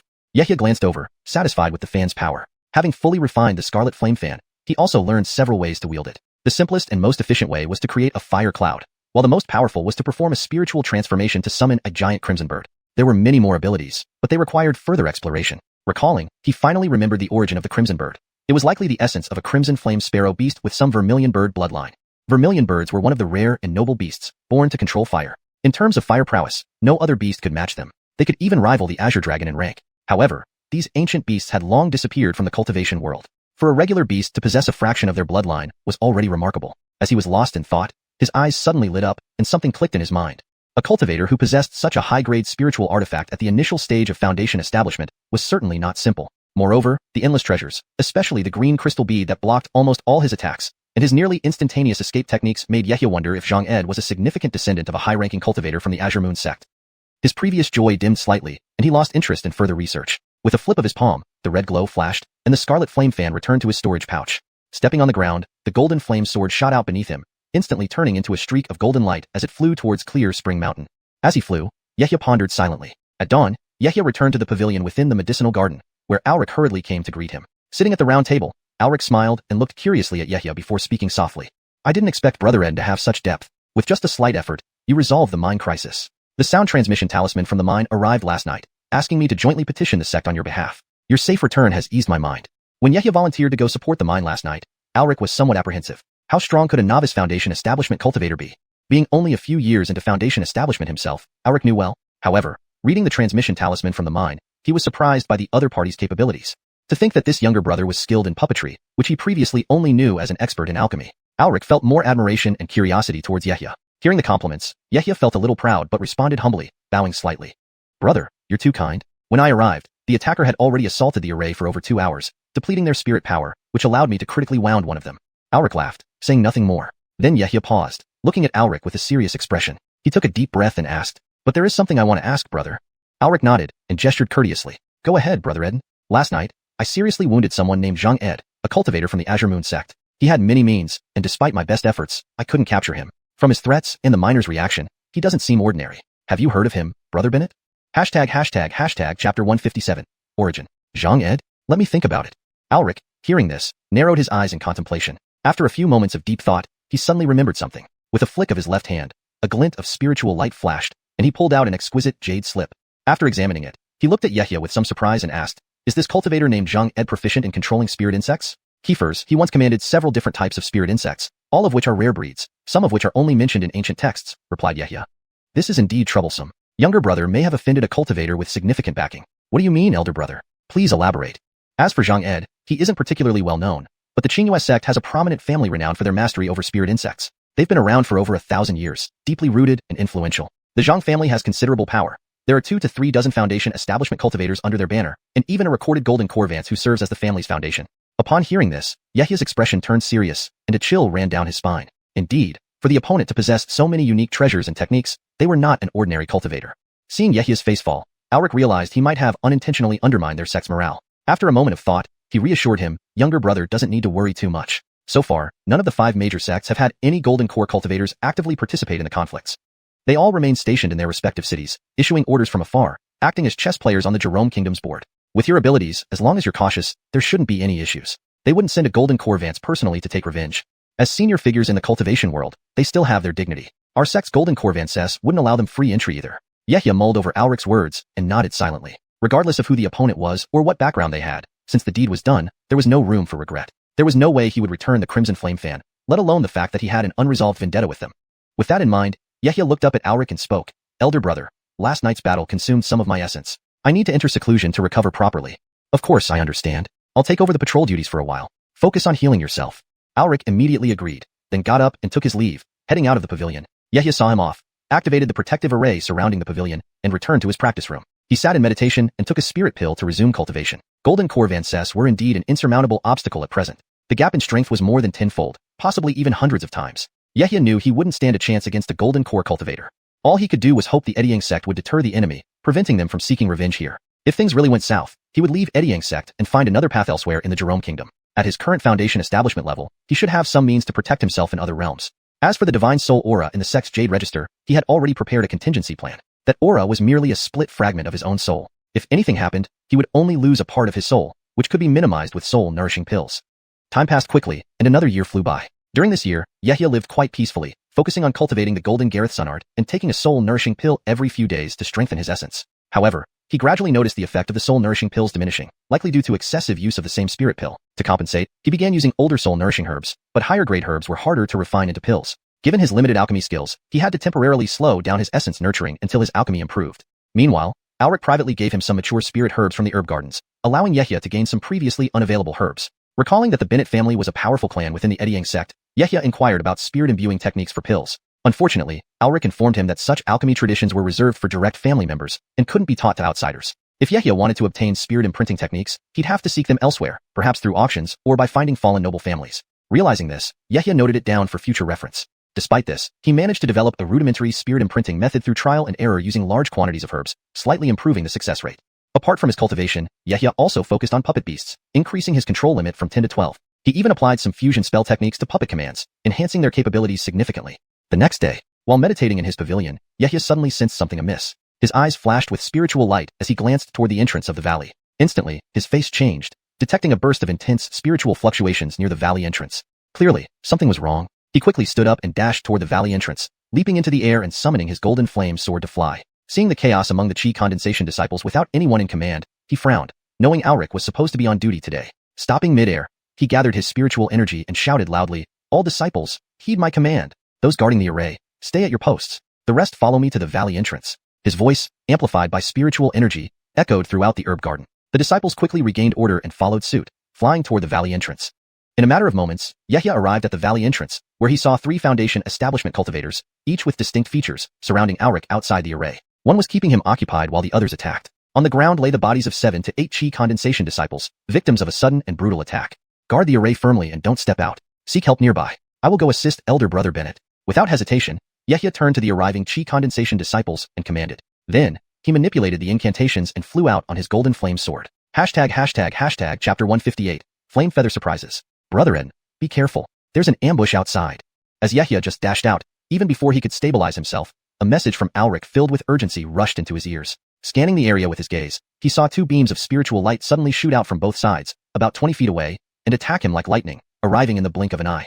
A 7-colored silk ribbon with a hazy brilliance came flying over like a vibrant rainbow, its dazzling light almost blinding. Meanwhile, a large golden sword nearly 10 feet long was brought down with a powerful slash, turning into a streak of golden light, aiming to cut him down mercilessly. Yehya's eyebrows twitched. He had naturally prepared himself. The moment he rushed out, he landed on the ground, lifting both hands almost simultaneously. Whoosh, whoosh whoosh. More than 10 rays of light burst forth from his storage bag one after another, with a silver glow transforming directly into a giant silver shield more than 5 feet wide to intercept the golden greatsword. The remaining beams rapidly rolled onto the ground and, in a flash, turned into tiger puppets nearly 10 feet tall. Almost as soon as they hit the ground, these tiger puppets lined up in formation, moving in unison. They quickly opened their jaws, aiming at the incoming rainbow light beam, gathering yellow spiritual light in their mouths. Boom, boom. Deafening explosions echoed as over a dozen yellow beams shot out consecutively, causing violent vibrations in the air. These intersecting and densely packed beams collided fiercely with the 7-colored silk ribbon. Kieferlow light flashed repeatedly, reducing the silk ribbon to darkness. A significant portion of it looked charred and was blasted back. On the other side, the golden sword was blocked by the silver shield with a clang. Silver and gold spiritual lights met, splashing sparks. At this moment, the owners of the 2 spirit weapons appeared, surrounding Yehya from both sides. The owner of the 7-colored silk ribbon on the left was a slim woman cultivator, a second-stage Foundation establishment realm practitioner around 30 years old. Her cold beauty contrasted with her pale blue flowing immortal skirt. The owner of the golden greatsword on the right was a Kale in a yellow shirt, a third-stage Foundation establishment realm practitioner. He had bulky limbs and a chest bulging with muscles, making his yellow shirt stretch unnaturally, quite different from the norm. Seeing her 7-colored silk ribbon blackened, the woman's face showed signs of anger. Looking up at the neatly lined-up tiger puppets, she was momentarily stunned. There was nothing else for it. This scene was too spectacular, with the dozen or so tiger puppets occupying every direction, leaving no path open, unless she planned to withstand the puppet beast's attacks and force her way through from above. The woman waved her hand, sending a sphere of green light into the silk ribbon. Instantly, its aura surged, the burnt black parts vanishing in a burst of multicolored light. She furrowed her brows, looking at Yehya, and murmured softly, "How strong his spiritual senses are, able to control so many puppet beasts. When did Ediang's sect acquire such an expert in puppetry among their Foundation establishment cultivators?" Meanwhile, Yehya held the newly obtained crimson flame fan in his right hand, vigorously waving it. Blinding red light emerged, and clouds of fire surged toward the yellow shirt man.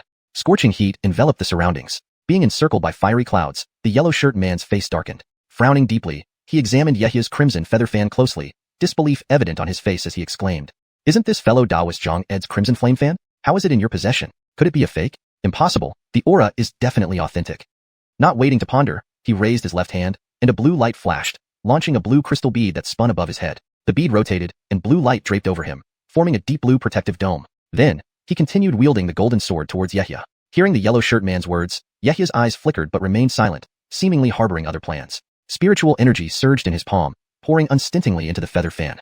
Flashes of intense red light erupted from the crimson flame fan, each flame feather emitting an extremely powerful aura. A faint image of a crimson flame bird appeared on the fan's surface, swirling and chirping. With a sudden throw of his right hand, the crimson flame fan shot out, instantly disintegrating into red light. In an instant, it transformed into hundreds of flaming feathers, covering several dozen feet in the sky. Each feather ignited with a bright crimson flame, converging into dozens of bowl-sized fireballs. Such numbers formed an overwhelming display. Taking advantage of this, Yehya took a deep breath, puffing out his chest, and then blew forward forcefully. Whoosh! A gust of green wind burst out, merging with the spiritual energy and igniting the already huge fireballs, fusing wind and fire energies. Above, a vast crimson sea of fire spread over several dozen feet, burning fiercely, radiating astonishing power. Even those caught up several dozen feet away, Chris and the remaining 2 Foundation establishment cultivators, were drawn to this spectacle, utterly amazed by the incredible fire ocean before them.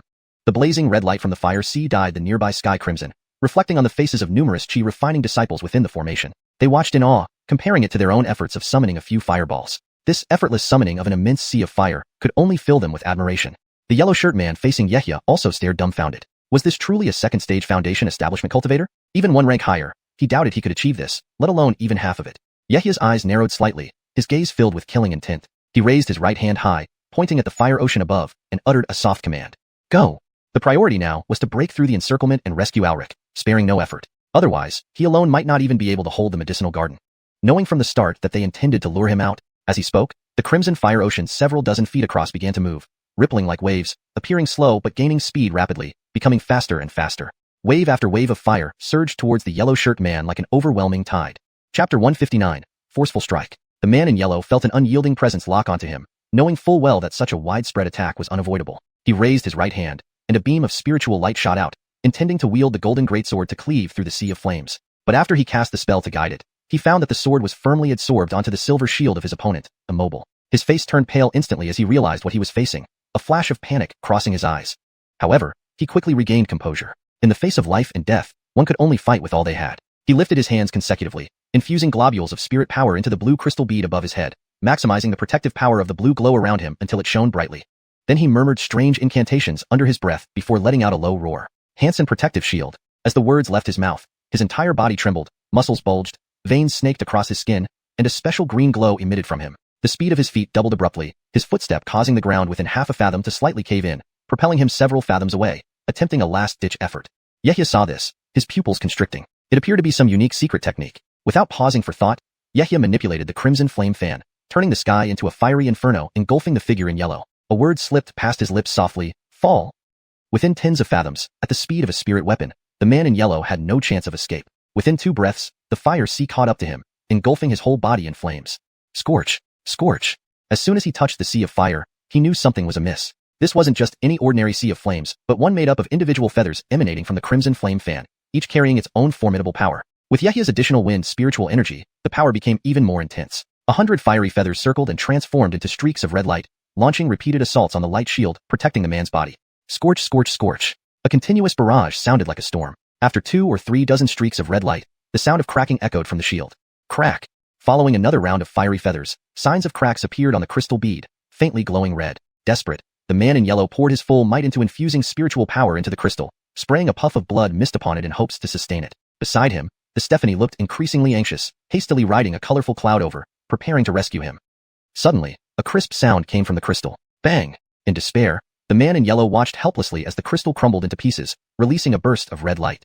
No! New! A piercing scream echoed as dozens of remaining fiery feathers penetrated the green glow emanating from his body. The intensity of the flames caused numerous burn holes in his body, even burning through his meridians and dantian. In an instant, his face turned deathly pale, eyes wide open, motionless where he stood. Countless traces of spiritual energy leaked from the black wounds on his body. Even the Baronin Shan in the middle of his brows turned to ashes due to the extreme heat. From within his body, the fiery feathers flew upward, recombining into a bright crimson feather fan. The red light on the fan dimmed significantly, and even the image of the crimson flame bird faded, signaling it would not be usable anytime soon. Yehia moved his hand, storing the fan back into his bag, then waved his right hand again. The golden flame sword flew out, transformed into a stream of golden light, slicing elegantly backward toward the Stephanie. With a swift leap forward, he grabbed the storage bag from the waist of the man in yellow, waving his hand to ignite the man's body in flames. Within moments, the man turned into a pool of ashes, having been thoroughly burned by the power of the crimson flame fan, his essence and spiritual power escaping along with the destruction of his meridians and dantian. Slightly regretting the waste, Yehia turned away, gold light flashing beneath his feet as he chased after the Stephanie. Dozens of giant tiger puppets charged ahead, shaking the earth as they fired yellow beams of light towards her while running. The Stephanie, seeing a cultivator of higher rank fall so swiftly under Yehia's hands, felt an overwhelming shock. Her momentum faltered, losing her will to confront him. She summoned a cloud of colorful smoke and fled. The attacks from behind were easily repelled by her rainbow-colored sash. Even outnumbering their enemy, she could not defeat Yehia alone. Survival was paramount. Recognizing the Crimson Flame Fan as a famous fire-type spirit weapon from the Qingyu sect's Zhang family, now in Yehia's possession, she deduced there must be some special reason behind this. Yehia, observing all this, manipulated spells to chase after her, his gaze flickering with thoughts about Alric, who was still surrounded by 2 others. Quietly moving his left hand within his sleeve, he gripped a water-blue mirror in his palm. Bennett Chang'an witnessed Yehia instantly kill an equal-ranked cultivator, first in shock, then filled with hope. Feeling newfound strength within his dry meridians, the square shield surrounding him began to glow more brightly, determined to hold on until Yehia could rescue him. Realizing this, the 2 Foundation establishment cultivators exchanged glances. Hesitating, they decided to rescue their ally, abandoning the battle at hand. Spells were cast, and a green sword along with a purple pagoda launched towards Yehia with immense power. Yehia's brows furrowed. With a flick of his sleeves, thick black fog poured out, spreading over dozens of fathoms. Blue light flashed within the fog, splitting into 2 identical figures of Yehia, one continuing to pursue the Stephanie, the other heading towards Bennett Chang'an. Chapter 160. Rescue and Return to the Array. Bang! The blue light flickered for a moment as Yehia's figure shattered into scattered points of spirit light, while the green sword pierced through the chest and the purple small tower missed its target. Not good, it's an illusion spell. At this moment, the faces of the young Stephanie Robes and the 2 other Foundation establishment cultivators with different statures changed, turning their heads towards the other Yehia. He had already successfully rescued Alric. Just as they were about to encircle him, several beams of yellow light shot towards them, temporarily suppressing their advance. Yehia's goal from the beginning was to rescue Alric. Chasing after the young Stephanie Robes was just a ruse. After all, he had used a great deal of spirit energy to kill the yellow-robed cultivator before, and did not need to risk his life further for no reason. Yehia controlled the golden flame sword beneath his feet. The blade emitted a continuous flow of golden mist, flying swiftly toward the entrance of the valley like a streak of golden lightning. Behind him stood Alric, barely half a zhang away, whose aura appeared extremely weak, clearly having sustained some injury from long-term defense. He hunched slightly, his meridians empty of spirit energy, using only his last strength to stand on the flying sword. Looking at Yehia's back ahead, he hesitated for a moment before expressing his gratitude. Stone Eden, thank you. From his perspective, Yehia had the opportunity to kill that young Stephanie but chose instead to save him. This act of saving his life was a significant favor. Yehia spoke gravely without turning around, observing the few trails of light chasing them from behind. He continuously channeled spells to control the flying sword, waving his hands to cast a layer of golden light around them. Armand, hold your position steady. I'm going to speed up. Everything will be discussed once we return. Whoosh, whoosh. A green longsword sliced through the air, striking the golden shield directly, while the purple small tower descended heavily. Yehia took the chance to launch the Baronin magnetic shield, flicking his finger so that a small orb of spirit energy landed on the shield. Silver light flashed, activating the magnetic power within, creating a magnetic field composed of rippling silver waves above their heads. The two spirit artifacts momentarily halted, unable to move. Observing the incoming colorful ribbon, Yehia launched several special wind blades from his right hand, ignited by red flames. With swift sounds of whoosh whoosh, the colorful ribbons blocking their path were briefly repelled. The pursuers hastily added more spirit energy to break free, again shooting towards them fiercely. Taking this opportunity, Yehia mentally commanded the puppet beasts into overdrive mode, unleashing multiple beams of yellow light without hesitation. Even if he needed to withstand their attacks, he aimed to obstruct their pursuit. After a series of entanglements, Yehia managed to escape back into the protective array with Alric. As soon as they landed, Alric almost fell flat. Seeing this, Yehia quickly held him up, saying, Armand, rest for a moment to recover. I'll take care of things here. Alric nodded, knowing that any attempt to fight now would only be a burden. He sat down cross-legged, retrieving a bottle of spirit pills from his sleeves, swallowing one and immediately entering meditation to recuperate. Yehia stabilized himself, turned around to observe the group of cultivators outside the array, frowned, then clapped his hands, sending 2 orbs of golden spirit energy floating onto the array. Immediately, the array shimmered with gold light, rippling outwards. He loudly urged the disciples surrounding him, all disciples, heed my command, strengthen the array. With 2 Foundation establishment seniors returning as mainstays, the Chi Cultivation disciples finally steadied their hearts. To them, Yehia seemed to have descended like divine aid, single-handedly confronting several Foundation establishment cultivators and safely rescuing Uncle Bennett. Once the words were spoken, over 20 Chi Cultivation disciples stepped forward, bolstering the array even more fiercely. Seizing this opportunity, Yehia moved his right hand, summoning back the puppet beasts under his control. However, being separated by the array, his senses were partially blocked.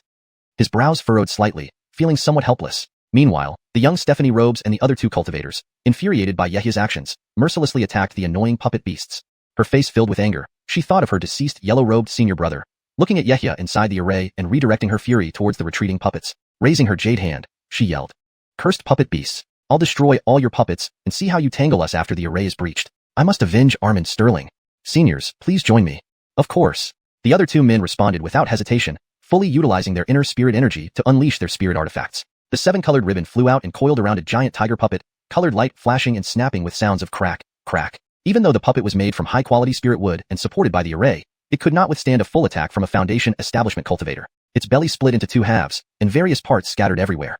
The 2 middle-aged men beside the young woman also unleashed powerful attacks. The green longsword slashed off the head of a giant tiger puppet, which then crumpled into a heap of dust. Suddenly, the purple small tower expanded to several meters tall, emitting purple light from its base, forming a spirit vortex. It generated a powerful suction force, pulling in 2 giant tiger puppets. Purple light flashed, and the tower shuddered, ejecting broken pieces of the destroyed puppets.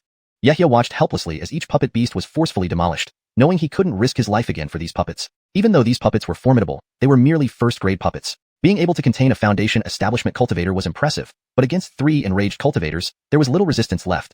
Outside the array, explosive sounds resonated. Yehia quickly guided the surviving giant tiger puppets back inside the array. Only 6 of the original 12 giant tiger puppets returned, most damaged and in disarray. Without significant repairs, they would be unusable. This translation preserves the structure, tone, and style of the original Chinese text, ensuring fluency and coherence while staying true to the storyline and characters. Chapter 161, Guarding the Array. Pity. Yehia could only give a few longing glances, lamenting his short time since reaching the Foundation establishment stage, which meant he hadn't yet learned to forge second-stage puppets. Otherwise, he would have given them a tough lesson. With a sweep of his right hand, a burst of golden light sprang from his palm and swept around, gathering the remaining giant tiger puppets back into the storage bag at his waist. From the dense forest dozens of feet away, groups of Chi refinement cultivators emerged. Judging by their attire, half were itinerant cultivators, while the rest were mostly disciples of the Azure Moon sect and the Dry Earth sect. They arrived at the entrance of this valley and under the command of the Rhoda and other Foundation establishment cultivators, launched their magical tools toward the array's glowing barrier all at once. Instantly, countless flames, wind blades, soil spikes, and various spells and magical tools bombarded a small area on the array's barrier. The eddying sect disciples inside the barrier felt intense pressure. Facing such numbers, they couldn't help but worry about what might happen if the array was broken. Among the cultivators trying to break the array were 3 Foundation establishment cultivators and nearly 100 Chi refinement cultivators. On their side, defending the medicinal garden, Yehia still possessed combat capability. Chris was currently restoring from his injuries as quickly as possible, and there were only around 50 Chi refinement disciples. Their strength was still outnumbered more than 2 to 1. Yehia noted the bleak looks on his comrades' faces and realized that morale needed a boost. Otherwise, this pessimistic atmosphere would cause the array to collapse on its own. With this thought, he turned and addressed everyone. The time to serve the sect has come. Fellow disciples, do not panic. I have already sent signals to nearby areas. Reinforcements will be here soon if we can just hold out for 1 or 2 hours. Everyone who holds the medicinal garden will be rewarded by the sect, with special rewards from me for those who stand out. Knowing mere words wouldn't sufficiently inspire morale, Yehia promised some tangible benefits. Upon hearing Yehia's motivational speech, the Stephanie sneered and spoke mockingly. I won't hide it from you. The surrounding mines have also been ambushed by cultivators from the Azure Moon sect and the Dry Earth sect. They may be too busy to save themselves. To hope for reinforcements is merely a fool's dream. A Kale in purple beside her chimed in. Your puppets are mostly destroyed. To think you could defend this garden? Dream on. If you withdraw the array and surrender, our Azure Moon sect can still spare you a life. These words dampened the newly roused morale within the barrier. Some of the defending disciples began to feel fear again, though they suppressed it, wary of Yehia's stern face. Yehia understood their intent. After pondering briefly, he laughed and, looking straight at the Stephanie and the other 2 Foundation establishment cultivators, replied unapologetically. Who told you that I've run out of puppets? As he spoke, he reached for another storage bag at his waist, extracted it, glanced at it, and then flicked open the opening with 2 fingers. Whoosh whoosh whoosh. Another dozen spiritual lights flashed, revealing several humanoid puppet archers, drawing and firing arrows with perfect fluidity. Their speed increased rapidly, unleashing double arrows, triple arrows. In an instant, dozens of spirit arrows, gleaming with colorful light, flew out towards the outside cultivators, boosting the morale of Yehia's side immensely. Meanwhile, the expressions of the trio outside darkened in frustration. They hadn't expected Yehia to have several more puppet archers, capable of remote attacks. Especially the man in purple, who had ridiculed Yehia earlier, looked like he could set the puppets ablaze with sheer rage. A dozen puppets wielding spirit weapons could easily crush a crowd with full force, but being inside the barrier made them almost invincible. Moreover, these bow-wielding puppets wouldn't tire and could continuously shoot as long as spirit stones sufficed. The pressure of guarding the array significantly eased, giving more confidence to await reinforcements. Seeing this, the numerous disciples guarding the valley entrance gained more trust in Uncle Ed. The mood lightened somewhat, with some even discussing amongst themselves as they fought. Is Senior Uncle Ed a puppet master? What a pity I'm not a disciple of the puppetry hall. If only I could join under him. No, I remember Senior Uncle Ed is a Foundation establishment elder of the Alchemy Hall, just particularly skilled in puppetry. Wonder what reward Senior Uncle Ed mentioned? Hearing the scattered remarks, Yehia didn't intervene. Suppressing them further would only add to their pressure. In this disadvantaged situation, dangled carrots worked better than big sticks. Suddenly, Innes, a well-built youth wearing a white inner gate robe, asked with a playful tone. Senior Uncle Ed, could you tell us in advance what the reward is? Yehia smiled lightly, rare warmth spreading across his face. Spirit pills, magical tools, and even a puppet of my own creation as a reward. To the most valiant among you. Emphasizing most valiant, Yehia swept his eyes over everyone to thoroughly encourage them. You've seen how a single puppet of mine can double a Chi refinement cultivator's power. This statement electrified the Chi refinement disciples, their spells growing more powerful instantly. Surprised by the potency of his words, Yehia reflected that rewarding puppets mattered little, since these were ironwood puppets costing very little from the spirit fields. However, he omitted a crucial point, that the pupil must possess strong divine sense, or else excessive use would hamper their own combat efficiency. Chris sat recovering, eyes closed, but his complexion brightened hearing Yehia stabilize the situation. His body pulsed with spiritual light as he aimed to recover faster. Thus, the battle unfolded. One side relentlessly attacking the barrier, the other maintaining it. Various magical tools of the Eddying sect hovered near the barrier, fending off incoming attacks before retreating swiftly upon any change. Translation ends. Please let me know if there are any parts you need revised or expanded. Chapter 162. Anomaly. Half an hour later, both sides were still engaged in a deadlock. Qinghua sect and Divertus sect's cultivators indeed held the upper hand, but the formation clearly leveraged spirit veins to close this gap. Of course, Yehia's dozen tireless bow-wielding puppets also played an indispensable role. Both parties were putting all their efforts into the battle. Currently, only Yehia represented the Foundation establishment level fighting force on their side. He was multitasking, using his divided spirit to control the puppets while simultaneously paying attention to the movements inside and outside the medicinal garden. Only he could stabilize the hearts of the Chi refinement disciples. Suddenly, the spirit arrows fired from within the formation became sparse, reducing from dozens to merely a few dozen, and even the movements of the 10 humanoid puppets noticeably slowed down. The spiritual light emanating from their bodies dimmed slightly. Upon witnessing this scene, the expressions of both sides changed subtly. The cultivators from Eddying sect looked particularly uneasy, as it was clear that the spiritual power inside the puppets was about to be depleted. The side led by the Rhoda breathed a sigh of relief, believing they had finally drained the puppets' energy. Yehia snorted lightly, and with a sneer at the corner of his mouth, he flew behind the dozen puppets. Lifting his hands, he aimed at the puppets before him, flicking his fingers to send out several streams of spiritual light, accompanied by the sounds of click, click. From the mechanisms, parts of each puppet suddenly opened up, revealing palm-sized secret compartments. Yehia swept his gaze over them, then swung his sleeve, causing a gentle breeze to blow out from it. Whoosh! The emptied spirit stone's powder was swept away by the wind. Yehia's eyes gleamed.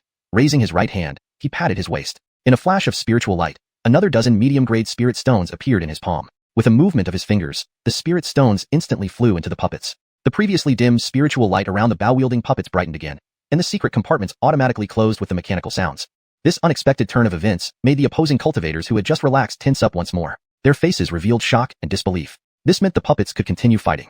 Sure enough, a series of swish, swish sounds were heard as colorful spirit arrows once again shot out. The Rhoda's expression turned even grimmer.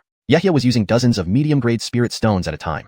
This was truly extravagant beyond measure. Estimating from the earlier giant tiger puppet, which must have consumed an equivalent amount if not more, considering its immense power compared to these thin spirit arrows, it would mean Yehia had spent several thousand low-grade spirit stones since the start. It was like he was simply smashing spirit stones against them. Even the chi refinement disciples inside the medicinal garden marveled at the enormous consumption of spirit stones by the puppets. To them, it seemed like they would need to save for months just to operate such puppets with their monthly allowance. After half an hour of sitting cross-legged, Alric finally caught his breath, looking much better with a denser spiritual light radiating from his body. He was drawn by the commotion and upon opening his eyes, saw Yehia replenishing the puppet's spirit stones. Without standing up, he lowered his gaze, considered briefly, raised his right hand to his waist, and withdrew a small handful of luminous, spirit-filled stones, gently sending them toward Yehia. Simultaneously, Alric's somewhat weakened voice reached Yehia. Brother Eden, with such a huge consumption rate, I have 2 or 3 dozen medium-grade spirit stones here. Please use them. Startled, Yehia hesitated instinctively, but realized it wouldn't be reasonable to refuse. He smiled faintly. Thank you, Armin Bennett. My spirit stones are running low. As he spoke, he waved his sleeve, causing the spirit stones to disappear into it one after another. After this little interlude, the opponents grew even more hateful of Yehia. Both sides continued battling around the luminescent barrier, with Yehia maneuvering the golden flame sword to entangle with the purple small tower and the multicolored silk ribbon. However, fighting 2-to-1 had its limitations. The other blue flying sword always took advantage to slash against the formation's protective barrier. As time passed, Alric stood up, temporarily suppressing his injuries. Stone Eden, let me help you. Before Yehia could respond, a peculiar blue wheel flew from his sleeve, expanding into a large disc-like shape about a meter wide, resembling a shield with many deep grooves and sharp teeth around its edges, shimmering with a cold brilliance. In a flash of blue light, the blue wheel charged towards the green sword. Alric gestured with a seal, sending a bolt of spiritual light to augment the wheel, increasing its speed manifold. Quick! Simultaneously, both increased the power of their spirit weapons. The blue and green lights shone brightly, producing ear-piercing screeches that pierced everyone's ears. Some chi refinement cultivators even began bleeding from their ears, screaming in pain as they clutched their heads. Even those inside the barrier felt uncomfortable, though thankfully most of the impact was absorbed. Yehia's eardrums buzzed as well. Everyone channeled a bit of their spiritual power into their ears to mitigate the discomfort. Soon, 2 hours passed, and the attackers outside continued assaulting the mine, showing no signs of retreating. This puzzled Yehia and Alric, who exchanged glances and communicated quietly. Alric glanced at both sides and then turned to Yehia, pondering aloud. Stone Eden, don't you find something odd? According to past experiences, attacks usually cease if they haven't succeeded within 2 hours. Even if Foundation establishment cultivators still have spare power, chi refinement disciples can't keep going forever. They seemed totally unconcerned about reinforcements arriving. His face changed, seemingly recalling the threats made by the Stephanie. His gaze darkened as he added almost unbelievably, could they really be restraining nearby mines simultaneously? If so, things are dire indeed. Our disciples are nearing the breaking point. Yehia looked around, confirming Alric's observations.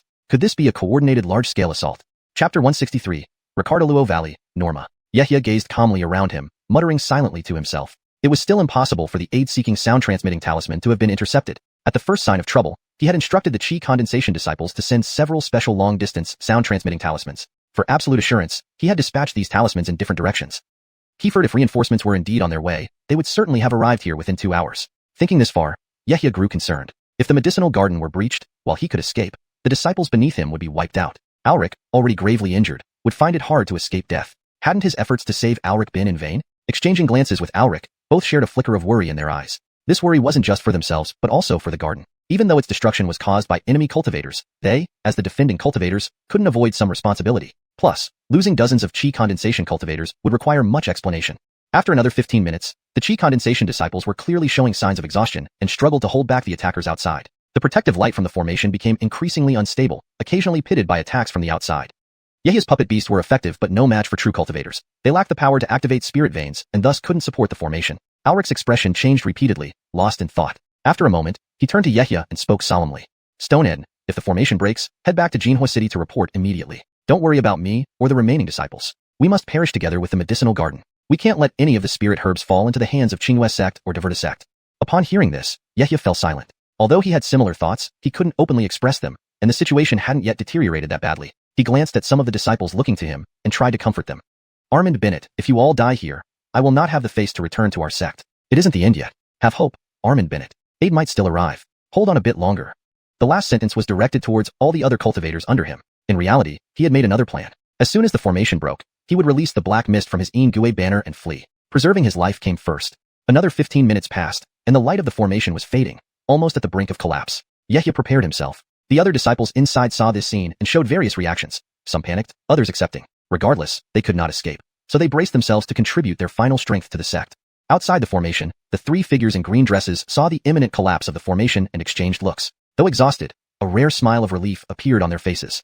Armins, one more push to break this formation, cried the Stephanie. A rainbow-colored silk ribbon soared into the air. The small purple tower grew several zhang tall, casting a massive shadow, and the green sword emitted a bright light as it slashed downward. Yehia and Alric raised their golden flame sword and blue dermic wheel respectively, flying straight toward the threat. But even so, they could only block 2 of the spiritual artifacts. One strike from the remaining artifact against the light shield, and the formation would likely collapse. Alric remained composed. There was no retreat now, so he poured what little remaining spirit power he had into the dermic wheel, activating its final burst of power. A dazzling blue glow rose as the wheel spun rapidly. Go!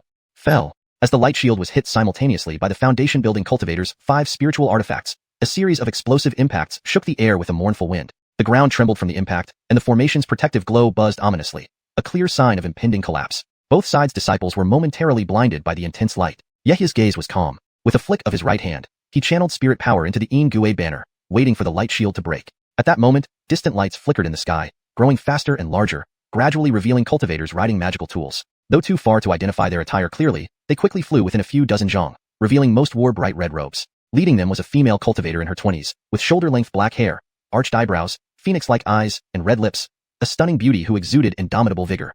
Opening her cherry-red lips, she declared, "I am Norma of Ricardo Luo Valley leading reinforcements. Disciples, form the Golden Crow Flame Formation and follow me." Even before finishing, they landed a dozen zhang away. The red-robed disciples formed groups of 7, setting up 3 formations totaling 21 members. Each held a crimson banner, whose fluttering surface revealed an exquisite golden crow, a symbol of extraordinary magical tools. Non-Ricardo Valley cultivators stood at the wings, ready to support while protecting the formation. Seeing this, the 3 foundation-building cultivators from Xiuxian sect and Decisive sect's faces turned pale. Upon spotting the red banners, they exclaimed in alarm. "Quick! These are specially trained cultivators from Ricardo Luo Valley releasing the Golden Crow Flame. Stop them!"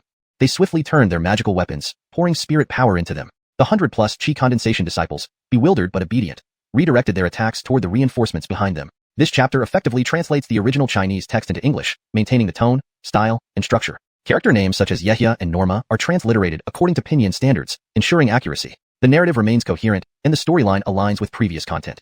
##### Chapter 164, The Golden Crow Flame Array. Norma smiled, raising her eyebrows, and with a flick of her hands, 2 red beams shot out at astonishing speed. They resembled fire meteors, trailing long flames as they flew, blazing intensely before suddenly converging into 2 massive fireballs the size of water barrels. Emitting whistling sounds, they radiated dazzling red light as they hurtled forward. Yehia and Chris were astonished by this sight. Yehia furrowed his brows slightly, muttering to himself, "Specialized cultivators? What is this Golden Crow Flame Array? I've never heard of such an array technique. Is it unique to Flamefall Valley?"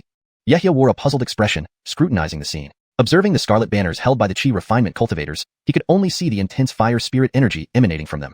Chris paused for a moment after hearing Yehia's words, searching through his memory for relevant information, then turned to face Yehia and began explaining. "Stonehead, you're not from a large clan, so you might be unaware that each of the 5 great sects has certain specialized cultivators. These individuals are directly commanded by core formation Vances or the sect head, with resources allocated by the sect. Mostly, these cultivators have mediocre spiritual root qualities, but meet specific criteria. They practice the same cultivation techniques from the start, living together and training in the same special skills and formations. Despite being only Qi refinement practitioners, they can match a foundation establishment cultivator using formation power." Yehia pondered this deeply. It was intriguing that his 12 puppets could barely handle 1 foundation establishment cultivator, whereas these 7 Qi refinement disciples could easily do the same. He wondered how much stronger his puppets would be if they could use such formations. He glanced up, then turned back to Chris. "Armand Bennett, since Flamefall Valley has specially trained cultivators, what about our Ed Rickerdog sect?" Chris's expression wasn't pleasant. It was unclear whether it was due to his injuries. Looking at the 2 sides forming their arrays, he sighed with worry upon hearing Yehia's question. "Keepers, we do have them. But even after years of conflict between the 5 sects, these specialized cultivators have never been deployed. This war seems to be entering a new phase. Once such elite forces representing the sect's strength are unleashed, we foundation establishment cultivators may no longer survive missions." Yehia's expression changed at this statement. After gazing ahead, he spoke softly. "All disciples, follow me in charge." With that, he raised his right hand, launching the golden flame sword towards the Xiuxian sect's cultivators in a surprise attack. His puppet archers released a barrage of colorful spirit arrows. From afar, the 3 groups forming the Golden Crow Flame arrays chanted incantations while holding their scarlet banners aloft. 7 banners simultaneously emitted brilliant scarlet spirit light, which gathered several feet above, forming loud cries. In a flash, a golden, flaming bird emerged. This creature was immediately stunning, a giant bird glowing with radiant gold, sporting 3 slender golden legs, a rare and noble demon beast known as the 3-legged golden crow. Renowned like the vermilion bird, it excelled in manipulating pure, yang-infused solar true flame. The 3 arrays combined to create 3 small virtual golden crows, which, under the specialized cultivator's control, screeched, spread their wings, and soared into the sky with lifelike movements, just like real 3-legged golden crows. They surged forward, engulfed in crimson flames. In mere moments, they plunged into the crowd of Qingyue sect and Dry Earth sect cultivators. Ordinary magical weapons hit them and melted instantly into iron slag. Only high-quality, superior-grade magical weapons remained unscathed. Against Qi refinement cultivators, these virtual golden crows were merciless, unleashing fiery blasts that turned everything to ash within seconds. Even the 3 Foundation establishment cultivators hesitated to confront these virtual golden crows directly with their spirit treasures. Instead, they summoned various spells to attack from afar. A water dragon, over 30 feet long, flew out and instantly hissed as it vaporized upon contact with the virtual crow's solar true flame. There was no comparison between its power and even a fraction of the crows. After a few clashes, the Qingyue sect cultivators realized the futility. Their Qi refinement disciples had spent over 2 hours attacking the formation, depleting almost all their spirit energy. Continuing would result in heavy losses. They exchanged glances and nodded in agreement. Retreat. Before the order was fully given, a tanjiao sounded, as one of the Foundation establishment cultivators was hit by the red beam emitted by Norma, instantly bursting into purple-red flames. This flame could not be expelled by spiritual power and showed signs of consuming his internal spiritual power instead. Edited for fluency and accuracy. Before the order was fully given, a tanjiao sounded. One of the Foundation establishment cultivators was struck by the red beam Norma had launched, instantly erupting in purple-red flames. Not even his spiritual power could dispel these flames, which seemed to be devouring his internal spiritual power. Further refinement for natural English flow. Before the order was fully given, a scream erupted. One of the Foundation establishment cultivators was struck by the red beam Norma had launched, instantly erupting in purple-red flames. His own spiritual power couldn't dispel the flames, which appeared to be consuming his internal spiritual power. This sight caused his face to change drastically. He had turned into a flaming figure and fled toward the distance, but hadn't flown more than a dozen yards before being burned into a charred corpse, falling from the sky. The Rhoda was also terrified, her face pale. She hurriedly took out some spirit talismans from her storage bag at her waist, infused them with spiritual energy, and threw them out. A sky full of fire snakes and wind blades shot out, and she quickly led her subordinates to retreat from the battlefield. The Flame Fall Valley disciples, listen up. Don't let them escape. Follow me and attack. With this command, Norma's side naturally wasn't going to miss this opportunity to press their advantage. They charged forward hotly in pursuit. Note: the provided sentence is translated directly, but to ensure the passage reads more fluently and naturally in English, I've included context from the original text that follows the command to make it clearer and more engaging. Norma's group, of course, would not miss this opportunity to press their advantage and chased after them with all haste. Yehya's eyes flickered as he noticed something. The Flame Fall Valley disciples maintaining the formation had proactively dismantled the Golden Crow Blaze Array, retracting the summoned virtual Golden Crows. They then held up their crimson banners and pursued the fleeing enemies. Without the virtual Golden Crows, these disciples were only slightly stronger than ordinary late-stage Qi condensation cultivators, not significantly more powerful. Yehya observed this scene with a look that seemed to say, as expected.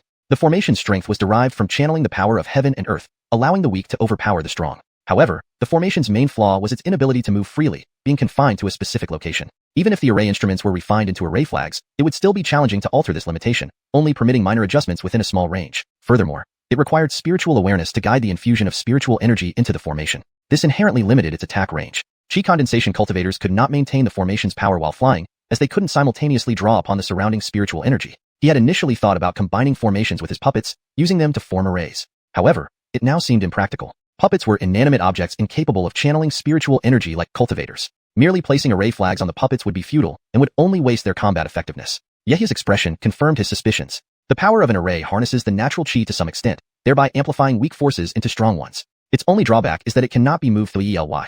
It can only be set up at specific locations. Even if the array instruments are refined into array flags, this limitation remains unchanged, allowing only minor adjustments within a limited range. Moreover, it requires the cultivator's spiritual sense to channel Qi into it, inherently restricting its attack range. Additionally, Qi condensation realm cultivators clearly cannot maintain the power of an array while flying, as they need to draw upon natural Qi continuously. To refine this further, Yehya observed this with a look of confirmation on his face. The power of an array relies on drawing from the natural Qi to some extent, thereby achieving the effect of turning weakness into strength. Its sole drawback is its immobility. It can only be deployed in specific locations. Even when the array instruments are refined into array flags, this issue remains unresolved, permitting only small-scale adjustments within a confined area. Furthermore, it necessitates the cultivator's spiritual awareness to guide the flow of Qi into the array, inevitably limiting its range of attacks. Moreover, cultivators at the Qi condensation stage clearly cannot sustain the array's power while flying, as they must continuously draw upon natural Qi to maintain its effects. He had originally considered whether he could combine the array with his puppets, using the puppets to form the array. However, it now seemed that this would be quite challenging. The puppets were inanimate objects and could not manipulate the surrounding spiritual energy like cultivators could. Simply placing the array flags on the puppets would be futile, and would only waste the combat effectiveness of his puppets. Chapter 165. Rewarding Disciples. After some thought, Yehia decided to put this idea aside for now. Instead of pondering over it, he should focus on crafting second-tier puppets early on. This way, he would again have the means to surpass cultivators of the same rank. However, crafting second-tier puppets required mastering second-tier array formations and forging techniques, while he was also concurrently cultivating alchemy, making it challenging to progress equally in all areas. While Yehia was deep in thought, the disciples in the medicinal garden, having witnessed their complete rescue with the retreat of the Xiuxian sect and Decisive sect cultivators, displayed expressions of relief after a brush with death. Some were even ready to cheer. Alric glanced into the distance, finally letting out a sigh of relief, and with a look of satisfaction, said, "It's finally come to an end." After mumbling these words, he turned his head towards Yehia, gave a meaningful bow, and thanked him sincerely. "Edel brother Ed, I owe you my life today. I will surely repay your kindness someday." Seeing this, Yehia hurriedly went forward to support him up, replying with a faint smile, "Armand, there's no need for such formalities. As fellow sect members, we must help each other. Back when I was at the chi condensation stage, Armand also helped me greatly. Today is merely a small repayment of past kindness. Armand, your injuries may not be fully recovered yet. If delayed too long, they might become chronic. It would be better if you go heal yourself sooner. The rest of the matters in the medicinal garden can be handled by me." "Very well, I'll take my leave first. Edel brother, handle things here. Once fellow Taoist Shangwan returns from Flamefall Valley, I will properly thank him." "I understand, Armand, please rest assured." Alric nodded upon hearing Yehia's words, waved his hand, and rode a blue flying sword into the sky, heading towards the pavilion in the medicinal garden. He vanished in just a few blinks. Yehia watched as he returned to the pavilion, then channeled his spiritual power to speak loudly to the surrounding disciples. The defense of the medicinal garden was successful today, thanks to everyone's efforts. I will petition the sect for commendation on your behalf. As for those who performed outstandingly in battle, 10 disciples will receive additional rewards. Innes, please compile a list of those who eliminated enemies and select the top 10. "Kiefer's Uncle Eden," replied a young disciple. Yehia's voice resonated throughout the medicinal garden with the aid of his spiritual power, greatly encouraging every disciple present. All the disciples bowed deeply to Yehia in gratitude. "We thank Uncle Eden." Soon, a tall youth with a well-proportioned build emerged with 10 other cultivators. They looked at Yehia respectfully and bowed. "We pay our respects, Uncle. Please rise." Yehia raised his hand as a gesture for them to stand. Innes then pointed to a young disciple with slightly yellow skin and respectfully said, "Uncle." Among the disciples, Stone Avon killed the most enemy cultivators. In total, he killed 1 mid-stage chi condensation cultivator and 1 late-stage chi condensation cultivator. "Good. I had promised a reward. For your bravery in battle, you have brought glory to Xiuxian sect and deserve a reward." Yehia scanned the group solemnly, then focused on Avon. With a flicker of intent, he raised his right hand and lightly tapped his storage pouch, causing several beams of light to fly out as he flicked his sleeves. In front of each disciple appeared a white jade pill bottle and 30 lower-grade spirit stones glowing faintly. You each receive a bottle of spirit gathering pills and 30 lower-grade spirit stones. As for the top performer, Avon, I bestow upon you a personally crafted snake puppet. Yehia gently tapped another storage bag, and a blue glow shot out, transforming into a huge snake puppet several feet long upon landing. The giant snake curled slightly, its red tongue flickering, intricately made from delicate mechanical parts. "I hope you continue to serve the sect bravely and uphold Xiuxian sect's honor." The disciples exchanged glances, all beaming happily as they received their rewards and bowed respectfully once more. "Thank you for the reward, Uncle." Especially Avon, looking at the huge snake puppet in front of him, was elated, bending deeply in gratitude. Seeing the snake puppet, the others envied Avon greatly, gazing at him enviously. "Dismissed." Yehia waved his hand, indicating they could leave. He kept Innes behind, hands clasped behind his back, looking outside the garden, saying softly, "Keaton, have you been patrolling with me for about 2 years now?" "Kiefer's Uncle. Since that day we arrived at the medicinal garden together, I have been patrolling with you ever since. Today, you performed excellently. I noticed you cultivate fire elemental arts. Here, I will give you this magical artifact." Yehia smiled faintly, waved his hand, and a red glow flew out from his sleeve, directly appearing before Innes. The glow revealed a red gourd, floating slightly, emitting a gentle red aura, a high-grade magical artifact he used frequently and cherished during his chi condensation stage. Innes's face lit up with joy. He quickly caught the gourd and bowed deeply. "Thank you, Uncle. I will work harder in the future to live up to both you and the sect's expectations." Yehia nodded and gestured for him to leave. Then, standing alone at the valley entrance, he waited for the reinforcements from Flamefall Valley. They should return soon. If they encounter any ambush, the good situation could turn bad. One shouldn't chase retreating enemies, and the principle should be understood. About a quarter of an hour later, Norma indeed reappeared from the horizon, leading her disciples back. As they passed by the medicinal garden, Yehia did not hesitate.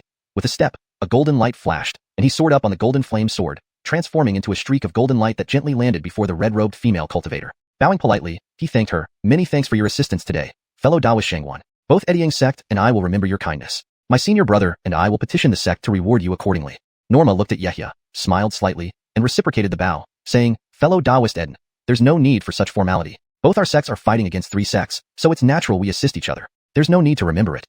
We still need to assist elsewhere, so we cannot stay longer. Farewell."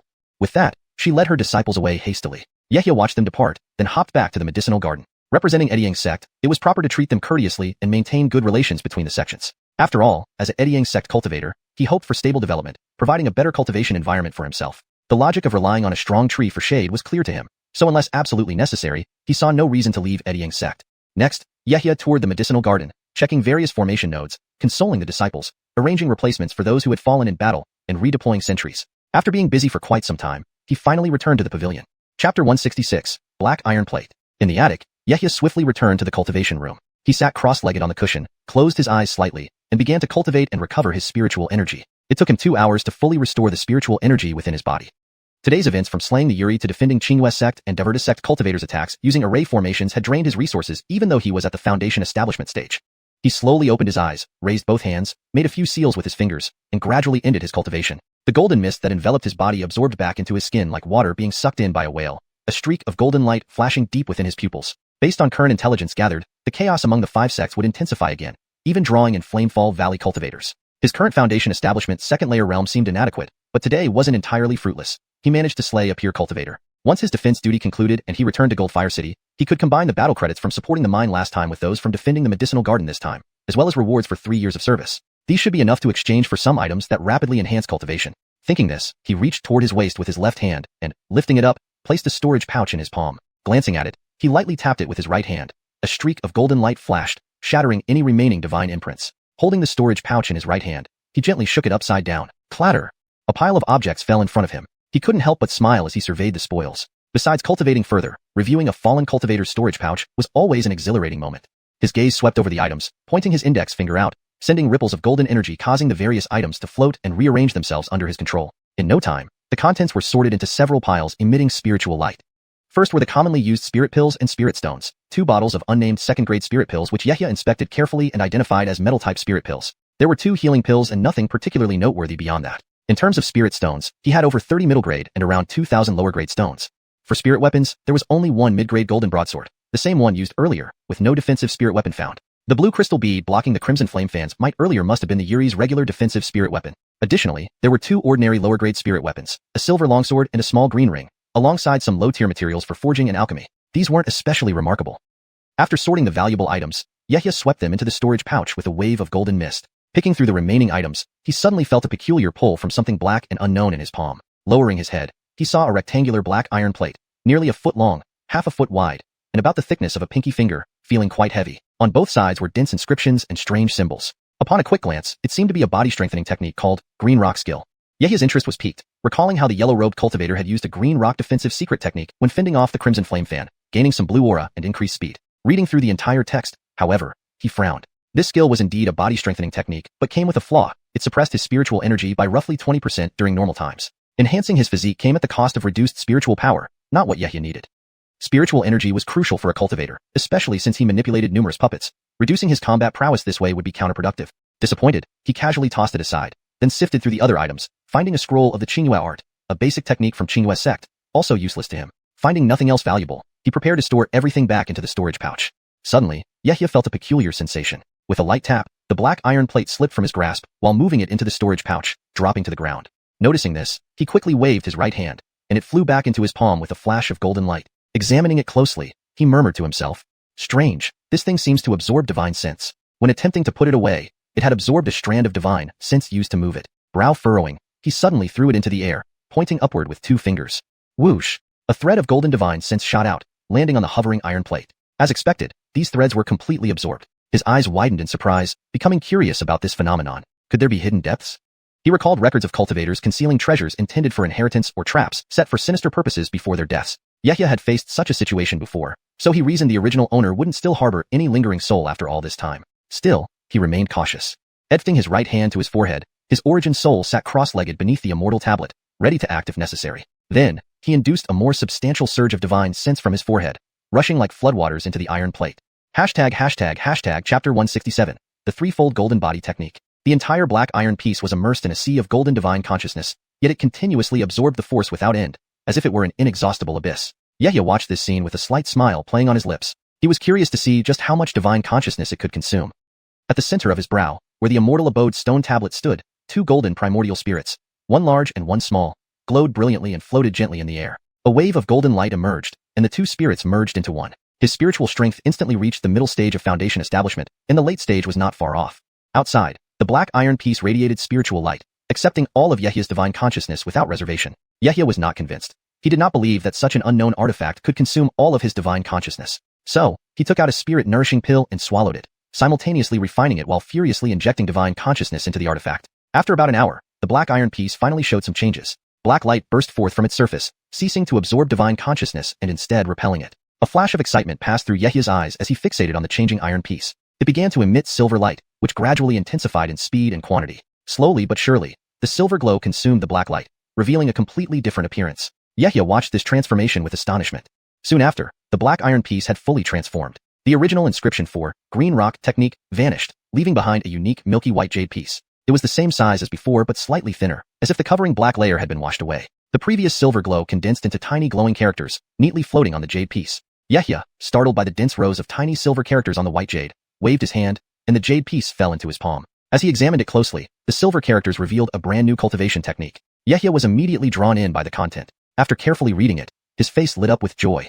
It turned out to be another body refinement technique named the threefold golden body technique, corresponding to the chi condensation, foundation establishment, and golden core realms. This technique harnessed the power of heaven and earth to cleanse the physical body. At the first turn, it widened the meridians by 30%, significantly enhancing bodily strength and blood chi. At the second turn, the entire body would undergo intense forging, granting bare-handed strength comparable to a dragon, exerting over 10,000 gene pounds. Dragons are considered the kings of beasts, with far superior physical bodies compared to ordinary beasts. Moreover, cultivators' bodies, untrained, were inferior even to average beasts. At the third turn, no part of the body would be left unrefined. Meridians, bones, flesh, and skin would all be thoroughly strengthened. Physical strength would reach beyond 1,000,000 gene, increasing daily. Upon completion of the 3 turns, the golden body would be perfectly formed, wielding mountain-moving power with every movement, with the physical body rivaling magical treasures. After reading the entire passage, Yahya drew in a deep breath at the grand vision described. Even if it were exaggerated, this body refinement techniques might far exceeded his imagination. This was now the highest tier and most complete cultivation technique he possessed. Although it was only a body refinement technique, achieving its goals was far from easy.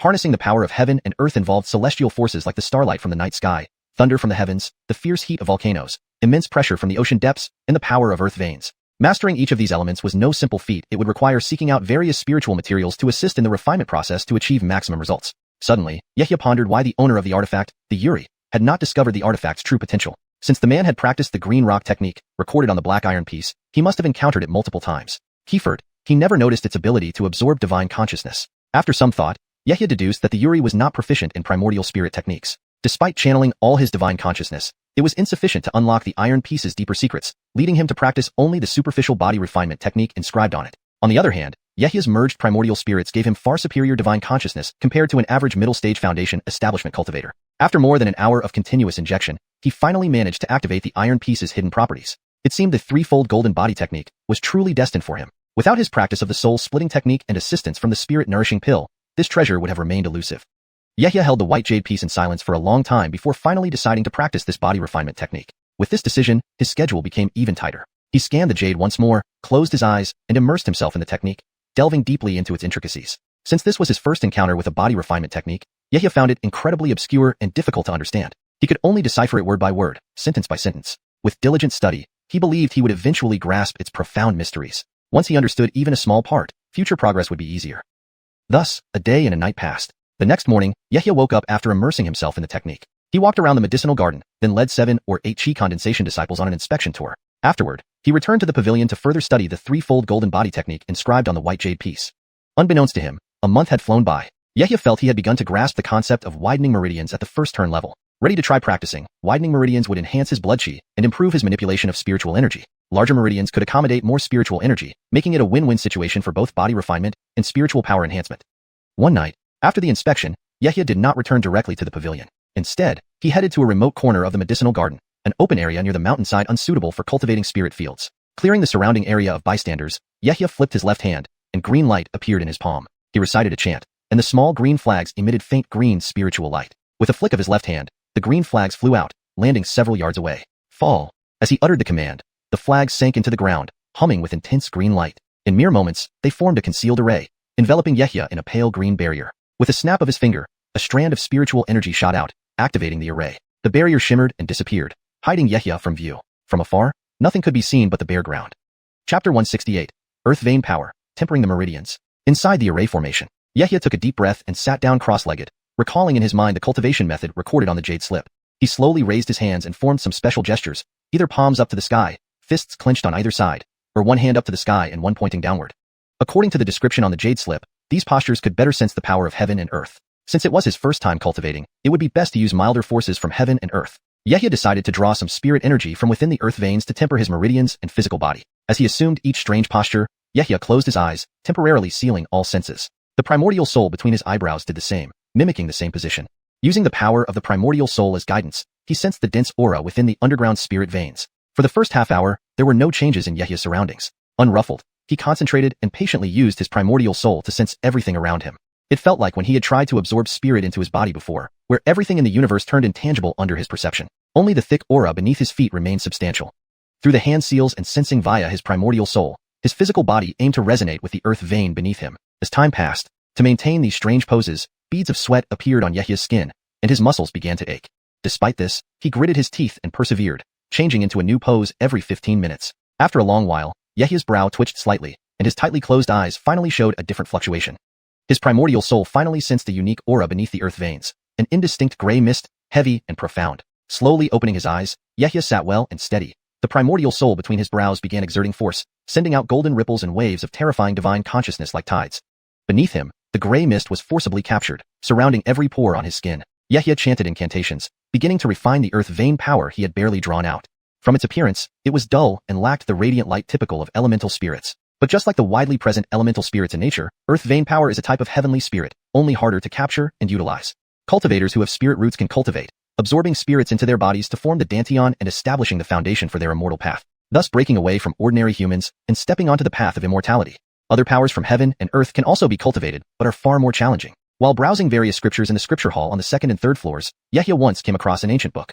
It didn't contain much content, only about 1,000 words, yet its records were astonishing. According to the ancient text, the world of cultivation once had various methods of practice. Some specialized in talismans, starting from the chi condensation stage by nurturing a life-bound spirit talisman within themselves, known as talisman cultivators. Earth-bound spirit talismans can transform into countless other talismans, allowing cultivators to pour their insights and enlightenment into them, using unpredictable means.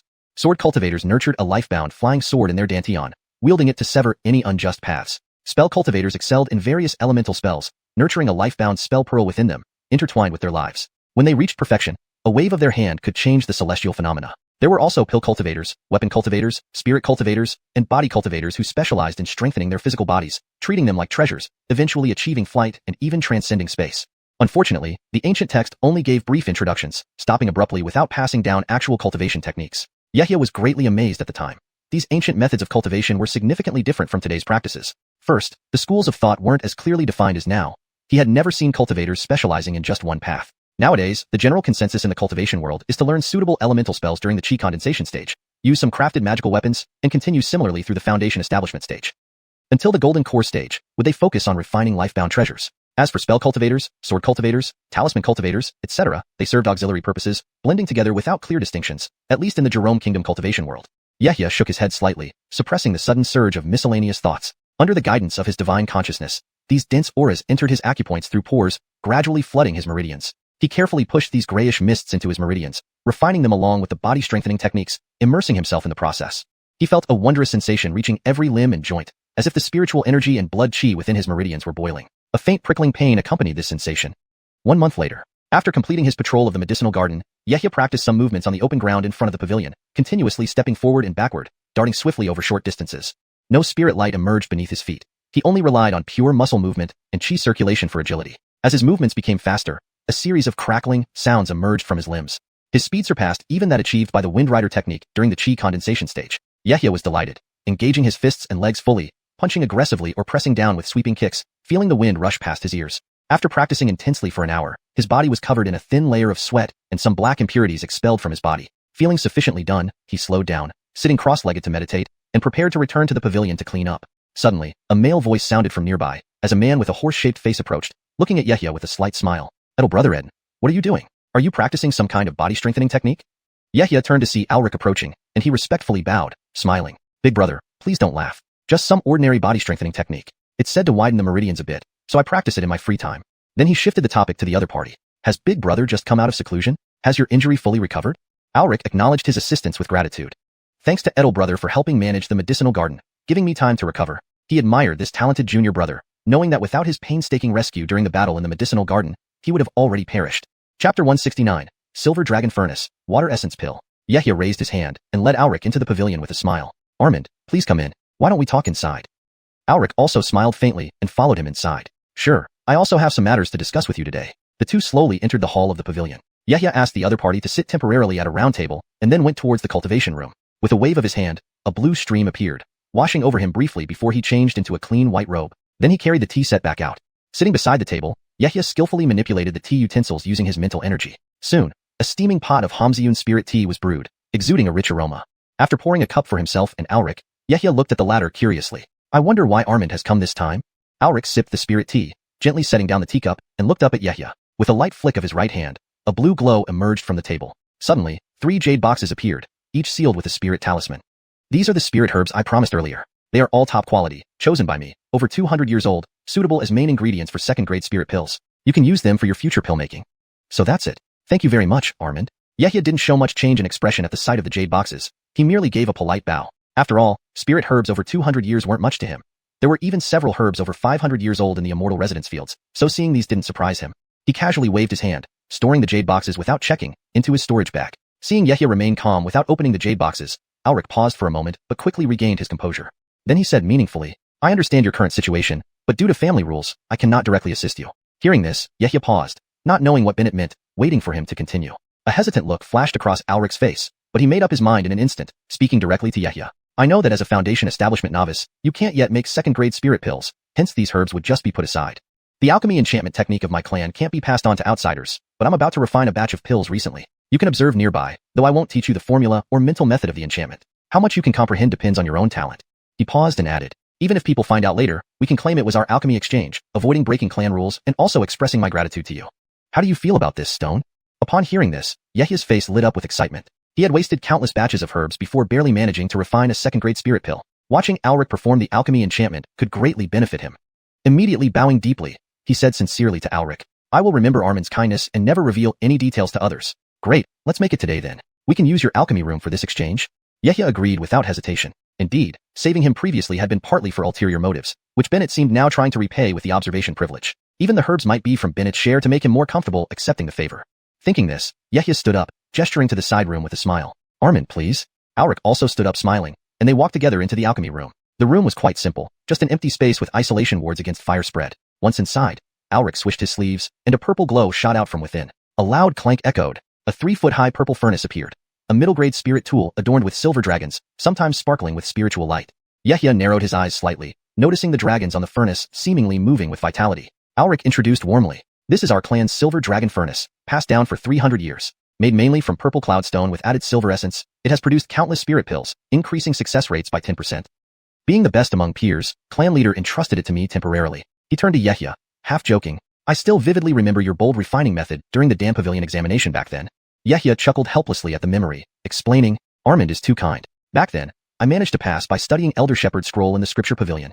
Alric waved his hand and smiled. You needn't be modest, Endstone. Many Dam Pavilion disciples have seen that scroll, including me, but none dared try it. It takes courage and skill like yours.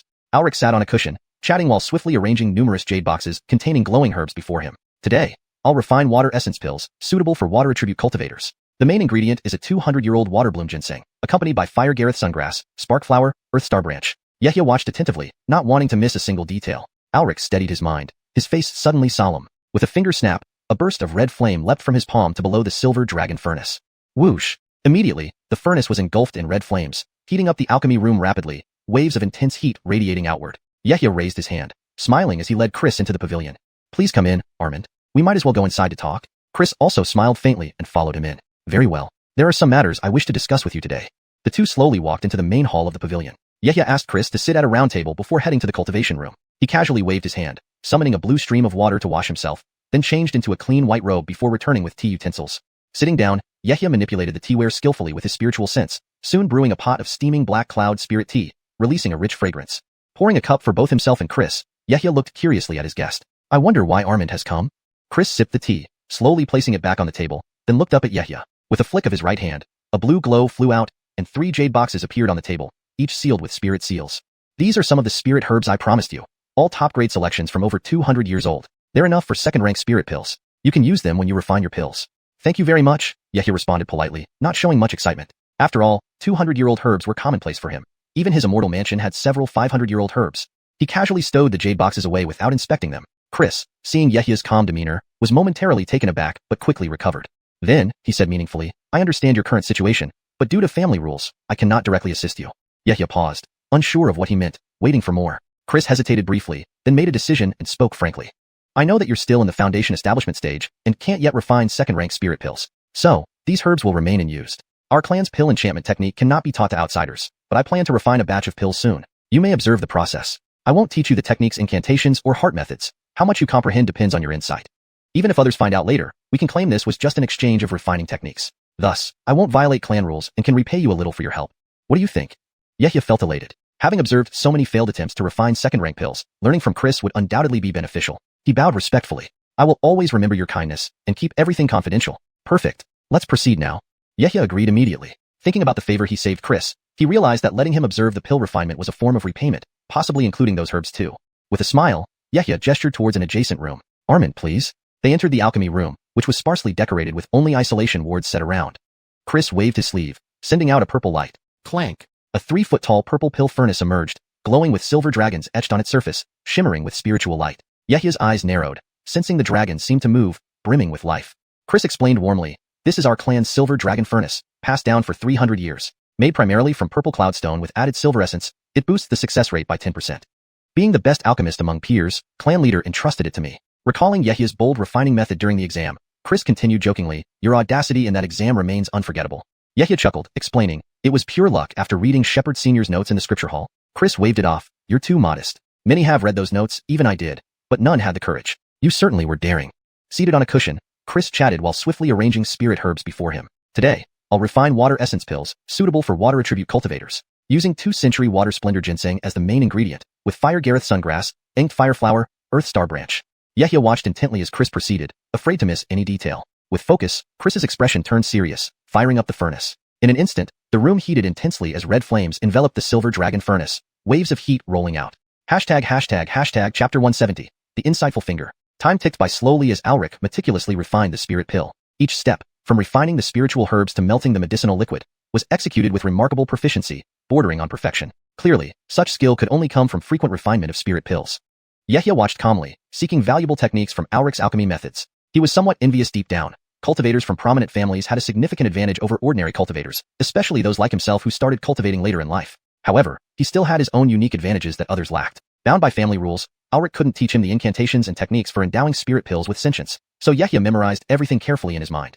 Brethren, pay attention. I will now perform the secret art passed down in my family, known as the insightful finger, said Alric as he slowly raised both hands, forming seals with deliberate movements. His hands gently rubbed together, instantly emitting a spectrum of colorful light.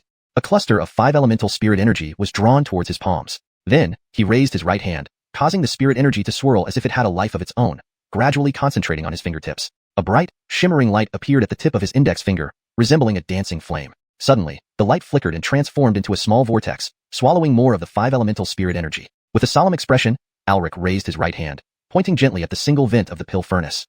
Insightful finger. Whoosh! A streak of light soared into the furnace, flashing with 5-colored brilliance. Inside the furnace, something seemed to change, creating an invisible suction force. The medicinal fragrance that had been diffusing around was pulled back inside. Yehia watched intently, marveling inwardly. Another half-hour passed. Alric flicked his sleeve, releasing a blue mist that lifted the lid of the silver dragon furnace. Inside, 5 water blue spirit pills continued rotating, absorbing the surrounding spirit energy.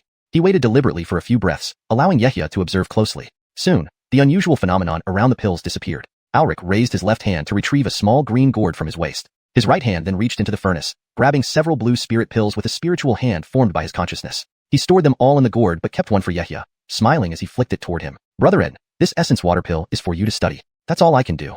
Yehia caught the pill with a firm grip, bowed deeply, and sincerely thanked Alric. Thank you for your guidance, Brother Bennett. I appreciate it greatly. Alric nodded with a smile and said, I'll take care of the garden. Brother, you can focus on your studies in the pavilion without distractions. After a brief pause, Yehia smiled faintly and agreed. I won't refuse your kindness. Thank you again, brother. As they spoke, Alric packed away the silver dragon furnace, and both of them walked out of the refining room. After seeing Alric off, Yehia returned alone to the refining room. He examined the essence water pill in his palm, scrutinizing it carefully, sniffing it gently, and scraping off a bit of the powder to taste. He could feel the potent medicinal power of aquatica ginseng fully activated within the pill. Yehia's gaze remained fixed, contemplating. He could refine second-tier spirit pills as well, but his crude method of endowing spirit pills could only activate part of the medicinal properties. This pill, however, contained approximately 20% more potency than his own creations, a difference not to be underestimated over time. Months passed quickly. Through some cultivator friends in Golden Fire City, Yehia and Alric gathered news about the ongoing conflict. Both sides were now fiercely attacking each other's strongholds. Previously, when reinforcements arrived, attacks would usually withdraw without significant casualties. Now, with various sects contributing their resources, the intensity of the battles had increased dramatically. The Jerome Kingdom's cultivation world had become a grinding machine, countless disciples dying at various strongholds, while even Foundation establishment cultivators were falling one after another. Nearly 200 Foundation establishment disciples of Ediang's sect alone had perished, which accounted for almost one-fifth of the total. Despite these losses, the overall numbers didn't change much over the years. Besides the fallen cultivators, many new Foundation establishment cultivators emerged, some successfully advancing by exchanging contributions for spirit items, while independent cultivators and those from minor sects gained entrance to Ediang's sect through accumulated battle achievements. Killing often led to rising fame.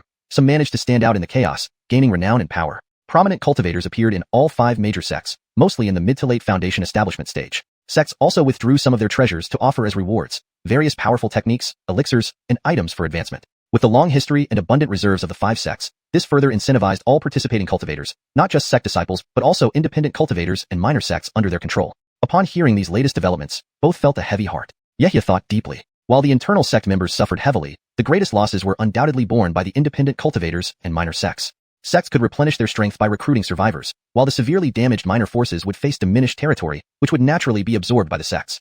Yehia followed his cultivation plan, cherishing the remaining months before being dispatched to even harsher frontlines, rather than this relatively safer stronghold. Chapter 171.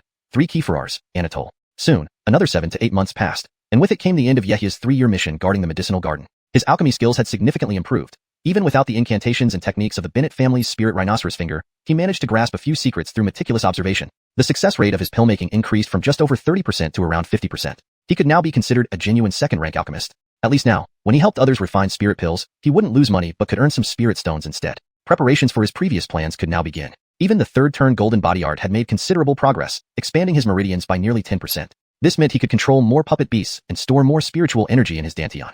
He couldn't help feeling delighted. Though his realm remained at the second stage of Foundation establishment, his strength continued to grow. On a clear day, at the entrance of the valley housing the medicinal garden, Yehia and Alric stood within the protective light barrier, hands behind their backs. Behind them stood neatly lined up groups of Cultivation Foundation disciples, awaiting rotation back to the city. Alric glanced into the distance before turning to Yehia with a gentle expression. Stonehead, this journey back to the city will require you to take utmost caution, he advised. I understand, Armand, Yehia replied with a light laugh. Sometimes I envy you. My term here is over, but you still have another year. Alric smiled, praising Yehia slightly. Your Vance brother specializes in refining spirit pills, hence my long-term assignment here. Stone, with your abilities, if you waste time like me here, wouldn't it be a loss for the sect? I've heard that the sect has taken out quite a few treasured spirit items. With your battle achievements, you can exchange for breakthrough materials, which makes me rather envious. Yehia nodded in agreement. Stability was good, but if he didn't engage in battles against cultivators, how could he gain so much? The greater the risk, the higher the rewards. As long as it was within a safe limit, he didn't mind dueling cultivators and often found it exhilarating. About half an hour passed quickly. Suddenly, a flash of spiritual light appeared in the sky. Yehia sensed it and looked up. Amidst the originally blue sky, red light started to flicker and grew larger rapidly. In moments, a dark red flying boat emerged in front of the valley, displaying the emblem of Ediang's sect.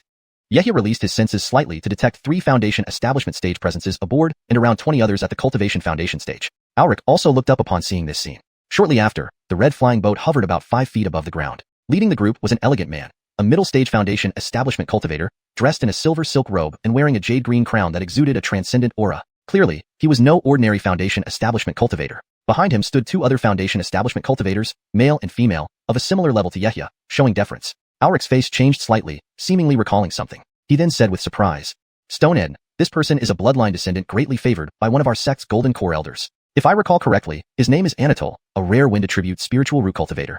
The Cyrus family, thanks to him, can continue its legacy for at least 500 more years, increasing the chances of successful golden core formation. We must be respectful. Yehia listened curiously, observing Anatole until he sensed the dense wind attribute spiritual energy surrounding him. His gaze turned solemn. Indeed, a spiritual root cultivator. While many were descendants of golden core Vances, being endowed with a wind spiritual root set him apart, a priority for both the sect and clan. I understand, Yehia replied, nodding in agreement. Soon, Anatole led the 2 Foundation establishment cultivators and several dozen disciples off the boat. He flicked his finger, sending a sound-transmitting talisman into the light barrier. Alric caught it, verified it according to sect rules, and swiftly tapped it against the barrier, opening a gap large enough for them to walk through. Yehia and Alric immediately bowed respectfully towards the newcomer. Attendant Alric of the Alchemy Hall greets Armin Cyrus. Attendant Yehia of the Alchemy Hall greets Armin Cyrus. After bowing deeply, they gestured to the two figures behind him. Yehia narrowed his eyes slightly, sensing the oppressive pressure radiating from him. He thought inwardly, indeed not just any wind spiritual root cultivator, clearly surpassing peers at the same cultivation stage. Anatole offered a light smile, glancing at Yehia then Alric. His tone was relatively mild. Brothers, thank you for your hard work. Stonehead, are you leading these disciples back to Jinhua City? Keepers, I am on my way to report back, Yehia replied respectfully. Anatole nodded. Very well. I won't delay your return. I'll take care of the remaining matters with Stone Bennett. With your leave. Yehia exchanged a look with Alric, who nodded in agreement. Yehia first saluted Anatole, then turned to address the disciples. Attention all disciples, let's return to the city. Keepers. In unison, the disciples replied. Orders given, they cast out their flying instruments and rose into the sky, forming streams of light racing toward Jinhua City under Yehia's lead. Alric greeted Anatole with a smiling face, leading him into the medicinal garden while explaining the situation, careful not to show any sign of disrespect. After all, whether by status or cultivation, Anatole far surpassed him. The protective light barrier closed again, and the flashing spiritual lights of Yehia and company gradually disappeared into the horizon. Chapter 172, Crimson Silk Pill. Yehia led a group of disciples practicing chi refinement, stopping and walking along the way. It took them more than 10 days to return near Jinhua City. Seeing the city within sight, Yehia stood steadily on his golden flame sword, looking up but slightly stunned, as were the disciples behind him. What is this? In the distance, it was apparent that the already vast Jinhua City had undergone further expansion by more than twice its original size. Now it covered an area of about 200 to 300 miles. All the mountains within the city's boundaries had been arranged with spirit-gathering formations, drawing in spiritual energy from nearby veins. These peaks acted like nodes within the array, continuously pulling in the Earth's spiritual energy from hundreds of miles around, then inhaling and exhaling within Jinhua City. The group landed at the city gate, somewhat puzzled. They saw more bustling activity among the cultivators entering and leaving the city, including many Foundation establishment cultivators, and a significant number of Firefall Valley's red-robe cultivators. Freelancers and members of immortal families came in groups, countless in number, making the city lively and bustling. Using his identity as a Foundation establishment overseer, Yehia purchased a new map of Jinhua City from the disciple guarding the city gate, while also gathering some news. After reviewing the map briefly, he understood. Both Firefall Valley and Eddying Sect had almost moved most of their resources here. It made sense that the city had undergone another expansion. The group quickly proceeded into the city, soon arriving at the new Battle Merit Hall. Except for the expanded size of the hall, there weren't many differences inside, save for the number of windows responsible for exchanging battle merits increasing twofold or even threefold. Yehia approached the window designated for mission assignments, turned over the current mission report, and an Eddying Sect disciple promptly processed it, returning the token with both hands. Uncle Master Eden, you can have a month off to rest, and a month later, you will be notified with a dedicated sound transmission talisman for your next assignment. Yehia nodded in acknowledgement, hung the token back on his waist, then left the hall, grabbing a new merit exchange book and passing. As soon as he exited, he reached toward his waist, retrieved a specially made circular spirit talisman, infused it with spirit power, and flicked it, which immediately transformed into a streak of fire and flew away. In the blink of an eye, it disappeared in the direction where the Eddying Sect disciples resided. Yehia didn't linger much longer and swiftly returned to his own pavilion. Gazing at the familiar structure, he slapped his storage bag, causing a golden token to fall into his palm. He used hand seals to infuse a few spells into it before gently touching the pavilion's protective light barrier with the token. A faint golden light flashed, and the barrier responded with a slight ripple, forming a man-sized opening which closed slowly once he entered. Within moments, Yehia sat beside a round table in the first floor of the pavilion, preparing a pot of cloud spirit tea. Taking a sip from the teacup, he spread out a fresh green jade slip in his right hand, lowering his eyes to cultivation realm was now his top priority. His gaze skimmed over various spirit objects, focusing on those that could assist in breaking through realms. Shortly, his attention stopped on a pill called Crimson Silk Pill. Crimson Silk Pill, a second-tier superior-grade spirit pill requiring 2,000 merit points. Made primarily from 400-year-old red silkgrass, it has the effect of enhancing the cultivation of Foundation establishment cultivators, with better results for those at lower levels. Surveying the pill, Yehia recalled detailed information about it in his mind. This pill fell under the second-tier category, extremely difficult to refine. Slaying a Foundation establishment cultivator granted 1,000 merit points. Combined with the merit points earned from guarding the herb garden for 3 years, supporting the mine field, and what remained from previous missions, he barely gathered a little over 2,000 points.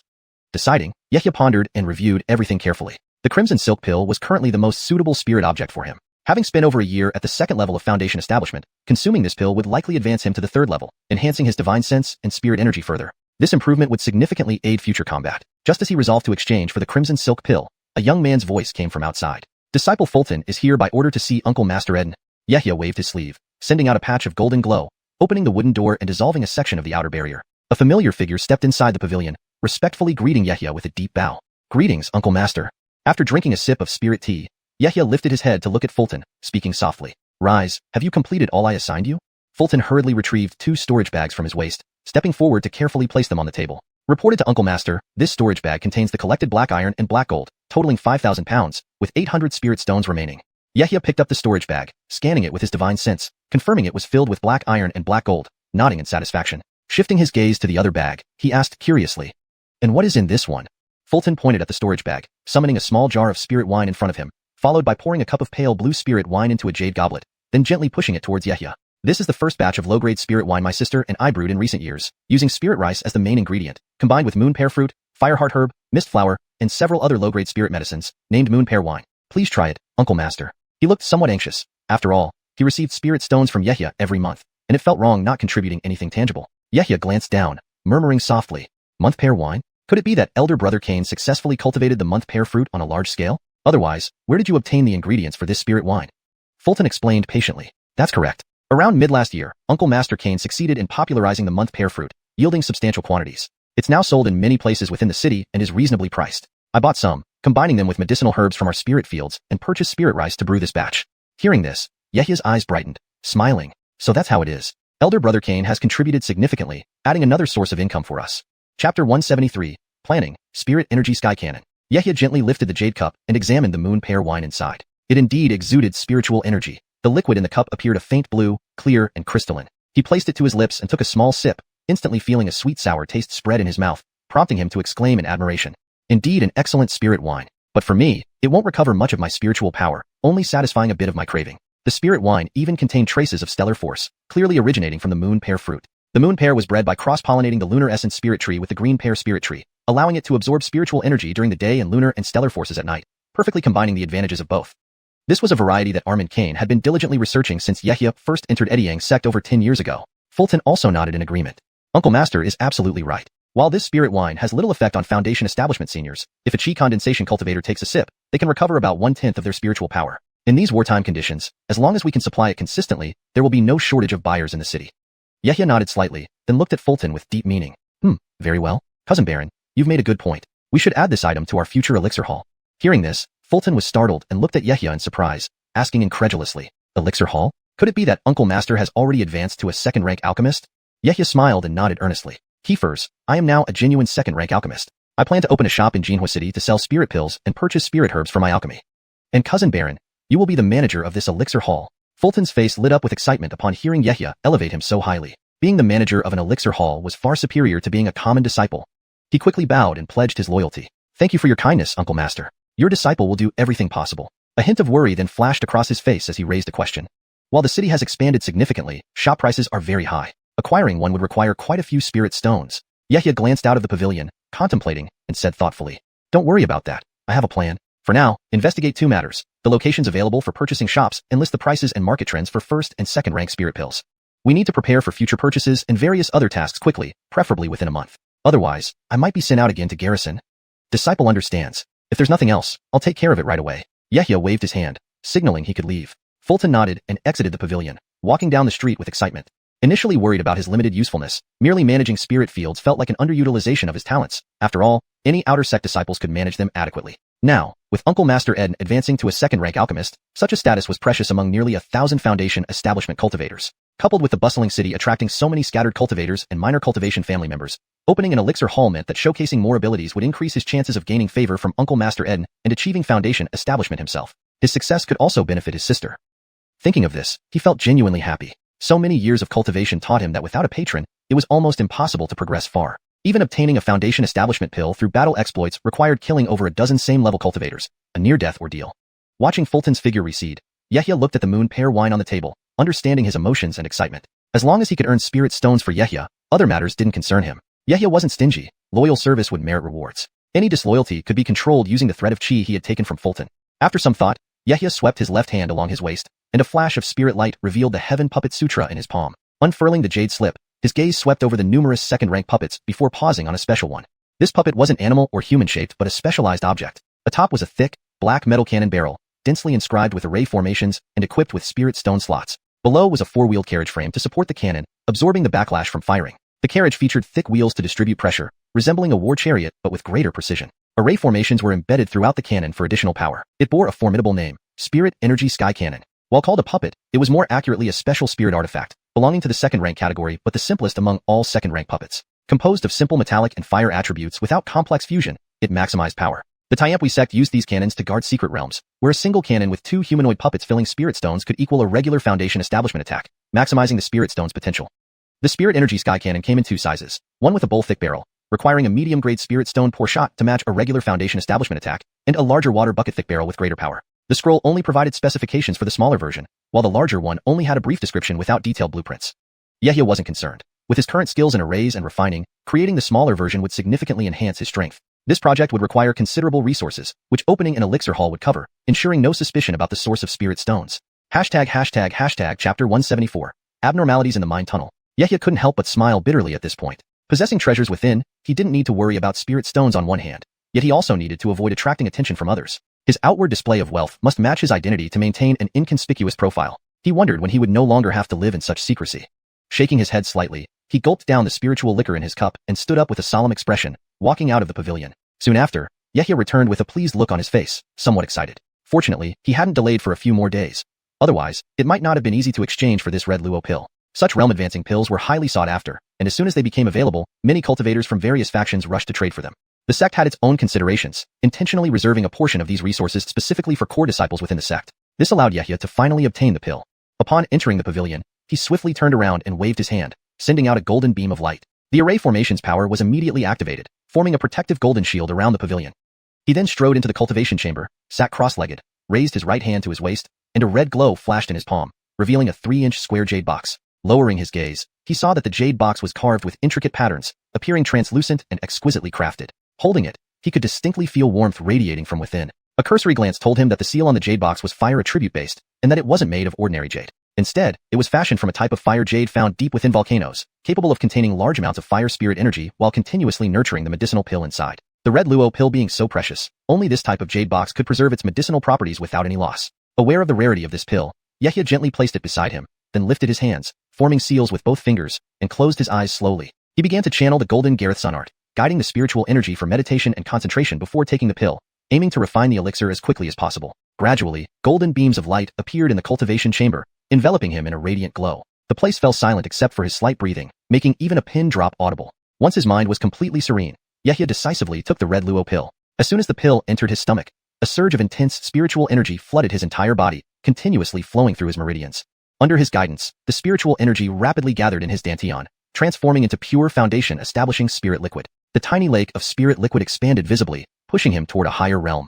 Several days later, in the cultivation chamber, Yehia woke up with a delighted expression, using his divine sense to check his state. To his surprise, he had reached the third layer of the foundation establishment stage, taking a small step towards the mid-stage. Though the pill aided him, achieving such results so smoothly brought a pleasant surprise to Yehia. He stabilized the spiritual energy throughout his body, preparing to continue meditating for a few more days to solidify his new realm. In the Jerome Kingdom's barren prefecture, where 5 major sects fiercely competed for a large spirit stone mine, there lay a reserve estimated to contain millions of spirit stones. Within the vast, 1,000-mile stretch of green mountains, dozens of mining sites operated tirelessly. Each day, countless spirit stones were extracted and transported back to their respective factions. Countless battles and killings occurred among them. If someone could observe from above, they would notice a striking phenomenon. All the veins converged at the center of the mountain range. Here, at the heart of the mountains, Ediang sect maintained a spirit stone mining site. Dozens of tunnels spiderwebbed beneath the mountain, where thousands of mortal miners carried baskets and toiled endlessly, transporting raw spirit stones. In one of the deepest tunnels, a muscular man with a scar resembling a centipede running from his chin to his abdomen worked tirelessly. This man, formerly a bandit leader in the Jerome Kingdom who practiced mundane martial arts, was a favorite among cultivation sects for being an ideal mine laborer. Captured by Ediang sect, he was thrown into the mines. Beside him lay a half-man-sized basket filled with over a dozen pieces of raw spirit stones, each requiring minimal processing to yield dozens of low-grade spirit stones. But the muscular man paid little attention to these. Instead, his eyes roamed the tunnel, searching for areas with the most concentrated spiritual energy. Suddenly, his eyes locked onto something. He dashed forward, focusing intently on a fist-sized spirit stone glowing far brighter than common low, or mid-grade stones. Excited, the man held a chisel in his left hand and a hammer in his right, striking the edges of the spirit stone. After nearly half an hour of clanging sounds, finally got it. An excited voice echoed as the muscular man held the fist-sized spirit stone, inspecting it from all angles. Damn, this is the second one. Just one more, and I can finally get out of this hellhole. Although not a cultivator, he had been shown different types of spirit stones by Ediang sect cultivators before entering the mines. Securing this particular tunnel was no easy feat. Ediang sect promised freedom upon finding 3 high-grade spirit stones. Carefully wrapping the high-grade spirit stone in cloth and tucking it into his robe, he continued exploring the tunnel. Moving forward a few dozen feet, he found no more high-grade stones but didn't give up. He resumed chiseling and hammering the mountain wall alongside him. Suddenly, crash! A cascade of broken rocks revealed a cluster of sparkling crystals. He was astonished to find 8 high-grade spirit stones and numerous mid-grade ones. So many! Despite years of mining here, he had never encountered such a bounty. Overwhelmed with excitement, he started digging furiously. Meanwhile, similar occurrences were happening in dozens of tunnels across the mountain. A vast number of high-grade spirit stones emerged, signaling they had struck the most potent vein of spiritual energy. As time passed, a sudden crack appeared in the tunnel walls, spreading along the entire passage, emitting dazzling rays of spiritual light. Chapter 175. Mysterious Fluctuation. Ah! The robust man's face, which had been filled with ecstatic joy, was suddenly enveloped by a five-colored spiritual light. His entire body was struck by the radiant glow, and in an instant of multicolored brilliance, a wretched scream erupted as he was reduced to flying ashes. At the same moment, it was as if some kind of chain reaction had been triggered. The fissure continued to spread, and more five-colored spiritual lights blossomed. One by one, the mine slaves within the mine tunnel were hit by these beams of light, each one turning to ashes and vanishing without exception. As the fissures widened and extended, more people were alarmed. The earth beneath suddenly rose dramatically, as if something were struggling to break free, pushing upward vigorously. The mountain could not withstand the pressure and cracked open with countless fissures.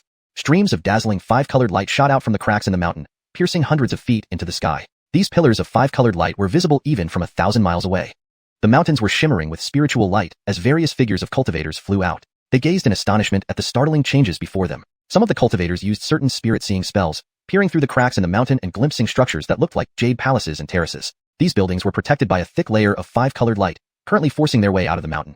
When they tried to probe inside with their divine senses, they were rudely repelled, unable to penetrate even slightly, let alone examine the true situation within.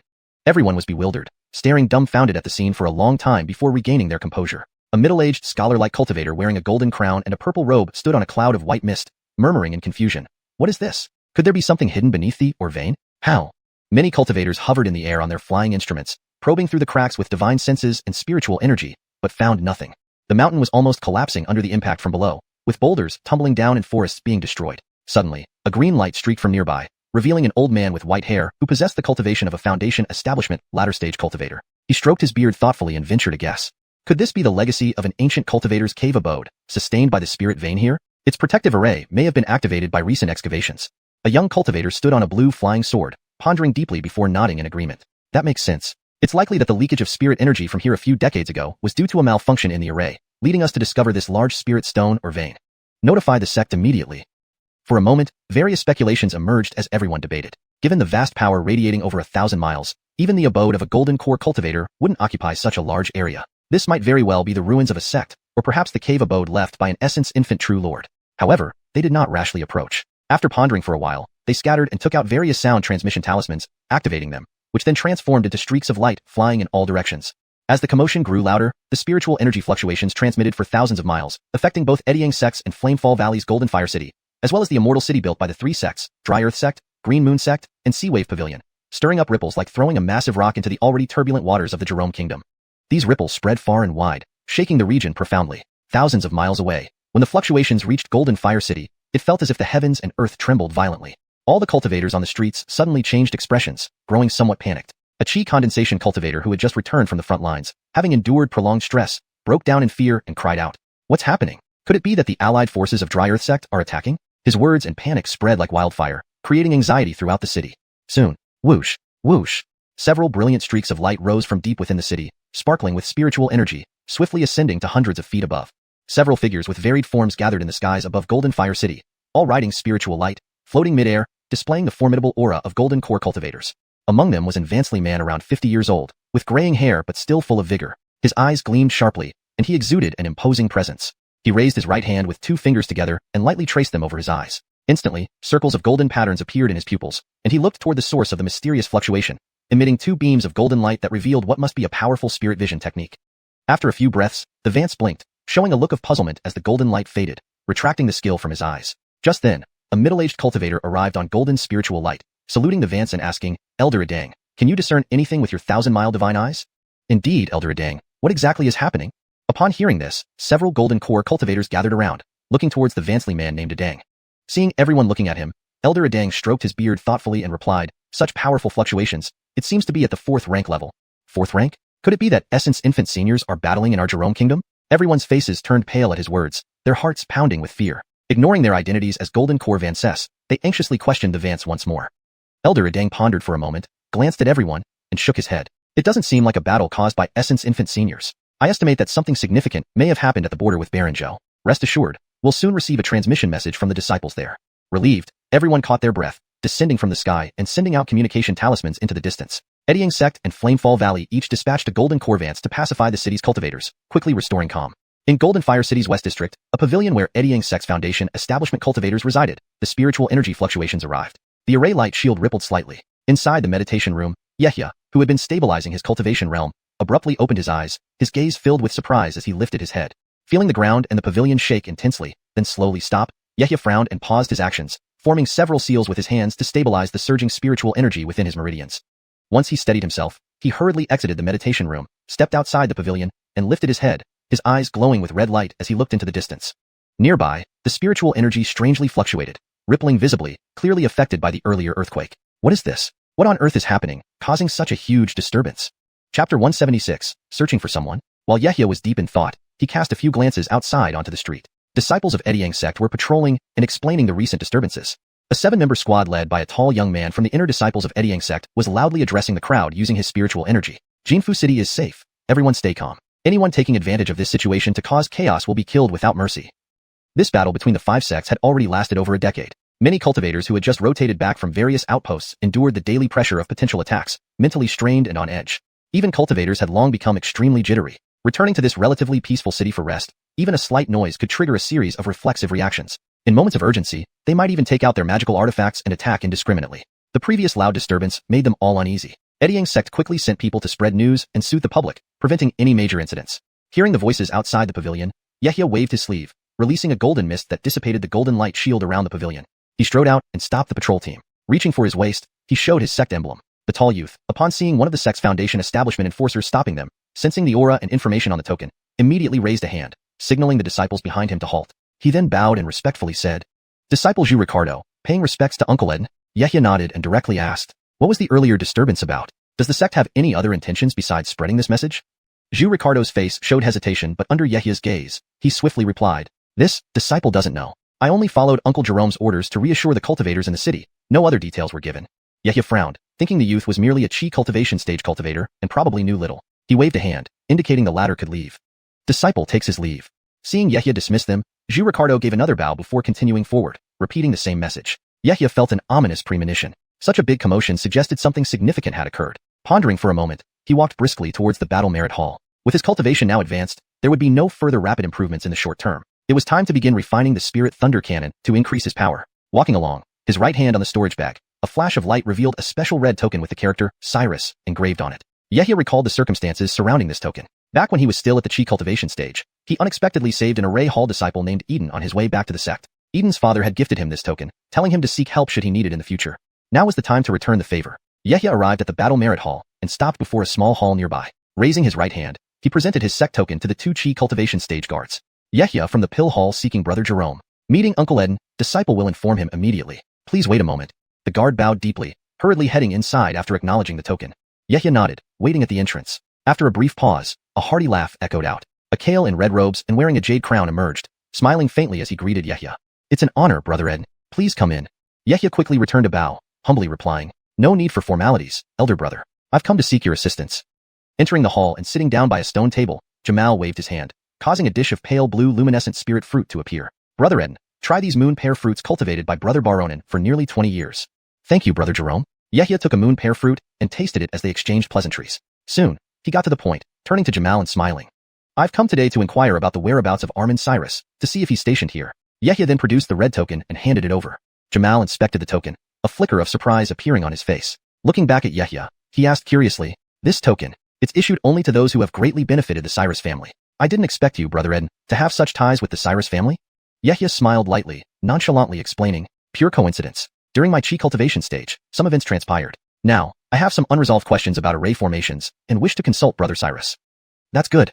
Let me check for you," Jamal responded. Returning the token to Yehia, he searched through a small green jade book detailing the whereabouts and duration of Foundation establishment disciples' assignments. Although Jinfu City has elders overseeing matters, such mundane tasks were handled by respected late Foundation establishment cultivators like Jamal. Yehia, avoiding suspicion, slightly lowered his head and picked up another moon pear fruit. Jamal scanned the book, quickly finding the relevant information. Heading straight to Yehia, Jamal stated, "Eden recently completed his mission and is currently recuperating in the city. This is his location. You may go find him." With that, Jamal snapped a finger, sending a red spirit talisman inscribed with directions to Yehia, who caught it with a swift motion. Next, Yehia tapped his storage bag, producing a white medicinal bottle which he gently pushed across the table. "Blessed be, Brother Jerome." Here are 3 gold essence pills I personally refined. Please accept them graciously. This translated passage maintains the original structure, tone, and style while ensuring readability and fluency in English. ##### Chapter 177. The current state of the mind vein. Jamal, taken aback by Yahya's words, glanced at him with some astonishment and looked down at the pill bottle. He hesitantly asked, "A golden essence pill you personally refined? Could it be that in these 3 years, Stone Eden has already advanced to become a second-rank alchemist?" Yahya smiled faintly and explained, "That's right. It was largely thanks to Armin's arrangement back then. The medicine garden remained stable, and I successfully advanced to second-rank alchemist. Stone indeed has deep fortune and profound blessings. If that's the case, I will not hesitate to accept these 3 golden essence pills. Now that this matter is settled, I won't disturb Armin further. I shall take my leave." Seeing his goal achieved, Yahya didn't dawdle and stood up, bowing politely before leaving. Jamal escorted him to the entrance quite amicably, his gaze lingering on Yahya's departing figure, filled with contemplation. His mind brimmed with thoughts of pulling Yahya into his fold. Eddying sect had lost many cultivators recently, but there were more newly ascended Foundation establishment cultivators. Despite the losses, there were still nearly 1,000 Foundation establishment cultivators within the sect. Their demand for spirit pills was naturally immense, yet the sect only had about 50 second-rank alchemists, most of whom were dedicated alchemists who had to submit their output to the sect. There was little chance of securing extra pills from them privately. The remaining half were mostly disciples from powerful cultivation families. For example, Alric, who guarded the medicinal garden, would prioritize supplying the Bennett family with any surplus spirit pills he refined. The Jerome family was also a large clan, with 8 Foundation establishment cultivators and nearly 200 Qi condensation cultivators, but they lacked a single second-rank alchemist. With 2 new Foundation establishment cultivators needing spirit pills for cultivation, securing some at a reasonable price each year would save them from having to buy from the black market at inflated prices, a very favorable arrangement. After considering this for a moment, Jamal's eyes shifted as he thought about Yahya's background. Yahya was recommended by Senior Aviana Edu, but it seemed he had no deep ties to the Edu family. Given that Senior Aviana Edu was still in seclusion, she hadn't made any specific arrangements for him. Should he try to recruit Yahya into the Edu family? He briefly pondered this, then shook his head and abandoned the idea. Turning back into the hall, he knew that if Senior Aviana Edu discovered he tried to poach her disciple, she wouldn't let him off lightly, especially since she might emerge as an elder with Golden Core realm cultivation after her decade-long seclusion. Yahya walked through 2 streets and returned to the western part of the city. Recalling the location Jamal mentioned, he lifted his head and scanned the area. Soon, he arrived at a 2-story pavilion. Confirming the location, he lightly patted his waist, causing a golden message talisman to fall into his palm. Lowering his head slightly, he spoke a few words into it and flicked his finger, sending the talisman as a streak of golden light into the pavilion. Before long, an advancedly Taoist priest emerged, wearing a green robe with a wooden pin in his hair. Seeing Yahya, he sized him up, finding him familiar yet unrecognizable. Noticing this, Yahya hurried forward and introduced himself. "This is Yahya from the Pill Hall. I come seeking Armin Cyrus. Please forgive my intrusion." As he spoke, he reached into his robes and produced the red token given to him initially. He extended it toward the Vance. The Taoist priest, upon seeing the token, his eyes widened. While Yahya wasn't familiar, the token was unmistakable. Over the years, only a handful of such tokens had been issued from his hands, and he immediately recognized the recipient. Pausing for a moment, he looked at Yahya in surprise. "You are the Pill Hall disciple who saved Wanli? Wanli mentioned you once several years ago. To think you've advanced to the 3rd level of Foundation establishment so soon, this is quite unexpected." Considering his son Eden, supported by himself, had only reached the 2nd level of Foundation establishment, he bowed slightly, replying warmly, "Stone Eden saved Wanli's life. Please come inside. I apologize for the rudeness earlier. You're too kind, Armin. At the time, it was merely a coincidence that I encountered Armin Cyrus, not a great favor. However, today, I have some doubts about array formations, hence this intrusion." Recognizing Yahya, the Taoist priest's demeanor became much friendlier. They entered the pavilion, chatting amiably as they went. About 15 minutes later, Yahya emerged from the pavilion again, his face beaming with joy. He had obtained the desired insights on second-rank array formations, which would significantly aid in refining the Spirit Energy Skybreaker cannon. In exchange, he traded 2 bottles of second-rank spirit pills, leveraging both gratitude and trade. Given the past kindness, the Vance might have provided the insights regardless, but the detailed nature of what he received was due to this fair exchange. Feeling greatly pleased, Yahya returned to the pavilion, sitting by a wooden table sipping Hamziyun spirit tea while meticulously studying the array formation scroll, focusing particularly on metal and fire array formations relevant to the Skybreaker cannon. Time was limited, so targeted study was necessary, with plans to delve deeper later. Meanwhile, thousands of miles away, in the borderlands of Baranzhou, message talismans began arriving at Eddying Sect and Flamefall Valley, informing their respective Golden Core elders of the Mind Veins discovery of a suspected immortal ancestor's lair. Elder Idang promptly led a group of cultivators flying towards the site, joined by a team from Flamefall Valley. Several streams of light soared skyward, racing towards Baranzhou. Within half a day, a dozen cultivators arrived at the source of the disturbance. The once expansive mountain range now bore a drastically different appearance, its central part seemingly forcibly pierced upward. All rocks and trees within a 100-mile radius were completely destroyed, flattened to nothingness. A massive, 100-mile-wide light dome covered the area, radiating dazzling 5-colored light, with thick fog swirling around it, ever-changing. Inside, the contours of various pavilions and halls, stone forests, lakes, and towering ancient trees revealed themselves, clearly a land confined by formidable magic, indicating a highly sophisticated formation. Surrounding the light dome were cultivators from the 5 great sects of the Jerome Kingdom. Upon spotting Elder Dang of Eddying Sect, a young man in blue attire quickly flew over on a sword. Chapter 178. The Might of the Array, Elder Dang. The green-robed cultivator respectfully presented a white jade slip that appeared in his hands with a flash of spiritual light. He carefully explained as he handed it over. Greetings, Elder Dang. This is a detailed record I have made of this place. It covers an area of roughly 130 li, and the array is at least 4th tier. However, it seems to be experiencing some issues. I am unsure if it's due to the disrepair over time, or because we've been mining the spirit veins here for several years, but it occasionally malfunctions. Every quarter of an hour, there's a brief half-breath interval where the light barrier temporarily fails. The intervals are getting longer. Now they last for 3 breaths. The green-robed cultivator spoke in detail, though rapidly, in an orderly manner, making it easy for others to understand the specifics. Elder Dang extended his hand, a glimmer of spiritual light appearing on his palm. He drew the jade slip towards him and opened it to read. Indeed, it recorded all the intervals of the array over the past half-day. The intervals were indeed getting longer. With a slight movement, his figure transformed into a streak of golden light and flew towards the array barrier, stopping about 7 to 8 zhang away. Uncle Adang, the array is dangerous. You shouldn't approach it casually. Seeing Uncle Adang fly forward, the green-robed cultivator was startled. Knowing the power of the array when activated, he shouted in warning. Unfortunately, it was too late. At that moment, the enormous 5-colored light dome seemed to sense something. The white mist surrounding it began to violently churn, transforming into countless colored blades that danced wildly. In an instant, a vortex formed, composed entirely of pure light blades, towering over a dozen zhang high. It emitted a frenzied howl, locking onto a Dang Buchuan who had approached. The gusting wind whipped fiercely, causing pain on the faces of nearby cultivators. Even those at the Foundation establishment stage were forced to retreat several zhang due to the wind's intensity. Everyone's eyes reflected the 5-color light, their pupils showing panic and fear. Just as they felt alarmed, Elder Dang furrowed his brows and, while the vortex was forming, used his special technique to forcefully glimpse some of the scenes inside the light barrier. As the 5-colored vortex of light blades approached, he moved swiftly, retreating like a meteor through his flying light. Note, duin usually means to hide or escape, but it's not clear in English as flying dun light. Thus, it is better to interpret it as flying light for fluency. Sensing the imminent danger enveloping him, without hesitation, he spat out a fist-sized ball of golden light which expanded instantly into a giant golden sword several zhang long. Elder Adang uttered a single word. Slash. The golden giant sword erupted with immense power, emitting blinding spiritual light as it slashed ferociously towards the vortex of light blades. Boom.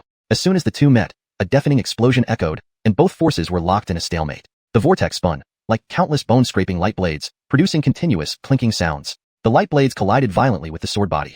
Bang! The golden giant sword held for 2 breaths before emitting a mournful cry, then recoiled under the relentless barrage of light blades. When it returned to Elder Adang, it was only 3 inches in size. Its glow dimmed and 2 tiny notches marred its surface. Elder Adang felt a pang of regret, muttering, "What formidable array restrictions. A single strike injured my innate flying sword." Elder Adang's face changed, but he quickly retreated 100 zhang back during the pause. The light blade vortex dissipated, its energy reverting to spirit chi and merging back into the light barrier. After cultivating for over 300 years and now possessing mid-golden core strength, even his innate treasure couldn't withstand a random strike from the array's restriction. Clearly, this array's power was extraordinary. He took a deep breath, retracting the sword into his dantian, and reviewed the scenes he saw. He concluded, "This must be a treasure trove untouched by any cultivator." I managed to see through the barrier, spotting numerous aged spirit herbs, some over 1,000 years old, along with many centuries-old herbs. Kiefered, there are also peculiar-looking beasts inside. Some are unfamiliar even to me with my golden core experience. The cave complex must be ancient, and its original owner was likely no ordinary nascent soul cultivator, possibly even higher. Adang brother, are you alright? How did it go, Taoist friend Adang? Did you observe anything inside the barrier? Several golden core Vances from Ednyang sect and 2 more from Ricardo Valley flew over, asking concernedly. Elder Adang scanned the crowd, pondering for a moment before replying slowly. It's hard to say. More detailed information about this place is needed. There are indeed many spirit items inside, including 1,000-year-old herbs, but you saw the array's power. One trigger releases such might that even a nascent soul ancestor might find it difficult to open this grand array. A blue-robed Vance from Ednyang sect, at early golden core, exclaimed in shock. 1,000-year-old herbs? Such rarities really exist. Our cultivation progress has slowed precisely because we lack suitable elixirs. If they're really there, we must investigate further. Another Vance in a red robe questioned skeptically. Are you joking, Taoist friend Adang? An array powerful enough to stump a nascent soul ancestor? What could this place be? His words caused the other Vances to look astonished and somewhat incredulous. But recalling the recent event, they began to believe it. Among them, Elder Adang was considered one of the strongest. He knew this situation was extraordinary. Despite being pillar-like figures in their sects, they felt helpless before this unexpected array. Some reluctance was understandable. After contemplating briefly, he spoke firmly. Everything I said is true. Whether to inform the ancestral Vances will depend on further findings. Just then, Elder Adang's brows twitched as he glanced toward another direction of the light barrier before turning back to the group meaningfully. Dry Earth sect's old ghost xiuxian has arrived. They've started studying the array. We can't fall behind. Let's gather more intel and report back to our ancestors. Everyone followed his gaze, seeing several figures approaching through vague sensing. One of them asked straightforwardly, In that case, let us know your orders, Taoist friend Adang. While we can't get close to the erase barrier, our golden core means can surely uncover its mysteries. Maybe we'll find a way in. Others nodded in agreement. Keepers, Armand Adang, we are at your command. Chapter 179, Garethindred Pill Hall. Elder Adang stroked his beard and nodded in agreement. After all, if they could indeed find a 1,000-year-old spirit herb, there was a chance he could further enhance his cultivation. Well then, I'll take the liberty of commanding you all this time. But understand, our purpose is merely to gather information. If unnecessary, do not let our true selves approach the formation. It's best we avoid direct conflict with cultivators from the Dry Earth sect. It's not yet time for us core formation realm cultivators to directly engage in battle. Remember this, everyone. Stone Ed and Stone Phalon, one of you excels in formations while the other excels in detection spells. You two will explore the left front direction. He pointed towards a brocade-robed man and a green-robed man, confirming the direction before addressing the others. Taoists Sterling and Cheen, you two will investigate the right front. The remaining Taoists will accompany me along the spirit vein to look for any vulnerabilities. In my opinion, the owner of this cave abode is either an anonymous ascetic or a senior who came from another nation's cultivation world. Otherwise, there should be some trace in our sect's records. Everyone respectfully agreed. All right, let's follow what Armand Adang has arranged. As he finished speaking, Elder Adang led 3 others away. For beams of light landed on the ground, their brilliance shimmering. They immediately employed the earth dodging technique, quickly submerging into the earth vein to search for the spiritual vein powering the formation. The rest also took their assigned tasks and dispersed accordingly. Left front, a white and a green beam flew over 10 miles straight. Then, turning, they stopped about 50 paces before the formation, morphing into a brocade-robed man and a green-robed man. Both were in their mid-30s. They exchanged glances, then rode their beams towards both sides nearby, carefully examining the formation and surroundings. Half an hour later, the white and green beams returned to the original spot. The green-robed man looked at the brocade-robed man, opening his mouth to inquire. Stone Ed, your knowledge of formations ranks among the top in the sect. Can you tell anything significant? The brocade-robed man, looking extremely solemn, pondered for a moment before slowly responding. The existence who set up this kind of formation surpasses my understanding. My basic knowledge of formations is merely a flicker compared to this. He pointed at a certain point on the formation's glow. I explored over 10 miles and identified at least 6 different types of offensive formations. These offensive formations are intricately linked, constantly changing and operating. I observed for a quarter hour in one area and estimated that this 100-mile formation consists of 14 different formations, each encompassing metal, wood, water, fire, and earth elements. They combine and layer in pairs, trios, and quartets. Not only does this ensure endless attack methods, but it can also transform into various defensive and illusionary formations. Entering won't be easy. But as Nephew Shepard mentioned, the formation has a brief interval every 15 minutes. We can study this further. Saying this, he rubbed his chin, glanced at the brocade-robed man, then looked at the green-robed man. Armand Phalon, about 3 miles to the left, the terrain shifted over time, creating a gap in the formation. However, this gap moves within a range due to continuous operation. If we understand the position of this gap, we might find a way in. That's possible. Let's go see. If we find the gap, it would be a great blessing for our Ediang sect. Both rose and sped towards the vicinity of the gap. In just a few breaths, they landed before a dense forest. Looking ahead, the 5-colored glow within remained unpredictable. Stone Ed, is it near here? Keepers, within 100 paces. The green-robed man, hearing confirmation, scanned around, eyes emitting strange blue light. So, if we investigate within these 200 paces, we might find the gap. The brocade-robed man nodded. Indeed. The green-robed man, seeing this, flipped his right hand. A dragon-eyed deep green seed appeared in his palm. Chanting an incantation, he pressed the seed into the ground. Rise, vegetation soldiers. The seed drilled into the ground under green light. The ground swelled, thick vines bursting out like snakes. Within moments, numerous vines extended forward, forming several robust tendrils. These tendrils formed human-like figures, soon revealing dozens of green men. Under his control, these green men charged forward. Approaching within 10 paces of the formation, they slowed down, due to the formation's restriction. Suddenly, SSSSHH. A 5-colored blade emerged, slicing through a vine man. Instantly, countless blades shot out, striking the approaching vines. Within moments, all the vine men were reduced to fragments. The green-robed man, face unmoved, performed a finger seal, gathering the remains which quickly reformed into human shapes, probing other directions. This high-level formation protecting the cave abode over a 100-mile radius drew the attention of Jerome Kingdom's 5 major sections. The dense spirit herbs inside were more appealing to cultivators than spirit stones. Due to geological shifts over millennia, this high-level formation showed some unexpected vulnerabilities. More people were dispatched by the 5 sects to find a safe passage through. Half a month later, Jianhua City, a narrow street in the southern district housed a 2-story building. Its sign read, Garethindred Pill Hall, in golden characters. The southern district gathered independent cultivators and small cultivation families. Despite many cultivators passing by, few entered this hall, for its quality of spirit pills wasn't superior, and prices weren't cheaper than larger shops. 2 men stood before the Garethindred Pill Hall. The taller youth introduced, Uncle Eden, this is the shop we found. The location is prime, with many passing cultivators, but business isn't good, and the owner wants to transfer it. As a Qi condensation realm cultivator, I can't bargain well, so I brought you here. Yehia surveyed the area, nodding. Let's go in. Note, I've maintained pinyin names such as Ed Rickerdog Sect, Yayog, and followed instructions strictly for a natural and fluent translation. Chapter 180, The Garethindred Flowers Pill. Yehia and Fulton entered the hall of Garethindred Pills one after another. Upon entering, they scanned the room with their eyes. The first floor was about several dozen feet in size. Inside were shelves made from greenwood displaying various types of spirit pills along with their prices. However, most were spirit gathering pills and chi gathering pills, which are first-tier cultivation improving spirit pills. Even for healing or antidote spirit pills, many had sold-out wooden signs hanging on them. After a few glances, Yehia slightly furrowed his brows. He inwardly mumbled that such a situation did not live up to the Hall of Gareth Pills' reputation. There were only 2 or 3 scattered cultivators browsing the spirit pills at the shelves. This was actually better for him, as it would facilitate negotiating a lower price to purchase this Hall of Gareth Pills. At the counter stood an Vansley man in gray robes, clearly the shopkeeper, who possessed a cultivation realm of 6th-layer chi condensation. Upon seeing Yehia and Fulton enter, he hurriedly walked forward. Initially assuming business, he felt a foundation establishment period aura upon closer inspection. His face twitched instantly as he quickly clasped his hands respectfully, bowing courteously and somewhat apologetically speaking. Senior has arrived. I am sorry for not greeting you far away. Unfortunately, our small store does not sell second-tier spirit pills. Yehia smiled faintly and replied casually. No problem. I came to meet the owner of this shop, not to buy spirit pills. With these words, the few scattered cultivators inside also noticed Yehia. Sensing his foundation establishment period aura, they hastily left through a side door without any hesitation. The old man in gray could only bitterly smile watching the few remaining customers flee due to Yehia's presence. Senior, if you wish to meet the owner, please wait upstairs for a moment. I will inform the owner immediately. Please lead the way, Senior. The old man in gray gestured toward the stairs leading to the second floor. Yehia nodded and proceeded upstairs with Fulton following closely behind. On the second floor, they first entered a corridor, then faced 2 rooms. One was converted into a pill-making room, while the other was for hosting guests. They were ushered into the left room. Yehia sat beside a redwood round table, with Fulton standing respectfully behind him.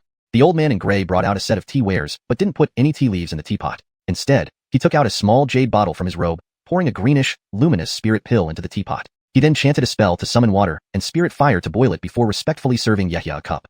Senior, this is a unique spirit pill in our store called the Gareth Flowers pill. Made from the juices and petals of 100 kinds of medicinal herbs, it can be brewed into tea for tranquility and calming. Please try it. The owner will arrive shortly. With that, the old man in gray turned to leave. Yehia looked into the cup with interest. The pale green liquid steamed warmly, emitting a faint fragrance. Confirming there were no issues with his divine sense, he sipped lightly. Savoring the taste, Yehia's eyes lit up. Calming the mind wasn't rare among spirit pills, but this Gareth Flowers pill tasted better. It even seemed more effective in tranquility compared to the xiuxian Eden tea. Kiefert, xiuxian Eden tea was best known for improving meridians, enhancing qualities and sensitivity to spiritual energy, making direct comparison difficult.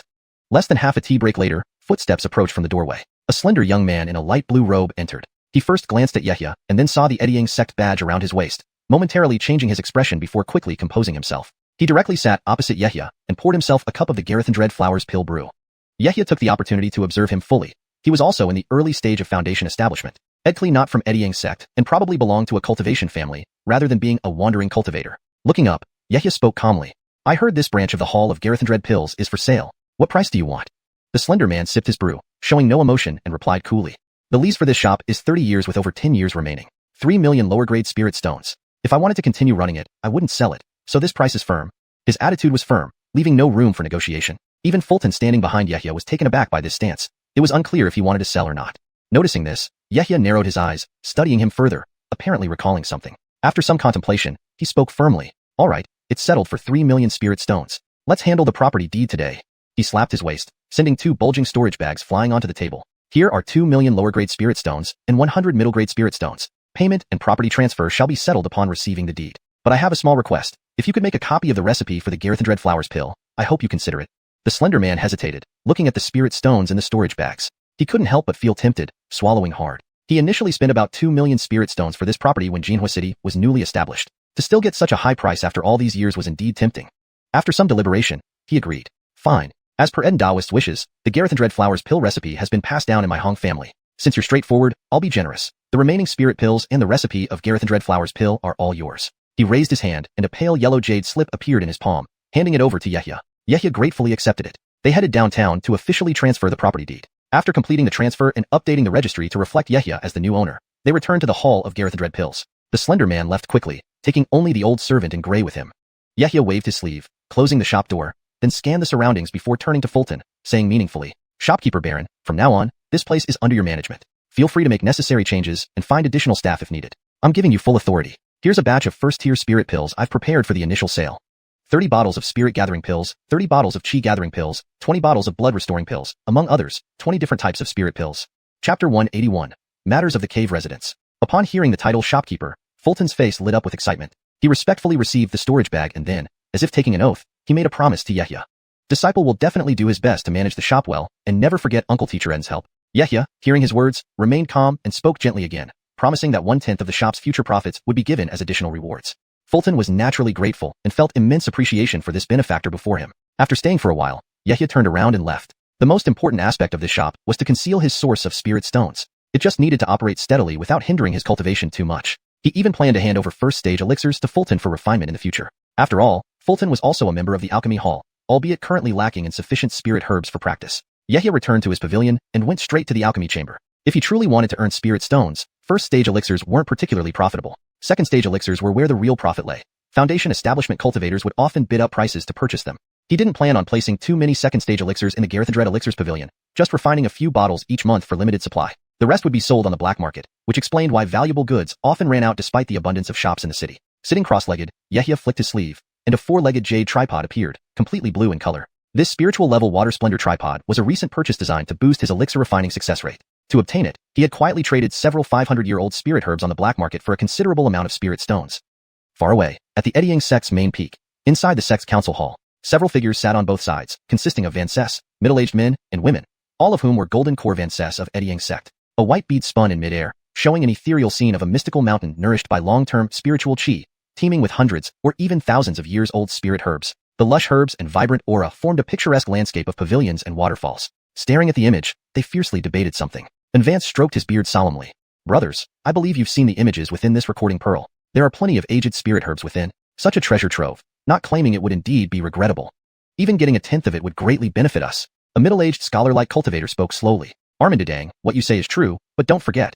Although we found a loophole in the formation allowing cultivators to pass through, chi condensation cultivators cannot withstand the restraining force. And we golden core cultivators can't enter either. Moreover, there are third-stage beasts inside. Sending in Foundation establishment disciples might result in numerous casualties. His tone was full of concern. Another red-haired Kale argued back. Brother Eden, your words are off. So what if there are third-stage beasts? One must take risks to gain wealth. All of us have faced countless dangers during our cultivation. Besides, more Foundation establishment disciples should be sent to gather 1,000-year-old spirit herbs, providing us with more third-stage elixirs for cultivation. This caused anger to rise in the middle-aged scholar who raised his finger, almost pointing it at the red-haired man. Master Brother Gareth, you're alone and thus carefree, but I have many nephews and descendants who don't wish to risk their lives. The red-haired man rolled his eyes disdainfully. If they don't want to go, then fine. With so many disciples, surely some will volunteer. Another burly Kale chimed in. Master Brother Gareth, after holding the position of Vance for a century, are you being so nonchalant about having no Foundation establishment descendants? Why don't you suppress your cultivation to bypass the formation's restriction and gather the herbs yourself? At the same time, those supporting sending disciples voiced their opinions, considering the sect's overall interest. Even if we don't send anyone, other sects might. If they retrieve treasures first, our power balance will shift unfavorably for eddying sect. A gift from heaven like this would be a pity not to claim.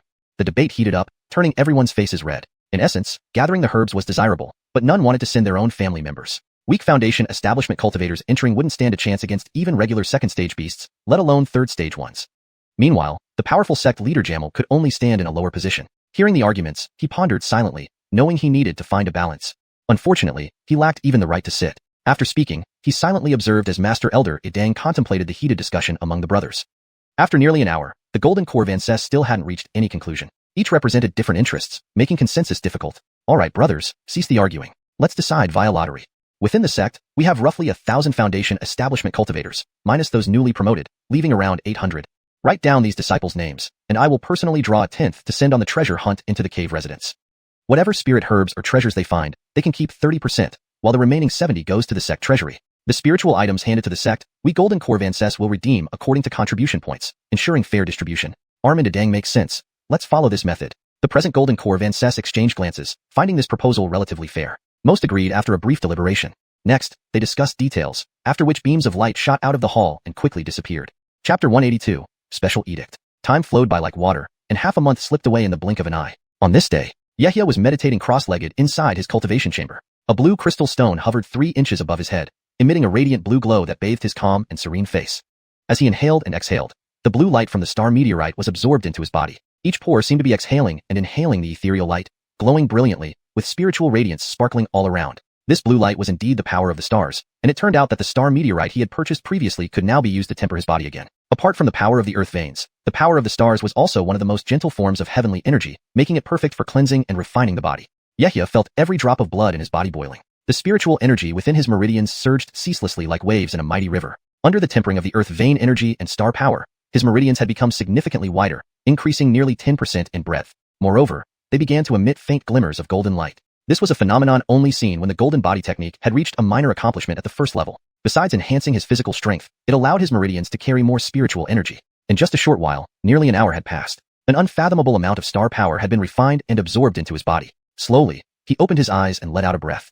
With a flick of his hand, the star meteorite, now drained of its star power, fell into his palm and then was stored away in his waist satchel. A gleam flashed through Yehya's eyes as he sensed the changes in his meridians. He muttered softly, "Who would have thought that even the initial stages of cultivation would bring such significant enhancements to my spiritual energy?" Even though it was just a 10% increase, in real combat, this boost might well be the straw that broke the camel's back. Wider meridians also meant faster activation of spiritual artifacts and greater infusion of spiritual energy within the same time frame. It even allowed for preemptive strikes. According to his own estimates, the thickness of his spiritual energy should not be inferior to that of a mid-stage foundation establishment cultivator, coupled with the mental strength comparable to that of a late-stage foundation establishment cultivator. Combined with multiple spiritual artifacts and the Crimson Flame Fan, which could transform spiritual artifacts, an ordinary early-stage foundation establishment cultivator would not last a single round against him. Against a mid-stage foundation establishment cultivator, he could put up a good fight, especially with the amplification provided by puppetry techniques, giving him an edge over opponents. As for late-stage foundation establishment cultivators, it would depend on the quality of the treasures each possessed. Yehya pondered silently, but suddenly, the sect token at his waist trembled slightly, releasing a golden radiance. The golden light wove together in front of him, instantly forming lines of tiny gold letters. A sect edict, delivered directly via the token. His gaze shifted, clearly surprised by the scene before him. Only in emergencies or for special matters would such messages be sent directly through the sect token. He quickly looked up at the golden characters in front of him, but the more he read, the graver his expression became. Even the joy from his cultivation achievements was overshadowed, turning his countenance increasingly somber as he continued reading. The content was clear and straightforward. It described how, near the large spirit stone mine discovered earlier, a 100-mile cave abode suddenly appeared, guarded by a massive array. Through some means, the sect had managed to enter this vast cave abode. Inside, it was filled with abundant spirit chi and countless types of medicinal herbs. There were also various halls left behind by the original owner, truly a rare treasure trove. However, the message also made it clear that while there were numerous opportunities for acquiring medicinal herbs, there were also many beast monsters within, including third-tier beast monsters, equivalent to core formation cultivators. More intriguingly, the arrays protecting the cave abode were incredibly powerful. The sect had only found some weaknesses and had not completely cracked them. Only cultivators below the core formation stage could enter. Breath condensation disciples were too weak and would gain nothing from going inside. Thus, the 100-mile cave abode was to be explored by the sect's foundation establishment cultivators. All who received this message were required to participate. Upon receiving this information, Yehya realized he had been chosen to join the treasure hunt. Any treasures found would be split 30% to the cultivator and 70% to the sect. Decisions involving so many foundation establishment cultivators could not be made by the sect master or even a core formation vance alone. It must have been agreed upon by all the sect's core formation vances, possibly even with instructions from the sect's most mysterious forefathers. Thoughts raced through Yehya's mind as he suddenly heard chaotic sounds outside, seemingly a commotion. He frowned. This was Ediang sect's main base in Jinfishan City. Who dared cause such disturbances nearby? They must have death wishes. Deciding it was best to find out more about this cave abode, Yehya stood up from his mat and walked towards the exterior of the pavilion. Just as he stepped outside, he saw an unbelievable sight. The streets were filled with cultivators, mostly foundation establishment cultivators, numbering at least 100, all surging in one direction. Even the Ediang sect patrols on the streets were pushed aside awkwardly. After all, they were mere breath condensation disciples and couldn't restrict so many foundation establishment cultivators. Yehya lifted his gaze and noticed that the crowd was heading towards the Merit Hall. Curiosity piqued. He followed the flow of cultivators and saw that most were independent cultivators and foundation establishment cultivators from cultivator families. The neighboring pavilions were also drawn to the commotion, their occupants stepping out curiously to witness the spectacle. Could these cultivators be planning a rebellion? Yehya briefly entertained this absurd thought, but quickly dismissed it. Ediang sect's power was immense. Even if the number of independent cultivators and cultivator families doubled or tripled the sect's foundation establishment cultivators, they posed no threat to Ediang sect. No other reason. Only the fact that Ediang sect had a nascent sole true monarch overseeing, along with several dozen core formation cultivators, ensuring absolute control over any plots or schemes. Yehya joined the throng and soon arrived at the entrance of the Merit Hall. Gareth and Dreads of Foundation establishment cultivators gathered here, blocking all access. They did not cause any harm but shouted slogans, attempting to convey their message directly to Ediang sect. We, the independent cultivators and cultivator family members, also wish to enter the cave abode to seek treasures. The cave abode belongs to all cultivators of Jerome Kingdom. Phelan Xiao of the Phelan family from Baroness Hu State requests permission. Hope the senior predecessors will grant approval. Anthea, an independent cultivator from Edchao State, requests permission. Please give us a chance. Excitement, agitation, fervor. They had an air of determination to achieve their goal. A collective plea from independent cultivators and cultivator families. Chapter 183, Grand Elder Edang, Assembly. Gareth and Dreads of Foundation establishment cultivators were present. Various voices clamoring for participation echoed around. The entire city's attention seemed to be drawn towards this commotion. Yehya stood at a distance, listening intently. Only then did he realize that news of the 100-mile cave mansion had leaked out. The eddying sect was dispatching disciples to gather spiritual items inside. These wandering cultivators and cultivator families could not contain their excitement and wished to enter in search of treasures. Who had spread this information? Who had secretly encouraged it to escalate into this situation? Even if Yehia was slow-witted, after hearing all of this, he understood. As a sect disciple, he had just learned about this news. These cultivators managed to assemble beforehand, clearly indicating that the news had been deliberately disseminated by someone of higher standing within the sect. It appeared this cave expedition was unavoidable and might turn out to be more intense than the conquests at the 5 sect strongholds. Just as Yehia was deep in thought, several powerful auras suddenly emerged. Above the battle merit hall, spiritual light flickered, and several figures appeared out of thin air, each emitting a terrifying aura like boundless oceans or deep abysses. This formidable pressure spread throughout. The hall immediately fell silent. Gareth and Dreads of Foundation establishment cultivators became mute, lowering their heads slightly, no longer daring to speak loudly. At the forefront stood an energetic Vance, none other than Adang, the eldest and most senior Vance of the eddying sect. He stroked his beard, smiled faintly, and spoke. My young friends, I understand your sentiments. Our eddying sect is not one to keep all for ourselves. Although opportunities exist within this 100-mile cave, dangers are also abundant. If you agree, our eddying sect will ensure everything is well arranged. However, let it be known that the gathered spiritual items will be split 2 to 8, with 80% going to our eddying sect as a prerequisite for entry.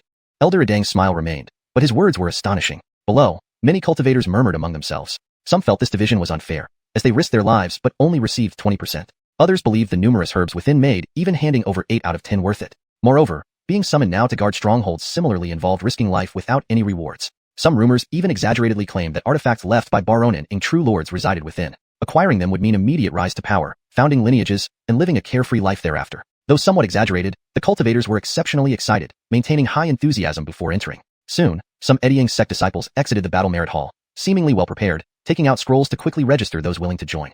The crowd soon dispersed. Yehia then went to visit familiar cultivators residing in the city to gather more information. Some had received summonses from the sect, others knew nothing.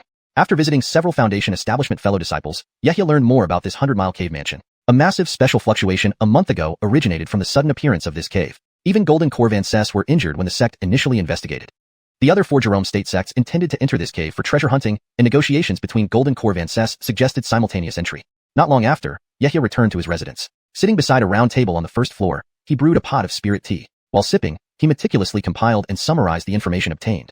He gained a rough understanding of the sequence of events leading to this turmoil. The cave's unexpected emergence meant the sect couldn't send all its Foundation establishment cultivators alone, using the promise of spiritual herbs as bait. By involving wandering cultivators and cultivator families, the 5 sects aimed to weaken these groups during conflict. If killed in the cave, it saved effort. If not, the gathered items would mostly benefit the sect. For Yehia, with his 4 spiritual roots through Jur, 4 spiritual roots, reaching his current realm through spirit pills had already been a significant challenge. The prospect of achieving Golden Core seemed even more distant. Kiefert, if this cave truly contained legacies left by Baronin and true lords, perhaps some treasures within could aid him in the future. Note, the term Zujur is used in the original text to describe innate talent or qualifications. I have maintained its inclusion to stay true to the original meaning.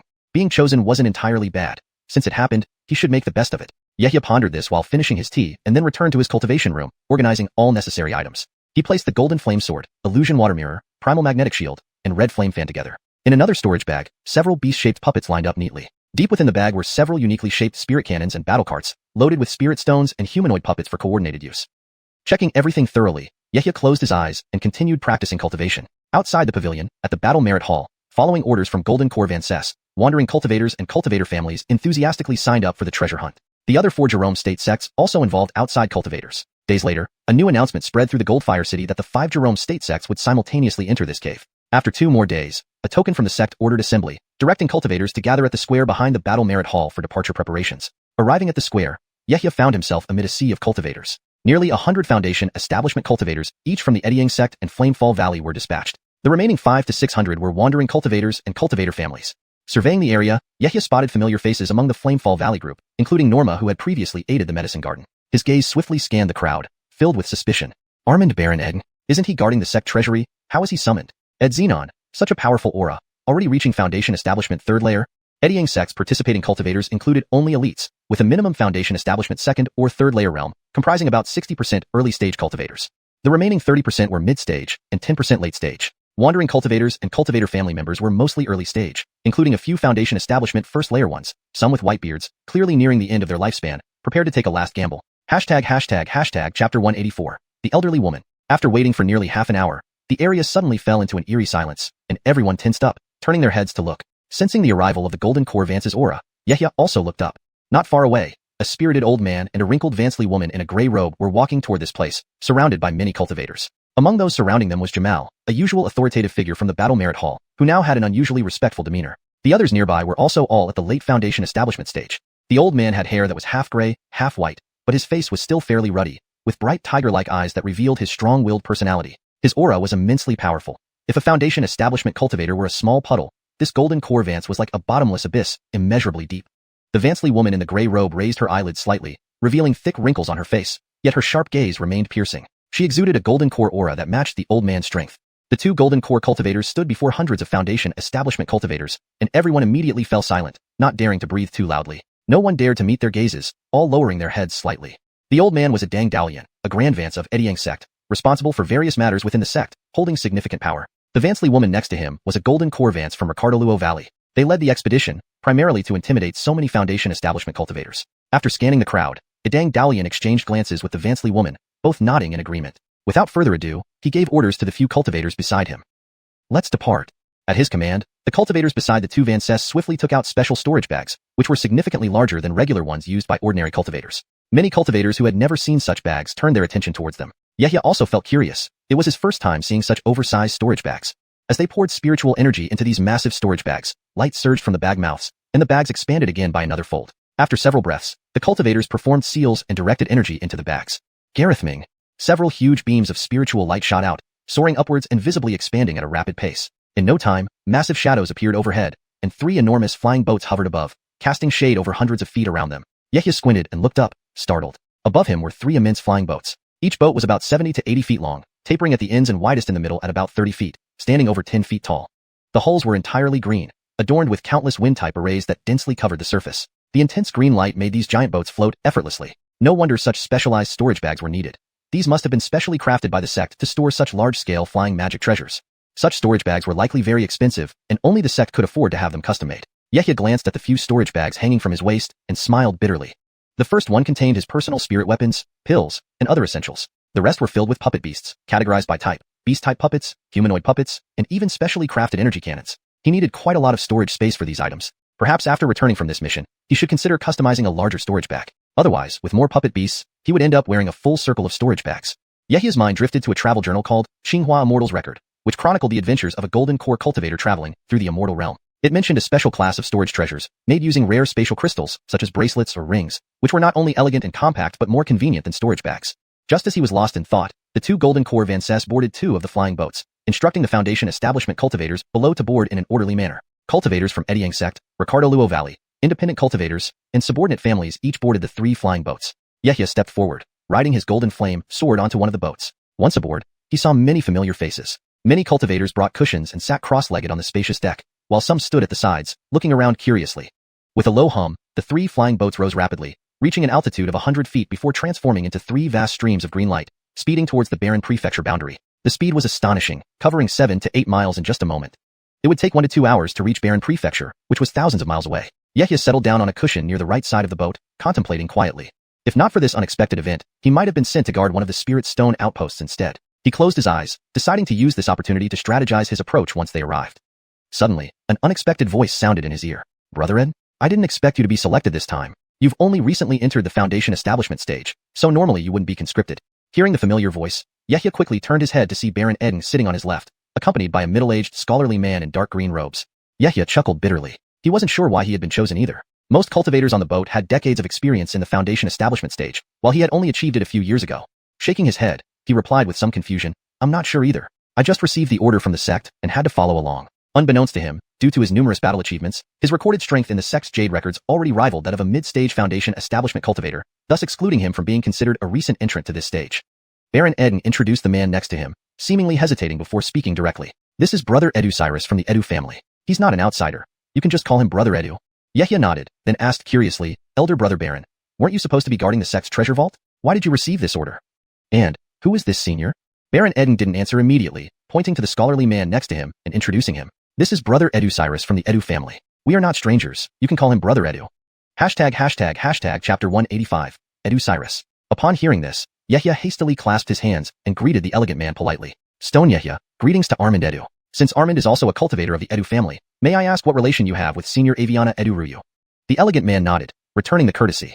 Greetings, Stoned. I've heard Armin Baron mention you several times. To have achieved so much soon after Foundation establishment, your future is boundless.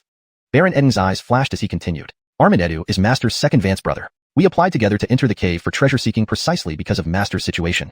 He whispered secretly to Yehia, cautious not to let the information leak. Stone Eden, you don't know. Something has happened to Master. Yehia's heart tightened at these words. A sense of foreboding welled up within him. He remembered that when he first met Senior Aunt Edu Ruyu, she was a cultivator who placed great importance on emotions and righteousness. She had been in seclusion for over a decade. Could it be that her attempt at advancing to the Golden Core failed? With this thought, he asked with some trepidation. What exactly happened? Baron Eden relayed the situation in full through mental communication. Half a year ago, Master successfully triggered the Golden Core celestial tribulation but was overwhelmed by its power. This resulted in cracks forming in her newly formed Golden Core. Master used a secret technique to temporarily stabilize the Golden Core and went back into seclusion. While there's no immediate danger to her life, the longer this injury lingers, the greater its impact on her Golden Core foundation. There's a chance she will be stuck at the initial Golden Core stage. The only method now is to find a medicinal pill called Dover Eden pill to treat the injury. Yehia frowned slightly, as if recalling where he had heard of this pill before. After pondering for a moment, he asked, Dover Eden pill? Could it be the holy healing pill made from Dover Eden grass? Exactly, Stone Eden. Have you heard of such a healing spiritual pill? I've seen it mentioned in ancient texts. It said that even if a Golden Core cultivator suffers severe injuries, consuming one pill can stabilize their condition forcefully. It's indeed a rare and precious medicinal pill. So, are you going to search for the Dover Eden grass in this cave then? Key first, this Dover Eden grass only grows in places abundant with spirit energy. The last time it appeared was hundreds of years ago. The Edu family sent almost all available people but found no trace of it. Now, within the Jerome Kingdom, this newly emerged cave is possibly the only place it might exist. If we cannot find it, we might use an alternative, a 1,000-year-old spirit grass with strong medicinal properties to replace it in the refinement process. Perhaps that will work. Baron Eden looked at Yehia seriously and continued. Originally, this matter was kept under wraps. Since Stone Eden also received orders to join us, there's a chance you might find the medicinal grass, which is why I'm telling you. Master needs to recover quickly. I believe you understand the gravity of the situation. It's far more important than just finding Dover Eden grass or a 1,000-year-old spirit grass. Yehia looked at him earnestly and nodded without hesitation. Of course I understand. Senior Aunt Edu has shown me great kindness, and I will do my best.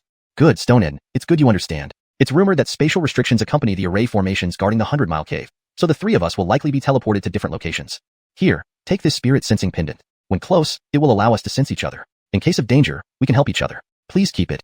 Baron Eden patted his waist lightly, and a red light shot out, transforming into a jade, cicada-shaped pendant in his hand. He then handed it to Yehia. Thank you, Armins. Seeing the concerned looks, Yehia felt a warm sensation in his heart. He accepted it, infused it with his divine consciousness, refined it, and stored it close to his chest. Both Baron Eden and Edu Cyrus were mid-stage Foundation establishment, with Edu Cyrus being late stage. Moreover, they had no conflicting interests. It was evident that Armin Baron was genuinely concerned for his safety. Keeping this sentiment in mind, Yehia felt warmth in the otherwise cold cultivation world. It was one of the few instances he had experienced such care. After discussing, Baron Eden took Edu Cyrus to meet other familiar cultivators, hoping to rally more people for mutual support during the perilous journey. Yehia, on the other hand, continued to meditate, contemplating his next moves. Though Senior Aunt Edu was injured, she remained a genuine Golden Core cultivator. Searching for the Dover Eden grass would indeed be worthwhile. If all else failed, he could cultivate a 1,000-year-old spirit grass in his spirit field, albeit spending more spirit stones. When Senior Aunt Edu emerges from seclusion, he would officially be a direct disciple of a Golden Core cultivator, drastically enhancing his status. With such backing, his future path would broaden considerably. Especially now that he wasn't yet powerful, finding a solid support was crucial. With these thoughts, Yehia felt a sense of joy rise in his heart. Unknowingly, Yehia sensed the flying boat come to a sudden halt. He slowly opened his eyes, and around him, numerous Foundation establishment cultivators stood up, gathering at the front of the deck to observe the scene ahead. Yehia quickly stood, retrieving his cushion with a wave of his hand as it flew back into his storage bag. The flying boat began descending, revealing an astonishing sight. A colossal 5-colored light barrier enveloped a vast expanse resembling a fairyland, spanning over 100 miles in diameter. The surrounding area within dozens of miles was barren, indicating that it had been flattened by some intense attack. The light barrier was encircled by wisps of white mist, shifting unpredictably like illusions. Inside the light barrier, the scenery was obscured by moving formation restrictions, allowing only glimpses of various terrains. Lakes emitting blue light, lush plains, continuous mountains, glittering palaces, etc. Yehia noted that the sheer number of formation restrictions visible at once numbered well over 100, hinting at the complexity of the arrays within. Clearly, the cultivator who set up these formations possessed profound array formation skills. Soon, the flying boat descended fully onto the ground, and everyone disembarked in an orderly fashion. Ahead, they saw various stone houses, with larger ones guarded by Foundation establishment cultivators. Inside the largest one, several Golden Core cultivators' auras could be felt. The cultivators were instructed to wait in a designated open area while Elder Adang and the Samara entered the stone house. Chapter 186, Blade of Ed Vortex. Yehia and the others waited on the spot, taking the time to observe their surroundings. The other cultivators gathered in small groups, discussing alliances for after they entered. He glanced a few times, 3 cultivators from the Flamefall Valley actually approached solitary cultivators, making plans to support each other inside. Moreover, these 3 had extremely high cultivation levels, 1 at the 8th level of Foundation Establishment, 2 at the 6th. Keyfort those they sought to ally with were only at the 3rd and 4th levels of Foundation Establishment. The same situation was happening on the Ed Rickerdog sect side. Normally, sect cultivators would far surpass solitary cultivators, or those from minor immortal families in terms of techniques, spirit artifacts, and experience at the same realm. It was even more unlikely that higher realm cultivators would seek alliance with lower ones. Yehia narrowed his eyes, observing this strange phenomenon coldly. There could only be one possibility. They weren't looking for allies but for expendable scouts. Otherwise, he couldn't think of any reasonable explanation. His gaze flickered as a somewhat deep voice then reached his ears. Which hall does this junior brother belong to? Are you in need of an alliance? A robust Kale walked over, his cultivation not low, around the 7th level of Foundation Establishment. There were 4 others with him, all mostly in the middle stage of Foundation Establishment. Yehia politely cupped his hands in greeting, but maintained his distance. I am Yehia, executor of the Alchemy Hall. Thank you for your kindness, Armand, but I prefer traveling alone. After scanning the group, his gaze paused on the youngest cultivator among them, who was merely at the 2nd level of Foundation Establishment. He dared to accompany so many higher realm cultivators? Should anything happen, he'd likely be the first to be abandoned, or forced to scout ahead. Ah, so you are from the Alchemy Hall. Since Stonehead isn't interested, never mind. The robust Kale's expression turned slightly odd when he heard Yehia belonged to the Alchemy Hall. Alchemy Hall members were notoriously weak in combat. Then, indifferently, he said, turned around, and left without delay. Their figures quickly vanished, continuing their search among the crowd. Yehia stood alone amidst numerous cultivators, quite the loner, but he didn't mind much. He had puppets for protection and reconnaissance, and knew some formations. Combined with his late-stage Foundation Establishment-like spiritual sense, there was no need to travel with anyone else. Unless surrounded by many enemies, one-on-one, he wasn't afraid of much. At the other end of the 100-mile array dome, cultivators from Dover 2 Sect, Seatide Pavilion, and Green Moon Gate had also gathered in full force, creating a momentum comparable to or even slightly exceeding this side. If Yehia were there, he would notice an old acquaintance, Zhang Ed, whose arm he once severed. Now Zhang Ed's severed arm was fully healed, and his aura indicated he had reached the 5th level of Foundation Establishment, 2 sublevels higher than Yehia. After being defeated by Yehia and forced to sever his own arm to escape, Zhang Ed initially planned to gather cultivators through his father's Vance status for revenge. However, he was scolded by his father for disgracing the family, then confined, ordered to set aside competitiveness and focus solely on cultivation. Divided into 2 factions, the 5 major sects of the Jerome Kingdom were preparing earnestly for entering the grotto. As time passed, the Foundation Establishment cultivators awaiting entry split into various groups based on different purposes, some seeking mutual support, others harboring ulterior motives. Suddenly, Yehia felt a tightening sensation, sensing something. He looked up towards the stone house not far ahead. Out came 14 Golden Core Vancess from Ed Rickerdog Sect and Flame Fall Valley, 7 from each, radiating awe-inspiring auras, like the vast sea, like unfathomable abysses. Led by Eldoradang and the Samara, they approached the array dome about 20 yards away. As their auras subtly spread out, the array responded, emitting peculiar howling sounds.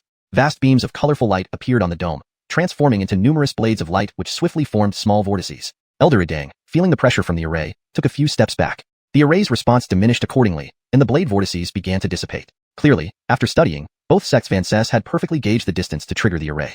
Eldoradang abruptly extended his right hand, golden light appearing in his palm as he captured the surrounding golden chi. Chanting incantations, it gradually condensed. In a short moment, dozens of foot-long golden dragons materialized, densely covering his body. With a gentle push from Eldoradang, these dragons emitted golden light as they flew out, attacking a specific point beneath the dome. Reacting to this, the array gathered vast amounts of elemental chi, emitting buzzing sounds as numerous blades surged from all directions towards these golden dragons. Most golden dragons were annihilated, dispersing into chi. The few remaining ones collided with the dome, leaving golden dots upon impact. Similarly, the Samara summoned over 100 fire snakes from pure fire chi. Most were destroyed, while the rest left red dots on the dome. Watching from afar, Yehia and others initially puzzled before understanding. It was a strategy to identify the array's weak spots and mark them for a concentrated attack to create a passage. After nearly 10 minutes of effort, 2 clearly marked areas appeared on the dome. Both Vancess exchanged a glance, then seriously addressed their respective cultivators behind them. Form the array, breach the restriction. Simultaneously, both threw out an array plate and numerous flags. Sizzling sounds rose as the plates spun midair, releasing brilliant lights, and flags shot up several feet into the ground below. Chapter 187, Golden Dragon Radiant Sky Array. Upon hearing this, the remaining 12 Golden Core cultivators flew out without hesitation and took their positions according to the formation banners. Eldoradang and the Samara retreated a few more steps and lifted their hands to retrieve their magic treasures. The other Golden Core cultivators also took out their own magic treasures, instantly bursting with colorful spiritual lights. There was a 7 or 8 zhang tall crimson gourd, a red quadrangular seal, a huge circular ring emitting yellow light, a golden long sword, spherical dermic pearls exuding dense white light, and more. The 7 Golden Core Vancess of Edyang Sect stood in special positions, releasing the aura from their bodies as they activated their life-bound magic treasures with all their might. Golden Dragon Radiant Sky Array. Eldoradang stood at the dragon's head position, while the other 6 Vancess formed the body and forelegs. The 7 Vancess of Flamefall Valley also set up their array similarly, bursting with spirit light and activating their magic treasures. The Samara stood at the Golden Crow's head position, while the others formed the wings, body, and 3 legs. Golden Crow Blazing Flame Array. Instantly, as the formation was established, the spiritual chi within hundreds of miles around them surged, forming an incredibly awe-inspiring array composed by 7 golden core cultivators. Countless spiritual forces transformed into luminous dots that converged, swiftly materializing into a fierce golden dragon and a ferocious flaming bird enveloped in crimson flames. Each was several dozen zhang in size, with 7 powerful magic treasures as their core. However, facing the massive protective sphere condensed by the 100-mile-wide formation, they still appeared relatively small. Go! As he spoke, the fierce dragon and 3-legged golden crow's illusory figures soared out simultaneously. The arrays reacted in sync. Massive whirlpools composed of 5-colored light blades rapidly emerged, spinning wildly and emitting eerie whistling sounds. The awe-inspiring momentum made Yehia and the others, who stood far away, feel tense as well. In a flash of lightning and fire, the immense shadows of the dragon and golden crow soared out, the array-generated whirlpool unleashing countless light blades surging forward like a deluge. As soon as both sides came into contact, light blades scattered everywhere, with the dragon roaring fiercely and the golden crow screaming. An ear-splitting sound echoed loudly, with the thunderous rumbling and collision noises incessantly reverberating as various colors of light spewed outward. The impact caused the ground to shake violently. On the other side of the formation, Qingyue sect summoned a giant blue tortoise shadow, Haichao Pavilion conjured an unknown octopus-like sea beast, and Dovershire sect brought forth a one-horned monster resembling both a dragon and a horse. 5 powerful spirit beast shadows appeared, radiating astonishing pressure. Ek water ripples, spiritual force waves surged outward, emanating brilliant hues and charging toward the array. It seemed as if both sides had prearranged this attack, striking the array simultaneously from both ends, making it difficult for the array to manage both attacks and easing the difficulty of breaking through its restrictions. Boom, boom, boom. Immediately, an astonishing wave rippled outward. The 100-mile cave abode's formation activated, releasing dazzling multicolored morning light that rose skyward, forming a colossal 5-color light curtain in the sky. The light curtain spun into a vortex, drawing nearby spiritual chi like a giant whale siphoning water, emptying the surrounding 1,000 miles of spiritual chi in an instant. Multiple formations began to combine, evolving from smaller patterns into larger ones, interlocking in a way that increased their power. However, the 5 sects targeted positions where the formation could not fully manage, akin to finding chinks even in the most stringent defense after centuries of erosion.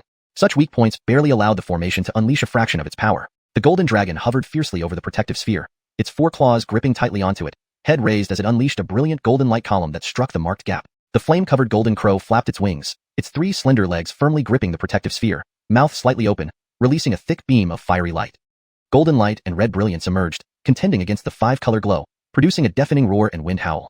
Yehia watched this scene, his eyes filled with shock. For him, golden core Vances were already an insurmountable peak, and these 14 such beings only managed to create a small opening on the protective sphere of this ancient cave abode. This clearly showed that in the world of cultivation, even the golden core stage might just be a new beginning. After this startling revelation, Yehia became more determined about his future goals, his confidence in pursuing immortality unwavering. One day, he would not only become a golden core cultivator but reach even higher, transcend boundaries, leave behind the realm of cultivators, and become a true immortal. The surrounding cultivators, watching this scene, were each lost in thought. Some looked stunned, others worried, while some felt their hearts grow even more steadfast in pursuing the Tao. A moment later, an opening on the protective sphere expanded gradually. The 2 arrays formed by 14 golden core cultivators finally took the upper hand, forcefully creating a 3 to 4 zhang wide 5-color channel on the sphere. Looking inside, one saw only dazzling colors. Due to the spatial restriction created by the formation, it was unclear what lay beyond. Even with the gap torn open, entry wasn't smooth. Seeing this, Elder Adang and the Samara spoke almost simultaneously to the numerous Foundation establishment cultivators behind them. Gareth Ryan sighed. Remember, half a year from now, the formation's power will weaken again. Noon of that day will be the time to exit the array. Hearing this, Yehia and the others did not delay. Following their original formation, they flew into the channel using flying magical tools. As they touched the 5-color channel, ripples spread out. Drawn by spatial force, they were thrown directly into the array, vanishing instantly. Yehia moved his gaze, flicking his sleeves, and rode the golden flame sword, transforming into a streak of golden light that shot straight into the 5-color channel. As if passing through a transmission array, his vision blurred as space enveloped him and disappeared. Nearly 1,000 Foundation establishment cultivators, though many, took less than a quarter of an hour to all enter the channel. Seeing this, Elder Adang and the other golden core Vances also urged their magic treasures, withdrawing the dragon illusions attacking the formation. Without external forces, the 5-color channel quickly repaired itself, its spiritual light merging seamlessly. Chapter 188. Picking up spirit stones? A blinding white light appeared before him, followed by a wave of dizziness from the teleportation. Yehia felt his head spinning. He shook it, finally feeling solid ground beneath his feet once more. He quickly scanned his surroundings. He was standing on a smooth boulder about 10 feet in size, surrounded by jagged rocks. A stream flowed not far to his left, its destination unknown. Behind him stood a verdant mountain, its base covered by a dense forest stretching for 2 or 3 miles. The landscape was wide open and fresh, with a thick aura of spiritual energy palpable in the air. After surveying the area, Yehia realized that apart from himself, no other cultivators were present. He muttered to himself in puzzlement. Suddenly realizing something, he glanced upward in disbelief. With a flick of his wrist, a golden miniature sword flew out from his sleeve, enlarging to several feet and landing at his feet. Yehia ascended on the Jean Ricardo sword, rising dozens of feet before feeling a force restricting further elevation. It seemed an array's spatial restrictions were at play. Using a hand seal, he propelled himself another 50 feet upward. The sky remained enveloped in a multicolored barrier with faint glows from various seals. Surrounding him were layers of beautiful spirit mountains, with distant towering peaks hosting numerous halls and pavilions. After a brief observation, he waved his hand and descended back to the forest edge. Perhaps it's the effect of spatial restriction, Yehia murmured, his eyes thoughtful. Judging by his ascent height, this area must span at least 200 to 300 miles, possibly more. He furred outside. It only showed as a 100-mile radius, likely due to spatial constraints allowing more space within. Otherwise, how could he be the only one here amidst so many entering cultivators? Preparing to leave, Yehia's gaze caught a flicker of spirit light. With a single step, he darted 4 or 5 feet to find a patch of luminescent green herbs beneath a moss-covered boulder. The herb had thick stems and leaves, curled outwardly, topped with small pale yellow flower buds. Crouching down, Yehia recognized the plant as earth moss grass, also known as water engi, a premium ingredient for water attribute spirit pills. Most of these herbs were over a century old, with the largest being around 3 centuries. His eyes sparkled with delight as he carefully harvested the aged earth moss grass into an empty storage bag, leaving the younger plants untouched. By the rules of herbal gathering, unripe spirit herbs must remain unpicked due to low value and to respect convention. Isn't this just like picking up spirit stones? Even if only a third remains, it's still a significant income. Yehia would not miss such an opportunity. He took a deep breath, suppressed his aura, and slipped into the forest under a cloak of invisibility. Meanwhile, on the waist of a mountain peak hundreds of miles to the east, several pavilions dotted the landscape. Before them stood rows of stone steels, each inscribed with different formations and seals. Suddenly, space rippled above the steels, white light flashed, and 7 or 8 disheveled cultivators tumbled down into the steel forest. Aware of the potential danger from fellow cultivators, they immediately activated defensive measures upon landing, some forming protective shields while others summoned shields, all displaying vigilant expressions. Among them, a young man in white attempted to flee atop a purple cloud, but as he rose, the steel sensed something and emitted resonating vibrations and multicolored lights. Several nearby steels combined their seals into red beams of light, creating a mesh blocking his path. With no time to react, sizzling sounds filled the air as the young man was sliced into dozens of pieces midair, blood splattering everywhere. The blood quickly turned into thick puddles, soaking into the ground and vanishing within moments, as if nothing happened. Even the blood on the steels was absorbed without a trace. If not for the lingering blood stains and heavy scent of blood, one might have thought it an illusion. A blue-robed man stood frozen in shock. He had intended to escape using a green gourd, but was spared by hesitation. Just now? No one move. These steels have engraved formation seals that will activate instantly upon misstep. A Kale with a long beard looked around gravely. The remaining 6 cultivators dared not fly away, obediently staying put. One golden-robed man spoke nervously. Ed Taoist, you understand formation arts. Do you see hope for us? The long-bearded man stroked his beard, breathing deeply. I'll do my best. If any of you are knowledgeable about formations, please join me. I know some. So do I. A Stacy and advancedly white-bearded man replied, joining Ed to decipher the steel formations. The group, once wary of each other, now united in the face of this shared predicament. Chapter 189. Ambush. 100 miles to the south, a man in a green robe landed in a dense forest. He looked down to see a large, pale red ginseng mushroom about the size of a wash basin. The deep red patterns on the mushroom exuded an intensely rich aura of spiritual energy. His eyes flashed with joy and astonishment as he exclaimed, Millennium Fire Ginseng? Coming to his senses, he carefully dug out the Millennium Fire Ginseng and stored it in his storage bag. He then surveyed his surroundings, lightly tapping a spirit beast pouch at his waist. Whoosh! A large swarm of pale purple insects flew out, flapping their wings and spreading out rapidly. The man in the green robe performed hand seals, carefully observing the movements of the purple insects while muttering to himself. The purple glow insects contract the special scent of medicinal herbs. It seems fortune truly favors me. Near a lake elsewhere, several cultivators of various figures were almost simultaneously teleported here, only to immediately engage in combat. There was no other reason. The low-lying area by the lakeside was covered with a large patch of spiritual grass. This grass was about a foot tall, blue all over, but with a single purplish-red bud. It emitted a faint blue mist that wafted gently with the breeze, giving it a very spiritual appearance. They were at least century-old spiritual herbs, with the 2 largest being more than 8 centuries old. Amidst flashes of spiritual light, the cultivators engaged in a chaotic battle. Suddenly, from within the lake came a splash, as a huge body emerged from the water. A gigantic python, over a dozen zhang long, slithered out. It had a triangular, flattened head with emerald green vertical pupils, and its body was covered in pale blue scales arranged tightly together. There were even 2 slender claws on its belly. Hiss! It extended a deep red forked tongue, releasing a cloud of blue poison mist from its mouth, radiating a formidable aura almost rivaling that of a core formation cultivator. A python nearing transformation into a dragon. Everyone gasped in shock and terror. In the next moment, the enormous blue python undulated its body through the water, opening its mouth to spew out a mist dotted with blue specks of light towards the crowd. Ah! A man in grayish-white robes couldn't escape in time. His arm was touched by the blue poison mist, and his complexion instantly turned blue. Blisters began to swell and burst, oozing pus. The wind of blood rose again as the giant maw ruthlessly swallowed him whole. Seeing this, everyone shuddered involuntarily, scattering in all directions, completely forgetting the pile of spiritual herbs on the ground. Upon entering this cave complex, the experiences of each cultivator varied greatly. Some found themselves in perilous situations immediately upon landing. Some even fell directly into the dens of beast monsters and could not leave without a bloody fight. Others were sent directly around millennium-old spiritual herbs. Most proceeded on their own, but they all subconsciously headed towards areas with the densest spiritual energy. Several days later, Yehia stood halfway up a lush green mountain peak. Before him were a few dilapidated palace buildings that had long been abandoned. In front of the palace buildings lay several corpses with gruesome deaths. Among them was the corpse of a Kale in a blue and white robe, tall and lanky, with elongated hands. A large hole was torn in his chest. His eyes were wide open in death, clearly unable to rest in peace. Apparently, he was a cultivator from Flamefall Valley. The other corpses were equally gruesome, their flesh mutilated. One particularly horrific sight was a corpse cleaved in half at the waist, with dirt still under the fingernails, a clear sign of a sudden attack from which there was no escape. Yehia carefully examined these corpses, estimating that a brutal massacre had occurred here. Then, he looked up at the dilapidated palace buildings, walking inside to inspect them. Overturned incense burners, shattered stone tables from the aftereffects of battle. All traces left behind from spells and spiritual weapons. After Yehia stepped out slowly, he glanced at the few corpses on the ground, sweeping his gaze over them and raising his right hand to flick it lightly. A black light shot out, transforming into a small banner about a foot in size. The banner fluttered, sending dozens of blood lights mixed with black fog surging over the cultivator corpses, devouring the little remaining spiritual power and essence blood. Before long, Yehia waved his sleeve, causing the Een ghost banner to fly back into his sleeve. Then he flicked his finger, sending a fireball flying out to engulf the remains of clothes on the ground.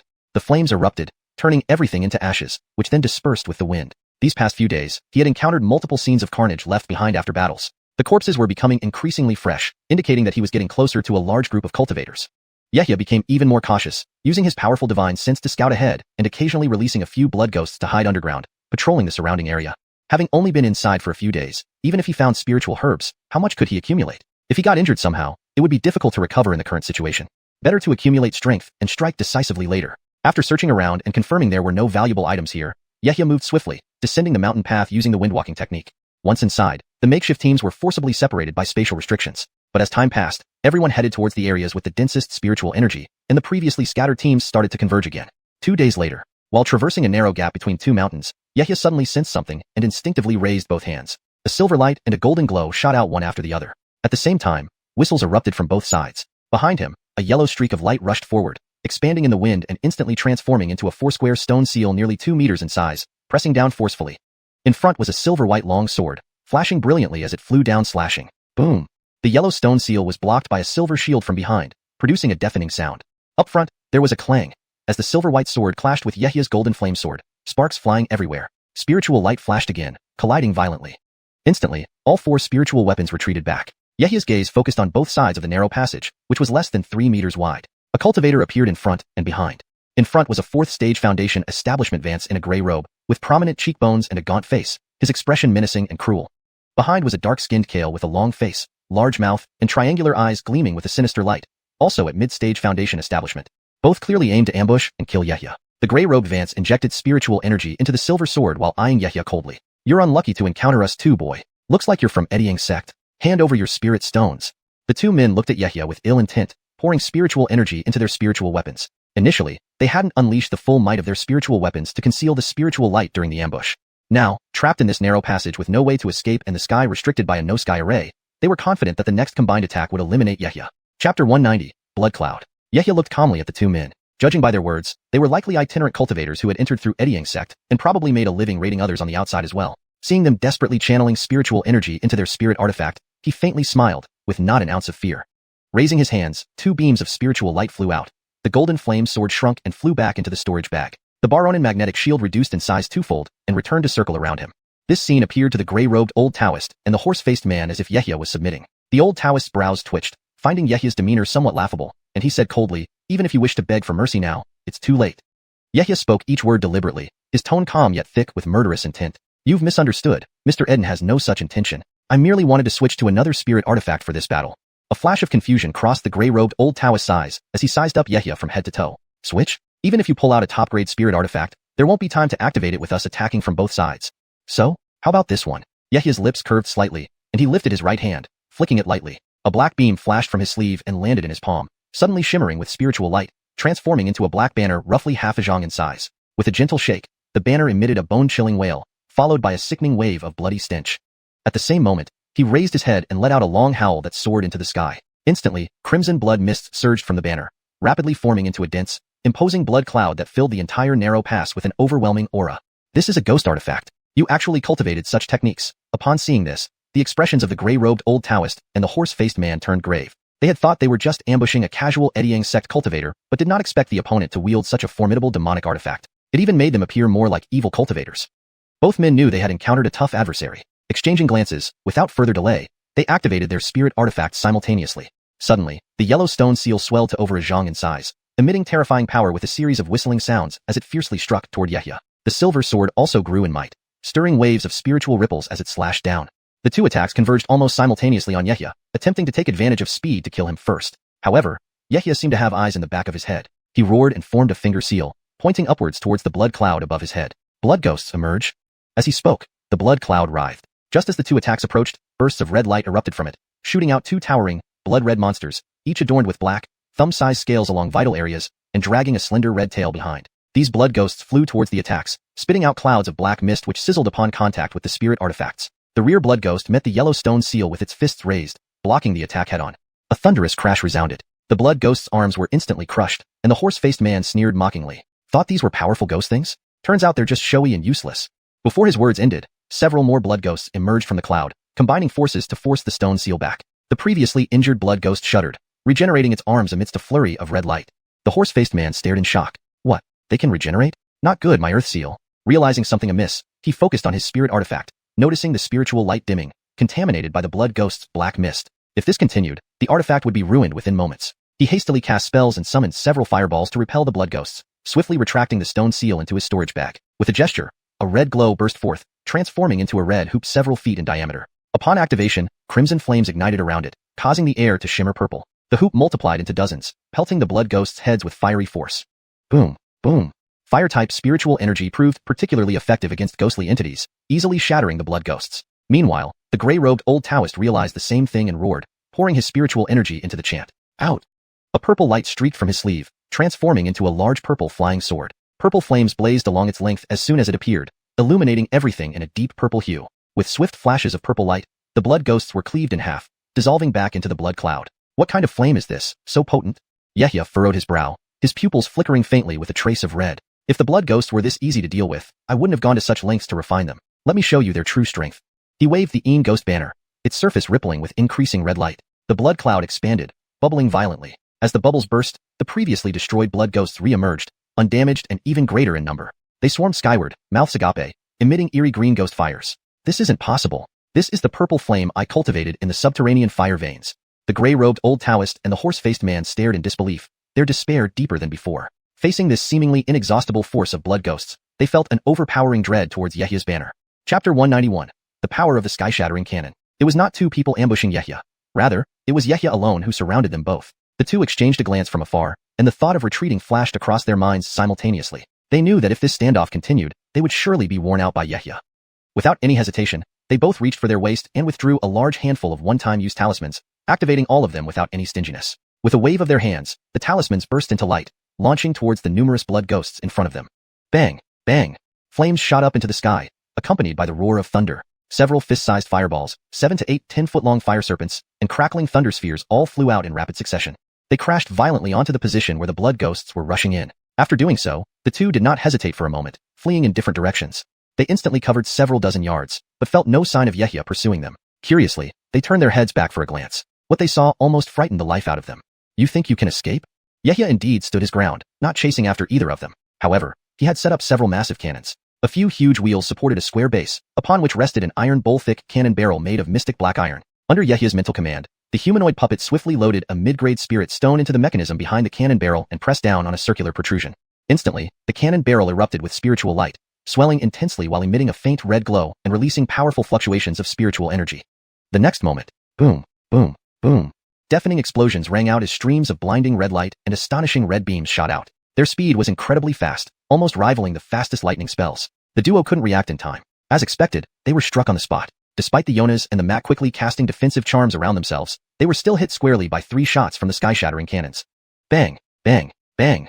A series of explosions echoed in the air, and the blinding red light exploded. Their protective shields were immediately shattered. Though their bodies weren't blasted apart, they suffered heavy blows equivalent to the full strength of 3 early Foundation establishment cultivators, combined with an unpredictable speed. The Mac's face turned red, spitting out a mouthful of blood mist. He tried to flee again despite his exhausted state, but unfortunately, some ghostly howls sounded, and several blood ghosts quickly followed and tore him apart. Within moments, they devoured him completely. One of the blood ghosts then held 2 storage bags in its hand and flew back to Yehia, tossing them over. Its body flashed with bloody light, merging into the ghost banner like flowing blood. A similar scene unfolded with the gray-robed old Taoist, also being torn apart by the blood ghosts, only leaving a few storage bags for Yehia. At this point, the overwhelming blood clouds covering the narrow passageway had already dissipated. Yehia observed the 6 spirit energy-powered sky-shattering cannons before him, squinting slightly. Walking around, he murmured, "The speed is indeed quite fast, just the power isn't strong enough. But it's fine, quantity can compensate for that." While one sky-shattering cannon didn't have much power, merely equivalent to an ordinary Foundation Establishment Cultivator strike, 3 combined could heavily injure a middle-stage Foundation Establishment Cultivator. If all 6 were fired at a single cultivator continuously without restraint, even a late-stage Foundation Establishment Cultivator wouldn't be able to withstand it. Of course, that's assuming the opponent doesn't have extremely powerful defensive spirit tools, and the cannons have ample room to operate. Yehia's scrutiny led to a slight easing of his furrowed brow. After testing them, he had an understanding of the cannon's strengths and weaknesses. Earlier, his advantage came from raising the ghost banner, causing the 2 to hastily flee and lack proper defense while escaping. Using the sky-shattering cannons in such a situation proved very effective.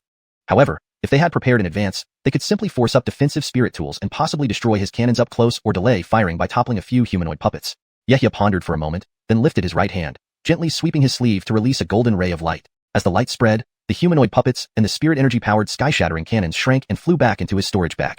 Having cleared up any remaining traces here, he didn't stay long. Sweeping his gaze around, he activated the wind mastery technique, gold light flashing beneath his feet as he dashed forward, vanishing into thin air within a few breaths. Over the next few days, Yehia encountered several more assassination attempts, with the most dangerous involving 7 Foundation Establishment Cultivators surrounding him. He sacrificed quite a few first-stage puppets and used the ghost banner's black mist and illusory water mirror's water illusion to barely escape. Inside a cave at the foot of a desolate mountain, Yehia scanned inside with his divine sense and then stepped briskly forward. At the same time, he flicked his sleeves, sending 5 threads of green spiritual light flying into the mountain, manifesting 5-foot-long green flags. With a gesture, the flags hummed and emitted green light, obscuring the entrance as it vanished. Entering the cave, Yehia brandished the golden flame sword, killing 2 unfortunate black bears instantly. After clearing the place, he fetched a mat and sat cross-legged. Encountering cultivators had become increasingly common, including today's 4 to 5 Foundation Establishment Cultivators he eliminated. He needed to maintain over 80% of his spiritual energy at all times, ready for emergencies. Yehia closed his eyes slowly and began circulating the golden Gareth Sun art to restore his spiritual energy. After a quarter hour, he reopened his eyes. He exhaled softly, his spiritual energy restored to peak condition. Then he swept his hand to pull out 6 to 7 storage bags of varying sizes. It was time to inspect what useful spirit items he had acquired. Yehia pinched his fingers together and lightly tapped each storage bag, using his potent divine sense to shatter the lingering marks left by previous owners. Inverting the bags, he gently shook them. An array of spiritual lights appeared, revealing a pile of colorful objects. Yehia sorted through them, categorizing everything. First stage, spiritual items and magical weapons were casually stored in a separate storage bag. His focus was on items he could use now. 5 lower-grade spirit artifacts, 4 middle-grade spirit artifacts, and none of higher grade. This left Yehia somewhat disappointed. However, he soon rationalized that the cultivators he had encountered recently hadn't surpassed the middle Foundation establishment stage, and as scattered cultivators, they couldn't compare to those affiliated with sects or families in terms of resources. Naturally, they couldn't possess higher-grade spirit artifacts. Chapter 192, Caution and Surprise. He himself only possessed the Crimson Flame Fan, a superior-grade spirit artifact, which he had seized from another by chance. Zhang Ed, as a direct descendant of the Golden Core Vance from the Green Moon sect, was able to own such a treasure. Yehia kept an open mind and selected a few quality mid-grade spirit artifacts to refine, especially one golden crystal bead with formidable defensive capabilities. He recalled obtaining it from a lone and proud man after a great deal of effort. After subduing his attack, it took a whole tea-time's worth of continuous bombardment with the 6 thunder cannons to finally take him down. It was no wonder that man felt confident traveling alone. Now, Yehia had amassed a considerable number of exquisite mid-grade spirit artifacts, far surpassing what an average cultivator would have. Yehia finished organizing the storage bags and obtained 2,000-year-old spirit herbs, in addition to over 3,000-year-old ones. Even Foundation Establishment late-stage cultivators would covet the treasures he now possessed. Just as Yehia was thoughtfully stroking his chin, his expression suddenly changed. He instinctively turned to look outside the cave, sensing that a cultivator was approaching from the left side. Though the faint spiritual energy fluctuation barely escaped notice, it did not elude his senses. His eyes narrowed slightly, instantly becoming tense. He took a deep breath and cautiously moved towards the cave entrance, making no sound at all. The concealing formation was only a high-level first-tier array. If a Foundation Establishment cultivator used divine sense to thoroughly sweep the area, they would likely detect it. He hoped the person was just passing by. Otherwise, another inevitable battle awaited. Then, Yehia lightly approached the cave entrance. His eyes flickered red as he peered through the concealment array. Whoosh! Not far ahead, a figure glowing with yellow light shot up from the ground like a bullet, darting swiftly forward without looking back. Behind him, a blue and a purple figure pursued low on their flying swords, closely following the yellow figure's escape path. But the yellow figure quickly submerged underground again, vanishing in a flash of yellow light. Yehia couldn't help but marvel at the sophistication of his earth tunneling technique.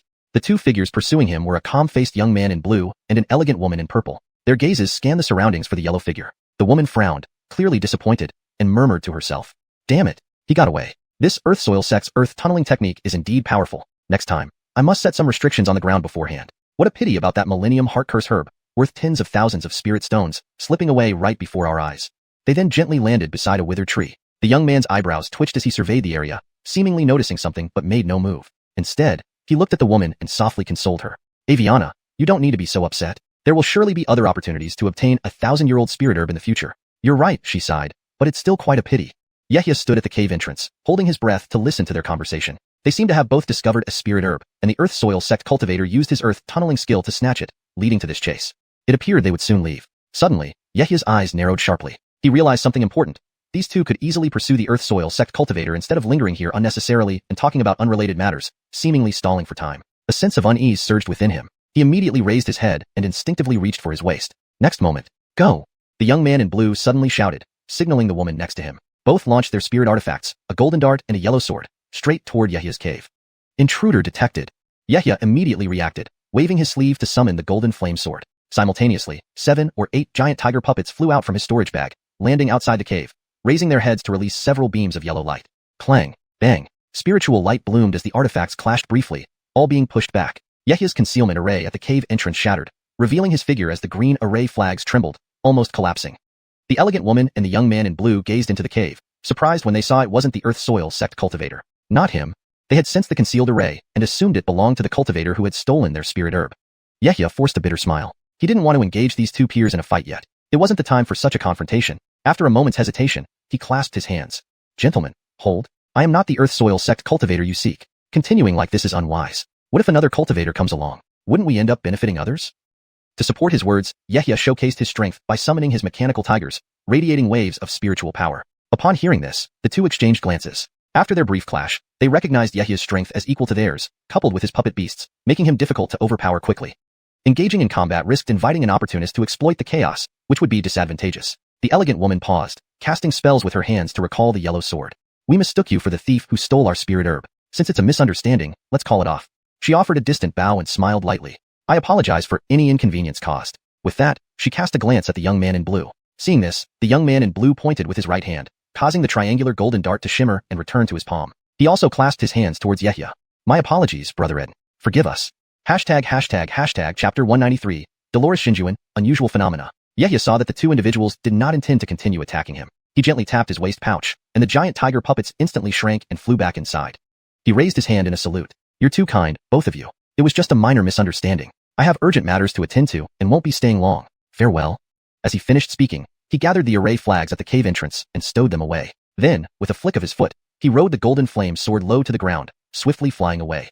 After flying for several dozen yards, he changed direction again and continued onward, quickly disappearing from sight. The beautiful woman and the blue-robed youth showed no intention of pursuing him. This situation was already the best outcome under current circumstances. A deadly struggle would not be suitable at this time. About a li away, Yehia waved his hand and descended from the golden flame sword, landing back on the ground. Flying here, even at low altitude, would be too conspicuous. It was better to remain inconspicuous. Upon landing, he surveyed his surroundings and noticed a pavilion constructed from green stone within view. Yehia's eyes shifted as he walked inside. Inside, everything was in disarray. Clearly, someone had searched the place thoroughly beforehand. Suddenly, his gaze fell upon some inscriptions on the stone wall. He moved closer to examine them, which seemed to be carved text. Dolores Xiuxian, slaying the Demon King, clearing the Northern Ridge Mountains, founding Dolores Sect, Hall of Clarity. The inscriptions were fragmented, with some characters marred by claw marks left by beast, making parts of them illegible. Yehia muttered to himself. The inscription seemed to record how Dolores Xiuxian had slain a 4th-stage Baronin Ying, nourishing the embryo, level demonic beast that had wreaked havoc, thereby removing the greatest threat to the cultivators near the Northern Ridge Mountains. Revised. Yehia muttered to himself. The inscription seemed to record how Dolores Xiuxian had defeated a 4th-stage Baronin Ying, nourishing the embryo, level demonic beast that had caused chaos, thus eliminating the greatest threat to the cultivators near the Northern Ridge Mountains. Following this, a cave residence was established here, and the surrounding area became part of his domain. He also passed down his lineage. So, this really is a cave residence left by a nourishing the embryo cultivator. Yehia's gaze flickered after reading the inscriptions. He began to have a clearer understanding of the situation. Just as he was deep in thought, rumble. A powerful roar echoed from the distance, resonating loudly in his ears. Yehia's eyes narrowed as he hurriedly stepped out of the stone hall, lifting his head to look in the direction of the sound. 7 or 8 silver beams of light simultaneously shot skyward, causing the spiritual chi in the vicinity to ripple violently, affecting a wide area. This power, could it be an array that was triggered? He mumbled aloud. These stone halls without arrays for protection, even if not destroyed by beasts, had already been looted by subsequent cultivators. There was nothing of value left. Kiefert, this place had once been inhabited by a nourishing the embryo cultivator, and possibly held something unique passed down from those times. Thinking of this, Yehia didn't hesitate. With a wave of his sleeve, he flew up on the golden flame sword. For safety reasons, he maintained a relatively low speed as he headed towards the source of the light beams. Within 100 miles, all cultivators were stirred by this commotion. At the base of a verdant mountain peak, a beautifully dressed woman in a pale blue celestial dress wielded one blue and one white flying sword, battling a massive two-headed tiger. The tiger's fur shone brightly. Raising its head, it spat wind blades and fireballs, radiating formidable aura. However, it still could not match the beautiful woman and soon lost one of its heads. Sensing the powerful fluctuations from afar, she glanced over before quickly forming a seal with her hands. The two flying swords merged, increasing in power and struck the tiger's head off once more. The tiger's body split apart, spewing blood as it collapsed lifelessly to the ground. The beautiful woman swiftly cleaned up the scene, then mounted one of the blue flying swords, flying low to the ground and speeding away. In a secluded forest, there were untouched red spirit herbs, about 20 plants in total, all at least a century old. Sensing the fluctuations, 3 figures leapt down from the crown of a towering tree nearby. One of them, a gray-robed young man, remarked, "This commotion, likely caused by an activated array." The others exchanged glances, swiftly harvesting the herbs before mounting their flying instruments and heading toward the source. In a hidden valley, continuous rumbles could be heard. After flying for 15 minutes, Yehia finally arrived near the location of the light beams. It was a natural valley. At the entrance, signs of destruction were evident, and cultivators kept arriving from all directions. An advanced man with white hair and several young cultivators stood at the entrance, staring in shock. Such phenomena must indicate the emergence of a treasure. With that, they entered the valley through flying techniques. Yehia surveyed the scene, seeing numerous cultivators gathered. After pondering, he formed a seal with his hands and followed suit, riding the golden flame sword inside, vanishing into the shadows. Inside the valley, chaos reigned. Large rocks were toppled, and traces of battles lingered. The colossal light beams rose from beneath, leading to a massive palace embedded within the mountainside. Surrounding the palace was a massive 5-colored barrier, with dozens of foundation establishment cultivators gathering around it, watching intently. Yehia approached, his gaze fixated on the barrier. However, his divine sense was immediately repelled upon contact. Even stranger were the unpredictable light points on the barrier, triggering occasional ripples of spiritual chi as though alive, adding an air of mystery. A third stage array, with a mind-blocking effect? Yehia's eyes narrowed. Knowing that these 24 foundation establishment cultivators lacked the power to break through, he turned to survey his surroundings. To his surprise, he encountered 2 familiar faces, Decisive and Baron Eden, who spotted him in the crowd. Feeling the presence of the spirit jade pendant, they greeted him warmly. Baron Eden examined Yehia closely before asking gently, "It's good to see you safe, Stone Eden. I've been worried about you being alone these past days, fearing you might encounter danger." Yehia bowed politely and replied, "Armins, it's good to see you. I'm fine. Though I faced some troubles these past days, they were all resolved smoothly." Then, he inquired about the current situation. "Armins, having arrived earlier, do you know what happened here?" Chapter 194, The Maze Spirit Hall. Baron Eden turned to Yehia with a light smile, then pointed to the remnants of a duel that had taken place earlier. "We just arrived not long ago. It seems cultivators clashed here and accidentally triggered the protective formation around the stone hall in this valley, creating these towering light pillars. But this formation is no less than 3rd grade. It's certainly not something those initial dozen or so people could break through. Now that so many cultivators have gathered, there's hope that we can break through it." Indeed. After hearing this, Yehia hurriedly shared what he had recorded in the stone hall during his journey. Baron Eden and Decisive both looked thoughtful, agreeing they had found similar records in other halls. It seemed this was where Dolores Xiuxian once left behind his cave residence, but no one knew how much treasure remained from those days. Time passed, about half an hour. Nearly 100 foundation establishment cultivators were now present, making the valley quite chaotic. Soon, several figures flew out of the crowd, all late-stage foundation establishment cultivators. An advanced man in green robes, a Callista, a Kale in brocade robes full of arrogance. These few cultivators simultaneously released their spiritual pressure, combining into a wave that covered all surrounding cultivators. In an instant, the entire valley fell silent, as everyone's attention turned to these few floating figures. Yehia and the others also looked up at them. Seeing the crowd quiet down, the Heston spoke loudly. "Brothers and sisters, this hall's protective formation is indeed formidable. Only by working together can we possibly break through. After breaking through, we may obtain the treasures within. If any of you don't wish to contribute, please leave immediately." The others echoed him. "Keepers, if you don't want to help, leave now. We won't be merciful otherwise." No one moved. The sight of potential treasure was too tempting. A deep male voice then called out from the crowd. "Enough talk. Let's act together." "Agreed. Hurry up. Don't waste our time looking for spirit herbs if there's nothing valuable." The old man in green stroked his beard, nodding. "Fine. Since everyone is eager to see the treasures inside, let's attack the formation together." They descended, nearly 100 foundation establishment cultivators spreading out, standing facing the stone hall's formation barrier. Yehia and the others readied themselves, raising their right hands, the golden flame sword appearing in his palm, glowing golden, ready to strike. Baron Eden and Decisive withdrew a silver-white flying sword and a small green tower respectively. Other cultivators prepared similarly, each holding a spirit tool, some casting spells. Together, with a loud shout, the cultivators launched their attacks in unison, dozens of spirit tools and spells bombarding the area. Boom, boom. The multicolored shield protecting the stone hall, weakened by time, couldn't withstand the combined force of 100 Foundation establishment cultivators. Another boom rang out as the 5-color shield shattered into points of light. Then the massive stone hall stood exposed, its sign clearly displaying 3 bold characters, Maze Spirit Hall. The Maze Spirit Hall? What place is this? The cultivators, hesitant yet curious, eyed the sign warily, none moving first, leading to an eerie silence. So everyone is being polite, I'll go ahead. Quickly, a yellow-robed figure, disdainfully surveying the crowd's hesitation, shot forward several yards, bursting through the crowd, becoming the first to reach the entrance. 2 red lights blasted the stone door open, which creaked slowly apart. The yellow-robed figure swiftly entered without hesitation. Encouraged, the other cultivators rushed forward like a tide. Charge! Why hesitate after breaking the formation? Only the brave get rich. Missing a treasure trove would be a wasted trip. More voices encouraged as more joined in. Yehia, Baron Eden, and Edu Cyrus exchanged glances before joining the rush toward the Maze Spirit Hall. Upon entering the stone gate, they faced an expansive hall. Yehia surveyed the area, a space spanning 30 feet, empty except for glowing formations on the walls. Oddly, the many cultivators who entered ahead were nowhere to be seen. Eyes narrowing, Yehia shouted. Not good, retreat quickly. Baron Eden and Edu Cyrus paled, realizing the danger as they hastily retreated. Suddenly, spatial restraints appeared on the walls, beams of white light trapping Yehia and the others. In a flash of white light, spatial ripples spread, and the trio vanished. Reopening his eyes, Yehia found himself in an unfamiliar place. A colorful pearl, made of condensed spiritual energy, hovered above him, exuding 5-color wisps forming a faint circle around him. He looked around. This was a long corridor with ethereal, pale green walls shimmering with spiritual light. About 20 feet ahead was a corner. Yehia's gaze fixed on the pearl. He focused, pointing at it with his right hand. A thread of consciousness penetrated it, causing it to tremble and emit a 5-color glow. Information flooded his mind. Hashtag chapter 195, Green Demon Spider. Yehia's heart trembled, receiving the information passively. After a couple of breaths, his eyes gleamed and he quickly regained his senses. The Enchanting Spirit Hall is used for disciples to undergo trials, entirely generated by array formations. It has 9 layers of mazes, and defeating the illusory beasts in any layer will grant a treasure box as a reward. The faster one completes it, the richer the rewards. 5-colored gem bead, possessing protective power for cultivators.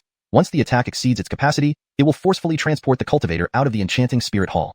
After understanding this information, Yehia cast a doubtful glance forward. His gaze concentrated as a powerful spiritual sense surged forward like waves, probing the front passage. Unexpectedly, when his spiritual sense explored about 40 feet, it was suppressed by some mysterious array force, unable to spread further.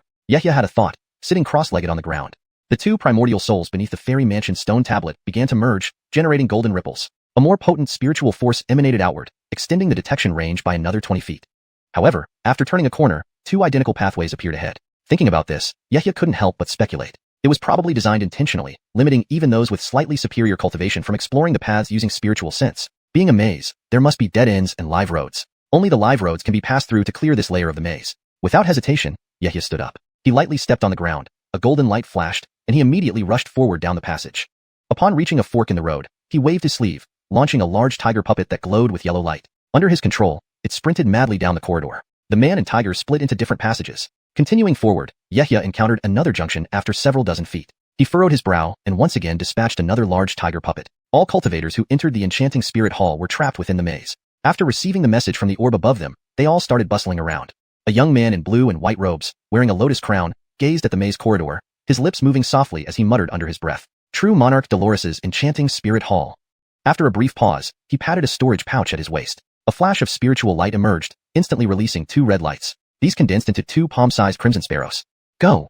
With a wave of his hand, the 2 sparrows flapped their wings and swiftly turned into red streaks of light, darting forward. Soon enough, they successfully found the live path. He then sped towards the end of the maze where a 5-colored barrier served as an exit. As soon as the young Taoist reached here, the exit shimmered with spiritual light, revealing a huge scorpion glowing with yellow light. Its 2 thick tails were raised high, each ending in a poisonous stinger flashing with cold light. Hiss! Before he could approach, the massive yellow scorpion shot up, its tails transforming into beams of cold light that shot towards him. Other cultivators also used their own means to find the live path. Some utilized spirit beasts, puppet beasts, or magical weapons. All sorts of methods employed.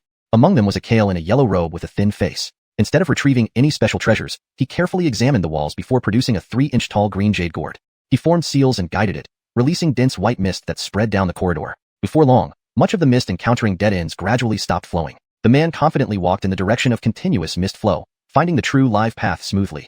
The purpose of True Monarch Dolores's Enchanting Spirit Hall was simple: to stimulate interest in the various skills of cultivation among the disciples. Disciples would naturally learn various methods to see quicker ways to find live paths. On Yehya's side, his puppet beast helped him find the live path, standing before the 5-colored barrier exit. His gaze fell on a massive green demon spider near him. About 10 feet in size, its back armor and chest plate were covered in thick, short fur. A pair of emerald green eyes flickered intermittently with eerie red light. Sharp fangs opened and closed, dripping with deep green venom. Second rank lower grade. Yehya sensed it and knew only by eliminating this guardian beast could he leave this layer of the maze. His gaze shifted as he lightly patted his waist. Whoosh! Several dozen mystic tiger puppets sprang out, roaring loudly. Kieferlow light emerged, instantly forming foot-long earthen spikes above. Yehya pointed upward. The earthen spikes descended like a storm toward the green demon spider. At the same time, he cast a seal and drew out the golden flame sword, which transformed into a massive golden blade midair. Boom! In a furious strike of golden light, it slashed down. The green demon spider watched the approaching earthen spikes, fiercely opening its mouth and screeching. Venomous liquid shot toward Yehya from its fangs. Its long legs leaped, turning into a green blur, dodging the spikes skillfully. Its tail swiveled and spewed a web. Poof! A giant web with faint green light dropped down.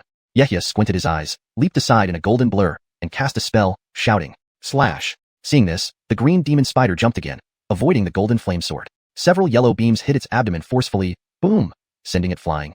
Despite being flipped over, it wasn't a true demonic beast body but an illusion created by array forces. Its spiritual light dimmed slightly, then it rolled back with a flash of yellow light, fiercely charging at Yehya.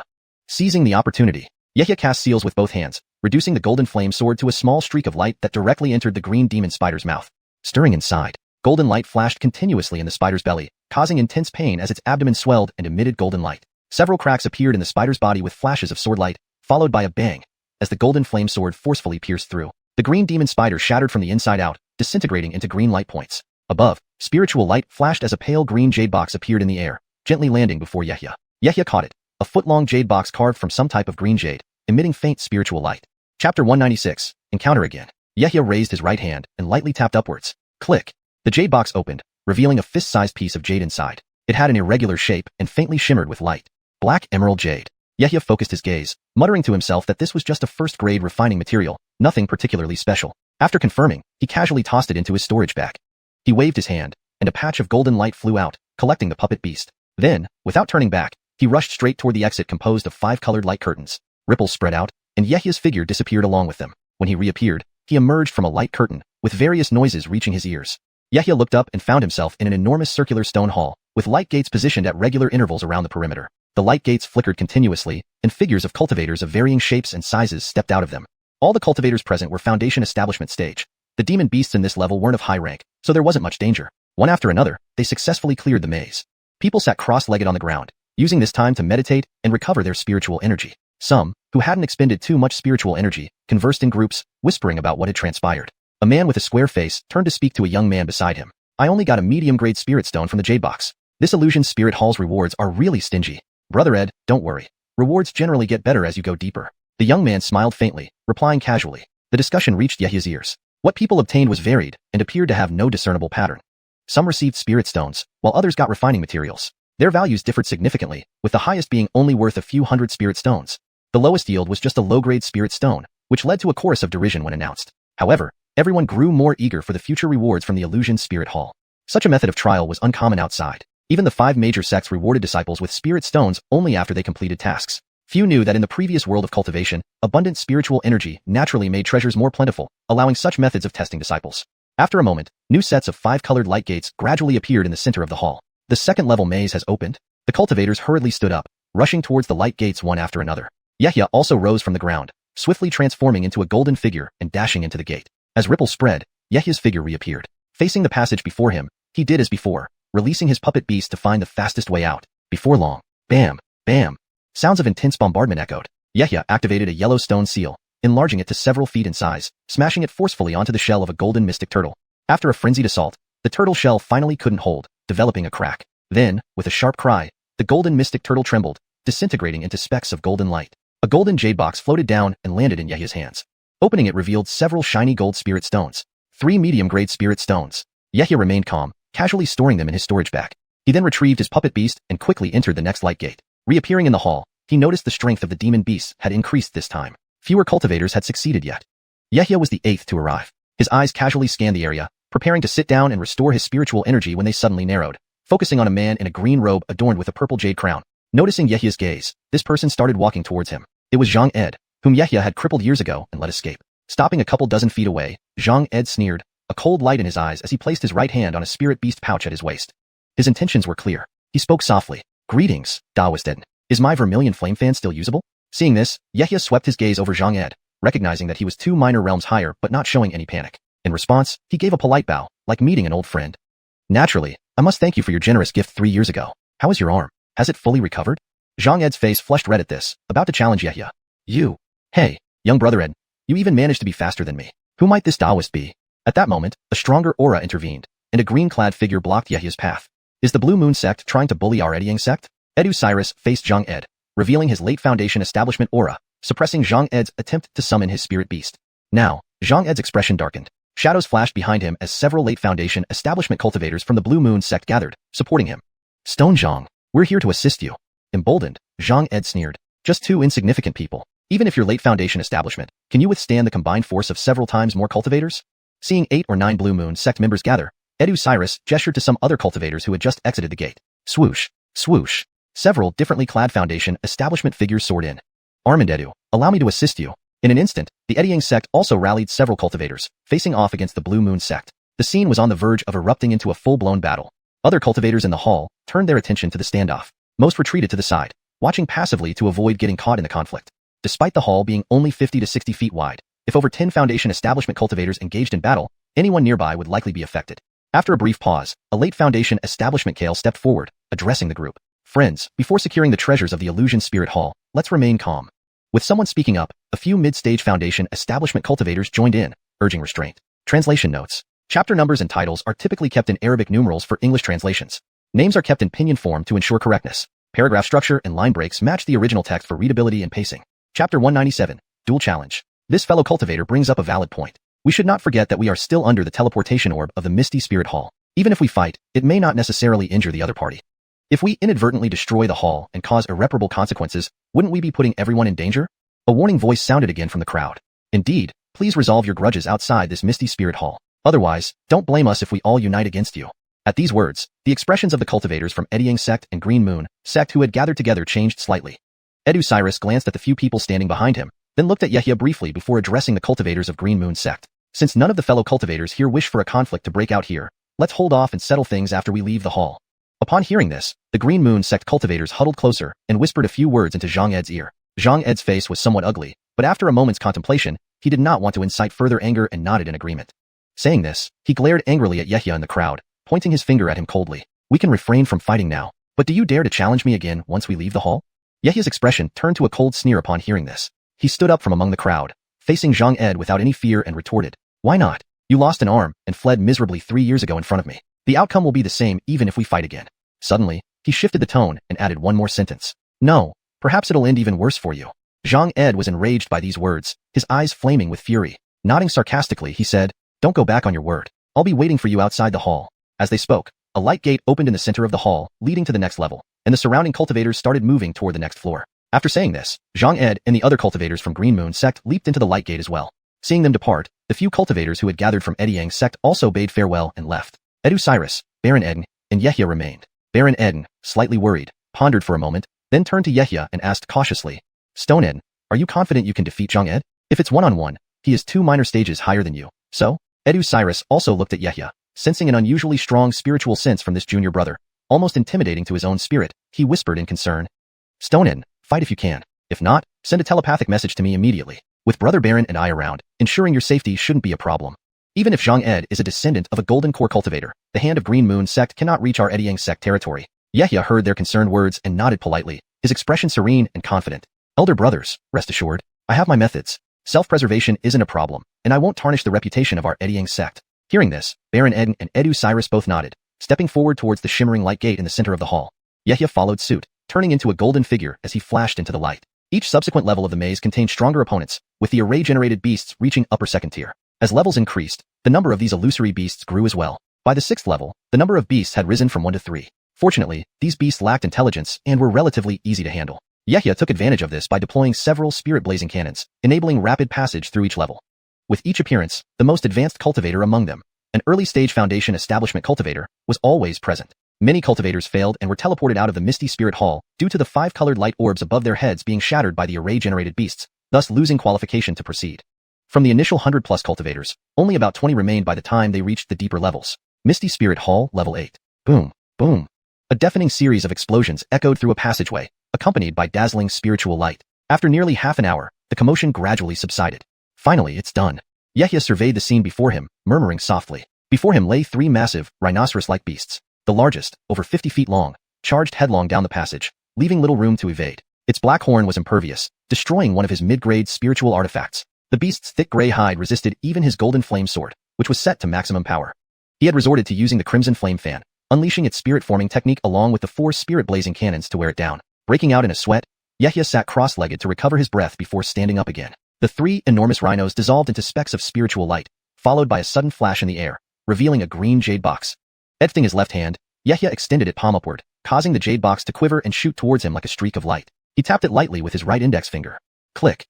The jade box opened, revealing a small, intricately carved jade box and a pale blue jade slip beside it. The jade box was covered in numerous seals, indicating the importance of its contents. This seems to be carved from high-grade spirit stones. Yehia's eyes revealed a hint of puzzlement. A single high-grade spirit stone was worth over 10,000 low-grade spirit stones. To use such valuable stones merely as a vessel for seals indicated how important it was to preserve the spirituality of the object inside. Continuing to sit cross-legged, Yehia tapped the jade box with his index finger and opened it, revealing a section of emerald green spiritual root with some roots attached. Upon inspection, he sensed a profound spiritual energy within, clearly of high quality. Intrigued, he picked up the root carefully, studying it closely, but could not identify it despite his knowledge of famous spiritual woods. Putting the spiritual root aside, Yehia picked up the jade slip next to it. Opening it, large characters appeared. The Great Transformation Technique. Chapter 198. Spirit Wood and the Body Apart Transformation Scroll. After a quick glance, he realized this was a jade slip detailing how to refine a body apart avatar. The segment of spirit root was a rare material called spirit wood. It was also crucial for refining a body apart avatar. By planting it in an area rich in spiritual energy and carefully nurturing it for a century, through catalyzing methods recorded on the scroll, one could obtain a wooden spirit body. By infusing it with divine consciousness, it could cultivate another self that communicated completely with the user's intentions. Of course, there were significant risks. Dividing one's divine consciousness could lead to irrevocable failure in the process of refinement, potentially causing serious harm to oneself. Yehia gazed at the contents of the jade slip in his hand for a long time, silent. Although he had never heard of spirit wood before, he understood much from the scroll's descriptions. After deep contemplation, his face broke into a look of wild excitement. The transformation technique seemed tailor-made for him. Firstly, regarding the risk of dividing one's divine consciousness, he knew this danger all too well. But with his divine fracture technique, he had already nurtured a second minor soul, effectively bypassing this risk. Furthermore, forcibly catalyzing the spirit wood over 100 years would only allow it to grow to a 3rd stage level. However, he had the immortal manner spirit fields which could nurture it to full maturity over 1,000 years, without needing secret techniques for catalysis. This undoubtedly raised the upper limit once again. Thinking about this, Yehia carefully put away the jade slip and the spirit would root back into the jade box. With a wave of his hand, the jade box was sent directly into his brow immortal manner. Only then did he proceed towards the glowing door in front of him. In the 8th floor hall of the Spirit Maze Temple, Yehia emerged from the light door, noticing the sparse figures around him, slightly surprised. Everyone was cross-legged meditating, restoring their spiritual power. Clearly, the 8th floor's illusory beasts were exceptionally powerful, consuming considerable resources. His gaze shifted, and he sat down cross-legged, tapping his waist to retrieve a golden essence pill. He ingested it, using its potent spiritual energy to restore himself. Half an hour later, he opened his eyes again but noticed no light door leading to the 9th floor had appeared yet. Yehia was puzzled. Rising to his feet, he saw that the hall remained sparsely populated, with only about 10 people present. At that moment, a refined-looking man walked over. It was Cyrus, who looked at Yehia with surprise. This 8th floor of the Spirit Maze Temple was notoriously difficult, featuring 3 beasts as formidable as Middle Foundation Establishment Realm cultivators. Even with late Foundation Establishment Realm skills, it took considerable effort to pass through. Cyrus sized up Yehia, then meaningfully transmitted sound to him. Brother Eden has impressive means. I underestimated you. Your ability to navigate this 8th floor is quite unexpected. But be cautious, Zhang Ed is not someone to be taken lightly. Just as Yehia was about to ask why, Cyrus gestured to the side, where Zhang Ed was indeed present. He clearly noticed Yehia, his eyes flashing with a cold intent, but said nothing, given Cyrus's presence. In the entire hall, only 10 cultivators were present, 7 late Foundation Establishment, 2 Middle Foundation Establishment, and Yehia, an early Foundation Establishment cultivator. The 10 cultivators were scattered across the hall, looking around to find the entrance to the next floor. Strange. Why hasn't the light door to the next floor opened? Could the array be too old and malfunctioning, unable to lead to the 9th floor? Everyone started speculating. Yehia stood by a stone wall, focusing on what appeared to be a disruption in the array's spiritual energy conduction. The spiritual light flickered intermittently. The other cultivators gradually noticed the anomaly and gathered around, staring at the wall. Without knowledge of arrays, they were helpless. Cyrus, after a few glances, also felt perplexed. Noticing Yehia's expression, he transmitted sound lowly. Stone, do you have a way to repair this array restriction? The array grade here is too high. I can discern some issues, but repairing it seems impossible. However, if we want to temporarily activate it, it's worth trying. Do you really mean it? Without hesitation, Yehia tapped his waist, and several green beams flew out, instantly transforming into small green array flags in his hands. Then he approached the wall, examining suitable spots to set up the array. Hold it. What are you doing? Seeing Yehia approach with array flags, Zhang Ed quickly intervened, rushing forward. Edu Cyrus blocked him immediately, his tone icy. Are you challenging us? Stone Ed wants to try fixing the array, instead of everyone just standing around idly. Zhang Ed scoffed disdainfully. Just him? This array is at least 3rd grade. A Foundation Establishment Cultivator fixing it? Dream on. Advance in gray robes, a late Foundation Establishment Cultivator, stepped forward, considering for a moment, then advised. Try it, it won't hurt. No one here can repair it. Another Flamefall Valley Cultivator added. That's right, Taoist Frenjong knows nothing of arrays. Let others attempt it. All except one Xiuxian sect cultivator supported Yehia. Seeing this, Zhang Ed dared not oppose the majority and remained silent. Yehia heard the remarks, especially Zhang Ed's, inwardly sneering. Arguing was pointless. When the challenge came, he would teach him a lesson. After scanning the surroundings, he fixed his gaze. Raising his right hand, 5 green array flags floated around his palm, spinning. With Yehia's seals flying out, the array flags trembled, emitting intense green light. Turning to the others, he said softly, Fellow Taoists, I need 50 medium-grade spirit stones to activate the array's power. Chapter 199, 9th level. Upon hearing this, everyone present, except for Zhang Ed and the person beside him, wasted no time, all of them reaching into their storage bags before tossing over their hands. Streams of light from spirit stones merged above the array flags. Yehia also took out 5 medium-grade spirit stones and hurled them up, causing the 5 green array flags to rapidly spin, continuously absorbing spiritual energy. We still need 10 more. As soon as the words were uttered, everyone turned their gazes towards Zhang Ed and his companion, who had yet to produce any spirit stones. Advance in a gray-white robe glared at them angrily and said sarcastically, Taoist brother Zhang, is it true that your Azure Moon sect has become so impoverished that you can't even produce a mere 10 medium-grade spirit stones? If you really cannot provide them, I'll cover for you. But please leave here on your own, don't embarrass your sect further. After these words, Zhang Ed and his companion could only unwillingly retrieve the spirit stones and throw them towards Yehia's direction. Yehia's lips moved, continuously chanting incantations until all 50 medium-grade spirit stones were refined. The 5 green array flags were enveloped in a dense mist of colorful dawn light. Go! Yehia pointed with his hand, making the 5 green array flags emit deep hums, followed by 5 thin beams of colored light spraying out from the flags. These gathered in midair, forming a thumb-thick pillar of multicolored light that shot straight at the wall, disappearing instantly. Witnessing this astonishing sight, every cultivator present hurriedly looked towards the wall. The alternating bright and dark areas continued flickering without any significant changes. Stone Ed, this? Edu Cyrus waited for a few breaths, unable to hold back his confusion, and spoke. Just then, the wall suddenly emitted a brilliant display of 5-colored dawn light. The previously stagnant spiritual power began swirling around, and in an instant, the damaged area, which had been constantly flashing, was covered in layers of 5-colored light, gradually merging with it. Everyone stared eagerly. They never expected Yehia actually possessed the ability to repair high-tier formations. Even Zhang Ed was dumbstruck, not wanting to believe it, but unable to deny the reality before him. After waiting for about half a teacup of tea, Yehia's eyes flashed with keenness, and he decisively performed several hand seals, sending them onto the array flags. The 5 green array flags instantly shot out, directly embedding themselves an inch into the wall. Following this, the entire hall shook slightly, and the 5-color light converged, opening another portal leading to the 9th level of the Mystic Spirit Pavilion. Truly worthy of being a disciple of Ediang sect, Taoist Brother N's formation techniques are indeed extraordinary. A blue-robed Vance praised generously, thinking about the fine spiritual item he obtained on the 8th level, now more eager than ever for what lay ahead on the 9th. Taoist Brother Eden is truly remarkable, solving the problem so easily. You flatter me. I merely utilized a trick by setting up an auxiliary small formation outside the main one, temporarily connecting the non-conductive parts, Yehia replied humbly, receiving compliments from the crowd. Edu Cyrus became increasingly curious about this stone Eden, realizing there was much more to him than the information he initially knew. However, he knew it wasn't the right time to inquire and thus kept his doubts to himself. One by one, everyone approached the light gate but didn't enter immediately. Instead, they stood still, observing it carefully. Only after Yehia inspected the newly formed gateway thoroughly and confirmed its safety did he nod to everyone. No problems here, we can proceed. However, the formation rank of this Mystic Spirit Pavilion is too high. The formation I've set up, drawing from the power of 50 medium-grade spirit stones, can only last for 1 hour at most. If time runs out, it would be best to teleport out. Otherwise, unforeseen consequences might occur. It's possible that the formation's power will crush us directly. Despite the warning, thinking of the potential treasures awaiting on the 9th level, everyone decided to press forward. Without hesitation, Yehia entered the light gate first, knowing full well the limitations of the formation he had set up. He transformed into a streak of golden light, vanishing inside the gate. The scenery shifted once again. After a brief moment of blinding brightness, Yehia found himself in a special place, an expansive hall over 100 zhang in size.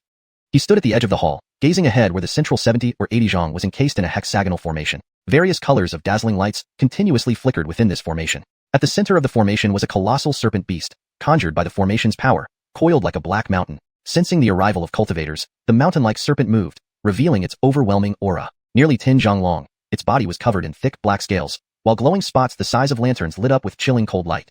SSSSS. Several eerie hisses sounded out, startling Yehia. The enormous black serpent had 3 heads, each differing in color. Dark red on the left, deep blue on the right, and gold streaked on the center. Each head contained a gleaming spiritual object, a jade slip, a jade box radiating abundant spiritual energy, and a feather of an unknown bird, colored blue-green. Upon seeing this clearly, Yehia's brows furrowed deeply. The serpent's aura had reached near the 3rd stage golden core realm. The serpent's movement focused its 6 green eyes entirely on Yehia, causing his hairs to stand on end, feeling an icy chill down his spine. However, the serpent stopped moving when it reached the edges of the hexagonal formation, seemingly restrained by some limitation. Suddenly, different kinds of spiritual light began emanating from other edges of the hall, with figures materializing one after another. All were taken aback by the appearance of the black serpent in the center, then glanced at the others around them. The blue-robed Vance squinted, surveying the scene, exclaiming aloud, "The 9th level of this mystic spirit pavilion is interconnected. What strong aura! It must be only a step away from the golden core stage. Fortunately, it's just a conjuration. Or if it were a real golden core stage beast, it would have devoured us all upon our arrival." Every face turned grim as they stared at the serpent inside the formation. In a one-on-one fight, there was no chance of victory. It seemed they needed to fight together. However, there were only 3 rewards, while 10 cultivators were present.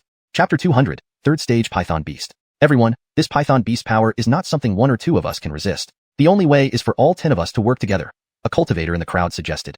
Once it is truly slain, we can decide the distribution of the treasures afterward. What do you think, fellow Taoists? The Taoist makes sense. Treasures belong to those with the right connections. Everyone will use their own means at that time. Now, why don't we discuss how to slay this Python Beast? This proposal was met with unanimous agreement from all present cultivators, including Yehia. After a moment, the 10 cultivators split into 4 different positions, preparing to kill the Python Beast as a team. Yehia and Decisive were positioned on the left for attack, while the green-robed Vance led 2 late Foundation establishment cultivators for the frontal assault. Zhang Ed and a Qingyue sect cultivator assisted from the right, and the remaining 3 cultivators prepared to ambush from behind the Python. After final discussions, Yehia and Decisive moved to the Python's left side. Others also stood at the edges of the hexagonal formation, ready to rush in at a signal. Yehia performed the hand seals and waved his hand, releasing a sheet of golden light that formed another golden shield around him to protect the teleportation bead above his head. His storage bag flashed with spiritual light as over a dozen huge black tiger puppets lined up, emanating spiritual energy and roaring toward the sky. A golden spirit sword flew into his palm, and a silver-white glow appeared nearby, transforming into a giant silver shield. Meanwhile, Cyrus was simpler. He flipped his right hand, releasing an emerald light. A vivid green bead appeared in his palm, trembling slightly as he infused it with spiritual power. Yehia glanced at Zhang Ed, who had summoned a shimmering silver flying sword, with 3 small tortoiseshell shields for protection. The other cultivators similarly revealed their various techniques, filling the hall with sparkling spiritual light. It seemed everyone was ready to turn on each other after dealing with the python. "Everyone, let's act now," the green-robed Vance commanded. Almost simultaneously, they all rushed into the formation. Yehia cast a step, summoning the now enlarged golden flame sword into the array. Slash! The massive golden sword emitted ripples of spiritual energy, slicing down overhead. Dozens of yellow beams shot from the mouths of the tiger puppets, blasting forward. Cyrus activated the bead in his hand, sending out countless emerald lights which transformed into numerous green blades that swept across the area.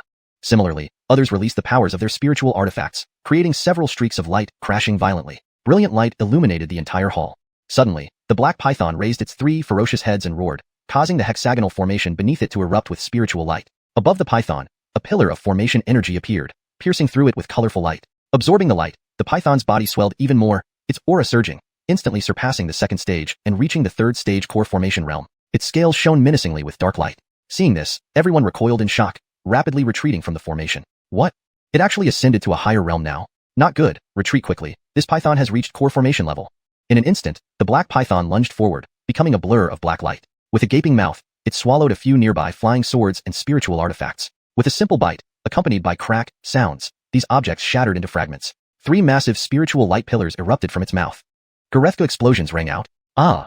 Just 3 random strikes shattered the protective shields of 3 cultivators, whose bodies flashed with white light before being forcefully teleported out of the spirit-confounding hall.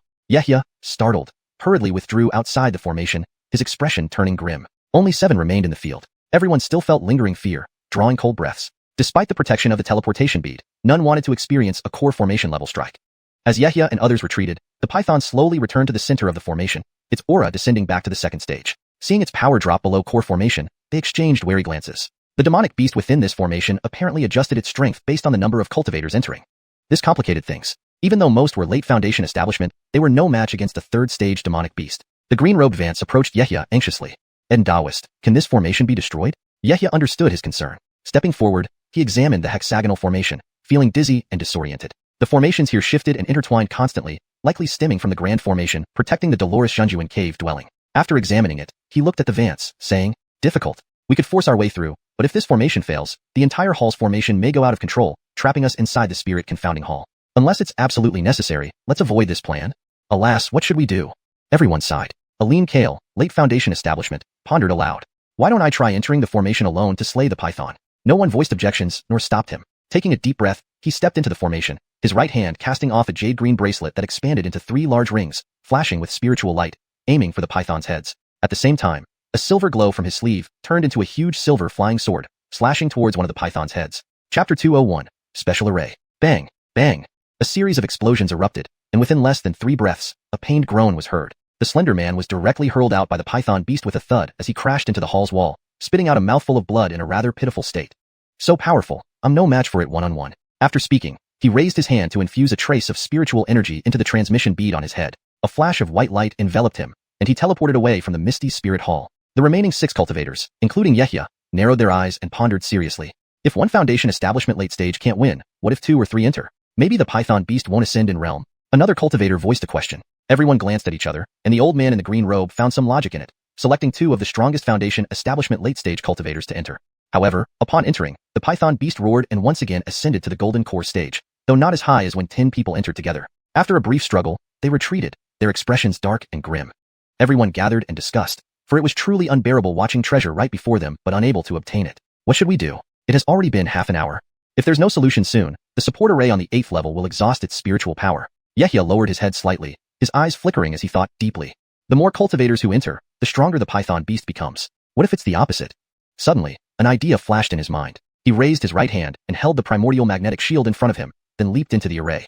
The black python sensed the entrance of a cultivator, swirling and shooting towards him like a streak of black light. Opening its mouth, it shot out 3 beams of light. Yehia dodged while carefully sensing the aura of the python beast. It seemed that with just him battling, the python beast dropped from a high 2nd stage to a middle 2nd stage. With a thought, Yehia fought while running, suppressing his aura until it reached the 1st stage of Foundation establishment. The python beast's aura also fell further. Outside, everyone watched Yehia curiously. Observing him battling the python, it seemed the beast wasn't so formidable and even weakened as they fought. This scene quickly caught the attention of the other cultivators. The old man in the green robe gazed at the scene, stroking his beard. So that's it. Taoist Eden indeed has a good method. Who would have thought this array could be used like this? The more cultivators enter and emit stronger auras, the stronger the python beast becomes. Suppressing one's aura to trick the array into thinking the cultivators are weaker makes the python beast weaken accordingly. All the experienced cultivators present instantly understood, reacting immediately after hearing the old man's words. Suddenly, whoosh, a streak of golden light flashed as Yehia jumped out of the array. Looking at everyone, he shook his head slightly and said slowly, suppressing my realm to only the 1st stage of Foundation establishment at most. If there's a way for me to enter with chi condensation level power, using my puppet beast might allow us to kill this python. Hearing Yehia's words, everyone had some ideas. The old man in the green robe pondered for a moment, then a faint green jade slip appeared in his palm, which he handed over to Yehia softly saying, "That's easy. I have a secret concealing breath technique here. If you learn the 1st level, it will be enough to fool the array's detection." Everyone's faces lit up. Yehia, however, frowned slightly, looking at the old man in the green robe and murmuring, "But time is pressing. I'm not sure if I can master concealing breath in such short time." The old man stroked his beard confidently. "The 1st level of my concealing breath technique is quite basic. It only requires sealing your body's acupoints. With your intelligence, you need no more than half an hour." Pausing, he explained a drawback. "However, you won't be able to use spiritual energy beyond the chi condensation level. Once you do, the concealed aura will be exposed, and the array will detect it." Yehia initially thought it was a major flaw but nodded unconcernedly after listening. "That's fine. Controlling puppets mainly uses divine consciousness and spirit stones inside the puppet body, requiring minimal spiritual energy from me." At this moment, Edu Cyrus quietly approached Yehia, recalling the injured cultivator and glancing at Zhang Ed, he whispered, "Stone, if you suppress your spiritual power and enter the array, what if something unexpected happens? Outside. Armand, don't worry. I have some confidence. If it doesn't work, I'll immediately activate the transmission bead to leave the misty spirit hall." Yehia gave a gentle smile to reassure Edu Cyrus, then turned to face all the cultivators. "Gentlemen, I am willing to risk my life to slay the python beast, but I wouldn't want anyone to suddenly attack me when I act." Saying this, his gaze subtly swept past Zhang Ed nearby. Zhang Ed gave Yehia a cold look. He did have plans to secretly release a 2nd stage beast when Yehia entered. "Of course, we will watch over Taoist friend's safety." Upon hearing Yehia's words, everyone looked at each other solemnly and all nodded in agreement. The old man in the green robe gave Zhang Ed a menacing glance, warning him sternly before turning to Yehia. "Rest assured, Taoist Ed, if anyone dares to act against you in the misty spirit hall, I won't stand for it. I have little time left. I don't need to be wary of any cultivator's face." Seeing everyone agree, Yehia spoke up again. "Besides, I have one condition. If we succeed, I get to choose one treasure first, then the remaining 2 will be divided among the rest." He made this request to avoid dispute since, after killing the python beast, they still needed to exit the misty spirit hall. Even if he took all 3 treasures, he might not escape the pursuit if he provoked everyone's wrath.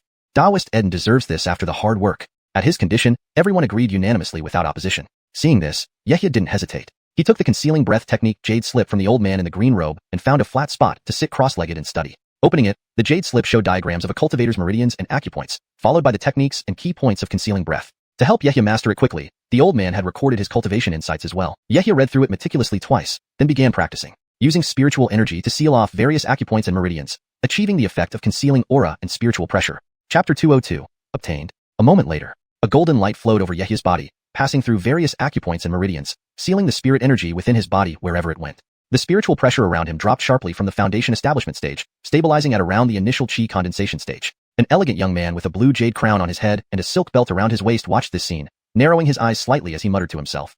This concealment technique is truly remarkable. If we didn't know that Taoist friend Eden is at the foundation establishment stage, we would have been completely fooled. The other cultivators also expressed their amazement at this sight. The Heston looked at Yehia, hearing the comments around him. He stroked his beard proudly, nodding his head. Of course, this concealment technique is my own creation. I've walked the path of cultivation for decades, and no one has ever seen through it. But he privately marveled at how high this boy's insight was. To learn the first level in less than half an hour. Yehia now stood up from the mat, walking step by step toward the formation, slapping his waist. Garathum. A series of spiritual lights appeared, and a large number of first-stage mystical tiger puppets flew out, directly falling into the formation. With a light tap of his foot, a hint of golden light shimmered on his body as he swiftly stepped inside. The black python beast inside the formation reacted upon seeing Yehia enter. It extended its scarlet tongue and wriggled its body towards Yehia. Its aura also decreased, dropping to the late chi condensation stage. Yehia's eyes flashed, confirming his suspicions. Then, he raised his right hand, forming a seal and directing it towards the puppet beast. The mystical tiger puppets lifted their heads, gathering spirit energy in their mouths, and waves of spirit power converged. Boom! A yellow beam struck the python beast's body.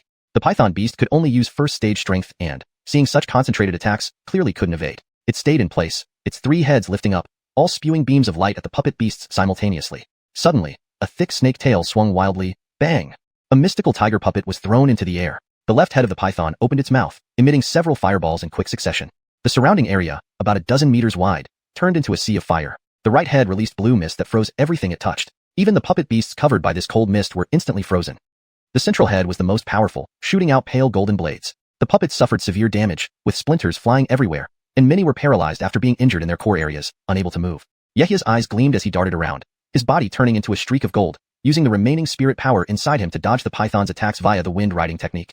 He repeatedly summoned new puppet beasts to surround and attack the python. After a while, over a dozen mystical tiger puppets encircled the python beast in layers. First, they cast a wide area earthwall spell, raising tall walls layer by layer, gradually confining the python beast to a dead end, immobilizing it in quicksand until it could no longer move or resist. The puppet beasts then unleashed beams of light in rounds. Boom, boom. The dull sounds continued. The python's body, under sustained attacks, became dimmer, its movement slowing down. Its 3 heads moved oddly, emitting strange hisses, trying to escape but held back by the quicksand beneath, powerless to exert force. After half a teacup's time, Yehia's eyes flickered. He raised both hands, forming seals that pointed at the puppets. Golden light shone brightly once more from the puppet bodies, and then a dozen mystical tiger puppets gathered their light beams for a final strike. A huge explosion followed, and the python's body crumbled. Its 3 heads exploded one after another. Bang bang. Its entire body disintegrated into scattered spiritual light. The treasures hidden within its 3 heads fell to the ground with soft thuds. They were a green jade slip, a foot-long jade box, and a foot-long green feather. It worked. The onlooking cultivators couldn't hold back any longer, flashing with spiritual light as they eagerly leaped into the formation. Yehia, noticing everyone rushing in, glanced lightly over these 3 treasures. He had no idea what they were. However, since the 8th level contained a secret technique for external incarnation, surely the 9th level's treasures wouldn't be too inferior. Just luck. He reached out, and a flash of golden light sent the green jade slip into his palm. Without hesitation, he shot out a ball of spirit energy, activating the teleportation bead above his head. Gentlemen, I must go ahead. Remember, this place can only support us for about 15 minutes more. He quickly reminded them. Whoosh! White light shimmered, enveloping him with familiar spatial energy as Yehia was instantly teleported away from the illusion's spirit hall. After Yehia left, the remaining cultivators fought fiercely over the 2 spirit artifacts, each weapon radiating light and ascending to the air. However, due to the protection of the illusion's spirit hall's transmission shield, if anyone received fatal damage, they would be immediately teleported away by spatial energy rather than dying. They battled ferociously. Bright flashes of spirit energy blossomed in the great hall of the 9th floor of the illusion spirit hall, with shouts of battle continuing unabated. The old man in green roared, bursting with astonishing spirit energy. A huge tripod spiritual weapon, glowing with purple light, flew out of his palm. Who dares to stop me? Whoever tries to snatch from this old man will not be forgiven outside. I won't let him off easily. Its power expanded rapidly, growing to 7 or 8 zhang under the Vance's spells, and it smashed fiercely towards those trying to approach the treasure. Such madness sent chills down people's spines. A late Foundation establishment cultivator with little remaining lifespan, determined to perish together, might indeed be unstoppable once outside. In just a few breaths, 3 more cultivators were expelled from the hall, including 2 forcibly ejected by the old man in green. He paid no heed to backgrounds or strength. Even if a golden core cultivator stood in front of him, he dared to give them a blow. Chapter 203, Battle with Zhang Ed again. Before long, the last 2 treasures finally found their owners. The old man in a blue robe seized the jade box, while the other person was none other than Zhang Ed, who only possessed the strength of a Foundation establishment intermediate stage practitioner. To ensure he could smoothly obtain the green feather, the Qingyue sect cultivator who had been following him willingly shielded him from an attack, allowing Zhang Ed to grab the item amidst the chaos. Everyone, enveloped in streaks of white light, was transported out of the illusionary spirit hall. Outside the illusionary spirit hall, streaks of white light occasionally flashed as cultivators were continuously teleported out. Most of the gathered cultivators had already left to search for spiritual herbs elsewhere. However, 2 smaller groups remained, one from Enyang sect and the other from Qingyue sect. They stayed here not for any other reason but for the duel between Zhang Ed and Yehia. The public dispute between the 2 represented their respective sect's image, so neither side could afford to back down. Yehia was sitting cross-legged under Baron Edeng's protection, restoring his spiritual power, even neglecting to check the jade slip obtained from the 9th floor of the illusionary spirit hall. Soon after, another streak of white light flashed, and Xiuxian appeared outside the hall. With a somewhat unpleasant expression, he walked towards the group from Enyang sect. Baron Edeng immediately greeted him, and after a few whispered exchanges, began recovering his spiritual power on the spot. Quickly, the last few cultivators from the 9th floor were also transported out. Upon seeing the large crowds of Enyang sect and Qingyue sect members lingering, they immediately flew away from the valley.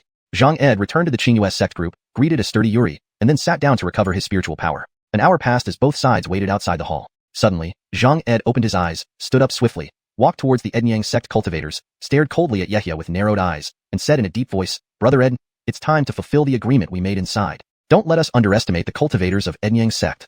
Yehia, who was still recovering his spiritual power, slowly opened his eyes and stood up composedly. Facing Zhang Ed's fierce gaze, he remained calm and smiled slightly, replying, "Since Brother Zhang is so eager, I shall accompany you to the end. But if you lose, don't disgrace our sect with your actions."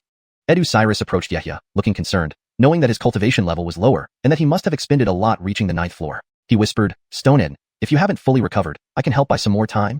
Yehia responded confidently, "It's fine, Armand. Be at ease. I have confidence." Hearing this, Xiuxian nodded toward a few Enyang sect cultivators. "Edson up. This duel represents the honor of both sections. Until there's a clear winner, no dirty tricks should be used. You think what about our Qingyue sect? We're worried you might use underhanded tactics. Disperse." The Qingyue sect cultivators responded loudly and withdrew under the order of a Yuri. Both Enyang sect and Qingyue sect cultivators spread out around the 100 area before the hall, forming a battleground for the 2 to engage in a magical duel. Stepping into the circle, Zhang Ed's expression was particularly vicious, intending to release years of frustration and revenge over his severed arm. Yehia, however, looked relatively calm, remembering how last time Zhang Ed had underestimated him and been tricked by the water mirror illusion. This time, he planned to defeat Zhang Ed head-on. Outside the circle, Xiuxian, Baron Edeng, and others watched Yehia intently. If anything threatened his life, they would not allow their junior brother to die here. Even if he lost, they would protect his life. Similarly, the Qingyue sect was determined not to let Zhang Ed die in front of them. Otherwise, they couldn't face the sect Van Cess upon return. For a few breaths, both stood silently in the field. Suddenly, Zhang Ed moved first. Swinging his hand, a swarm of black insects, each about the size of a thumb and gleaming with metallic sheen, emerged from his sleeve and headed straight for Yehia. From his waist pouch, a golden glow erupted, rapidly expanding into a massive, 4 or 5 zhang tall golden-striped tiger that roared fiercely. Howl! The golden-striped tiger, shaking its head and tail, snarled fiercely at Yehia, emitting an aura far exceeding Zhang Ed's own. High-rank second stage. Yehia's expression turned serious. These were real creatures, not illusions from the illusionary spirit hall. Under a cultivator's control, the spirit beast's power was significantly greater, especially when aided by so many spirit insects. Zhang Ed's face was full of satisfaction. These were the true reasons he had quickly advanced through the first 8 floors. On the 9th floor, he hadn't revealed any of this, aiming to crush Yehia now and exact revenge for his past humiliation. Brother Ed, if you know what's good for you, admit defeat now. My golden riptide tiger shows no mercy, and once it devours you, there will be no going back. Rest assured, Brother Zhang, I'm not weak enough for that. Otherwise, why did you lose your arm back then, and not me? Hearing this reminder, Zhang Ed's body shook with rage. This time, he was determined to kill Yehia and avenge the humiliation. Outside, the expressions of the onlookers varied. The Qingyue sect members wore confident smiles, reveling in potentially humiliating the Enyang sect practitioners. As for the Enyang sect members, they gasped, especially those unfamiliar with Yehia's abilities, fearing their junior brother would be killed by the giant tiger within moments. After all, an early-stage Foundation establishment cultivator facing off against a late-stage spirit beast, a horde of spirit insects, and a mid-stage cultivator seemed like a sure death sentence. Even Baron Edeng, despite having seen Yehia's prowess, couldn't help but worry, frowning deeply and concealing a small yellow shield in his palm, ready to spring into action. Xiuxian squinted slightly. Although he hadn't known Yehia long, The latter's rapid ascent through 8 floors of the illusionary spirit hall matched, or even surpassed his own, hinting at hidden strength beyond what had been shown. Chapter 204, Gene's Sterling Tiger. Roar. The Gene's Sterling Tiger let out a roar, crouched on all fours, then shot forward like a golden streak of light, charging at Yehia with ferocious momentum. Its speed was unparalleled, surpassing that of cultivators of the same rank. Above it, a swarm of black, spiritual insects danced like a black cloud pressing down. Amidst the cloud's undulations, a roaring sound rose, followed by surges of black-flamed fire pouring out in rapid succession. Instantly, they descended like a storm of wind and rain. Zhang Ed's expression changed as he casually swept his left hand toward his waist. A white glow flashed, and he retrieved a white jade bowl, tossing it into the air where it hovered above his head, shimmering with spiritual light. It spun rapidly, and the white aura it emitted instantly coalesced into a protective white light dome around him. In an instant, sand flew and stones danced as black flames surged through the air, mingling with glowing spiritual energy. Dust swirled and spread everywhere. Yehia's gaze remained calm as he surveyed the scene before him, seemingly unperturbed by whatever unfolded, bolstered by his own confidence. Raising his right hand, he lightly patted his waist. Whoosh, whoosh, whoosh. A series of streaks of light swiftly emerged. After flashes of red light, neat rows of shield-bearing human-shaped puppets appeared before him. There were nearly 20 of them, each engulfed in raging flames, distinguishable from the previously seen yellow mystical tiger puppets. They radiated even more formidable power. Note: I replaced Shen Hu with mystical tiger to maintain fluency and consistency in terminology. These were puppets crafted from special spirit woods crossbred from second-stage fireflame wood and first-stage ironwood. Although their strength fell within the first stage, their bodies were significantly harder than standard first-stage puppets. Attack. Following Yehia's command, over 10 shield-bearing puppets instantly charged forward. However, they did not initiate attacks but formed a defensive arc to intercept the Gene's Sterling Tiger's assault. Accompanied by the continuous clanking of mechanical parts, the shields held by the human-shaped puppets ignited with flames, merging into a single mass. Instantly, a sea of flames appeared before them. Meanwhile, Yehia began deploying his spirit energy thunder cannons. 6 cannons were laid out in neat rows, reminiscent of a battlefield formation used in Mortal Wars, capturing the stunned gazes of the watching cultivators. How can this person be a puppeteer? To have so many puppets, his divine sense must be extraordinarily powerful. Several of the observers were so astonished their jaws dropped open. Manipulating puppets, spirit beasts, or other external aids can enhance one's power, as is well known in the cultivation world. However, not every cultivator has the means to do so. Such external aids require immense amounts of spirit stones, and are often rare commodities with no price too high. Zhang Ed's Gene's Sterling Tiger, for instance, was the offspring of a third-stage demon tiger, far beyond what his foundation establishment stage could attain. It was clearly obtained from advance of the Golden Core realm. Moreover, practicing puppetry involves significant constraints. Burden on the Baron Shan and divine sense, material requirements for puppet construction, and subsequent repairs, all considerable challenges. Even Edu Cyrus, Baron Eden, and the others exchanged glances, their curiosity about Brother Eden growing. Every time they met, he seemed to reveal something extraordinary. They had heard Yehia practice puppetry, but had no idea he had advanced to this extent. A puppet battle formation? Upon seeing such an array, Zhang Ed's expression changed slightly, brows furrowing, but he continued to drive the Gene's Sterling Tiger and the flying spirit insects toward Yehia. Indeed, the Gene's Sterling Tiger, being a second-stage superior spirit beast, released countless golden rays, forming a massive golden tiger. Charging into the sea of flames, it collided without fear, shaking its body and lifting its thick claws to strike, bang, sending a human-shaped puppet flying. Kiefert, the puppet's flaming shield managed to burn some of its fur. With a wave of his hand, Yehia released a stream of golden mist from his storage bag, sending out more lightweight human-shaped puppets. Their power wasn't high, serving mainly to replenish spirit stones for operating the thunder cannons. He made intricate hand seals to control the puppets before him. Streaks of light shot out, landing on the spirit energy thunder cannons. The cannon barrels, now aglow, emitted blinding light. Amidst flashes of light, waves of stunning spiritual energy gathered, the red glow becoming increasingly intense. When the light reached its peak, boom, boom, 6 consecutive thunder cannon blasts soared upward, striking the approaching black cloud. The red beams exploded within the black cloud, burning countless spirit insects whose charred remains rained down with a crackling sound. Seeing his spirit insects being decimated, Zhang Ed could no longer contain himself. An anxious look flashed across his eyes as he slapped his waist again, releasing thousands more black spirit insects that buzzed loudly. To control the powerful Gene's Sterling Tiger, most of his divine sense was occupied, leaving him unable to wield any offensive spirit weapons. He could only hope to trap the Gene's Sterling Tiger and break free. Bang, bang. Shield-bearing puppets were smashed by the Gene's Sterling Tiger, reducing their numbers. A trace of satisfaction appeared in Zhang Ed's eyes. Once these blocking puppets were destroyed, and he reached the thunder cannons, he could defeat Yehia. However, numerous thunder cannon blasts struck the Gene's Sterling Tiger's body. Both sides were racing against time. Watching his puppets being destroyed one by one, Yehia felt a pang of regret. He frowned and patted his waist. Whoosh, whoosh. Another string of human-shaped puppets flew out, only 5 or 6 in number, with a faint golden hue different from the previous dark red. These were crafted from extremely durable metal-type spirit wood, thanks to materials collected from a dense forest during their journey. Zhang Ed sensed things going awry as the Gene's Sterling Tiger's strength diminished with each wound. Meanwhile, Yehia's power showed little decrease. Over time, he would inevitably fall into dire straits. Unfortunately, this was a restricted ground duel. Otherwise, he might have chosen to flee. Yehya's greatest advantage was the thunder cannon's coverage of 200 yards. Combined with the protection provided by the human-shaped puppets, this formed a turtle shell defense strategy. However, he had no additional power to activate more spirit weapons for offense. In this state, unless he used the Een Ghost Banner, this was his limit. Given the numerous cultivators present, he did not intend to expose his Blood Dao secret technique unless absolutely necessary. Boom. Boom. The duel lasted nearly half an hour, with the Gene Sterling Tiger severely injured by the thunder cannons. No matter how Zhang Ed directed attacks, he could not get close to Yehya. Even when he produced a golden cauldron capable of transformation, turning it into a golden dragon, Yehya still thwarted the attack with the crimson flame fan he had previously captured, causing Zhang Ed considerable frustration. Chapter 205. Separation. Bang. A red pillar of light struck Zhang Ed's body, sending him flying from the force. He was hurled beyond the dueling grounds and only started to fall after soaring over a dozen yards. Fortunately, cultivators from the Qingyue sect caught him in time, preventing further injury. Whether out of fear of losing face or because he was seriously wounded, Zhang Ed fainted. The Qingyue sect quickly administered a life-saving elixir to him and then retreated from the valley, tails between their legs. The cultivators from Edyang sect gathered around Yehya with smiles, offering congratulations. Some sect members who hadn't known Yehya well before now remembered him deeply. A battle between a Foundation Establishment realm practitioner using puppets against a high-grade second-stage beast and a mid-Foundation Establishment cultivator. This was explosive news by any standard. If not for witnessing it firsthand, they wouldn't have believed it. Baron Eden and Edu Cyrus hurried over. Baron Eden looked at Yehya with concern, pondered for a moment, then smiled and clasped his hands. Congratulations, Stone Ed. I was worried about you, but it seems your strength has surpassed even mine. Even a late Foundation Establishment cultivator would find it hard to defeat you easily. When we leave this place, your name as a puppeteer will likely spread throughout the Jerome Kingdom's cultivation world. Edu Cyrus examined the spirit cannon that Yehya had crafted, studying its construction and the mechanism that loaded the spirit stones into the barrel. After some thought, he asked curiously, this cannon-like magical treasure is something new to me. That one strike was comparable to a full-strength attack from a Foundation Establishment cultivator. If we could install these at every spirit stone stronghold in the sect, wouldn't our Edyang sect suddenly gain countless Foundation Establishment combatants? Yehya understood what he was thinking, handing over the method of crafting this device to the sect. He paused and explained, this is called a spirit energy heaven-shaking cannon. I obtained the forging diagram by chance from a mineral vein. It's not too difficult to forge. Any second-tier forging master can do it. However, it consumes a vast amount of spirit stones. Just the recent battle cost more than 10,000 low-grade spirit stones. If we equipped all the sect strongholds with these, the daily consumption would be astronomical.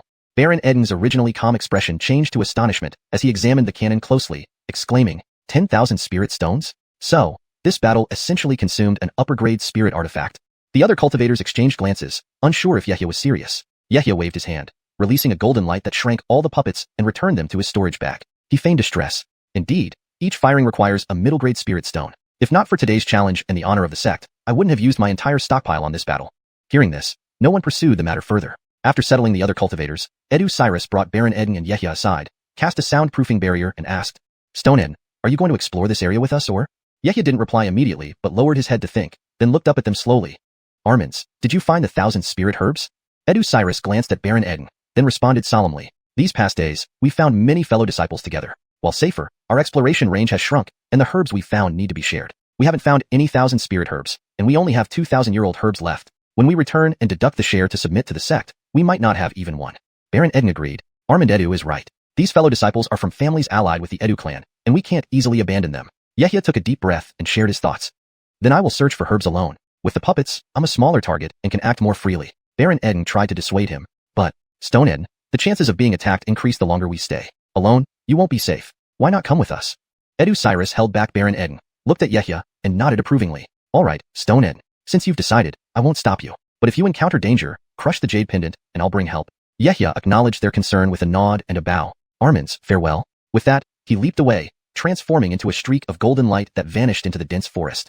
Seeing Yehya disappear completely, Baron Eden turned to Edu Cyrus, confused. Why did you stop me? Stone might be in great danger. If anything happens to him here, Senior Master will surely blame us. Edu Cyrus gazed into the distance, replying calmly, Stone Baron, you worry too much. Yehya must have confidence in himself. Besides, his strength already surpasses yours, even mine.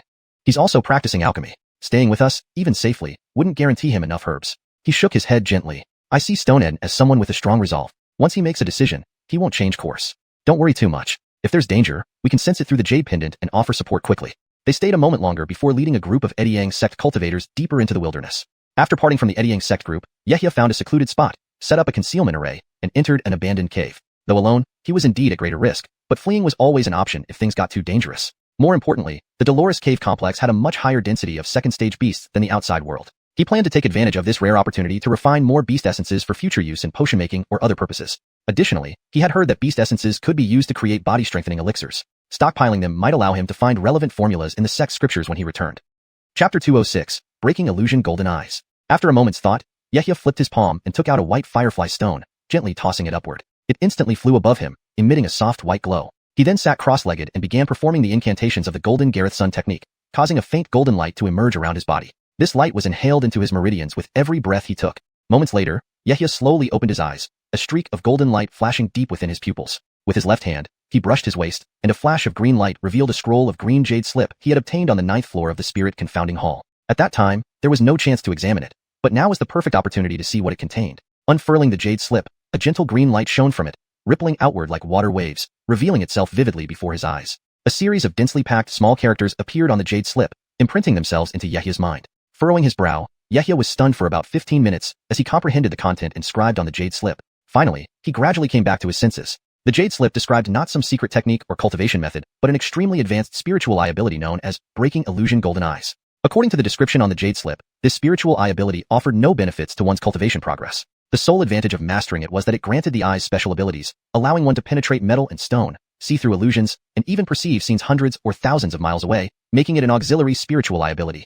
Yehia's eyebrows raised, and he stroked his chin, murmuring, Breaking Illusion Golden Eyes. For a technique to be considered a supernatural ability, it must possess unique qualities and have formidable power. This greatly exceeded his expectations. However, given that this jade slip was placed on the 9th floor of the Spirit Confounding Hall, it must have been highly regarded. After careful consideration, Yehia felt quite intrigued by this spiritual eye ability. He lowered his head to review the jade slip again. The initial steps involved first unblocking several dozen fine meridians around both eyes, and then refining the eyes using pure spiritual energy. Upon successful cultivation, the eyes would turn golden when activating this ability, thus earning its name, Breaking Illusion Golden Eyes.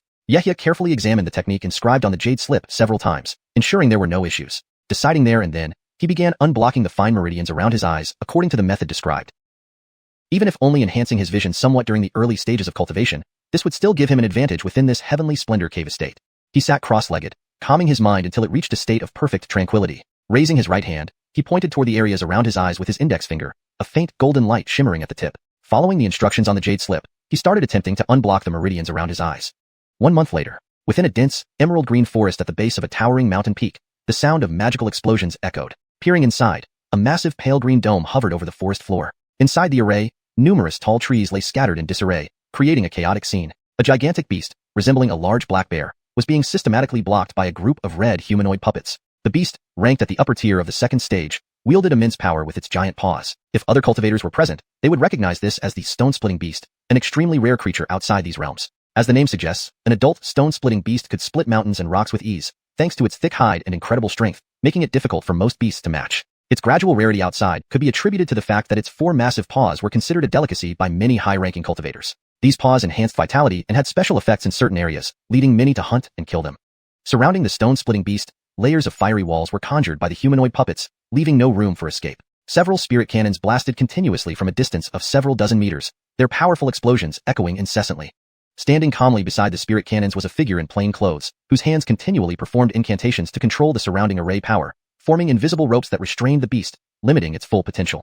After a long while, a mournful roar sounded as the colossal shadow standing amidst the puppet formation collapsed abruptly. The stone-splitting beast's body was charred and blackened from the bombardments, a pitiful sight. Confirming its death, Yehia sprang forward, raising his right hand. A dark banner emerged from his sleeve, enveloped in a cloud of blood-red light. He waved the ghost banner slightly, directing his fingers towards the black bear's head. A streak of blood light shot out, and with a quick grab, a yellow orb of condensed spiritual energy floated from the stone-splitting beast's forehead into his hand. He tossed it into the banner, where ghostly figures immediately devoured it. Next, Yehia cast several more incantations and hurled the black banner toward the stone-splitting beast's carcass. The ghost banner turned into a tiny black light and plunged into the body, sending ripples of blood throughout. With a few pu sounds, numerous bowl-sized blood holes formed, from which streams of thumb-thick bloodlines flew out, continuously extracted by the ghost banner. In no time, it had completely refined all the vital essences within. Stowing away the ghost banner, Yehia then sprinted towards the mountain foot. The stone-splitting beast did not appear out of nowhere. Using his newly cultivated Breaking Illusion Golden Eyes, Yehia detected a patch of spirit herbs hidden within a mountain. Unexpectedly, he encountered this beast and was startled by its thick skin and immense strength.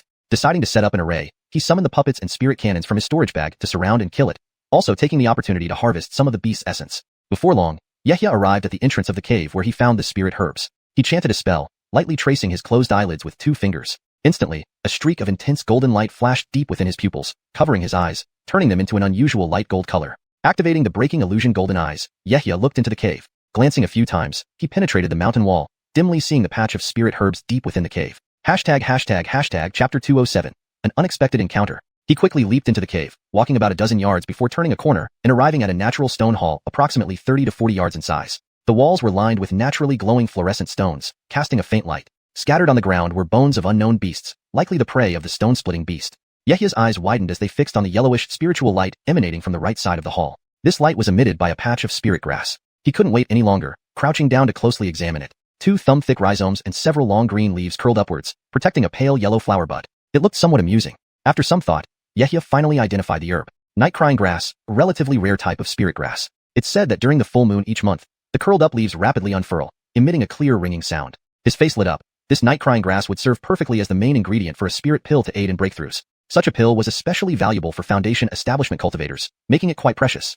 Yehya carefully dug up several fully mature night-crying grass plants, 500 years old, and sent them directly into the immortal estate's spirit field with a wave of his hand. He didn't touch the immature ones, but continued searching the stone hall thoroughly before leaving the cave.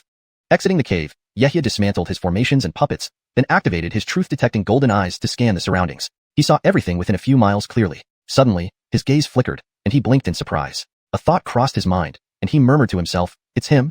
Hesitating slightly, he focused his gaze again and saw a chase unfolding among cultivators. An Vansley man with a dark complexion fled frantically ahead, stepping on a glowing green jade rui, clearly injured severely. His robe was torn on the shoulder, exposing a gaping wound stretching from his shoulder to his chest. 2 pursuers followed close behind. A Axel with a delicate appearance and a Kale in a yellow robe exuding an air of elegance. Both were at the 5th or 6th layer of the Foundation establishment realm.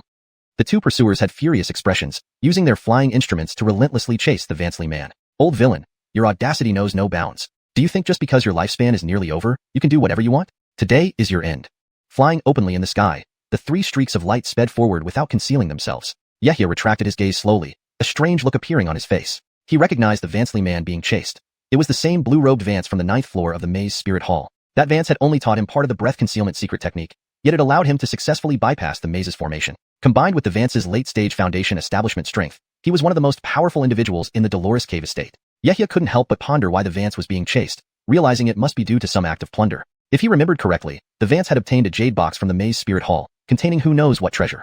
After some deliberation, Yehya made a decision. With a sudden wave of his sleeve, the golden flame sword shot to his feet with a swift movement, transforming into a golden light and soaring to the left. According to what he saw earlier, the 3 would soon pass by this area. At the same time, he grabbed a red glow from his storage bag, conjuring the crimson flame fan in his palm. Spiritual energy surged into it from his meridians, causing the fan to emit intense red light. Soon after, a crimson phoenix-shaped shadow gradually appeared. 3 streaks of light approached. The handsome youth noticed the Vance slowing down and his expression brightened, understanding that the Vance's injuries were taking their toll and he couldn't hold out much longer. Raising his right hand, he retrieved a radiant sphere that emitted a white glow from his robe. Performing a quick incantation, he pointed at the sphere, then snapped his finger. Whoosh!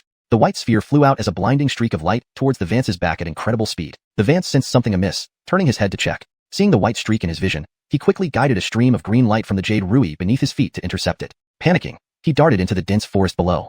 Unfortunately, just as he landed, a faint breaking sound came from behind him. In the blink of an eye, a streak of red light pierced through his body, exiting through his chest with a sickening plop.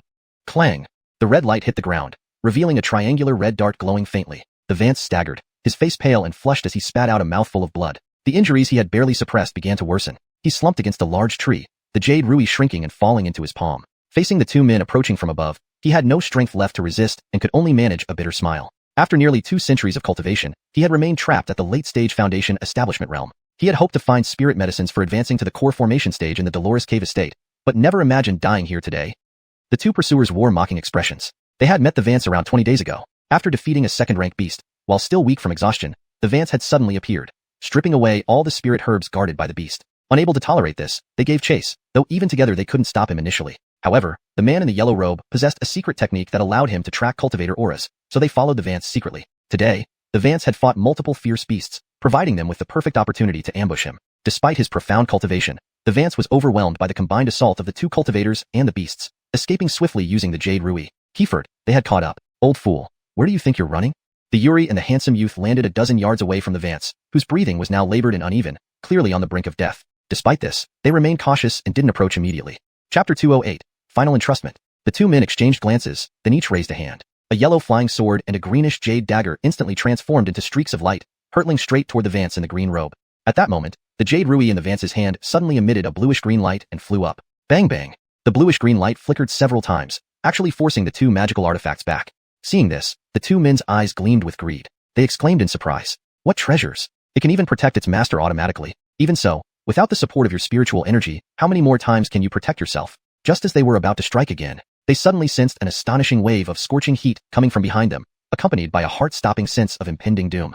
Instinctively turning their heads, they witnessed an unbelievable scene. A giant crimson bird resembling a xiuxian was enveloped in flames, fiercely charging towards them, locking onto their presence.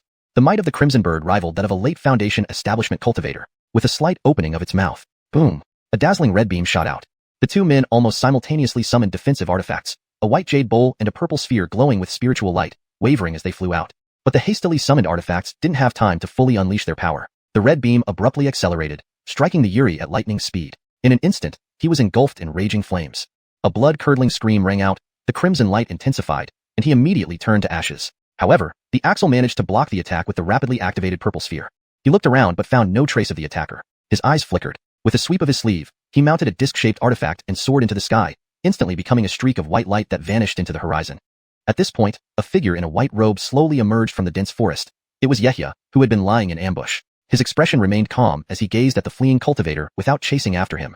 Taking a step forward, he quickly approached the Vance in the green robe. His eyes narrowed, revealing a golden glow as he scrutinized the Vance's injuries. A look of sorrow flashed across Xiuxian's face, and he sighed softly. The dantian is ruptured, vital energy severely depleted. No matter what, not even a golden core cultivator could save you. Nevertheless, he crouched down, using 2 fingers to press acupuncture points on the Vance's body. A faint golden light flickered as he forcibly channeled some spiritual energy into the Vance's body. After a moment, the Vance weakly regained consciousness. Seeing Xiuxian and sensing the surrounding fluctuating spiritual energy, a bitter smile flashed across his face. Xiuxian looked at the Vance with heavy heart. Perhaps because they were both Foundation establishment cultivators and had met a few times, he felt a pang of sympathy. He spoke in a low voice. Your injuries are too severe. There is nothing I can do. The Vance shifted his position, leaning against a tree before looking at Xiuxian. After a brief pause, he spoke in a broken voice. Brother Eden, I never expected you to be my savior. I know my injuries well. Today is my destined end, leaving no room for hope. I cannot repay your kindness. This is a superior grade magical artifact I've used for many years. I will give it to you to express my gratitude.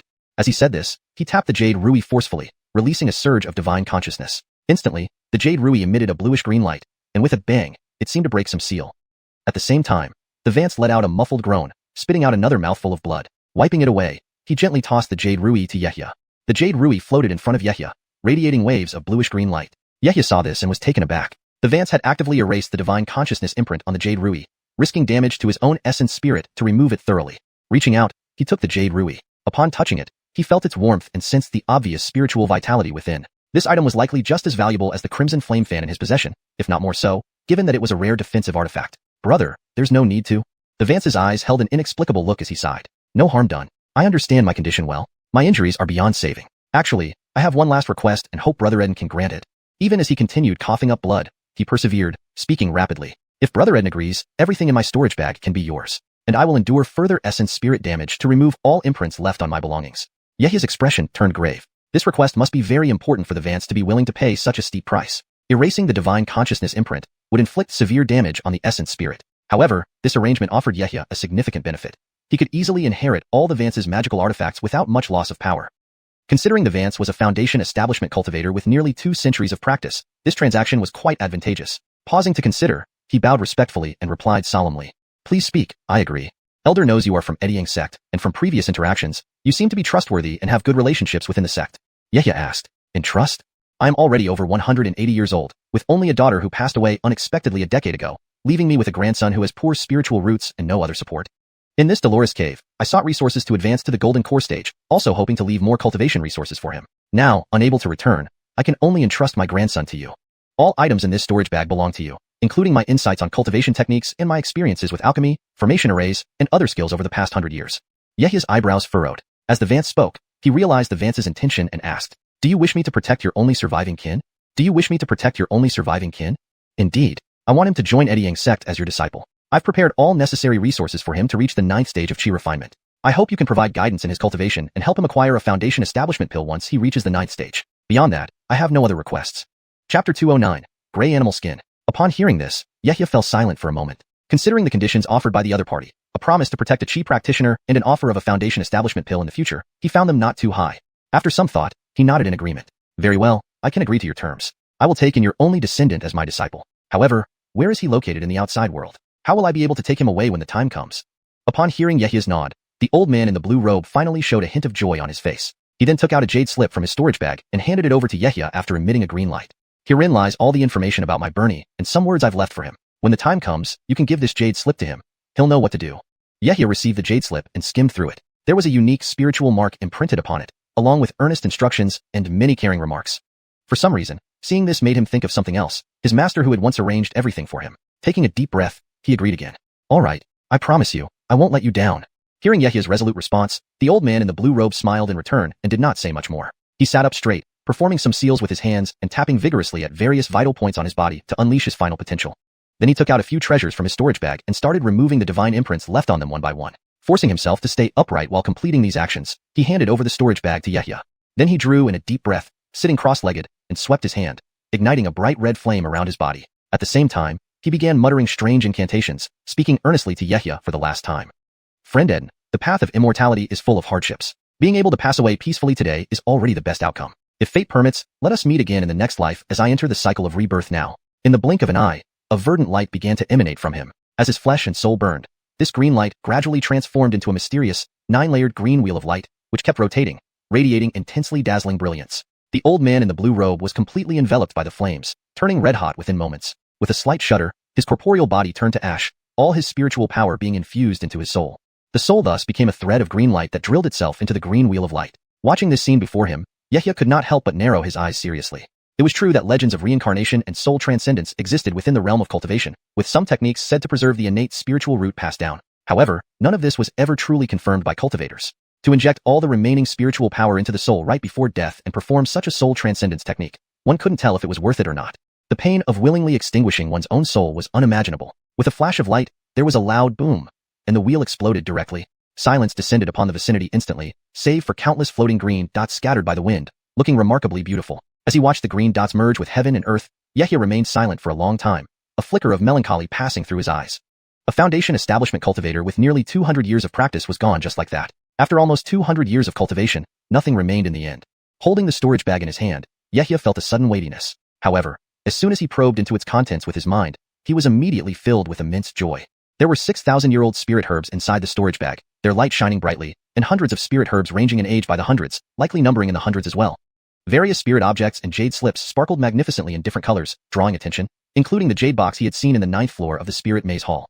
His gaze flashing, Yehya hung the storage bag at his waist, then tapped his foot, causing a golden glow to appear beneath his feet, propelling him swiftly away into the distance, disappearing entirely among the mountains in the blink of an eye. Not long after, Yehya appeared in a pile of rocks on the waist of an unnamed mountain peak. He retrieved the old man's storage bag and carefully inventoried its contents. First, he removed the spirit herbs, suddenly noticing a sprightly green spirit herb shimmering with 5 color lights, catching his immediate interest. After close examination, his eyes lit up with joy. 1,000 soul grass, it's really a 1,000 soul grass. Truly, the things one desperately searches for often come unexpectedly. Who would have thought that someone's storage bag would contain one? Yehya looked around carefully, then raised his hand and sent the precious spirit herb into the immortal mansion. Such valuable spirit herbs must be stored carefully for unexpected needs. A moment later, he extracted a new batch of 1,000 soul grass from the immortal mansion, flipped his palm, and produced a small jade box, carefully placing the spirit herb inside, sealing it with a spirit sealing talisman before putting it back into the storage bag. Regarding the other spirit herbs within the storage bag, after verification, they were all sent into the immortal mansion. Next, Yehya extracted several jade slips, scanning them slightly with his senses. They indeed contained the lifelong achievements of the old man in the blue robe, including cultivation insights and many interesting stories about traveling through the cultivation world. After a brief look, he put them away as well. Yehya directed towards the storage bag, waving his hand, and 5 or 6 treasures emitting a glowing light appeared in front of him, including that green jade box. He had already witnessed the jade rui's abilities, not only capable of autonomously protecting its owner and flying at great speed, but also significantly faster than his golden flame sword. It was incredibly versatile. Continuing his inspection of the other treasures, 4 middle-grade spirit weapons and 1 high-grade spirit weapon came into view. Yehya selected 2 suitable spirit weapons that matched his attributes, refined them for combat use, and then put them away. Finally, his gaze landed on the green jade box. This was the treasure from the 9th floor of the spirit maze hall. Taking a deep breath, he reached out towards it. A soft click sounded. The jade box opened, revealing an ancient animal skin emitting a dull gray spiritual light. Upon closer inspection, it appeared incomplete, seemingly depicting some landscapes of mountains and rivers. Curiously, Yehya picked it up, examining it closely but found no useful information. With a single touch, a strand of golden light pierced it, causing the gray animal skin to tremble lightly, emitting peculiar light. Just as he wondered what else it might do, the gray animal skin's light dimmed and returned to stillness. This somewhat left him speechless. He hadn't expected the ninth floor's jade box to contain such an apparently useless item. Yehia pondered for a long time and eventually decided to store it away for further study later. After dealing with the old man's storage bag, his wealth increased by more than 3 times. With another month left, he did not intend to seek any more spirit items. Even if he found more, it wouldn't be of much significance. Cultivating oneself was more important. Touching his chin thoughtfully, some ideas surfaced in Yehia's mind. Previously collected night chirping herbs could be used to refine elixirs for advancing cultivation realms. He planned to refine them into pills. After taking the pills, he intended to make good use of the rich spiritual chi in the celestial flower mansion to attempt breaking through to the middle stage of foundation establishment. Thinking of this, Yehia quickly got to work, reaching into his waist bag and pulling out a night chirping herb along with some auxiliary spirit herbs. Clank!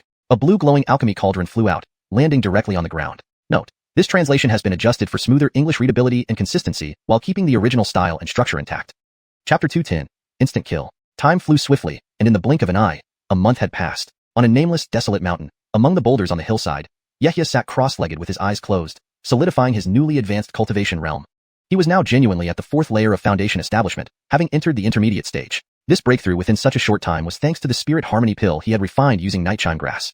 With each breath, nearby gold spiritual chi condensed into light points and gathered towards him, being absorbed into his meridians for refinement. After an unknown number of days, when his realm was fully stabilized, he slowly opened his eyes and exhaled a mouthful of turbid air. A golden glow flashed deep within his pupils before returning to its calm state as before. Yehia raised his right hand, calculating dates with a flick of his fingers.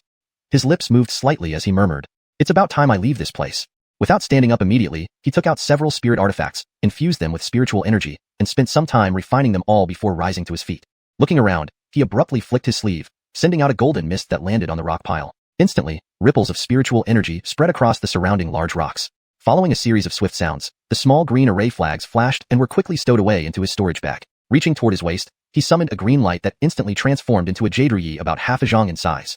Note: the term ruyi is a specific cultural artifact, often translated as jade ruyi, doesn't fully convey its meaning. A more appropriate translation might be jade ruyi, where ruyi is kept as a proper noun to maintain cultural specificity. Revised. Reaching toward his waist, he summoned a green light that instantly transformed into a jade ruyi about half a zhang in size. With a step, he rode the jade ruyi, transforming into a streak of green light and flying low toward the outer perimeter of the Dolores Cave residence. Note: ruyi is untranslated as it seems to be a specific artifact name that may not have a direct English equivalent. In a final edit, you might choose to either leave it in pinyin or provide an English name based on context. Throughout the journey, Yehia's eyes continually glinted with golden light, avoiding powerful demonic beasts, especially those at the 3rd stage, which he wished to avoid entirely. After flying for dozens of miles and passing through a dense emerald forest, his expression suddenly changed. The jade ruyi beneath his feet emitted intense green light, forming a sturdy green protective dome around him. Suddenly, from different directions within the forest, 3 rays of light shot out: a purple, shiny flying sword, a yellow, glowing ring, and a red, foot-sized magical seal. The 3 attacks struck the green protective dome fiercely. Bang! Deep marks appeared on the dome, but it remained incredibly resilient. After a flash of green light, the 3 spirit artifacts were repelled. Top-grade defensive spirit artifact. At the moment of being repelled, a shocked cry echoed from the forest. Then, spiritual light flashed around several massive trees, revealing 3 figures, 2 men and a woman. The highest in cultivation was a robust man at the 6th layer of foundation establishment, along with a green-robed matron and a lean man in gray, both at the 4th layer of foundation establishment. Yehia observed the 7 people who surrounded him, feeling an urge to laugh. He arched an eyebrow and said with a mocking tone, "Isn't this a bit too much, fellow Taoists? Ambushing so many people?" The robust man gave Yehia a once-over, noticing the eddying sect token at his waist and the constantly gleaming jade ruyi. A hint of killing intent flashed in his eyes, and he signaled the other 2 before speaking coldly. "As a cultivator from a major sect, you're not like ordinary cultivators. We 3 merely see your value. If you hand over your storage bags, we might let you go. Otherwise, don't blame us for overwhelming you." Yehia couldn't help but scratch his chin. Overwhelming the few by the many. It's not a bad idea. Let me see what you can do. The 3 attacked again from various angles, driving their spirit artifacts toward Yehia. For a moment, spiritual light blazed around them as multiple attacks came one after another, dazzling and disorienting. Yehia didn't retrieve any other spirit artifacts. Instead, he howled loudly, emitting an astonishing aura. Sacrifice. Blood cloud appear. Suddenly, a black banner flag appeared above his head, instantly releasing a thick, blood-red fog. The sky darkened, turning blood-red, and the surroundings within dozens of zhang were engulfed in dense, blood-colored mist. The 3 spirit artifacts vanished into the fog like stones sinking into the sea, becoming eerily silent. The air reeked of nauseating blood. How is this possible? This can't be true. The 3 looked utterly terrified, hardly believing what they saw. Next, Yehia continued chanting, causing the blood fog to expand further. Horrific ghost cries filled the air, inducing strange fluctuations in their spiritual energy and making their vital energy feel like it was being pulled out of their bodies. A massive blood cloud emerged, writhing and squirming before flashing with crimson light and suddenly spawning 20 or so blood-red monsters with gaping jaws and clawed hands. They were fearsome, spewing greenish-black flames as they encircled the 3. Each was besieged by 8 to 10 blood ghosts. Seeing this, the three felt terror rise within them because each of these blood-red monsters exuded a power not inferior to a Foundation establishment cultivator. The situation had dramatically reversed. It's my turn. Yehia's icy voice resonated from the depths of the blood cloud. Run fast. A shrill cry of fear erupted as the three realized they couldn't contend with this person. They drove their spirit artifacts to attack the blood ghosts while fleeing in separate directions. Bang! Bang! Sounds of spells clashing resounded. Unfortunately, the blood ghosts were faster and unafraid of death. With overwhelming strength, they severely injured and captured all three. A blood ghost grabbed the robust man's head with bloody claws, opening its mouth to suck the life force from between his brows. A miserable scream erupted as he struggled futilely. Blood gushed from his 7 orifices, and his dim, yellow soul was drawn out and devoured by the blood ghost in mere seconds. The remaining 2 met the same fate, being drained of essence and consumed. Retreat. A spell was cast upon the ghost banner, shaking and sucking back the blood fog like rivers converging into the sea. In a split second, the forest returned to normal. Yehia now held 3 or 4 storage bags. After a cursory glance, he shook his head and tossed them into his immortal residence. It seemed these 3 had been hiding since entering, and didn't have many spirit herbs in their bags. They likely planned to ambush and kill others, only to meet their end at Yehia's hands. With a step, he waved and once again rode the Jade Ruyi, continuing his low-altitude flight toward the outer perimeter of the Dolores Cave residence. Note: Ruyi is a specific cultural artifact, often translated as Rui in English to maintain its cultural significance. If you prefer a more explanatory translation, it could be described as Jade Rui Scepter, or similar. With a step, he waved and once again rode the Jade Rui Scepter, continuing his low-altitude flight toward the outer perimeter of the Dolores Cave residence. Chapter 211. Exiting the Array. In this nearly half-year spent within the Dolores Cave, spiritual herbs were not his greatest gain. Rather, it was the countless second-stage demons that he had slain, along with the arrays and puppets working together. Now, there were over 30 second-stage blood ghosts within the ghost banner, and the accumulated essence blood was in a colossal amount. Kiefert, his current cultivation was insufficient to command so many blood ghosts, only able to summon about half of them. With him now advanced to the middle stage of Foundation establishment, his strength once again reached a new level. If previously he needed various means just to barely match late-stage Foundation establishment cultivators, now he could confront them as equals solely relying on the ghost banner. Once he exits and advances another layer in the soul-splitting technique, combined with mass-producing second-stage puppets, it's likely there would be no rival within the Foundation establishment realm. Meanwhile, as the 6-month period neared its end, many cultivators who were seeking spiritual herbs began dispersing towards the outer regions of the cave. Some cultivators with ill intentions started setting ambushes in these areas, hoping to obtain more spiritual herbs effortlessly. At this moment, the role of teams among cultivators became apparent. Large groups of 7 or 8 people, even up to a dozen, discouraged any potential ambushers from easily making a move. After flying another 100 miles, Yehia found the eddying sex team using the truth-seeing golden eyes. He found his seniors Edu Cyrus and Baron Egg, and seamlessly integrated into their group. The whole party eventually arrived near the entrance they initially came through. Here, many cultivators gathered from various factions, the eddying sect, Flamefall Valley sect disciples, family-based cultivators, and independents, all restraining each other, maintaining order without initiating chaos. They all wanted to safely preserve the resources accumulated over the past half-year. Bringing them out would certainly result in significant cultivation progress. Outside, beyond the enormous 5-colored light barrier, the Vances of Jerome's 5 great sects, having waited for a long time, precisely timed their actions once again. A dozen core formation cultivators took out their magical treasures to form an array, and at noon, they struck the light barrier together. Boom! The sound of explosions rang out. A powerful surge of spirit energy spread outwards, reopening a large channel wide enough for many cultivators to exit. All the core formation Vances stared intently at the channel, as this concerned resources crucial for their future cultivation. Spiritual herbs from hundreds or even thousands of years old. Each could significantly enhance their cultivation. Elders Adang of Eddyang sect and the Samara from Flamefall Valley led in waiting at the open channel. As time passed, reactions began within the channel. Spiritual lights flickered, and cultivators of varying forms flew out amidst various types of escape lights.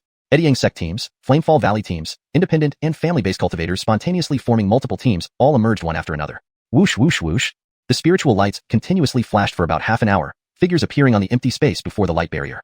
The appearance of these cultivators also stirred the minds of many present core formation cultivators. Each cultivator seen flying out represented vast amounts of spiritual herbs, causing them great joy. However, the expressions of those exiting the Dolores Cave varied greatly. Only a small fraction were excited. Most were numb or calm. Some faces showed signs of relief after narrowly escaping death. The channel lasted about 15 minutes, with fewer cultivators emerging as it dwindled from groups to individual flyers. By the time the channel completely closed, only about 400 cultivators exited, whereas 1,000 entered originally. Nearly 60% were lost. Countless cultivators perished within. Elder Adang and the old woman identified cultivators by their clothing. After a brief exchange of glances, they nodded meaningfully. While overall loss was 60%, the 2 major sects suffered around 30% losses. Most casualties were independents and family-based cultivators. The next steps were straightforward. Everyone formed several long queues. Core formation cultivators collected spiritual herbs from them. According to previous agreements, sect disciples retained 3/10, submitting 7/10 to the sect. Independents and family-based cultivators who voluntarily joined retained 2/10, giving 8/10 to Eddyang sect and Flamefall Valley. This ratio seemed greedy, but core formation cultivators held absolute power, and without their cooperation, The protective array of the cave couldn't have been opened. Soon, it was Yehya's turn. Naturally, he didn't dare hide anything before the core formation vents, unfastening his storage bags and waving a hand to release a colorful pile of spiritual herbs. A registering cultivator quickly scanned them, reciting aloud. 2,000-year-old purple jade herbs, 3,000-year-old spirit blood G, 10, 800-year-old jade marrow fruits, 3,500-year-old mistwater flowers. Seeing such quantity, even the overseeing core formation vants couldn't help but pay more attention. Yehya remained calm, having killed countless cultivators this half year, especially the senior in green robe and subsequent victims whose herbs were hidden within his immortal mansion. Next, Akale examined him. He flipped his palm and produced a palm-sized yellow spiritual rat from a spirit beast bag. The rat chirped, its body emitting a yellow glow as it flew around Yehya twice before returning to the man's hand. Seeker rat? Yehya narrowed his eyes, recognizing it. This ancient remnant was used to detect anything containing spiritual chi. He surmised the sect specially cultivated it to check for hidden herbs. Confident about his immortal mansion, he wasn't worried. Not even a core formation cultivator's divine sense could locate it. After checking, the man nodded to the registrar, sorting the herbs by age. Yehya could take 3/10. He selected part of the herbs accurately, waving them back into his storage bag before leaving the queue. The long queue soon reduced as all cultivators were thoroughly checked, prohibiting any hiding of herbs. Several independents tried concealing a few herbs using special instruments but were directly killed by the core formation vants, confiscating all their herbs. After killing a few, no one dared try again. The lengthy submission concluded swiftly, leaving the core formation cultivators wanting more. The harvested herbs were enough to elevate all Jerome's core formation cultivators by a level. The two sects Van Cess summoned giant flying boats again, carrying all surviving cultivators toward Jinhua City. After a few flashes of spiritual light, the massive flying boats vanished into the horizon. The area surrounding Dolores Cave resumed its quietness, leaving only a few Foundation establishment cultivators guarding nearby. Chapter 212. Return to the city, Shepherd Dam Pavilion. The flying boat of Ediang sect was now mostly empty, with only a fraction of its original passengers remaining. However, the cultivators aboard mostly wore expressions of excitement, their storage bags at their waists holding the hope for their future cultivation. Yehya took the initiative to find Edu Cyrus and Baron Eden. With a flick of his left hand, a faint spiritual light shimmered in his palm, revealing a jade box sealed with a spirit sealing talisman. Baron Eden cast a quick glance downwards, his gaze trembling slightly as he guessed its contents, but still confirmed aloud. Stone Eden, this is? Edu Cyrus's eyes were fixed on the jade box before him. Seeing their expressions, Yehya smiled faintly, lifting his hand to offer the box. He softly said, Armins are correct. Inside this jade box is indeed 1,000 spirit grass, over 1,000 years old, sufficient enough to refine a holy healing pill. Is this true? Of course it's true. Why would I deceive the two Armins? Upon hearing Yehya's words, Baron Eden and Edu Cyrus immediately showed a trace of joy on their faces. They had not found such a spirit herb, originally intending to use other high-year herbs as substitutes. Unexpectedly, Yehya had easily brought it out. This spirit herb held significant value. But seeing Yehya's sincere expression, they felt relieved and accepted the jade box with smiles, praising Yehya. Stone Eden, once our master recovers, I will ensure that a grand ceremony is held for your apprenticeship. Yehya smiled, unconcerned about the matter. Armand, you're too kind. I have been under the protection of the master for many years, and both Armands treat me like family. This is all I should do. After exchanging a few more pleasantries, when they learned that Yehya had truly become a second-rank alchemist and even opened his own shop, they were surprised again. They promptly expressed their intention to support his business, which Yehya naturally agreed to. Edu Cyrus and Baron Eden continued chatting with him while radiating joy throughout the journey back to the city. As long as Edu Ruyu recovered successfully, the Edu family would be an authentic Golden Core clan. This filled them with excitement. Soon, with loud rumbling sounds, several flying boats landed in an open area in front of Jinhua City. The cultivators disembarked and returned to the city. The Golden Core elders personally carried large batches of spirit herbs straight to Ediang sect. Yehya hurriedly ran towards the western side of the city, reaching his pavilion. He brushed his waist lightly, a golden token appearing in his palm. A pinch sent a ray of golden light shooting out. Instantly, the protective formation guarding the pavilion rippled, revealing an opening a few feet wide. He swiftly entered. Night had fallen by now. Yehya walked directly into his cultivation room, tossing a luminous stone into the air, which emitted a white glow. Sitting cross-legged on a cushion, he began meditating, reflecting on the past half year. Although it seemed short, it had been eventful. His mind was always taut, wary of beast demons and other cultivators alike. Returning to the safe city naturally meant some well-deserved rest. The next day, Yehya stood up energetically, brewing himself a pot of spirit tea in the main hall. He pondered over future arrangements. Several matters required attention. First, the grandson of the Vansley scholar needed to be brought back from a distance of several thousand miles. Secondly, the treasures obtained from Dolores Cave could be cultivated, including the Tongling wood and the out-of-body transformation secret technique. Thirdly, he could start practicing the second level of the spirit splitting technique, splitting another primordial soul. Lastly, Shepherd Dam Pavilion hadn't been visited in half a year. Unsure if Fulton was managing it well, or if the spirit pills were out of stock due to no advancements in alchemy skills. After some thought, Yehya drained his cup of tea, heading straight to the alchemy room. He waved his sleeve, sending water flower cauldron clattering to the ground. With another wave, golden mist emerged, and many wooden boxes containing spirit herbs appeared before him. Flicking his finger, a crimson flame shot out, instantly spreading intense heat. The pavilion fell silent, save for the occasional faint fragrance of medicine emanating from the alchemy room. Days passed slowly. 3 days later, in Jinhua City's southern district, on a narrow street, stood a 2-story building with a sign reading, Shepherd Dam Pavilion. Yehya suddenly appeared before the pavilion, glancing inside. There were 4 or 5 cultivators browsing for spirit pills, with 2 mortal attendants serving them. At the counter was a slender young woman acting as manager. She noticed the visitor and quickly greeted Yehia with a bow. She smiled gently and asked, "Greetings, honored guest. What spirit pill may you need?" Yehia narrowed his eyes, replying with a hint of amusement, "How can you not recognize your owner? Where is cousin Baron now?" "Jay Jr., Uncle Eden." Startled, she looked closer and then realized who he was. Flustered, she bowed deeply to Yehia. "Disciple Baron Xiao greets Jr., Uncle Eden. Please forgive my earlier oversight." Yehia raised a hand, emitting a ball of spirit energy to help her up. "It's fine, stand up. You only met me once, I wouldn't blame you." Baron Xiao calmed down, explaining further. "The spirit pills left by Junior Uncle sold out a few months ago. Fortunately, Brother improved significantly using Junior Uncle's notes, though production speed lagged slightly, barely maintaining supply. Brother moved me here to oversee the shop while he continues refining pills upstairs. Please follow me, Junior Uncle." Baron Xiao gestured toward the stairs. Yehia nodded and followed her upstairs. Arriving on the second floor, Baron Xiao knocked on a door. Just as she was about to speak, an urgent voice sounded from within. "Don't disturb me unless it's important." "It's Junior Uncle Eden, brother." "Junior Uncle Eden. The owner really came back?" Before the last word faded, a tall man rushed out, seeing Yehia and immediately bowing respectfully. "Greetings, owner." Aviana, quickly fetch the records and profits from the past 6 months for Junior Uncle's inspection. Baron Xiao hastened downstairs. Chapter 213. Hansen Marketplace and the Fugue. Yehia saw Fulton's excited demeanor and entered the alchemy room, glancing at the spirit pills being refined. "These past 6 months have been tough on you, managing the shop while also refining spirit pills. Thank you for your trust, master. This is what I should do." The two exchanged a few words, and Baron Xiao handed Yehia the ledger and a storage bag to review. Yehia sat at a round table, quickly scanning through the accounts of the past 6 months. Over 800 bottles of first-stage spirit pills, 30 bottles of second-stage spirit pills, and 200 gin of low-grade spirit wine were sold. The total revenue for 6 months was around 20,000 lower-grade spirit stones. With a profit margin of 30%, it amounted to 6,000 spirit stones. However, since most of the herbs he used for alchemy were cultivated by himself rather than purchased, the profit margin could be as high as 60%, about 10,000 spirit stones. Yehia flipped through the ledger, nodding silently, and took out 10,000 spirit stones from the storage bag, leaving the rest for them to manage. "In the future, come see me every 3 months. Manager Baron, run the shop well. I won't let you down. Here are 2 magical treasures as rewards." With a wave of his right hand, a white bead and a black shield appeared from the storage bag, both high-quality magical treasures. "Thank you, Senior Master." They accepted the magical treasures and bowed respectfully again. After settling the matters in the shop, Yehia left swiftly. The pill pavilion mainly served as a cover for the source of his spirit stones, and didn't require much attention. Now that Fulton could refine first-stage spirit pills, Yehia only needed to replenish some second-stage spirit pills every 3 months to maintain operations. Additionally, this arrangement would bring in a steady income, which was not bad. Leaving the Garethindred pill pavilion, Yehia walked along the street outside the city. With a flick of his sleeve, a green jade rui flew out. He leaped onto it, instantly transforming into a streak of green light flying southward. The green light flashed a few times and disappeared into the horizon. Hansen Mountains were located northwest of the Jerome Kingdom. Despite its remote location, a wide first-stage spiritual vein existed here. On the surface, it seemed like a desolate area, but in reality, there was a small marketplace built within the mountains. The Hansen Marketplace gathered many cultivators from nearby small clans and wandering cultivators, with the highest cultivation level being late-stage Qi condensation realm. One day, a rapid streak of green light suddenly flew toward the marketplace. It turned abruptly and landed not far from the entrance of the market. Then, a young man holding a jade rui appeared. It was Yehia. To avoid attracting attention, he suppressed his cultivation to the Qi condensation realm using concealment technique. Flipping his palm, the jade rui transformed into a streak of green light and flew into his sleeve. He walked forward, looked up at the signboard of the marketplace, and muttered to himself, "It should be here."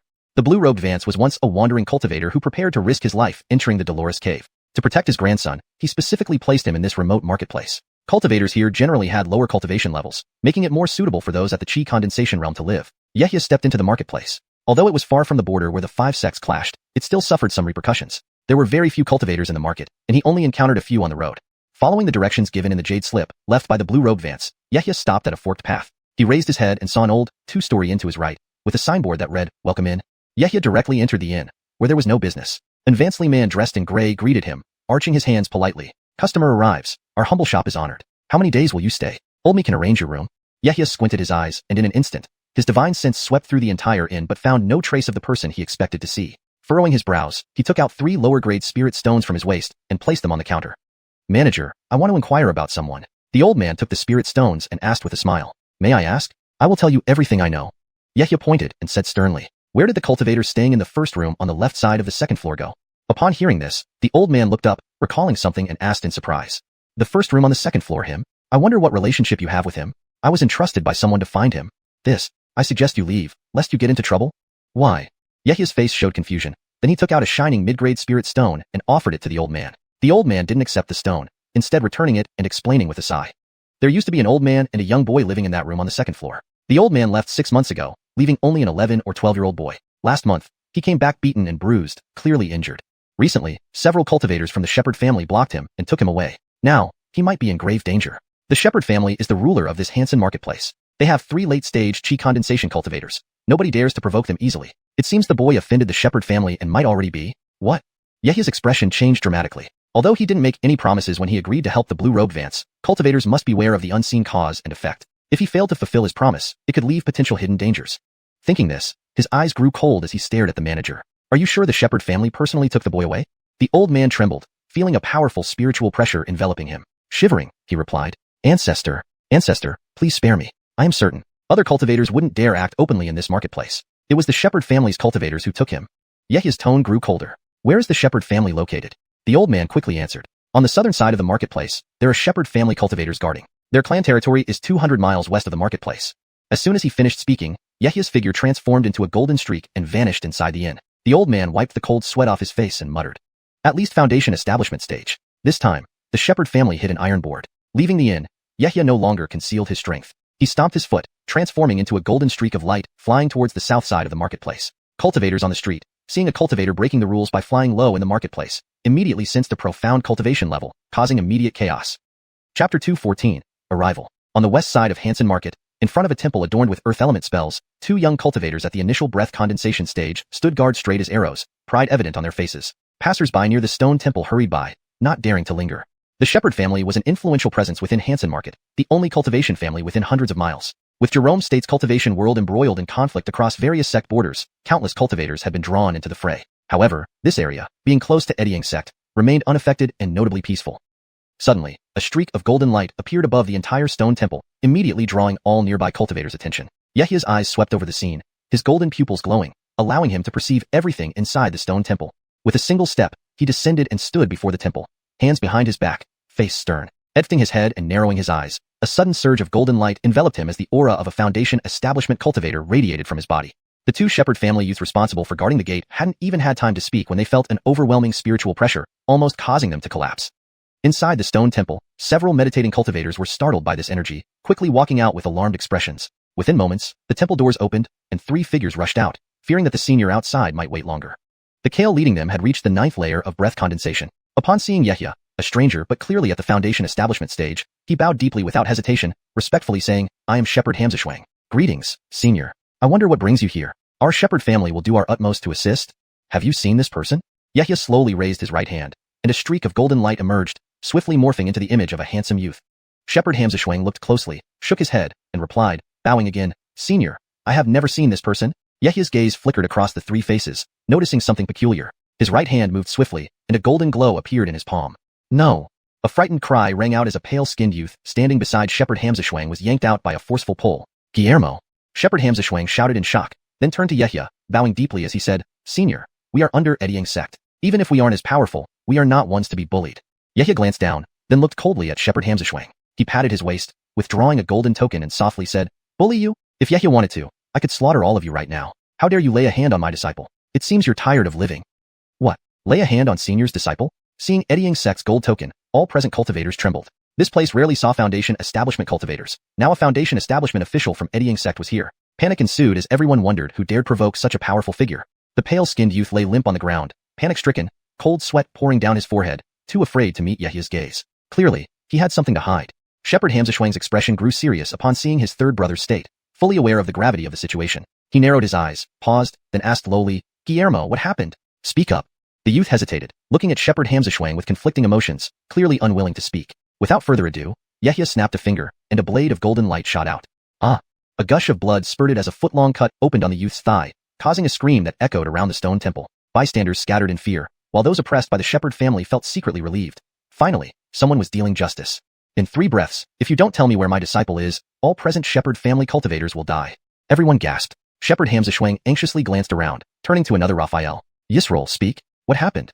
Terrified, the Raphael, sensing Yehya's murderous intent, looked at his groaning brother on the ground, hesitated, then stammered. Guillermo encountered a boy hunting a golden-furred weasel one day. Wanting to seize it, Guillermo didn't know the boy had potent talismans and escaped. Later, they found him in town and caught him in an inn, finding tens of thousands of spirit stones and over 100 first-grade elixirs in his storage bag.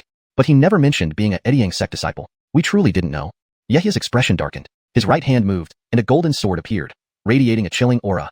Shepherd Hamzashuang's face changed drastically, heart sinking. They couldn't afford to offend someone so powerful. A breath condensation initial stage cultivator with so many treasures clearly had deep connections. Cursing his brother's stupidity, he demanded, "Where is he? Is he alive?" The Raphael stuttered, "In the family dungeon, waiting to be interrogated about the origins of those treasures."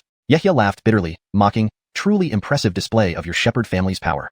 With a gentle flick of the sword, golden light flashed, and the stone temple crumbled. Then a burst of golden mist emerged, and a giant golden hand scooped up Shepherd Hamzashuang, his third and fifth brothers, along with other shepherd family cultivators, placing them on a 2-story tall golden flame sword.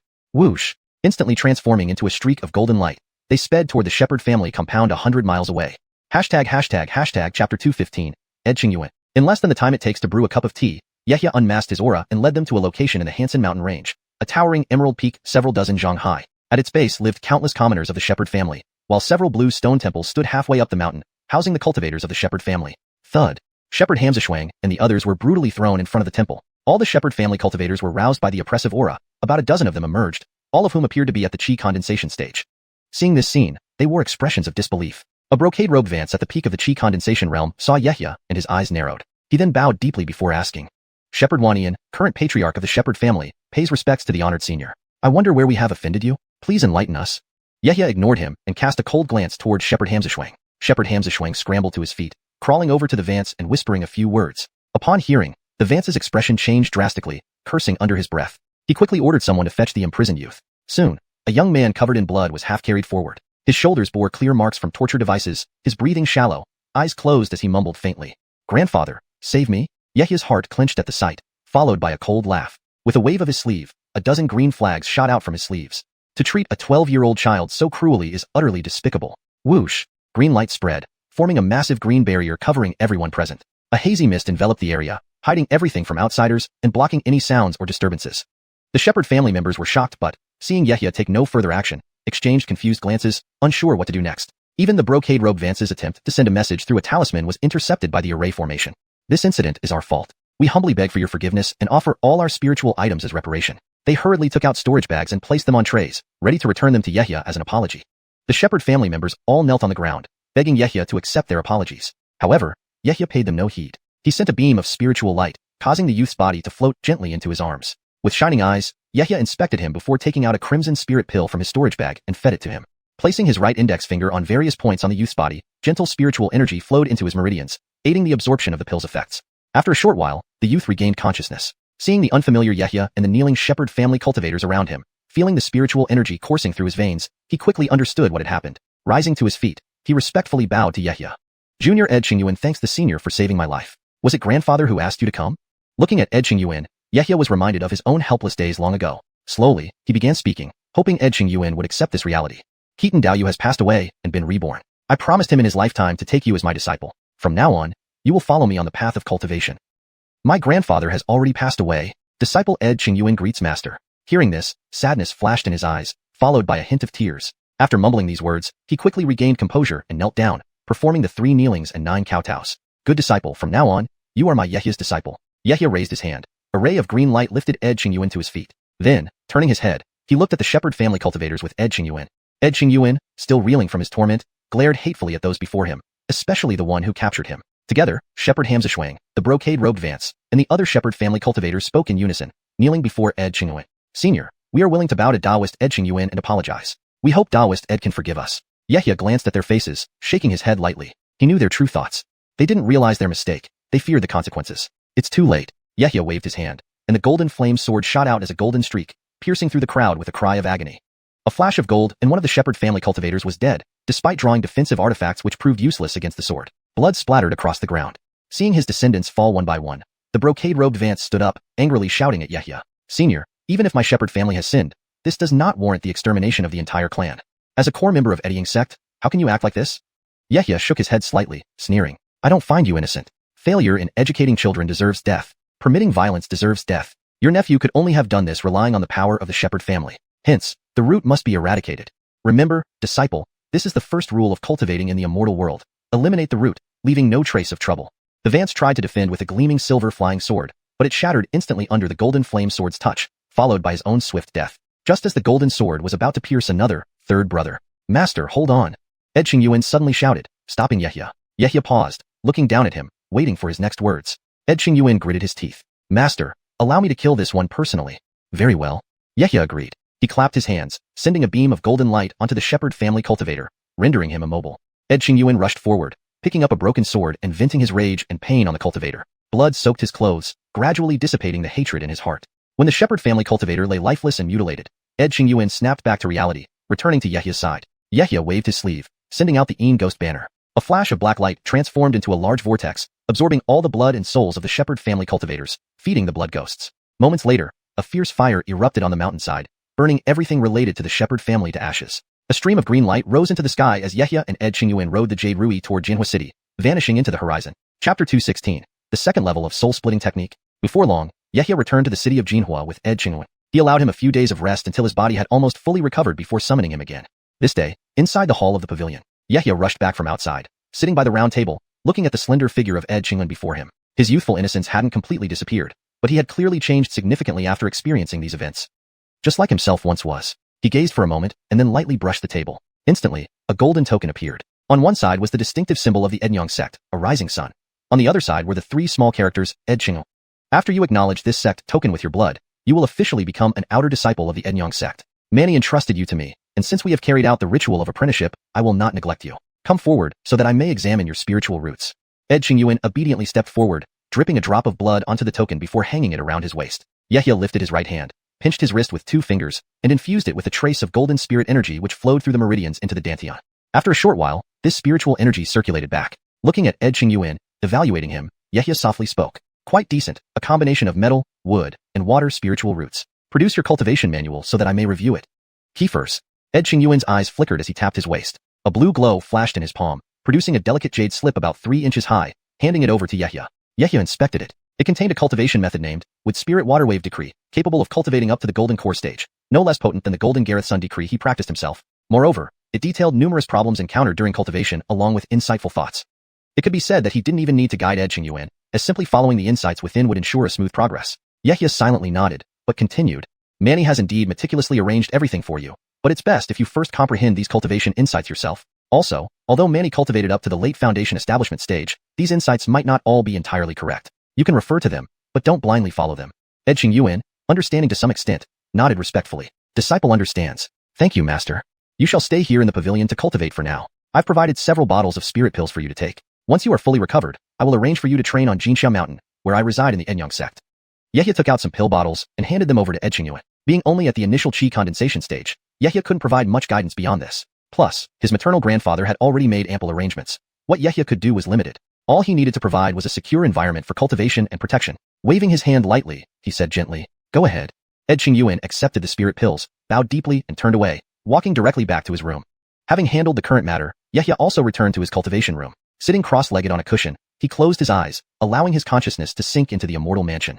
Beside the black spirit field, Yehia's gaze was fixed on the unique spirit tree before him, golden light flashing in his eyes as a greenish spirit tree, more than 2 feet tall, came into view. This tree was covered with numerous innate spirit patterns, allowing spirit energy to flow unimpeded. Through the Pahuang Jintong, Yehia observed the circulation of spirit energy similar to a cultivator's meridians, truly marveling at the wonders of nature. This section originated from the Egg Palace, grown from the seed of a spiritually enlightened tree, and now approximately 500 years old. To refine an external clone, however, it was far from sufficient. At least a millennium would be required. This process cost him tens of thousands of spirit stones. Yehia stared at it, taking out a large stack of spirit stones he had just acquired from the underground black market and pouring them all over the base of the spirit tree. Instantly, radiant lights surged as countless spirit stones were drained of their energy and absorbed into the tree. His eyes remained fixed on the scene. This type of spirit tree was particularly rare among all others. According to the records in the external clone jade slip, a spirit tree 1,000 years old could produce a clone that would grow to the early golden core stage. The outcome using older spirit trees wasn't specified, probably due to such opportunities being extremely rare, possibly never achieved even by the senior cultivators who created this secret art. With countless spirit stones turning to ash as they were depleted of their power, Yehia maintained a calm demeanor. Only when the spirit tree, originally more than 2 feet tall, grew to the thickness of a bowl, did he stop. By this time, the tens of thousands of spirit stones he had just obtained were entirely exhausted. Yehia exchanged many second-stage spirit pills and several thousand-year-old spirit herbs to gather enough spirit stones. Currently, the spirit tree had reached an age of 3,000 to 4,000 years, which was sufficient. Finishing, he shifted his consciousness back to his physical body. Carefully studying the external clone jade slip, he knew how precious this millennia-old spirit tree was and resolved not to waste it recklessly. He must be at least 70 or 80% sure before starting the cloning process. Additionally, some materials were still needed. Furthermore, having recently advanced to the middle foundation establishment stage, Yehia could now practice the second level of the soul-splitting technique, splitting his divine soul anew. Patience was key. Half a month passed quickly. Yehia summoned Baron Xiaoro from the Hall of Gareth and Dread Pills. She had already reached the late qi condensation stage. Entrusting Ed Qingyuan to her, he instructed her to take him back to Jinxiao Mountain and set up a grotto residence for cultivation, bringing this matter to a temporary close. That day, inside the cultivation room, Yehia sat cross-legged, ripples of golden light continuously emerging from his brow, signaling that something significant had happened to his divine soul. In the immortal mansion, beneath the stone stele, a golden glow appeared, revealing 4 divine souls of varying sizes, a sight that would shock any other cultivator. They would marvel at such a soul-splitting secret technique. The largest was Yehia's main divine soul, cultivated for many years. The second was the secondary divine soul split during the late qi condensation stage, now half the size of a fist. The remaining 2 smaller divine souls, resembling longan fruits, had just been split off. They required prolonged cultivation and the consumption of divine soul nourishing pills to gradually grow. Yehia had just completed the second level of the soul-splitting technique. This splitting of the divine soul was excruciating, no less intense than the first time, and even doubling in duration and pain. It was an agony felt both internally and externally, a bone-deep torment.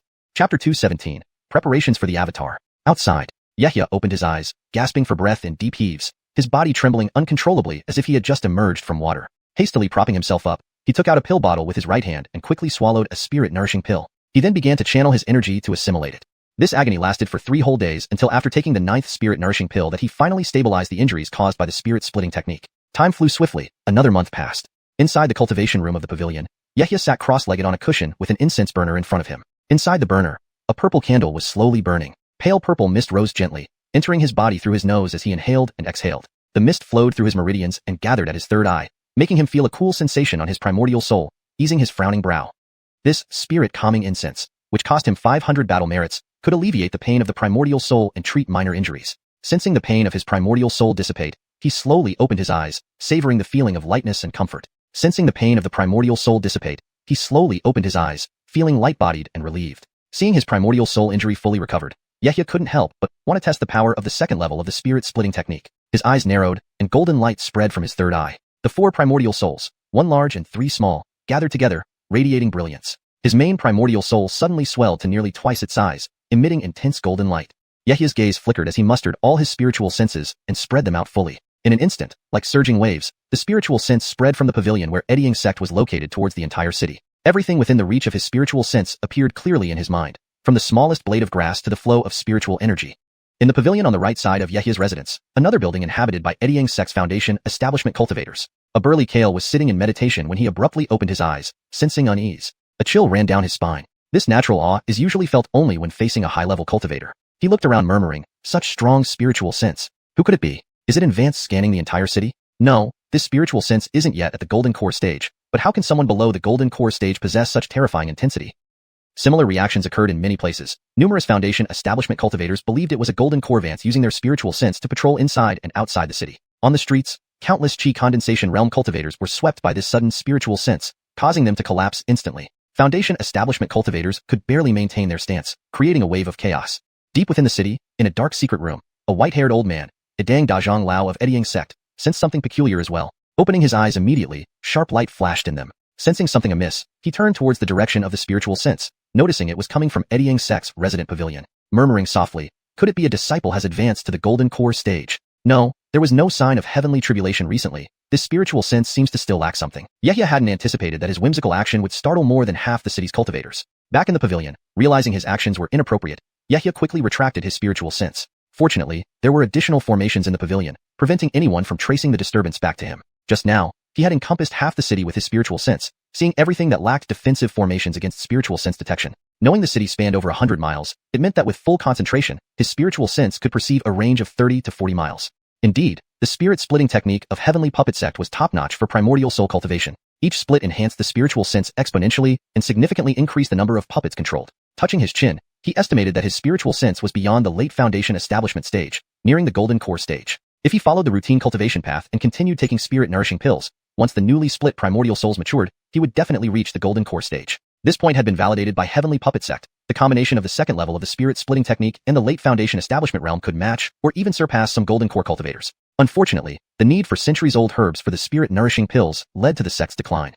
After pondering, Yehia decided it was time to prepare for the avatar creation. He flipped his palm, and a jade slip containing information about the avatar appeared. Besides the soulwood, 7 or 8 different precious ingredients were needed. Edv pulse pill, made from 5th century Edv pulse grass, 3rd century bellflower grass, willow leaf flower, etc. 4 opening channels within the soulwood. Void spirit water, collected from dew on century-old herbs in areas rich in celestial energy, used to open meridians for smooth spiritual energy flow. Ice fire essence, made from ice jade marrow and fire spirit grass juice, balancing cold and heat, alleviating adverse effects after the primordial soul's occupancy. Dust settling pill. Looking at the list, Yehia felt a headache brewing. While Edv pulse pill and void spirit water were relatively simple, ice fire essence and dust settling pill would be tough to gather, despite having recipes. Deciding to plan thoroughly, he wrote down all required items on a blank jade slip, ending up with a dense list of over 10 lines. Taking out a golden spirit talisman, he categorized the herbs before flicking it away, sending it to Shepherd Dan Pavilion for Fulton to gather them. Next, he checked the Sex Merit Exchange catalog for suitable items. Several days later, receiving urgent news, Yehia hurriedly left the pavilion, heading southward. Chapter 218. Hamza Family Inn. Soon, Yehia arrived at a secluded street in the southern city. In front of him was an ordinary-looking inn with the large sign, Hamza Family Inn. The cultivators entering and exiting were mixed. There were both Chi Refinement and Foundation Establishment cultivators, without anything particularly special. He glanced around, then lifted his foot and walked into the inn with an unperturbed expression. At the counter stood a Zahir in the Chi Refinement stage. Upon seeing Yehia, he quickly greeted with a smile. Welcome, senior. I wonder how many days you would like to stay at our humble inn? Do you have any requirements? Yehia cast a glance around the first floor, and then let his gaze fall upon the stairs leading to the second floor before calmly replying.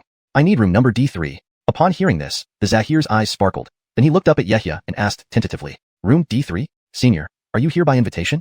Yehia looked at him, swiped his hand, and retrieved a special silver token from his waist, handing it over. A light green, Hamza character was engraved on it. Seeing the token, the Zahir's eyes flickered as if he had seen something extraordinary. Without another word, he ushered Yehia upstairs with a smiling face and whispered, Senior, please wait in your room for a while. Once the innkeeper arrives, I will personally inform you.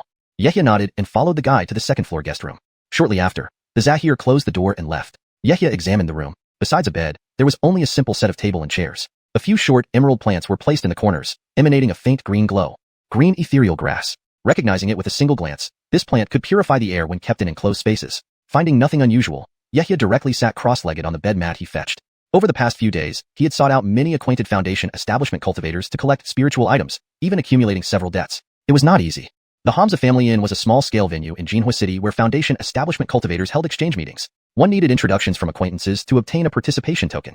Yehia paid the price of 2 bottles of second-rank spirit pills to trade this token from Jamal. Thinking of this, he waved his hand toward his waist, retrieving a jade slip which he opened and read. The ice jade marrow and willow leaf flower were still missing. He could only rely on such exchange gatherings for luck. Ever since acquiring the notes left by the Vansley man in the green robe, especially the insights about alchemy, his pill creation success rate had improved slightly. It was a good time to use these scarce second-rank spirit pills for trading with other cultivators. Also, those unused spiritual items could all be traded here. Yehia was determined that these 2 spiritual items wouldn't be beyond reach. With this thought, he tucked away the jade slip, closed his eyes, and meditated while waiting for the start of the exchange meeting. Unconsciously, half a day passed. Knock, knock. 2 knocks came from the door. Although Yehia had anticipated this, he still opened his eyes and asked indifferently, What is it? A familiar Vansley voice sounded from outside the room. Senior, I am here to invite you to the exchange meeting. The host is ready. Hearing this, Yehia rose from the mat, walked towards the door, waved his hand, and the door opened. There stood the Zahir bowing respectfully. Please follow me. Yehia said unperturbedly. The Zahir bowed again and led Yehia downstairs through the back courtyard of the inn to an unremarkable door. The Vance gently pushed open the door, gesturing Yehia inside. Senior, please enter. Yehia nodded slightly and stepped inside without a word, with the Vance closely following behind. Inside, a green stone passage stretched downward with a faint white glow at the end, approximately 8 zhang long.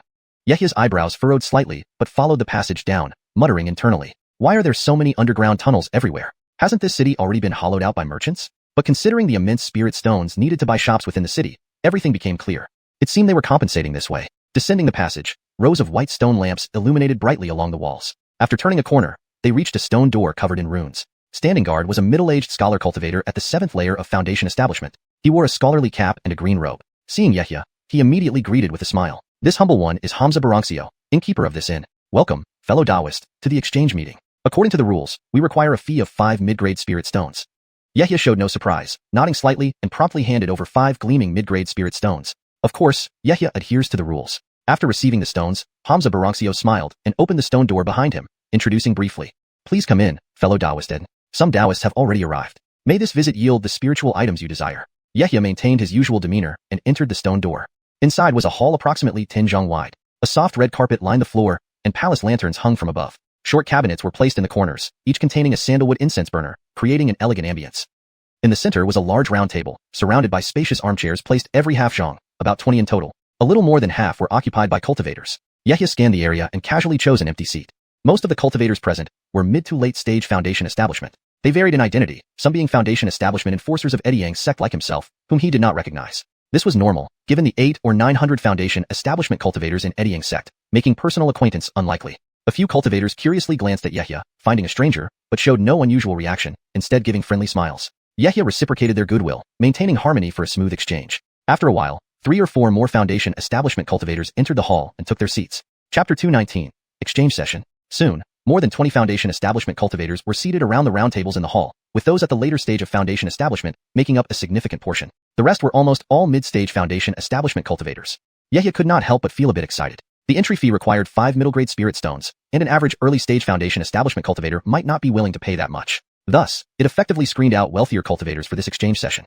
More and more people gathered, yet the hall remained unusually quiet. Cultivators sized each other up. Some even glanced over Yehia. As time passed, with a creak, the stone door closed, and Hamza Barancio, who was guarding the entrance, also came in.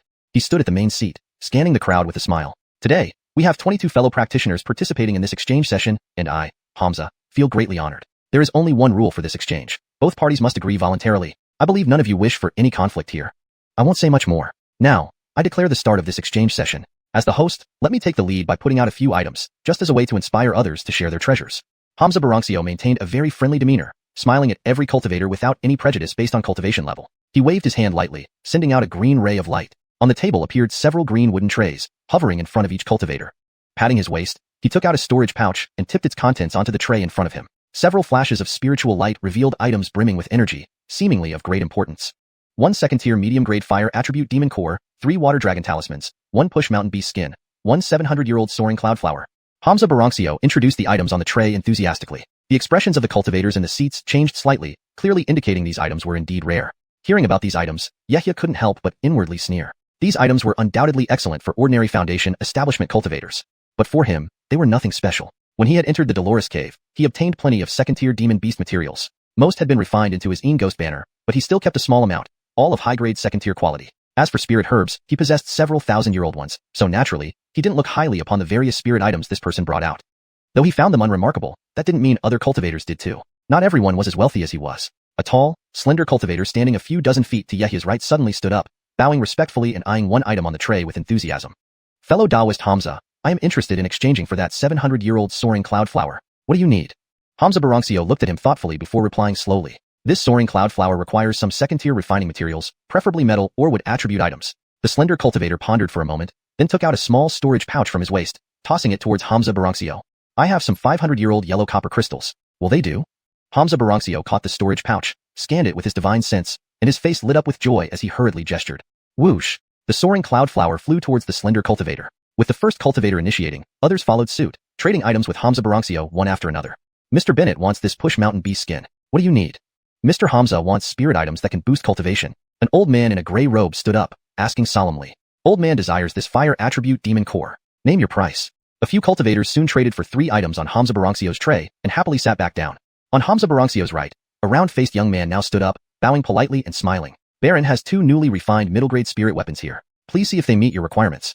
He produced a purple small cauldron and a red circular blade from his waist. Purple cloud cauldron, made from purple cloud crystal, suitable not only for refining elixirs, but also excellent for offensive and defensive purposes. Inferno spirit blade, forged from millennium fire vein iron infused with silver essence, extremely sharp. It can easily outlast lower-grade spirit weapons. Those senior-stage Foundation establishment cultivators weren't impressed by these middle-grade spirit weapons. A few mid-stage cultivators showed interest. They stood up one by one, asking what spirit items he needed. Yehia remained calm, watching the transactions without showing any intention to trade. Spirit weapons and demon beast materials were not what he lacked. Even cultivation-boosting elixirs, he had plenty in his storage pouch. What he wanted were just a few specific spirit items needed for refining his avatar. There were still 7 or 8 cultivators before it was his turn, so he closed his eyes slightly, conserving his energy. Cultivators stood up one by one, presenting their unused spirit items for exchange, or explaining what they sought from others. However, not every cultivator got what they wished for. Some tried to buy spirit items with spirit stones, but ended up empty-handed. Those present wouldn't come to such an exchange session if they were short of ordinary spirit stones. Suddenly, after a few more cultivators, a man wearing a yellow jade crown stood up, taking out a jade slip and placing it on the tray. He exuded an aura of someone from a prestigious family, elegant and polite, leaving a good impression as he introduced his item. I have a cultivation technique here, sufficient for cultivation up to the late gold core stage. It's called Greenwood Longevity Decisive Art, particularly suitable for wood attribute cultivators. Just as he was speaking, an untimely male voice interrupted. Even if it's a high-level cultivation technique, we are already at this realm. How can we switch to another cultivation method? Fellow Taoist, did you bring the wrong item? The surnamed Kiefer cultivator looked somewhat embarrassed but composed himself, continuing his explanation. Please don't worry. I have more to say. This Greenwood Longevity Decisive Art isn't just a high-level cultivation technique. It comes with some intricate minor spells, especially when cultivated to the gold core stage. It grants a wood elemental mystical ability, truly making it an elite technique. Even if you don't need it, buying it for a promising descendant within your family to cultivate is excellent. Who knows, perhaps a future gold core cultivator will emerge, bringing glory to your lineage. After finishing, the Kiefer cultivator looked hopefully at the crowd, waiting for someone to inquire. Chapter 220, Ewood Evergreen Decision. The man surnamed Kiefer scanned the crowd with a hopeful look, but unfortunately, the cultivators present weren't particularly interested. No one stood up to express interest in acquiring such a cultivation method. After waiting for 2 or 3 breaths, suddenly, an advanced man in a gray robe rose and his hoarse voice sounded out. Brother Kiefer, if you don't mind, could this old man take a look at this cultivation method? Of course, here is the first volume of the Ewood Evergreen Decision. Brother, please have a look. Upon hearing someone wanted to buy it, Kiefer hurriedly nodded in agreement and picked up the green jade slip, tossing it over. The old man in the gray robe caught the jade slip and gave it a quick glance. His eyebrows immediately furrowed tightly. After he finished reviewing the entire cultivation method, all signs of interest vanished from his face, replaced by indifference. Then he casually threw it back to the man surnamed Kiefer. Brother Kiefer's cultivation method is indeed excellent, but it's not suitable for this old man. Let's call it off.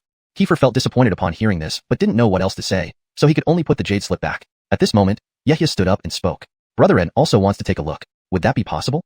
Kiefer looked at him, then gestured, sending the green jade slip flying onto the tray in front of Yehia. Yehia raised his right hand to catch the jade slip and began to read its contents after spreading it out. His gaze instantly focused when he comprehended what was written. No wonder the Vance showed initial interest in the cultivation method before abandoning it after taking a look. This cultivation method was indeed of high grade, with a promising prospect for practice. However, it came with a rather stringent cultivation condition. Apart from being restricted to those with a wood spiritual root, it was best suited for those with a single wood spiritual root. If the practitioner had other types of spiritual roots, the power of this cultivation method would greatly diminish, possibly even being inferior to ordinary methods. A single wood spiritual root meant a heaven-grade spiritual root. Even if the sect gathered tens of thousands of cultivators, it would still take decades or even a century to find one with a heaven-grade wood spiritual root. Adding the restriction of a single wood spiritual root made the probability much lower. Such a talent could be described as a once-in-a-century occurrence. Consequently, the practicality of this cultivation method decreased significantly, naturally making it less attractive to cultivators. It's no wonder Kiefer was willing to trade it with other cultivators. However, Yehia had a completely different perspective. Although heaven-grade wood spiritual roots were hard to come by, he could make use of this cultivation method. The reason was simple. The body double he crafted from spirit wood had a single attribute with spiritual root, perfectly matching the requirements of this cultivation method. Nevertheless, his expression remained calm. After glancing at it briefly, he placed it down gently and whispered, Brother Kiefer, the conditions required by this cultivation method are too stringent. However, Brother Ed is willing to buy it to draw inspiration from its techniques. What would you require in exchange? He paused deliberately, looking at the other party meaningfully. If the price is too high, let's forget about it. Originally, Kiefer had just hoped for some luck, but upon hearing Yehia's willingness to buy, his face lit up with joy. He pondered for a moment and whispered, The Ewood Evergreen Decision is a high-level wood attribute cultivation method, very comprehensive from the chi refinement stage to the golden core stage and quite rare. 100,000 spirit stones, and I'll hand this over to Brother Edna. Yehia merely smiled and shook his head, sweeping his hand. On the table, a storage bag appeared along with 2 gleaming long swords, a pair of lower-grade magical treasures, and 3,000 spirit stones. That's too expensive. I have 2 lower-grade magical treasures and 3,000 spirit stones here. Brother Kiefer, if you think it's inappropriate, let's call it off. Hearing this, Kiefer did not respond but fell into hesitation. The price Yehia offered was skillfully set, not overly generous, yet not meager either. It was worth approximately 6,000 to 7,000 spirit stones, still short of his expectations. Seeing Kiefer hesitating, Yehia frowned and said expressionlessly, If you're unwilling, then let's call off this transaction. As he spoke, he moved his hand towards the items on the tray, as if preparing to retract them. Seeing the opportunity slipping away, Kiefer's face changed, fearing that he might end up with nothing. He quickly addressed Yehia. Brother Ed's interest in this cultivation method is an honor. I'll trade it with you. With a gesture, he pulled out the second volume from his storage bag and tossed both volumes lightly towards Yehia. Seeing this, Yehia secretly chuckled inwardly but kept a calm expression. He gestured again, causing the storage bag and the 2 magical treasures on the tray to float towards Kiefer. Once Kiefer received the items, he sat back down. Yehia briefly flipped through both volumes of the Ewood Evergreen Decision, showing no particular eagerness, and stored them in his storage bag. If this was a high-level cultivation method suitable for most cultivators, selling it for 200,000 or 300,000 spirit stones would still result in a frenzy. He had acquired it for less than half the price, making this a highly profitable deal. Kiefer also felt secretly relieved, knowing he couldn't cultivate it anyway. Selling it was better than letting it gather dust, and he certainly wasn't at a loss. Time passed, and most cultivators had conducted their trades, obtaining some of the desired treasures. However, many were still left empty-handed. Soon, it was Yehia's turn. A robust Vance to his left stood up, with glossy black hair and a vibrant demeanor. indicating robust vitality. Rising, he bowed respectfully to everyone. With a sweep of his hand, numerous spirit items appeared on the tray before him. All the cultivators in the room were stunned, instantly becoming excited, their faces revealing barely contained excitement. Hamza Barancio, who organized the exchange event, also fixed his gaze intently on the items on the tray. An Vansly woman stood up, eyes wide, her sharp voice breaking out in shock. Is this? Could it be a long horn, and scales, claws, fangs from a long? Even Yehia couldn't help but glance more intently. The items on the tray were astonishing. A pair of greenish horns emitting unique dragon beast aura, palm-sized scales with glowing innate patterns, and fist-sized long eyes retaining a fierce appearance even in death. Indeed, this is a peak second-stage long beast personally hunted by this old man. Even the inner core is mine.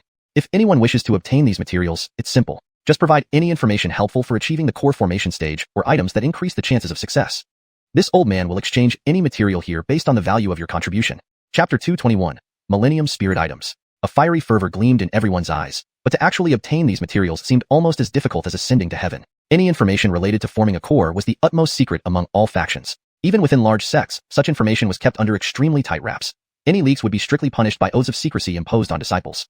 How could such precious items be traded openly at an exchange fair? The burly Vance likely came with a sliver of hope that someone here might have what he needed. Unfortunately, no one among the cultivators present possessed items useful for core formation. For several moments, only the dragon materials on display glimmered with spiritual light, drawing everyone's attention. Some began to entertain other ideas and cast sinister thoughts around, sweeping their unfriendly senses over the Vance's body. The burly Vance let out a light snort, his aura rippling, and a grayish glow flickering off him, easily dispelling all probing senses. His demeanor remained calm. Seeing no one willing to step forward, he furrowed his brow slightly, waved his hand, and all dragon materials slowly floated up, re-entering his storage pouch. He sat back down, somewhat disappointed, then suddenly glanced sharply towards a direction on his right. Yehia also turned his gaze, looking at a kale to his right. He had sensed a faint ripple of spirit consciousness coming from that direction, indicating someone had been transmitting a message. Could it be this person has some news about core formation? As he pondered, Hamza Barancio whispered to him, Taoist friend Eden, it's your turn. Realizing this, Yehia stood up from his seat, bowed to everyone, and said with a mild smile, Taoist friends, I wish to purchase 2 spirit items, Ice Jade Marrow and Willow Leaf Flowers. These are the exchange items I've prepared, second-rank Golden Chi Pills and Kefirlo Ginseng Pills, both highly effective in cultivating base foundation for cultivators. Of course, if there are other requirements, feel free to mention them. His words circulated through the crowd, who became interested upon seeing the second-rank spirit pills. Several cultivators began searching their storage pouches to see if they had what Yehia needed. Taoist friend Eden, I have some willow leaf flowers here. Take a look. A young man with a horse-like face stood up, lightly gesturing towards his waist. A streak of light flashed, and a green-stemmed, light red-flowered spirit herb about a foot tall flew out. Yehia examined it closely, confirming it was indeed the herb he needed. Upon further inspection, he saw its roots intact, suggesting it was roughly 200 years old, far short of the 500 years required, but still usable. Glancing up at the youth, he smiled and said, I'll take the willow leaf flower, how about 4 bottles of Kefirlo Ginseng Pills? Agreed, Taoist friend Eden. With that, the young man nodded, waved his hand, and the herb flew toward Yehia. Yehia returned with 4 vials of Kefirlo Ginseng Pills floating towards the youth. Although the age fell short, planting it in a spirit field could allow it to continue growing. The transaction went smoothly, and the youth sat back down happily. Just as he did, another cultivator stood up. A middle-aged Taoist priest clad in dark green robes and wearing a jade crown rose, revealing a white jade box in his palm, which opened to emit a chilling coldness. Everyone turned to look. Inside the jade box was a semi-liquid viscous substance, resembling melted blue crystal. Just gazing at it invoked a bone-chilling sensation. The middle-aged Taoist looked optimistically at Yehia and asked with a smile, 8th century iced jade marrow. Will this do for you, Taoist friend Eden? Yehia frowned, unimpressed. Having accepted a substandard willow leaf flower due to being able to mature it in the immortal mansion, he didn't need to worry much about age. But not so with the ice jade marrow. Even a 2-century deficiency would render it insufficient for refining fire ice spirit edquids. Seeing Yehia's reaction, the Taoist became puzzled, asking, why? What's wrong with my ice jade marrow? Yehia, considering carefully, responded, do you have a millennium-old ice jade marrow? A millennium-old ice jade marrow? You must be joking. Such an item is incredibly rare. Even core formation Vances would covet it. Even acquiring this 8th century one took great effort. Since you don't need it, I won't force it. Hearing this, the Taoist narrowed his eyes, clearly displeased. He closed the jade box and stowed it away, then questioned. Realizing the misunderstanding, Yehia apologized with a bow and spoke sternly to everyone. Any Taoist friends who have or know of a millennium-old ice jade marrow, I am willing to offer any price. All eyes turned to Yehia, yet no one moved. Acquiring a millennium-old ice jade marrow, a 3rd-rank spirit item formed only after 1,000 years within ice spirit stone veins, was practically impossible. Offering 2nd-rank spirit pills wasn't enough, nor were his claims of any price believable. Waiting a few moments, Yehia observed his untouched offerings and sighed, knowing his current items weren't enough.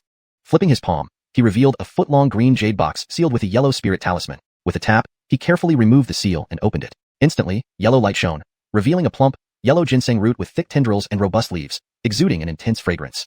All eyes in the room fixated on it. Yehia, meeting dozens of gazes, asserted seriously. My words are true. This can also be part of the price. This is a millennium-old Kieferlo essence ginseng. Where did you find such a millennium-old spirit item, Taoist friend Ed? One sharp-eyed cultivator immediately recognized the contents of the jade box. Chapter 222, Sound Transmission. A gray-robed Vance looked up, closed his eyes slightly, and deeply inhaled the medicinal fragrance several times, murmuring in ecstasy. Truly a 1,000-year-old spirit medicine. This is the first time such has appeared at an exchange session. This old man's trip has not been in vain. It must be understood that there have been no occurrences of 1,000-year-old spirit medicines in the market for a long while now. The crowd was greatly interested in this 1,000-year-old Joshua Baronin ginseng. A quick scan of their minds brought them to the recent Dolores Cave event. This Ed Taoist might just be one of the cultivators who emerged from within that cave. However, the 1,000 Kiefer ice jade marrow is equally rare, an object only encountered by chance. Both are incredibly precious, but the 1,000 Kiefer spirit medicine has more widespread applications. Since they didn't possess 1,000 Kiefer ice jade marrow, all they could do was watch helplessly. The gray-robed Vance stood up straight and cupped his hands towards Yehia, asking solemnly, Ed Taoist, I do not have the 1,000 Kiefer ice jade marrow, but I wonder what price you'd accept to exchange this 1,000-year-old spirit medicine with me. A white-robed man with an air of aristocracy also stood up. He flipped his palm, and a golden orb flew out, landing in his hand as he looked at Yehia. I offer a superior-grade defensive spirit artifact in exchange for this 1,000-year-old Joshua Baronin ginseng. Another cultivator rose from his seat amidst the crowd, looking at Yehia expectantly. In his hand, he held a small crimson flag, embroidered with a blazing red dragon, emitting a dazzling spiritual light and undulations. Phelan is willing to offer a superior-grade spirit artifact, plus 3,000 spirit stones. Facing such enthusiasm, Yehia still gently shook his head and firmly replied, My 1,000 Kiefer Joshua Baronin ginseng is only exchanged for 1,000 Kiefer ice jade marrow. Whatever other spiritual items you may have, I do not need. This answer was far from satisfying the crowd. Questions flooded in from all directions. Within moments, he received mind sounds from 8 different cultivators. There were also some malicious consciousness forces probing his body restlessly, as if trying to probe something. Yehia sensed that some had overstepped boundaries. His brows furrowed slightly, and he placed the Joshua Baronin ginseng back into his storage bag. Then, his eyes narrowed, and suddenly, his entire body emitted a golden flash. An immensely powerful spiritual force surged forth. Bang! Bang! More than a dozen threads of consciousness were instantly bounced away. Even a few groans of pain emerged from the crowd, indicating that some cultivators had suffered significant losses. The scene instantly turned quiet as everyone started discussing among themselves. The gray-robed Vance who had spoken earlier squinted his eyes and murmured, What formidable primordial spirit this person possesses. The consciousness power we sent out was only partial, yet to repel so many cultivators' consciousness power simultaneously is far from being ordinary. Even I might not be able to achieve it so cleanly. Seeing everyone finally calm down, Hamza Baranxio stepped forward to soothe the crowd. He first cupped his hands towards Yehia, offering a rueful smile. Ed Taoist, it seems no one can provide the 1,000 Kiefer ice jade marrow. Perhaps you should sit down. If Hamza ever gets news about it, I will notify you. Everyone, the rule of the exchange session is mutual consent. Since no one has information on ice jade marrow, perhaps the next Taoist can proceed.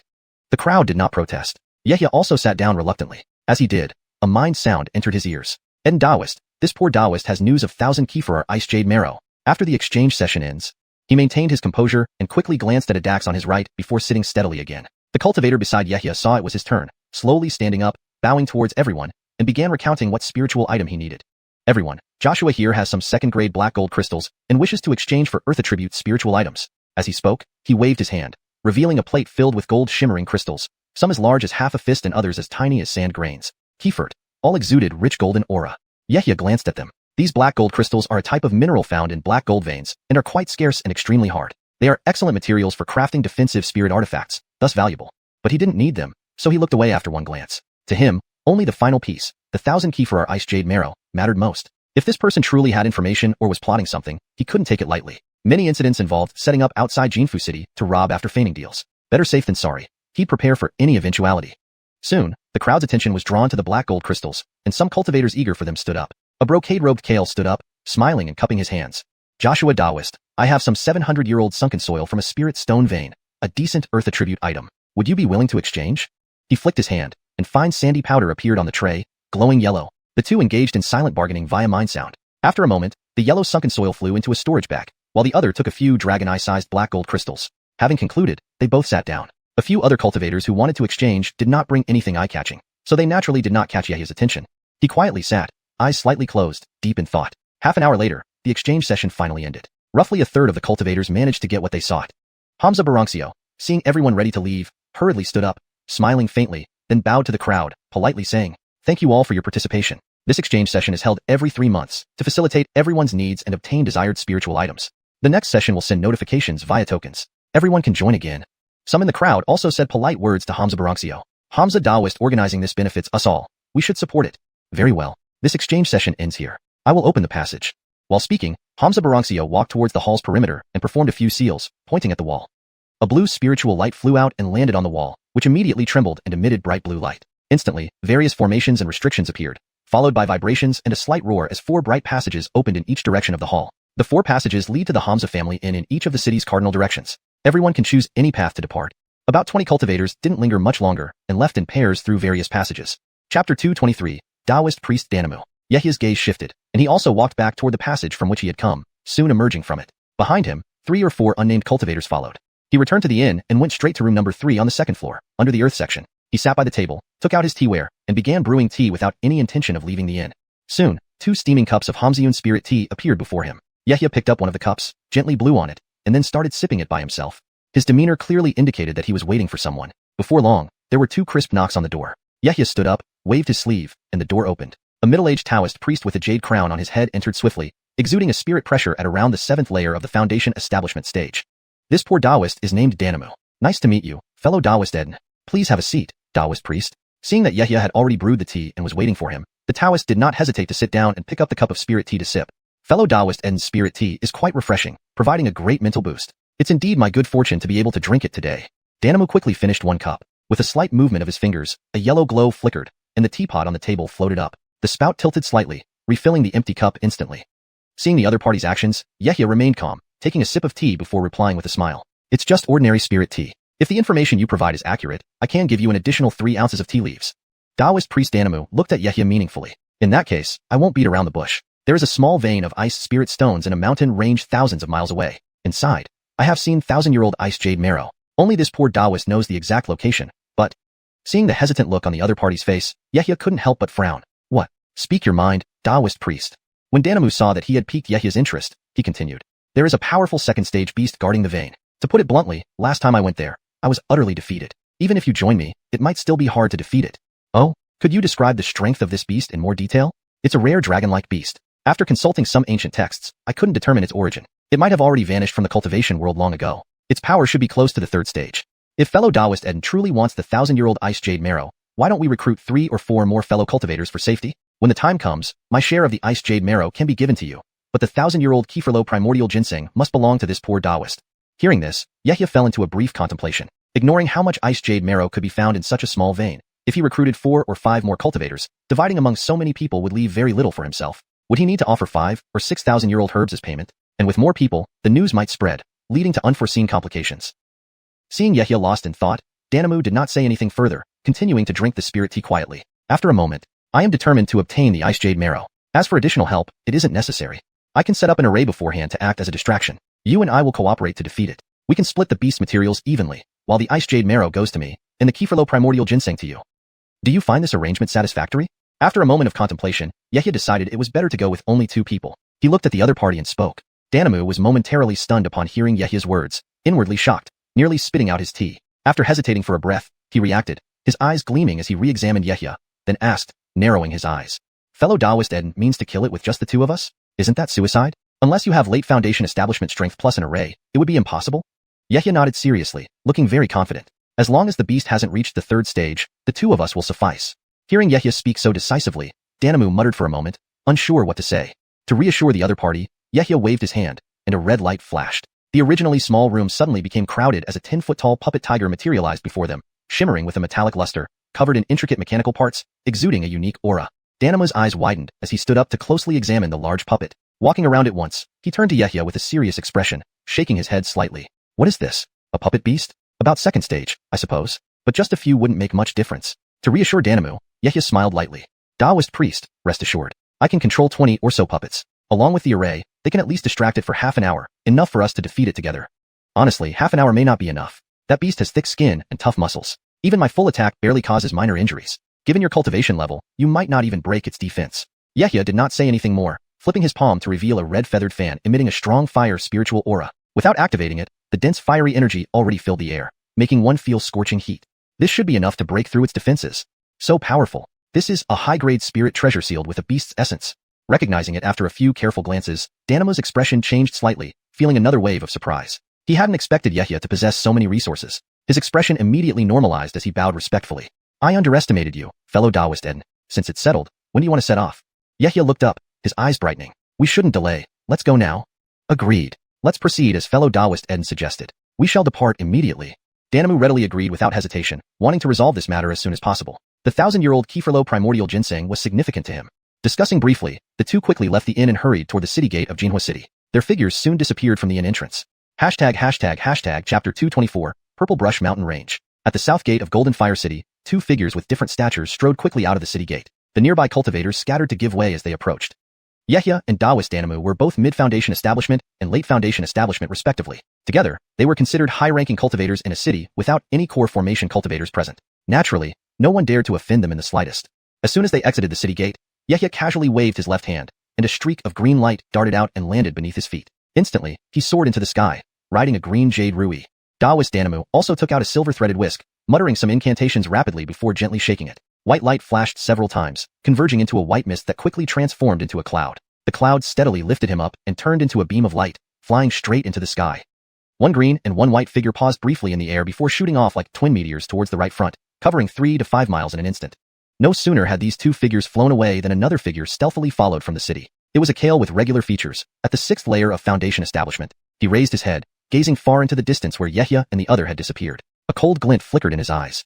He flipped his palm, revealing a compass-like magical artifact. On its surface, a green was rapidly moving westward, marking Yehia's location. This person was not a mere passerby, but another cultivator who had attended the same exchange meeting as Yehia. When he saw the 1,000 Kiefer xiuxian ginseng in Yehia's hands, he decided to claim it for himself. He had secretly placed a thin thread of divine consciousness on Yehia while Yehia was unaware, a subtle move that would go unnoticed unless thoroughly searched. Using this method, he thrived among itinerant cultivators, specializing in killing and plundering others. His gaze flickered as he pondered something deeply. Suddenly, he waved his sleeves, and a silver glow shot out from his sleeve, transforming into a silver disc about half a zhang in size. The Kale cast a finger seal toward the disc, then leaped onto it, whoosh, instantly turning into a silver light and chasing after Yehia and the other. His speed did not lag behind Yehia and Taoist Danamu at all. In fact, it was slightly faster, showing that his disc was no ordinary object. A few thousand miles was an insurmountable distance for mortals, and even chi condensation cultivators needed a month of non-stop flying to cross it. But for foundation establishment cultivators, it took only 2 or 3 days. Several days later, a stretch of verdant mountains suddenly welcomed 2 rapid beams of light. As the light dimmed, they revealed a Dax with an ethereal demeanor and a young man in white robes with a stern expression, Danamu, Taoist, and Yehia. Yehia stood with his hands behind his back on the jade rui, his eyes scanning the towering peaks, fierce jungles, and dense fog swirling in the air. Occasionally, he spotted low-flying cultivators in the mountain range, who all courteously gave way upon sensing Yehia and Taoist Danamu's presence. A golden gleam flashed in his eyes momentarily as he used his illusion-breaking golden pupil to see some hidden beastmen in the mountains. Most were first-tier, but deeper within, he sensed quite a few second-tier presences. Turning his head, he looked at Taoist Danamu beside him and said in a low voice, Taoist, now that we've arrived at Purple Brush Mountain Range, you should reveal the location of the mineral vein. I need some time to prepare for setting up the formation. Taoist Danamu smiled faintly, scanning the mountains before him and replied softly, of course. We need to go deeper by 300 to 400 miles, but there are many second-tier beastmen and group-dwelling ones here. To avoid alarming them, let's fly low to avoid being noticed. Yehia nodded calmly. Suddenly, he blinked and glanced down at a certain spot on his robe, as if sensing something strange. His lips moved soundlessly. Taoist Danamu's expression changed slightly, but quickly reverted to its usual calm. Brother Eden, I know a secret path with fewer beastmen. Follow me. He spoke calmly, swung his whisk, and his cloud slowly descended about a zhang from the ground before continuing forward at a leisurely pace. Yehia waved his hand, and a streak of green light emerged, bringing his jade rui down as well. Emitting a green glow, it followed closely behind. The two flew one after the other deeper into the mountains. Not long after the two left, a silver glow quietly arrived, revealing the Kale. He held a compass, his eyes fixed on the green, representing Yehia's location, moving deeper into the mountains. Looking around, he wondered why the two came to this mountain range. Could it be planning something? Whatever could interest Yehia must be a precious spiritual item. Thinking this, he felt his heart race and prepared to catch them unawares. He stepped onto the silver disc, which shimmered with silver ripples, carrying him downward to continue pursuing the light. After a short while, he had covered over 10 miles. As he passed through a natural passage between 2 mountain peaks, his eyelids twitched wildly. A feeling of foreboding surged within him. Looking around carefully, the surroundings seemed blurred, with spots of green light flickering on the mountainside, giving an unreal appearance. A maze array. No good, I've been ambushed. He cried out in alarm, instinctively reversing direction and fleeing backward in panic. The hastily set up formation indeed has too many flaws, seen through immediately. Yehia's somewhat disappointed voice rang out. Several dozen feet ahead, a flash of white appeared, resolving into Yehia holding a jade rui, coldly staring at the Kale who had followed. His lips moved emotionlessly as he delivered chilling words. Do you think Brother Eden is foolish enough to believe it was just a coincidental encounter? If not for the hidden mark we discovered on us, you might have fooled us. The Kale halted abruptly mid-flight, his face changing drastically, looking utterly terrible. It wasn't Yehia's words that stopped him. It was Daoist Danamu, blocking his retreat entirely. Daoist Danamu hovered above the clouds, gently waving his whisk, his eyes icy as he spoke word by word slowly. We've been waiting for you for a long time, brother. Had Yehia not detected someone following them, this person could have sabotaged their fight with the peak second-tier beastman, leading to failure or even loss of life.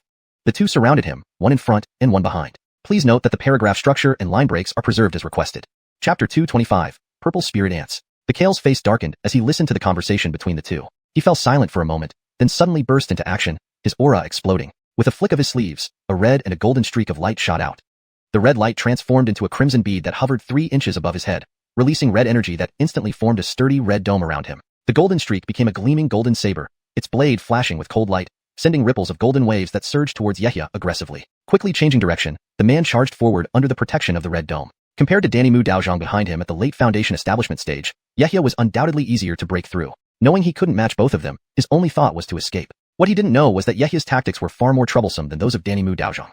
Yehia slowly raised his right hand, and a flash of red light revealed a fiery red spirit fan in his grasp. With a forceful flick, a continuous wave of fire clouds erupted, spreading heat waves all around. Beneath his feet, the Jade Rui emitted a green glow, quickly forming a protective green shield around him. Danny Mu Daozhong, holding a duster, swung it vigorously, shooting out thousands of fine white threads from it. These threads, several yards long, danced in the air, swift and powerful, capable of piercing metal and splitting rocks, creating an eerie scene. Bang, bang, boom. A dazzling light flashed, and the three immediately engaged in a chaotic battle. The Kale was heavily suppressed within just a few breaths by the two men. Unable to resist any longer, he relied on the explosive power of a spiritual weapon, forcing a deafening explosion that allowed him to break free and rush into the deep mountains ahead. Yehia and Danny Mu Daozhong naturally did not let him go, pursuing without hesitation. Silver light led the way, followed closely by green and white beams, flying recklessly through the mountains. While fleeing, the Kale cast random spells, hoping to attract the attention of beast-type monsters in the mountains to create chaos and help him escape. After chasing for about half a cup of tea, they had already flown several dozen miles. Suddenly, Danny Mu Daozhong stopped, calling Yehia to halt, his gaze turning grave as he stared ahead, his expression changing abruptly. Brother Eden, be careful, stop immediately, there is a swarm of insects ahead, we must not go there. Hearing this, although Yehia didn't understand the reason, he immediately stopped, lifting his head to look ahead. He saw a thin purple line rapidly approaching from a distance. Insect swarm? What is that? His eyes narrowed, gold light emerged as he activated the golden pupil to see the true nature of the purple line. Upon seeing clearly, his face turned pale in shock. That purple line wasn't anything else but swarms of peculiar purple insect spirits flying toward their location at astonishing speed. Danny Mu Daozhong, sensing the danger, didn't hesitate and hurriedly steered his cloud to fly sideways. These are purple spirit ants, each possessing only the strength of a low-grade first tier, but they number in the tens or even hundreds of thousands. In the Purple Mill Mountain Range, they reign supreme, devouring all creatures nearby that contain spiritual energy. They won't return to their nests unless they're full, whether it be monster beasts or cultivators. Even late-stage Foundation establishment cultivators would have to flee upon encountering them. You and I should leave this place first. If the insect swarm catches up, we'll be in serious trouble. Through a quick glance, Yehia also felt a lingering fear, abandoning the chase and hastily following Danny Mu Daozhong's lead. Within moments, they vanished as two streaks of light. Several miles ahead, the Kale clutched his chest, blood trickling from the corner of his mouth from the previous self-explosion of his spiritual weapon. He suddenly turned his head, sensing that Yehia and Danny Mu Daozhong had disappeared. A strange look crossed his face as he frowned slightly, glancing back. How could they both leave? Do they no longer plan to pursue me, or are they setting up an ambush? No matter, escaping is paramount. Despite his confusion, he urged the silver disc beneath his feet forward. After another few breaths, he suddenly realized something. Hearing a series of buzzing sounds, he looked up, his face turning utterly terrified. What in the world? There are so many of them. With a sudden change in expression, he immediately reversed direction and fled as a streak of silver light. Moments after he turned, buzz. Continuous loud buzzing echoed through the mountains, causing countless beast-type monsters in the forest to scatter in fear. Soon, rolling clouds of purple mist appeared, filled with thumb-sized purple flying ants, their menacing jaws continuously opening and closing, transparent wings vibrating rapidly. A tiger-like beast roared wildly through the forest but was instantly enveloped by the purple mist. A flash of purple light later, only a white skeleton remained on the ground, completely drained of flesh and blood essence. Shortly thereafter, the Kale was also surrounded by the purple mist. Despite hiding in the dense forest and trying to conceal his aura, the purple flying ants still found him.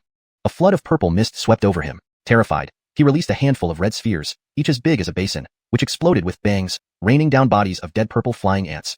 However, before he could celebrate, even more terrifying numbers of flying ants surrounded him. With continuous buzzing, his figure soon disappeared, followed by a muffled groan, leaving no further sound.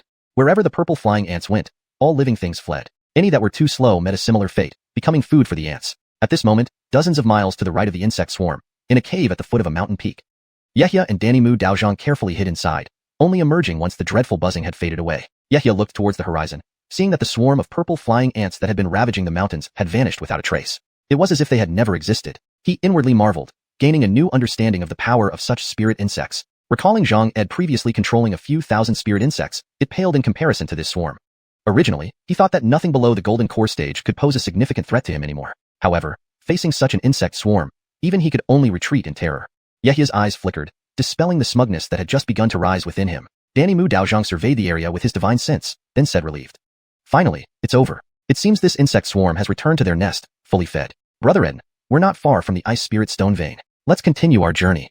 Saying this, he swung his duster, riding a cloud and leading the way to the right mountain peak.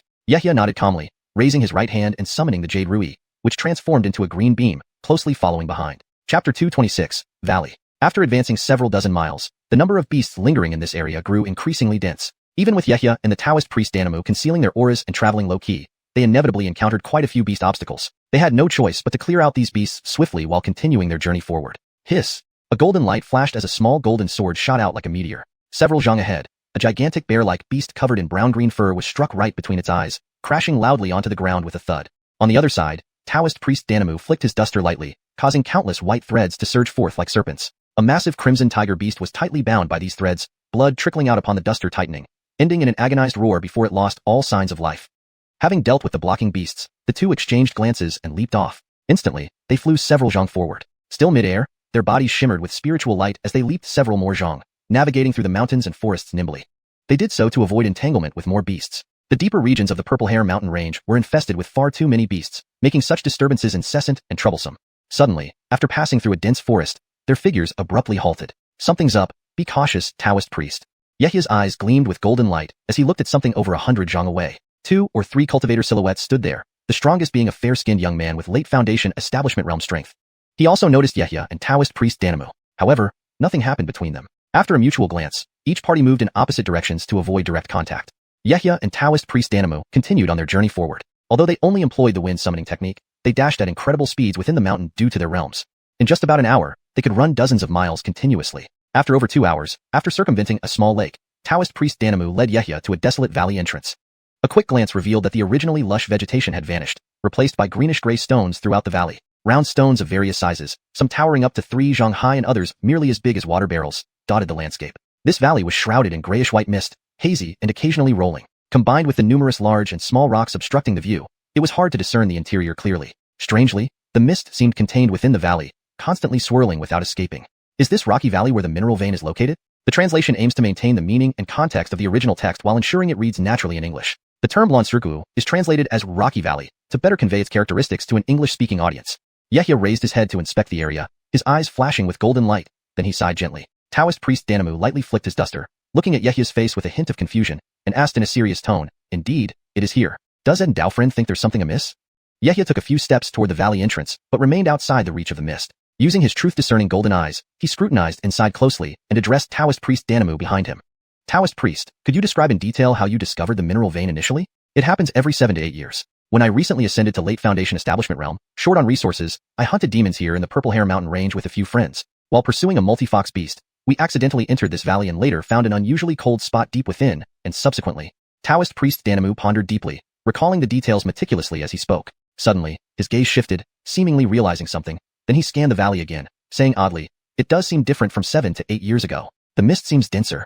Yehya stared intently at a section of the mountain body on the right side of the valley where wisps of grayish-white mist emerged. He continued, "There's a natural array formation within this valley, which weakens periodically. You probably stumbled into it during one of those weak phases."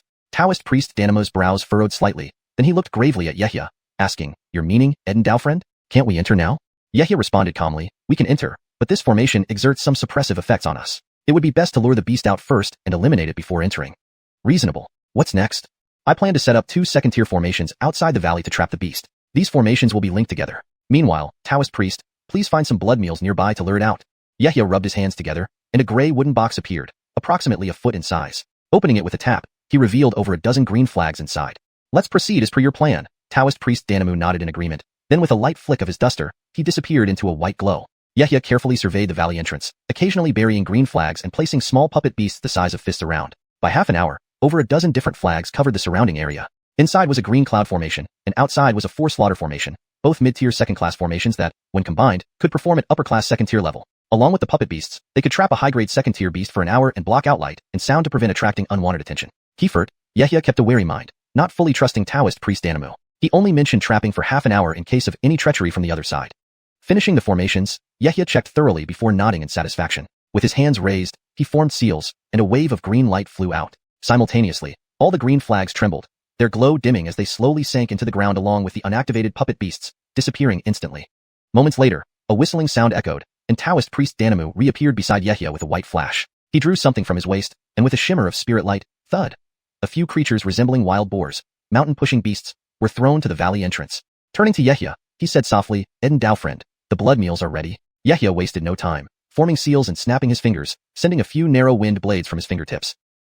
The mountain-pushing beasts suddenly had wounds gushing blood, with one rushing blindly into the valley. Yehia and Taoist priest Danamu exchanged glances, then concealed themselves among trees a few zhang away, suppressing their auras. They waited silently for any movement within the valley. Chapter 227, Becoming a Dragon? After the time it took to finish a cup of tea, the valley initially echoed with some grunts from the mountain-pushing beasts, but then everything went eerily silent. Occasionally, the grayish-white mist would ripple as if nothing had ever entered. The two individuals hid behind a thicket, patiently waiting. Next, under Taoist Danamu's control, the remaining mountain-pushing beasts were also herded into the valley.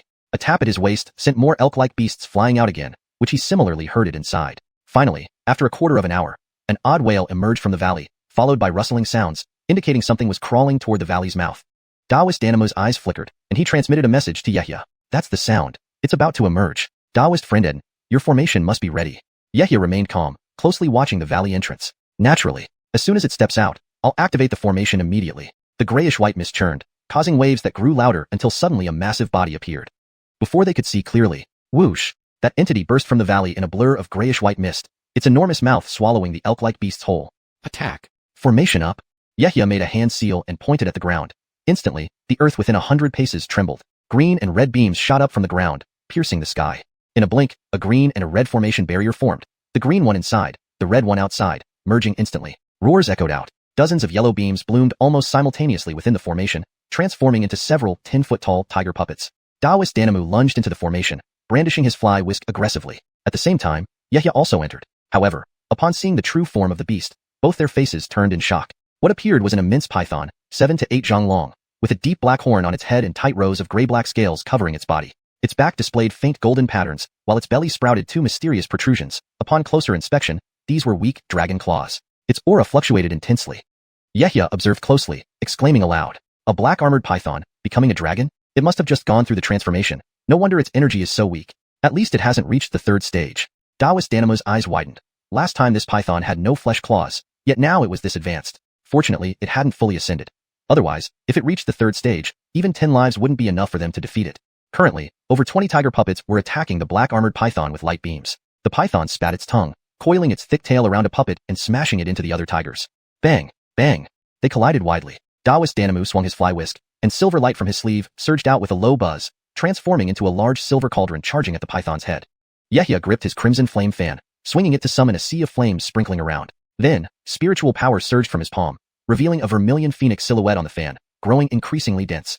Multiple attacks converged. The black armored python seemed somewhat sluggish, possibly due to the recent partial transformation. Facing multiple attacks, it merely retreated, forcing itself into the corner of the formation, coiled still, gazing upward. Taoist Danamu was elated, pouring more spiritual power into his cauldron, which shimmered brightly, expanding slightly. Seizing the opportunity, Yehia threw his fan, unleashing intense heat. A sharp bird cry echoed as a massive fiery bird materialized, surrounded by ethereal crimson flames. With a flap of its wings, it hurled itself at the black armored python. Simultaneously, the tiger puppets unleashed beams, hitting in unison. Boom! Boom! Spiritual light swirled with deafening explosions, causing the ground to tremble fiercely. Luckily, the formation intercepted the vibrations. All attacks hit the python directly. Its body enveloped in red flames, burned scales fell off, and two large holes opened in its abdomen. Taoist Danamu's fly whisk pierced dozens of bloody holes into its body. Upon retraction, instead of joy, he showed grave concern. Last time, his fly whisk couldn't pierce its flesh so easily. Something was amiss. Crack! Crack! Cracks began forming on the python's body, widening rapidly. SSSSSS. Painful wails erupted as the python's green eyes turned blood red. The horn on its head glowed, radiating stronger energy outward. Yehia and Taoist Danamu observed carefully, both shouting in alarm. Not good. Shedding skin. This monster is using our attacks to break its previous body. It's trying to reach the third stage. Rumble. Suddenly, the clear sky was stirred, dark clouds rolled in, and spiritual energy gathered crazily at this spot. In moments, a cloud vortex dozens of zhang wide formed, expanding continuously.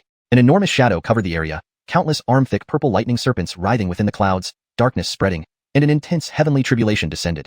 This small heavenly tribulation centered precisely on the black armored python within the formation. Heavenly Eggning Tribulation, a third-stage beast's small heavenly tribulation. Yehia and Daoist Danamu watched above with grim expressions, fully aware of what was happening. Yehia waved his hand, retracting the tiger puppets into his storage bag and dashing away, leaving a trail of golden light. Daoist Danamu also quickly withdrew his spirit weapon, his body glowing green as he retreated. Once the tribulation sensed their presence, it might ensnare them too, causing panic. They quickly moved hundreds of zhang away to a high point, standing mid-mountain slope, observing the valley ahead. Chapter 228. Celestial Tribulation. Rumble. Dark and oppressive, the tribulation clouds churned, plunging several miles into darkness. Countless low-tier demonic beasts within a dozen miles trembled in fear at the mere hint of lightning aura, cowering on the ground without daring to move. Numerous cultivators from faraway mountain ranges, even hundreds of miles away, also felt this formidable aura. They gazed at the area from afar with eyes full of shock. However, most cultivators chose to silently back away. Kiefered, a few secretly sneaked closer. Eggning Tribulation. A demonic beast is transcending the tribulation. Some knowledgeable Foundation establishment cultivators recognized it and muttered to themselves. Yehia and Daoist priest Danamu stood halfway up a low mountain peak. Their faces solemn as they watched the incessant surging tribulation clouds ahead, observing the lightning snakes darting through the cloud layers. Boom! Suddenly, a deafening thunderclap erupted in the sky. Crack! A lightning bolt as thick as a water vat descended from above, wildly dancing and tearing apart the dim sky. A bang was heard, and the protective barrier formed by Yehia's two-stage formation split open with a large hole. The various formation flags on the ground underwent a transformation, trembling slightly before shattering, emitting blue light. Yehia felt quite pained at this scene. These were formation flags he had painstakingly refined at great cost. He had prepared them for nothing, only for the black-armored python to benefit, and now they were destroyed without any gain. It was indeed regrettable. But at this moment, he could only watch from a distance. If he hesitated or lingered when the tribulation clouds gathered, he might have been swept into the tribulation himself. The protective barrier tried to repair the large tear with formation power, but it was clearly too late. Crack! Crack! Two more thunderclaps rang out, illuminating Yehia and Daoist priest Danamu's bodies with brilliant lightning, turning the nearby forest purple. The formation barrier predictably shattered, weakened tribulation lightning striking the black-armored python's body. Purple light surged, and the black-armored python's head seemed like it had been sliced open. A flash of black light revealed a dark shadow swiftly emerging, leaving behind a damaged black python's skin on the ground. It's up there. Daoist priest Danamu looked up at the semi-sky, noticing that a demon beast appeared dozens of feet above, distinctly different from the previous black-armored python. Now, it had completely shed its python form. Its original 8 to 10 zhang long body had shrunk to 4 zhang, much thinner, with double the golden patterns on its back. Its tail was mostly transformed into pure gold, shimmering brightly. Most astonishingly, 2 pairs of dragon-like claws sprouted from its body, held aloft by swirling clouds, exuding faint luster. The black unicorn on its fearsome head had doubled in thickness, transforming from a python into a true dragon. Its form resembled the legendary dragon closely. It was no longer a black-armored python, but a genuine black-armored dragon. Crack! Crack! Several more lightning bolts struck down, with the black-armored dragon fiercely resisting. Lifting its head as the black horn atop it instantly shot out a black light column to counterattack. But the tribulation lightning inside the cloud seemed inexhaustible, raining down continuously. The black-armored dragon was like a special magnet, most of the tribulation lightning accurately striking its body. The area within 100 zhang was also affected, countless boulders exploding, the earth shaking, and the dragon's scales being blasted off by the tribulation lightning. Even though it appeared to be growing more ferocious in battle, its aura became increasingly feeble. Yehia and Daoist priest Danamu retreated another several dozen zhang to avoid the lightning tribulation. Yehia quietly observed the black-armored dragon transcend the tribulation, his eyes flashing with gold light, his expression growing increasingly solemn. In his eyes, the black-armored dragon's body was just an outward appearance. Its internal spiritual energy was already depleted, likely unable to withstand this golden core tribulation. The number of low-tier demonic beasts in the cultivation world far exceeded cultivators, even several times over. Kiefered, why was the cultivation world dominated by cultivators? The reason was simple. The number of high-tier cultivators overwhelmed demonic beasts. Cultivators' tribulation transcending power did not lag behind demonic beasts, but cultivators could use formations, spirit weapons, puppets, elixirs, and other external aids to gradually weaken the tribulation's power. Even major sects recorded various tribulation transcending methods. One famous method was the substitute peachman technique, where a small peach figurine previously refined would be thrown out during dangerous moments, taking the brunt of a tribulation lightning strike for the cultivator. There were also all sorts of unimaginable secret tribulation transcending techniques specifically aimed at countering celestial tribulations. Suddenly, Daoist priest Danamu noticed the black-armored dragon spitting out a golden demon core. His eyes narrowed, and he spoke to Yehia. This black-armored dragon is going all out, even spitting out its demon core. It looks like it's hard-pressed. Cultivators are coming near, you and I should fight for it. Even if it fails to transcend the tribulation, its materials are genuine third-stage materials, something even golden core seniors would covet. Yehia's gaze sharpened as he scanned the surroundings before answering firmly. Naturally, treasure is right here. How can we let it slip? We join forces to drive them away, and we'll split the remaining treasures equally. Agreed. Originally, the two had merely a mutually beneficial transactional relationship. Now, this tribulating black armor dragon wasn't part of the agreement, but after a brief discussion, they decided to cooperate for maximum benefit. Dozens of miles around the tribulation cloud, more and more cultivators hunting demons in the mountains arrived, hiding everywhere. Some were simply observing the lightning tribulation, hoping to gain experience for future tribulations. Those with profound family backgrounds or keen eyesight already saw that the black-armored python's tribulation failure was inevitable. They made up their minds to charge forward once the tribulation ended. Some cultivators even used sound transmission talismans to call fellow disciples or friends nearby. After some time, another wave of tribulation lightning struck down. The black-armored dragon could no longer hold, and even the demon core it spat out was riddled with cracks. Helplessly, it had to swallow the demon core back into its stomach, using its physical body to endure the tribulation lightning. Bang! A lightning bolt struck directly on the black-armored dragon's back, creating a huge tear, instantly splashing luminous dragon blood. The black-armored dragon let out a mournful roar, its aura plummeting to its lowest point, losing the strong stance it initially showed when facing the tribulation. It soon fell from the air, barely alive. Chapter 229. The struggle. The dark clouds above had only just started to dissipate, the sky gradually clearing and brightening once more. Surrounding cultivators who had been drawn by the commotion began to stir with anticipation. Seeing the storm clouds disperse, they swiftly summoned their magical treasures and shot into the sky. Instantly, over a dozen streaks of light darted through the air. All Foundation establishment cultivators, each exuding extraordinary auras. Brotherhood, it's our turn now. Taoist priest Danamu and Yehia were the closest cultivators. With a single glance, they dashed forward without hesitation. Whoosh. Whoosh! Yehia flew forward on his jade rui, emitting a green radiance, while Taoist priest Danamu rode a swirling white mist right behind him. Note: Rui is translated as Rui to maintain consistency and terminology. In the blink of an eye, no fewer than 10 Foundation establishment cultivators had gathered around the black armored dragon, maintaining a cautious distance of several dozen feet away. Yehia and Taoist priest Danamu were among them, all eyes fixed on the injured creature. They had initially thought it had been thoroughly vanquished by the thunderstorm. However, as they approached, they detected faint signs of life, suggesting it still clung to its last breath. For a moment, no one dared to approach for fear of the black armored dragon's final desperate retaliation. As the number of gathering cultivators grew to over a dozen, two figures stood out, a tall male and a slender female, both at the 6th or 7th level of Foundation establishment. The tall man suddenly spoke sternly. Aviana, let's act. Simultaneously, he released 2 beams of spiritual light from his hands, which transformed into a golden and a silver flying sword, shimmering with spiritual energy as they hovered protectively around them. The slender woman's delicate fingers flicked, releasing a white jade bottle from her sleeve that instantly soared above the black armored dragon. The bottle's opening faced the creature below, subtly emitting colorful light. Suddenly, the jade bottle expanded several times, and with a flash of light from its mouth, a burst of white radiance shot out, engulfing the entire black armored dragon within it. This unexpected move left the other cultivators speechless, never imagining it would be so easily subdued. It was a 3rd-stage beast, even gravely wounded. Capturing it this effortlessly was almost unbelievable. Even the couple themselves looked astonished, having initially intended to merely try their luck. If they managed to take it away, they could likely exchange it for enough cultivation resources to reach the peak of Foundation establishment, an unimaginable bounty in terms of spirit stones. The slender woman eagerly called the white jade bottle toward her, and it slowly descended before everyone's eyes. Yehia carefully examined the bottle, his expression suddenly changing as he noticed something alarming. He quickly whispered a warning to Taoist priest Danamu, who was about to charge forward. The situation has changed. We must retreat. They both simultaneously propelled themselves backward, turning into one green and one white streak as they fled. Contrary to them, some of the gathered cultivators began inciting others to join in the fray, trying to create chaos. Everyone together. Treasure belongs to those who see it first. We can't let these two keep it all for themselves. Immediately, voices echoed in agreement. Out of the dozen cultivators, only Yehia and Danamu retreated, while the rest launched their magical treasures against the brother-sister duo. Bam. Bam. The scene turned chaotic, with various magical treasures and spells flying everywhere, producing loud explosions. It's not good. The black armored dragon is breaking free.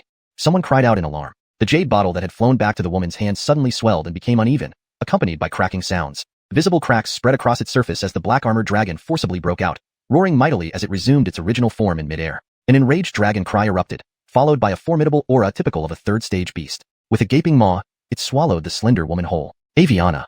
The tall man raged, driving his twin swords without hesitation into the black armored dragon's already wounded back. Splat! Blood splattered as the twin swords penetrated deep into its wounds. Now grievously injured, the black armored dragon roared in agony. Its black horn atop its head suddenly blazed with spiritual light, shooting out a water-vat-thick beam of black light. Boom! The black beam struck the tall man like lightning, exploding upon impact. With a single blow, the tall man burst into a cloud of blood mist, dying instantaneously. 2 Foundation establishment cultivators perished in an instant, leaving the gathered crowd stunned. The remaining cultivators hurriedly retreated, their faces pale with fear. Unfortunately, it was too late. Despite devouring a Foundation establishment cultivator, the black armored dragon could not recover from the fatal injuries inflicted by the thunderstorm, especially with 2 flying swords still lodged in its wounds. Overcome by intense pain, it sought to annihilate every annoying presence before it. Roar! Letting out a furious bellow, The black armored dragon charged forth as a massive black shadow, its horn glowing brightly and firing multiple black beams at the surrounding cultivators. A young Confucian scholar floated nearby, a golden bead hovering above his head and a golden light shield enveloping him. Despite his frantic evasions, he failed to dodge a black beam. Bang! The golden bead exploded, shattering the protective shield. He was hurled backward, a gaping hole torn in his chest, spurting blood. His face reflected despair and regret for getting involved. The black armored dragon showed no mercy, swooping down and swallowing the young man whole after a few quick chomps. Cries of agony resounded through the field as one by one, cultivators met their end. A third-stage beast's casual strike was nearly unstoppable, even by superior-grade magical treasures. One hit, and they shattered into pieces. The surviving cultivators scattered in panic, fleeing in all directions as the black armored dragon continued its rampage. After a brief spree, the black armored dragon's strength waned rapidly. Its eyes dimmed as the last traces of life slipped away. Twisting its body, it transformed into a shadow and flew back towards the valley from whence it came. Hashtag Chapter 230, Slaying the Black Armored Dragon. No one could have predicted that the heavily wounded black armored dragon would only reach the valley entrance before it could fly into the valley. Suddenly, a burst of spiritual light flashed. An advancedly man in white robes appeared with a sword charging forward.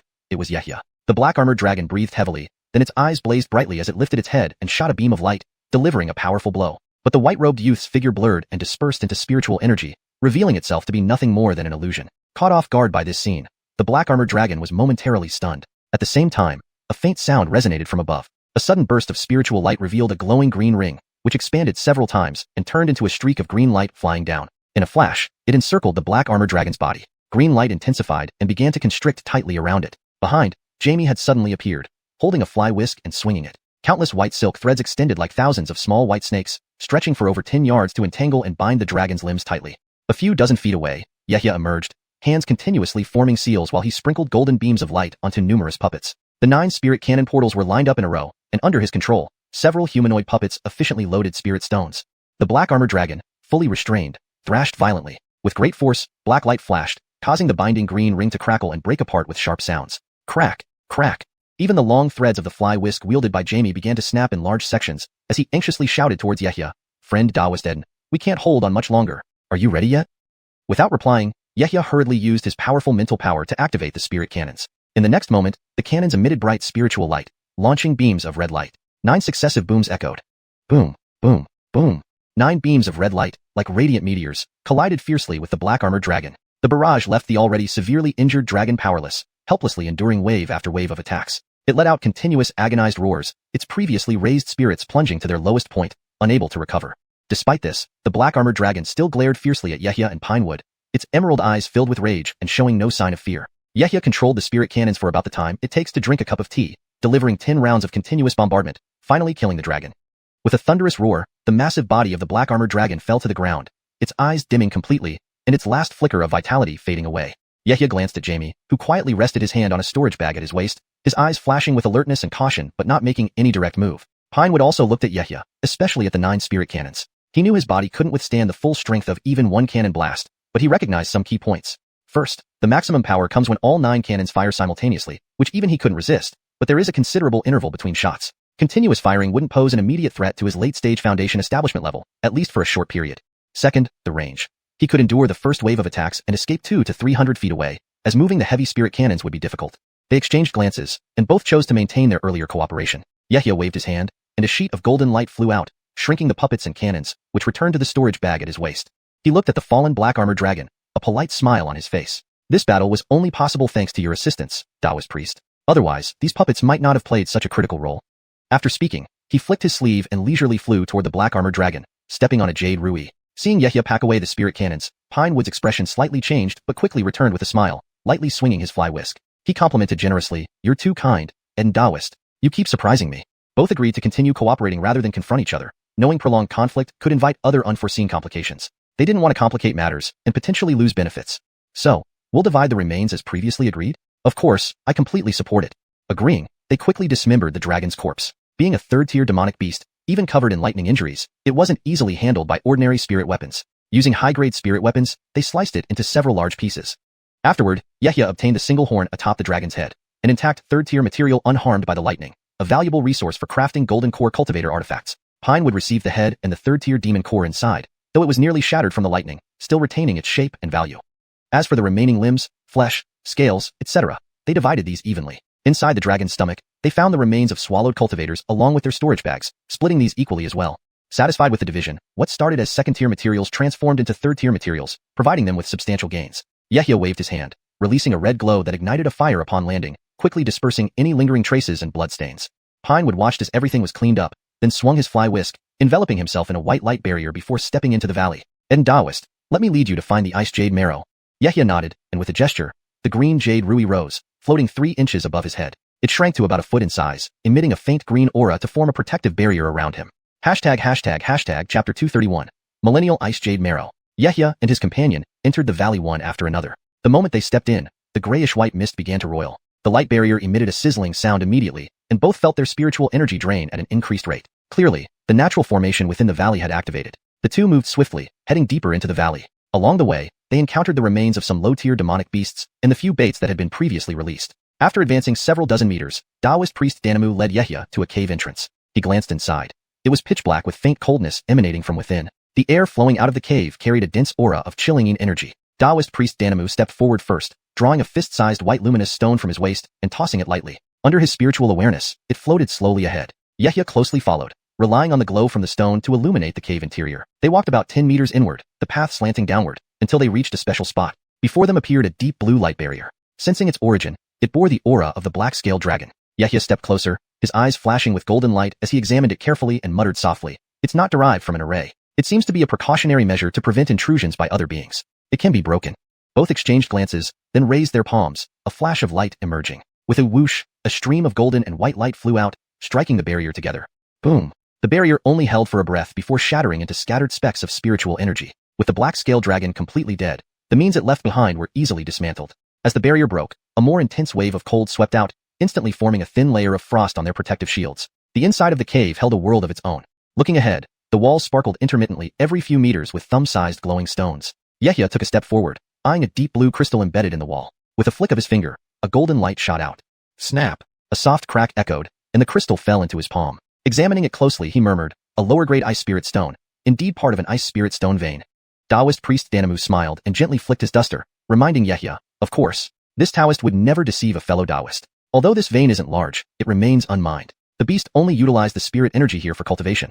There should be quite a bit of millennial ice jade marrow. Note: I've made sure the translation conveys the meaning accurately, reads naturally in English, and maintains consistency in terminology and style. Specifically, I've adjusted some phrases to sound more natural and consistent with the rest of the narrative. For instance, "This Taoist would never deceive you" is changed to "This Taoist would never deceive a fellow Taoist" to maintain the formal tone and context of their relationship. Also, "The beast only used its essence to cultivate" is adjusted to "The beast only utilized the spirit energy here for cultivation," for clarity and coherence with earlier mentions of spiritual energies.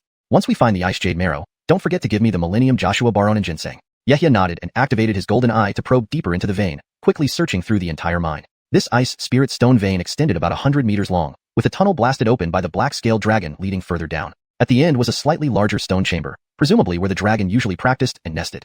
Scattered on the ground were ice blocks containing various first and second-tier demonic beasts, remnants of meals the dragon hadn't finished. After thoroughly scanning the area, Yehia finally spotted a crystalline patch on the side of the wall. Approaching it, he flicked his wrist, sending the golden flame sword slicing into the wall with a thud. Directing the sword skillfully, Yehia cut around the area, soon extracting a large chunk of stone embedded with crystals. He crouched down, hands on the stone, his gaze intense. Channeling his spiritual awareness, he carefully used the golden flame sword to chip away bit by bit.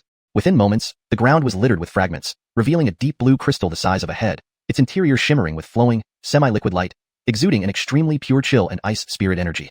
Even as a Foundation establishment cultivator, Yehia couldn't help but shiver from the sheer intensity of the cold. Kiefered, his face gleamed with excitement, eyes fixated greedily on the object. This was precisely what he sought. The ice jade marrow, older than a millennium, with enough quantity to refine ice fire spirit Edquid. With a wave of his hand, a golden glow enveloped the crystal, swiftly storing it in his storage bag. Then he turned and hurried back to the cave entrance, finding Taoist priest Danamu waiting there. Glancing at Yehia, Taoist priest Danamu asked with a slight smile, "How did it go, fellow Taoist Ed? Did you achieve your goal?" Without delay, Yehia tapped one of his storage bags, causing a golden light to flash. A wooden box about a foot long emerged, covered with a yellow spirit talisman. He sent it flying towards Taoist priest Danamu, saying bluntly, "This Millennium Joshua Baron Ginseng belongs to you." Upon seeing the wooden box, Taoist priest Danamu became visibly agitated. Compared to the valuable materials from the Tier 3 black-scale dragon, this was what he truly needed at present. Hastily catching it, he carefully removed the spirit seal. The rich medicinal aroma instantly filled his nose. Taking a few deep breaths, he regained his composure, resealing it and placing it back in his storage bag. He bowed deeply to Yehia. "This Taoist thanks fellow Taoist Ed." Yehia looked at him calmly. Despite their mutual benefits bringing them together, and the numerous close calls where conflict could have erupted, they ultimately avoided hostilities, maintaining a relatively amicable relationship. They might meet again someday. With a nod, he politely returned the bow. No need for formalities, Taoist. We agreed beforehand. I have important matters to attend to, so I must take my leave. With that, he dashed out of the valley, his body glowing with golden light, vanishing into the woods. Watching Yehia depart, Taoist priest Danamu remained expressionless, but harbored a strong sense of wariness. Despite being several minor realms higher, he dared not confront him. Once, when he attempted to claim the black-scaled dragon alone, he sensed a terrifying bloodthirsty aura hidden in Yehia's sleeves, suppressing any thoughts of turning hostile. Countless skills, puppetry, mysterious sky-shattering cannons, mastery over formations, and unknown combat prowess. Fearless even against Tier 3 demonic beasts, daring to plot with him. This man was certainly no ordinary cultivator. Moments later, Taoist priest Danamu waved his duster, riding a cloud of mist low toward another part of the forest, disappearing from sight. Chapter 231. Millennium Ice Jade Marrow. Yehia and his companion entered the valley one after another. As soon as they came in, the grayish-white mist started swirling. The protective light shield immediately emitted a sizzling sound, and both of them felt their spiritual energy flowing out at an increased rate.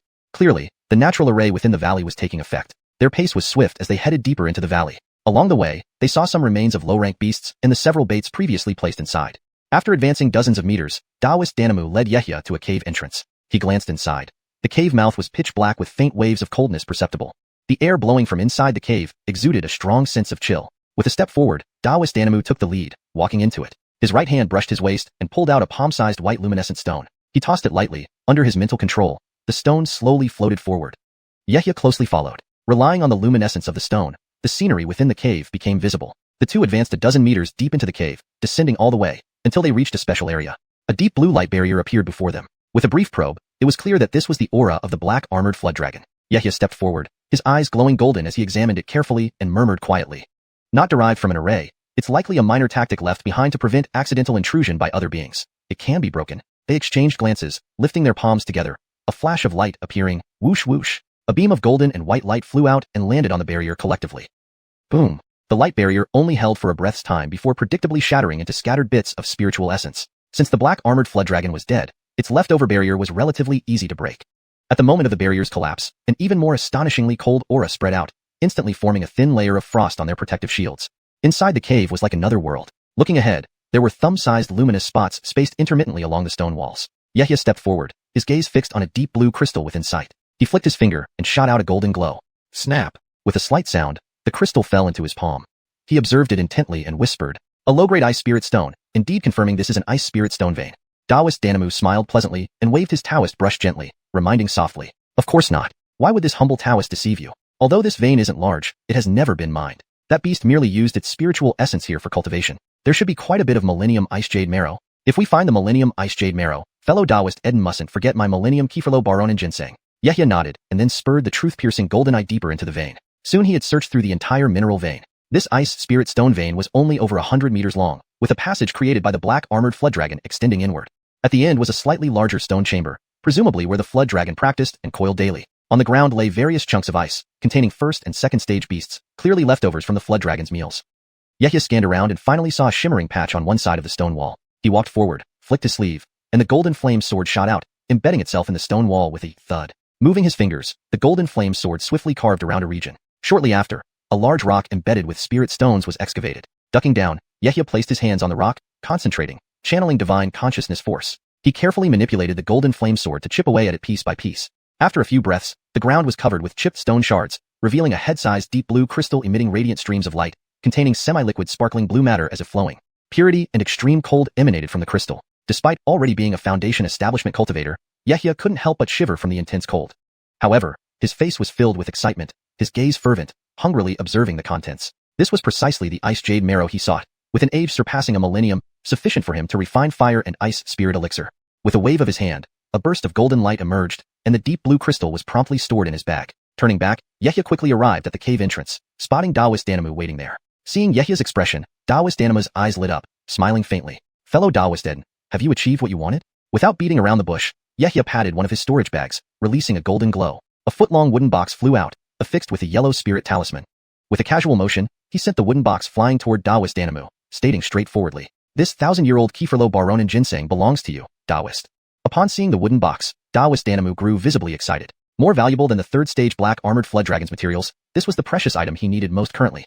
He hastily caught it, carefully removing the sealing talisman. Recognizing the millennium-old golden Baronin ginseng, the potent medicinal fragrance permeated his senses. After deeply inhaling several times, he calmed himself and resealed the ginseng, storing it back into his bag. He bowed deeply to Yehia. I sincerely thank fellow Taoist Eden. Yehia calmly looked at him. Their alliance was driven by mutual benefit. Although tensions arose multiple times during their journey, they ultimately maintained a relatively harmonious relationship without confrontation. Perhaps they would meet again in the future. He inclined his lips and politely returned the bow. There's no need for formalities, Taoist. We agreed beforehand. I have urgent matters and will take my leave now. Finished speaking, he tapped his feet and dashed out of the valley. Gleaming gold enveloped him as he swiftly disappeared into the woods. From afar, Taoist Danamu watched Yehia leave, his expression unchanged, yet filled with caution internally. Despite being a few ranks higher than Yehia, he dared not act against him. During their earlier encounter when Taoist Danamu considered monopolizing the black armored flood dragon, he distinctly sensed a terrifying murderous aura concealed in Yehia's sleeve, which startled him into suppressing the thought of conflict. Unending tactics, puppetry skills, mysterious cannon explosions, mastery of arrays, indeterminate combat strength, even facing a third-stage beast without fear, daring to conspire with him, Yehia was far from ordinary. Shortly after, Taoist Danamu waved his duster, a cloud rising beneath him, flying low toward the opposite forest, vanishing in a blink. Chapter 232, Refinement. Several days later, outside the city of Jinhua, a streak of green light rapidly approached from the distance. In an instant, it arrived at the city gates. The green light dimmed, revealing a young man in white robes holding a jade rui. It was none other than Yehia who had rushed back from the Zimao mountain range. He stood before the city gates and casually stored the jade rui in his storage bag. Noticing Vance passing by, the Ediang sect disciple guarding the gate quickly bowed to show respect. Greetings, Uncle Master. Yehia nodded slightly, then headed straight into the city. Moments later, he returned to the pavilion in the western part of the city. This time, after traveling thousands of miles, he had finally gathered all the spiritual materials needed for creating the avatar. It was time to start the process. With this thought, Yehia waved his sleeve, and a golden light flew out, opening a gap in the protective formation surrounding the pavilion. He strode in, and his gaze fell on two floating talismans, one red, one yellow, hovering before the wooden door of the pavilion. He reached out and grabbed the talismans, then proceeded inside. Yehia sat down at a wooden table on the first floor, first brewing himself a pot of spirit tea. Only then did he slowly take out the two voice-transmitting talismans to examine them. Pinching one with 2 fingers, he injected a thread of golden spiritual energy, and instantly a familiar voice sounded from the talisman. After listening, he took out the second talisman. Soon enough, Yehia knew the contents of both talismans. He sipped his tea thoughtfully, his eyes flickering as if lost in thought. One voice-transmitting talisman came from Baron Eden far away in Ediang sect, informing him that Master Edu Ruyu had taken the successfully refined 1000 spirit pill and was currently recuperating from her injuries. She would emerge from seclusion in a year at minimum, or up to 3 years. The sect planned a golden core celebration upon her return, which would coincide with Yehia's own disciple acceptance ceremony. The other talisman was a summons from Jamal within Jinhua City. It indicated that a considerable amount of time had passed since leaving Dolores Cave Estate, and the sect needed him to return to the front lines again. He had about a month left for rest. After finishing his dark cloud spirit tea, Yehia briefly pondered before taking out several voice-transmitting talismans. He spoke into them quietly, and after a few breaths, flicked his finger to send them flying away as streaks of light. Then he finished the remaining tea, entered the cultivation room, and began preparations. Sitting cross-legged on a mat, Yehia retrieved the jade slip detailing the creation of the avatar. He first prepared all the necessary materials: Ice Fire Essence, Edf Pulse Pill, Dust Settling Pill, and Void Spirit Water. Next, he focused his mind into the immortal mansion between his brows. Looking at the 3,000-year-old sentient tree standing tall before him, he lifted his right hand and the golden flame sword appeared in his grasp. Infusing it with spiritual power, he swung forcefully. With a flash, the sentient tree was cleanly severed above its root. Calmly extending his hand, a golden mist enveloped the cut-off portion, causing it to vanish. Returning to the external cultivation room, he began processing the sentient wood according to the jade slip's instructions. Over 10 days later, Yehia set up another array inside the cultivation room to conceal any fluctuations in spiritual energy during the avatar's creation, to avoid detection by outsiders. Such a secret technique was most effective when the opponent was unaware of it, so he couldn't risk exposing it. After meditating for 3 days to reach peak condition, he commenced the process. Before him lay the luminescent trunk of the sentient tree, alongside some branches and emerald leaves originating from the same source. A 3,000-year-old sentient tree was already an exceedingly rare treasure, even more so considering its intrinsic value. If this tree were to appear in the outside world, not just golden core cultivators, but possibly even nascent soul cultivators would be enticed. Yehia cast a grave glance over it, took a deep breath, and gently touched the trunk with his right hand. Instantly, the sentient tree floated upwards, responding to his seal techniques as he imbued it with green light. Despite practicing the golden Gareth Sun art, Yehia was also adept with wood-type spiritual energy. As the green light intensified, the entire sentient tree began glowing, absorbing Yehia's spiritual power. Branches and leaves followed suit, gradually blending together within the glowing mass. Internally, the sentient tree started emitting a faint glow, swiftly absorbing every ounce of infused spiritual energy, infusing Yehia's aura throughout. Over time, the massive sentient tree transformed into a compact, radiant green liquid sphere. Yehia continued casting seals meticulously, guiding the liquid into human form, its surface shimmering. Every seal was flawlessly executed according to the jade slip's instructions, without the slightest deviation. 3 days later, the liquid transformed into a rudimentary wooden figure with vague facial features, entirely unlike a real person. Using the 3,000-year-old trunk as flesh, branches as bones, and leaves as skin was extravagantly luxurious. These materials were nearly unattainable even for a Foundation establishment cultivator. The Jade Slip's method used cultivated sentient, wood limited to golden core level, while Yehia's materials surpassed this greatly. He estimated such superior materials could elevate the avatar's quality, perhaps even reaching nascent soul stage in the future. Shaking off this ambitious thought with a self-deprecating smile, Yehia resumed his work. The suspended wooden figure began rotating, enveloped in green radiance. Biting his finger, he flicked a drop of blood onto the figure's forehead, which absorbed it instantly. The wooden figure's facial features sharpened, and limbs became more defined. Continuing the ritual, Yehia infused more of his essence, granting vitality to the wooden figure. Hours later, the wooden figure assumed Yehia's exact likeness, with skin color approaching realism. Gazing at the naked wooden figure, Yehia's face briefly showed satisfaction but soon returned to focus. There was still much to do before it could cultivate independently. After swallowing a golden origin pill to restore his spiritual energy, he retrieved a bottle containing EDF pulse pills, extracted one, and placed it in the avatar's mouth. Placing his palms on the avatar's chest, he guided the pill's absorption with circulating spiritual power. He stopped before the city gate and casually stowed the jade rui into his storage bag. Noticing advance from the sect passing by, a Ediang sect disciple guarding the city gate hurriedly bowed in respect. "Hello, Uncle Master." Yehia nodded slightly, then strode directly into the city. After a brief moment, he returned to the pavilion in the west of the city. This time, after traveling thousands of miles, he had finally gathered all the spiritual materials needed for refining the clone. It was time to begin the refinement. With this thought, Yehia waved his sleeve and a golden light emerged. It swiftly opened a gap in the array protecting the pavilion. He stepped inside briskly, then paused to notice two spirit talismans, one red and one yellow, floating before the wooden door of the pavilion.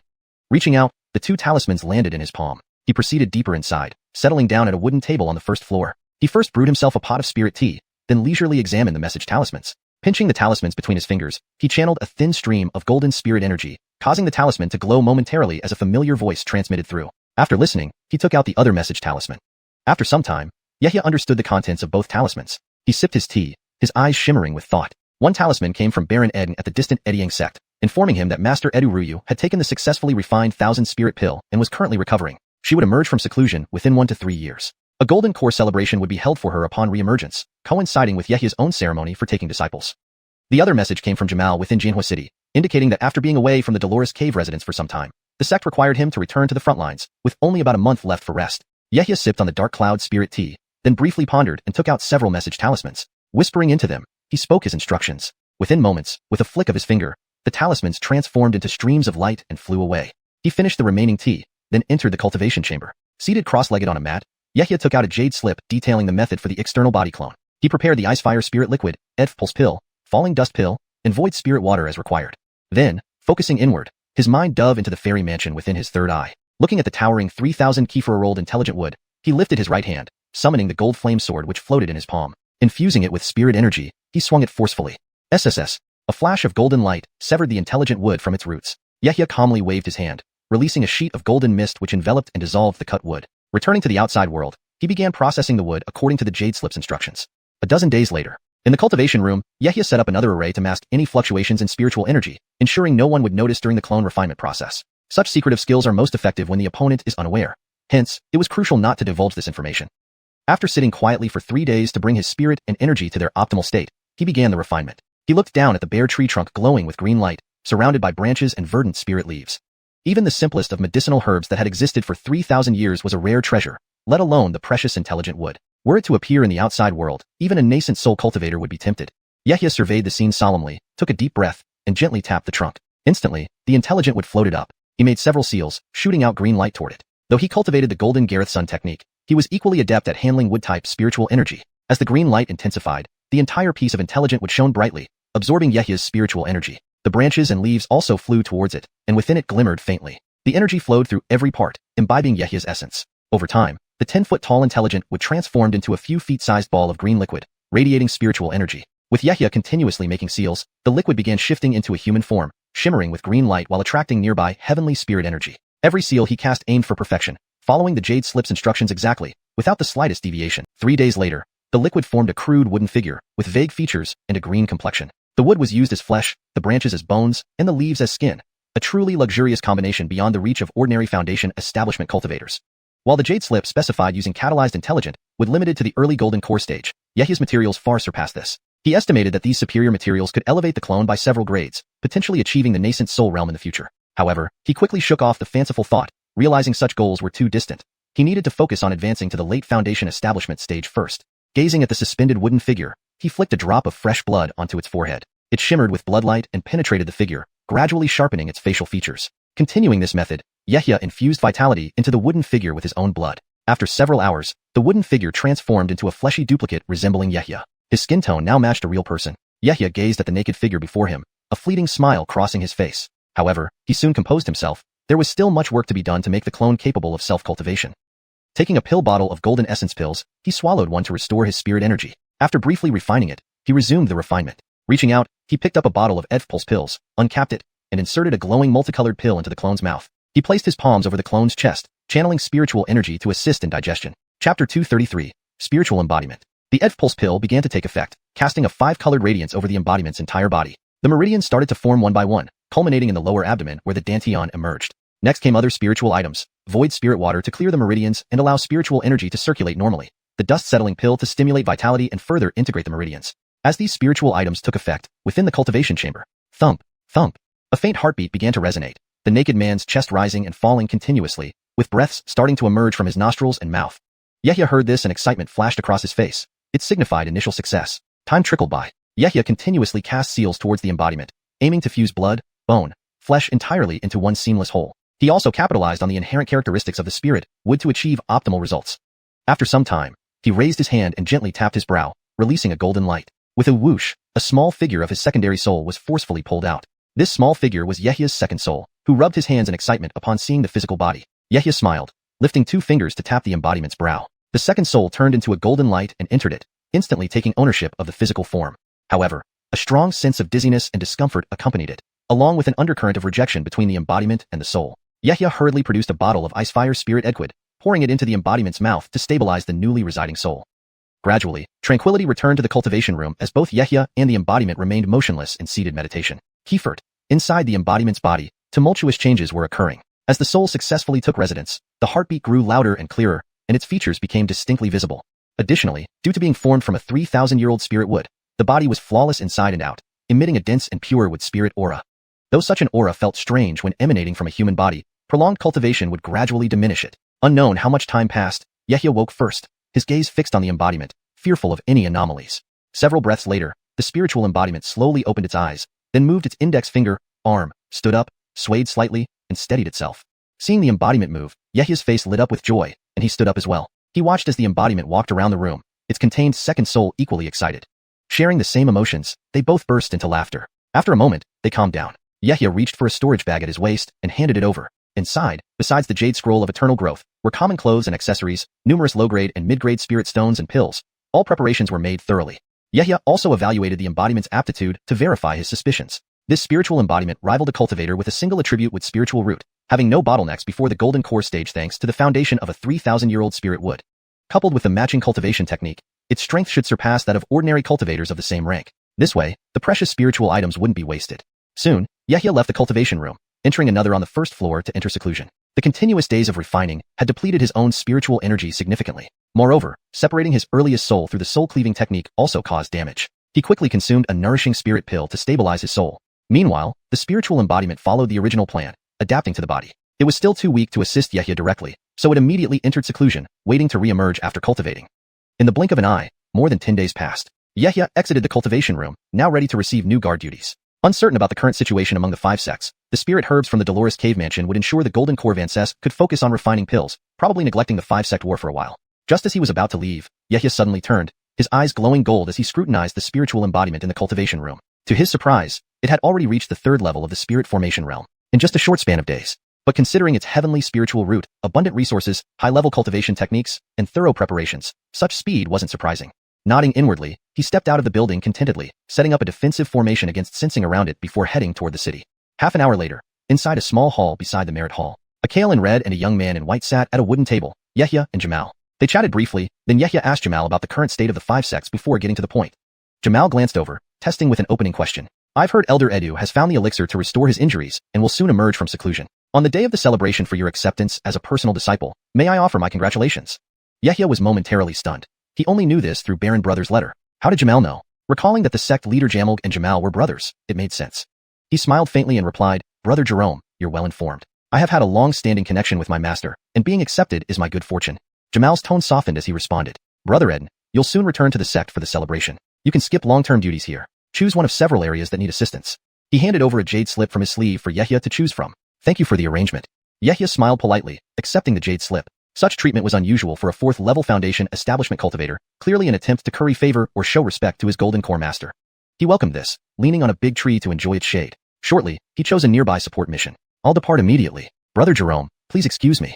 Later, Yehia was courteously escorted out of the hall by Jamal, bowing as he departed toward the city gate. Jamal watched him leave, finally returning to the hall after a long pause. Chapter 234, Master Kuru Rome. Yehia moved swiftly and soon arrived at the city gate. Just as he was about to proceed alone, a streak of red light flashed from behind and caught up to him in an instant. The light condensed into a red message talisman, floating slightly in front of him. Upon closer inspection, it bore the spiritual mark left by Jamal.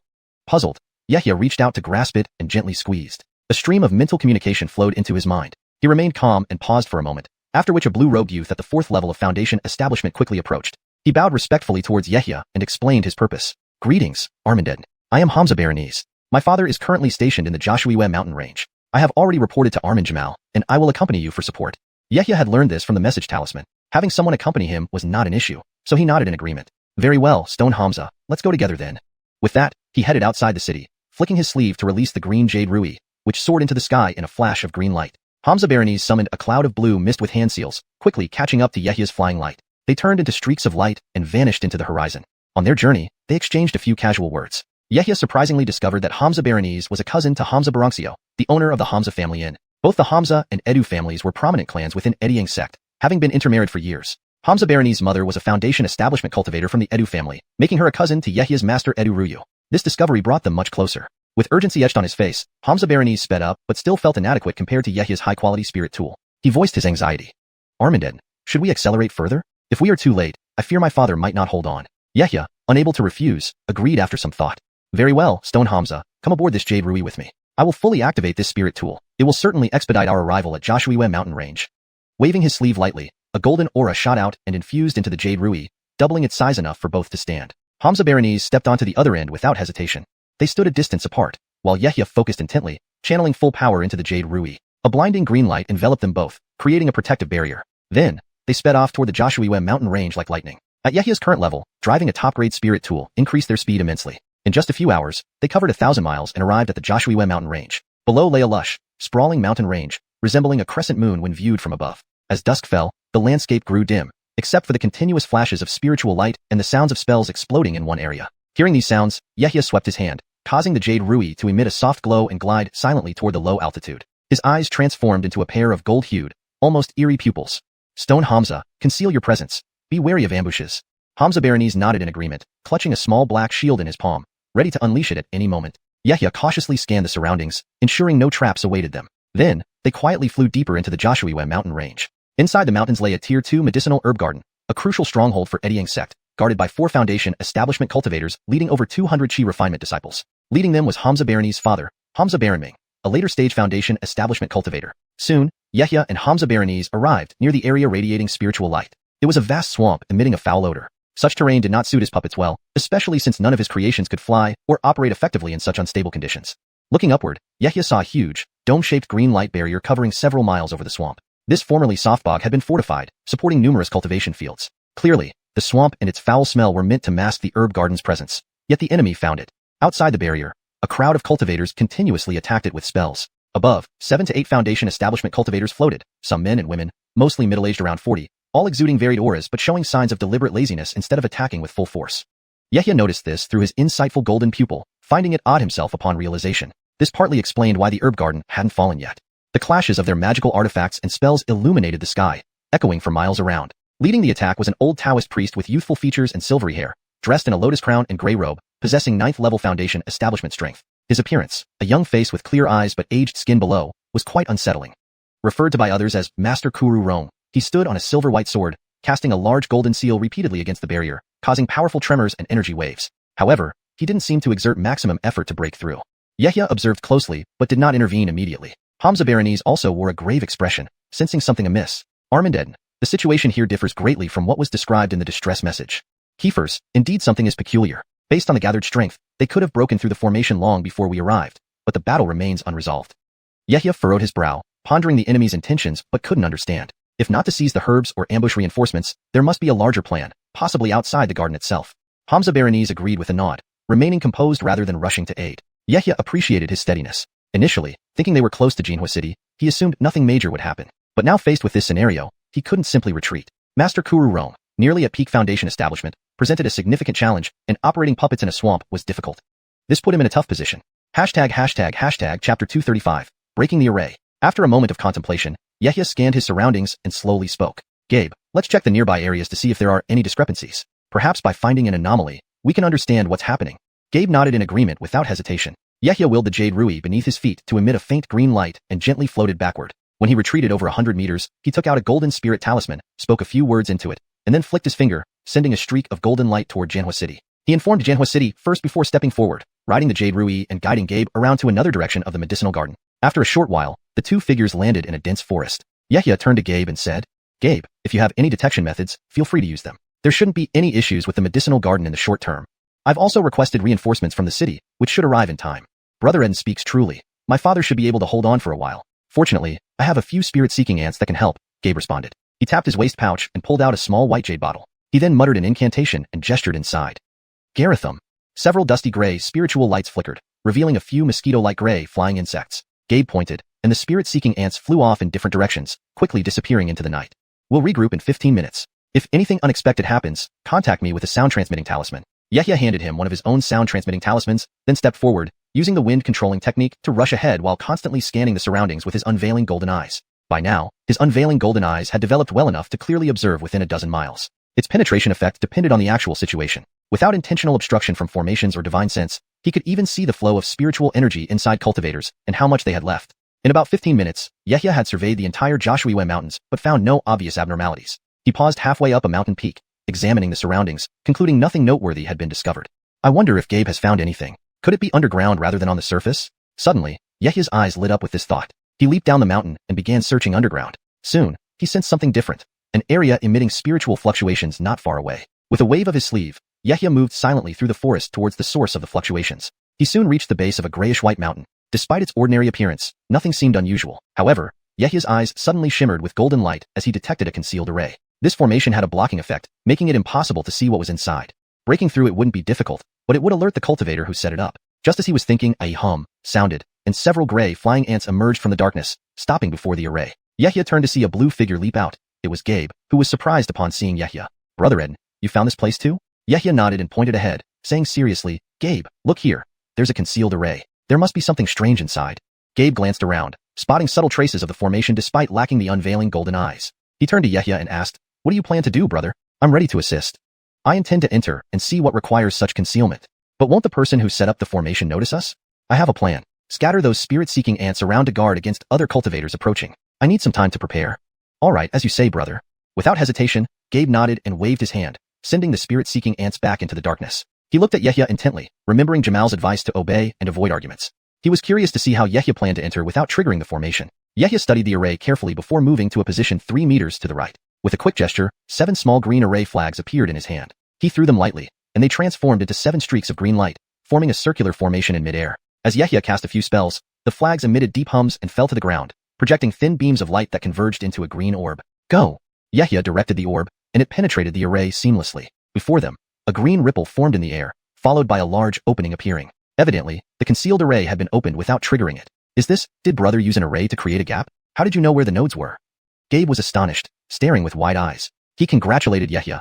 I didn't expect your mastery of arrays to be so profound and ingenious. Such an intricate formation was broken so easily. Yahya maintained a calm exterior, though inwardly pleased. He kept a nonchalant expression. It's just opening a gap using a similar array. Let's go inside and see what's special. Yahya led the way into the gap, followed closely by Gabe. They simultaneously entered the array, finding themselves facing a massive cave entrance at the mountain's base, surrounded by large rubble. The interior was dark and indistinct, occasionally glowing with spiritual light and emitting fluctuations. As they prepared to investigate, a sudden circle of bright purple ripples erupted from the ground. Purple light beams rose from unknown sources, revealing a dozen heart-chilling purple array flags. Before they could react, the array enveloped them. A voice filled with anger came from within the array. Damn it, it's a linked array. Chapter 236, 4 poles purple egg-ning array. Yahya raised his head. He and Hamza Berenice were now completely trapped within an array, surrounded by darkness. An intimidating aura emanated from above, a force filled with brutality and destruction. Lightning flashed and thunder roared overhead as purple light converged. Strands of purple lightning intertwined and continuously spawned. In the next moment, crack, crack, dozens of thumb-thick purple lightning serpents shot out from the array, striking towards them with astonishing speed and overwhelming might. The hallmark of thunder, spiritual energy. The flickering lightning created a natural sense of suffocation for cultivators. Seeing this, Yehia furrowed his brows, took a breath, and swiftly raised his hand to summon the green jade rui. Instantly, the jade rui emitted intense green light, expanding to several feet in size, with countless strands of green energy hanging down, enveloping both of them. Hamza Berenice hastily retrieved a gray-white circular shield, holding it above them to absorb the force of the lightning serpents. Yehia didn't rush to break through the array. He remained unusually calm, knowing panic was the worst response at such times. His eyes glinted with golden light as he scanned the surroundings. After a few moments, he murmured softly, "A high-grade second-tier thunder attribute array that avoided earlier detection. It seems it's specially concealed, only activating when cultivators step into it. Indeed, clever. No wonder no other cultivators guard this place." "What? High-grade second-tier? Brother, do we have any hope of getting out?" Hamza Berenice gasped, deeply shaken. Even if he didn't understand arrays, he knew the significance of high-grade second-tier. An array potent enough to trap late-stage Foundation establishment cultivators, even to kill them. And this was the most powerful thunder attribute array. How long could they hold on? Yehia's expression turned grave as he spoke to himself, or perhaps to Hamza Berenice. The one who set up this array clearly has secrets too important to be known by outsiders. Once I break the array, go directly to Jinhua City, without the slightest hesitation. Hamza Berenice was taken aback. Why did Brother Eden sound so unfazed? Like the array was nothing. Break the array? You want me to leave you behind? Although I'm not as strong as Brother Eden, I'm still mid-stage Foundation establishment. How can I abandon you? His face showed hesitation. Leaving alone would be shameful. He glanced back at Yehia. Yehia waved his hand, sending out a black beam from his sleeve. The black beam flickered and soared upwards, emitting an extremely fierce and bloody aura. Staying here would only be a burden. Running back to the city to report is more useful. Rest assured, as long as it's not a golden core cultivator coming, your brother will find a way to survive. Seeing Hamza Berenice still hesitating, Yehia shouted with a solemn look, rubbing his hands together as bloodlight flashed. Bloodlines instantly appeared on his palms. Raising his hand, 2 streams of blood poured from the wounds into the black beam, and at the same moment, his major and minor consciousnesses fused completely. Above their heads, a large black banner hovered, waving ominously, blood mist swirling out vigorously. In an instant, the blood cloud had expanded to hundreds of feet, churning fiercely. Ghost cries echoed within, countless blood-colored vortices spawning within, grotesque blood ghosts emerging from the vortices, eagerly devouring Yehia's essence blood, dancing frenziedly, howling skyward. Yehia's own momentum grew ever stronger as he unleashed all the blood ghosts contained within the Ghost banner in one go. Harnessing the peak Foundation establishment mental power to control the Ghost banner, its full power was activated. Hamza Berenice watched in awe. He had never seen so many ghostly beings before. Countless second-tier entities and hundreds of first-tier ghosts made him feel a chill run down his spine. He realized that Eden brother might be serious. He wasn't boasting but truly capable of breaking the array. He also understood what to do after. Run immediately and keep silent. Just then, Yehia stomped his foot, leaping upward with a clot of blood cloud under his feet. Standing gravely on the blood cloud in the air, he brandished the large banner, shouting, "A thousand ghosts devour soul." Instantly, thousands of blood ghosts rushed towards a weak point on the south side of the array. Crack, crack. Thunder boomed and lightning struck endlessly, shaking the air. Bang, bang. Explosions resounded. The blood ghosts pressed forward relentlessly, reforming from the blood cloud even when killed by the array. They were nearly indestructible, though their regeneration came at the cost of the essence blood absorbed from Yehia. Yehia stood tall, unscathed despite the array's strength due to the blood cloud and the Jade Rui's protection. On the blood cloud, his robe flapped violently as he flew toward the edge of the array.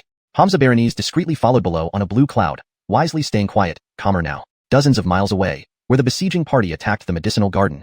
Flying in the air, with a gray-white Taoist robe, Deegan's expression suddenly changed. He turned his head, looking afar and murmuring, "The 4 poles purple Egning array has been triggered." A scholar cultivator wielding a golden sword noticed this change. With late-stage Foundation establishment cultivation, he respectfully transmitted his voice.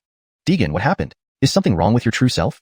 A cultivator has triggered the array. If this disrupts the dried prosperity ceremony, years of my planning will be in vain.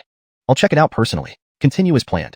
If Jinhua City sends help, withdraw accordingly." After instructing, Dried Prosperity Sr. put the golden seal into his storage bag, exhaled sharply, and rode his silver sword into the night sky, disappearing into the darkness. Chapter 237, Special Crystal Stones. Boom. A massive explosion shook the nearby ground and mountains. Amidst a purple glow, 2 figures burst out of the 4-pole purple Egning array, one after another. Yehia's aura fluctuated continuously, clearly indicating that breaking through the array had consumed a significant amount of spiritual energy. He quickly steadied himself, took out a spirit pill, and swallowed it. "Take care, Armand. I'll return to the city for reinforcements." Beside him, Hamza Berenice bowed respectfully, then with an apologetic expression, he shot off into the night as a blue streak and vanished. Yehia nodded calmly, then turned his gaze toward the dark cave entrance. Since he was already here, he might as well investigate what was going on inside. With a light step, he transformed into a golden figure and swiftly entered. Upon entering, he noticed numerous green spirit stones embedded in the walls. This place was clearly an undiscovered vein of spirit stones. Suddenly, Yahya's eyes sparkled as he dug a piece of stone from the wall. After examining it closely, he immediately sensed something was amiss. He lightly pinched the stone, and unexpectedly, a flash of green light revealed it crumbled into dust. Witnessing this, he narrowed his eyes in deep thought, murmuring to himself, "The spiritual energy has been forcibly drained. What could be inside the passage?" Logically, breaking the array should have caused enough commotion to alarm any cultivators present. Of course, it was also possible that someone was lying in ambush ahead. Yahya gently waved his sleeve, placing the jade rui atop his head, which emitted a green glow as he advanced cautiously along the passage. After walking dozens of feet, the number of spirit stones increased significantly, indicating they were approaching the richest part of the mine. At a corner, Yahya abruptly found himself in a large stone hall, over 100 feet wide, emanating strong fluctuations of spiritual energy. When Yahya saw the scene clearly, he was taken aback. In the middle of the stone hall were piles of green spirit stones, numbering in the tens of thousands. Among these piles was an 8-cornered formation, each node lined with at least 100 medium-grade spirit stones. Under the green light emitted by the formation sat an old Taoist priest with white hair and beard, cross-legged and eyes closed, radiating an ancient, almost lifeless aura. Above his head, floating inches away, were 3 fist-sized green crystal stones, emitting faint glows. Observing the flow of spiritual energy carefully, he realized all the spiritual energy within the entire vein was being absorbed by the old Taoist priest. The 3 special green crystals served as conduits, absorbing energy from the vein before transferring it into the priest's body. An core formation cultivator. Yahya was stunned, then suddenly noticed something alarming. The old Taoist priest did not emit any spiritual energy, and anything directed at him would only be absorbed. It was uncertain whether he was even alive. No wonder cultivators were attacking the medicinal garden nearby. They must have tried to mask the extraction of spiritual energy by creating diversions. Their aim wasn't to destroy the garden, but to prolong the standoff to allow better absorption of the spiritual energy. Everything became clear to Yahya now. Suddenly, he sniffed and drew in a breath, feeling an incredibly pure strand of spiritual energy enter his body. Surprisingly, his cultivation level increased slightly, something that would typically take days of meditation for foundation establishment cultivators. Yahya's eyes fixed on the 3 special crystals, a hint of joy appearing in them. He muttered to himself, "Good things, can't miss this chance. This person may have passed on." He tested with his right hand, launching the Ghost banner, releasing a black misty beam that struck the protective barrier. Pooh! The beam hit its target, making the barrier shudder, while the old Taoist remained motionless, like a corpse, oblivious to the outside world. Seeing this, Yahya intensified his attack, pouring more spiritual energy into the black mist. A few moments later, bang! The barrier, which mainly concentrated spiritual energy without high defensive power, was soon breached. Seizing the moment, Yahya grabbed with 5 fingers, a golden light flashed, and a green crystal landed in his palm. Holding it, tangible spiritual energy surged through his meridians, bringing him immense comfort. Just as he prepared to retrieve the remaining 2 crystals, a sudden tremor made him instinctively glance behind. After a quick assessment, he decided to abandon them, sensing he shouldn't linger any longer. He leaped, and with golden light shimmering beneath him, rapidly withdrew towards the cave entrance. As Yahya emerged from the cave, he saw a dazzling silver streak flying toward him from the sky. It was undoubtedly heading straight for him. In an instant, it approached, revealing the figure of Cornell, the true person. Cornell glanced into the passage behind Yahya, sensing something amiss. His eyes flared with rage. Without hesitation, he hurled a golden seal. Courting death, daring to disrupt my arrangements. The golden seal expanded to several feet in size, resembling a giant golden meteor crashing down upon Yahya's head. Roaring winds signaled its formidable momentum. Recognizing Cornell, Yahya felt a jolt of surprise. Recalling his appearance earlier in the tunnel, he understood. Facing the charging golden seal, he moved slightly aside. Then, flipping his palm, the Ghost banner reappeared. With a gentle shake, blood clouds surged out, followed by blood ghosts lunging forward one after another. Boom! A massive crater appeared on the ground, with some blood ghosts disintegrating under the force. What powerful spirit equipment, Yahya marveled internally.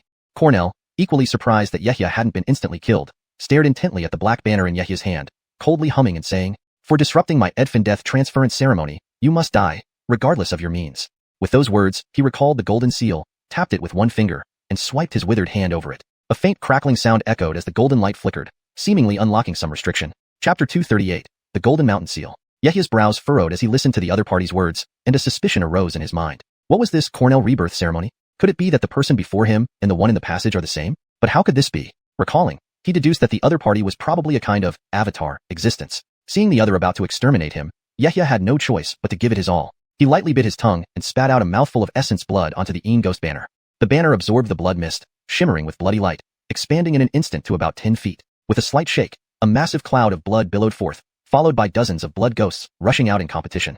Upon seeing this, real person Cornell sneered, seemingly unconcerned with what Yahya was doing. He then slapped his right hand, sending a burst of golden light into the golden seal, which began to spin rapidly, expanding nearly twofold.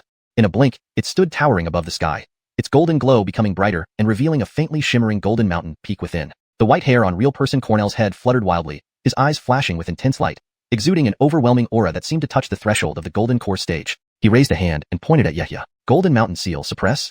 What? Is this a magical treasure? Yehya's heart raced, feeling this power and involuntarily shouting in surprise. However, upon reflection, it couldn't be a true magical treasure.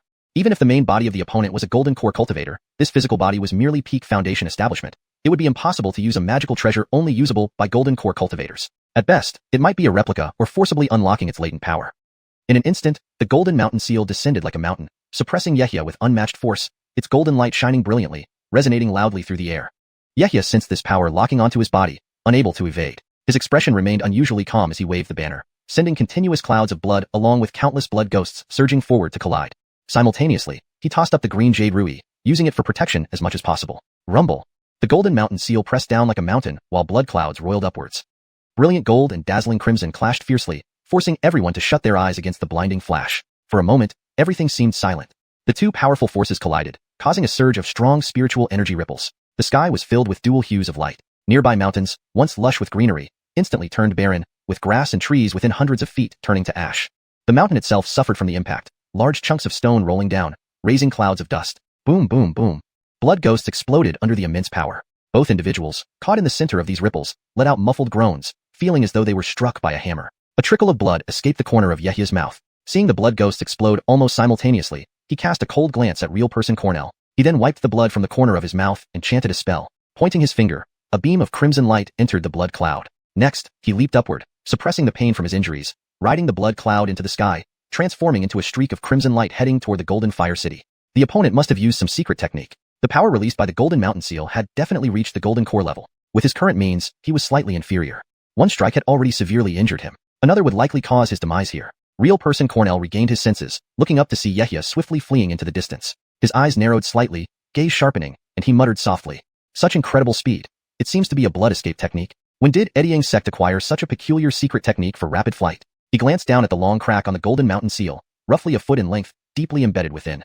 Even forcibly unleashing the sealed power of the magical treasure didn't allow him to kill Yehya in one strike. This young man, even at the Foundation establishment stage, is virtually unbeatable. If he reaches Golden Core one day, even my main body might not be able to take him down. Releasing the tiger to return to the mountain will surely lead to great calamity. Before the Golden Mountain Seal loses efficacy, I must not let him go. Real person Cornell's gaze flickered, determination arising. He stepped forward, instantly speeding away, transforming into a silver-white streak chasing after Yehya. His speed was faster than Yehya's, catching up within a few breaths. Swoosh, swoosh, one in front, one behind. They tore through the dark night sky, chasing each other. Yehya now rode the blood cloud, escaping for the first time without hiding his cultivation in the blood path. Using essence blood to drive the cloud increased his speed by nearly double, reaching peak Foundation establishment standards. But when he glanced back, his face changed slightly, sighing inwardly. The worst scenario had come to pass. The opponent easily kept up, soon to catch him.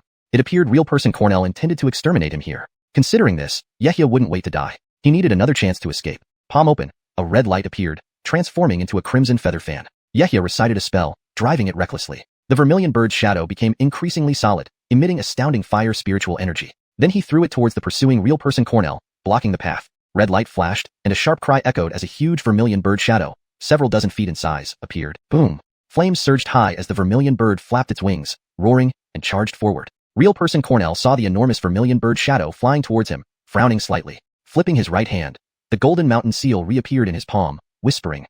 An upper-grade spirit tool transformed into a shape, quite generous. Suddenly, he hurled the Golden Mountain Seal with one hand, releasing blinding golden light, striking the vermilion bird shadow with overwhelming force. Suppress. Instantly, golden light and firelight surged towards the sky. Despite the strength of the vermilion bird shadow, it was only at the Foundation establishment level. Under the full force of the Golden Mountain Seal, its power touched the Golden Core realm. Rumble. The vermilion bird shadow created by the red flame fan was predictably defeated. Just as it started to shrink and revert to its original form, Yehya shouted mercilessly from ahead. Explode. Boom. In an instant, crimson flames erupted skyward, illuminating the entire night sky. Yehya blocked real person Cornell again for a couple of breaths by sacrificing this upper-grade spirit tool. Hashtag chapter 239. Escape. Moments later, the flames subsided slightly. Fred, riding his silver-white flying sword, charged back into the fray with a face contorted by rage. His eyes seemed to be spitting fire, and his expression was grim as he gritted his teeth and said, "Very well. Excellent. I want to see what tricks you have left to stop me. I don't believe that a mere mid-stage Foundation establishment cultivator like you can escape from me."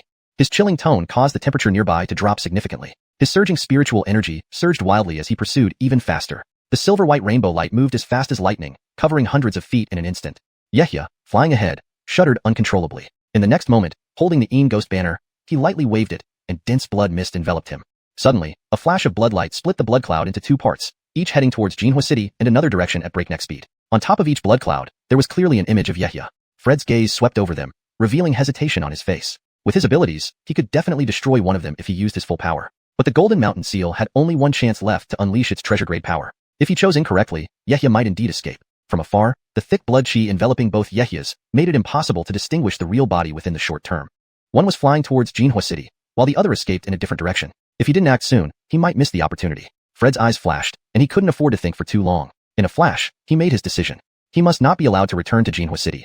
I must kill him en route. Otherwise, if this gets out, they won't remember that it was just a manifestation, but rather recall that Qingyue sect's core formation Elder Kurung couldn't even kill a Foundation establishment cultivator.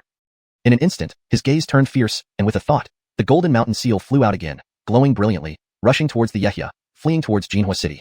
He did not intend to let the other go either. With a wave of his hand, he threw out another golden ring-shaped weapon which shot off rapidly in the opposite direction. The Golden Mountain Seal unleashed its power, catching up to Yehia instantly, slamming down fiercely. The Yehia, along with the blood cloud below, was shattered into pieces, but blue water essence spirits scattered instead, clearly indicating it wasn't the true body.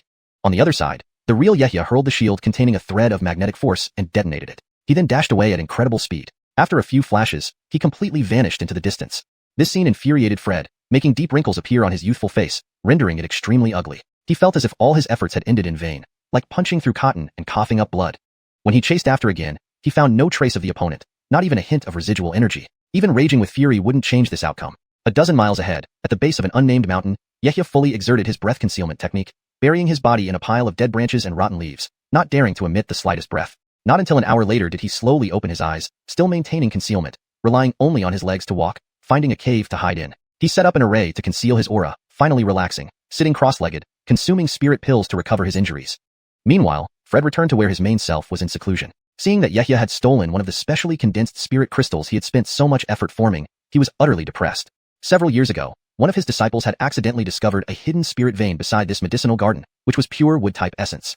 It was highly suitable for his cultivation of the Kurung longevity art. For this reason, he had spent years setting up formations, using tens of thousands of spirit stones to harness the spirit vein's power, preparing for his main self to advance to the middle stage of core formation. But everything was disrupted by Yehia. Originally, his arrangement was foolproof. The Kurung longevity art was one of the most marvelous techniques in Qingyue sect. After cultivating it, practitioners not only maintained their youthful appearance but also developed a Kurung manifestation upon reaching core formation.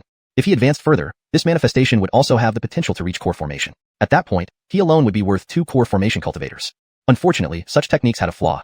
During each advancement, the main self entered a withered death state, unable to sense the outside world, devoid of any life signs, akin to being dead. To prevent exposure, he set up several protective arrays. As long as he was cautious, there should have been no way to detect him. However, he encountered Yehia, who first used the gold eye of truth to find inconsistencies, followed by tracing clues back to his main self's cultivation site, breaking through the 4-pole purple egg array guarding it. Without this incident, things would not have escalated to this extent. Now, he had to leave urgently. With this exposure, the Jinhua City side would undoubtedly realize it was he, Fred. Reluctantly, he had to use secret methods to move his main self and hastily leave the area with the nearby Qingyue sect cultivators. Several hours later, a red light swiftly flew from the direction of Jinhua City. Upon dissipating, it revealed a vibrant old man. Core formation stage, spiritual energy fluctuated around him. It was none other than Elder Idang from Ediang sect, responsible for guarding Jinhua City. He stroked his beard and directly flew to the location of the wood-type spirit vein, entering the cave passage to examine carefully. He clearly identified traces of array formation and spirit essence extraction. After coming out, he followed the lingering combat marks in the air and flew far away before returning moments later, entering the medicinal garden to talk with the guards. It really is that guy, Kurung from Qingyue sect. It seems Stonehenge is in grave danger. Elder Idang sighed, stroking his beard. After retracing his steps, he returned to Jinhua City and dispatched some cultivators to guard the exposed spirit vein. As for Yehia, no one knew where he had gone. After all, if a Kurung manifestation acted, even a late-stage Foundation establishment cultivator would struggle to escape. Not to mention Yehia was only at the 4th layer of Foundation establishment, making the chances of a successful escape extremely slim. As time passed, after 1 month, 2 months, the few cultivators aware in Jinhua City presumed Yehia had already died. Jamal, responsible for task allocation, was terrified. He didn't want to incur the sect's displeasure and hurriedly sent word back to the sect, asking his Vance brother, the sect leader, to check if Yehia's life lamp had extinguished. Chapter 240. Second Transformation of the Golden Body. Time flew by, and half a year passed in the blink of an eye. In a cave at the foot of an unnamed mountain within the Joshuiwe mountain range, a young man sat cross-legged, his upper body bare. Veins as thick as dragons protruded on his forehead, hands, back, and chest, taut and prominent. A continuous spiritual light flickered over his body, revealing faintly the blood and meridians inside, glowing with golden light. This was Yehia, who had been recuperating here. After a long time, crackling sounds emanated from within him. The sound of surging waves came from his meridians, as if a great river was rushing incessantly. His bones continuously vibrated with golden light, while his muscles swelled, exuding a fierce power. Yehia suddenly opened his eyes, a savage glint appearing within them. He sprang up abruptly, his entire body glowing with golden light as he rushed out of the cave. Boom! His body slammed into the mountain without hesitation but met no resistance, crashing through and sending countless stone fragments flying. The ground shook violently as Yehia blasted his way out of the mountain, creating a human-shaped tunnel within it. Unsatisfied, he glanced around and dashed into the dense forest at the foot of the mountain. Instantly, the sound of countless giant trees collapsing echoed through the woods, splinters flying everywhere as trees shattered. Dragon roars and tiger howls resounded, dust and debris being thrown into the air. This continued for nearly an hour before Yehia's figure returned from the dense forest. The golden light surrounding him had dimmed, his veins and muscles returning to normal. Back in the cave, he changed his clothes and the ferocious light in his eyes vanished, replaced by calm. Looking up, Yehia waved his right hand, summoning a streak of green light which instantly transformed into a green rainbow, speeding towards Jinhua City. Flying in the sky, Yehia glanced around, reflecting on the past 6 months. I didn't realize I've stayed here for more than half a year. I wonder what's happening in the city. He had sustained severe internal injuries after engaging in battle with Master Memphis. Even some of his bones had broken. After recovering his spiritual energy, he used some black armor dragon blood to aid his recovery. Dragon blood was an excellent remedy, especially when it was of a high level like the 3rd tier, making it incredibly effective for healing physical wounds. Originally intended for future body tempering, he hadn't expected such severe injuries. Without time to return to the city, he had consumed it directly. To his surprise, this misfortune turned into fortune as it advanced his previously stagnant golden body technique beyond its bottleneck, bringing him to the 2nd transformation stage. If he continued to practice diligently, he would possess the strength of a dragon. As these thoughts raced through his mind, he understood why body cultivators loved sparring. Only through destruction can one be reborn stronger. Thus, being pursued by Master Memphis wasn't entirely bad, as it boosted his physical capabilities to a new level.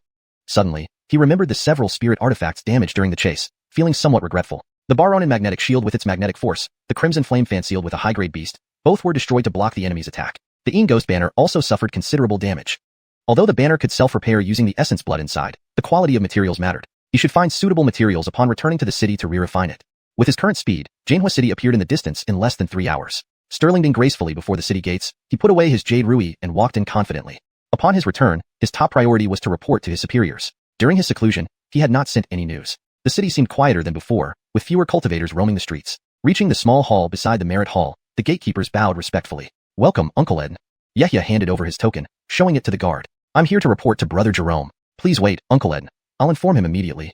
Moments later, a Kale in red robes emerged hurriedly and welcomed Yehia warmly. "I knew you'd survive. Please come in." Yehia reciprocated with a bow. "Thank you, Brother Jerome. It was just luck that saved my life. Otherwise, I might not have made it back after half a year of recuperation." Inside the hall, they sat at a stone table. Jamal poured tea and began conversing. "Your escape was quite remarkable, Brother Ed. Mason is a famous golden core Vance from Qinghua sect, yet he faced a setback against you. When younger brother Hamza sought help, Elder Adang examined the underground spirit vein map and quickly sensed something amiss.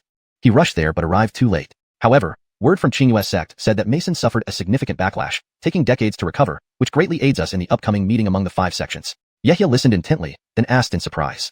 "The meeting of the 5 sects? What meeting?" Jamal looked puzzled but then explained. "Didn't you know, Brother Ed? You were in seclusion and unaware, which is understandable. But please keep this quiet. It's still unofficial news I heard from the sect leader. The 5 major sects of the Jerome Kingdom are preparing to cease hostilities. They plan to divide the recently discovered spirit stone mines during this meeting, aiming to end the war peacefully.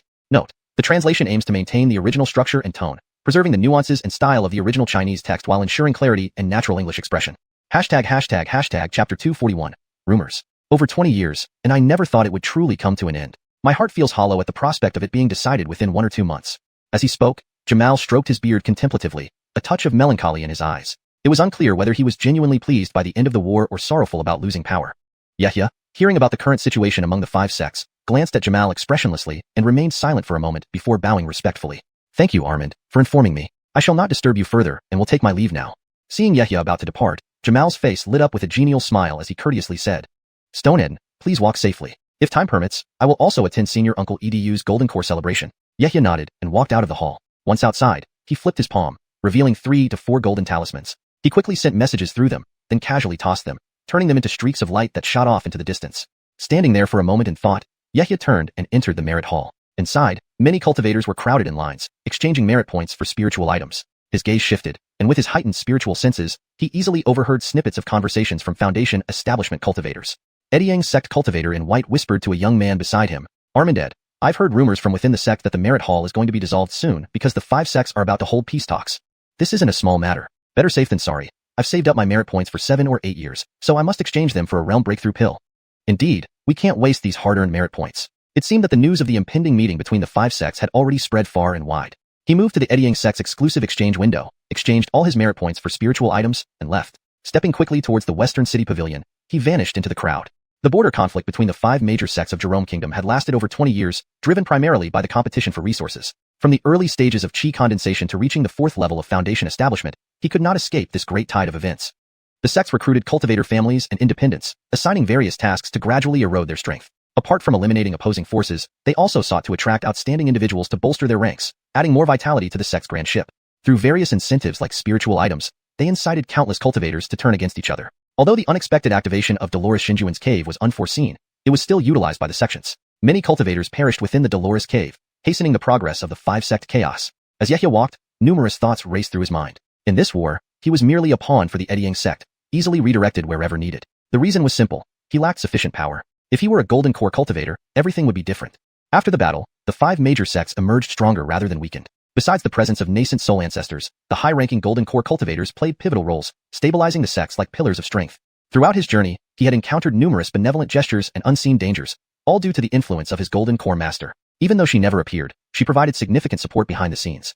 This was the true cultivation world, a place where nothing was clear-cut, only power and interests mattered. Shortly, Yehia returned to his pavilion, sat down at a wooden table on the first floor, and brewed himself a pot of dark cloud spirit tea. As he sipped thoughtfully, he considered his future cultivation path. Suddenly, he flipped his palm and pulled out a foot-long wooden box. Opening it revealed a fist-sized green crystal, emitting intense spiritual energy. Just inhaling its aura made him feel his own spiritual energy growing. If he could refine this crystal, he might advance at least 1 minor realm, possibly even 2 if used correctly. This was a rare item painstakingly refined by a golden core cultivator. He also needed to continue cultivating the golden body technique to explore the true power of body refinement. Atu Albang, the shopkeeper of Garethindred Pill Hall, seeks an audience with Master. Just as Yehia was contemplating, a deep male voice echoed from outside. He waved his hand, and a flash of golden light opened the wooden door. A tall man approached Yehia with several storage pouches.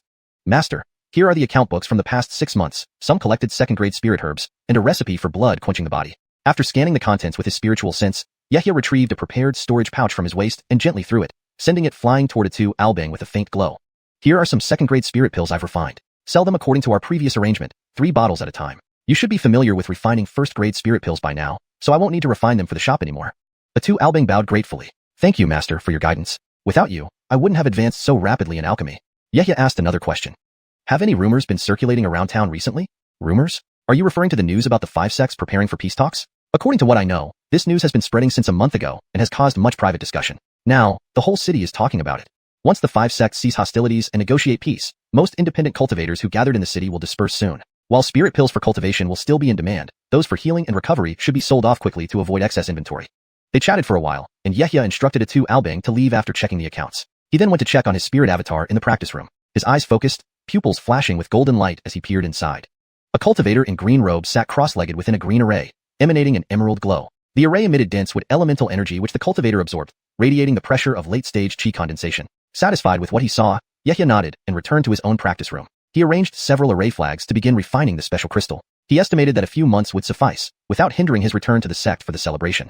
Chapter 242, Foundation Establishment 6th Layer. As Yehia entered seclusion, tranquility fell over the pavilion. However, the city was filled with hidden undercurrents driven by the high-ranking cultivators of the 5 great sects. Unbeknownst to many, rumors began to spread from unknown origins. Upon hearing that the 5 great sects planned to meet for peace talks, the reactions of the city's cultivators varied widely. Some cultivators, particularly the lower-rank ones who had long been numbed by the war, were undoubtedly the most pitiful and helpless in the world of cultivation. Hearing this news, their lifeless faces displayed a different expression. They yearned for an end to the chaos and hoped to return to their simple lives of cultivation. Although they didn't earn much spirit stone, at least they wouldn't live in constant fear as they did now. On the other hand, some more radical cultivators had taken advantage of the great wave stirred by the 5 great sects battle, reaching unprecedented heights. Without this war, how could the 5 great sects possibly spare so many treasures from their treasuries to reward wandering cultivators and cultivation families? Numerous wandering cultivators and members of cultivation families gained entry into the 5 great sects through their accumulated battle merits, thus securing more benefits for themselves or their families.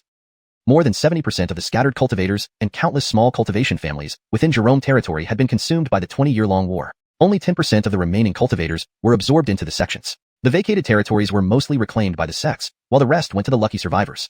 Some powerful Foundation establishment wandering cultivators even sought to obtain resources for advancing to the Golden Core stage. Little did they know that the reason there were no Golden Core wandering cultivators in Jerome's realm was due to this very phenomenon. Either they were absorbed into the 5 great sects as golden caravanserais, or they would mysteriously disappear before reaching that stage. One day, in the western part of Jinhua City, inside the cultivation room of a 2-story pavilion, Yehia sat cross-legged on a mat, his expression calm, surrounded by hundreds of luminous spirit stones of various colors within a few feet. 7 golden array flags were set up atop the pile of spirit stones, shimmering with brilliance as golden light surged and circulated along a specific trajectory. Countless spirit stones were drained of their essence, turning to ashes, while the extracted spiritual energy flowed into a green crystal above Yehia's head. Muttering incantations, Yehia directed spells towards the green crystal, guiding the spiritual energy first through a conversion array that transmuted it into metal-type spiritual chi before emitting it. Vast sheets of golden radiance descended upon his body, with alternating flashes of green and gold. Yehia practiced Edyang Sect's Golden Gareth Sun technique. The green crystal contained pure wood-type spiritual energy. Though he possessed a wood spirit root that allowed him to absorb it, it was far more efficient when converted into metal-type spiritual chi. With the influx of this pure spiritual energy, the small lake of spiritual liquid in Yehia's dantian rapidly spun. Drops of golden foundation establishment, spiritual liquid rained down, expanding astonishingly fast. Yehia's cultivation rapidly advanced to the 5th layer of foundation establishment.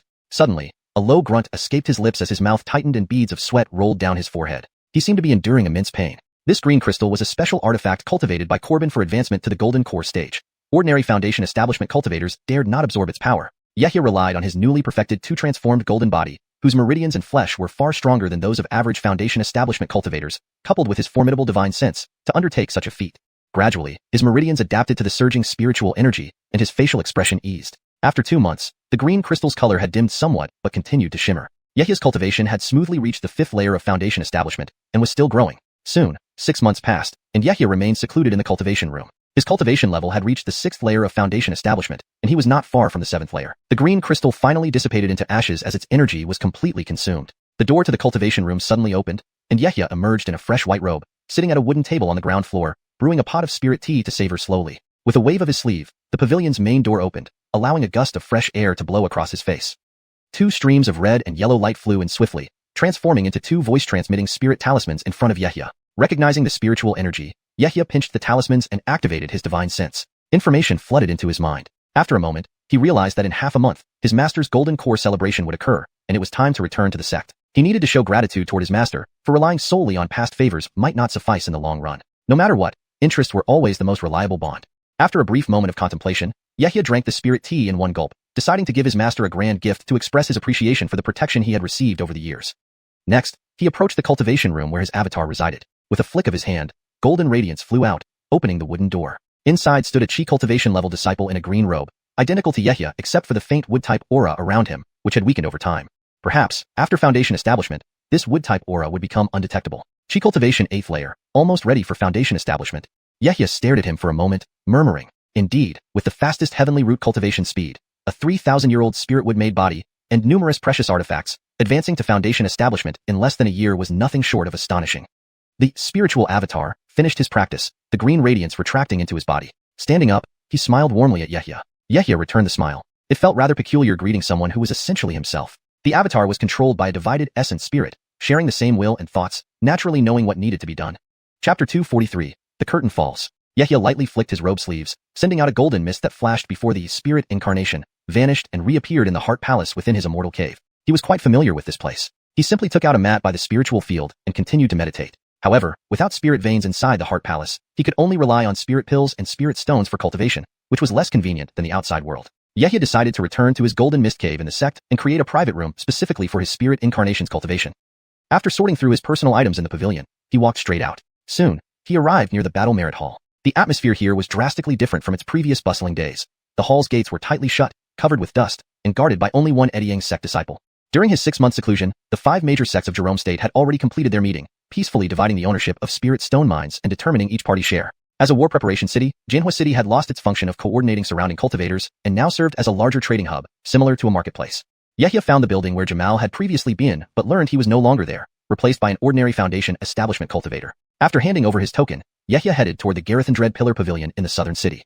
On the streets, the number of cultivators had decreased by more than half, especially among the higher-level foundation establishment cultivators. Moments later, in a second-floor room at the Gareth Pillar Pavilion, Yehia sat at a table while a tall man respectfully poured him a cup of spirit tea, then stood aside, awaiting orders. Yehia glanced at him, lifted the cup, and sipped gently before speaking. "Manager Baron, how has business been lately?" Fulton, clearly prepared, bowed first and then spoke smoothly. "Thanks to Master's foresight, most of the healing spirit pills have been sold off. However, with the significant reduction in cultivators in the city, business is only about half of what it used to be. The demand for spirit wine has also sharply decreased. He paused and added, I estimate that in the future, business will stabilize at around 1/3 of what it was, though it won't result in losses, just much lower profits. Yehia nodded as if he had expected this. He shifted the topic. No worries, I anticipated this. Focus on acquiring second-grade spirit herbs these days. With the price of spirit herbs gradually falling, the profit margin on first-grade spirit pills is not high. In the future, I plan to cultivate you into a second-grade alchemist. Fulton looked surprised but then chuckled bitterly. A second-grade alchemist? Without reaching the foundation establishment stage, even with wasted spirit herbs, advancing would be extremely difficult. Yehia smiled faintly. I understand this. Before cultivating you into a second-grade alchemist, I will help you achieve foundation establishment. Really? Master means to assist me in foundation establishment? Fulton was visibly moved, feeling an earthquake within his heart. His expression changed several times before he showed deep respect and bowed deeply to Yehia. Seeing this, Yehia raised an eyebrow, extended a hand enveloped in golden light, and gently helped him up. His gaze lingered, and he said meaningfully, Don't thank me too soon. According to sect rules, after your foundation establishment, you will no longer be my servant disciple and your status will greatly increase. Will you still willingly serve me when you truly become a second-grade alchemist? Master's great kindness can never be repaid. Even after achieving foundation establishment, I am willing to dedicate my life to serving you faithfully. Yehia remained calm and replied mildly. Dedication isn't necessary. Once you successfully reach foundation establishment and become a second-grade alchemist, serving me for 30 years should suffice. After that, you'll regain your freedom. His words were simple, yet they carried weight. Helping Fulton advance to foundation establishment required effort, but serving for 30 years was a fair exchange. There was no such thing as a free lunch. If Fulton refused, it wasn't a big issue. He could find someone else within the sect. With his status, finding willing disciples wasn't hard. Trading 30 years of service for a heaven-reaching opportunity was indeed worthwhile. With this thought, Fulton made his best choice, kneeling before Yehia with a bow to express his loyalty. Seeing this show of allegiance, Yehia smiled calmly and responded coolly. Stand up. We both benefit from each other's assistance. Fulton felt relieved but maintained his respectful demeanor. Being valued by Master is the greatest fortune. The shop downstairs will be temporarily managed by other staff. It's time for you to return and prepare for foundation establishment on Golden Mist Mountain. Yehia stood up, gave further instructions, and walked out. Kiefer's Master. Fulton was elated at the prospect of returning to the sect and meeting his sister. Quickly following, he left some instructions with the staff before they both exited the Garethindred Pillar Pavilion and headed out of Jinhua City. Outside the city, Yehia tapped his waist and Xiuxian a jade rui, instantly carrying Fulton into the air, transforming into a streak of green light and flying towards Eddying Sect's mountain gate. For better fluency and natural reading in English, I have made slight adjustments. Took out is changed to Xiuxian, which is kept in Chinese as it seems to be part of the original style, and flying towards is used instead of flying towards. This preserves the meaning and style while ensuring the sentence flows naturally. For improved fluency and natural reading in English, here's the revised version. Outside the city, Yehia tapped his waist, withdrew a jade rui, and instantly carried Fulton into the air, transforming into a streak of green light as they flew toward Eddying Sect's mountain gate. It had been a long time since he had returned to the sect, and he felt nostalgic. He also planned to meet Ed Xingyuan, his disciple, who he couldn't neglect just because he had accepted him. As they flew, cutting through the sky, the green jade rui glided swiftly, occasionally passing by marketplaces. These marketplaces were beginning to regain some activity with the return of some solitary cultivators and cultivation family members. However, given the significant loss of cultivators during the war, full recovery might take 2 or 3 decades. Note, Ruyi is a term that doesn't have a direct English translation and seems context-specific. In this edit, it's left untranslated to maintain consistency with the original text. Chapter 244, visit. A few days later, a towering emerald mountain range came into view. The sites within the sect remained as they had always been. The spirit fields and pavilions amidst the mountains were bustling with numerous disciples coming and going, just as lively as ever. The number of disciples had not diminished but increased, presenting a thriving scene. Amidst the ongoing conflicts between the 5 major sects, these large sects had not weakened. Instead, they had grown stronger, becoming more prosperous through constant battles. Especially those exceptional individuals recruited from independent cultivators and cultivation families could quickly grow into the backbone of the sect. Yehia led Fulton over the mountain gate, gazing at the familiar scenery within the sect. He felt a myriad of emotions well up inside him. Before long, a streak of green light sliced through the sky, arriving above Jinxiao Mountain. Yehia lowered his gaze to the cave residence he hadn't returned to in over 10 years. His heart stirred slightly. Without showing any emotion, he surveyed the surroundings, allowing his aura to seep out unconsciously. With a wave of his hand, he quietly landed on the mountain waste. Looking up, he noticed a small cave residence built about a dozen zhang to the right of his own, where he could sense the aura of a qi condensation cultivator, likely his senior disciple Ed Xingyuan's residence. Near the foot of the mountain, 20 acres of spirit fields were planted with various low-tier spirit flowers and herbs, their vibrant colors gleaming with spiritual light. Alongside the field stood several wooden pavilions, where many external disciples of Eddying Sect were busy tending to the fields and working within the pavilions. Sensing the arrival of a foundation establishment aura atop Jinxiao Mountain, directly heading towards the cave residences built on the mountain waste, a young female disciple with a delicate appearance emerged from one of the pavilions. Around 17 or 18 years old, she exuded a gentle and refined demeanor typical of a modestly raised lady. She looked up at the source of the aura, initially startled, then her eyes flashed as if realizing something, revealing a delighted expression on her face. Could it be Master Uncle Eden has returned? This girl was Baron Xiao, Fulton's younger sister. Over the years, she had been helping Yehia manage the spirit fields and brew spirit wine for sale at the Garthendred Pill Pavilion. Baron Xiao, filled with eagerness, wanted to confirm if her hunch was correct. With a flick of her finger towards her waist, a wisp of 5-colored radiance shone, and immediately a ribbon emitting multicolored light flew out, carrying her upwards like a meteor towards the mountain waste. Yehia's gaze shifted, also sensing an aura rising from the foot of the mountain. Turning his head downward, he saw the graceful figure of a young female disciple land before him. She gazed at Yehia with evident joy and greeted him warmly. Disciple Baron Xiao pays respects to Master Uncle Eden. Yehia recognized her instantly, a smile on his face as he inquired. Disciple Baron, you've worked hard here at Jinxiao Mountain over these years. How is my disciple doing? Hearing Yehia's question, Baron Xiao did not dare to hide anything and promptly explained how xiuxian had come to Jinxiao Mountain in concise detail. Stone Ed advanced to the mid-stage of qi condensation last month, and is now in close retreat within his cave residence to consolidate his cultivation. He should emerge within half a month. Now that Master Uncle has returned, would you like me to call him out to see you? Yehia glanced at the nearby cave residence, then turned back to Baron Xiao and said casually, not in a hurry. If xiuxian is in close retreat, let's wait until he emerges before we make further plans. With that, he waved his hand, dismissing them. Now that your brother has returned, you two can catch up. Go ahead. I'll summon you if I need anything. Thank you, Master Uncle, boss. As soon as the words were spoken, Fulton and Baron Xiao exchanged a happy glance, performed a respectful bow, took a few steps back, and summoned their flying magical tools to fly down the mountain. Having resolved the matter at hand, Yehia stepped into his cave residence and headed straight to his cultivation chamber. Glancing around, he flicked his sleeve, sending a golden glow directly toward the inner wall.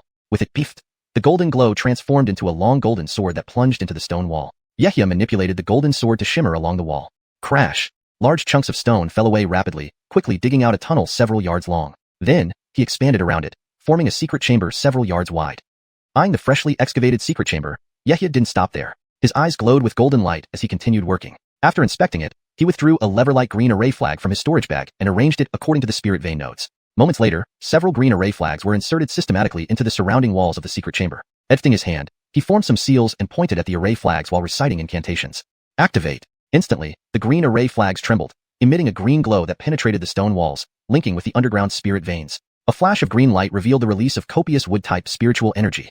Yehia nodded in satisfaction. Although the spirit veins of Jinxiao Mountain were of the metal attribute, they could still be converted into wood-type spiritual energy using transmutation arrays. This place was perfect for the spirit body to undergo closed retreat. He also set up an array to block mental probing in this secret chamber. After a busy session, Yehia stopped, waved his hand, and the spirit body appeared inside the secret chamber. He then turned and left, confident that the spirit body was settled. It was time for him to visit his master and see if he could offer any assistance. In the blink of an eye, Yehia walked out of the cave residence calmly, sweeping his sleeve and transforming into a streak of green light soaring into the sky, heading towards the peak where Edu Ruyu resided. Standing on the Jade Ruyi, the scenery below flashed by rapidly. Now at the Foundation Establishment's 6th layer, Yehia was considered a deeply cultivated advance within the sect. Coupled with his youthful appearance, people dared not dare to underestimate him. Note: Ruyi is directly transliterated as it seems to be a specific artifact name that doesn't have a direct English equivalent. Encountering qi condensation disciples who respectfully gave way and Foundation Establishment peers who greeted him politely, Yehia soon landed on top of a verdant peak. Raising his hand, the Jade Ruyi transformed back into a green glow and returned to his sleeve. Note: Ruyi is a term that doesn't have a direct English translation and seems to be a specific artifact in this context. For fluency, it might be better to refer to it by its function or appearance if known, or keep it as if it's meant to be a unique object within the story. For better fluency and natural reading, I would suggest encountering qi condensation disciples who respectfully gave way and Foundation Establishment peers who greeted him politely, Yehia soon landed on top of a verdant peak. With a raise of his hand, the jade talisman transformed back into a green glow and returned to his sleeve. Facing the familiar cave residence, he took a deep breath and marched forward. Reaching the entrance of the cave residence, Yehia paused, clasped his hands, and called out respectfully. Disciple Yehia has returned to the sect, specifically to pay respects to Master. With these words, the stone door of the cave residence slowly creaked open after a brief moment. A familiar figure stepped out. It was Baron Eden, whom he hadn't seen in a long time. Smiling warmly, Baron Eden greeted. Master Brother Eden, you have finally returned. I was starting to consider making a trip out of the sect to bring you back if you hadn't returned from Golden Flame City. Yehia smiled courteously in response. How could I dare to trouble you to come personally? As a disciple, how could I delay Master's Golden Core celebration? I was just tied up with some cultivation matters, causing my return to be a bit delayed. Chapter 245, Perception. Baron Eden had intended to exchange a few pleasantries, but his eyes suddenly gleamed as he noticed something, and he looked at Yehia with surprise and uncertainty. Hey, Stone, you've already reached the 6th layer of Foundation Establishment? That's remarkably fast. Weren't you only at the 4th layer just over a year ago? Armin has also advanced into the later stages of Foundation Establishment. I merely had some good fortune in obtaining a few spiritual materials and refining quite a number of second-tier spirit pills, allowing me to cross 2 minor realms. It's rare for someone to obtain materials that enable crossing 2 minor realms. Stone, there's no need to be modest. Almost forgot, Master heard you've returned and is eagerly waiting inside to see you. Let's not waste any time. Yehia nodded and followed Baron Eden into the cave abode. The interior layout remained as it was before. They walked through a corridor about 15 feet long and entered an elegant hall. On either side were wooden stands holding several pots of light yellow spirit herbs, which emitted a fragrant aroma that brought calmness to the mind. Sitting by a deep green round table on the right side of the hall was a beautiful woman in a light green gown. Her beautiful eyes flickered as she smiled and examined him. Yehia hurriedly bowed respectfully, sincerely offering praise. Disciple Yehia pays respects to Master. Congratulations on advancing to the Golden Core stage. From now on, may your path toward immortality be smooth and prosperous. Edu Ryu's gaze flickered, and her eyes revealed a contemplative expression as she spoke softly. Rise. I truly didn't expect that a cultivator at the 4th level of Qi condensation would reach the 6th level of foundation establishment after just 20 years or so. This doesn't seem like the cultivation speed of a cultivator with 4 spirit roots. Otherwise, I wouldn't have placed you in the outer sect back then. Though her words did not carry any spiritual energy, they still caused Yehia to feel a shock in his heart, perhaps due to the natural fear one feels in the presence of a higher-ranked cultivator. Yehia clasped his hands and responded word by word. Reporting to Master, Disciple started practicing alchemy since the Qi condensation stage, showing considerable talent in the Tao of alchemy, which enabled rapid progress. After entering the foundation establishment stage, I encountered the opening of Dolores Cave and a few other opportunities, bringing me to the 6th layer of foundation establishment. Baron Eden glanced around, sensing that the atmosphere was slightly off, and lightly explained on Yehia's behalf. These words are true. According to Master's orders, I personally recommended Stone Eden to Foshan for guidance. Armin Shepard from the Alchemy Hall also told me that Stone's alchemical talent far exceeds that of ordinary cultivators. Edu Ryu's expression remained unchanged, her gaze shifting from Yehia to Baron Eden. She waved her hand lightly and said softly, Baron Eden, go down first. Your master wishes to speak to Stone Eden alone. Kiefer's master. Baron Eden was puzzled, but dared not ask much out of respect for the master's authority and obediently retreated. After Baron Eden left the cave abode, Edu Ryu continued to scrutinize Yehia with a penetrating gaze, seemingly able to see through his secrets. Yehia felt an invisible pressure, making him extremely uncomfortable, but he could only stand there obediently. After a moment of deliberation, Edu Ryu stared at Yehia and inquired again. I also received news from Jinhua City that you recently escaped from under the command of Qinghua Sect's true person Aaron? Yehia gave a bitter smile and replied respectfully. Reporting to Master, it wasn't true person Aaron's true self but one of his avatars, who only had late-stage foundation establishment cultivation. Disciple was fortunate enough to escape. Edu Ryu looked at Yehia meaningfully, pondering for a moment before slowly saying, even an avatar is not easily defeated by ordinary foundation establishment cultivators. To escape successfully indeed demonstrates exceptional means. Just as Yehia was about to be modest, Edu Ryu glanced at his sleeve and sighed lightly, her gaze then drifting towards the distance with a hint of reminiscence. However, it's better not to cultivate blood Dao techniques. In the future, it might drag you down. Aside from that, the Golden Core Heavenly Tribulation might become several times harder. Our Ediang sect officially does not prohibit disciples from cultivating such techniques, but does not advocate them either. Blood Dao secret arts advance quickly but easily leave gaps in both mental state and cultivation level. Once gravely injured, years of cultivation can vanish in an instant. Upon hearing this, Yehia's face changed dramatically, marveling at the perceptiveness of a Golden Core cultivator, even detecting the slight blood aura left in his sleeves. Listening to the earnest advice, Yehia's expression changed slightly, and he bitterly replied, well, didn't expect Master to notice. I thought I had put away the magical tool. Rest assured, Master. My primary practice is still the Jin-Yang decision of the sect. The essence blood gathered from the blood Dao secret art will all be used for refining elixirs, not directly ingested to boost my cultivation. Hearing this explanation, Edu Ryu's expression improved significantly. She looked back at Yehia and said warmly, since you understand, I won't say more. After all, you've achieved this cultivation through your own efforts. Be cautious in the future and use them sparingly if at all possible.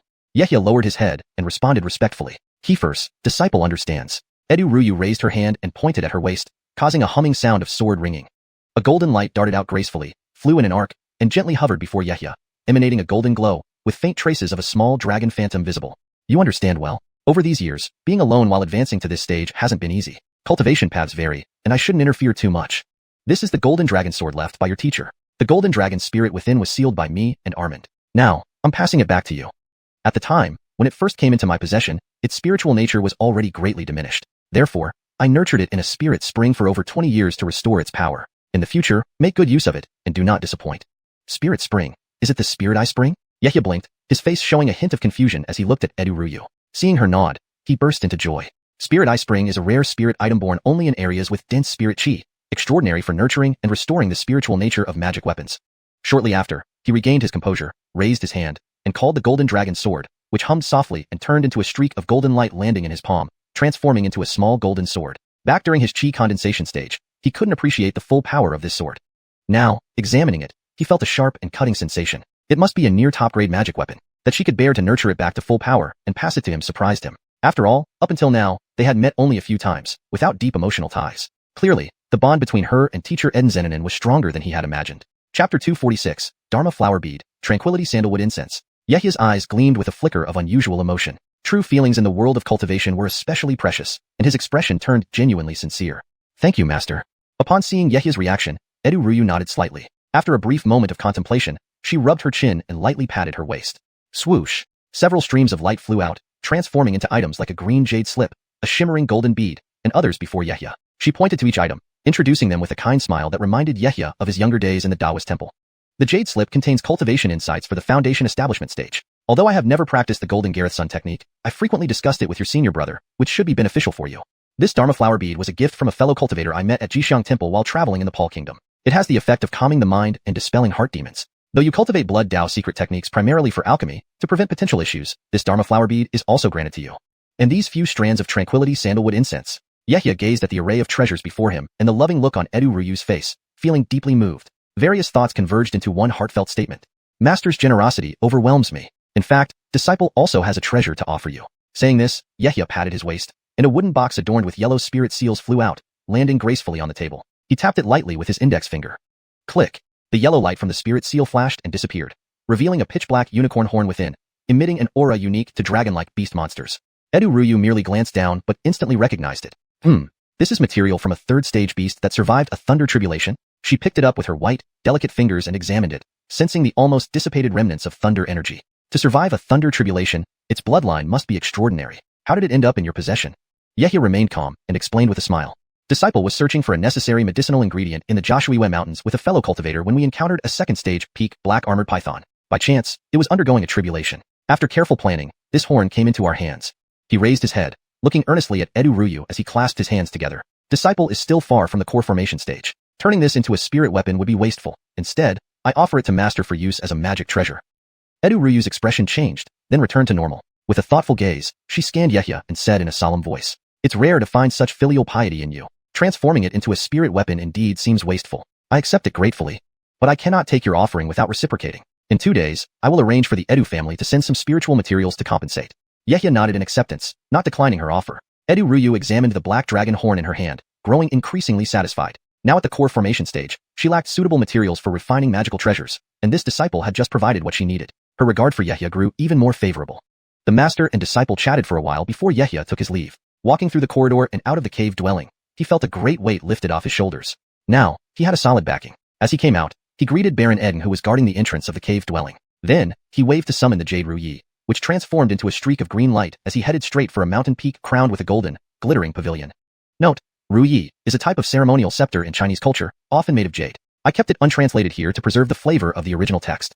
After advancing to the foundation establishment stage, he rarely stayed in the sect, so there were many things he needed to look up in the scripture pavilion. After a couple of hours, Yehya left the scripture pavilion, now with several engraved jade slips in his storage pouch. Back in his cave dwelling, he entered the cultivation chamber and brought out the treasures bestowed by Edu Ryu. Pinching the faintly glowing Dharma flower bead between his fingers, it was not a typical cultivator's artifact. According to its aura fluctuations, it was approximately equivalent to a mid-grade spirit weapon. Focusing his divine senses, Yehya immediately sensed a peculiar energy. It wasn't purely metallic chi but something different mixed in. The specifics eluded him, but holding it did have a tranquilizing effect, bringing mental clarity and a faint sound of monks chanting. Paul Kingdom, Xiuxian Temple. Yehya recalled Edu Ryu's introduction, a gift from a Buddhist practitioner. It was said that they cultivated faith power alongside spiritual energy, gaining extraordinary abilities upon success. They also had strong suppressive powers against demonic techniques and beast tribes. Reflecting on this, Yehya absorbed these thoughts and kept the bead close. He then examined the other treasures, including the tranquility sandalwood incense, lighting one strand which immediately filled his mind with clarity. Verifying their uses, he stored everything carefully in his storage pouch and began reading the cultivation insights. There were valuable notes about the Golden Gareth Sun technique and reflections on wood elemental cultivation methods, indicating his master-practiced wood elemental techniques. Yehya read with interest, brewing himself a pot of spiritual tea, sipping it as he continued. About half a month later, a communication talisman flew in from outside the mountain peak and zipped directly into Yehya's cave dwelling. Grabbing it, he sent a thread of divine sense into it, instantly grasping the message. Rising hastily, he donned a new white robe and summoned a water mirror to tidy his appearance before heading out, excitement barely contained. Simultaneously, 3 resonant bell sounds echoed from deep within the sect. Yehya rode the Jade Ruyi, flying swiftly and encountering waves of powerful cultivators, leading younger disciples ahead. Note: Jade Ruyi seems to be a name for an artifact or tool used by Yehya. In this context, I translated it directly as Jade Ruyi. If there's a specific term or description you prefer for this item, please let me know. For better fluency in English, we can change Jade Ruyi to a more descriptive term if needed. For now, I kept it as is to maintain consistency with the original text. Please confirm if you want to keep Jade Ruyi or use another term. Today was a joyous occasion for Edding sect, the celebration of a core formation advance. Only those of significant standing were invited.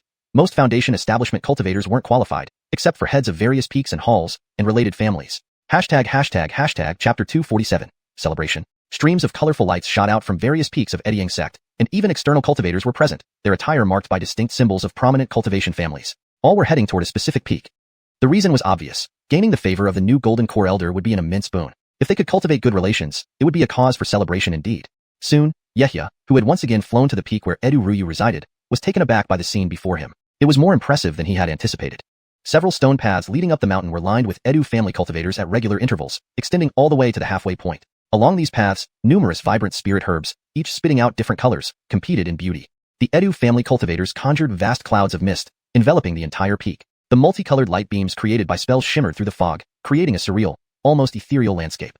More strikingly, several unknown, gorgeously colored spirit birds soared and circled around the mountainside, occasionally singing and adding to the immortal-like ambience. At some point, a wide plaza had been carved out of the mountain's halfway point, with several magnificent pavilions erected. These pavilions shone brightly under the splendid light, painting a beautiful picture. All cultivators attending the celebration respectfully landed at the foot of the mountain, and several small paths leading to the halfway point were manned by receptionists. The attendees invited to this event were all influential figures, either heads of various halls within the sect or clan leaders from cultivation families. Even the personal disciples of each Golden Core Elder attended, bringing heavy gifts as homage. Golden Core cultivators enjoyed a lifespan of 500 years. While they might not witness changes on the scale of the sea turning into mulberry fields, they could ensure the Edu family's lineage would continue for centuries and maintain Edding sect's esteemed position in Jerome Kingdom's cultivation world. As Yehia descended, he saw Baron Edding standing spiritedly at the gate, welcoming guests with warm greetings. With his late Foundation establishment cultivation and the status of being a Golden Core Elder's direct disciple, Baron Edding held a high rank within the sect. Guests politely presented exquisite silk boxes filled with gifts and then stepped onto the stone paths leading up the mountain. On the other side, several Foundation establishment cultivators from the Edu family maintained order, carefully recording every gift on a register, noting their origin and the contributor. The Pill Hall Master Shepherd Chingyue presents his congratulations on Elder Edu's successful advancement to Golden Core, offering 3 water moon grasses from a 500-year-old plant and 5 heart fire orchids from a 400-year-old plant. The deputy head of the artifact hall Hamza Ricardiglin congratulates Elder Edu on reaching the Golden Core stage, specially offering a 1,000-year-old fiery crystal. Phalon Clan's patriarch Phalon Baronanzan presents 5 300-year-old spirit herbs and 1 500-year-old chi-replenishing ginseng. Senior Elder Bennett Chongqing of the Bennett clan offers a high-grade second-tier wood attribute demon core and 3 low-grade second-tier demon cores. One by one, the exquisite silk boxes were opened, with Edu family cultivators loudly announcing the details of each gift. Yehia noticed something interesting. The higher the value of the gift, the louder the announcement. Conversely, if the gift was ordinary, the announcement barely carried beyond a few dozen feet. This made many cultivators aware of the situation, leading them to secretly add more valuable items to their gifts on the spot, ensuring their presence did not fall short. Watching the commotion, Yehia's eyes flickered, feeling a mix of emotions stir within him. Golden Core cultivators were usually rare sights, and many disciples never encountered them in their lifetimes. The gap in cultivation was difficult to gauge, but the difference in status was glaring. So many cultivators came just to catch a glimpse of the Golden Core Elder and perhaps make an impression. He thought to himself that if he ever reached the Golden Core stage, he would throw a grand banquet and invite many guests, adding a special condition, that the cultivator who brings the best gift would receive personal guidance from him. This would certainly spark intense competition among the attendees. Lost in thought, Yehia couldn't help but smile. Soon, it was his turn. Yehia slowly approached, and Baron Edding, upon seeing him, immediately pulled him aside and whispered a few instructions to a Edu family cultivator before personally guiding Yehia up the mountain. Oni, after the celebration will be your initiation ceremony. Remember, this is the first time Master has accepted a disciple after becoming a Golden Core Elder. Do not embarrass us, Baron Edding reminded in a low voice. Yehia nodded casually. I understand, Armand. Rest assured, I won't let down Master. Seeing Yehia's nonchalant attitude, Baron Edding shook his head slightly, concern etched on his face as he revealed alarming news. It's not that. Just now, Master transmitted a mental message to me. Someone intends to harm you during the initiation ceremony. Yehia frowned, puzzled. Attack during the ceremony? Who dares be so bold? Baron Edding paused, checking the surroundings to ensure no one was nearby. He led Yehia to a secluded pavilion and continued. The Golden Core Elders are not united. Various clans support each other, controlling key positions within the sect. Do you know the Cyrus family? Yehia hesitated, shaking his head. I'm not from a cultivation family, so my knowledge of the sect's internal dynamics is limited. Baron Edding looked around again, ensuring they were alone, then tapped his waist and took out a blank jade slip. With a tap of his finger, a thread of divine consciousness flowed into it, filling it with words. There's no time to explain everything, but the Golden Core Elder from the Cyrus family is hostile towards Master Edu and plans to take advantage of this celebration to undermine his authority. They might arrange for a junior to challenge you, likely the highly renowned Anatole. Here's some information about him for you to review. You need to give it your all and hold out as long as possible. When the time comes, Master will ask other Golden Core Elders to intervene and declare a tie, preserving everyone's dignity. This is the only plan Master has to protect the Edu family's honor. Without hesitation, Yehia took the jade slip and scanned its contents. After a moment of thought, a memory surfaced. Hadn't he met someone like this while guarding a medicinal garden? Anatole, could this be the senior brother with the wind affinity, heavenly spiritual root? Baron Eden nodded sympathetically. Kiefer's, that's him. You both are at the 6th layer of foundation establishment, but he has deliberately slowed his cultivation to build a strong foundation. Otherwise, with his exceptional talent, he might already be at the 8th or 9th layer. I understand. I'll do my best not to disgrace Master and the Edu family, Yehia said firmly. Despite the gravity of the situation, Yehia remained calm. His determined tone reassured Baron Eden, though it also left him slightly baffled. He couldn't help but wonder why Yehia seemed so unperturbed, almost eager, when facing such a formidable opponent. Back at the Heavenly Flower Cave, Baron Eden had witnessed Yehia's considerable strength, but facing a once-in-a-century genius with a unique spiritual root was no trifling matter. Kiefert, Yehia appeared unfazed. Chapter 248, Master Cyrus xiuxian. Baron Eden was puzzled but knew it wasn't the time for pressing questions. After a moment's contemplation, he hurriedly led Yehia towards the midway point of the mountain. The plaza built at the mountain waist was already bustling with over 100 foundation establishment cultivators and a few younger disciples who had accompanied their Vancess. Rows of banquet tables were neatly arranged, adorned with trays of various spiritual fruits, wines, and teas. People took their seats, congregating in small groups to quietly discuss the upcoming Golden Core celebration. Yehia was seated by Baron Eden at a table with fewer people. The surrounding individuals were all foundation establishment peers from Enyang sect. Seeing him personally escorted here, they were somewhat surprised. A well-built Kale in red robes curiously sized him up and politely inquired, cupping his fists in greeting. I am Danny Chongfeng, the Artifact Hall steward. May I ask who this junior brother is? Stone Danny, nice to meet you. I am Yehia, a steward of the Elixir Hall. Danny Chongfeng, hearing this, realized he hadn't heard of this junior brother before and asked again. Is Stone Eden related to the Edu family? Please forgive my ignorance. I haven't heard of the Eden family. Yehia shook his head, indicating he wasn't from a family lineage, without revealing more details. Seeing he wasn't a clan disciple, the crowd stopped asking and instead whispered amongst themselves about gossip. A dark-faced, thin man suddenly spoke in a low voice, looking secretive as he leaned toward a few nearby people. Did any of you seniors hear that after this celebration, there will be another show? Apparently Elder Cyrus plans to suppress the Edu family's pride after Elder Edu takes on a new disciple, so he has even brought out someone from seclusion. Everyone listened, immediately catching on, their eyes brightening as they responded. Suppressing pride? Is it Anatole? The thin man nodded with a smile, turning back to them. Kiefer's, precisely. After the celebration, there will be a new disciple acceptance ceremony. It should be interesting. The few around him also showed interest. A young man with a ruddy complexion remarked thoughtfully. Who knows which unlucky junior brother will lose face publicly just after being accepted under a Golden Core Vance. Listening to the conversations around the table, Yehia's gaze flickered, his heart stirred. This news had just spread today. He himself had only just heard of it. How did it become common knowledge so quickly? He suspected the Cyrus family disciples had worked hard to spread this information in secret. With a wry smile, he wondered how the actual confrontation would play out and whose pride would be truly harmed. Stone Eden, have you heard this news? Suddenly, a fellow disciple from the formation hall beside him asked. Yehia smiled and shook his head, indicating he had only just learned about it. They began speculating on the identity of this new personal disciple. Generally, Golden Core Vancess chose disciples from families allied through marriage. This time, however, no word had been released, leaving everyone clueless, a strange turn of events. Yehia noticed other disciples spreading the same news. It wouldn't be long before the entire assembly of 100 or so guests would eagerly anticipate what came after the celebration rather than focusing on the event itself. As time passed, Yehia's table filled up, and he encountered a couple of familiar faces among his peers. Alric, Eden, and others had all reached the middle stage of foundation establishment, an achievement worth pride considering their ages. However, upon seeing Yehia had already reached the 6th layer of foundation establishment, their joy was somewhat diminished. Nevertheless, due to their shared friendship and some inside knowledge, they treated Yehia warmly, inviting him to share cultivation insights in the future. After over an hour, the lively square suddenly fell silent. All the cultivators sensed something simultaneously, standing up together, their gazes respectful, bowing deeply toward the upper level. We greet the Vancess. Several rays of light emitting a golden core pressure swiftly descended from the peak, stopping gracefully before the gathering. Leading the group was none other than Yehia's master, Edu Ruyu, dressed in her usual light green qipao, walking elegantly with a cool expression in front of the assembly. All juniors, please rise. Edu Ruyu waved her hand, smiling faintly. Joining her were several Golden Core Vancess, 2 white-haired old men, and a nearly 50-year-old woman. These were Vancess from families like the Bennett family and Hamza family, allied with the Edu family, here to bolster Edu Ruyu's standing within the sect. To the far right stood a peculiarly obese Vance in a deep blue robe, holding a white duster, wearing a mystic crown, exuding one of the most powerful presences among them. With a slightly menacing demeanor, he was a Golden Core Vance from the Cyrus family. 3 centuries ago, he had fought 3 same-rank cultivators in a neighboring country, earning the title Master Violent Wind. Next to him stood a handsome, elegant middle-stage foundation establishment cultivator with a jade crown and a silver-threaded robe, radiating a transcendent aura. The assembly paused, realizing another foundation establishment cultivator was among the Vancess. Kiefert earlier, all the lights flew down with similar speed, displaying a feature unique to Golden Core cultivators. Soon, they identified him as Anatole, a renowned wind attribute root cultivator within the sect, capable of floating and flying unaided at the foundation establishment stage. A few disciples whispered below, mixing among the Golden Core Vancess and receiving bows from so many peers. Doesn't he fear losing fortune? What's there to fear? As long as he cultivates safely, Senior Cyrus will eventually become a Golden Core Vance. It's merely sooner than expected. It's uncertain if he'll reach the Golden Core stage. Many exceptional talents fall short before then. You're twisting the facts. Several cultivators debated in hushed tones, even arguing briefly. Below, discussions buzzed while on stage. Things were equally lively. Master Violent Wind, despite his immense power, remained belligerent even during the celebration. He addressed Edu Ruyu rudely. Junior Aviana Edu, please expedite the celebration. Don't forget, I'm waiting for your personal disciple to challenge my grandson. This translation adheres closely to the original text, preserving style and structure while ensuring fluency and coherence in English. Chapter 249, Official Apprenticeship Ceremony. Edu Ruyu frowned slightly, but did not say much about his audacious behavior. In the world of cultivators, strength was paramount. Although she had reached the golden core stage, she was still in the early stages and hadn't yet established herself firmly within the sect. She gritted her teeth inwardly but responded politely. Armin Cyrus, please rest assured. The ceremony will not take too long.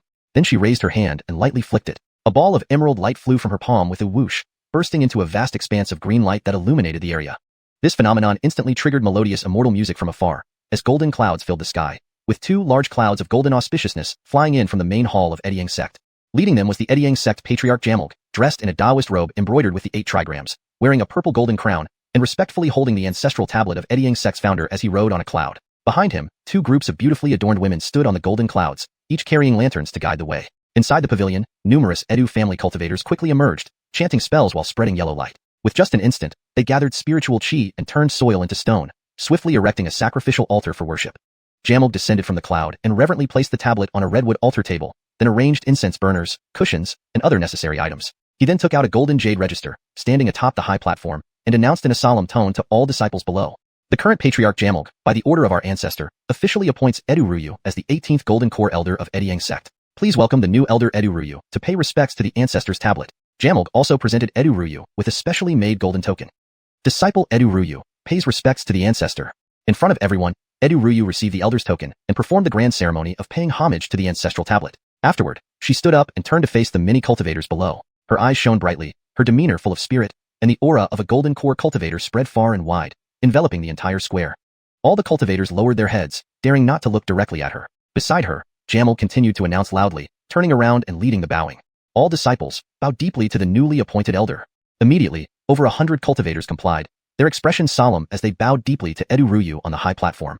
Disciples salute Elder Edu. The synchronized voices of the 100 Foundation establishment cultivators, resonating with spiritual power, echoed through the air, dispersing even the scattered clouds in the sky. The sound traveled far and wide, eventually fading beyond the gates of Edyang sect after traveling dozens of miles.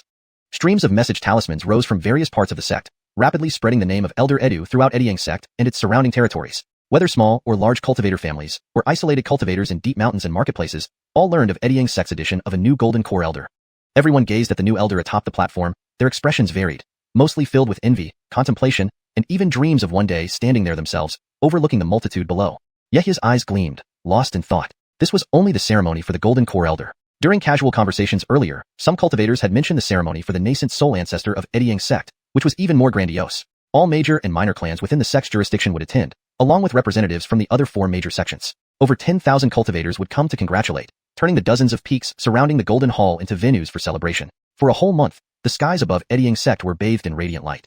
The golden core ceremony lasted about 15 minutes before Edu Ruyu declared it finished, and everyone returned to their seats. Noise resumed as the cultivators indulged in the feast, clearing away every piece of spirit fruit and spirit wine. Soon after, Edu Ruyu's ceremony concluded, and the ceremonial altar and round tables used for dining were cleared away. Typically, the cultivators should disperse, but thanks to the prior rumors, everyone knew that another major event was to follow. No one wanted to leave. Some cultivators were even called in, riding clouds or flying magical tools around the peaks, eagerly awaiting what came next. Unbeknownst to them, Yehya had already vanished from the square and entered the pavilion. Inside the pavilion, under the witness of several golden core cultivators close to the Edu family, Yehya respectfully prostrated himself 3 times and bowed 9 times in a traditional apprenticeship ceremony. He then offered a cup of tea, completing the ritual. It was here that he learned why Master Wildwind targeted Edu Ruyu. 4 out of 10 cultivation families and 7 out of 10 solitary cultivators within Edyang sect's jurisdiction had been wiped out during the 5-sect war. This left a vast amount of vacant territory and abundant cultivation resources. The sect needed to consolidate these resources, but conflicts arose between the Edu family and the Wind family due to their proximity. The Golden Core Vances also formed alliances, creating interest groups that led to deliberate suppression of the Edu family. After about 15 minutes, Edu Ruyu brought Yehya and others back out to the crowd. The originally noisy square fell silent, as everyone searched for unfamiliar faces near Edu Ruyu. Soon, Yehya's figure caught the attention of the crowd. Most Edyang sect Foundation establishment cultivators did not recognize Yehya, though a few did, with strange looks on their faces. Especially those who had conversed with Yehya moments earlier, their expressions were disbelief. Could it be that Disciple Eden is actually Elder Edu's new personal disciple? Alric, Eden, and others who knew Yehia were equally astonished. They knew he was closely associated with Baron Eden and the Edu family, but never imagined he'd be a personal disciple. They exchanged puzzled glances. Could it be that senior Aunt Edu specially sent Disciple Eden to train in the outer sect? Eden whispered to a Dax beside him. Father, I told you long ago that Disciple Eden is no ordinary cultivator. The Dax remained silent, fixing his gaze on Yehia. The crowd murmured, watching the seemingly ordinary Yehia standing there, unsure why a golden core Vance would take him in. Hashtag chapter 250, a friendly match. As the cultivators around the plaza buzzed with discussions, a sudden flash of green light erupted several dozen feet in front of Edu Ruyu and her companions. A gust of wind swept through, revealing two figures.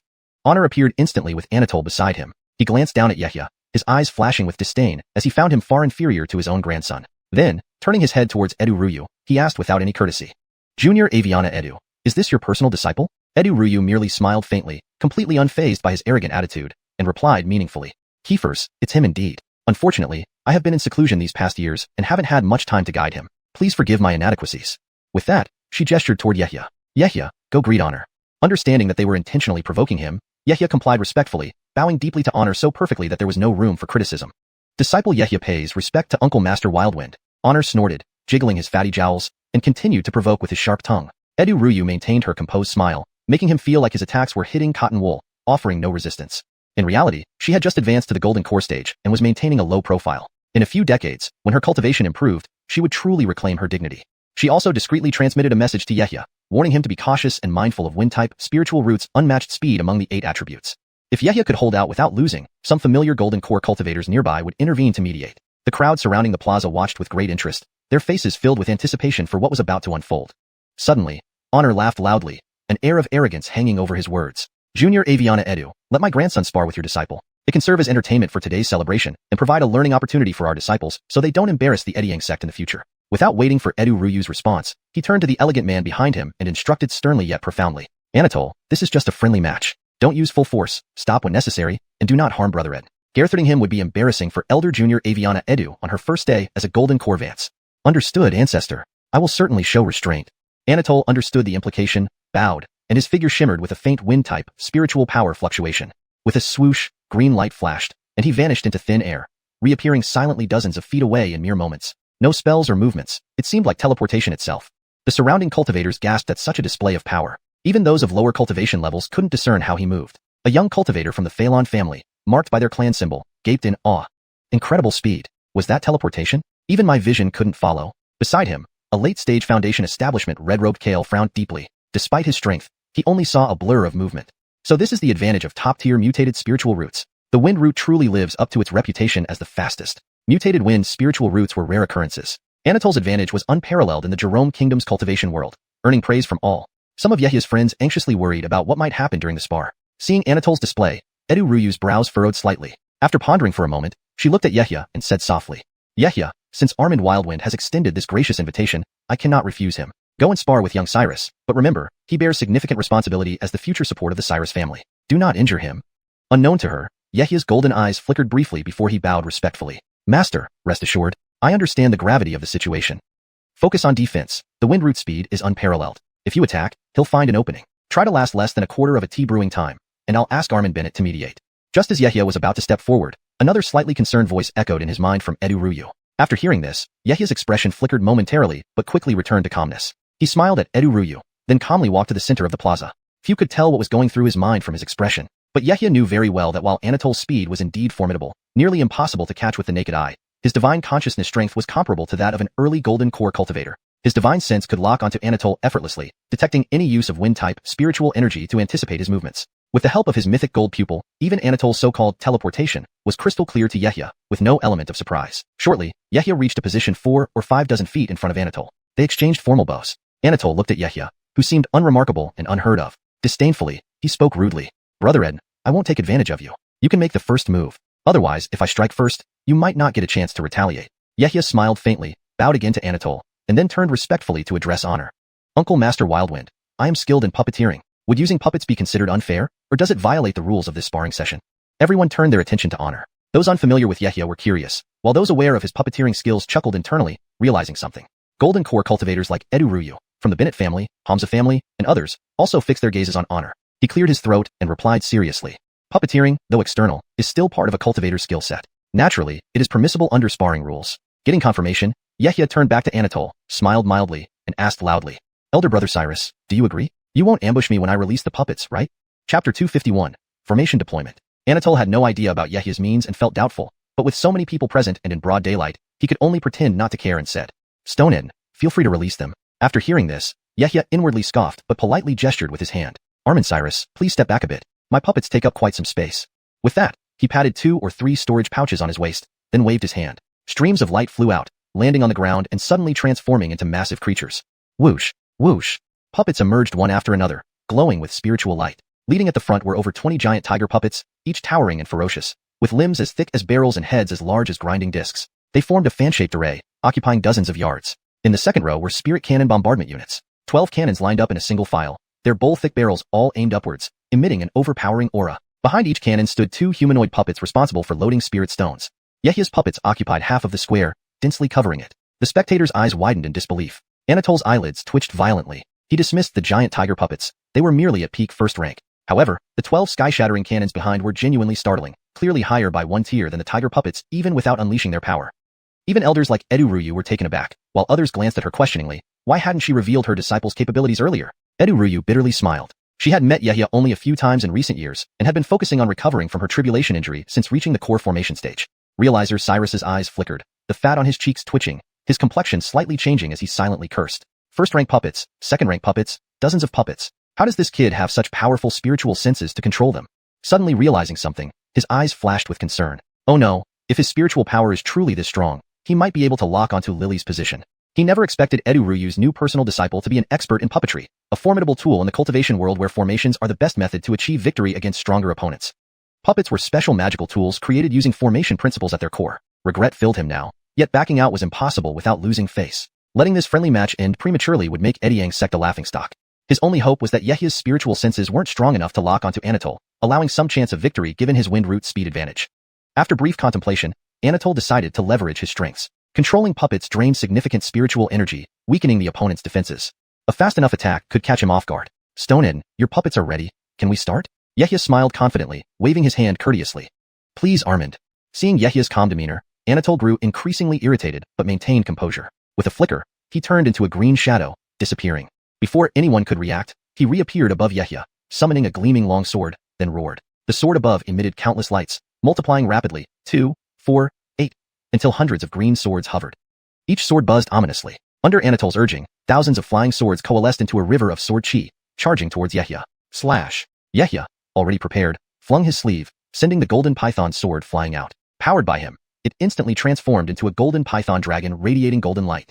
A dragon roar echoed as it charged towards the river of sword chi. Simultaneously, numerous sky-shattering cannons and tiger puppets lit up, preparing to unleash. Boom! The golden dragon plunged into the green river, countless sword shadows colliding with it, generating continuous explosions. Shortly, both gold and green lights dissipated, the swords returning to their respective Wyvansess. Their first clash ended in a draw, but Yehia's puppets could use this pause to launch another attack. Anatole smirked as multiple puppets locked onto him. His speed would ensure these clumsy machines couldn't hit him. Boom! Boom! As beams struck, Anatole inhaled deeply, infusing wind spiritual energy into his body, turning invisible. Reappearing dozens of yards away, Yehia's lips curved into a smile, then shifted his focus, directing all beams in a curve toward Anatole's unstable footing. Startled, Anatole's expression changed drastically. How is this possible? How did you know where I appeared? Attempting to dodge again, he found dense beams covering nearby areas, making escape difficult. Yehia's attacks came relentlessly, the sky-shattering cannons interspersed with tiger puppet beams, bombarding continuously for half a teacup time. Every attempt by Anatole to escape was interrupted by the continuous, dense beams, leaving him unable to summon any defensive items from his storage pouch. Boom! Boom! The deafening explosion sounded, each cannon equivalent to a Foundation Establishment Cultivator's strike. 3 tiger puppets combined also matched a Foundation Establishment's attack. These dozens of puppets acted like nearly 20 tireless Foundation Establishment Cultivators, launching relentless assaults.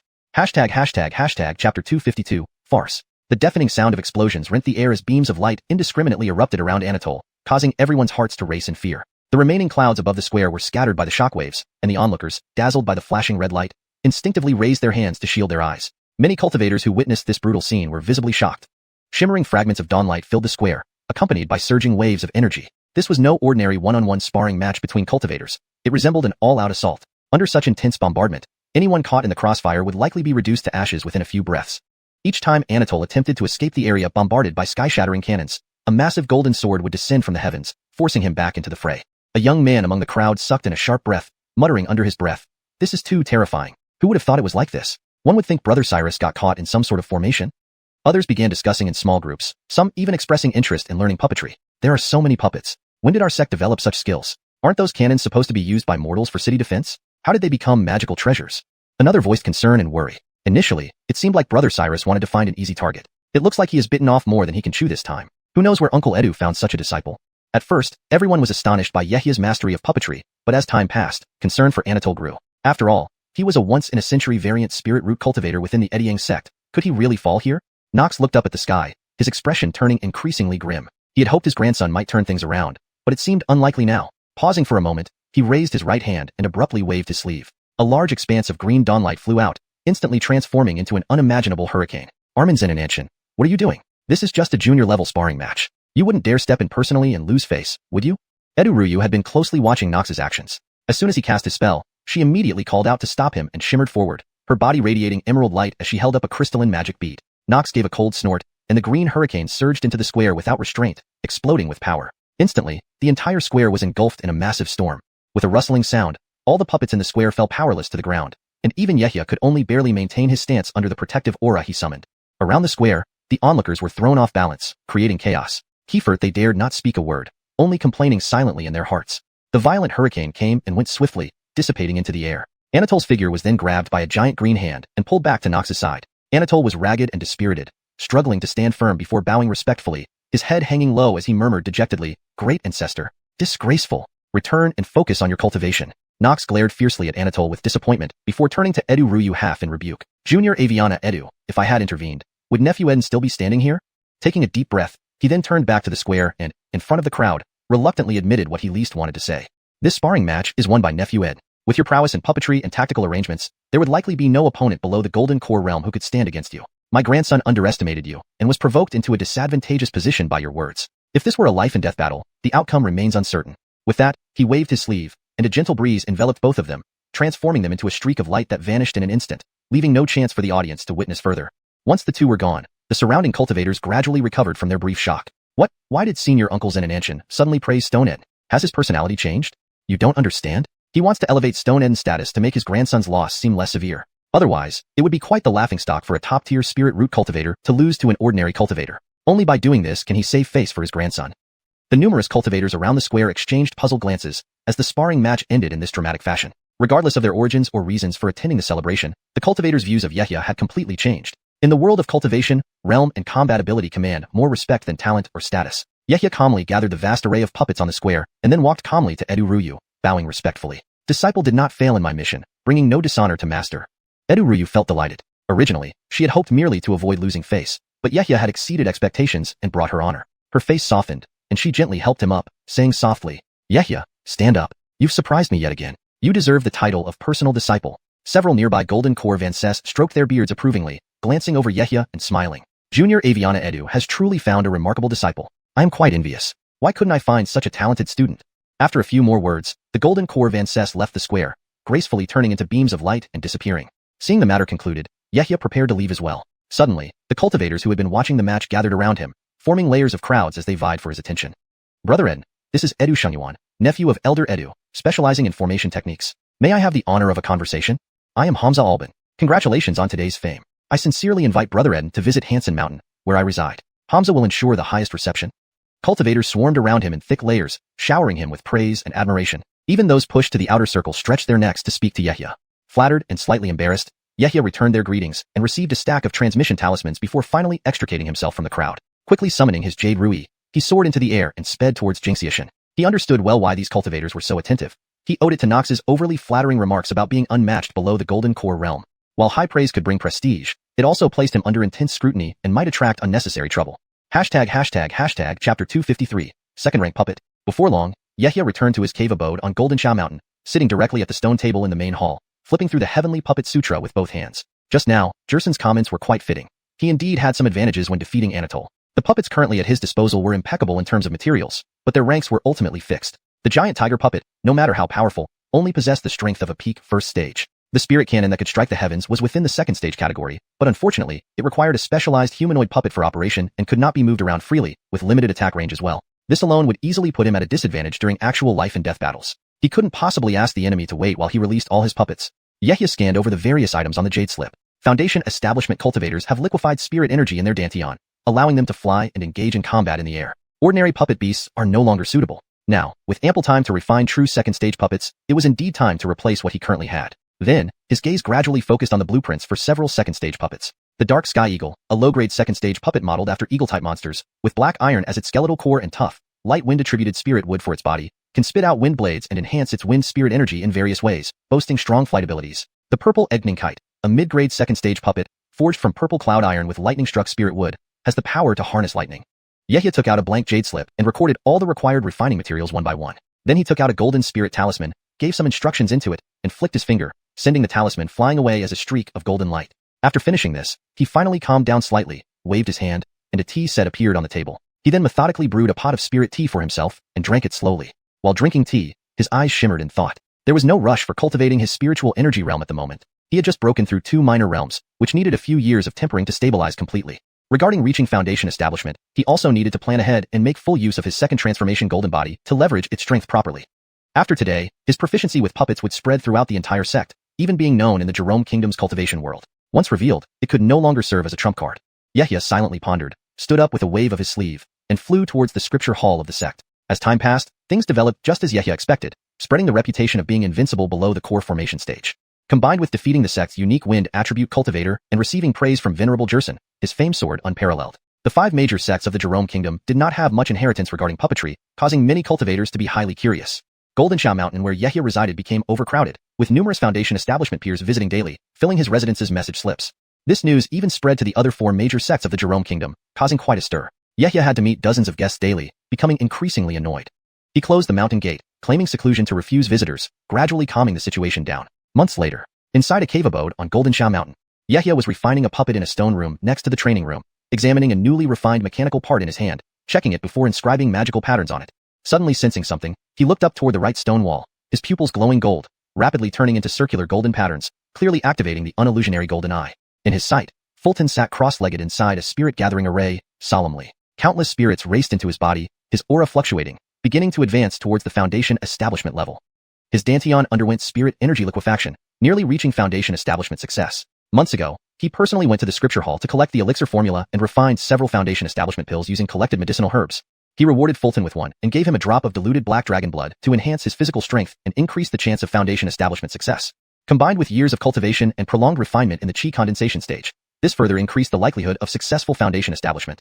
Yehia anticipated this outcome, casually glancing once before stopping. After Fulton's foundation establishment, he would be more useful in assisting Yehia. The chi condensation realm was too low to accomplish significant tasks. Shifting his gaze, he continued looking at the various mechanical parts he was refining. The materials for the Purple Eggning Kite were not fully gathered, so he started by refining some Dark Sky Eagle puppets.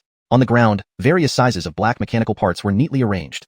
Black wings, sharp claws gleaming coldly, and a skeleton made of black iron, awaiting assembly once all parts were engraved with array patterns. Apart from daily spiritual energy refinement and puppet refinement, Yehia also used a special strengthening spirit liquid derived from black dragon blood to enhance his body, steadily increasing his physical strength without testing its true power yet. Yehia did not intend to display it publicly to avoid others knowing, intending to keep it as a trump card. It was rumored that during the era when physical cultivation was popular, many potent corporeal techniques circulated, complementing cultivators' treasures without inferiority. Unfortunately, the current cultivation world only had scattered records. After searching thoroughly in the Eddying sect's scripture hall, he only found some fragments for cultivation.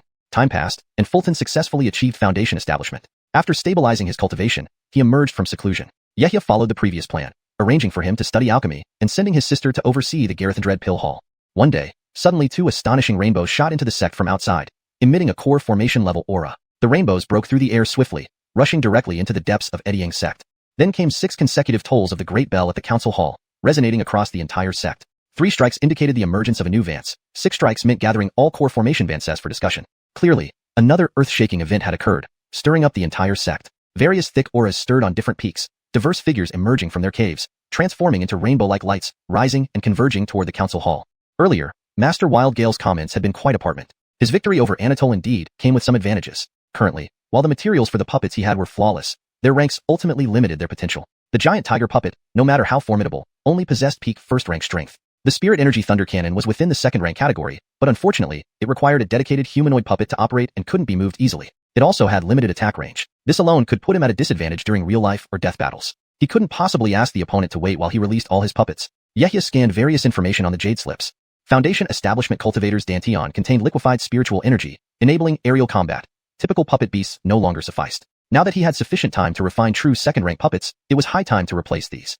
His gaze gradually settled on the manufacturing blueprints of several second-rank puppets. The Profound Sky Eagle, a lower-grade second-rank puppet emulating eagle beasts, made from black iron as its core framework and reinforced with light yet sturdy wind attribute spirit wood, capable of spitting wind blades and enhancing its physical abilities using wind spirit energy, possesses strong flying capabilities.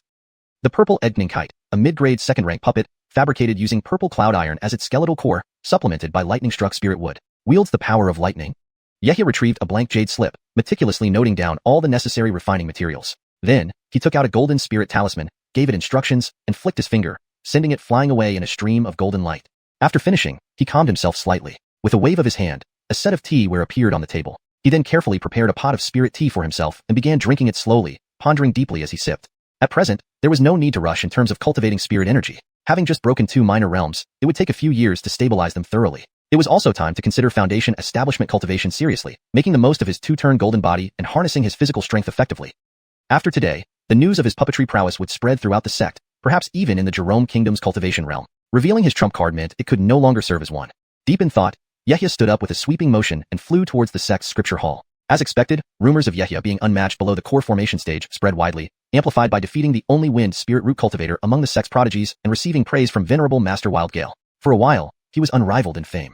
The 5 major sects of the Jerome Kingdom had little legacy regarding puppet techniques, so many cultivators were intensely curious. xiuxian was flooded with visitors daily. Countless Foundation Establishment disciples visited, and message charms filled his residence. Even this news faintly reached the other 4 major sects of Jerome Kingdom, causing a considerable stir. Seeing dozens of guests daily, Yehia grew weary and resorted to closing his mountain gate, claiming seclusion to avoid visitors, gradually calming things down. Several months later, in the cave abode on xiuxian, Yehia was in the adjacent stone room beside the cultivation chamber, refining a puppet. He examined a newly forged mechanism, checking it before inscribing an array pattern onto it. Suddenly sensing something, he looked toward the right stone wall. His pupils glowed with golden light, swiftly transforming into concentric golden rings. Clearly, his breaking delusion golden pupil was activated. Through his vision, Fulton sat solemnly inside a spirit-gathering formation in a stone room on the right. A flood of spiritual energy surged into him, his aura fluctuating as he advanced toward the Foundation Establishment stage. Within his dantian, the liquefaction of spiritual energy indicated impending success. Months ago, Yehia personally collected the elixir formula for the Foundation Establishment pill from the scripture hall, refining a few pills from gathered herbs. He rewarded Fulton with 1 pill and a diluted drop of black armor dragon blood to enhance his body and increase the chances of successful cultivation. With years of cultivation under his belt and extensive polishing at the chi condensation stage, the odds of successful Foundation Establishment were significantly boosted. Anticipating this outcome, Yehia barely glanced again, focused instead on the array of mechanical parts before him. He had not yet collected all the materials for the Purple Eggning Kite, so he started refining the Profound Sky Eagle puppets first. On the ground, various small and large black mechanical parts lay categorized, along with shimmering black wings and sharp claws. A frame forged from black iron awaited the completion of the array formations across each part before assembly. Nowadays, besides polishing his spirit energy daily and refining puppets, he also used special black armor dragon blood-infused strengthening liquids to temper his body, which grew stronger but whose true power remained untested. Yehia did not plan to display this in front of others, preferring to keep it as a hidden ace. Heard that during the era when body cultivators flourished, powerful bodily skills existed that could rival cultivators' magic treasures. Sadly, only fragmented records remained in the current cultivation world. After combing through Eddying Sect's scripture hall, he found only scraps of text to practice from. Time ticked by. Fulton successfully stabilized his new rank and emerged from seclusion. Yehia arranged for him to study alchemy according to the previous plan and sent his sister to oversee the Garethindred Elixirs Pavilion.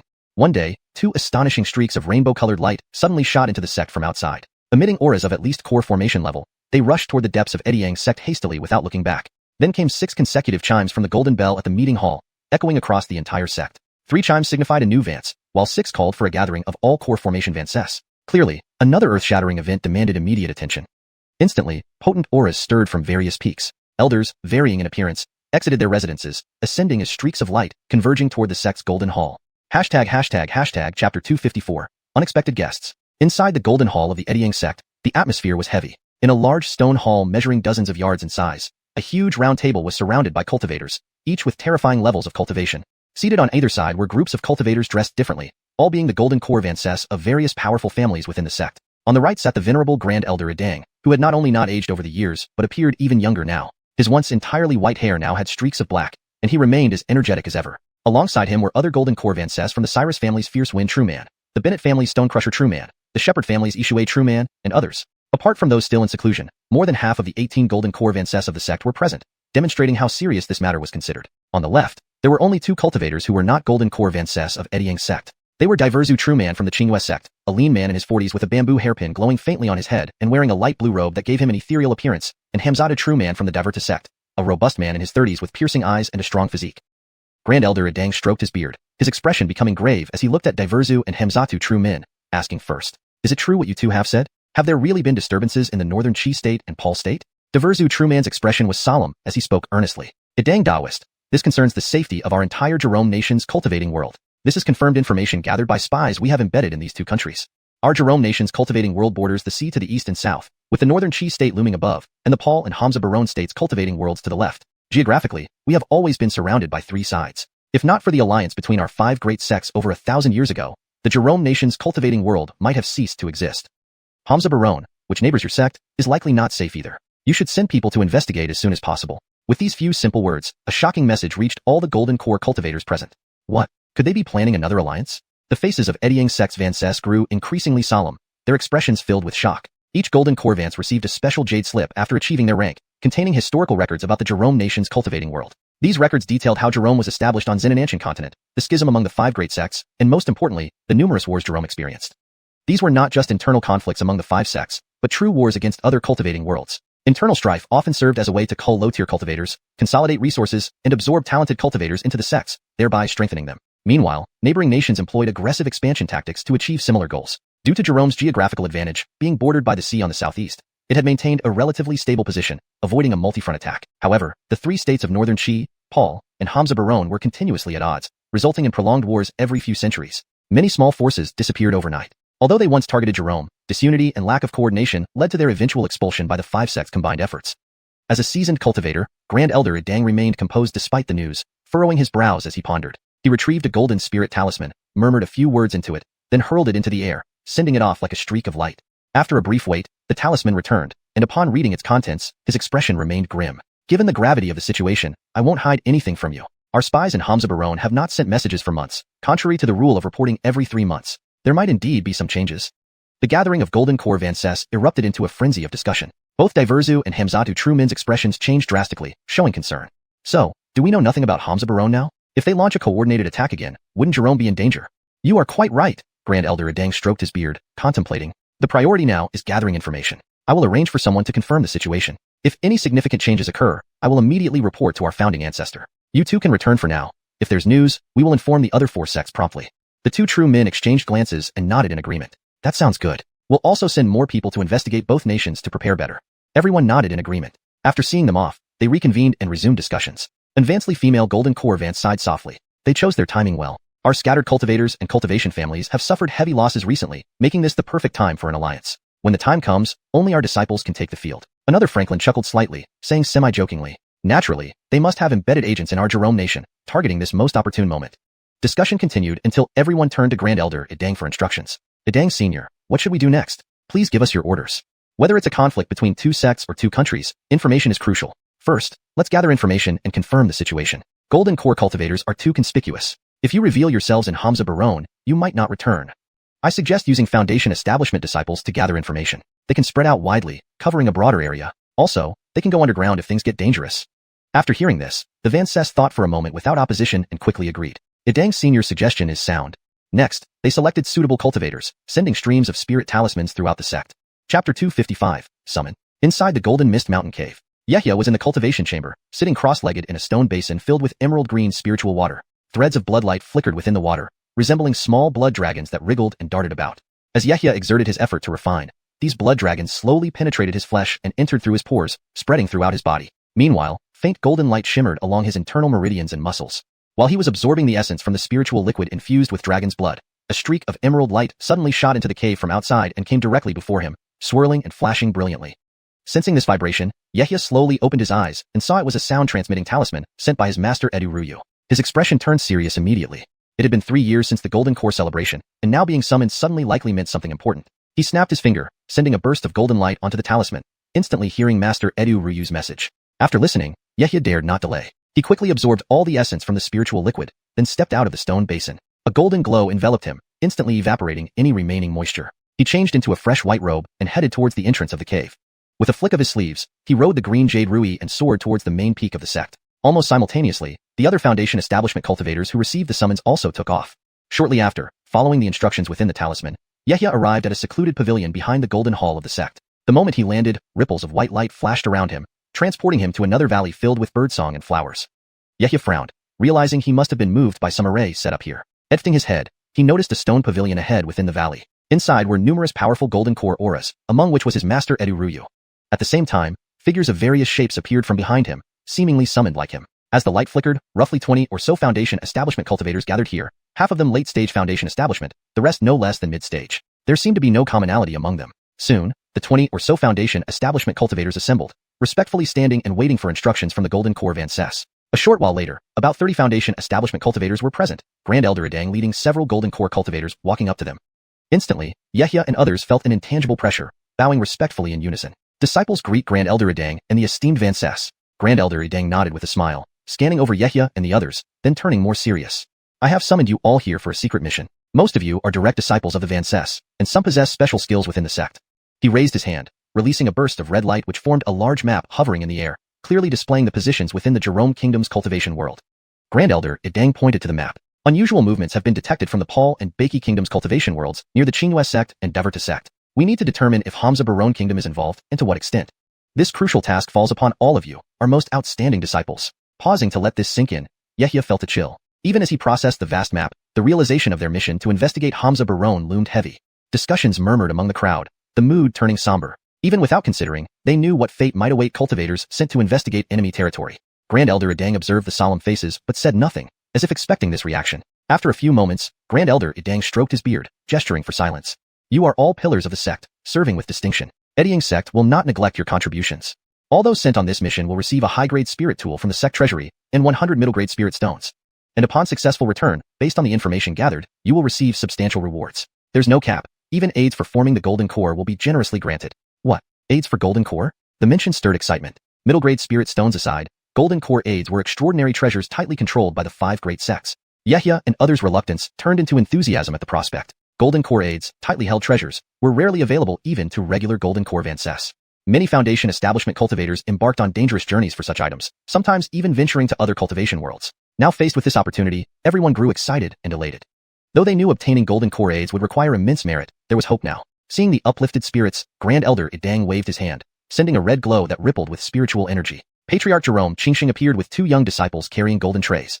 One tray held a large, ornate storage bag made of silver threads. The other had smaller, ordinary storage bags. Led by Patriarch Jerome Qingxing, the young disciples distributed the items. 1 high-grade spirit tool per person, selected randomly from the large storage bag, and 100 middle-grade spirit stones in the smaller bags. Translated using English names and maintaining original paragraph structure. Hashtag Chapter 256, The Mountain Inverting Seal. Yehia's gaze swept over the scene, observing his fellow disciples one by one picking their spirit artifacts. Most chose common items such as flying swords, shields, and rings, yet none appeared dissatisfied, all showing genuine satisfaction on their faces. After all, apart from a few cultivators who did not need to worry about spirit stones, most had to be frugal with whatever they earned, aside from what was spent on cultivation. Spirit stones were often kept in storage bags hung at their waists. It seemed that the sect placed great importance on this mission, offering a high-quality spirit artifact and 100 mid-grade spirit stones, which amounted to nearly 20,000 spirit stones, a substantial sum for any Foundation establishment cultivator. Soon, Jamalg approached Yehia with 2 young disciples carrying trays. Yehia glanced at the contents, hung the bag containing spirit stones at his waist, and then focused on the large storage bag made of silver threads. His divine sense probed the bag but was immediately repelled, indicating a special seal that prevented easy access. This prevented cultivators from knowing the quality of the spirit artifact within until it was chosen, as even among high-quality spirit artifacts, the level of spirit energy could vastly affect its value. Those that had been sealed with the essence of demon beasts using the transformation technique were especially precious. A plan formed in Yehia's mind as he reached inside the bag. Simultaneously, his divine sense, comparable to that of a core formation cultivator, entered, breaking through the seal almost effortlessly. A faint golden light flashed at the bag's mouth, revealing all the artifacts within his mind instantly. Spirited flying swords, various shields, and strange-looking spirit artifacts. Almost simultaneously, Jamalg turned to look at Yehia, realizing that the seal he had personally set up, an act that only a core formation cultivator should have been able to break, had been breached. His eyes narrowed, staring at Yehia thoughtfully. Seeing him hesitate, Jamalg chuckled lightly, saying playfully, "Stone Eden, why are you hesitating? All these artifacts are top-tier selections from the sect's treasure vault. Feel free to choose." Yehia gave a polite smile in response and picked out a heavy, square gold seal from the assortment of artifacts. Time was short, so he had chosen the one with the highest spiritual energy. Jamalg's expression changed upon seeing the seal, and he softly advised, "Stone Eden indeed has good fortune. This mountain inverting seal is the most precious among my selections. Though it lacks a demon beast essence seal, It is undoubtedly a powerful artifact. However, to activate it, you would need late-stage Foundation establishment cultivation. Do you wish to reconsider? No need, thank you for your reminder, Armand. I can control this item. Yehia laughed lightly and poured spiritual power into the seal, quickly refining it. With a flick of his finger, it transformed into a golden light and flew back into the storage bag. The term, powerful artifact, referred to larger-than-average spirit artifacts used primarily for direct attacks, ranking among the most powerful types of weapons. Due to their complexity, they enjoyed considerable fame in the world of cultivation. Jamal was surprised when he saw Yehia easily refine and store the artifact, realizing that his junior brother was not just skilled in divine sense, but also unexpectedly proficient in spiritual power. I've underestimated you, Jamal said with a faint smile, then led the two disciples to the next Foundation establishment disciple. In no time, nearly 30 Foundation establishment cultivators each received their respective treasures, mostly smiling contentedly. Elder Adang then handed them jade slips containing detailed maps of Hamza Barone Kingdom before allowing them to return and prepare for their journey via the sect's teleportation array. Upon exiting the mysterious valley, Yehia's figure reappeared under a green mountain peak, where Edu Ruyu directly brought him back to her cave dwelling. Faced with Edu Ruyu sitting on a green vine chair, Yehia was curious as to why she had specifically summoned him. He bowed respectfully and asked, Master, do you have something to instruct me? Elder Adang's map is somewhat crude. This one, which I obtained during my travels in Hamza Barone Kingdom, contains more detailed regional divisions and information on underground markets. You may use it if needed, Edu Ruyu explained, her eyes glinting with concern. She retrieved a green jade slip from her storage bag and sent it flying to Yehia. You will face many dangers on this journey. Do not reveal your identity. If you learn anything, it will benefit the sect. If matters cannot be handled, preserve yourself for future service. There's no need to rush. Yehia caught the jade slip, pausing momentarily as he pondered her words. Nodding in understanding, he replied, Disciple understands. After Edu Ruyu instructed further, Yehia left the cave dwelling, flipped his palm, and conjured a jade rui beneath his feet, soaring towards Jinxiao Mountain. Back at Jinxiao Mountain, Yehia retrieved 2 golden spirit talismans, whispered an incantation, and tossed them in different directions. Returning to the main hall, he brewed a pot of spirit tea, savoring it as he waited, lost in thought. If memory served correctly, the Heavenly Puppet sect once dominated the Hamza Barone Kingdom's cultivation world, and the Vance Ed who possessed his body originated from there a century ago. Given that he was heading to Hamza Barone Kingdom, it made sense to search for the remaining sections of the Heavenly Puppet canon. Since the old man was restricted by certain limitations from obtaining the puppetry techniques of the Heavenly Puppet True Master's lineage, Yehia did not share these concerns. He was determined to acquire the subsequent spells of the spirit splitting technique and the methods to create high-level puppets by any means necessary. However, he wondered if any remnants of the Heavenly Puppet sect still existed, or if they had completely perished over the past century. Yehia contemplated this. Chapter 257. Departure, Border. Soon, 2 figures entered the cave dwelling, Fulton and his disciple Ed Qingyue. Yehia looked at them, handing over a jade slip and a storage bag to Fulton for him to continue studying alchemy. As for Ed Qingyue, who was still in the late chi condensation stage, he wouldn't need to attempt to break through to Foundation establishment anytime soon. Yehia left him some pills for future cultivation. After giving instructions, Yehia waved them off and began reviewing the numerous jade slips left by the Vance surnamed Ed. The next day, after making all arrangements, Yehia left his cave dwelling, claiming he would be meditating in seclusion. In reality, he secretly flew toward the western side of the sect using a jade rui. Note, rui is a term that should be either fully translated or kept as rui, with an explanation if necessary. In this context, jade rui is appropriate and reads naturally in English. Before long, a 100-meter-high emerald peak appeared in sight. As he approached, ripples emerged ahead, and Yehia followed through. The mountain's waist revealed a massive black stone hall with a signboard that read, Transmission Hall. 2 late-stage chi condensation disciples stood guard at the entrance. Within, several Foundation establishment and 1 golden core presences could be sensed. Yehia approached, tapping his waist and retrieving a special token. I am here on Elder Adang's orders. A robust young disciple verified the token and understood immediately. Returning it to Yehia, he gestured them inside. Master Uncle N, everything is prepared. Please follow me. Entering the hall, they were met with a spacious stone chamber filled with various transmission arrays. Several chi condensation cultivators managed the arrays, while a registration desk was attended by a Kale in a yellow robe, a 7th-layer Foundation establishment cultivator with noticeable handlebar mustaches. The guard bowed to the man in the yellow robe and reported, Uncle Gareth's son, Master Uncle Eden wishes to be transported near the Hamza Barone border. Hearing this, the Yuri stood up and bowed to Yehia. Stone Eden, please step onto the second array to the right. This is a long-distance transmission, so take these 1-use transmission talismans, he said, handing over 2 white spirit talismans adorned with special patterns. Thank you, Armand Gareth's son, Yehia smiled, taking the talismans and stepping onto the array. He activated one, which encased him in a white light. The nearby cultivators chanted incantations, energizing the array. Transmit. A brilliant white beam enveloped Yehia, vanishing into space. After he left, several more cultivators arrived for transmissions to Hamza Barone. Announcing 30 Foundation establishment cultivators in seclusion mattered little among thousands. Who could guess they had quietly left the Jerome Kingdom? Surrounded by blinding white light, Yehia zipped through empty space toward the Jerome border. After a few breaths, the spatial force dissipated, and Yehia opened his eyes to a 7 to 8 jong wide stone hall, illuminated by hanging stone lamps. He scanned the area and walked out, pushing open a stone door to a winding staircase leading upward. Following the stairs for several dozen feet, he opened another stone door, entering a stone room where advancedly green-robed cultivators sat in meditation. Seeing Yehia, the old man hurriedly stood and bowed respectfully. Greetings, uncle. I am responsible for the transmission array here. The purple cloud market outside is just 30 miles from the Jerome border. Your high level might startle people, so please suppress your aura. Yehia nodded, reducing his pressure to the chi condensation level before stepping out. Bright light greeted him as he surveyed a small market nestled among mountains, mostly populated by chi condensation cultivators. Exiting the purple cloud market, Yehia found himself in the foothills. With a wave of his sleeve, a golden spirit sword materialized. Though only a high-grade magic weapon, it served its purpose. Using chi condensation energy, Yehia flew slowly toward Hamza Barone. Crossing a significant river in under an hour, he entered Hamza Barone territory. Hamza Barone featured many small hills, lakes, and rivers, abundant in water-based spiritual items. Surveying the landscape, Yehia felt movement ahead and descended to a stream beside rocks. A group led by a Foundation establishment cultivator and accompanied by late-stage chi condensation cultivators passed by alertly. Once they disappeared, Yehia considered the local information. Hamza Barone lacked fire and earth treasures but traded regularly with neighboring regions. These cultivators likely conducted illicit trades, and Yehia resumed his flight on the Golden Sword, enjoying the lakes and rivers along the way without urgency. The journey, scenic and peaceful, continued unhurriedly. Chapter 258, Soul Searching. A streak of golden light slowly flew towards the Hamza Barone kingdom. As it passed over a small lake, ripples suddenly appeared on the water's surface. Splash! A spray of water erupted as three figures shot out from beneath the lake, each holding a magical artifact and forming a triangular pattern, completely blocking Yehia's path ahead and behind. The leader was an early Foundation establishment stageman with a pockmarked face, holding a white jade ring in his hand that was already glowing with power. The other two were both at the late chi cultivation stage. They revealed no hint of mercy in their eyes, all staring intently at Yehia. Yehia naturally sensed their ill intent. His eyebrows furrowed slightly before he scanned the area, seemingly recalling something. A sardonic smile flickered across his lips as he lifted his head to calmly look at the leading pockmarked man and gently asked, "Elder and fellow Taoists, why did you stop me?" To Yehia's right stood a young man in blue robes, gripping a green bamboo-shaped magical artifact in his hand. Relying on their Foundation establishment cultivator's strength, he acted arrogantly, sternly questioning Yehia without any courtesy. "Enough chatter. Hand over all your spiritual treasures, and we may let you live. Otherwise what?" Yehia sneered, revealing a peculiar smile on his face, completely unperturbed by the threat. "You." The blue-robed man, seeing Yehia remain completely calm, momentarily didn't know how to continue. He could only cast a glance toward the leading pockmarked man. The pockmarked man glanced up and down at Yehia, carefully confirming with his spiritual sense that Yehia was indeed at the late chi cultivation stage. However, Yehia's demeanor was very inconsistent with this situation. Even if he had seen many big scenes before and remained unperturbed, there should at least be some fluctuation in expression. How could he remain so calm? Thinking of this, he exchanged glances with the other two cultivators. In an instant, all three activated their artifacts simultaneously, launching coordinated attacks toward Yehia. A white jade ring, a green bamboo staff, and a red long sword.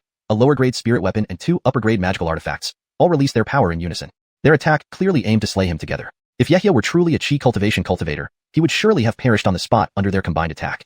Yehia remained calm, not even blinking as he stood on his golden spirit sword, body unmoving. His hands emitted a golden glow as he reached out to grasp the incoming artifacts. Seeing this, everyone was stunned. The pockmarked man widened his eyes, narrowing them coldly with a snort. Even if you're a hidden Foundation establishment cultivator, attempting to catch a powerful spirit weapon barehanded is still beyond your capabilities. In the next moment, the glowing white jade ring approached Yehia's head. Yehia's eyes instantly turned cold as his right hand shot out like lightning, firmly grasping the white jade ring and immobilizing it. With a wave of his right hand, bang bang, sounds echoed, sending the green bamboo staff and red long sword flying back. All three were instantly shocked. The pockmarked man's expression stiffened, his breathing hitched, his face drastically changed, feeling an inexplicable chill. Until now, he had never seen a cultivator who could catch a flying spirit weapon barehanded and remain unharmed. Immediately, a terrifying thought sprang to mind. He can't be a hidden golden core old monster, can he? Thinking of this, he immediately spurred his flying sword, fleeing madly forward without looking back. The other two cultivators also scattered rapidly in different directions. For a moment, 3 streaks of light fled in 3 different directions, demonstrating their Moa Chi cooperation. Edit. For a moment, 3 streaks of light fled in 3 different directions, showcasing their well-coordinated cooperation. Clearly, they realized after one strike that they could not possibly contend with Yehia and decided to flee immediately. Yehia watched this scene and, reaching into his storage bag, several small black objects appeared in his palm. With a casual flick, 3 beams of black light shot out, followed by sudden gusts of wind. Several black shadows rushed forward swiftly. Yehia waved casually, landing beside a pile of rocks below, finding a relatively flat spot to sit cross-legged. The pockmarked man turned around and, not sensing Yehia's aura pursuing him, he let out a sigh of relief. Suddenly, he heard the roar of a violent wind. Looking afar, a huge black eagle nearly 10 feet in size was rapidly approaching, its speed incredibly fast and its momentum fierce. His gaze shifted as he scanned with his spiritual sense. Seeing it almost catch up, he hurriedly pulled out a blue glow from his waist, another lower-grade spirit weapon transforming into a 2-foot-long green jade ruler, which glowed brightly as it smashed toward the black eagle's head. Just as the jade ruler soared through the air, the black eagle flapped its wings, bang!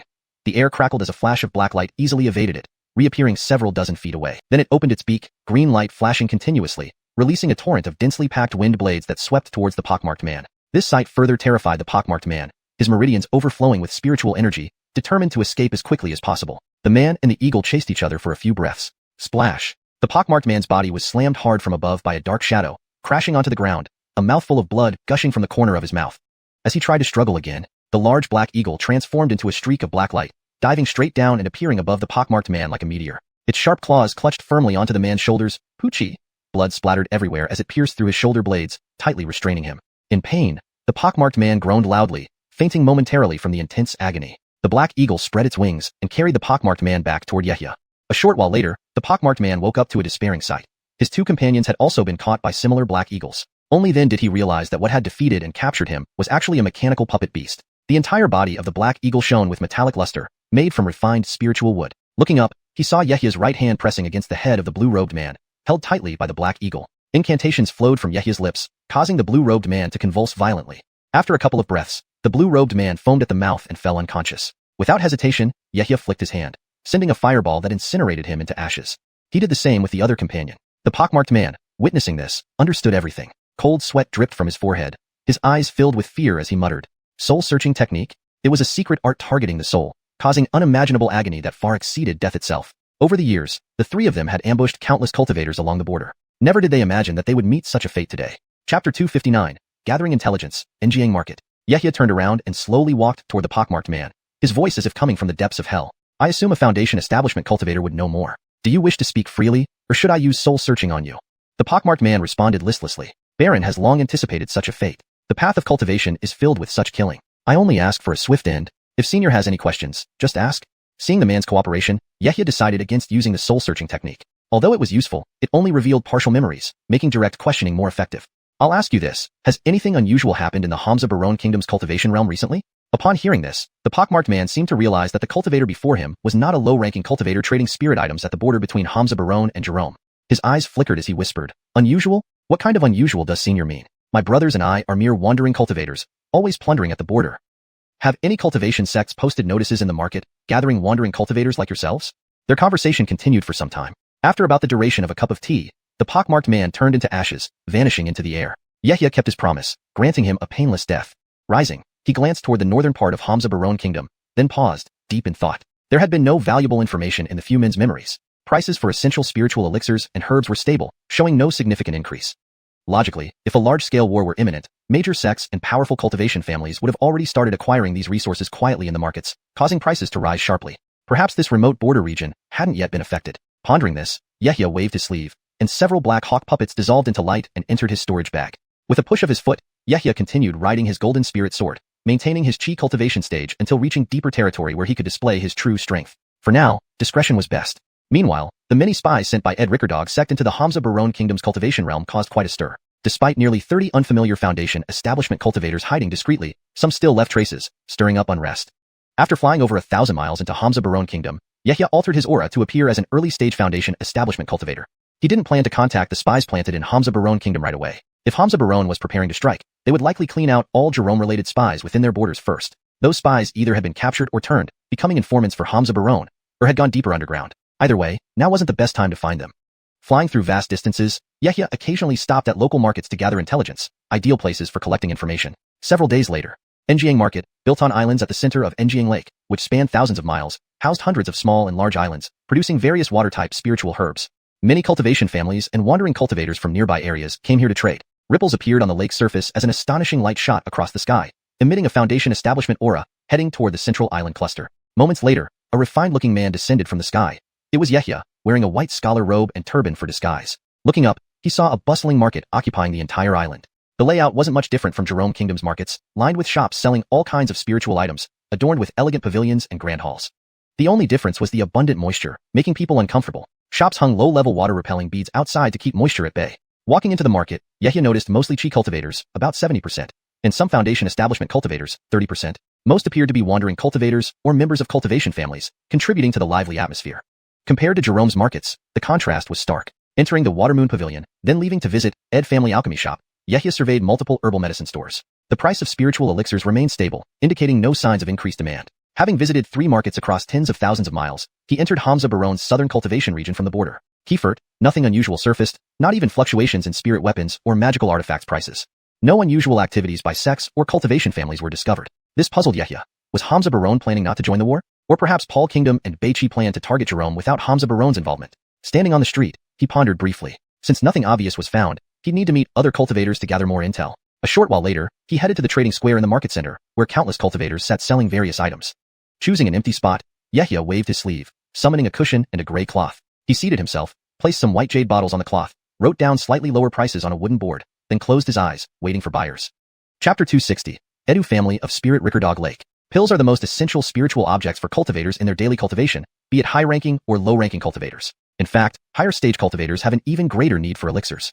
There's no doubt that second-stage spirit pills would be equally precious whether in the Jerome Kingdom's or Hamza Baron Kingdom's cultivation circles. Before long, Yahya's stall welcomed its first visitor, a Kale dressed in purple robes with the cultivation level of Foundation Establishment, second layer. He paused as he noticed the golden Baronin pill on display. Brother Taoist, may I take a look at this spirit pill? Yahya opened his eyes and glanced at him. The man was at the early Foundation Establishment stage despite his age, likely an itinerant cultivator or from a minor cultivator family. With a flash of his eyes and a calm demeanor, Yahya indicated for the man to pick it up. Upon hearing this, the purple-robed man hastily took a bottle of golden Baronin pills, poured one into his palm, scanned it with his divine sense, and then carefully inspected it before nodding with delight. Can Brother Taoist lower the price a bit? I wish to buy 3 bottles. Sure enough, Yahya thought to himself. It wasn't that he looked down on itinerant cultivators, it was just that the man likely had limited information, always being one of the last to know about events in the cultivation world. If he wanted to gather any significant news, he should find cultivators from major forces. 1 bottle for a minimum of 280 spirit stones. However, if Brother Phelan has any century-old spirit herbs, they could offset some of the cost. If you have herbs several centuries old, I'd be willing to refine an entire furnace of spirit pills for you besides trading. The purple-robed man chuckled awkwardly. He certainly didn't have any herbs centuries old. Patting his waist, he took out a few mid-grade spirit stones and a small pile of low-grade spirit stones and handed them to Yahya. Seeing this, Yahya was not concerned and handed over the other 2 bottles of golden Baronin pills. The purple-robed man turned and left. Yahya continued to sit quietly at his stall, completely unhurried. The spirit Rickerdog market attracted cultivators from within 10,000 miles. He sold spirit pills and purchased spirit herbs here. As a second-stage alchemist, it was worthwhile to make alliances and he would eventually encounter senior cultivators from local major powers. Time slowly passed. Over the span of a few days, Yahya sold 20 bottles of spirit pills and acquired over 10 century-old spirit herbs for future refining. Gradually, word spread throughout the market that a new alchemist was stationed in the square, selling spirit pills and collecting spirit herbs. Soon, many cultivators came to seek him out, including an old man in gray who brought his own spirit herbs, hoping Yahya could help him refine an especially rare second-stage healing spirit pill. To fully play his part, Yahya did not refuse, but even refined the pill right there in front of everyone. After a little over half an hour, there was a clanging sound as the lid of the alchemy furnace lifted. 5 shimmering pills flew into Yahya's palm.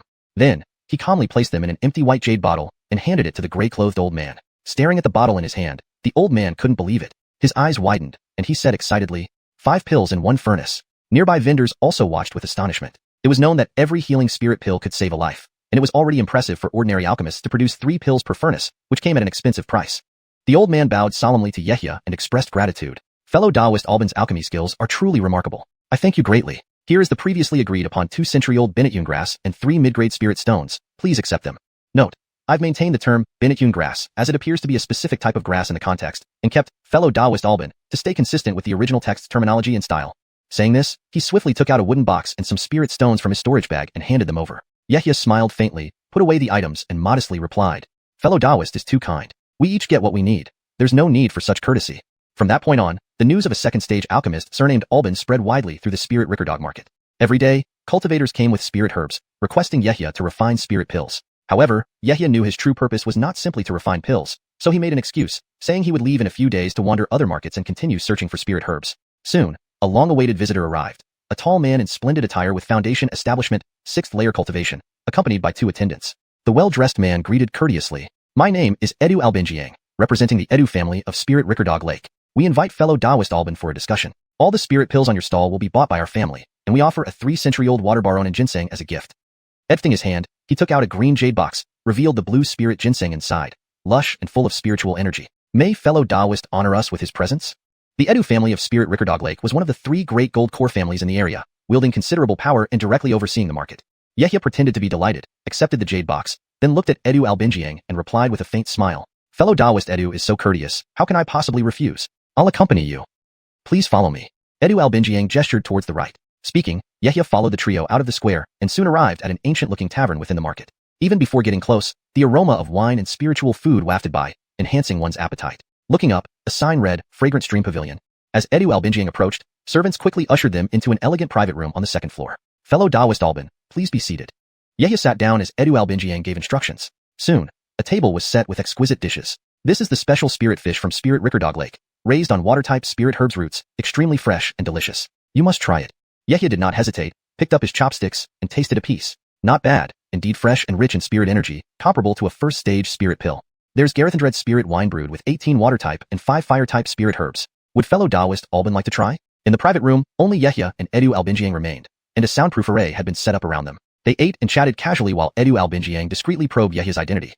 Yehia casually fabricated an identity, mentioning he was in semi-seclusion, only leaving when short of spirit herbs for purchase. Chapter 261. Request. This identity wasn't entirely fabricated, but derived from the pock-faced man who tried to ambush and rob him earlier. That man was a cultivator surnamed Alban, belonging to a declining cultivator family. His lineage had long fallen into disarray, which was why he resorted to robbing other cultivators on the border between the Jerome and Hamza Baron kingdoms. Moreover, he did not have any deeply close friends, and his 2 subordinates were also slain by him, reducing the risk of discovery. Edu Albinjiang raised his cup and stealthily observed Yehia, casually offering praise. Brother Alban, to cultivate such profound alchemy skills under such an identity truly commands my admiration. Yehia replied with a smile. You are too kind. I am merely a humble itinerant cultivator and do not deserve such praise. Alchemy is only for self-cultivation and protection. Do you have any plans to settle down? Our Spirit Rickerdog trading market, within 10,000 miles, is quite substantial. With the Edu family's strong support, we can provide sufficient spirit herbs for refining and a stable environment for cultivation, sparing you from constant travel. Of course, if Brother Alban does not wish to stay, that's fine too. We can still be friends, and whenever you pass by, the Edu family will welcome you warmly. Yehia paused, feigning reluctance, and revealed the true purpose of his travels. I am accustomed to wandering. Visiting various markets is also to gather more fire and earth attribute spirit herbs. Staying in one place would limit me. In our Hamza Baron kingdom, water attribute spirit herbs abound, but these 2 types are scarce. I often have to pay a high price to acquire just a few strands, which is regrettable. Most Hamza Baron kingdom cultivators have water spiritual roots, and even their cultivation methods are mostly water-based. This imbalance, undoubtedly caused by the environment, forces cultivators of other spiritual roots to exert more effort to advance. Edu Albinjiang's eyes flickered as he astutely picked up key information from Yehia's words, realizing that Yehia's spiritual root might not be water-based, explaining his extensive travels. Brother Alban makes a valid point. In our Hamza Baron kingdom, we only get a few fire and earth attribute herbs each year, which are indeed expensive. The Edu family has cultivated some fire attribute herbs. If you don't mind, I can give you a batch for your alchemy. Your family must have put much effort into cultivating these herbs. How could I take them for free? If the Edu family needs help from me, I will gladly assist. After exchanging pleasantries for a while, they finally came to the main topic. Indeed, acting as an alchemist made everything smoother. They talked in the private room for over an hour before leaving. Yehia and his companion left the market and arrived at a small island near the market, less than half a mile away. There stood a 2-story luxurious pavilion with a chi condensation stage old servant guarding it. Edu Albinjiang bowed towards Yehia and handed over several storage bags, speaking seriously. Please refine these spirit pills soon so that our Edu family can complete the task for the Zenin and Shui sect. We trust you with this responsibility. Yehia also bowed courteously, taking the storage bags and softly replied. Rest assured, I will ensure timely completion without causing any trouble. By the way, if you need anything, just tell this servant. Since this matter is significant, the island is surrounded by arrays, so please do not wander off. Apologies for any inconvenience. Understood. I appreciate your understanding. After additional instructions, Edu Albinjiang left. Yehia watched him depart, his eyes flickering. He waved his sleeves and entered the pavilion, using his divine sense to inspect the area, finding no anomalies, thus feeling reassured. He then entered a room on the first floor, sat cross-legged on a comfortable bed, and closed his eyes slightly. Through various indirect inquiries, he gathered some information. About half a year ago, the Zenin and Shui sect issued an order to its affiliated cultivator families and secretly delivered a large number of spirit herbs. They requested the cultivator family's alchemists to refine a vast amount of low-grade spirit pills, many of which were single-use pills to unlock potential and numerous healing potions. The Edu family was worried because this would monopolize the family alchemist's time and impact the regular consumption of spirit pills by the family's cultivators. When they heard a skilled alchemist had come to the market, they were naturally excited. After investigating and ensuring there were no issues with Yehia, Edu Albinjiang was dispatched to recruit him, having already made up their minds. Even if they couldn't incorporate Yehia into the Edu family, they needed to overcome the current challenge. Yehia examined the contents of the storage bags, noting the numerous batches of low-grade spirit herbs. He pondered internally that the Hamza Baron Kingdom's cultivator community was showing signs of movement, corresponding with the timing when contact was lost with the Ed Rickerdog sect spies. At least the Zenin and Shui sect's large-scale preparation of healing pills indicated they were preparing for war. Their discreet actions kept the prices of spirit pills stable, suggesting preparations were still ongoing. He needed to relay this information back to the Ed Rickerdog sect urgently. Border checkpoints likely intercepted long-distance sound transmission talismans to prevent information leaks. To successfully convey the message, he needed to leave Spirit Rickerdog Market and return to the border region. During his entry into Hamza Baron, he encountered no obvious checkpoints, which should indicate rigorous inspections during this critical period. Yehia speculated that daily trading activities involving spirit items might explain the lack of inspections. Any sudden enforcement or special measures by the Hamza Baron Kingdom's cultivator community would likely be noticed by Jerome Kingdom cultivators. Thus, everything was concealed, allowing for covert operations. After contemplating, Yehia decided to complete the spirit pill refinement, find a way out of Edu family control, and return to the border. He stood up, found the alchemy room, waved his sleeve, releasing a blue light that formed a radiant blue cauldron. He snapped his finger, igniting crimson flames, guiding spirit herbs from the storage bag into the furnace. Chapter 262, Spirit Lock Ring. Time flew by as Yehia diligently remained in the alchemy room, never stepping outside. This made the Vansley servant guarding the entrance somewhat astonished. If it weren't for occasionally sensing the continuous medicinal fragrance wafting from inside the building, he would have thought that the place was already empty. In the blink of an eye, 2 months had passed. Inside the first-floor alchemy room of the pavilion, Yehia sat cross-legged on a mat with numerous vials of spiritual pills neatly placed in front of him. These pills were not particularly difficult to refine, but required considerable time. He wasn't in a hurry to leave. Instead, he pondered deeply over his next move while sitting in the alchemy room. The Edu family of Njiang Lake seemed to treat him with gentleness and restraint, suggesting that they still found him useful. However, even after completing this batch of pills, it was uncertain whether he could truly leave. Yehia's eyes flickered before gradually closing, his mind sinking into the immortal abode between his brows. The spirit communication incarnation was sitting cross-legged beneath the immortal abode's stone tablet, now cultivating at the second layer of foundation establishment. His gaze fell upon the incarnation, and he softly muttered, "Perhaps I can rely on the incarnation to report back?" Thinking about this, Yehia took out a blank jade slip, carefully recording all the events of his journey to Hamza Barone Kingdom and noting the mission assigned by the Profound Water Sect to various cultivator families. These notes provided ample proof of unusual activities within Hamza Barone Kingdom's major sections. As for whether to ally with the Paul Kingdom or Northern Qi Kingdom's cultivator world, that remained uncertain. As a dispatched spy, learning this information wasn't hard. What was difficult was how to accurately relay the news back to the sect. Yehia's eyes flickered as he pondered his next steps, knowing he could only proceed step by step. Another half-month passed. Yehia walked out of the pavilion and spoke to the Vance servant guarding the door. "Please inform Daoist Edu that I have completed all the spiritual pills." "What? So soon?" "Kiefers, Jr. will immediately send word to the family." "Please wait a moment, Senior Alban." The old servant was surprised. Initially, the family had instructed him to guard for 3 to 4 months, yet Yehia had completed the task in just over 2 months. Recognizing his shock, he quickly resumed a respectful demeanor and bowed politely. After speaking, Yehia returned to the pavilion and sat beside a round table, brewing a pot of black cloud spirit tea and waiting patiently. At such a critical moment, he needed to remain calm. Deep within the magnificent hall of Njiang Market Town, an Vansley man and a young cultivator conversed in a secret chamber. The Vance was a gray-haired Taoist Vance in a robe, possessing 9th layer of foundation establishment strength with bright eyes and profound aura. The youth, who was also at the mid-stage of foundation establishment, was Edu Albinjiang. He respectfully bent down towards the Zahir and whispered, "Eon, Taoist Alban has completed the task given by the Profound Water Sect. He is awaiting my arrival for inspection. Has the family prepared the necessary spirit herbs?" The Zahir was taken aback, then chuckled sarcastically. "Completed so quickly? This Taoist Alban indeed has excellent alchemy skills. It seems true that he is a spy sent from Jerome Kingdom." Upon hearing this, Edu Albinjiang's expression changed, and he hesitated before responding dubiously, "A spy from Jerome Kingdom? Why do you say so, Ian? Do we have any evidence?" The Vance smirked, raising his head to look into the distance, then delivered startling news calmly. "Though we don't have conclusive evidence, there's around 70 to 80% certainty. According to the details he gave about his family, I dispatched people to investigate for a month and uncovered some clues. His identity is fake. A false identity doesn't prove he's a Jerome Kingdom cultivator." The Zahir frowned slightly, growing irritated. "Albinjiang, you are the future patriarch of the Edu family and its current heir. Your father and I have nurtured you for nearly 30 years. Whether he's a Jerome Kingdom spy isn't crucial. Must you really befriend him?" This message came from the Profound Water Sect 2 days ago, stating clearly that they've captured 4 spies from Jerome Kingdom and learned there are many more still uncaught. "When I sent you there, I didn't reveal everything, intending for you to gain experience. Such a second-rank alchemist who operates independently is too valuable for our Edu family to let go." Edu Albinjiang hesitated, unsure. "But, remember, from now on, he is a spy sent by Jerome Kingdom, which allows us to detain him smoothly and make him serve the Edu family in the future. This is the Spirit Lock Ring. You'll personally put it on Taoist Alban, capture him, and imprison him in our family's secret chambers until he's willing to serve us." The Vance reached into his waist pouch, producing a white light that revealed a fist-sized white jade ring shimmering with faint spiritual glow and complex restraints. Handing it to Edu Albinjiang, he continued, "Do this." Edu Albinjiang paused, recalling his previous conversations with Yehia, where he promised hospitality. Suddenly detaining and implanting restraints felt despicable. Seeing his hesitation, the Vance sighed, remembering when he was forced by Vances to kill an innocent from a rival family, who was born without feeling. Softening his tone, he persuaded this joint invasion by Hamza Barone, Northern Qi, and Paul Kingdom's cultivator worlds into Jerome Kingdom. This Taoist Alban, if he returns or falls into other hands, faces certain death. Remaining with the Edu family might save his life. In the future, we can even arrange a marriage with a female cultivator from our clan, securing his loyalty, a viable path. In this way, you're saving him, not harming him. Albinjiang, remember, this has always been how things work in the cultivator world. You must learn to be decisive for the sake of the family. Edu Albinjiang seemed convinced, nodding as he accepted the ring. Bowing, he said, "Nephew understands. I'll attend to it right away." The Vance looked satisfied, waving his hand, allowing Edu Albinjiang to leave.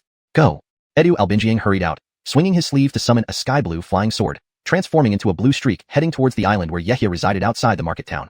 ####Chapter 263, Intimidation and Temptation. Inside the pavilion on the island where Yehia was located. Beside the round table, Yehia and Edu Albinjiang chatted enthusiastically while sipping spirit tea.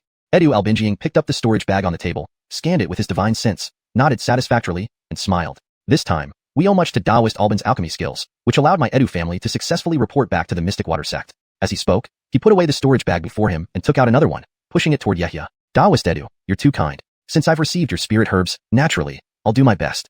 Yehia responded politely, then pretended to accept the storage bag, seeing that it indeed contained a batch of fire and earth attribute spirit herbs, showing a delighted expression. Edu Albinjiang changed the subject and asked mysteriously, I wonder if Taoist Alban has heard any rumors? Rumors? What kind of rumors? These past years, I've been focused on finding suitable spirit herbs for refining pills, so I haven't heard anything unusual. This is something the Edu family only recently learned. A few days ago, it was heard that the nearby Mystic Water sect captured many spies sent by Jerome Kingdom's cultivation circles. Some have already been executed, and others are in custody. Yehia frowned, surprised that the other party would voluntarily mention such matters, but still maintained an indifferent demeanor. Jerome Kingdom spies? Taoist Edu means to say. Edu Albinjiang took a deep breath and revealed a shocking piece of news. Indeed, Hamza Barone Kingdom is planning to join forces with Paul Kingdom and Northern Qi Kingdom to attack the Jerome Kingdom cultivation world. Yehia acted as if he were utterly surprised, adding a touch of heartfelt sentiment, as if he truly felt the gravity of the situation. Sigh. It seems times are changing. As a wandering cultivator, I can only go with the flow. Surviving is already incredibly difficult. Edu Albinjiang stared intently at Yehia, paused, and then praised him. Taoist friend, this is too modest. An alchemist of your skill would be highly respected anywhere. To be honest, my Edu family wants to recruit Taoist Alban. All you need to do is refine second-grade spirit pills for us monthly. Any requests, feel free to ask. Only now did Yehia fully understand. It was exactly as he had suspected. They didn't intend to let him go. His tone became less friendly, his face darkened, and he coldly retorted. Is this how the Edu family treats guests? Am I merely a passerby who is to be detained and forced into servitude as your clan's alchemist? As he spoke, his pupils faintly turned golden, briefly glancing outside the pavilion, then returning to normal. Seeing the setup outside, his heart sank. Edu Albinjiang hesitated and tried to persuade him again. Taoist Alban, you misunderstand. My Edu family has 2 golden Corvancess and nearly 100 foundation establishment cultivators, many of whom hold positions within the Mystic Water sect. With such background, we're not demeaning you in any way. Hearing the numbers, Yehia was slightly startled but sensed something amiss, as if being subtly warned. I prefer solitude and freedom, unable to bear the constraints of power. I appreciate Taoist Edu's kindness, but I must take my leave. Yehia firmly refused, stood up, and walked towards the pavilion's exit, discreetly holding the green jade rui, ready to activate it at any moment. Seeing Yehia leaving, Edu Albinjiang knew negotiations had failed. He sighed and called out, Taoist Alban, are you truly unwilling to stay with the Edu family? Yehia stopped, turning slightly, and said decisively, if you consider me a friend, let me go. I will never be trapped within any force. With that, he left the pavilion. Suddenly, light flashed, and 3 Edu family foundation establishment cultivators appeared, each wielding spirit treasures, watching Yehia intently. Yehia narrowed his eyes and asked sternly, is Taoist Edu planning to forcibly detain me? Though I don't wish to offend the Edu family, I won't surrender without a fight. Edu Albinjiang emerged from the pavilion, walking heavily, his face grave. He opened his mouth, wanting to speak, but seemed blocked. For years, the clan had groomed him as the young patriarch, acting openly, making friends widely, handling matters perfectly. Never had he been involved in such despicable deeds. Now, he was torn. After a brief pause, he instructed the 3 Edu family cultivators. Let Taoist Alban go. Startled, they looked at each other uncertainly. Master, this? Edu Albinjiang's face turned cold, retrieving a family token, commanding, all consequences fall on me. Step down. The 3 cultivators reluctantly put away their spirit treasures, allowing Yehia passage. Yehia turned to Edu Albinjiang, his eyes filled with complexity. After a moment's thought, he whispered, thank you. Waving his hand, the green jade rui flew beneath him, transforming into a streak of green light shooting skyward. At that moment, a sigh echoed from above. Worthless creature, you disappoint me. A 9th stage foundation establishment gray-haired Vance appeared in a Taoist robe, eyes sharp, holding a crimson gold flag. He waved it. Activate the formation.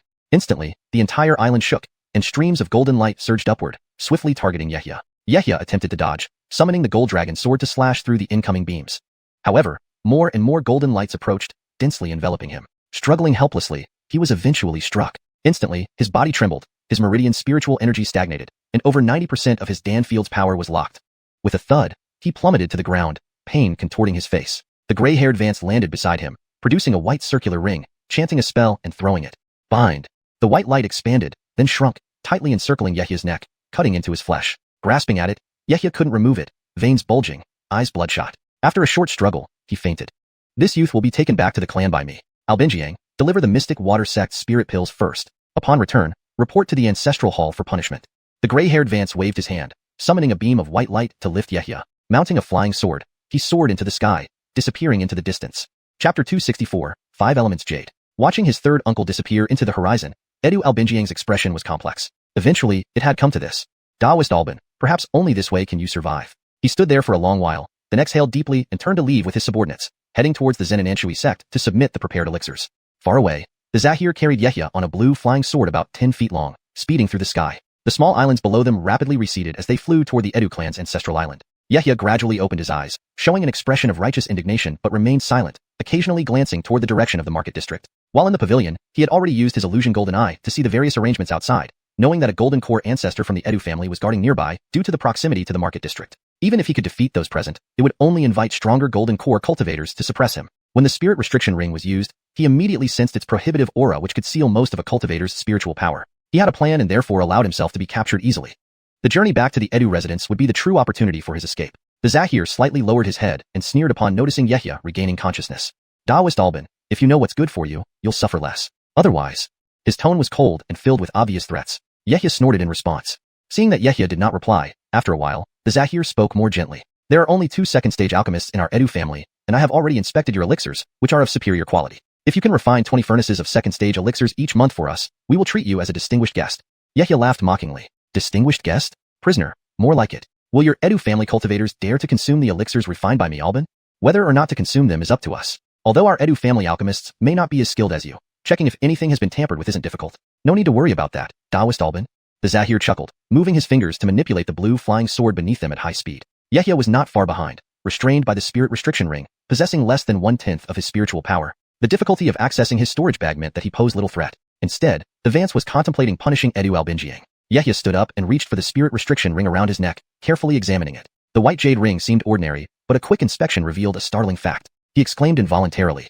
5 Elements Jade. It's made from 5 Elements Jade? For such treasure, you Edu family actually dare to use it. 5 Elements Jade is renowned in the cultivation world, even surpassing secret silver for its resistance to elemental spells. It can significantly reduce damage from wind, lightning, and ice magic as well. Additionally, it has the effect of restraining spiritual power, making it a valuable high-grade material for golden core cultivators to craft artifacts. Ordinary foundation establishment cultivators, if they obtain this material, embedding a small piece into defensive artifacts like shields could unleash immense power. The Edu family had used this material to forge a jade ring. Compared to a second-stage alchemist, using this item is worthwhile. Daoist Alban, don't even think of destroying this spirit restriction ring. Using any spiritual power will cause it to tighten further until you can't breathe. The Zahir smirked triumphantly. In truth, the spirit restriction ring was part of a set of magical treasures from advance in the clan, specifically lent out for Yehia, a second-stage alchemist, to ensure swift and complete restraint. Yehia said nothing, a flash of surprise crossing his eyes. Looking around, they were over 100 miles away from the market district, surrounded only by desolate islands. There were only some chi cultivation practitioners on these islands. The Zahir focused on controlling the flying sword when suddenly, Yehia silently approached. A golden fist came smashing towards him. Reacting swiftly, he raised his hand, releasing a blue glow that formed a protective barrier. At the same time, he activated the restriction spell on the spirit restriction ring to immobilize Yehia. But Yehia was enveloped in a golden light, preventing the ring from tightening. In the next moment, a powerful golden fist broke through the hastily formed blue barrier. Unfazed, it struck the Zahir's chest with unimaginable force, akin to being hit by a mountain, sending him flying with a mouthful of blood.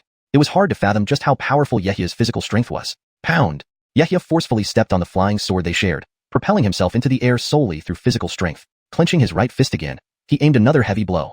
The Zahir was stunned, unable to describe the shock. Raising his hand, he summoned a golden shield to block the incoming strike and cast a spell, summoning several water orbs to bind Yehia. A loud shout echoed as Yehia sent the shield flying, delivering another punch to the Vance. Boom! The Zahir fell heavily onto the island, as did Yehia, bound by the water. Streams of water encircled his body like thick blue ropes, rendering his limbs immobile. Several low-level cultivators gathering herbs on the island saw this and fled without hesitation, fearing entanglement. Splash! Both Yehia and the Zahir landed on a flat area. The Zahir got up first, wiping the blood from his mouth, glaring fiercely at the restrained Yehia. Clearly enraged, he said coldly, I didn't expect you to be a body cultivator. This miscalculation on my part will cost you an arm. Once we return to the clan, we'll reattach it. Your alchemy won't be affected. Speaking calmly, he retrieved a blue glowing halberd from his robe and hurled it, creating ripples of blue light in the air.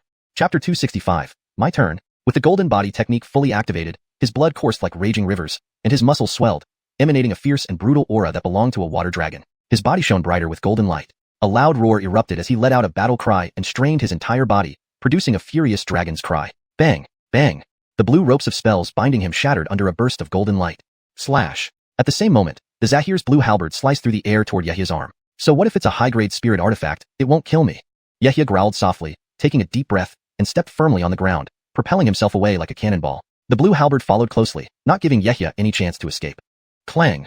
Sparks flew as Yehia smacked the halberd's side, sending it flying. Seeing his weapon sent flying, the Zahir didn't get angry but smiled instead. Observing Yehia's movements, it indicated that while his physical body was strong, he clearly did not dare to directly resist a high-grade spirit artifact yet.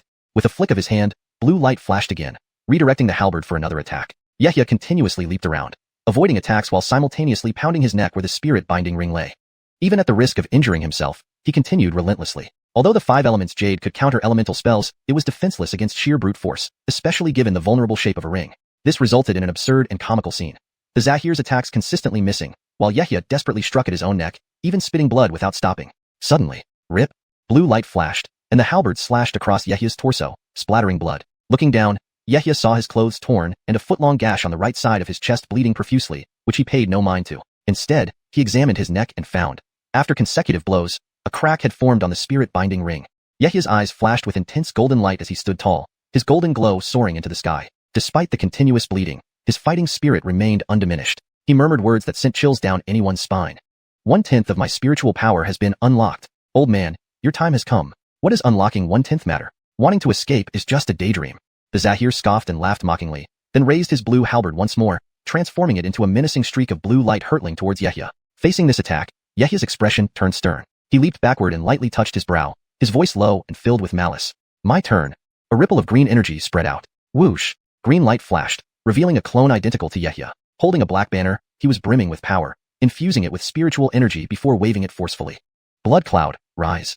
Instantly, countless blood-red lights mixed with thick black mist surged from the banner, quickly expanding over 100 feet wide. Numerous vague, ghostly figures emerged from the blood cloud. Sinister howls echoed as wave after wave of blood ghosts charged toward the Zahir. Seeing this, the Vance's face paled, scanning the scene in disbelief, feeling a chill run down his spine. In front of him, numerous two-horned blood ghosts, each of second-tier strength, surged forward. Some were only slightly weaker than him. These were special blood ghosts refined by Yehia using the essence cores of second-tier upper-class demon beasts. Despite the halberd slicing through some blood ghosts, they reformed instantly, submerging the Vance in the blood cloud amidst cries of agony. Yehia controlled the ghost banner through his spiritual incarnation, focusing on attacking the spirit-binding ring on his neck. Time was precious. He had to escape as soon as possible. Bang! Bang! The spirit-binding ring glowed white, deeply embedded in the flesh, resisting even the golden body technique's might. Crack! Fragmenting sounds echoed from the ring, but it refused to fall off. With renewed determination, Yehia struck again. Bang! The white jade ring, unable to withstand the repeated pressure, its restraints collapsed, breaking into scattered pieces.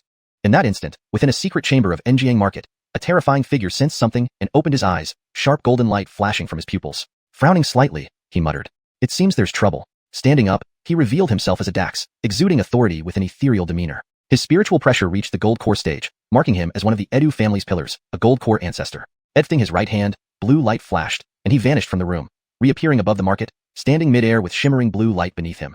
The Dax moved, transforming into a startling blue streak, heading toward where the spirit-binding ring had shattered. Examining the scattered white jade fragments on the ground, Yehia felt the restraining force vanish and hastily swallowed a spiritual pill.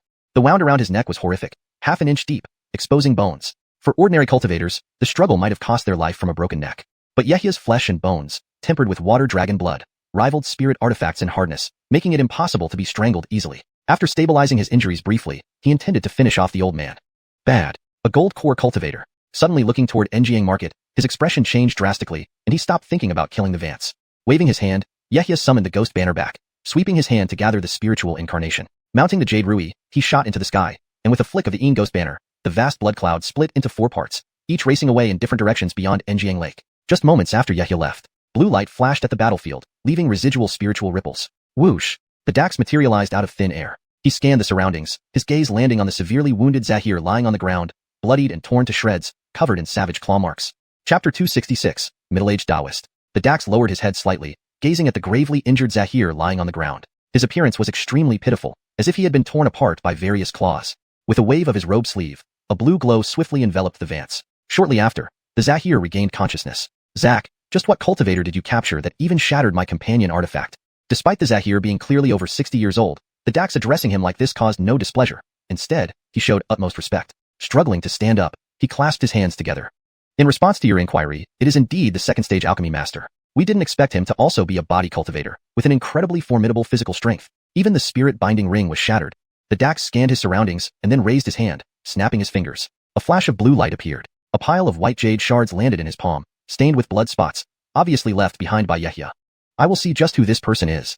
He glanced into the distance, his eyes flashing with blue light. Suddenly, a fierce look appeared on his face. Then, with a single hand gesture, blue light flashed around his body. Without a word, he streaked off in a specific direction, turning into an astonishing blue rainbow breaking through the air. At the same time, Yehia, who was fleeing far away, rode a blood cloud, suddenly feeling a chill run down his spine, immediately breaking out in cold sweat.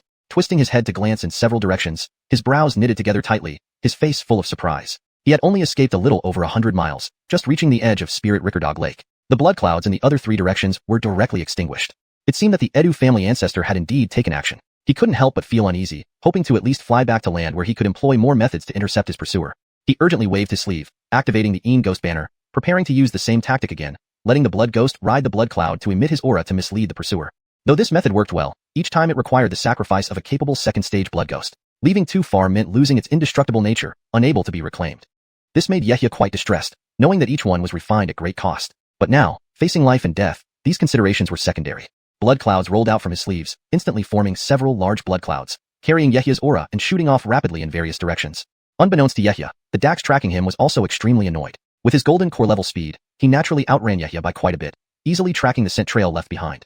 However, every time he caught up and blasted the blood cloud apart, he found only an ugly blood ghost inside, not Yehia himself. Each time the scattered blood clouds left traces of Yehia's presence, the Dax would precisely lock onto him again, and each time, Yehia would summon blood clouds again, splitting them to flee in multiple directions.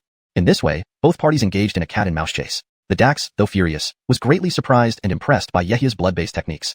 Soon, Yehia flew out of the range of Spirit Rickerdog Lake, heading for a low green mountain peak. Reaching the waist of the mountain, he quickly took out purple array flags and spiritual puppets from his storage bag and started setting them up.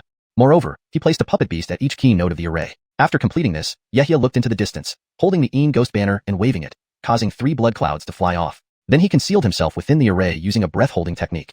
Within a few breaths, a blue light appeared in the sky above, and the Dax's figure floated atop the mountain peak. He glanced down, looking at the several blood clouds flying away into the horizon. Frowning, he snorted and murmured, "Just petty tricks, trying to deceive me." Raising his hand, blue mist flew out, instantly forming a huge claw that lunged toward the waist of the mountain. Fire Rain Array, activate. Before the giant claw could grab its target, Yehia suddenly appeared, his right hand gesturing upward. Red lights flashed as the Dax's body was pulled unexpectedly, enveloping him within the array. Seeing the Dax trapped, Yehia sped off without hesitation, deeply respectful and wary of Golden Core cultivators despite his ability to defeat late-stage Foundation establishment cultivators easily. Golden Core cultivators were terrifying beyond imagination. All he needed to do now was escape to the border. There was no need to continue xiuxian with the opponent. Edit. All he needed to do now was reach the border. There was no need to continue engaging with the opponent. His body shook, riding the blood cloud, dashing toward the Hamza Barone Kingdom border at lightning speed. The Dax, trapped within the array, was surrounded by countless red lights. A thick and massive red cloud emitted intense heat, gathering in the sky. Garethka fireballs the size of water barrels appeared, emitting rolling heat waves and starting to descend like rain. The flames cascaded densely like a waterfall, casting a crimson glow on the Taoist's figure. Furrowing his brows, he turned his palm, revealing a white jade ring which he gently raised. Shouting, the white jade ring atop his head emitted a blinding light, instantly trembling and splitting. In a blink, hundreds of white jade rings appeared, each emitting white light and humming softly. Under his command, countless white jade rings rushed towards the fireballs above, targeting the red clouds in the sky. Meanwhile, as he was fully focused on countering the array above, a series of cracking sounds emerged from the earth. Black-red objects burst out of the ground, transforming into enormous red tiger puppets. Black ones became large black eagle puppets, their bodies glowing. Red beams shot from all directions, hitting the Dax. Narrowing his eyes, he marveled inwardly at the endless tactics. Second-stage puppets, top-grade second-stage array. Half a cup of tea later. Break. A startling roar echoed. Rumble. An ear-splitting thunderclap. A dazzling white light erupted from bottom to top, piercing the sky. The entire low mountain peak exploded with a deafening roar, shaking violently. Chapter 267. Catastrophe approaches. The Dax appeared in mid-air with a formidable presence, his aura uncontrollably bursting forth. His robes flapped wildly, crackling in the wind. Boom. The low mountain where Yehia had set up his formations and puppet beasts began to tremble as if torn apart by a giant hand. The peak collapsed, its towering summit breaking apart instantly, with countless boulders rolling down. Rocks and fragments of the mountain kept falling, causing the entire hill to crumble into dust. Within a 1,000-foot radius, everything was destroyed by the Golden Core cultivator's technique. The array flags that once connected to underground spiritual veins were now lying haphazardly on the ground, having been violently pulled out. The puppet beasts lay scattered in ruins, utterly destroyed. Golden Core cultivators possessed overwhelming power, capable of moving mountains and turning seas upside down using their magical treasures. The Dax was now completely enraged, disregarding all unspoken rules of the cultivation world. He released all his Golden Core aura without restraint, a flash of blue light enveloping him as he shot off into the sky at an even more astonishing speed. 3 days later, at the border of Hamza Baron Kingdom, a streak of blood-colored light broke through the sky, pausing briefly above a dense forest before converging into the panicked face of Yehia. He panted heavily, pulling out a bottle of spirit pills from his chest and swallowing them all in one gulp, too hurried to refine the medicinal power carefully. This replenished his dried-out meridians despite the rough intrusion of the drug's potency. An ordinary Foundation establishment cultivator would likely explode, or at least rupture their meridians, if they swallowed a whole bottle of pills without reaching the second-stage body. Yehia glanced backward, his eyes flashing with determination and resentment. The Golden Core ancestor of the Edu family had relentlessly pursued him for 3 days and 3 nights. To escape, he had set numerous traps along the way, depleting the puppet beasts and array flags in his storage bag. Even the blood ghosts inside his ghost banner were mostly expended, leaving him almost at his wit's end. As Yehia pondered his next move, a shimmer of spiritual light flickered below in the dense forest. Several figures suddenly emerged, a hunched old man and 3 or 4 young men. The old man seemed to be at the 6th level of Foundation establishment, while the others were mostly at the early or middle stages. Stop him. Elder Edu has offered a reward of 30,000 spirit stones to anyone who can detain this spy from the Jerome Kingdom, shouted the hunched old man. With a flick of his sleeve, he produced a black rope-shaped spirit artifact, chanting an incantation as he did so. The rope quivered, transforming into a dark shadow that flew toward Yehia. The other cultivators also launched various spirit artifacts like large nets and long swords, all glowing with spiritual light and descending upon Yehia. You dare challenge me? Yehia's voice deepened as he swept his palm, revealing a golden seal. With a single toss, it grew to several dozen feet in size, casting a massive shadow over them. Mountain Inversion Seal. The colossal golden seal, resembling a miniature mountain, radiated a brilliant light as it rushed toward their artifacts. Bang! Bang! The spirit artifacts that reached Yehia first were crushed by the golden seal. The black rope conjured by the hunched old man was shredded by another burst of golden light. Screams of agony filled the air. Within just a few breaths, most were scattered, with the hunched old man reduced to a pile of flesh. After killing 2 or 3 cultivators, Yehia felt much of his pent-up anger dissipate, regaining some clarity. Realizing what had happened, he quickly put away his golden dragon sword and mountain inversion seal, preparing to fly away. You think you can run? Stay right there. A streak of blue light darted towards Yehia at incredible speed, giving him no time to evade. Bang! Despite his quick reflexes, Yehia still suffered a severe injury, spitting out a mouthful of blood. Suppressing his internal injuries, Yehia raised his right hand, sending out the ghost banner, which spun in the air, releasing a torrent of black fog mixed with bloodlight. Reluctantly, he channeled several bursts of spirit energy into it. A massive blood-red vortex appeared, with blood ghosts emerging en masse, rushing towards the source of the blue light. Yehia left the ghost banner activated, flying away on a small cloud of blood. After flying a short distance, he shouted, "Explode!" At that moment, the Dax, engulfed in the blood cloud and surrounded by countless blood ghosts, experienced a series of explosions. The combined force of the explosions delayed him further as he struggled to shield himself from the ghost's self-destructive power. After a long while, the blood cloud finally dissipated, leaving only a broken black banner on the ground.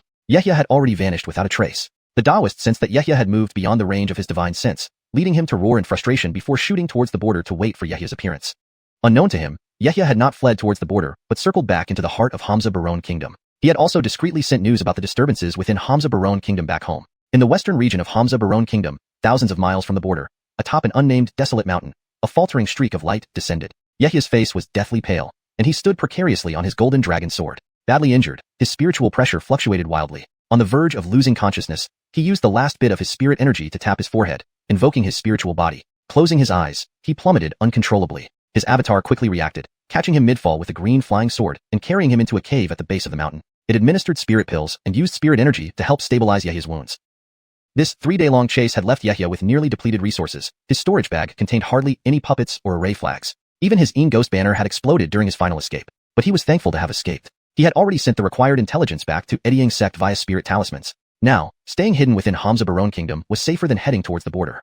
Chapter 268. The Dovyuan Mountain Range. Time passed swiftly, like a white horse passing through a gap. Emerging from the cave in the desolate mountains, Yehia felt refreshed and invigorated. He hadn't left the cave for 2 months, and the sunlight above felt rather blinding. He raised his hand to shield his eyes, and before him, an ordinary-looking green tree suddenly rippled, then flashed with green light as the spirit incarnation stepped out.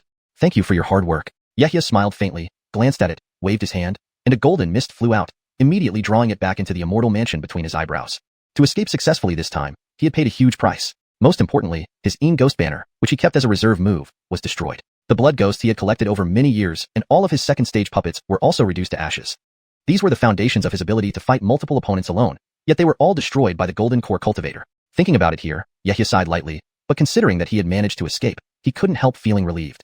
At least he was still alive. After taking 2 months to recuperate, he could plan again to replace those material possessions. He brushed his left hand across his waist, and a jade slip appeared in a flash of green light. With a single tap on the jade slip, brilliant light emerged.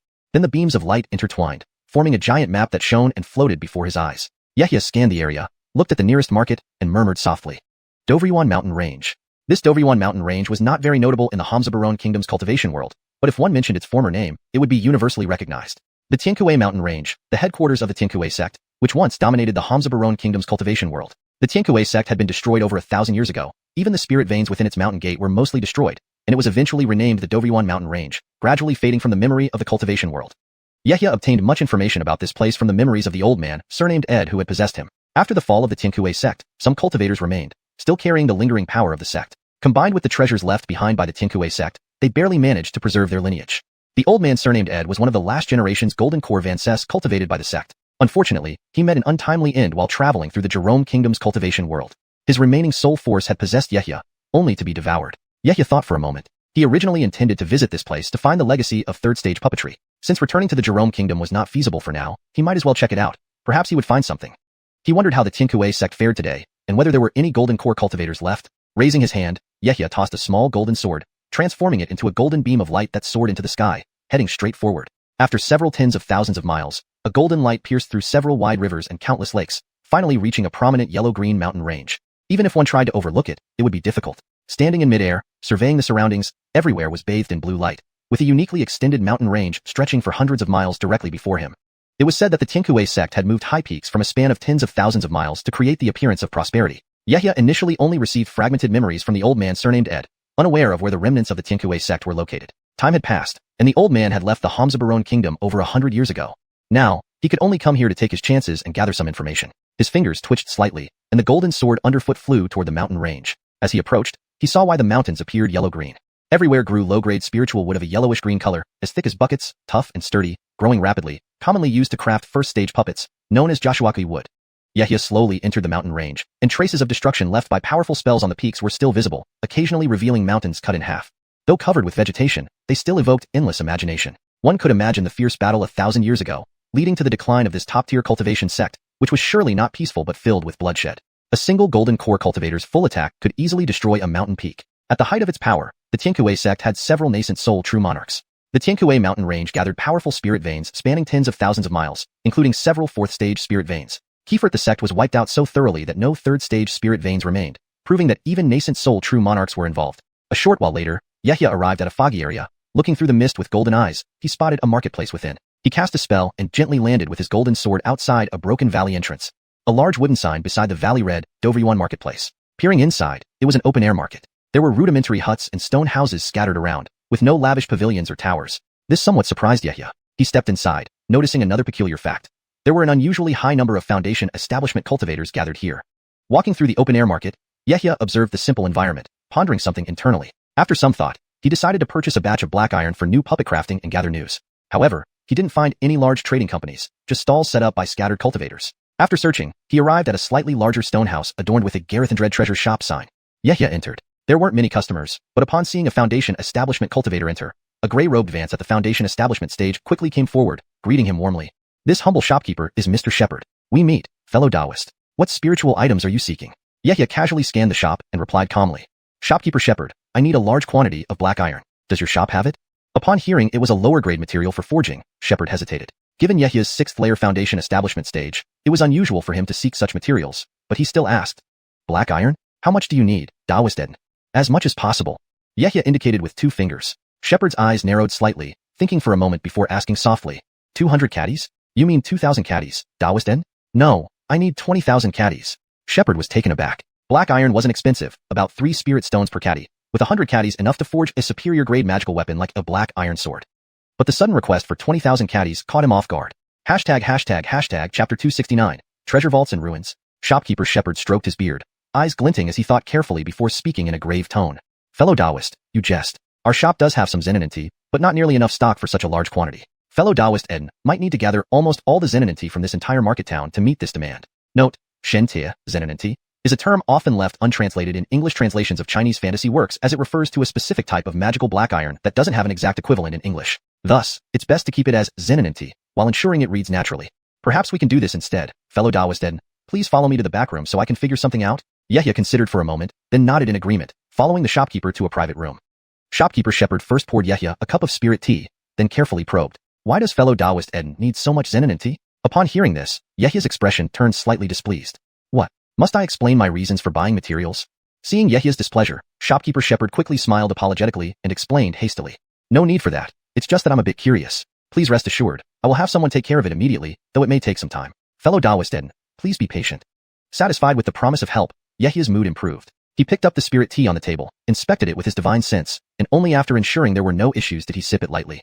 The two waited in the back room for about half an hour. Soon, several assistants returned from various parts of the market town, each holding a storage pouch, which they placed on the table. Shopkeeper Shepherd smiled faintly, stroked his beard, and said in a solemn tone, "This is the 20,000 pounds of zenanity you require. The total value is 60,000 spirit stones, but at a 10% discount, it comes to 54,000 spirit stones."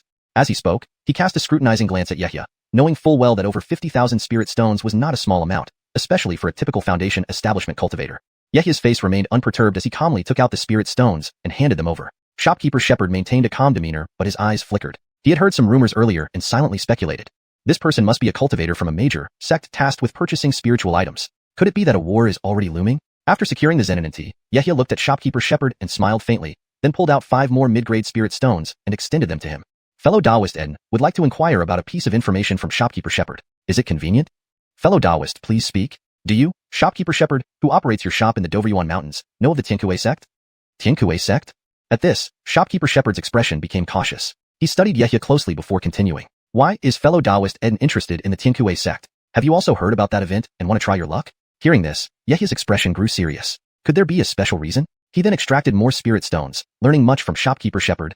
About half an hour later, Yehya left the Garethindred Treasures Trading Company and returned to the streets. Now he understood why the buildings here were so simple, lacking the opulence found in other market towns. It turned out that many treasure vaults had been hidden beneath these vast mountains by the Tiankue sect long ago. Most treasures had been plundered by the attacking sects, but significant remnants still attracted many cultivators. These treasure vaults were protected by countless arrays and restrictions, most of which had been damaged during battles between nascent soul experts. What remained still possessed considerable power. The mountains of the Doveryuan range had been moved from remote areas and fused together to form a single entity, connecting underground spirit veins and surface mountain ranges. The protective arrays of the treasure vaults triggered earthquakes periodically, often once a month or every 2 weeks. Thus, the Doveryuan market town was designed as an open-air area with a simple concealment array, while the shops were humble stone houses to avoid being destroyed by frequent tremors. The increasing frequency of earthquakes also indicated that the vault's protective seals were weakening, potentially creating gaps. Over 1,000 years, many cultivators had entered these vaults to seek treasures left behind by the Tiankue sect. With a calm expression, Yehya rapidly pondered internally. So, within 1 or 2 years, or even 6 months, there would be a way to enter the Tiankue sect's treasure vaults. Since he couldn't find where the descendants of the Tiankue sect had relocated, entering the vaults to search for puppetry legacies might be a better choice. His eyes flickering, Yehya quickly made up his mind. He headed toward a guest house in the market town to secure a place to stay and further gather information. At the inn, he found it crowded, mostly with mid to late foundation establishment cultivators waiting for the vault's seals to weaken. Yehya eventually secured a room at a high price. In the days that followed, apart from daily cultivation and repairing damaged puppets, he frequently ventured out, deliberately befriending foundation establishment cultivators to obtain materials needed for refining the Ingue banner. Before Yehya realized it, a year had passed since he arrived in the Doveryuan Mountains. He had endured the frequent earthquakes, which occurred randomly, at night, early morning, or midday, increasing in frequency. Meditation sessions were frequently interrupted by violent shaking, causing frustration. The number of cultivators gathering in the market town increased daily, mainly mid to late foundation establishment cultivators seeking entrance into the treasure vaults. One day, while meditating in his room, Yehya suddenly felt his body shake violently. The entire inn swayed side to side. Quickly stabilizing himself, he assumed this would be brief as usual. However, this time the shaking lasted for a quarter of an hour, accompanied by deafening rumbles. Could it be that the array's gap has opened? Yehya's expression shifted instantly. He stood up from his bed and rushed outside without hesitation. From various rooms, different figures emerged. Is the treasure vault opening? They swiftly exited the inn, emitting light rays that converged towards a specific location outside the market town. Rays of light soared skyward, flying westward into the Doveryuan Mountains. Soon, on a flat area atop a broken peak, countless cultivators gathered. Yehya stood among them, following their gazes. A gray-brown mountain was emitting a radiant light. At its base, massive black pillars began rising from an empty field. Dust clouds billowed around them, covering the surroundings. Each pillar towered dozens of zhang tall, etched with mysterious runes, clearly part of a cultivation array. Many were severed or completely destroyed, with only about half remaining intact. Translation note, Chapter 269, Treasure Vault, Ruins. Shopkeeper Shepherd stroked his beard, eyes twinkling as he pondered, then said in a solemn voice, "Fellow Taoist, you jest. Although our shop does have some zenanity, we do not have such a large stockpile. Fellow Taoist Eden would probably need to gather almost all the zenanity from the entire market town to accumulate this much. Why don't we do this? Fellow Taoist Eden can come with me to my chamber for a discussion. I'll see what I can do." Yehya considered this and nodded in agreement, then followed him to a private chamber where they both sat down. First, Shopkeeper Shepherd poured Yehya a cup of spirit tea, then cautiously inquired, "What does fellow Taoist Eden need so much zenanity for?" Upon hearing this, Yahya's face showed a hint of displeasure. What? Do I need to explain the purpose for purchasing materials? Seeing Yahya's anger, shopkeeper Shepherd hurriedly smiled and explained. That's unnecessary. I was merely curious. Rest assured, I will make arrangements, but it will take some time. Please wait a moment, fellow Taoist Ed. Relieved that he agreed to help acquire the Zenanin tea, Yahya's expression softened. He picked up the spirit tea on the table, scanned it with his divine sense to ensure it was safe, then took a small sip. The two waited in the chamber for about half an hour. Soon, several servants returned from various parts of the market town, placing storage bags on the table. Shopkeeper Shepherd smiled faintly, stroked his beard, and said in a serious tone, "Here is the 20,000 pounds of Zenanin tea you need. The total price is 60,000 spirit stones. With a 10% discount, it will only cost you 54,000 spirit stones." As he spoke, he gave Yahya a scrutinizing look. 54,000 spirit stones was no small amount, far beyond the means of most Foundation establishment cultivators. However, Yahya's expression remained unchanged as he calmly paid the spirit stones. Shopkeeper Shepherd maintained a calm demeanor, his eyes flickering. He had heard rumors earlier and inwardly mused. This person must be a cultivator sent by a major sect to purchase spiritual items. Could a war already be imminent? After securing the Zenanin tea, Yahya turned to Shopkeeper Shepherd and offered him 5 mid-grade spirit stones. Fellow Taoist Eden wishes to inquire about something from Shopkeeper Shepherd. Is it convenient? Please go ahead. Do you run your store in the Doveryuan mountain range? Have you heard of the Tianquai sect? Tianquai sect? Shopkeeper Shepherd's expression grew wary as he studied Yahya carefully before continuing. Why does fellow Taoist Eden want to know about the Tianquai sect? Have you also heard of the event and wish to try your luck? Yahya's expression turned grave at this. Could there be a special reason? He retrieved more spirit stones and learned quite a bit from Shopkeeper Shepherd.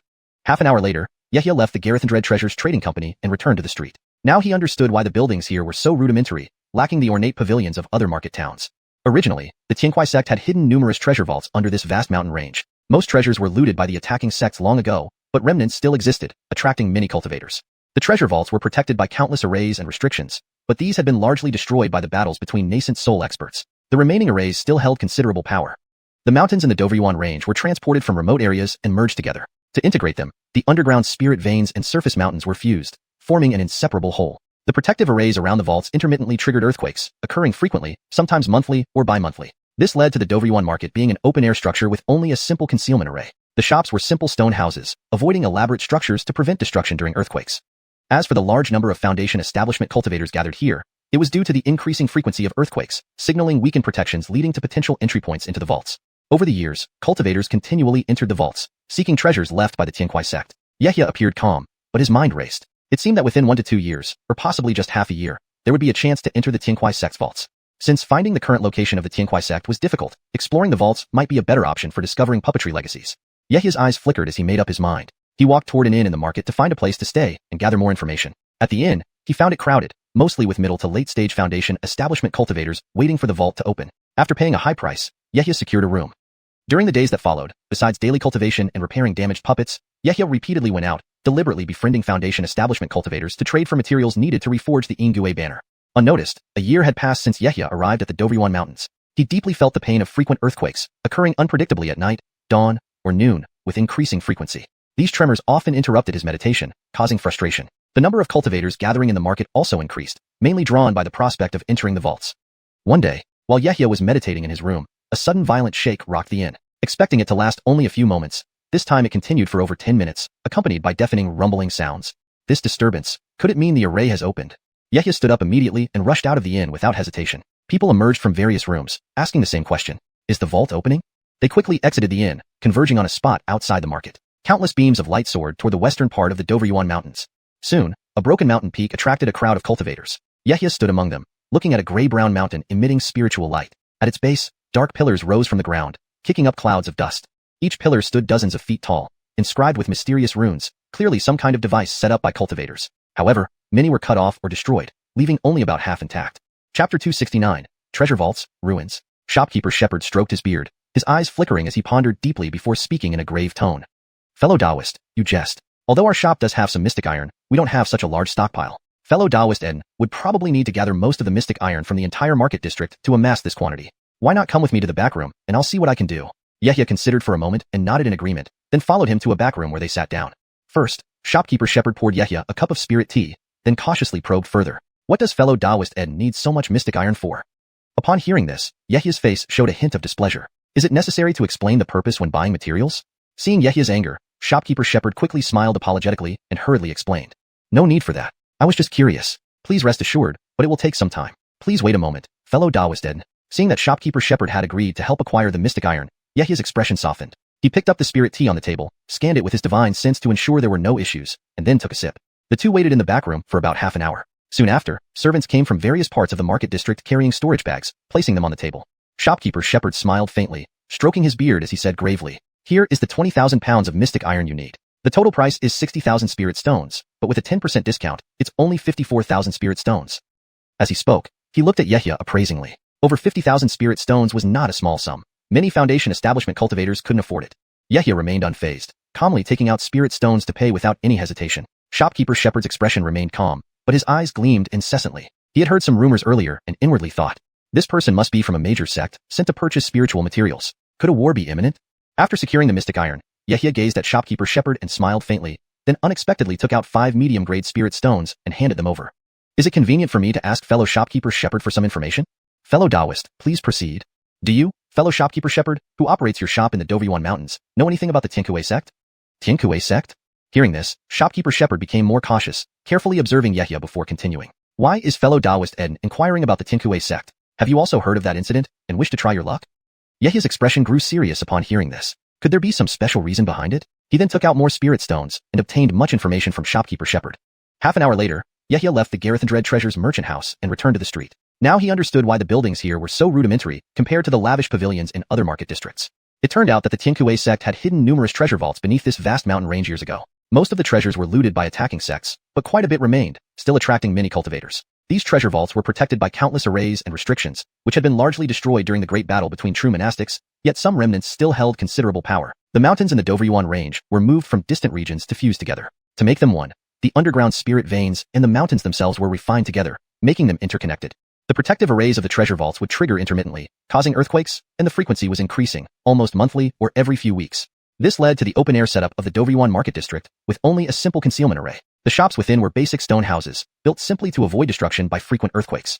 Moreover, the influx of foundation establishment cultivators was due to increasingly frequent earthquakes, signaling that the protective restrictions on the treasure vaults were being triggered more often, potentially leading to openings. Over a millennium, cultivators continuously ventured into the vaults to seek treasures left by the Tiankue sect. Yahya's expression remained calm, but his mind raced.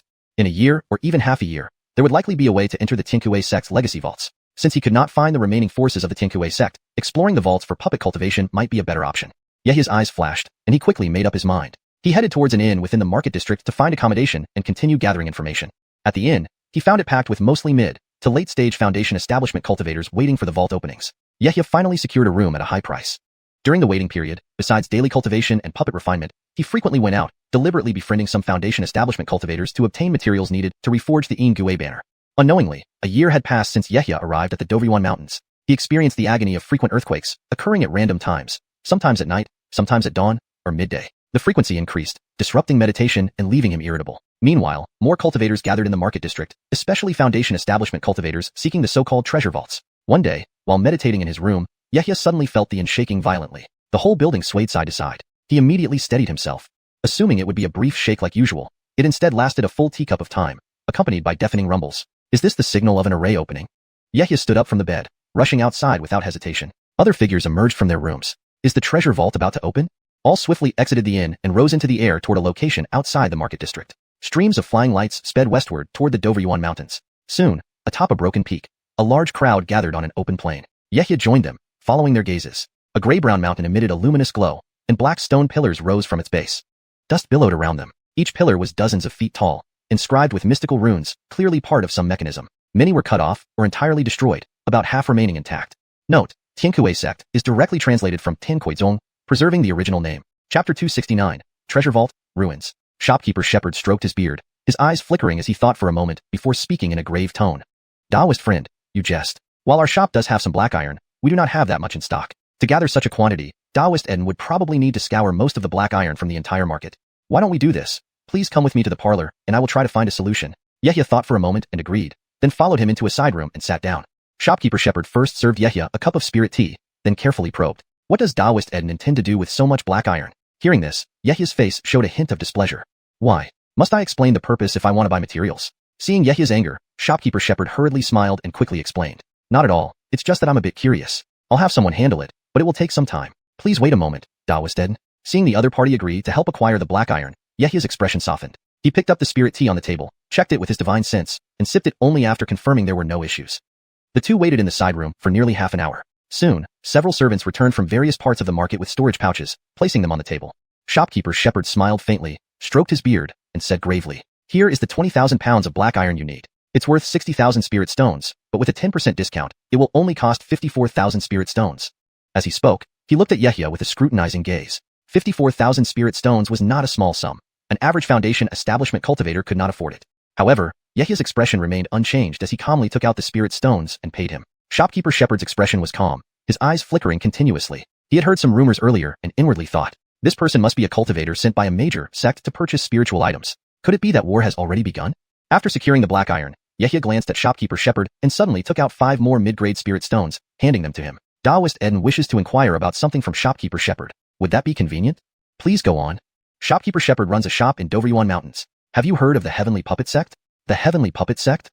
Upon hearing this, Shopkeeper Shepherd's expression turned slightly cautious. He studied Yehia closely before continuing. Why does Taoist Eden want to know about the Heavenly Puppet Sect? Could it be that you also heard about that event and are hoping to try your luck? Yehia's expression grew serious upon hearing this. Could there be some special reason behind it? He then took out more spirit stones and learned quite a lot from Shopkeeper Shepherd. Half an hour later, Yehia left the Garethindred treasure shop and walked back onto the street. Now he understood why the buildings here were so simple and not as ornate as those in other markets. It turned out that many treasure vaults were hidden under this vast mountain range by the Heavenly Puppet Sect. Most of the spiritual treasures were plundered by attacking sects during their assault, but some still remained, attracting numerous cultivators. The treasure vaults were protected by countless array formations and restrictions, which were mostly destroyed during the great battle between Barananian ancestors. However, the remaining ones still held considerable power. The mountains in Doveryuan were relocated from remote areas to integrate them into a single entity, combining underground spiritual veins with surface mountains. This connection caused the protecting array formations to trigger periodically, leading to frequent earthquakes. Thus, Doveryuan Market existed in an open-air form with only a simple concealment formation, and the shops were rudimentary stone houses without any elaborate structures to avoid destruction from frequent quakes. As for why so many foundation establishment cultivators were gathered here, it was because the earthquakes became increasingly frequent, indicating that the protecting restrictions on the treasure vault were weakening, creating gaps. Over 1,000 years, many cultivators entered the vault seeking treasures left by the Heavenly Puppet Sect. Yehia's expression remained calm, but his mind raced. Within 1 to 2 years, or even half a year, there might be a way to enter the treasure vaults left by the Heavenly Puppet Sect. Since he couldn't locate the remnants of the Heavenly Puppet Sect, entering the vault to search for puppetry techniques might be a better choice. With his mind made up, Yehia headed toward an inn in the market, planning to find a place to stay and gather more information later. Finding the inn crowded, mostly with mid to late-stage foundation establishment cultivators waiting for the vault's gaps to open, Yehia eventually secured a room at a high price. During the following days, besides daily cultivation and repairing puppets, he frequently went out, deliberately befriending foundation establishment cultivators and exchanging materials for re-enchanting the Een Ghost banner. Unnoticed, a year had passed since Yehia arrived at Doveryuan Mountains. He deeply experienced the pain of frequent earthquakes, which occurred unpredictably, at night, dawn, or noon, and increased in frequency over time. His meditation sessions were often interrupted by violent shaking, causing frustration.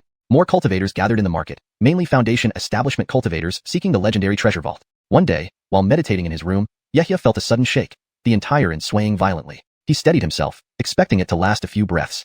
But this time, it lasted a whole tea time, accompanied by deafening rumbling sounds from outside. Is the array formation gap finally opening? Yehia stood up immediately and rushed out of the inn. Others also emerged from their rooms. Is the treasure vault opening? They quickly flew out of the inn towards a place outside the market. Numerous beams of light soared into the sky, heading towards the western part of Doveryuan Mountains. Soon, on the top of a broken mountain peak, a large area was filled with cultivators. Yehia stood among them, looking at a gray-brown mountain emitting spiritual light. At its base, massive black stone pillars were rising from the ground, covered in dust. Each pillar stood dozens of zhang tall, inscribed with mysterious runes, clearly arranged by cultivators. Many were severed or completely destroyed, with only about half intact. Note, Doveryuan Mountains is directly translated from Cheng'un Samai. 4. Names and titles are kept consistent with pinyin conventions. Chapter 270. Waiting. Yehia looked down, observing the array formation inscriptions on the stone pillars, inwardly astonished. Just the array formations and restrictions he recognized numbered over 100, with countless third-stage prohibitions and even higher stage ones unknown to him. At this moment, nearly 200 foundation establishment cultivators had gathered at the peak, all emitting robust auras and planning to seize their chances, rushing into the treasure vault for plundering. Groups of cultivators, sometimes even more than 10, standing together were not uncommon sights. Scanning through them mentally, Yehia found that the crowd was mixed, with diverse affiliations, not only from cultivation families but also solitary and sect cultivators in abundance. Every one of them was formidable. Early foundation establishment cultivators barely held any significant place, most being mid to late stage. Even peak 9th layer foundation establishment cultivators were seen among the crowd, as well as many late-stage foundation establishments. On the contrary, mid-stage foundation establishment cultivators were scarce. Reflecting for a moment, Yehia realized his knowledge about the heavenly puppet sect's treasure vault was limited, and the information obtained by trading spirit stones wasn't very useful. After some thought, Yehia focused his gaze and secretly released his divine sense to detect transmissions around him. Leveraging his mind power akin to a core formation cultivator, he could hear some private conversations. A man in blue attire, with 5th layer foundation establishment cultivation, was whispering to a young man in gray beside him about something. I heard that the Profound Water sect led various forces to invade the Jerome border. They've occupied many territories these past months moving eastward. Should we try our luck too? The youth in gray chuckled bitterly. Are you serious? Best stay out of it. Wars between the cultivation world are not so simple. You don't want to lose your life needlessly in Jerome. He pointed downwards and then gestured towards the Profound Water sect hovering above them. They always send people to guard the vault entrance collecting spirit stones. It's fortunate they took away their high-level cultivators, otherwise, we wouldn't have much to gain this time. As they talked, both eyes lit up upon noticing several individuals. Isn't that Gallagher, the leader of Hidden Assassin's Gate? Wasn't he in close seclusion aiming for core formation? Why is he here? Looking along their gaze, a plump middle-aged cultivator, Peak Foundation Establishment, with an always smiling face appeared. 2 mid-foundation establishment subordinates followed behind him, and no one dared approach within several dozen feet. Becoming a core formation isn't easy. High-grade spiritual items are controlled by major clans and sections. Maybe he wants to seek opportunities in the vault, remnants of an ancient nascent infant sect. Perhaps he'll find core formation methods. The great elder of the Hamza family from Eden Mountain is also here, also Peak Foundation Establishment. Things are getting interesting. An advancedly man with graying hair radiated intense spiritual pressure tinged with decay, suggesting he was nearing the end of his lifespan. Through his strong divine sense, Yehia gleaned many valuable pieces of information. The Hamza Barone Kingdom was mobilizing against the Jerome cultivation world, potentially easing border defense. He could consider returning to Jerome, although it was embroiled in war, which would likely require combat missions dispatched by Ediang sect. This conflict differed vastly from skirmishes between the 5 great sections. While previously battles involved only eliminating unstable solo cultivators or suppressing clan strength and acquiring disciples, now, core formation cultivators would personally engage, increasing risks immensely. Furthermore, the remaining Heavenly Puppet Sect Vault attracted many Peak Foundation Establishment cultivators. Unlike Jerome, where only 5 major sects dominated without allowing others to rise, Hamza Barone had numerous small sects and clans due to historical splits. The Profound Water sect, with 3 nascent infants, was the top tier, requiring other first-rate sects to have 3 core formation powers, second-rates 1, and third-rates just several foundation establishments. Lesser factions weren't ranked highly. In the past, the Profound Water sect sent people to guard the vault entrance to gather spirit items from entrance. Now, possibly due to attacking Jerome, few remained behind, maintaining relative stability. For centuries, Jerome defended against 3 realms' attacks partly because those realms couldn't fully commit, needing to stabilize their rear lines. Considering for a moment, Yehia pondered. If entering the vault brought core formation opportunities, staying might be better strategically. Otherwise, finding such opportunities back in Jerome would be safer. Time passed, and the rumbling of the stone pillars ceased. Everyone's attention shifted. A gray-robed Vance stroked his beard, surveying the area. The stone pillars stopped. The array restriction will pause for 3 days. Hurry. He and another Kale ascended light beams flying downward. Other cultivators swiftly joined, launching their flying artifacts below. Yehia flicked his left hand, releasing a green light, wielding a green jade rui turning into a stream of green light, soaring toward the vault. Hashtag chapter 271. Entry. For a moment, hundreds of colorful beams of light shot out from this cliff and descended together. Among them were white-haired cultivators with little remaining lifespan, middle-aged patriarchs in their prime, and those who had been stuck at the foundation establishment stage for decades. There were also no shortage of sect leaders from minor sects and Vances from immortal cultivation families. All these cultivators were willing to risk their lives for the chance to reach the core formation stage and gain immortality, exploring the treasure trove left behind by the once mighty Heavenly Puppet sect. Shortly after, the cultivators began to land one by one. Standing on the ground, they looked up at the massive array stone pillars before them, feeling an overwhelming sense of awe. Some of the stone pillars even had the bodies of dead cultivators at their bases, with their magical artifacts still shimmering faintly. A lone young wandering cultivator wearing a grayish-white robe, at the 5th level of the foundation establishment stage, glanced at the magical artifacts, his eyes flickering with desire. He made a few hand seals, and a golden rope flew out from his sleeve as he softly shouted, "Go!" The golden light flashed, and the rope darted forward like a golden snake seeking food, cautiously approaching the corpse at the base of the stone pillar, attempting to retrieve the magical artifacts and storage bag. In the next instant, one of the array's stone pillars hummed and shook, emitting waves of bright white light. The golden rope lost control and fell to the ground. The youth's eyes flashed. Instinctively, he reached out to grab the rope. However, in a flash of white light and a slight spatial ripple, his figure vanished. Moments later, a series of hissing sounds echoed as more white light appeared above. A pile of bloodied remains fell down, unmistakably belonging to the young man. First-time visitors among the cultivators were expressions of horror and hastily retreated, keeping their distance from the stone pillars. Those who had visited before snickered mockingly. An emaciated Vance with a black staff smirked, saying, "To court death. If it were that easy to obtain these cultivators' relics, would their storage bags still be here?" Cultivators who had entertained similar thoughts quickly reined themselves in. Yehia's eyes gleamed as he examined the array stone pillars surrounding him. Apart from defensive wards, there were dozens of offensive wards and several crucial spatial wards. Approaching the range of the array stone pillars would trigger these wards randomly due to the remnants of the original formation, which had weakened over time. The Scot had likely triggered a defensive ward first with his golden rope, If he had stopped there, he might have survived. Instead, he tried to recover his losses and triggered the spatial ward with his body, resulting in his immediate annihilation by the offensive ward. Indeed, despite being reduced to ruins, the power of a major sect's remnants remained formidable. This information was a hidden secret about entering the underground treasure vault. Only the most severely damaged stone pillars could be safely passed beneath. Only one winding path led through the cluster of stone pillars to the heavenly puppet sect's underground treasure vault. Even then, it wasn't entirely safe. Though fragmented, the formation still functioned intermittently, potentially triggering spatial wards at any moment, leading to mass casualties during each entry. Yehia had overheard this information from the conversations of several late-stage Foundation establishment cultivators and had been carefully following the crowd since arriving. Gareth and Dreads of Foundation establishment cultivators showed various expressions. Some were fervent and excited, others apprehensive and tense. A few who had entered before bore calm expressions. Despite the danger, no one backed down. Everyone pushed forward for the sake of longevity and immortality. Yehia's eyes glowed with a golden light as he remained vigilant. At such close quarters, any incident could set off a chain reaction. Prepared for action at any moment, the group walked for half an hour, passing through the area covered by the array stone pillars and arriving at a colossal stone door. Towering 100 feet high and 50 feet wide, it was a magnificent sight. The stone door shimmered with light, and its left side bore a large scar, as if cut by a powerful weapon. The cultivators gathered around the door, looking around. After a short while, several Peak Foundation establishment cultivators stepped forward to direct the others. Gallagher, the corpulent middle-aged sect leader of the Hidden Assassin sect, glanced around and said in a low voice, "Let's all work together to strike the stone door. If we can push it open, we will be transported to the underground treasure vault." Another Vance, Hamza Jia, a gaunt-faced old man, stroked his long beard and added, "The formation will weaken for 3 days. If we don't leave within that time, we'll be trapped forever. Let's not waste any time. Everyone act together." Led by the Peak Foundation establishment cultivators, everyone took positions, drawing their magical artifacts and preparing to strike. Yehia lifted his hand, and the golden dragon sword flew out of his sleeve, glowing brightly as it soared into the air, releasing a dazzling aura. Gareth and Dreads of cultivators activated their magical artifacts, filling the sky with a kaleidoscope of lights, illuminating the stone door brilliantly.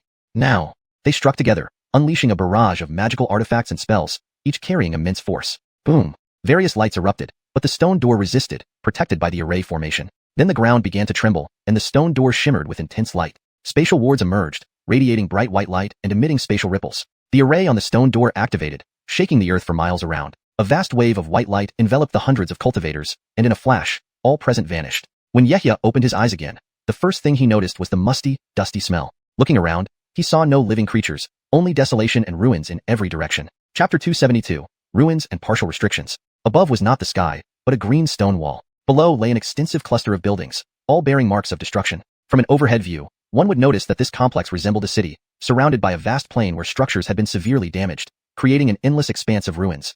A few partially functioning array restrictions still faintly emitted spiritual light, preventing total darkness. Yehia cast several glances, confirming he had successfully entered underground and arrived at the former location of the Heavenly Puppet Sect's treasure vault. The place spanned at least 1,000 miles, living up to its reputation as a major sect that once dominated a portion of the cultivator world, with such grand architecture. His gaze sharpened as his divine sense perceived several figures within 100 paces, indicating that cultivators who were teleported in had been scattered across the ruins instead of being concentrated in one area. Standing still, Yehia didn't rush into action. Instead, his eyes shimmered as he activated the golden pupil of truth to observe the surroundings. Over the past year, most of the information he had gathered was related to the external array stone pillars. Details about what was inside the Heavenly Puppet treasury after entry were extremely obscure, even despite the high cost of obtaining them. Suddenly, his gaze flickered as he witnessed an astonishing scene. A young man in a blue Taoist robe held a whisk and gently flicked it, revealing a white glow. Instantly, a cloud rose beneath him, attempting to carry him toward the treasure vault ahead. Just as he flew a few dozen paces, the surrounding ruins flashed with spiritual light. Some partial restrictions came back to life, emitting purple brilliance. Crack! Several thumb-thick purple lightning snakes emerged, instantly dispersing the cloud under the youth's feet and blackening his robe. He fell heavily from the sky, hair disheveled, looking utterly miserable. Though not immediately killed, he was seriously injured. He hastily took a healing pill, no longer daring to fly directly. Elsewhere, other first-time visitors to the Heavenly Puppet treasury also tried flying, only to be similarly frightened into retreating. However, some cultivators did not stop their flight, escaping unscathed from the restriction attacks. They paid no attention to the lingering formations on the ruined buildings below. Witnessing this strange phenomenon, Yehia's eyes gleamed brighter with golden light as he studied their flight paths closely. After a moment, he understood. Much like the external array stone pillars, certain parts of these ruins were so severely damaged they could no longer generate attacks. By following the paths with heavy damage, cultivators wouldn't trigger any formation-based restrictions. But herein lay the challenge. Without knowing the safe routes, no one dared take flight, uncertain of when or how many restrictions might strike. While the ruins seemed to lack fourth-tier formation restrictions, there were numerous third-tier ones. A single damage restriction might not kill a Foundation establishment cultivator, but if multiple triggered together, survival became uncertain. First-time visitors quickly realized this, all having reached the late Foundation establishment stage, making each a shrewd individual. With serious expressions, they found ways to deal with the situation. Some beast-controlling cultivators released spirit insects and beasts to scout ahead, responding promptly if restrictions were activated. Others used various methods. Some powerful cultivators deployed superior defensive spirit tools to withstand attacks and swiftly pass through. Meanwhile, weaker or conserving cultivators chose alliances, forming teams of 3 to 5, sometimes even larger groups, utilizing combined spirit power shields to sustain long periods. Within moments, hundreds of cultivators infiltrated the ruins, gradually dividing into several echelons based on speed. Leading were those who had entered the treasury multiple times and were immensely powerful. Next were those with special scouting methods, avoiding dangers while moving at moderate speeds. Lastly, those who chose alliances advanced more slowly but safely. Yehia stood contemplating, his eyes flashing with golden light, fixating on a group of cultivators. At this moment, a slightly hunched gray-robed Vance released his aura, slowly approaching, giving Yehia ample time to react. From a couple of paces away, the Vance greeted Yehia with a smile. Fellow Taoist, if you're alone, why not temporarily ally to traverse these ruins? Yehia looked at him, noting they shared the same 6th-layer foundation establishment cultivation level, with an amiable appearance. However, Yehia had his plans and replied courteously, "No need, thank you for your kindness. I prefer to go solo." With that, he leaped forward, landing several paces away before vanishing into the ruins in a flash of gold. The gray-robed Vance said nothing more, turning to approach nearby cultivators, silently musing. Young indeed. In such dangerous ruins, not considering alliances for preservation. Walking several dozen paces, the Vance met 2 others, a graceful beauty with a beauty mark, looking quite attractive, and a middle-aged scholar. The Vance approached amiably, bowing and smiling. "Fellow Taoists, let us join forces and cross the ruins together." The beauty turned, her lips slightly pursed, chuckling softly. "That sounds good, but should we encounter treasures along the way, with 3 of us, how shall we divide them?" The gray-robed Vance chuckled, explaining, "Mistress jests. This is not my first visit to the heavenly puppet treasury. The ruins have been searched countless times over a millennium. There's little treasure left. Unless we attack the active formations. Within their range, treasures might remain. But I don't recommend spending effort on that." The silent middle-aged scholar asked curiously, "Why not? Could you elaborate?" Seeing their unfamiliarity, the Vance smiled, saying slowly, "While we walk, I will explain." Chapter 273, Treasure Garretting and Unexpected Events. The gray-robed Vance seemed very experienced as he pointed around the ruins, explaining to the 2 listeners who were hanging on his every word. The 3 of them together formed a tricolored spiritual energy shield, walking forward in unison. To make a long story short, this ruin does not belong to the treasure vault, but is merely the remains left by the heavenly puppet sect cultivators who once lived outside the vault's perimeter. It has been heavily damaged, so naturally, there aren't many valuable treasures. Bang! A dazzling golden light shot out, fiercely slashing into a wall of a ruined stone temple, where an array formation glow was shimmering. For a moment, light splashed everywhere, and stones flew up. With each flicker of the golden light, a fine crack appeared on the wall, quickly expanding under the assault. Boom! After a few breaths, the remaining array formation restriction on the wall was finally worn down, causing the wall to collapse, raising a large cloud of dust. At that moment, a white-robed young figure swiftly approached, searching purposefully among the ruins. On closer inspection, the youth was none other than Yehia, who was walking alone through the ruins. Yehia crouched down, rummaging for a bit before pulling out a jade box emitting green light from the rubble. Looking up, the surface of the jade box still had a spirit sealing talisman affixed, though it had dimmed, clearly worn down by time. His eyes flickered a few times, wiping off the dust. He lifted his right hand and carefully removed the spirit sealing talisman with a light touch. There was a soft click, revealing a blue jade slip inside. Thanks to the preservative effects of the spirit sealing talisman, the jade slip had not turned to ashes. Yehia's eyes lit up as he began reading the jade slip. 2nd grade puppet blueprints, thousand-eyed gallbladder beast puppet, crimson water beast puppet. He glanced at the descriptions, his expression somewhat peculiar. The puppets depicted seemed like peculiar aquatic beasts. Muttering to himself and recalling the geographical features of Hamza Barone Kingdom, it wasn't surprising. Most of this area consisted of lakes and rivers, so having some puppets adapted to the terrain made sense. These blueprints were something he had never obtained before, likely having lost their lineage 1,000 years ago. Turning around, he put away the jade slip, preparing to store it in his storage bag. Suddenly, Yehia sensed something, and his body moved, holding the jade slip as he darted to the side. Boom! A black inkstone-shaped spirit tool burst into radiant light, striking the spot where Yehia had just stood. The rocks on the ground were crushed into powder, revealing its formidable power. Yehia's expression immediately darkened. Looking up, he saw a Kale in scholar attire, who was at the later stage of Foundation Establishment realm. Several dozen feet behind him were 2 mid-stage Foundation Establishment young men, watching from a distance without approaching, clearly not companions, but with some ulterior motives. The scholar saw Yehia dodge his fatal strike and was quite surprised. He sized up Yehia, noting he was only at the mid-stage Foundation Establishment realm, and said quietly, "Hand over your recently obtained treasure, and Sir Ricardo will let you live." Looking for death. Yehia snorted softly, flipping his left hand to release a golden square seal. Instantly, it grew dozens of times in size, transforming into a vat-sized object.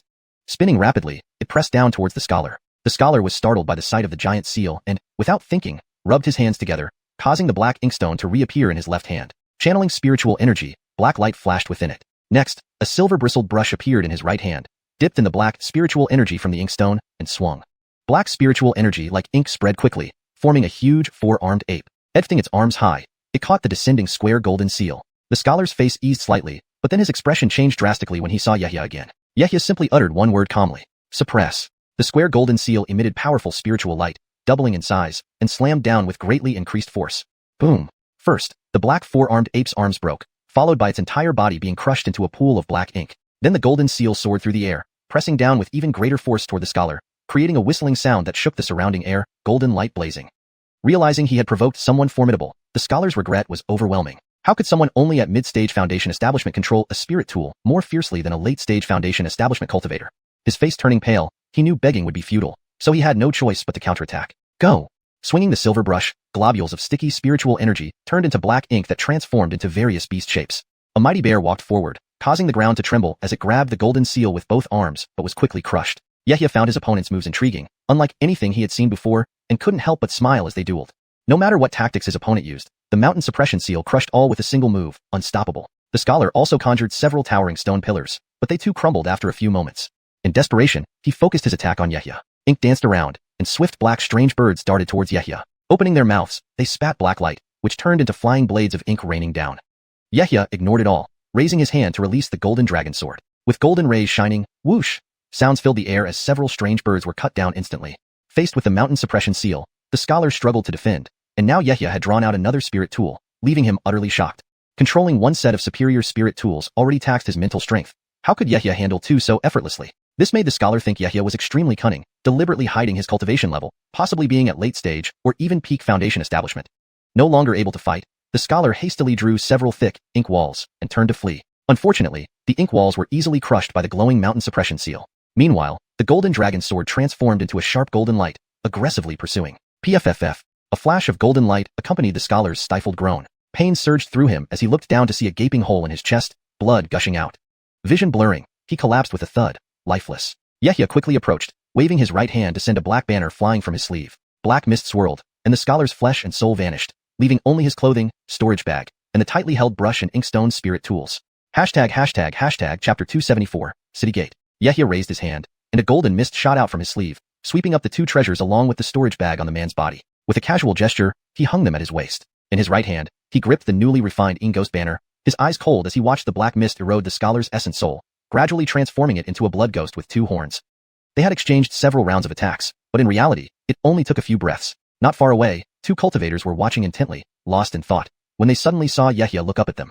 Yehia glared at the two spectators without any good humor, waved his hand, and the Inghost banner turned into a streak of black light that dove back into his sleeve. He said coolly, "Do the two Taoists have any advice for me?" The indifferent tone, coupled with the display of overwhelming power over a late Foundation establishment cultivator, made the two mid-stage Foundation establishment men break into a cold sweat. "Taoist friend, there's been a misunderstanding. We're just passing by. Goodbye." They hurriedly clasped their hands in salute and vanished in an instant. Yehia stood there for a moment in contemplation before leaping forward. The ruins rapidly receded behind him as his eyes flickered with golden light, searching for any potential treasures. With the help of the golden inside eye, Yehia did not move particularly fast, occasionally stopping to forcibly break through some array formations and seals, collecting treasures and pocketing them without hesitation. On a road leading to the city, a group of more than a dozen people moved under the protection of a five-colored light dome. As they forced their way through a ruined building, golden light rained down from above, pounding furiously on the dome. Suddenly, a golden figure flashed from behind and swiftly surpassed the group, heading toward the front without triggering any array formations or seals. A young Taoist wearing a purple robe and crowned with a jade cap noticed this scene from the corner of his eye. Shocked, he stared intently and his gaze flickered before pointing ahead. "Phelan brother, did I hallucinate? How can someone completely avoid triggering the formations here? Can he manipulate the arrays?" A Phelan surnamed cultivator looked up upon hearing this but saw nothing. The golden figure had already disappeared into the distance. He turned back to the other with a teasing smile. "Perhaps Taoist Xenon is seeing things. The formations here are a mix of second and third tier formations. Even an array master would need considerable effort to break through them. Otherwise, we wouldn't need to join forces like this." Maybe. The purple-robed Taoist also thought it unlikely, unless the person knew all the ins and outs of the ruins formations. Unknown to them, while Yehia's divine eye technique couldn't help him break formations quickly, it allowed him to see the safe path taken by the leading cultivators, helping him perfectly avoid any traps. It was as if numerous cultivators were scouting ahead for him, sparing him from danger and conserving spirit energy. Golden light flickered around Yehia's feet as he steadily approached the magnificent city walls. The towering, dark walls shimmered with dense spiritual seals, though much of the city appeared collapsed and destroyed, eerily silent. At the city gates, more than a dozen Foundation establishment cultivators lingered, some sitting in meditation, others whispering among themselves, and communication talismans flew in from both sides of the gate, apparently discussing something anxiously.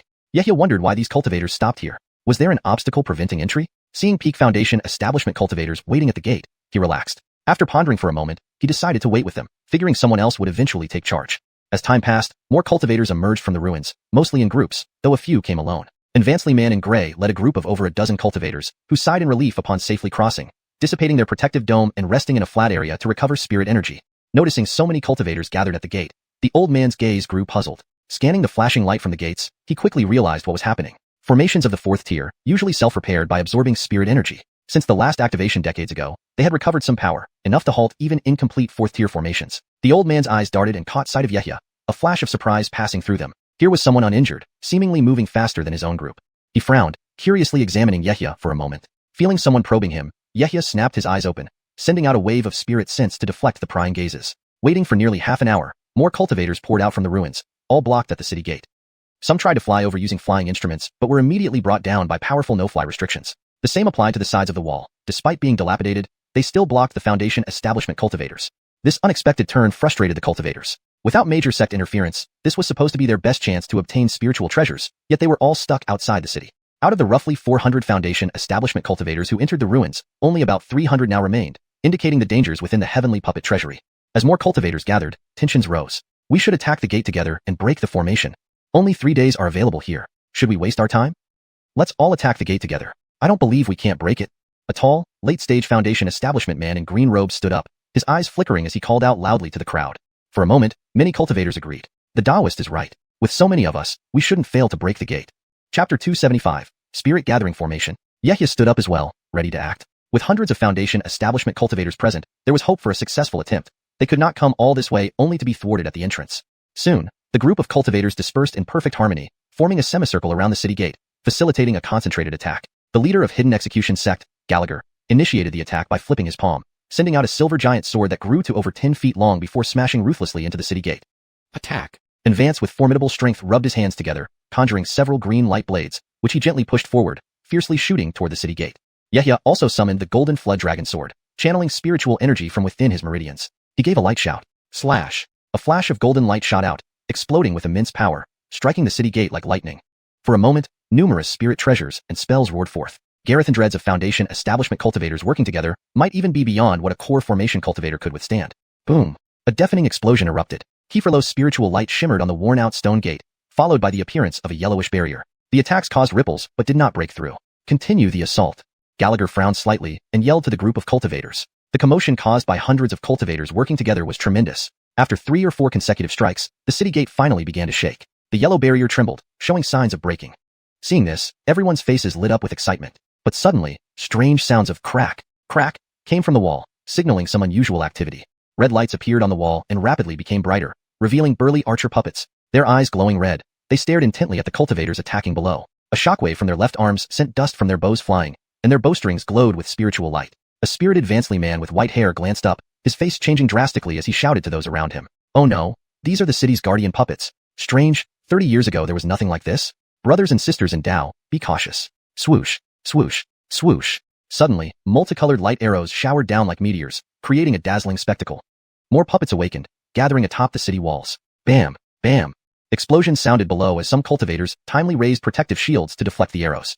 Others were less fortunate, hit by dozens of light arrows at once, shattering their protective spirit tools and falling lifeless. 1,000 rays of bright light pierced the sky, illuminating the entire area. Thanks to the light, everyone could see clearly the dense ranks of archer puppets assembling on the wall. Moreover, flying puppets shaped like giant eagles and strange birds attacked, spewing wind blades and light orbs. Instantly, explosions resounded as the cultivators were engulfed by these attacks. They couldn't focus on breaking the city gate and hastily defended themselves with protective spirit tools. With continued assaults, many cultivators' resolve wavered. They had come to seek spiritual items, not engage in a bloody battle with lifeless puppets. Above Yehia's head, a Qingser Yu Ruyi, green jade Rui, floated, emitting strands of green energy that formed a protective shield around him, defending against the incoming attacks. When hit by the colorful light arrows, the shield rippled with green waves. His eyes gleamed with golden light as he gazed at the wall. These puppets could maintain continuous attacks, requiring substantial spiritual power. Shortly after, he noticed peculiar formations and prohibitions on the wall, his expression turning serious. Through his eyes, every half 10 feet on the wall was marked by circular spirit-gathering formations. As the formations operated, any puppet depleted of spiritual energy standing within the circles would regain its power quickly, continuing to attack the cultivators below. Yehia thought for a moment and sent a mental message to Gallagher. There are spirit-gathering formations on the city wall, helping the puppets recover spiritual power. If we destroy the formations, the puppets will cease their movements. Gallagher received the message, frowned and scanned the crowd. Spotting a young man in white robes, it was Yehia. Yehia greeted him politely from a distance. Gallagher didn't question how Yehia knew this information. After a moment of thought, he addressed the crowd. Everyone, join forces to attack the wall and destroy the formations to stop the puppets. Immediately, everyone shifted their focus, launching attacks toward the wall. Swoosh, swoosh. Various colored beams rushed toward the wall, bombarding it relentlessly. Boom. As the spirit-gathering formations were destroyed, the puppets lost their power supply one by one, halting their actions with dimming red eyes. Seeing this, several cultivators cheered joyfully. Success. Finally, no more annoying puppets to deal with. Without the pressure from above, the cultivators soon regrouped and broke through the city gate. Boom. A massive explosion left a large hole in the already damaged gate, causing it to collapse entirely. The gate is open. Quickly rush inside. Overjoyed by the sight of the fallen gate, the cultivators eagerly surged forward, filled with anticipation for treasure.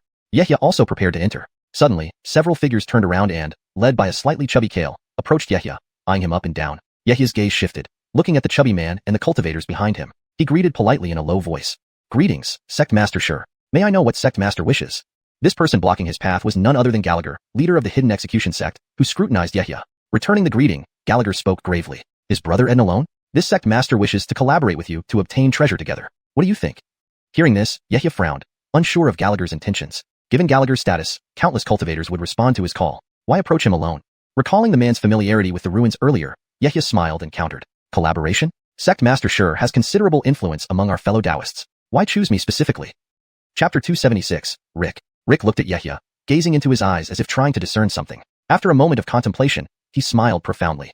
I naturally have my reasons for seeking you out, fellow Taoist. I merely ask if you are willing. Seeing the other did not explicitly state his intentions, Yehia spoke expressionlessly. What benefits can I obtain?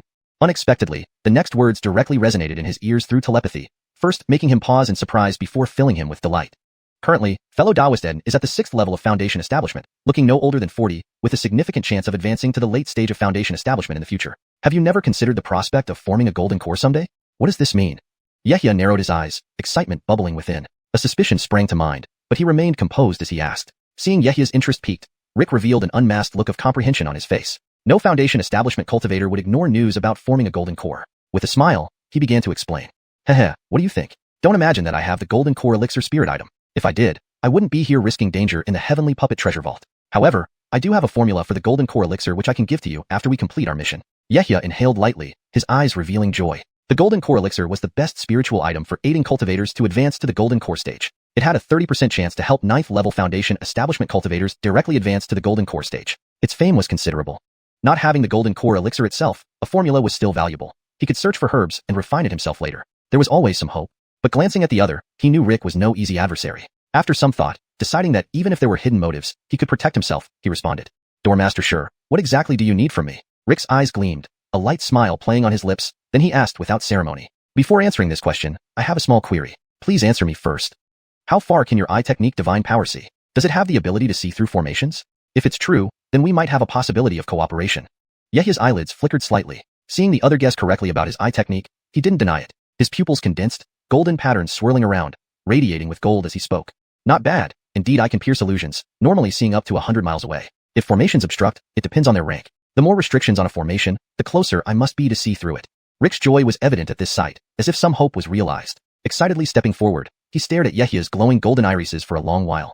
The matter isn't difficult. It simply requires you to use your eye technique to retrieve something for me. Upon completion, I will hand over the golden core elixir formula without reservation. The two discussed privately for a bit. Rick also showed Yehia a map of the entire Heavenly Puppet Treasure Vault, mostly intact despite a small damaged section. The map detailed most areas clearly. Upon seeing this map, Yehia's eyes narrowed, scrutinizing it closely. Such an object wouldn't easily fall into ordinary cultivators' hands. Perhaps the other found it among the ruins during previous visits. He probed subtly, but Rick only gave vague explanations without revealing the true origin of the map. Through the map, Yehia understood much of the underground treasure vault's layout. What was called the treasure vault was actually a puppet city built by the first patriarch of the Heavenly Puppet sect, True Lord Heavenly Puppet, filled with all sorts of puppets from 1st to 4th rank, considered the safest place within the sect. Unfortunately, a great battle 1,000 years ago destroyed the entire city, especially the 3 4th rank puppets hidden within, shattered by several Baronin and True Lords working together. Most high-rank puppets were reduced to ashes, leaving only lower-rank remnants still functioning around the city. The outermost ruins housed sect disciples, serving both as research facilities for puppetry and protective barriers. During the Great Battle, these areas suffered the worst damage. Knowing this, Yehia felt inwardly astonished but focused on obtaining 3rd-rank puppet refinement diagrams, crucial for self-preservation during chaotic times. He already obtained 2nd-rank diagrams from the outer ruins, so perhaps he could find more within the city. Soon, Yehia followed Rick and his 3 subordinates toward the city gates. Just entering the city, they heard booming sounds echoing through various streets. Looking up, they saw oddly shaped puppets indiscriminately attacking every cultivator entering the city. Several cultivators, clad in various attire, were blocked by a dozen or so beast puppets, similar to black tiger puppets, spitting beams of light from their mouths. Behind the beast puppets stood humanoid bow-wielding puppets, firing colored arrows non-stop. Among them, a larger puppet seemed to direct the others. Even half-destroyed puppets continued attacking, showcasing their relentless nature. Protect Heavenly Puppet. Annihilate invaders. Protect Heavenly Puppet. A tall, commanding puppet's eyes flashed red, its wooden jaws moving mechanically, speaking disjointedly. Hearing these words, Yehia furrowed his brows, muttering, "Do they possess sentience?" Shaking his head, he reasoned that while puppet cores made from demon beast souls allowed autonomous attacks and coordination, ultimately, they required cultivator control. These puppets, remembering the protection of the Heavenly Puppet sect after 1,000 years, seemed unusually strange. Rick led Yehia and the others hastily down an uninhabited street on the right. Walking a dozen feet, suddenly a common house emitted clicking mechanical sounds. Black light flashed as circular openings in the corners of walls opened, revealing black cannon barrels that rapidly discharged crimson beams. The next moment, boom, boom, brilliant crimson beams struck towards them. Simultaneously, whoosh, a series of odd noises came from surrounding houses. Suddenly, numerous bird puppets flew out, dark red bodies measuring several yards each, wings flapping wildly, spewing fiery spheres in a cascade of blazing heat raining down. Rick waved a hand, sending a black beam flying that expanded into a massive black shield amidst the storm. Boom! Beams exploded upon the shield, resonating with loud booms. Chapter 277, Attack. Gallagher immediately ordered his subordinates to scatter and counterattack, shouting toward Yehia. These are second-stage fire Kieferlo bird puppets and spirit energy sky cannon. Brother Ed, be careful. Caught off guard by the sudden attack, they hurriedly threw out defensive spirit artifacts and withdrew offensive ones to begin attacking these puppets. The group darted left and right in the street, avoiding simultaneous assaults from multiple puppets. Yehia narrowed his eyes, observing what lay before him. These were flying puppets he had never seen before, with numerous sky cannons installed on the side of buildings. Truly a city of puppets. With countless fireballs flying towards him, he remained composed, raising his hand. A streak of golden light flew from his sleeve, instantly transforming into a golden longsword. The golden light flickered rapidly, with a few sizzling sounds followed by an explosive bang. The fireballs were all extinguished. The rolling heat waves brushed against Yehia's body, causing his clothes to flutter. In the blink of an eye, a green jade rui was floating above his head, with streams of green energy falling down, protecting Yehia firmly within. As for Gallagher and his companions, each of his subordinates drew shields and other defensive spirit artifacts to defend their sect master. Gallagher focused on controlling a special silver circular blade magical artifact. With a tremor of silver light, it transformed into a sky full of silver light, instantly shattering several flying puppets. Yehia glanced over, then looked at the puppet before him, which was repeatedly reciting protective chants for the celestial puppet sect. Raising his hand and slapping it, a wave of spirit power surged into the golden python sword. The sword let out a low hum, emitting golden ripples. Slash. Yehia raised his hand and pointed, letting out a soft command. A dazzling golden light flashed, whoosh. The dark red strange bird puppet faced the full might of Yehia, unable to resist. Even as it darted through the air, it was ruthlessly cut down to the ground. Moving swiftly, he pounced forward to capitalize on his victory. He soon dismantled it into pieces, holding a red circular crystal in his hand, the core used to forge the puppet. With the commander puppet destroyed, the remaining puppets were quickly eliminated and retreated back into the buildings. The sky cannons protruding from beneath the houses also emitted rumbling sounds and retracted. Yehia held the red crystal, his expression solemn, seemingly contemplating something, a hint of hesitation visible on his brow. Suddenly, his eyes focused sharply. He summoned his own origin spirit, causing ripples to form between his eyebrows. A surge of golden spiritual awareness shot out, landing on the red crystal. Instantly, the crystal emitted some golden halos and tried to invade it. He wanted to understand how this puppet core was refined to still retain its intelligence after a millennium. Soon, as the spiritual awareness flooded in, the entire red orb glowed with golden brilliance. Yehia probed deeper with his spiritual awareness and faintly saw images of an advancedly man with gray hair refining a red orb, precisely this puppet core. The old man was muttering about protecting the treasure vault for the celestial puppet sect, then forcibly injected his own origin spirit into the core. His face instantly changed, showing confusion but then a sense of understanding, followed by a trace of sorrow. Yehia turned his head, focusing his gaze through his vision-clarifying golden pupil to penetrate the mundane-looking house nearby. He saw faint spiritual light piercing through the formation restrictions, revealing a scene inside. Garethmanoid puppets were working busily, retrieving various materials to repair damaged puppet beasts and sky cannon parts. Ordinary puppets couldn't do such things. Through his spiritual intrusion earlier, Yehia understood that these commanding puppets were not made using demonic beast origin spirits, but those of cultivators who willingly sacrificed themselves to preserve such high-level intelligence.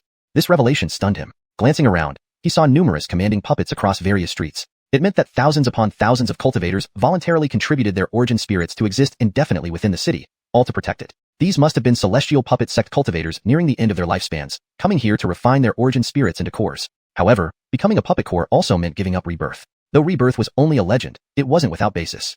Yehia felt deep emotion. Some cultivators were willing to go so far for their sect. To reach this level of dedication, it must stem from devotion to the celestial puppet sect. Such sacrifice surprised him. At least he wouldn't offer his origin spirit to Eddie's sect. Seeing Yehia lingering, Gallagher slowly approached and asked with some puzzlement, "Brother Ed, are you alright? If there's nothing more, we should continue our journey. We still have quite a distance to cover." "I'm fine, let's proceed." Yehia nodded, stowing away the red crystal, then quickly dashed forward, turning into a streak of golden light. Gallagher and his companions soon disappeared deep into the street. As more cultivators entered the city and the enemy disappeared, the area returned to silence, with only faint mechanical sounds. All puppets simultaneously flew back into the buildings, their red eyes fading. Deeper into the city, beyond ordinary houses, grand pavilions and peculiar puppets began to appear. Third stage puppet fragments were scattered everywhere, though millennia had stripped them of any spirituality. Yehia rummaged through the debris of a half-collapsed pavilion, picking up several puppet arms. Upon touching them, the arms disintegrated into dust. Decades of time had made these remnants extremely fragile. Observing this, he could only squat down and inspect closely. Seeing this, Gallagher stepped forward, smiling and asking, "Brother Ed, are you interested in puppetry? Perhaps you wish to learn more?" Yehia smiled lightly, explaining casually, "Eden has once witnessed a demonic beast weathering a third-stage thunderstorm. Its power is formidable. Having some puppets assist would increase the chances of success. So that's it. Unfortunately, these broken puppet parts are useless without spirit energy. I did obtain some second-stage puppets earlier. I'll gift you a few." "In that case, thank you, Master Sure." Yehia smiled and bowed slightly but still swept his hand, sending out a golden glow that gently lifted the puppet fragments into his waste storage bag.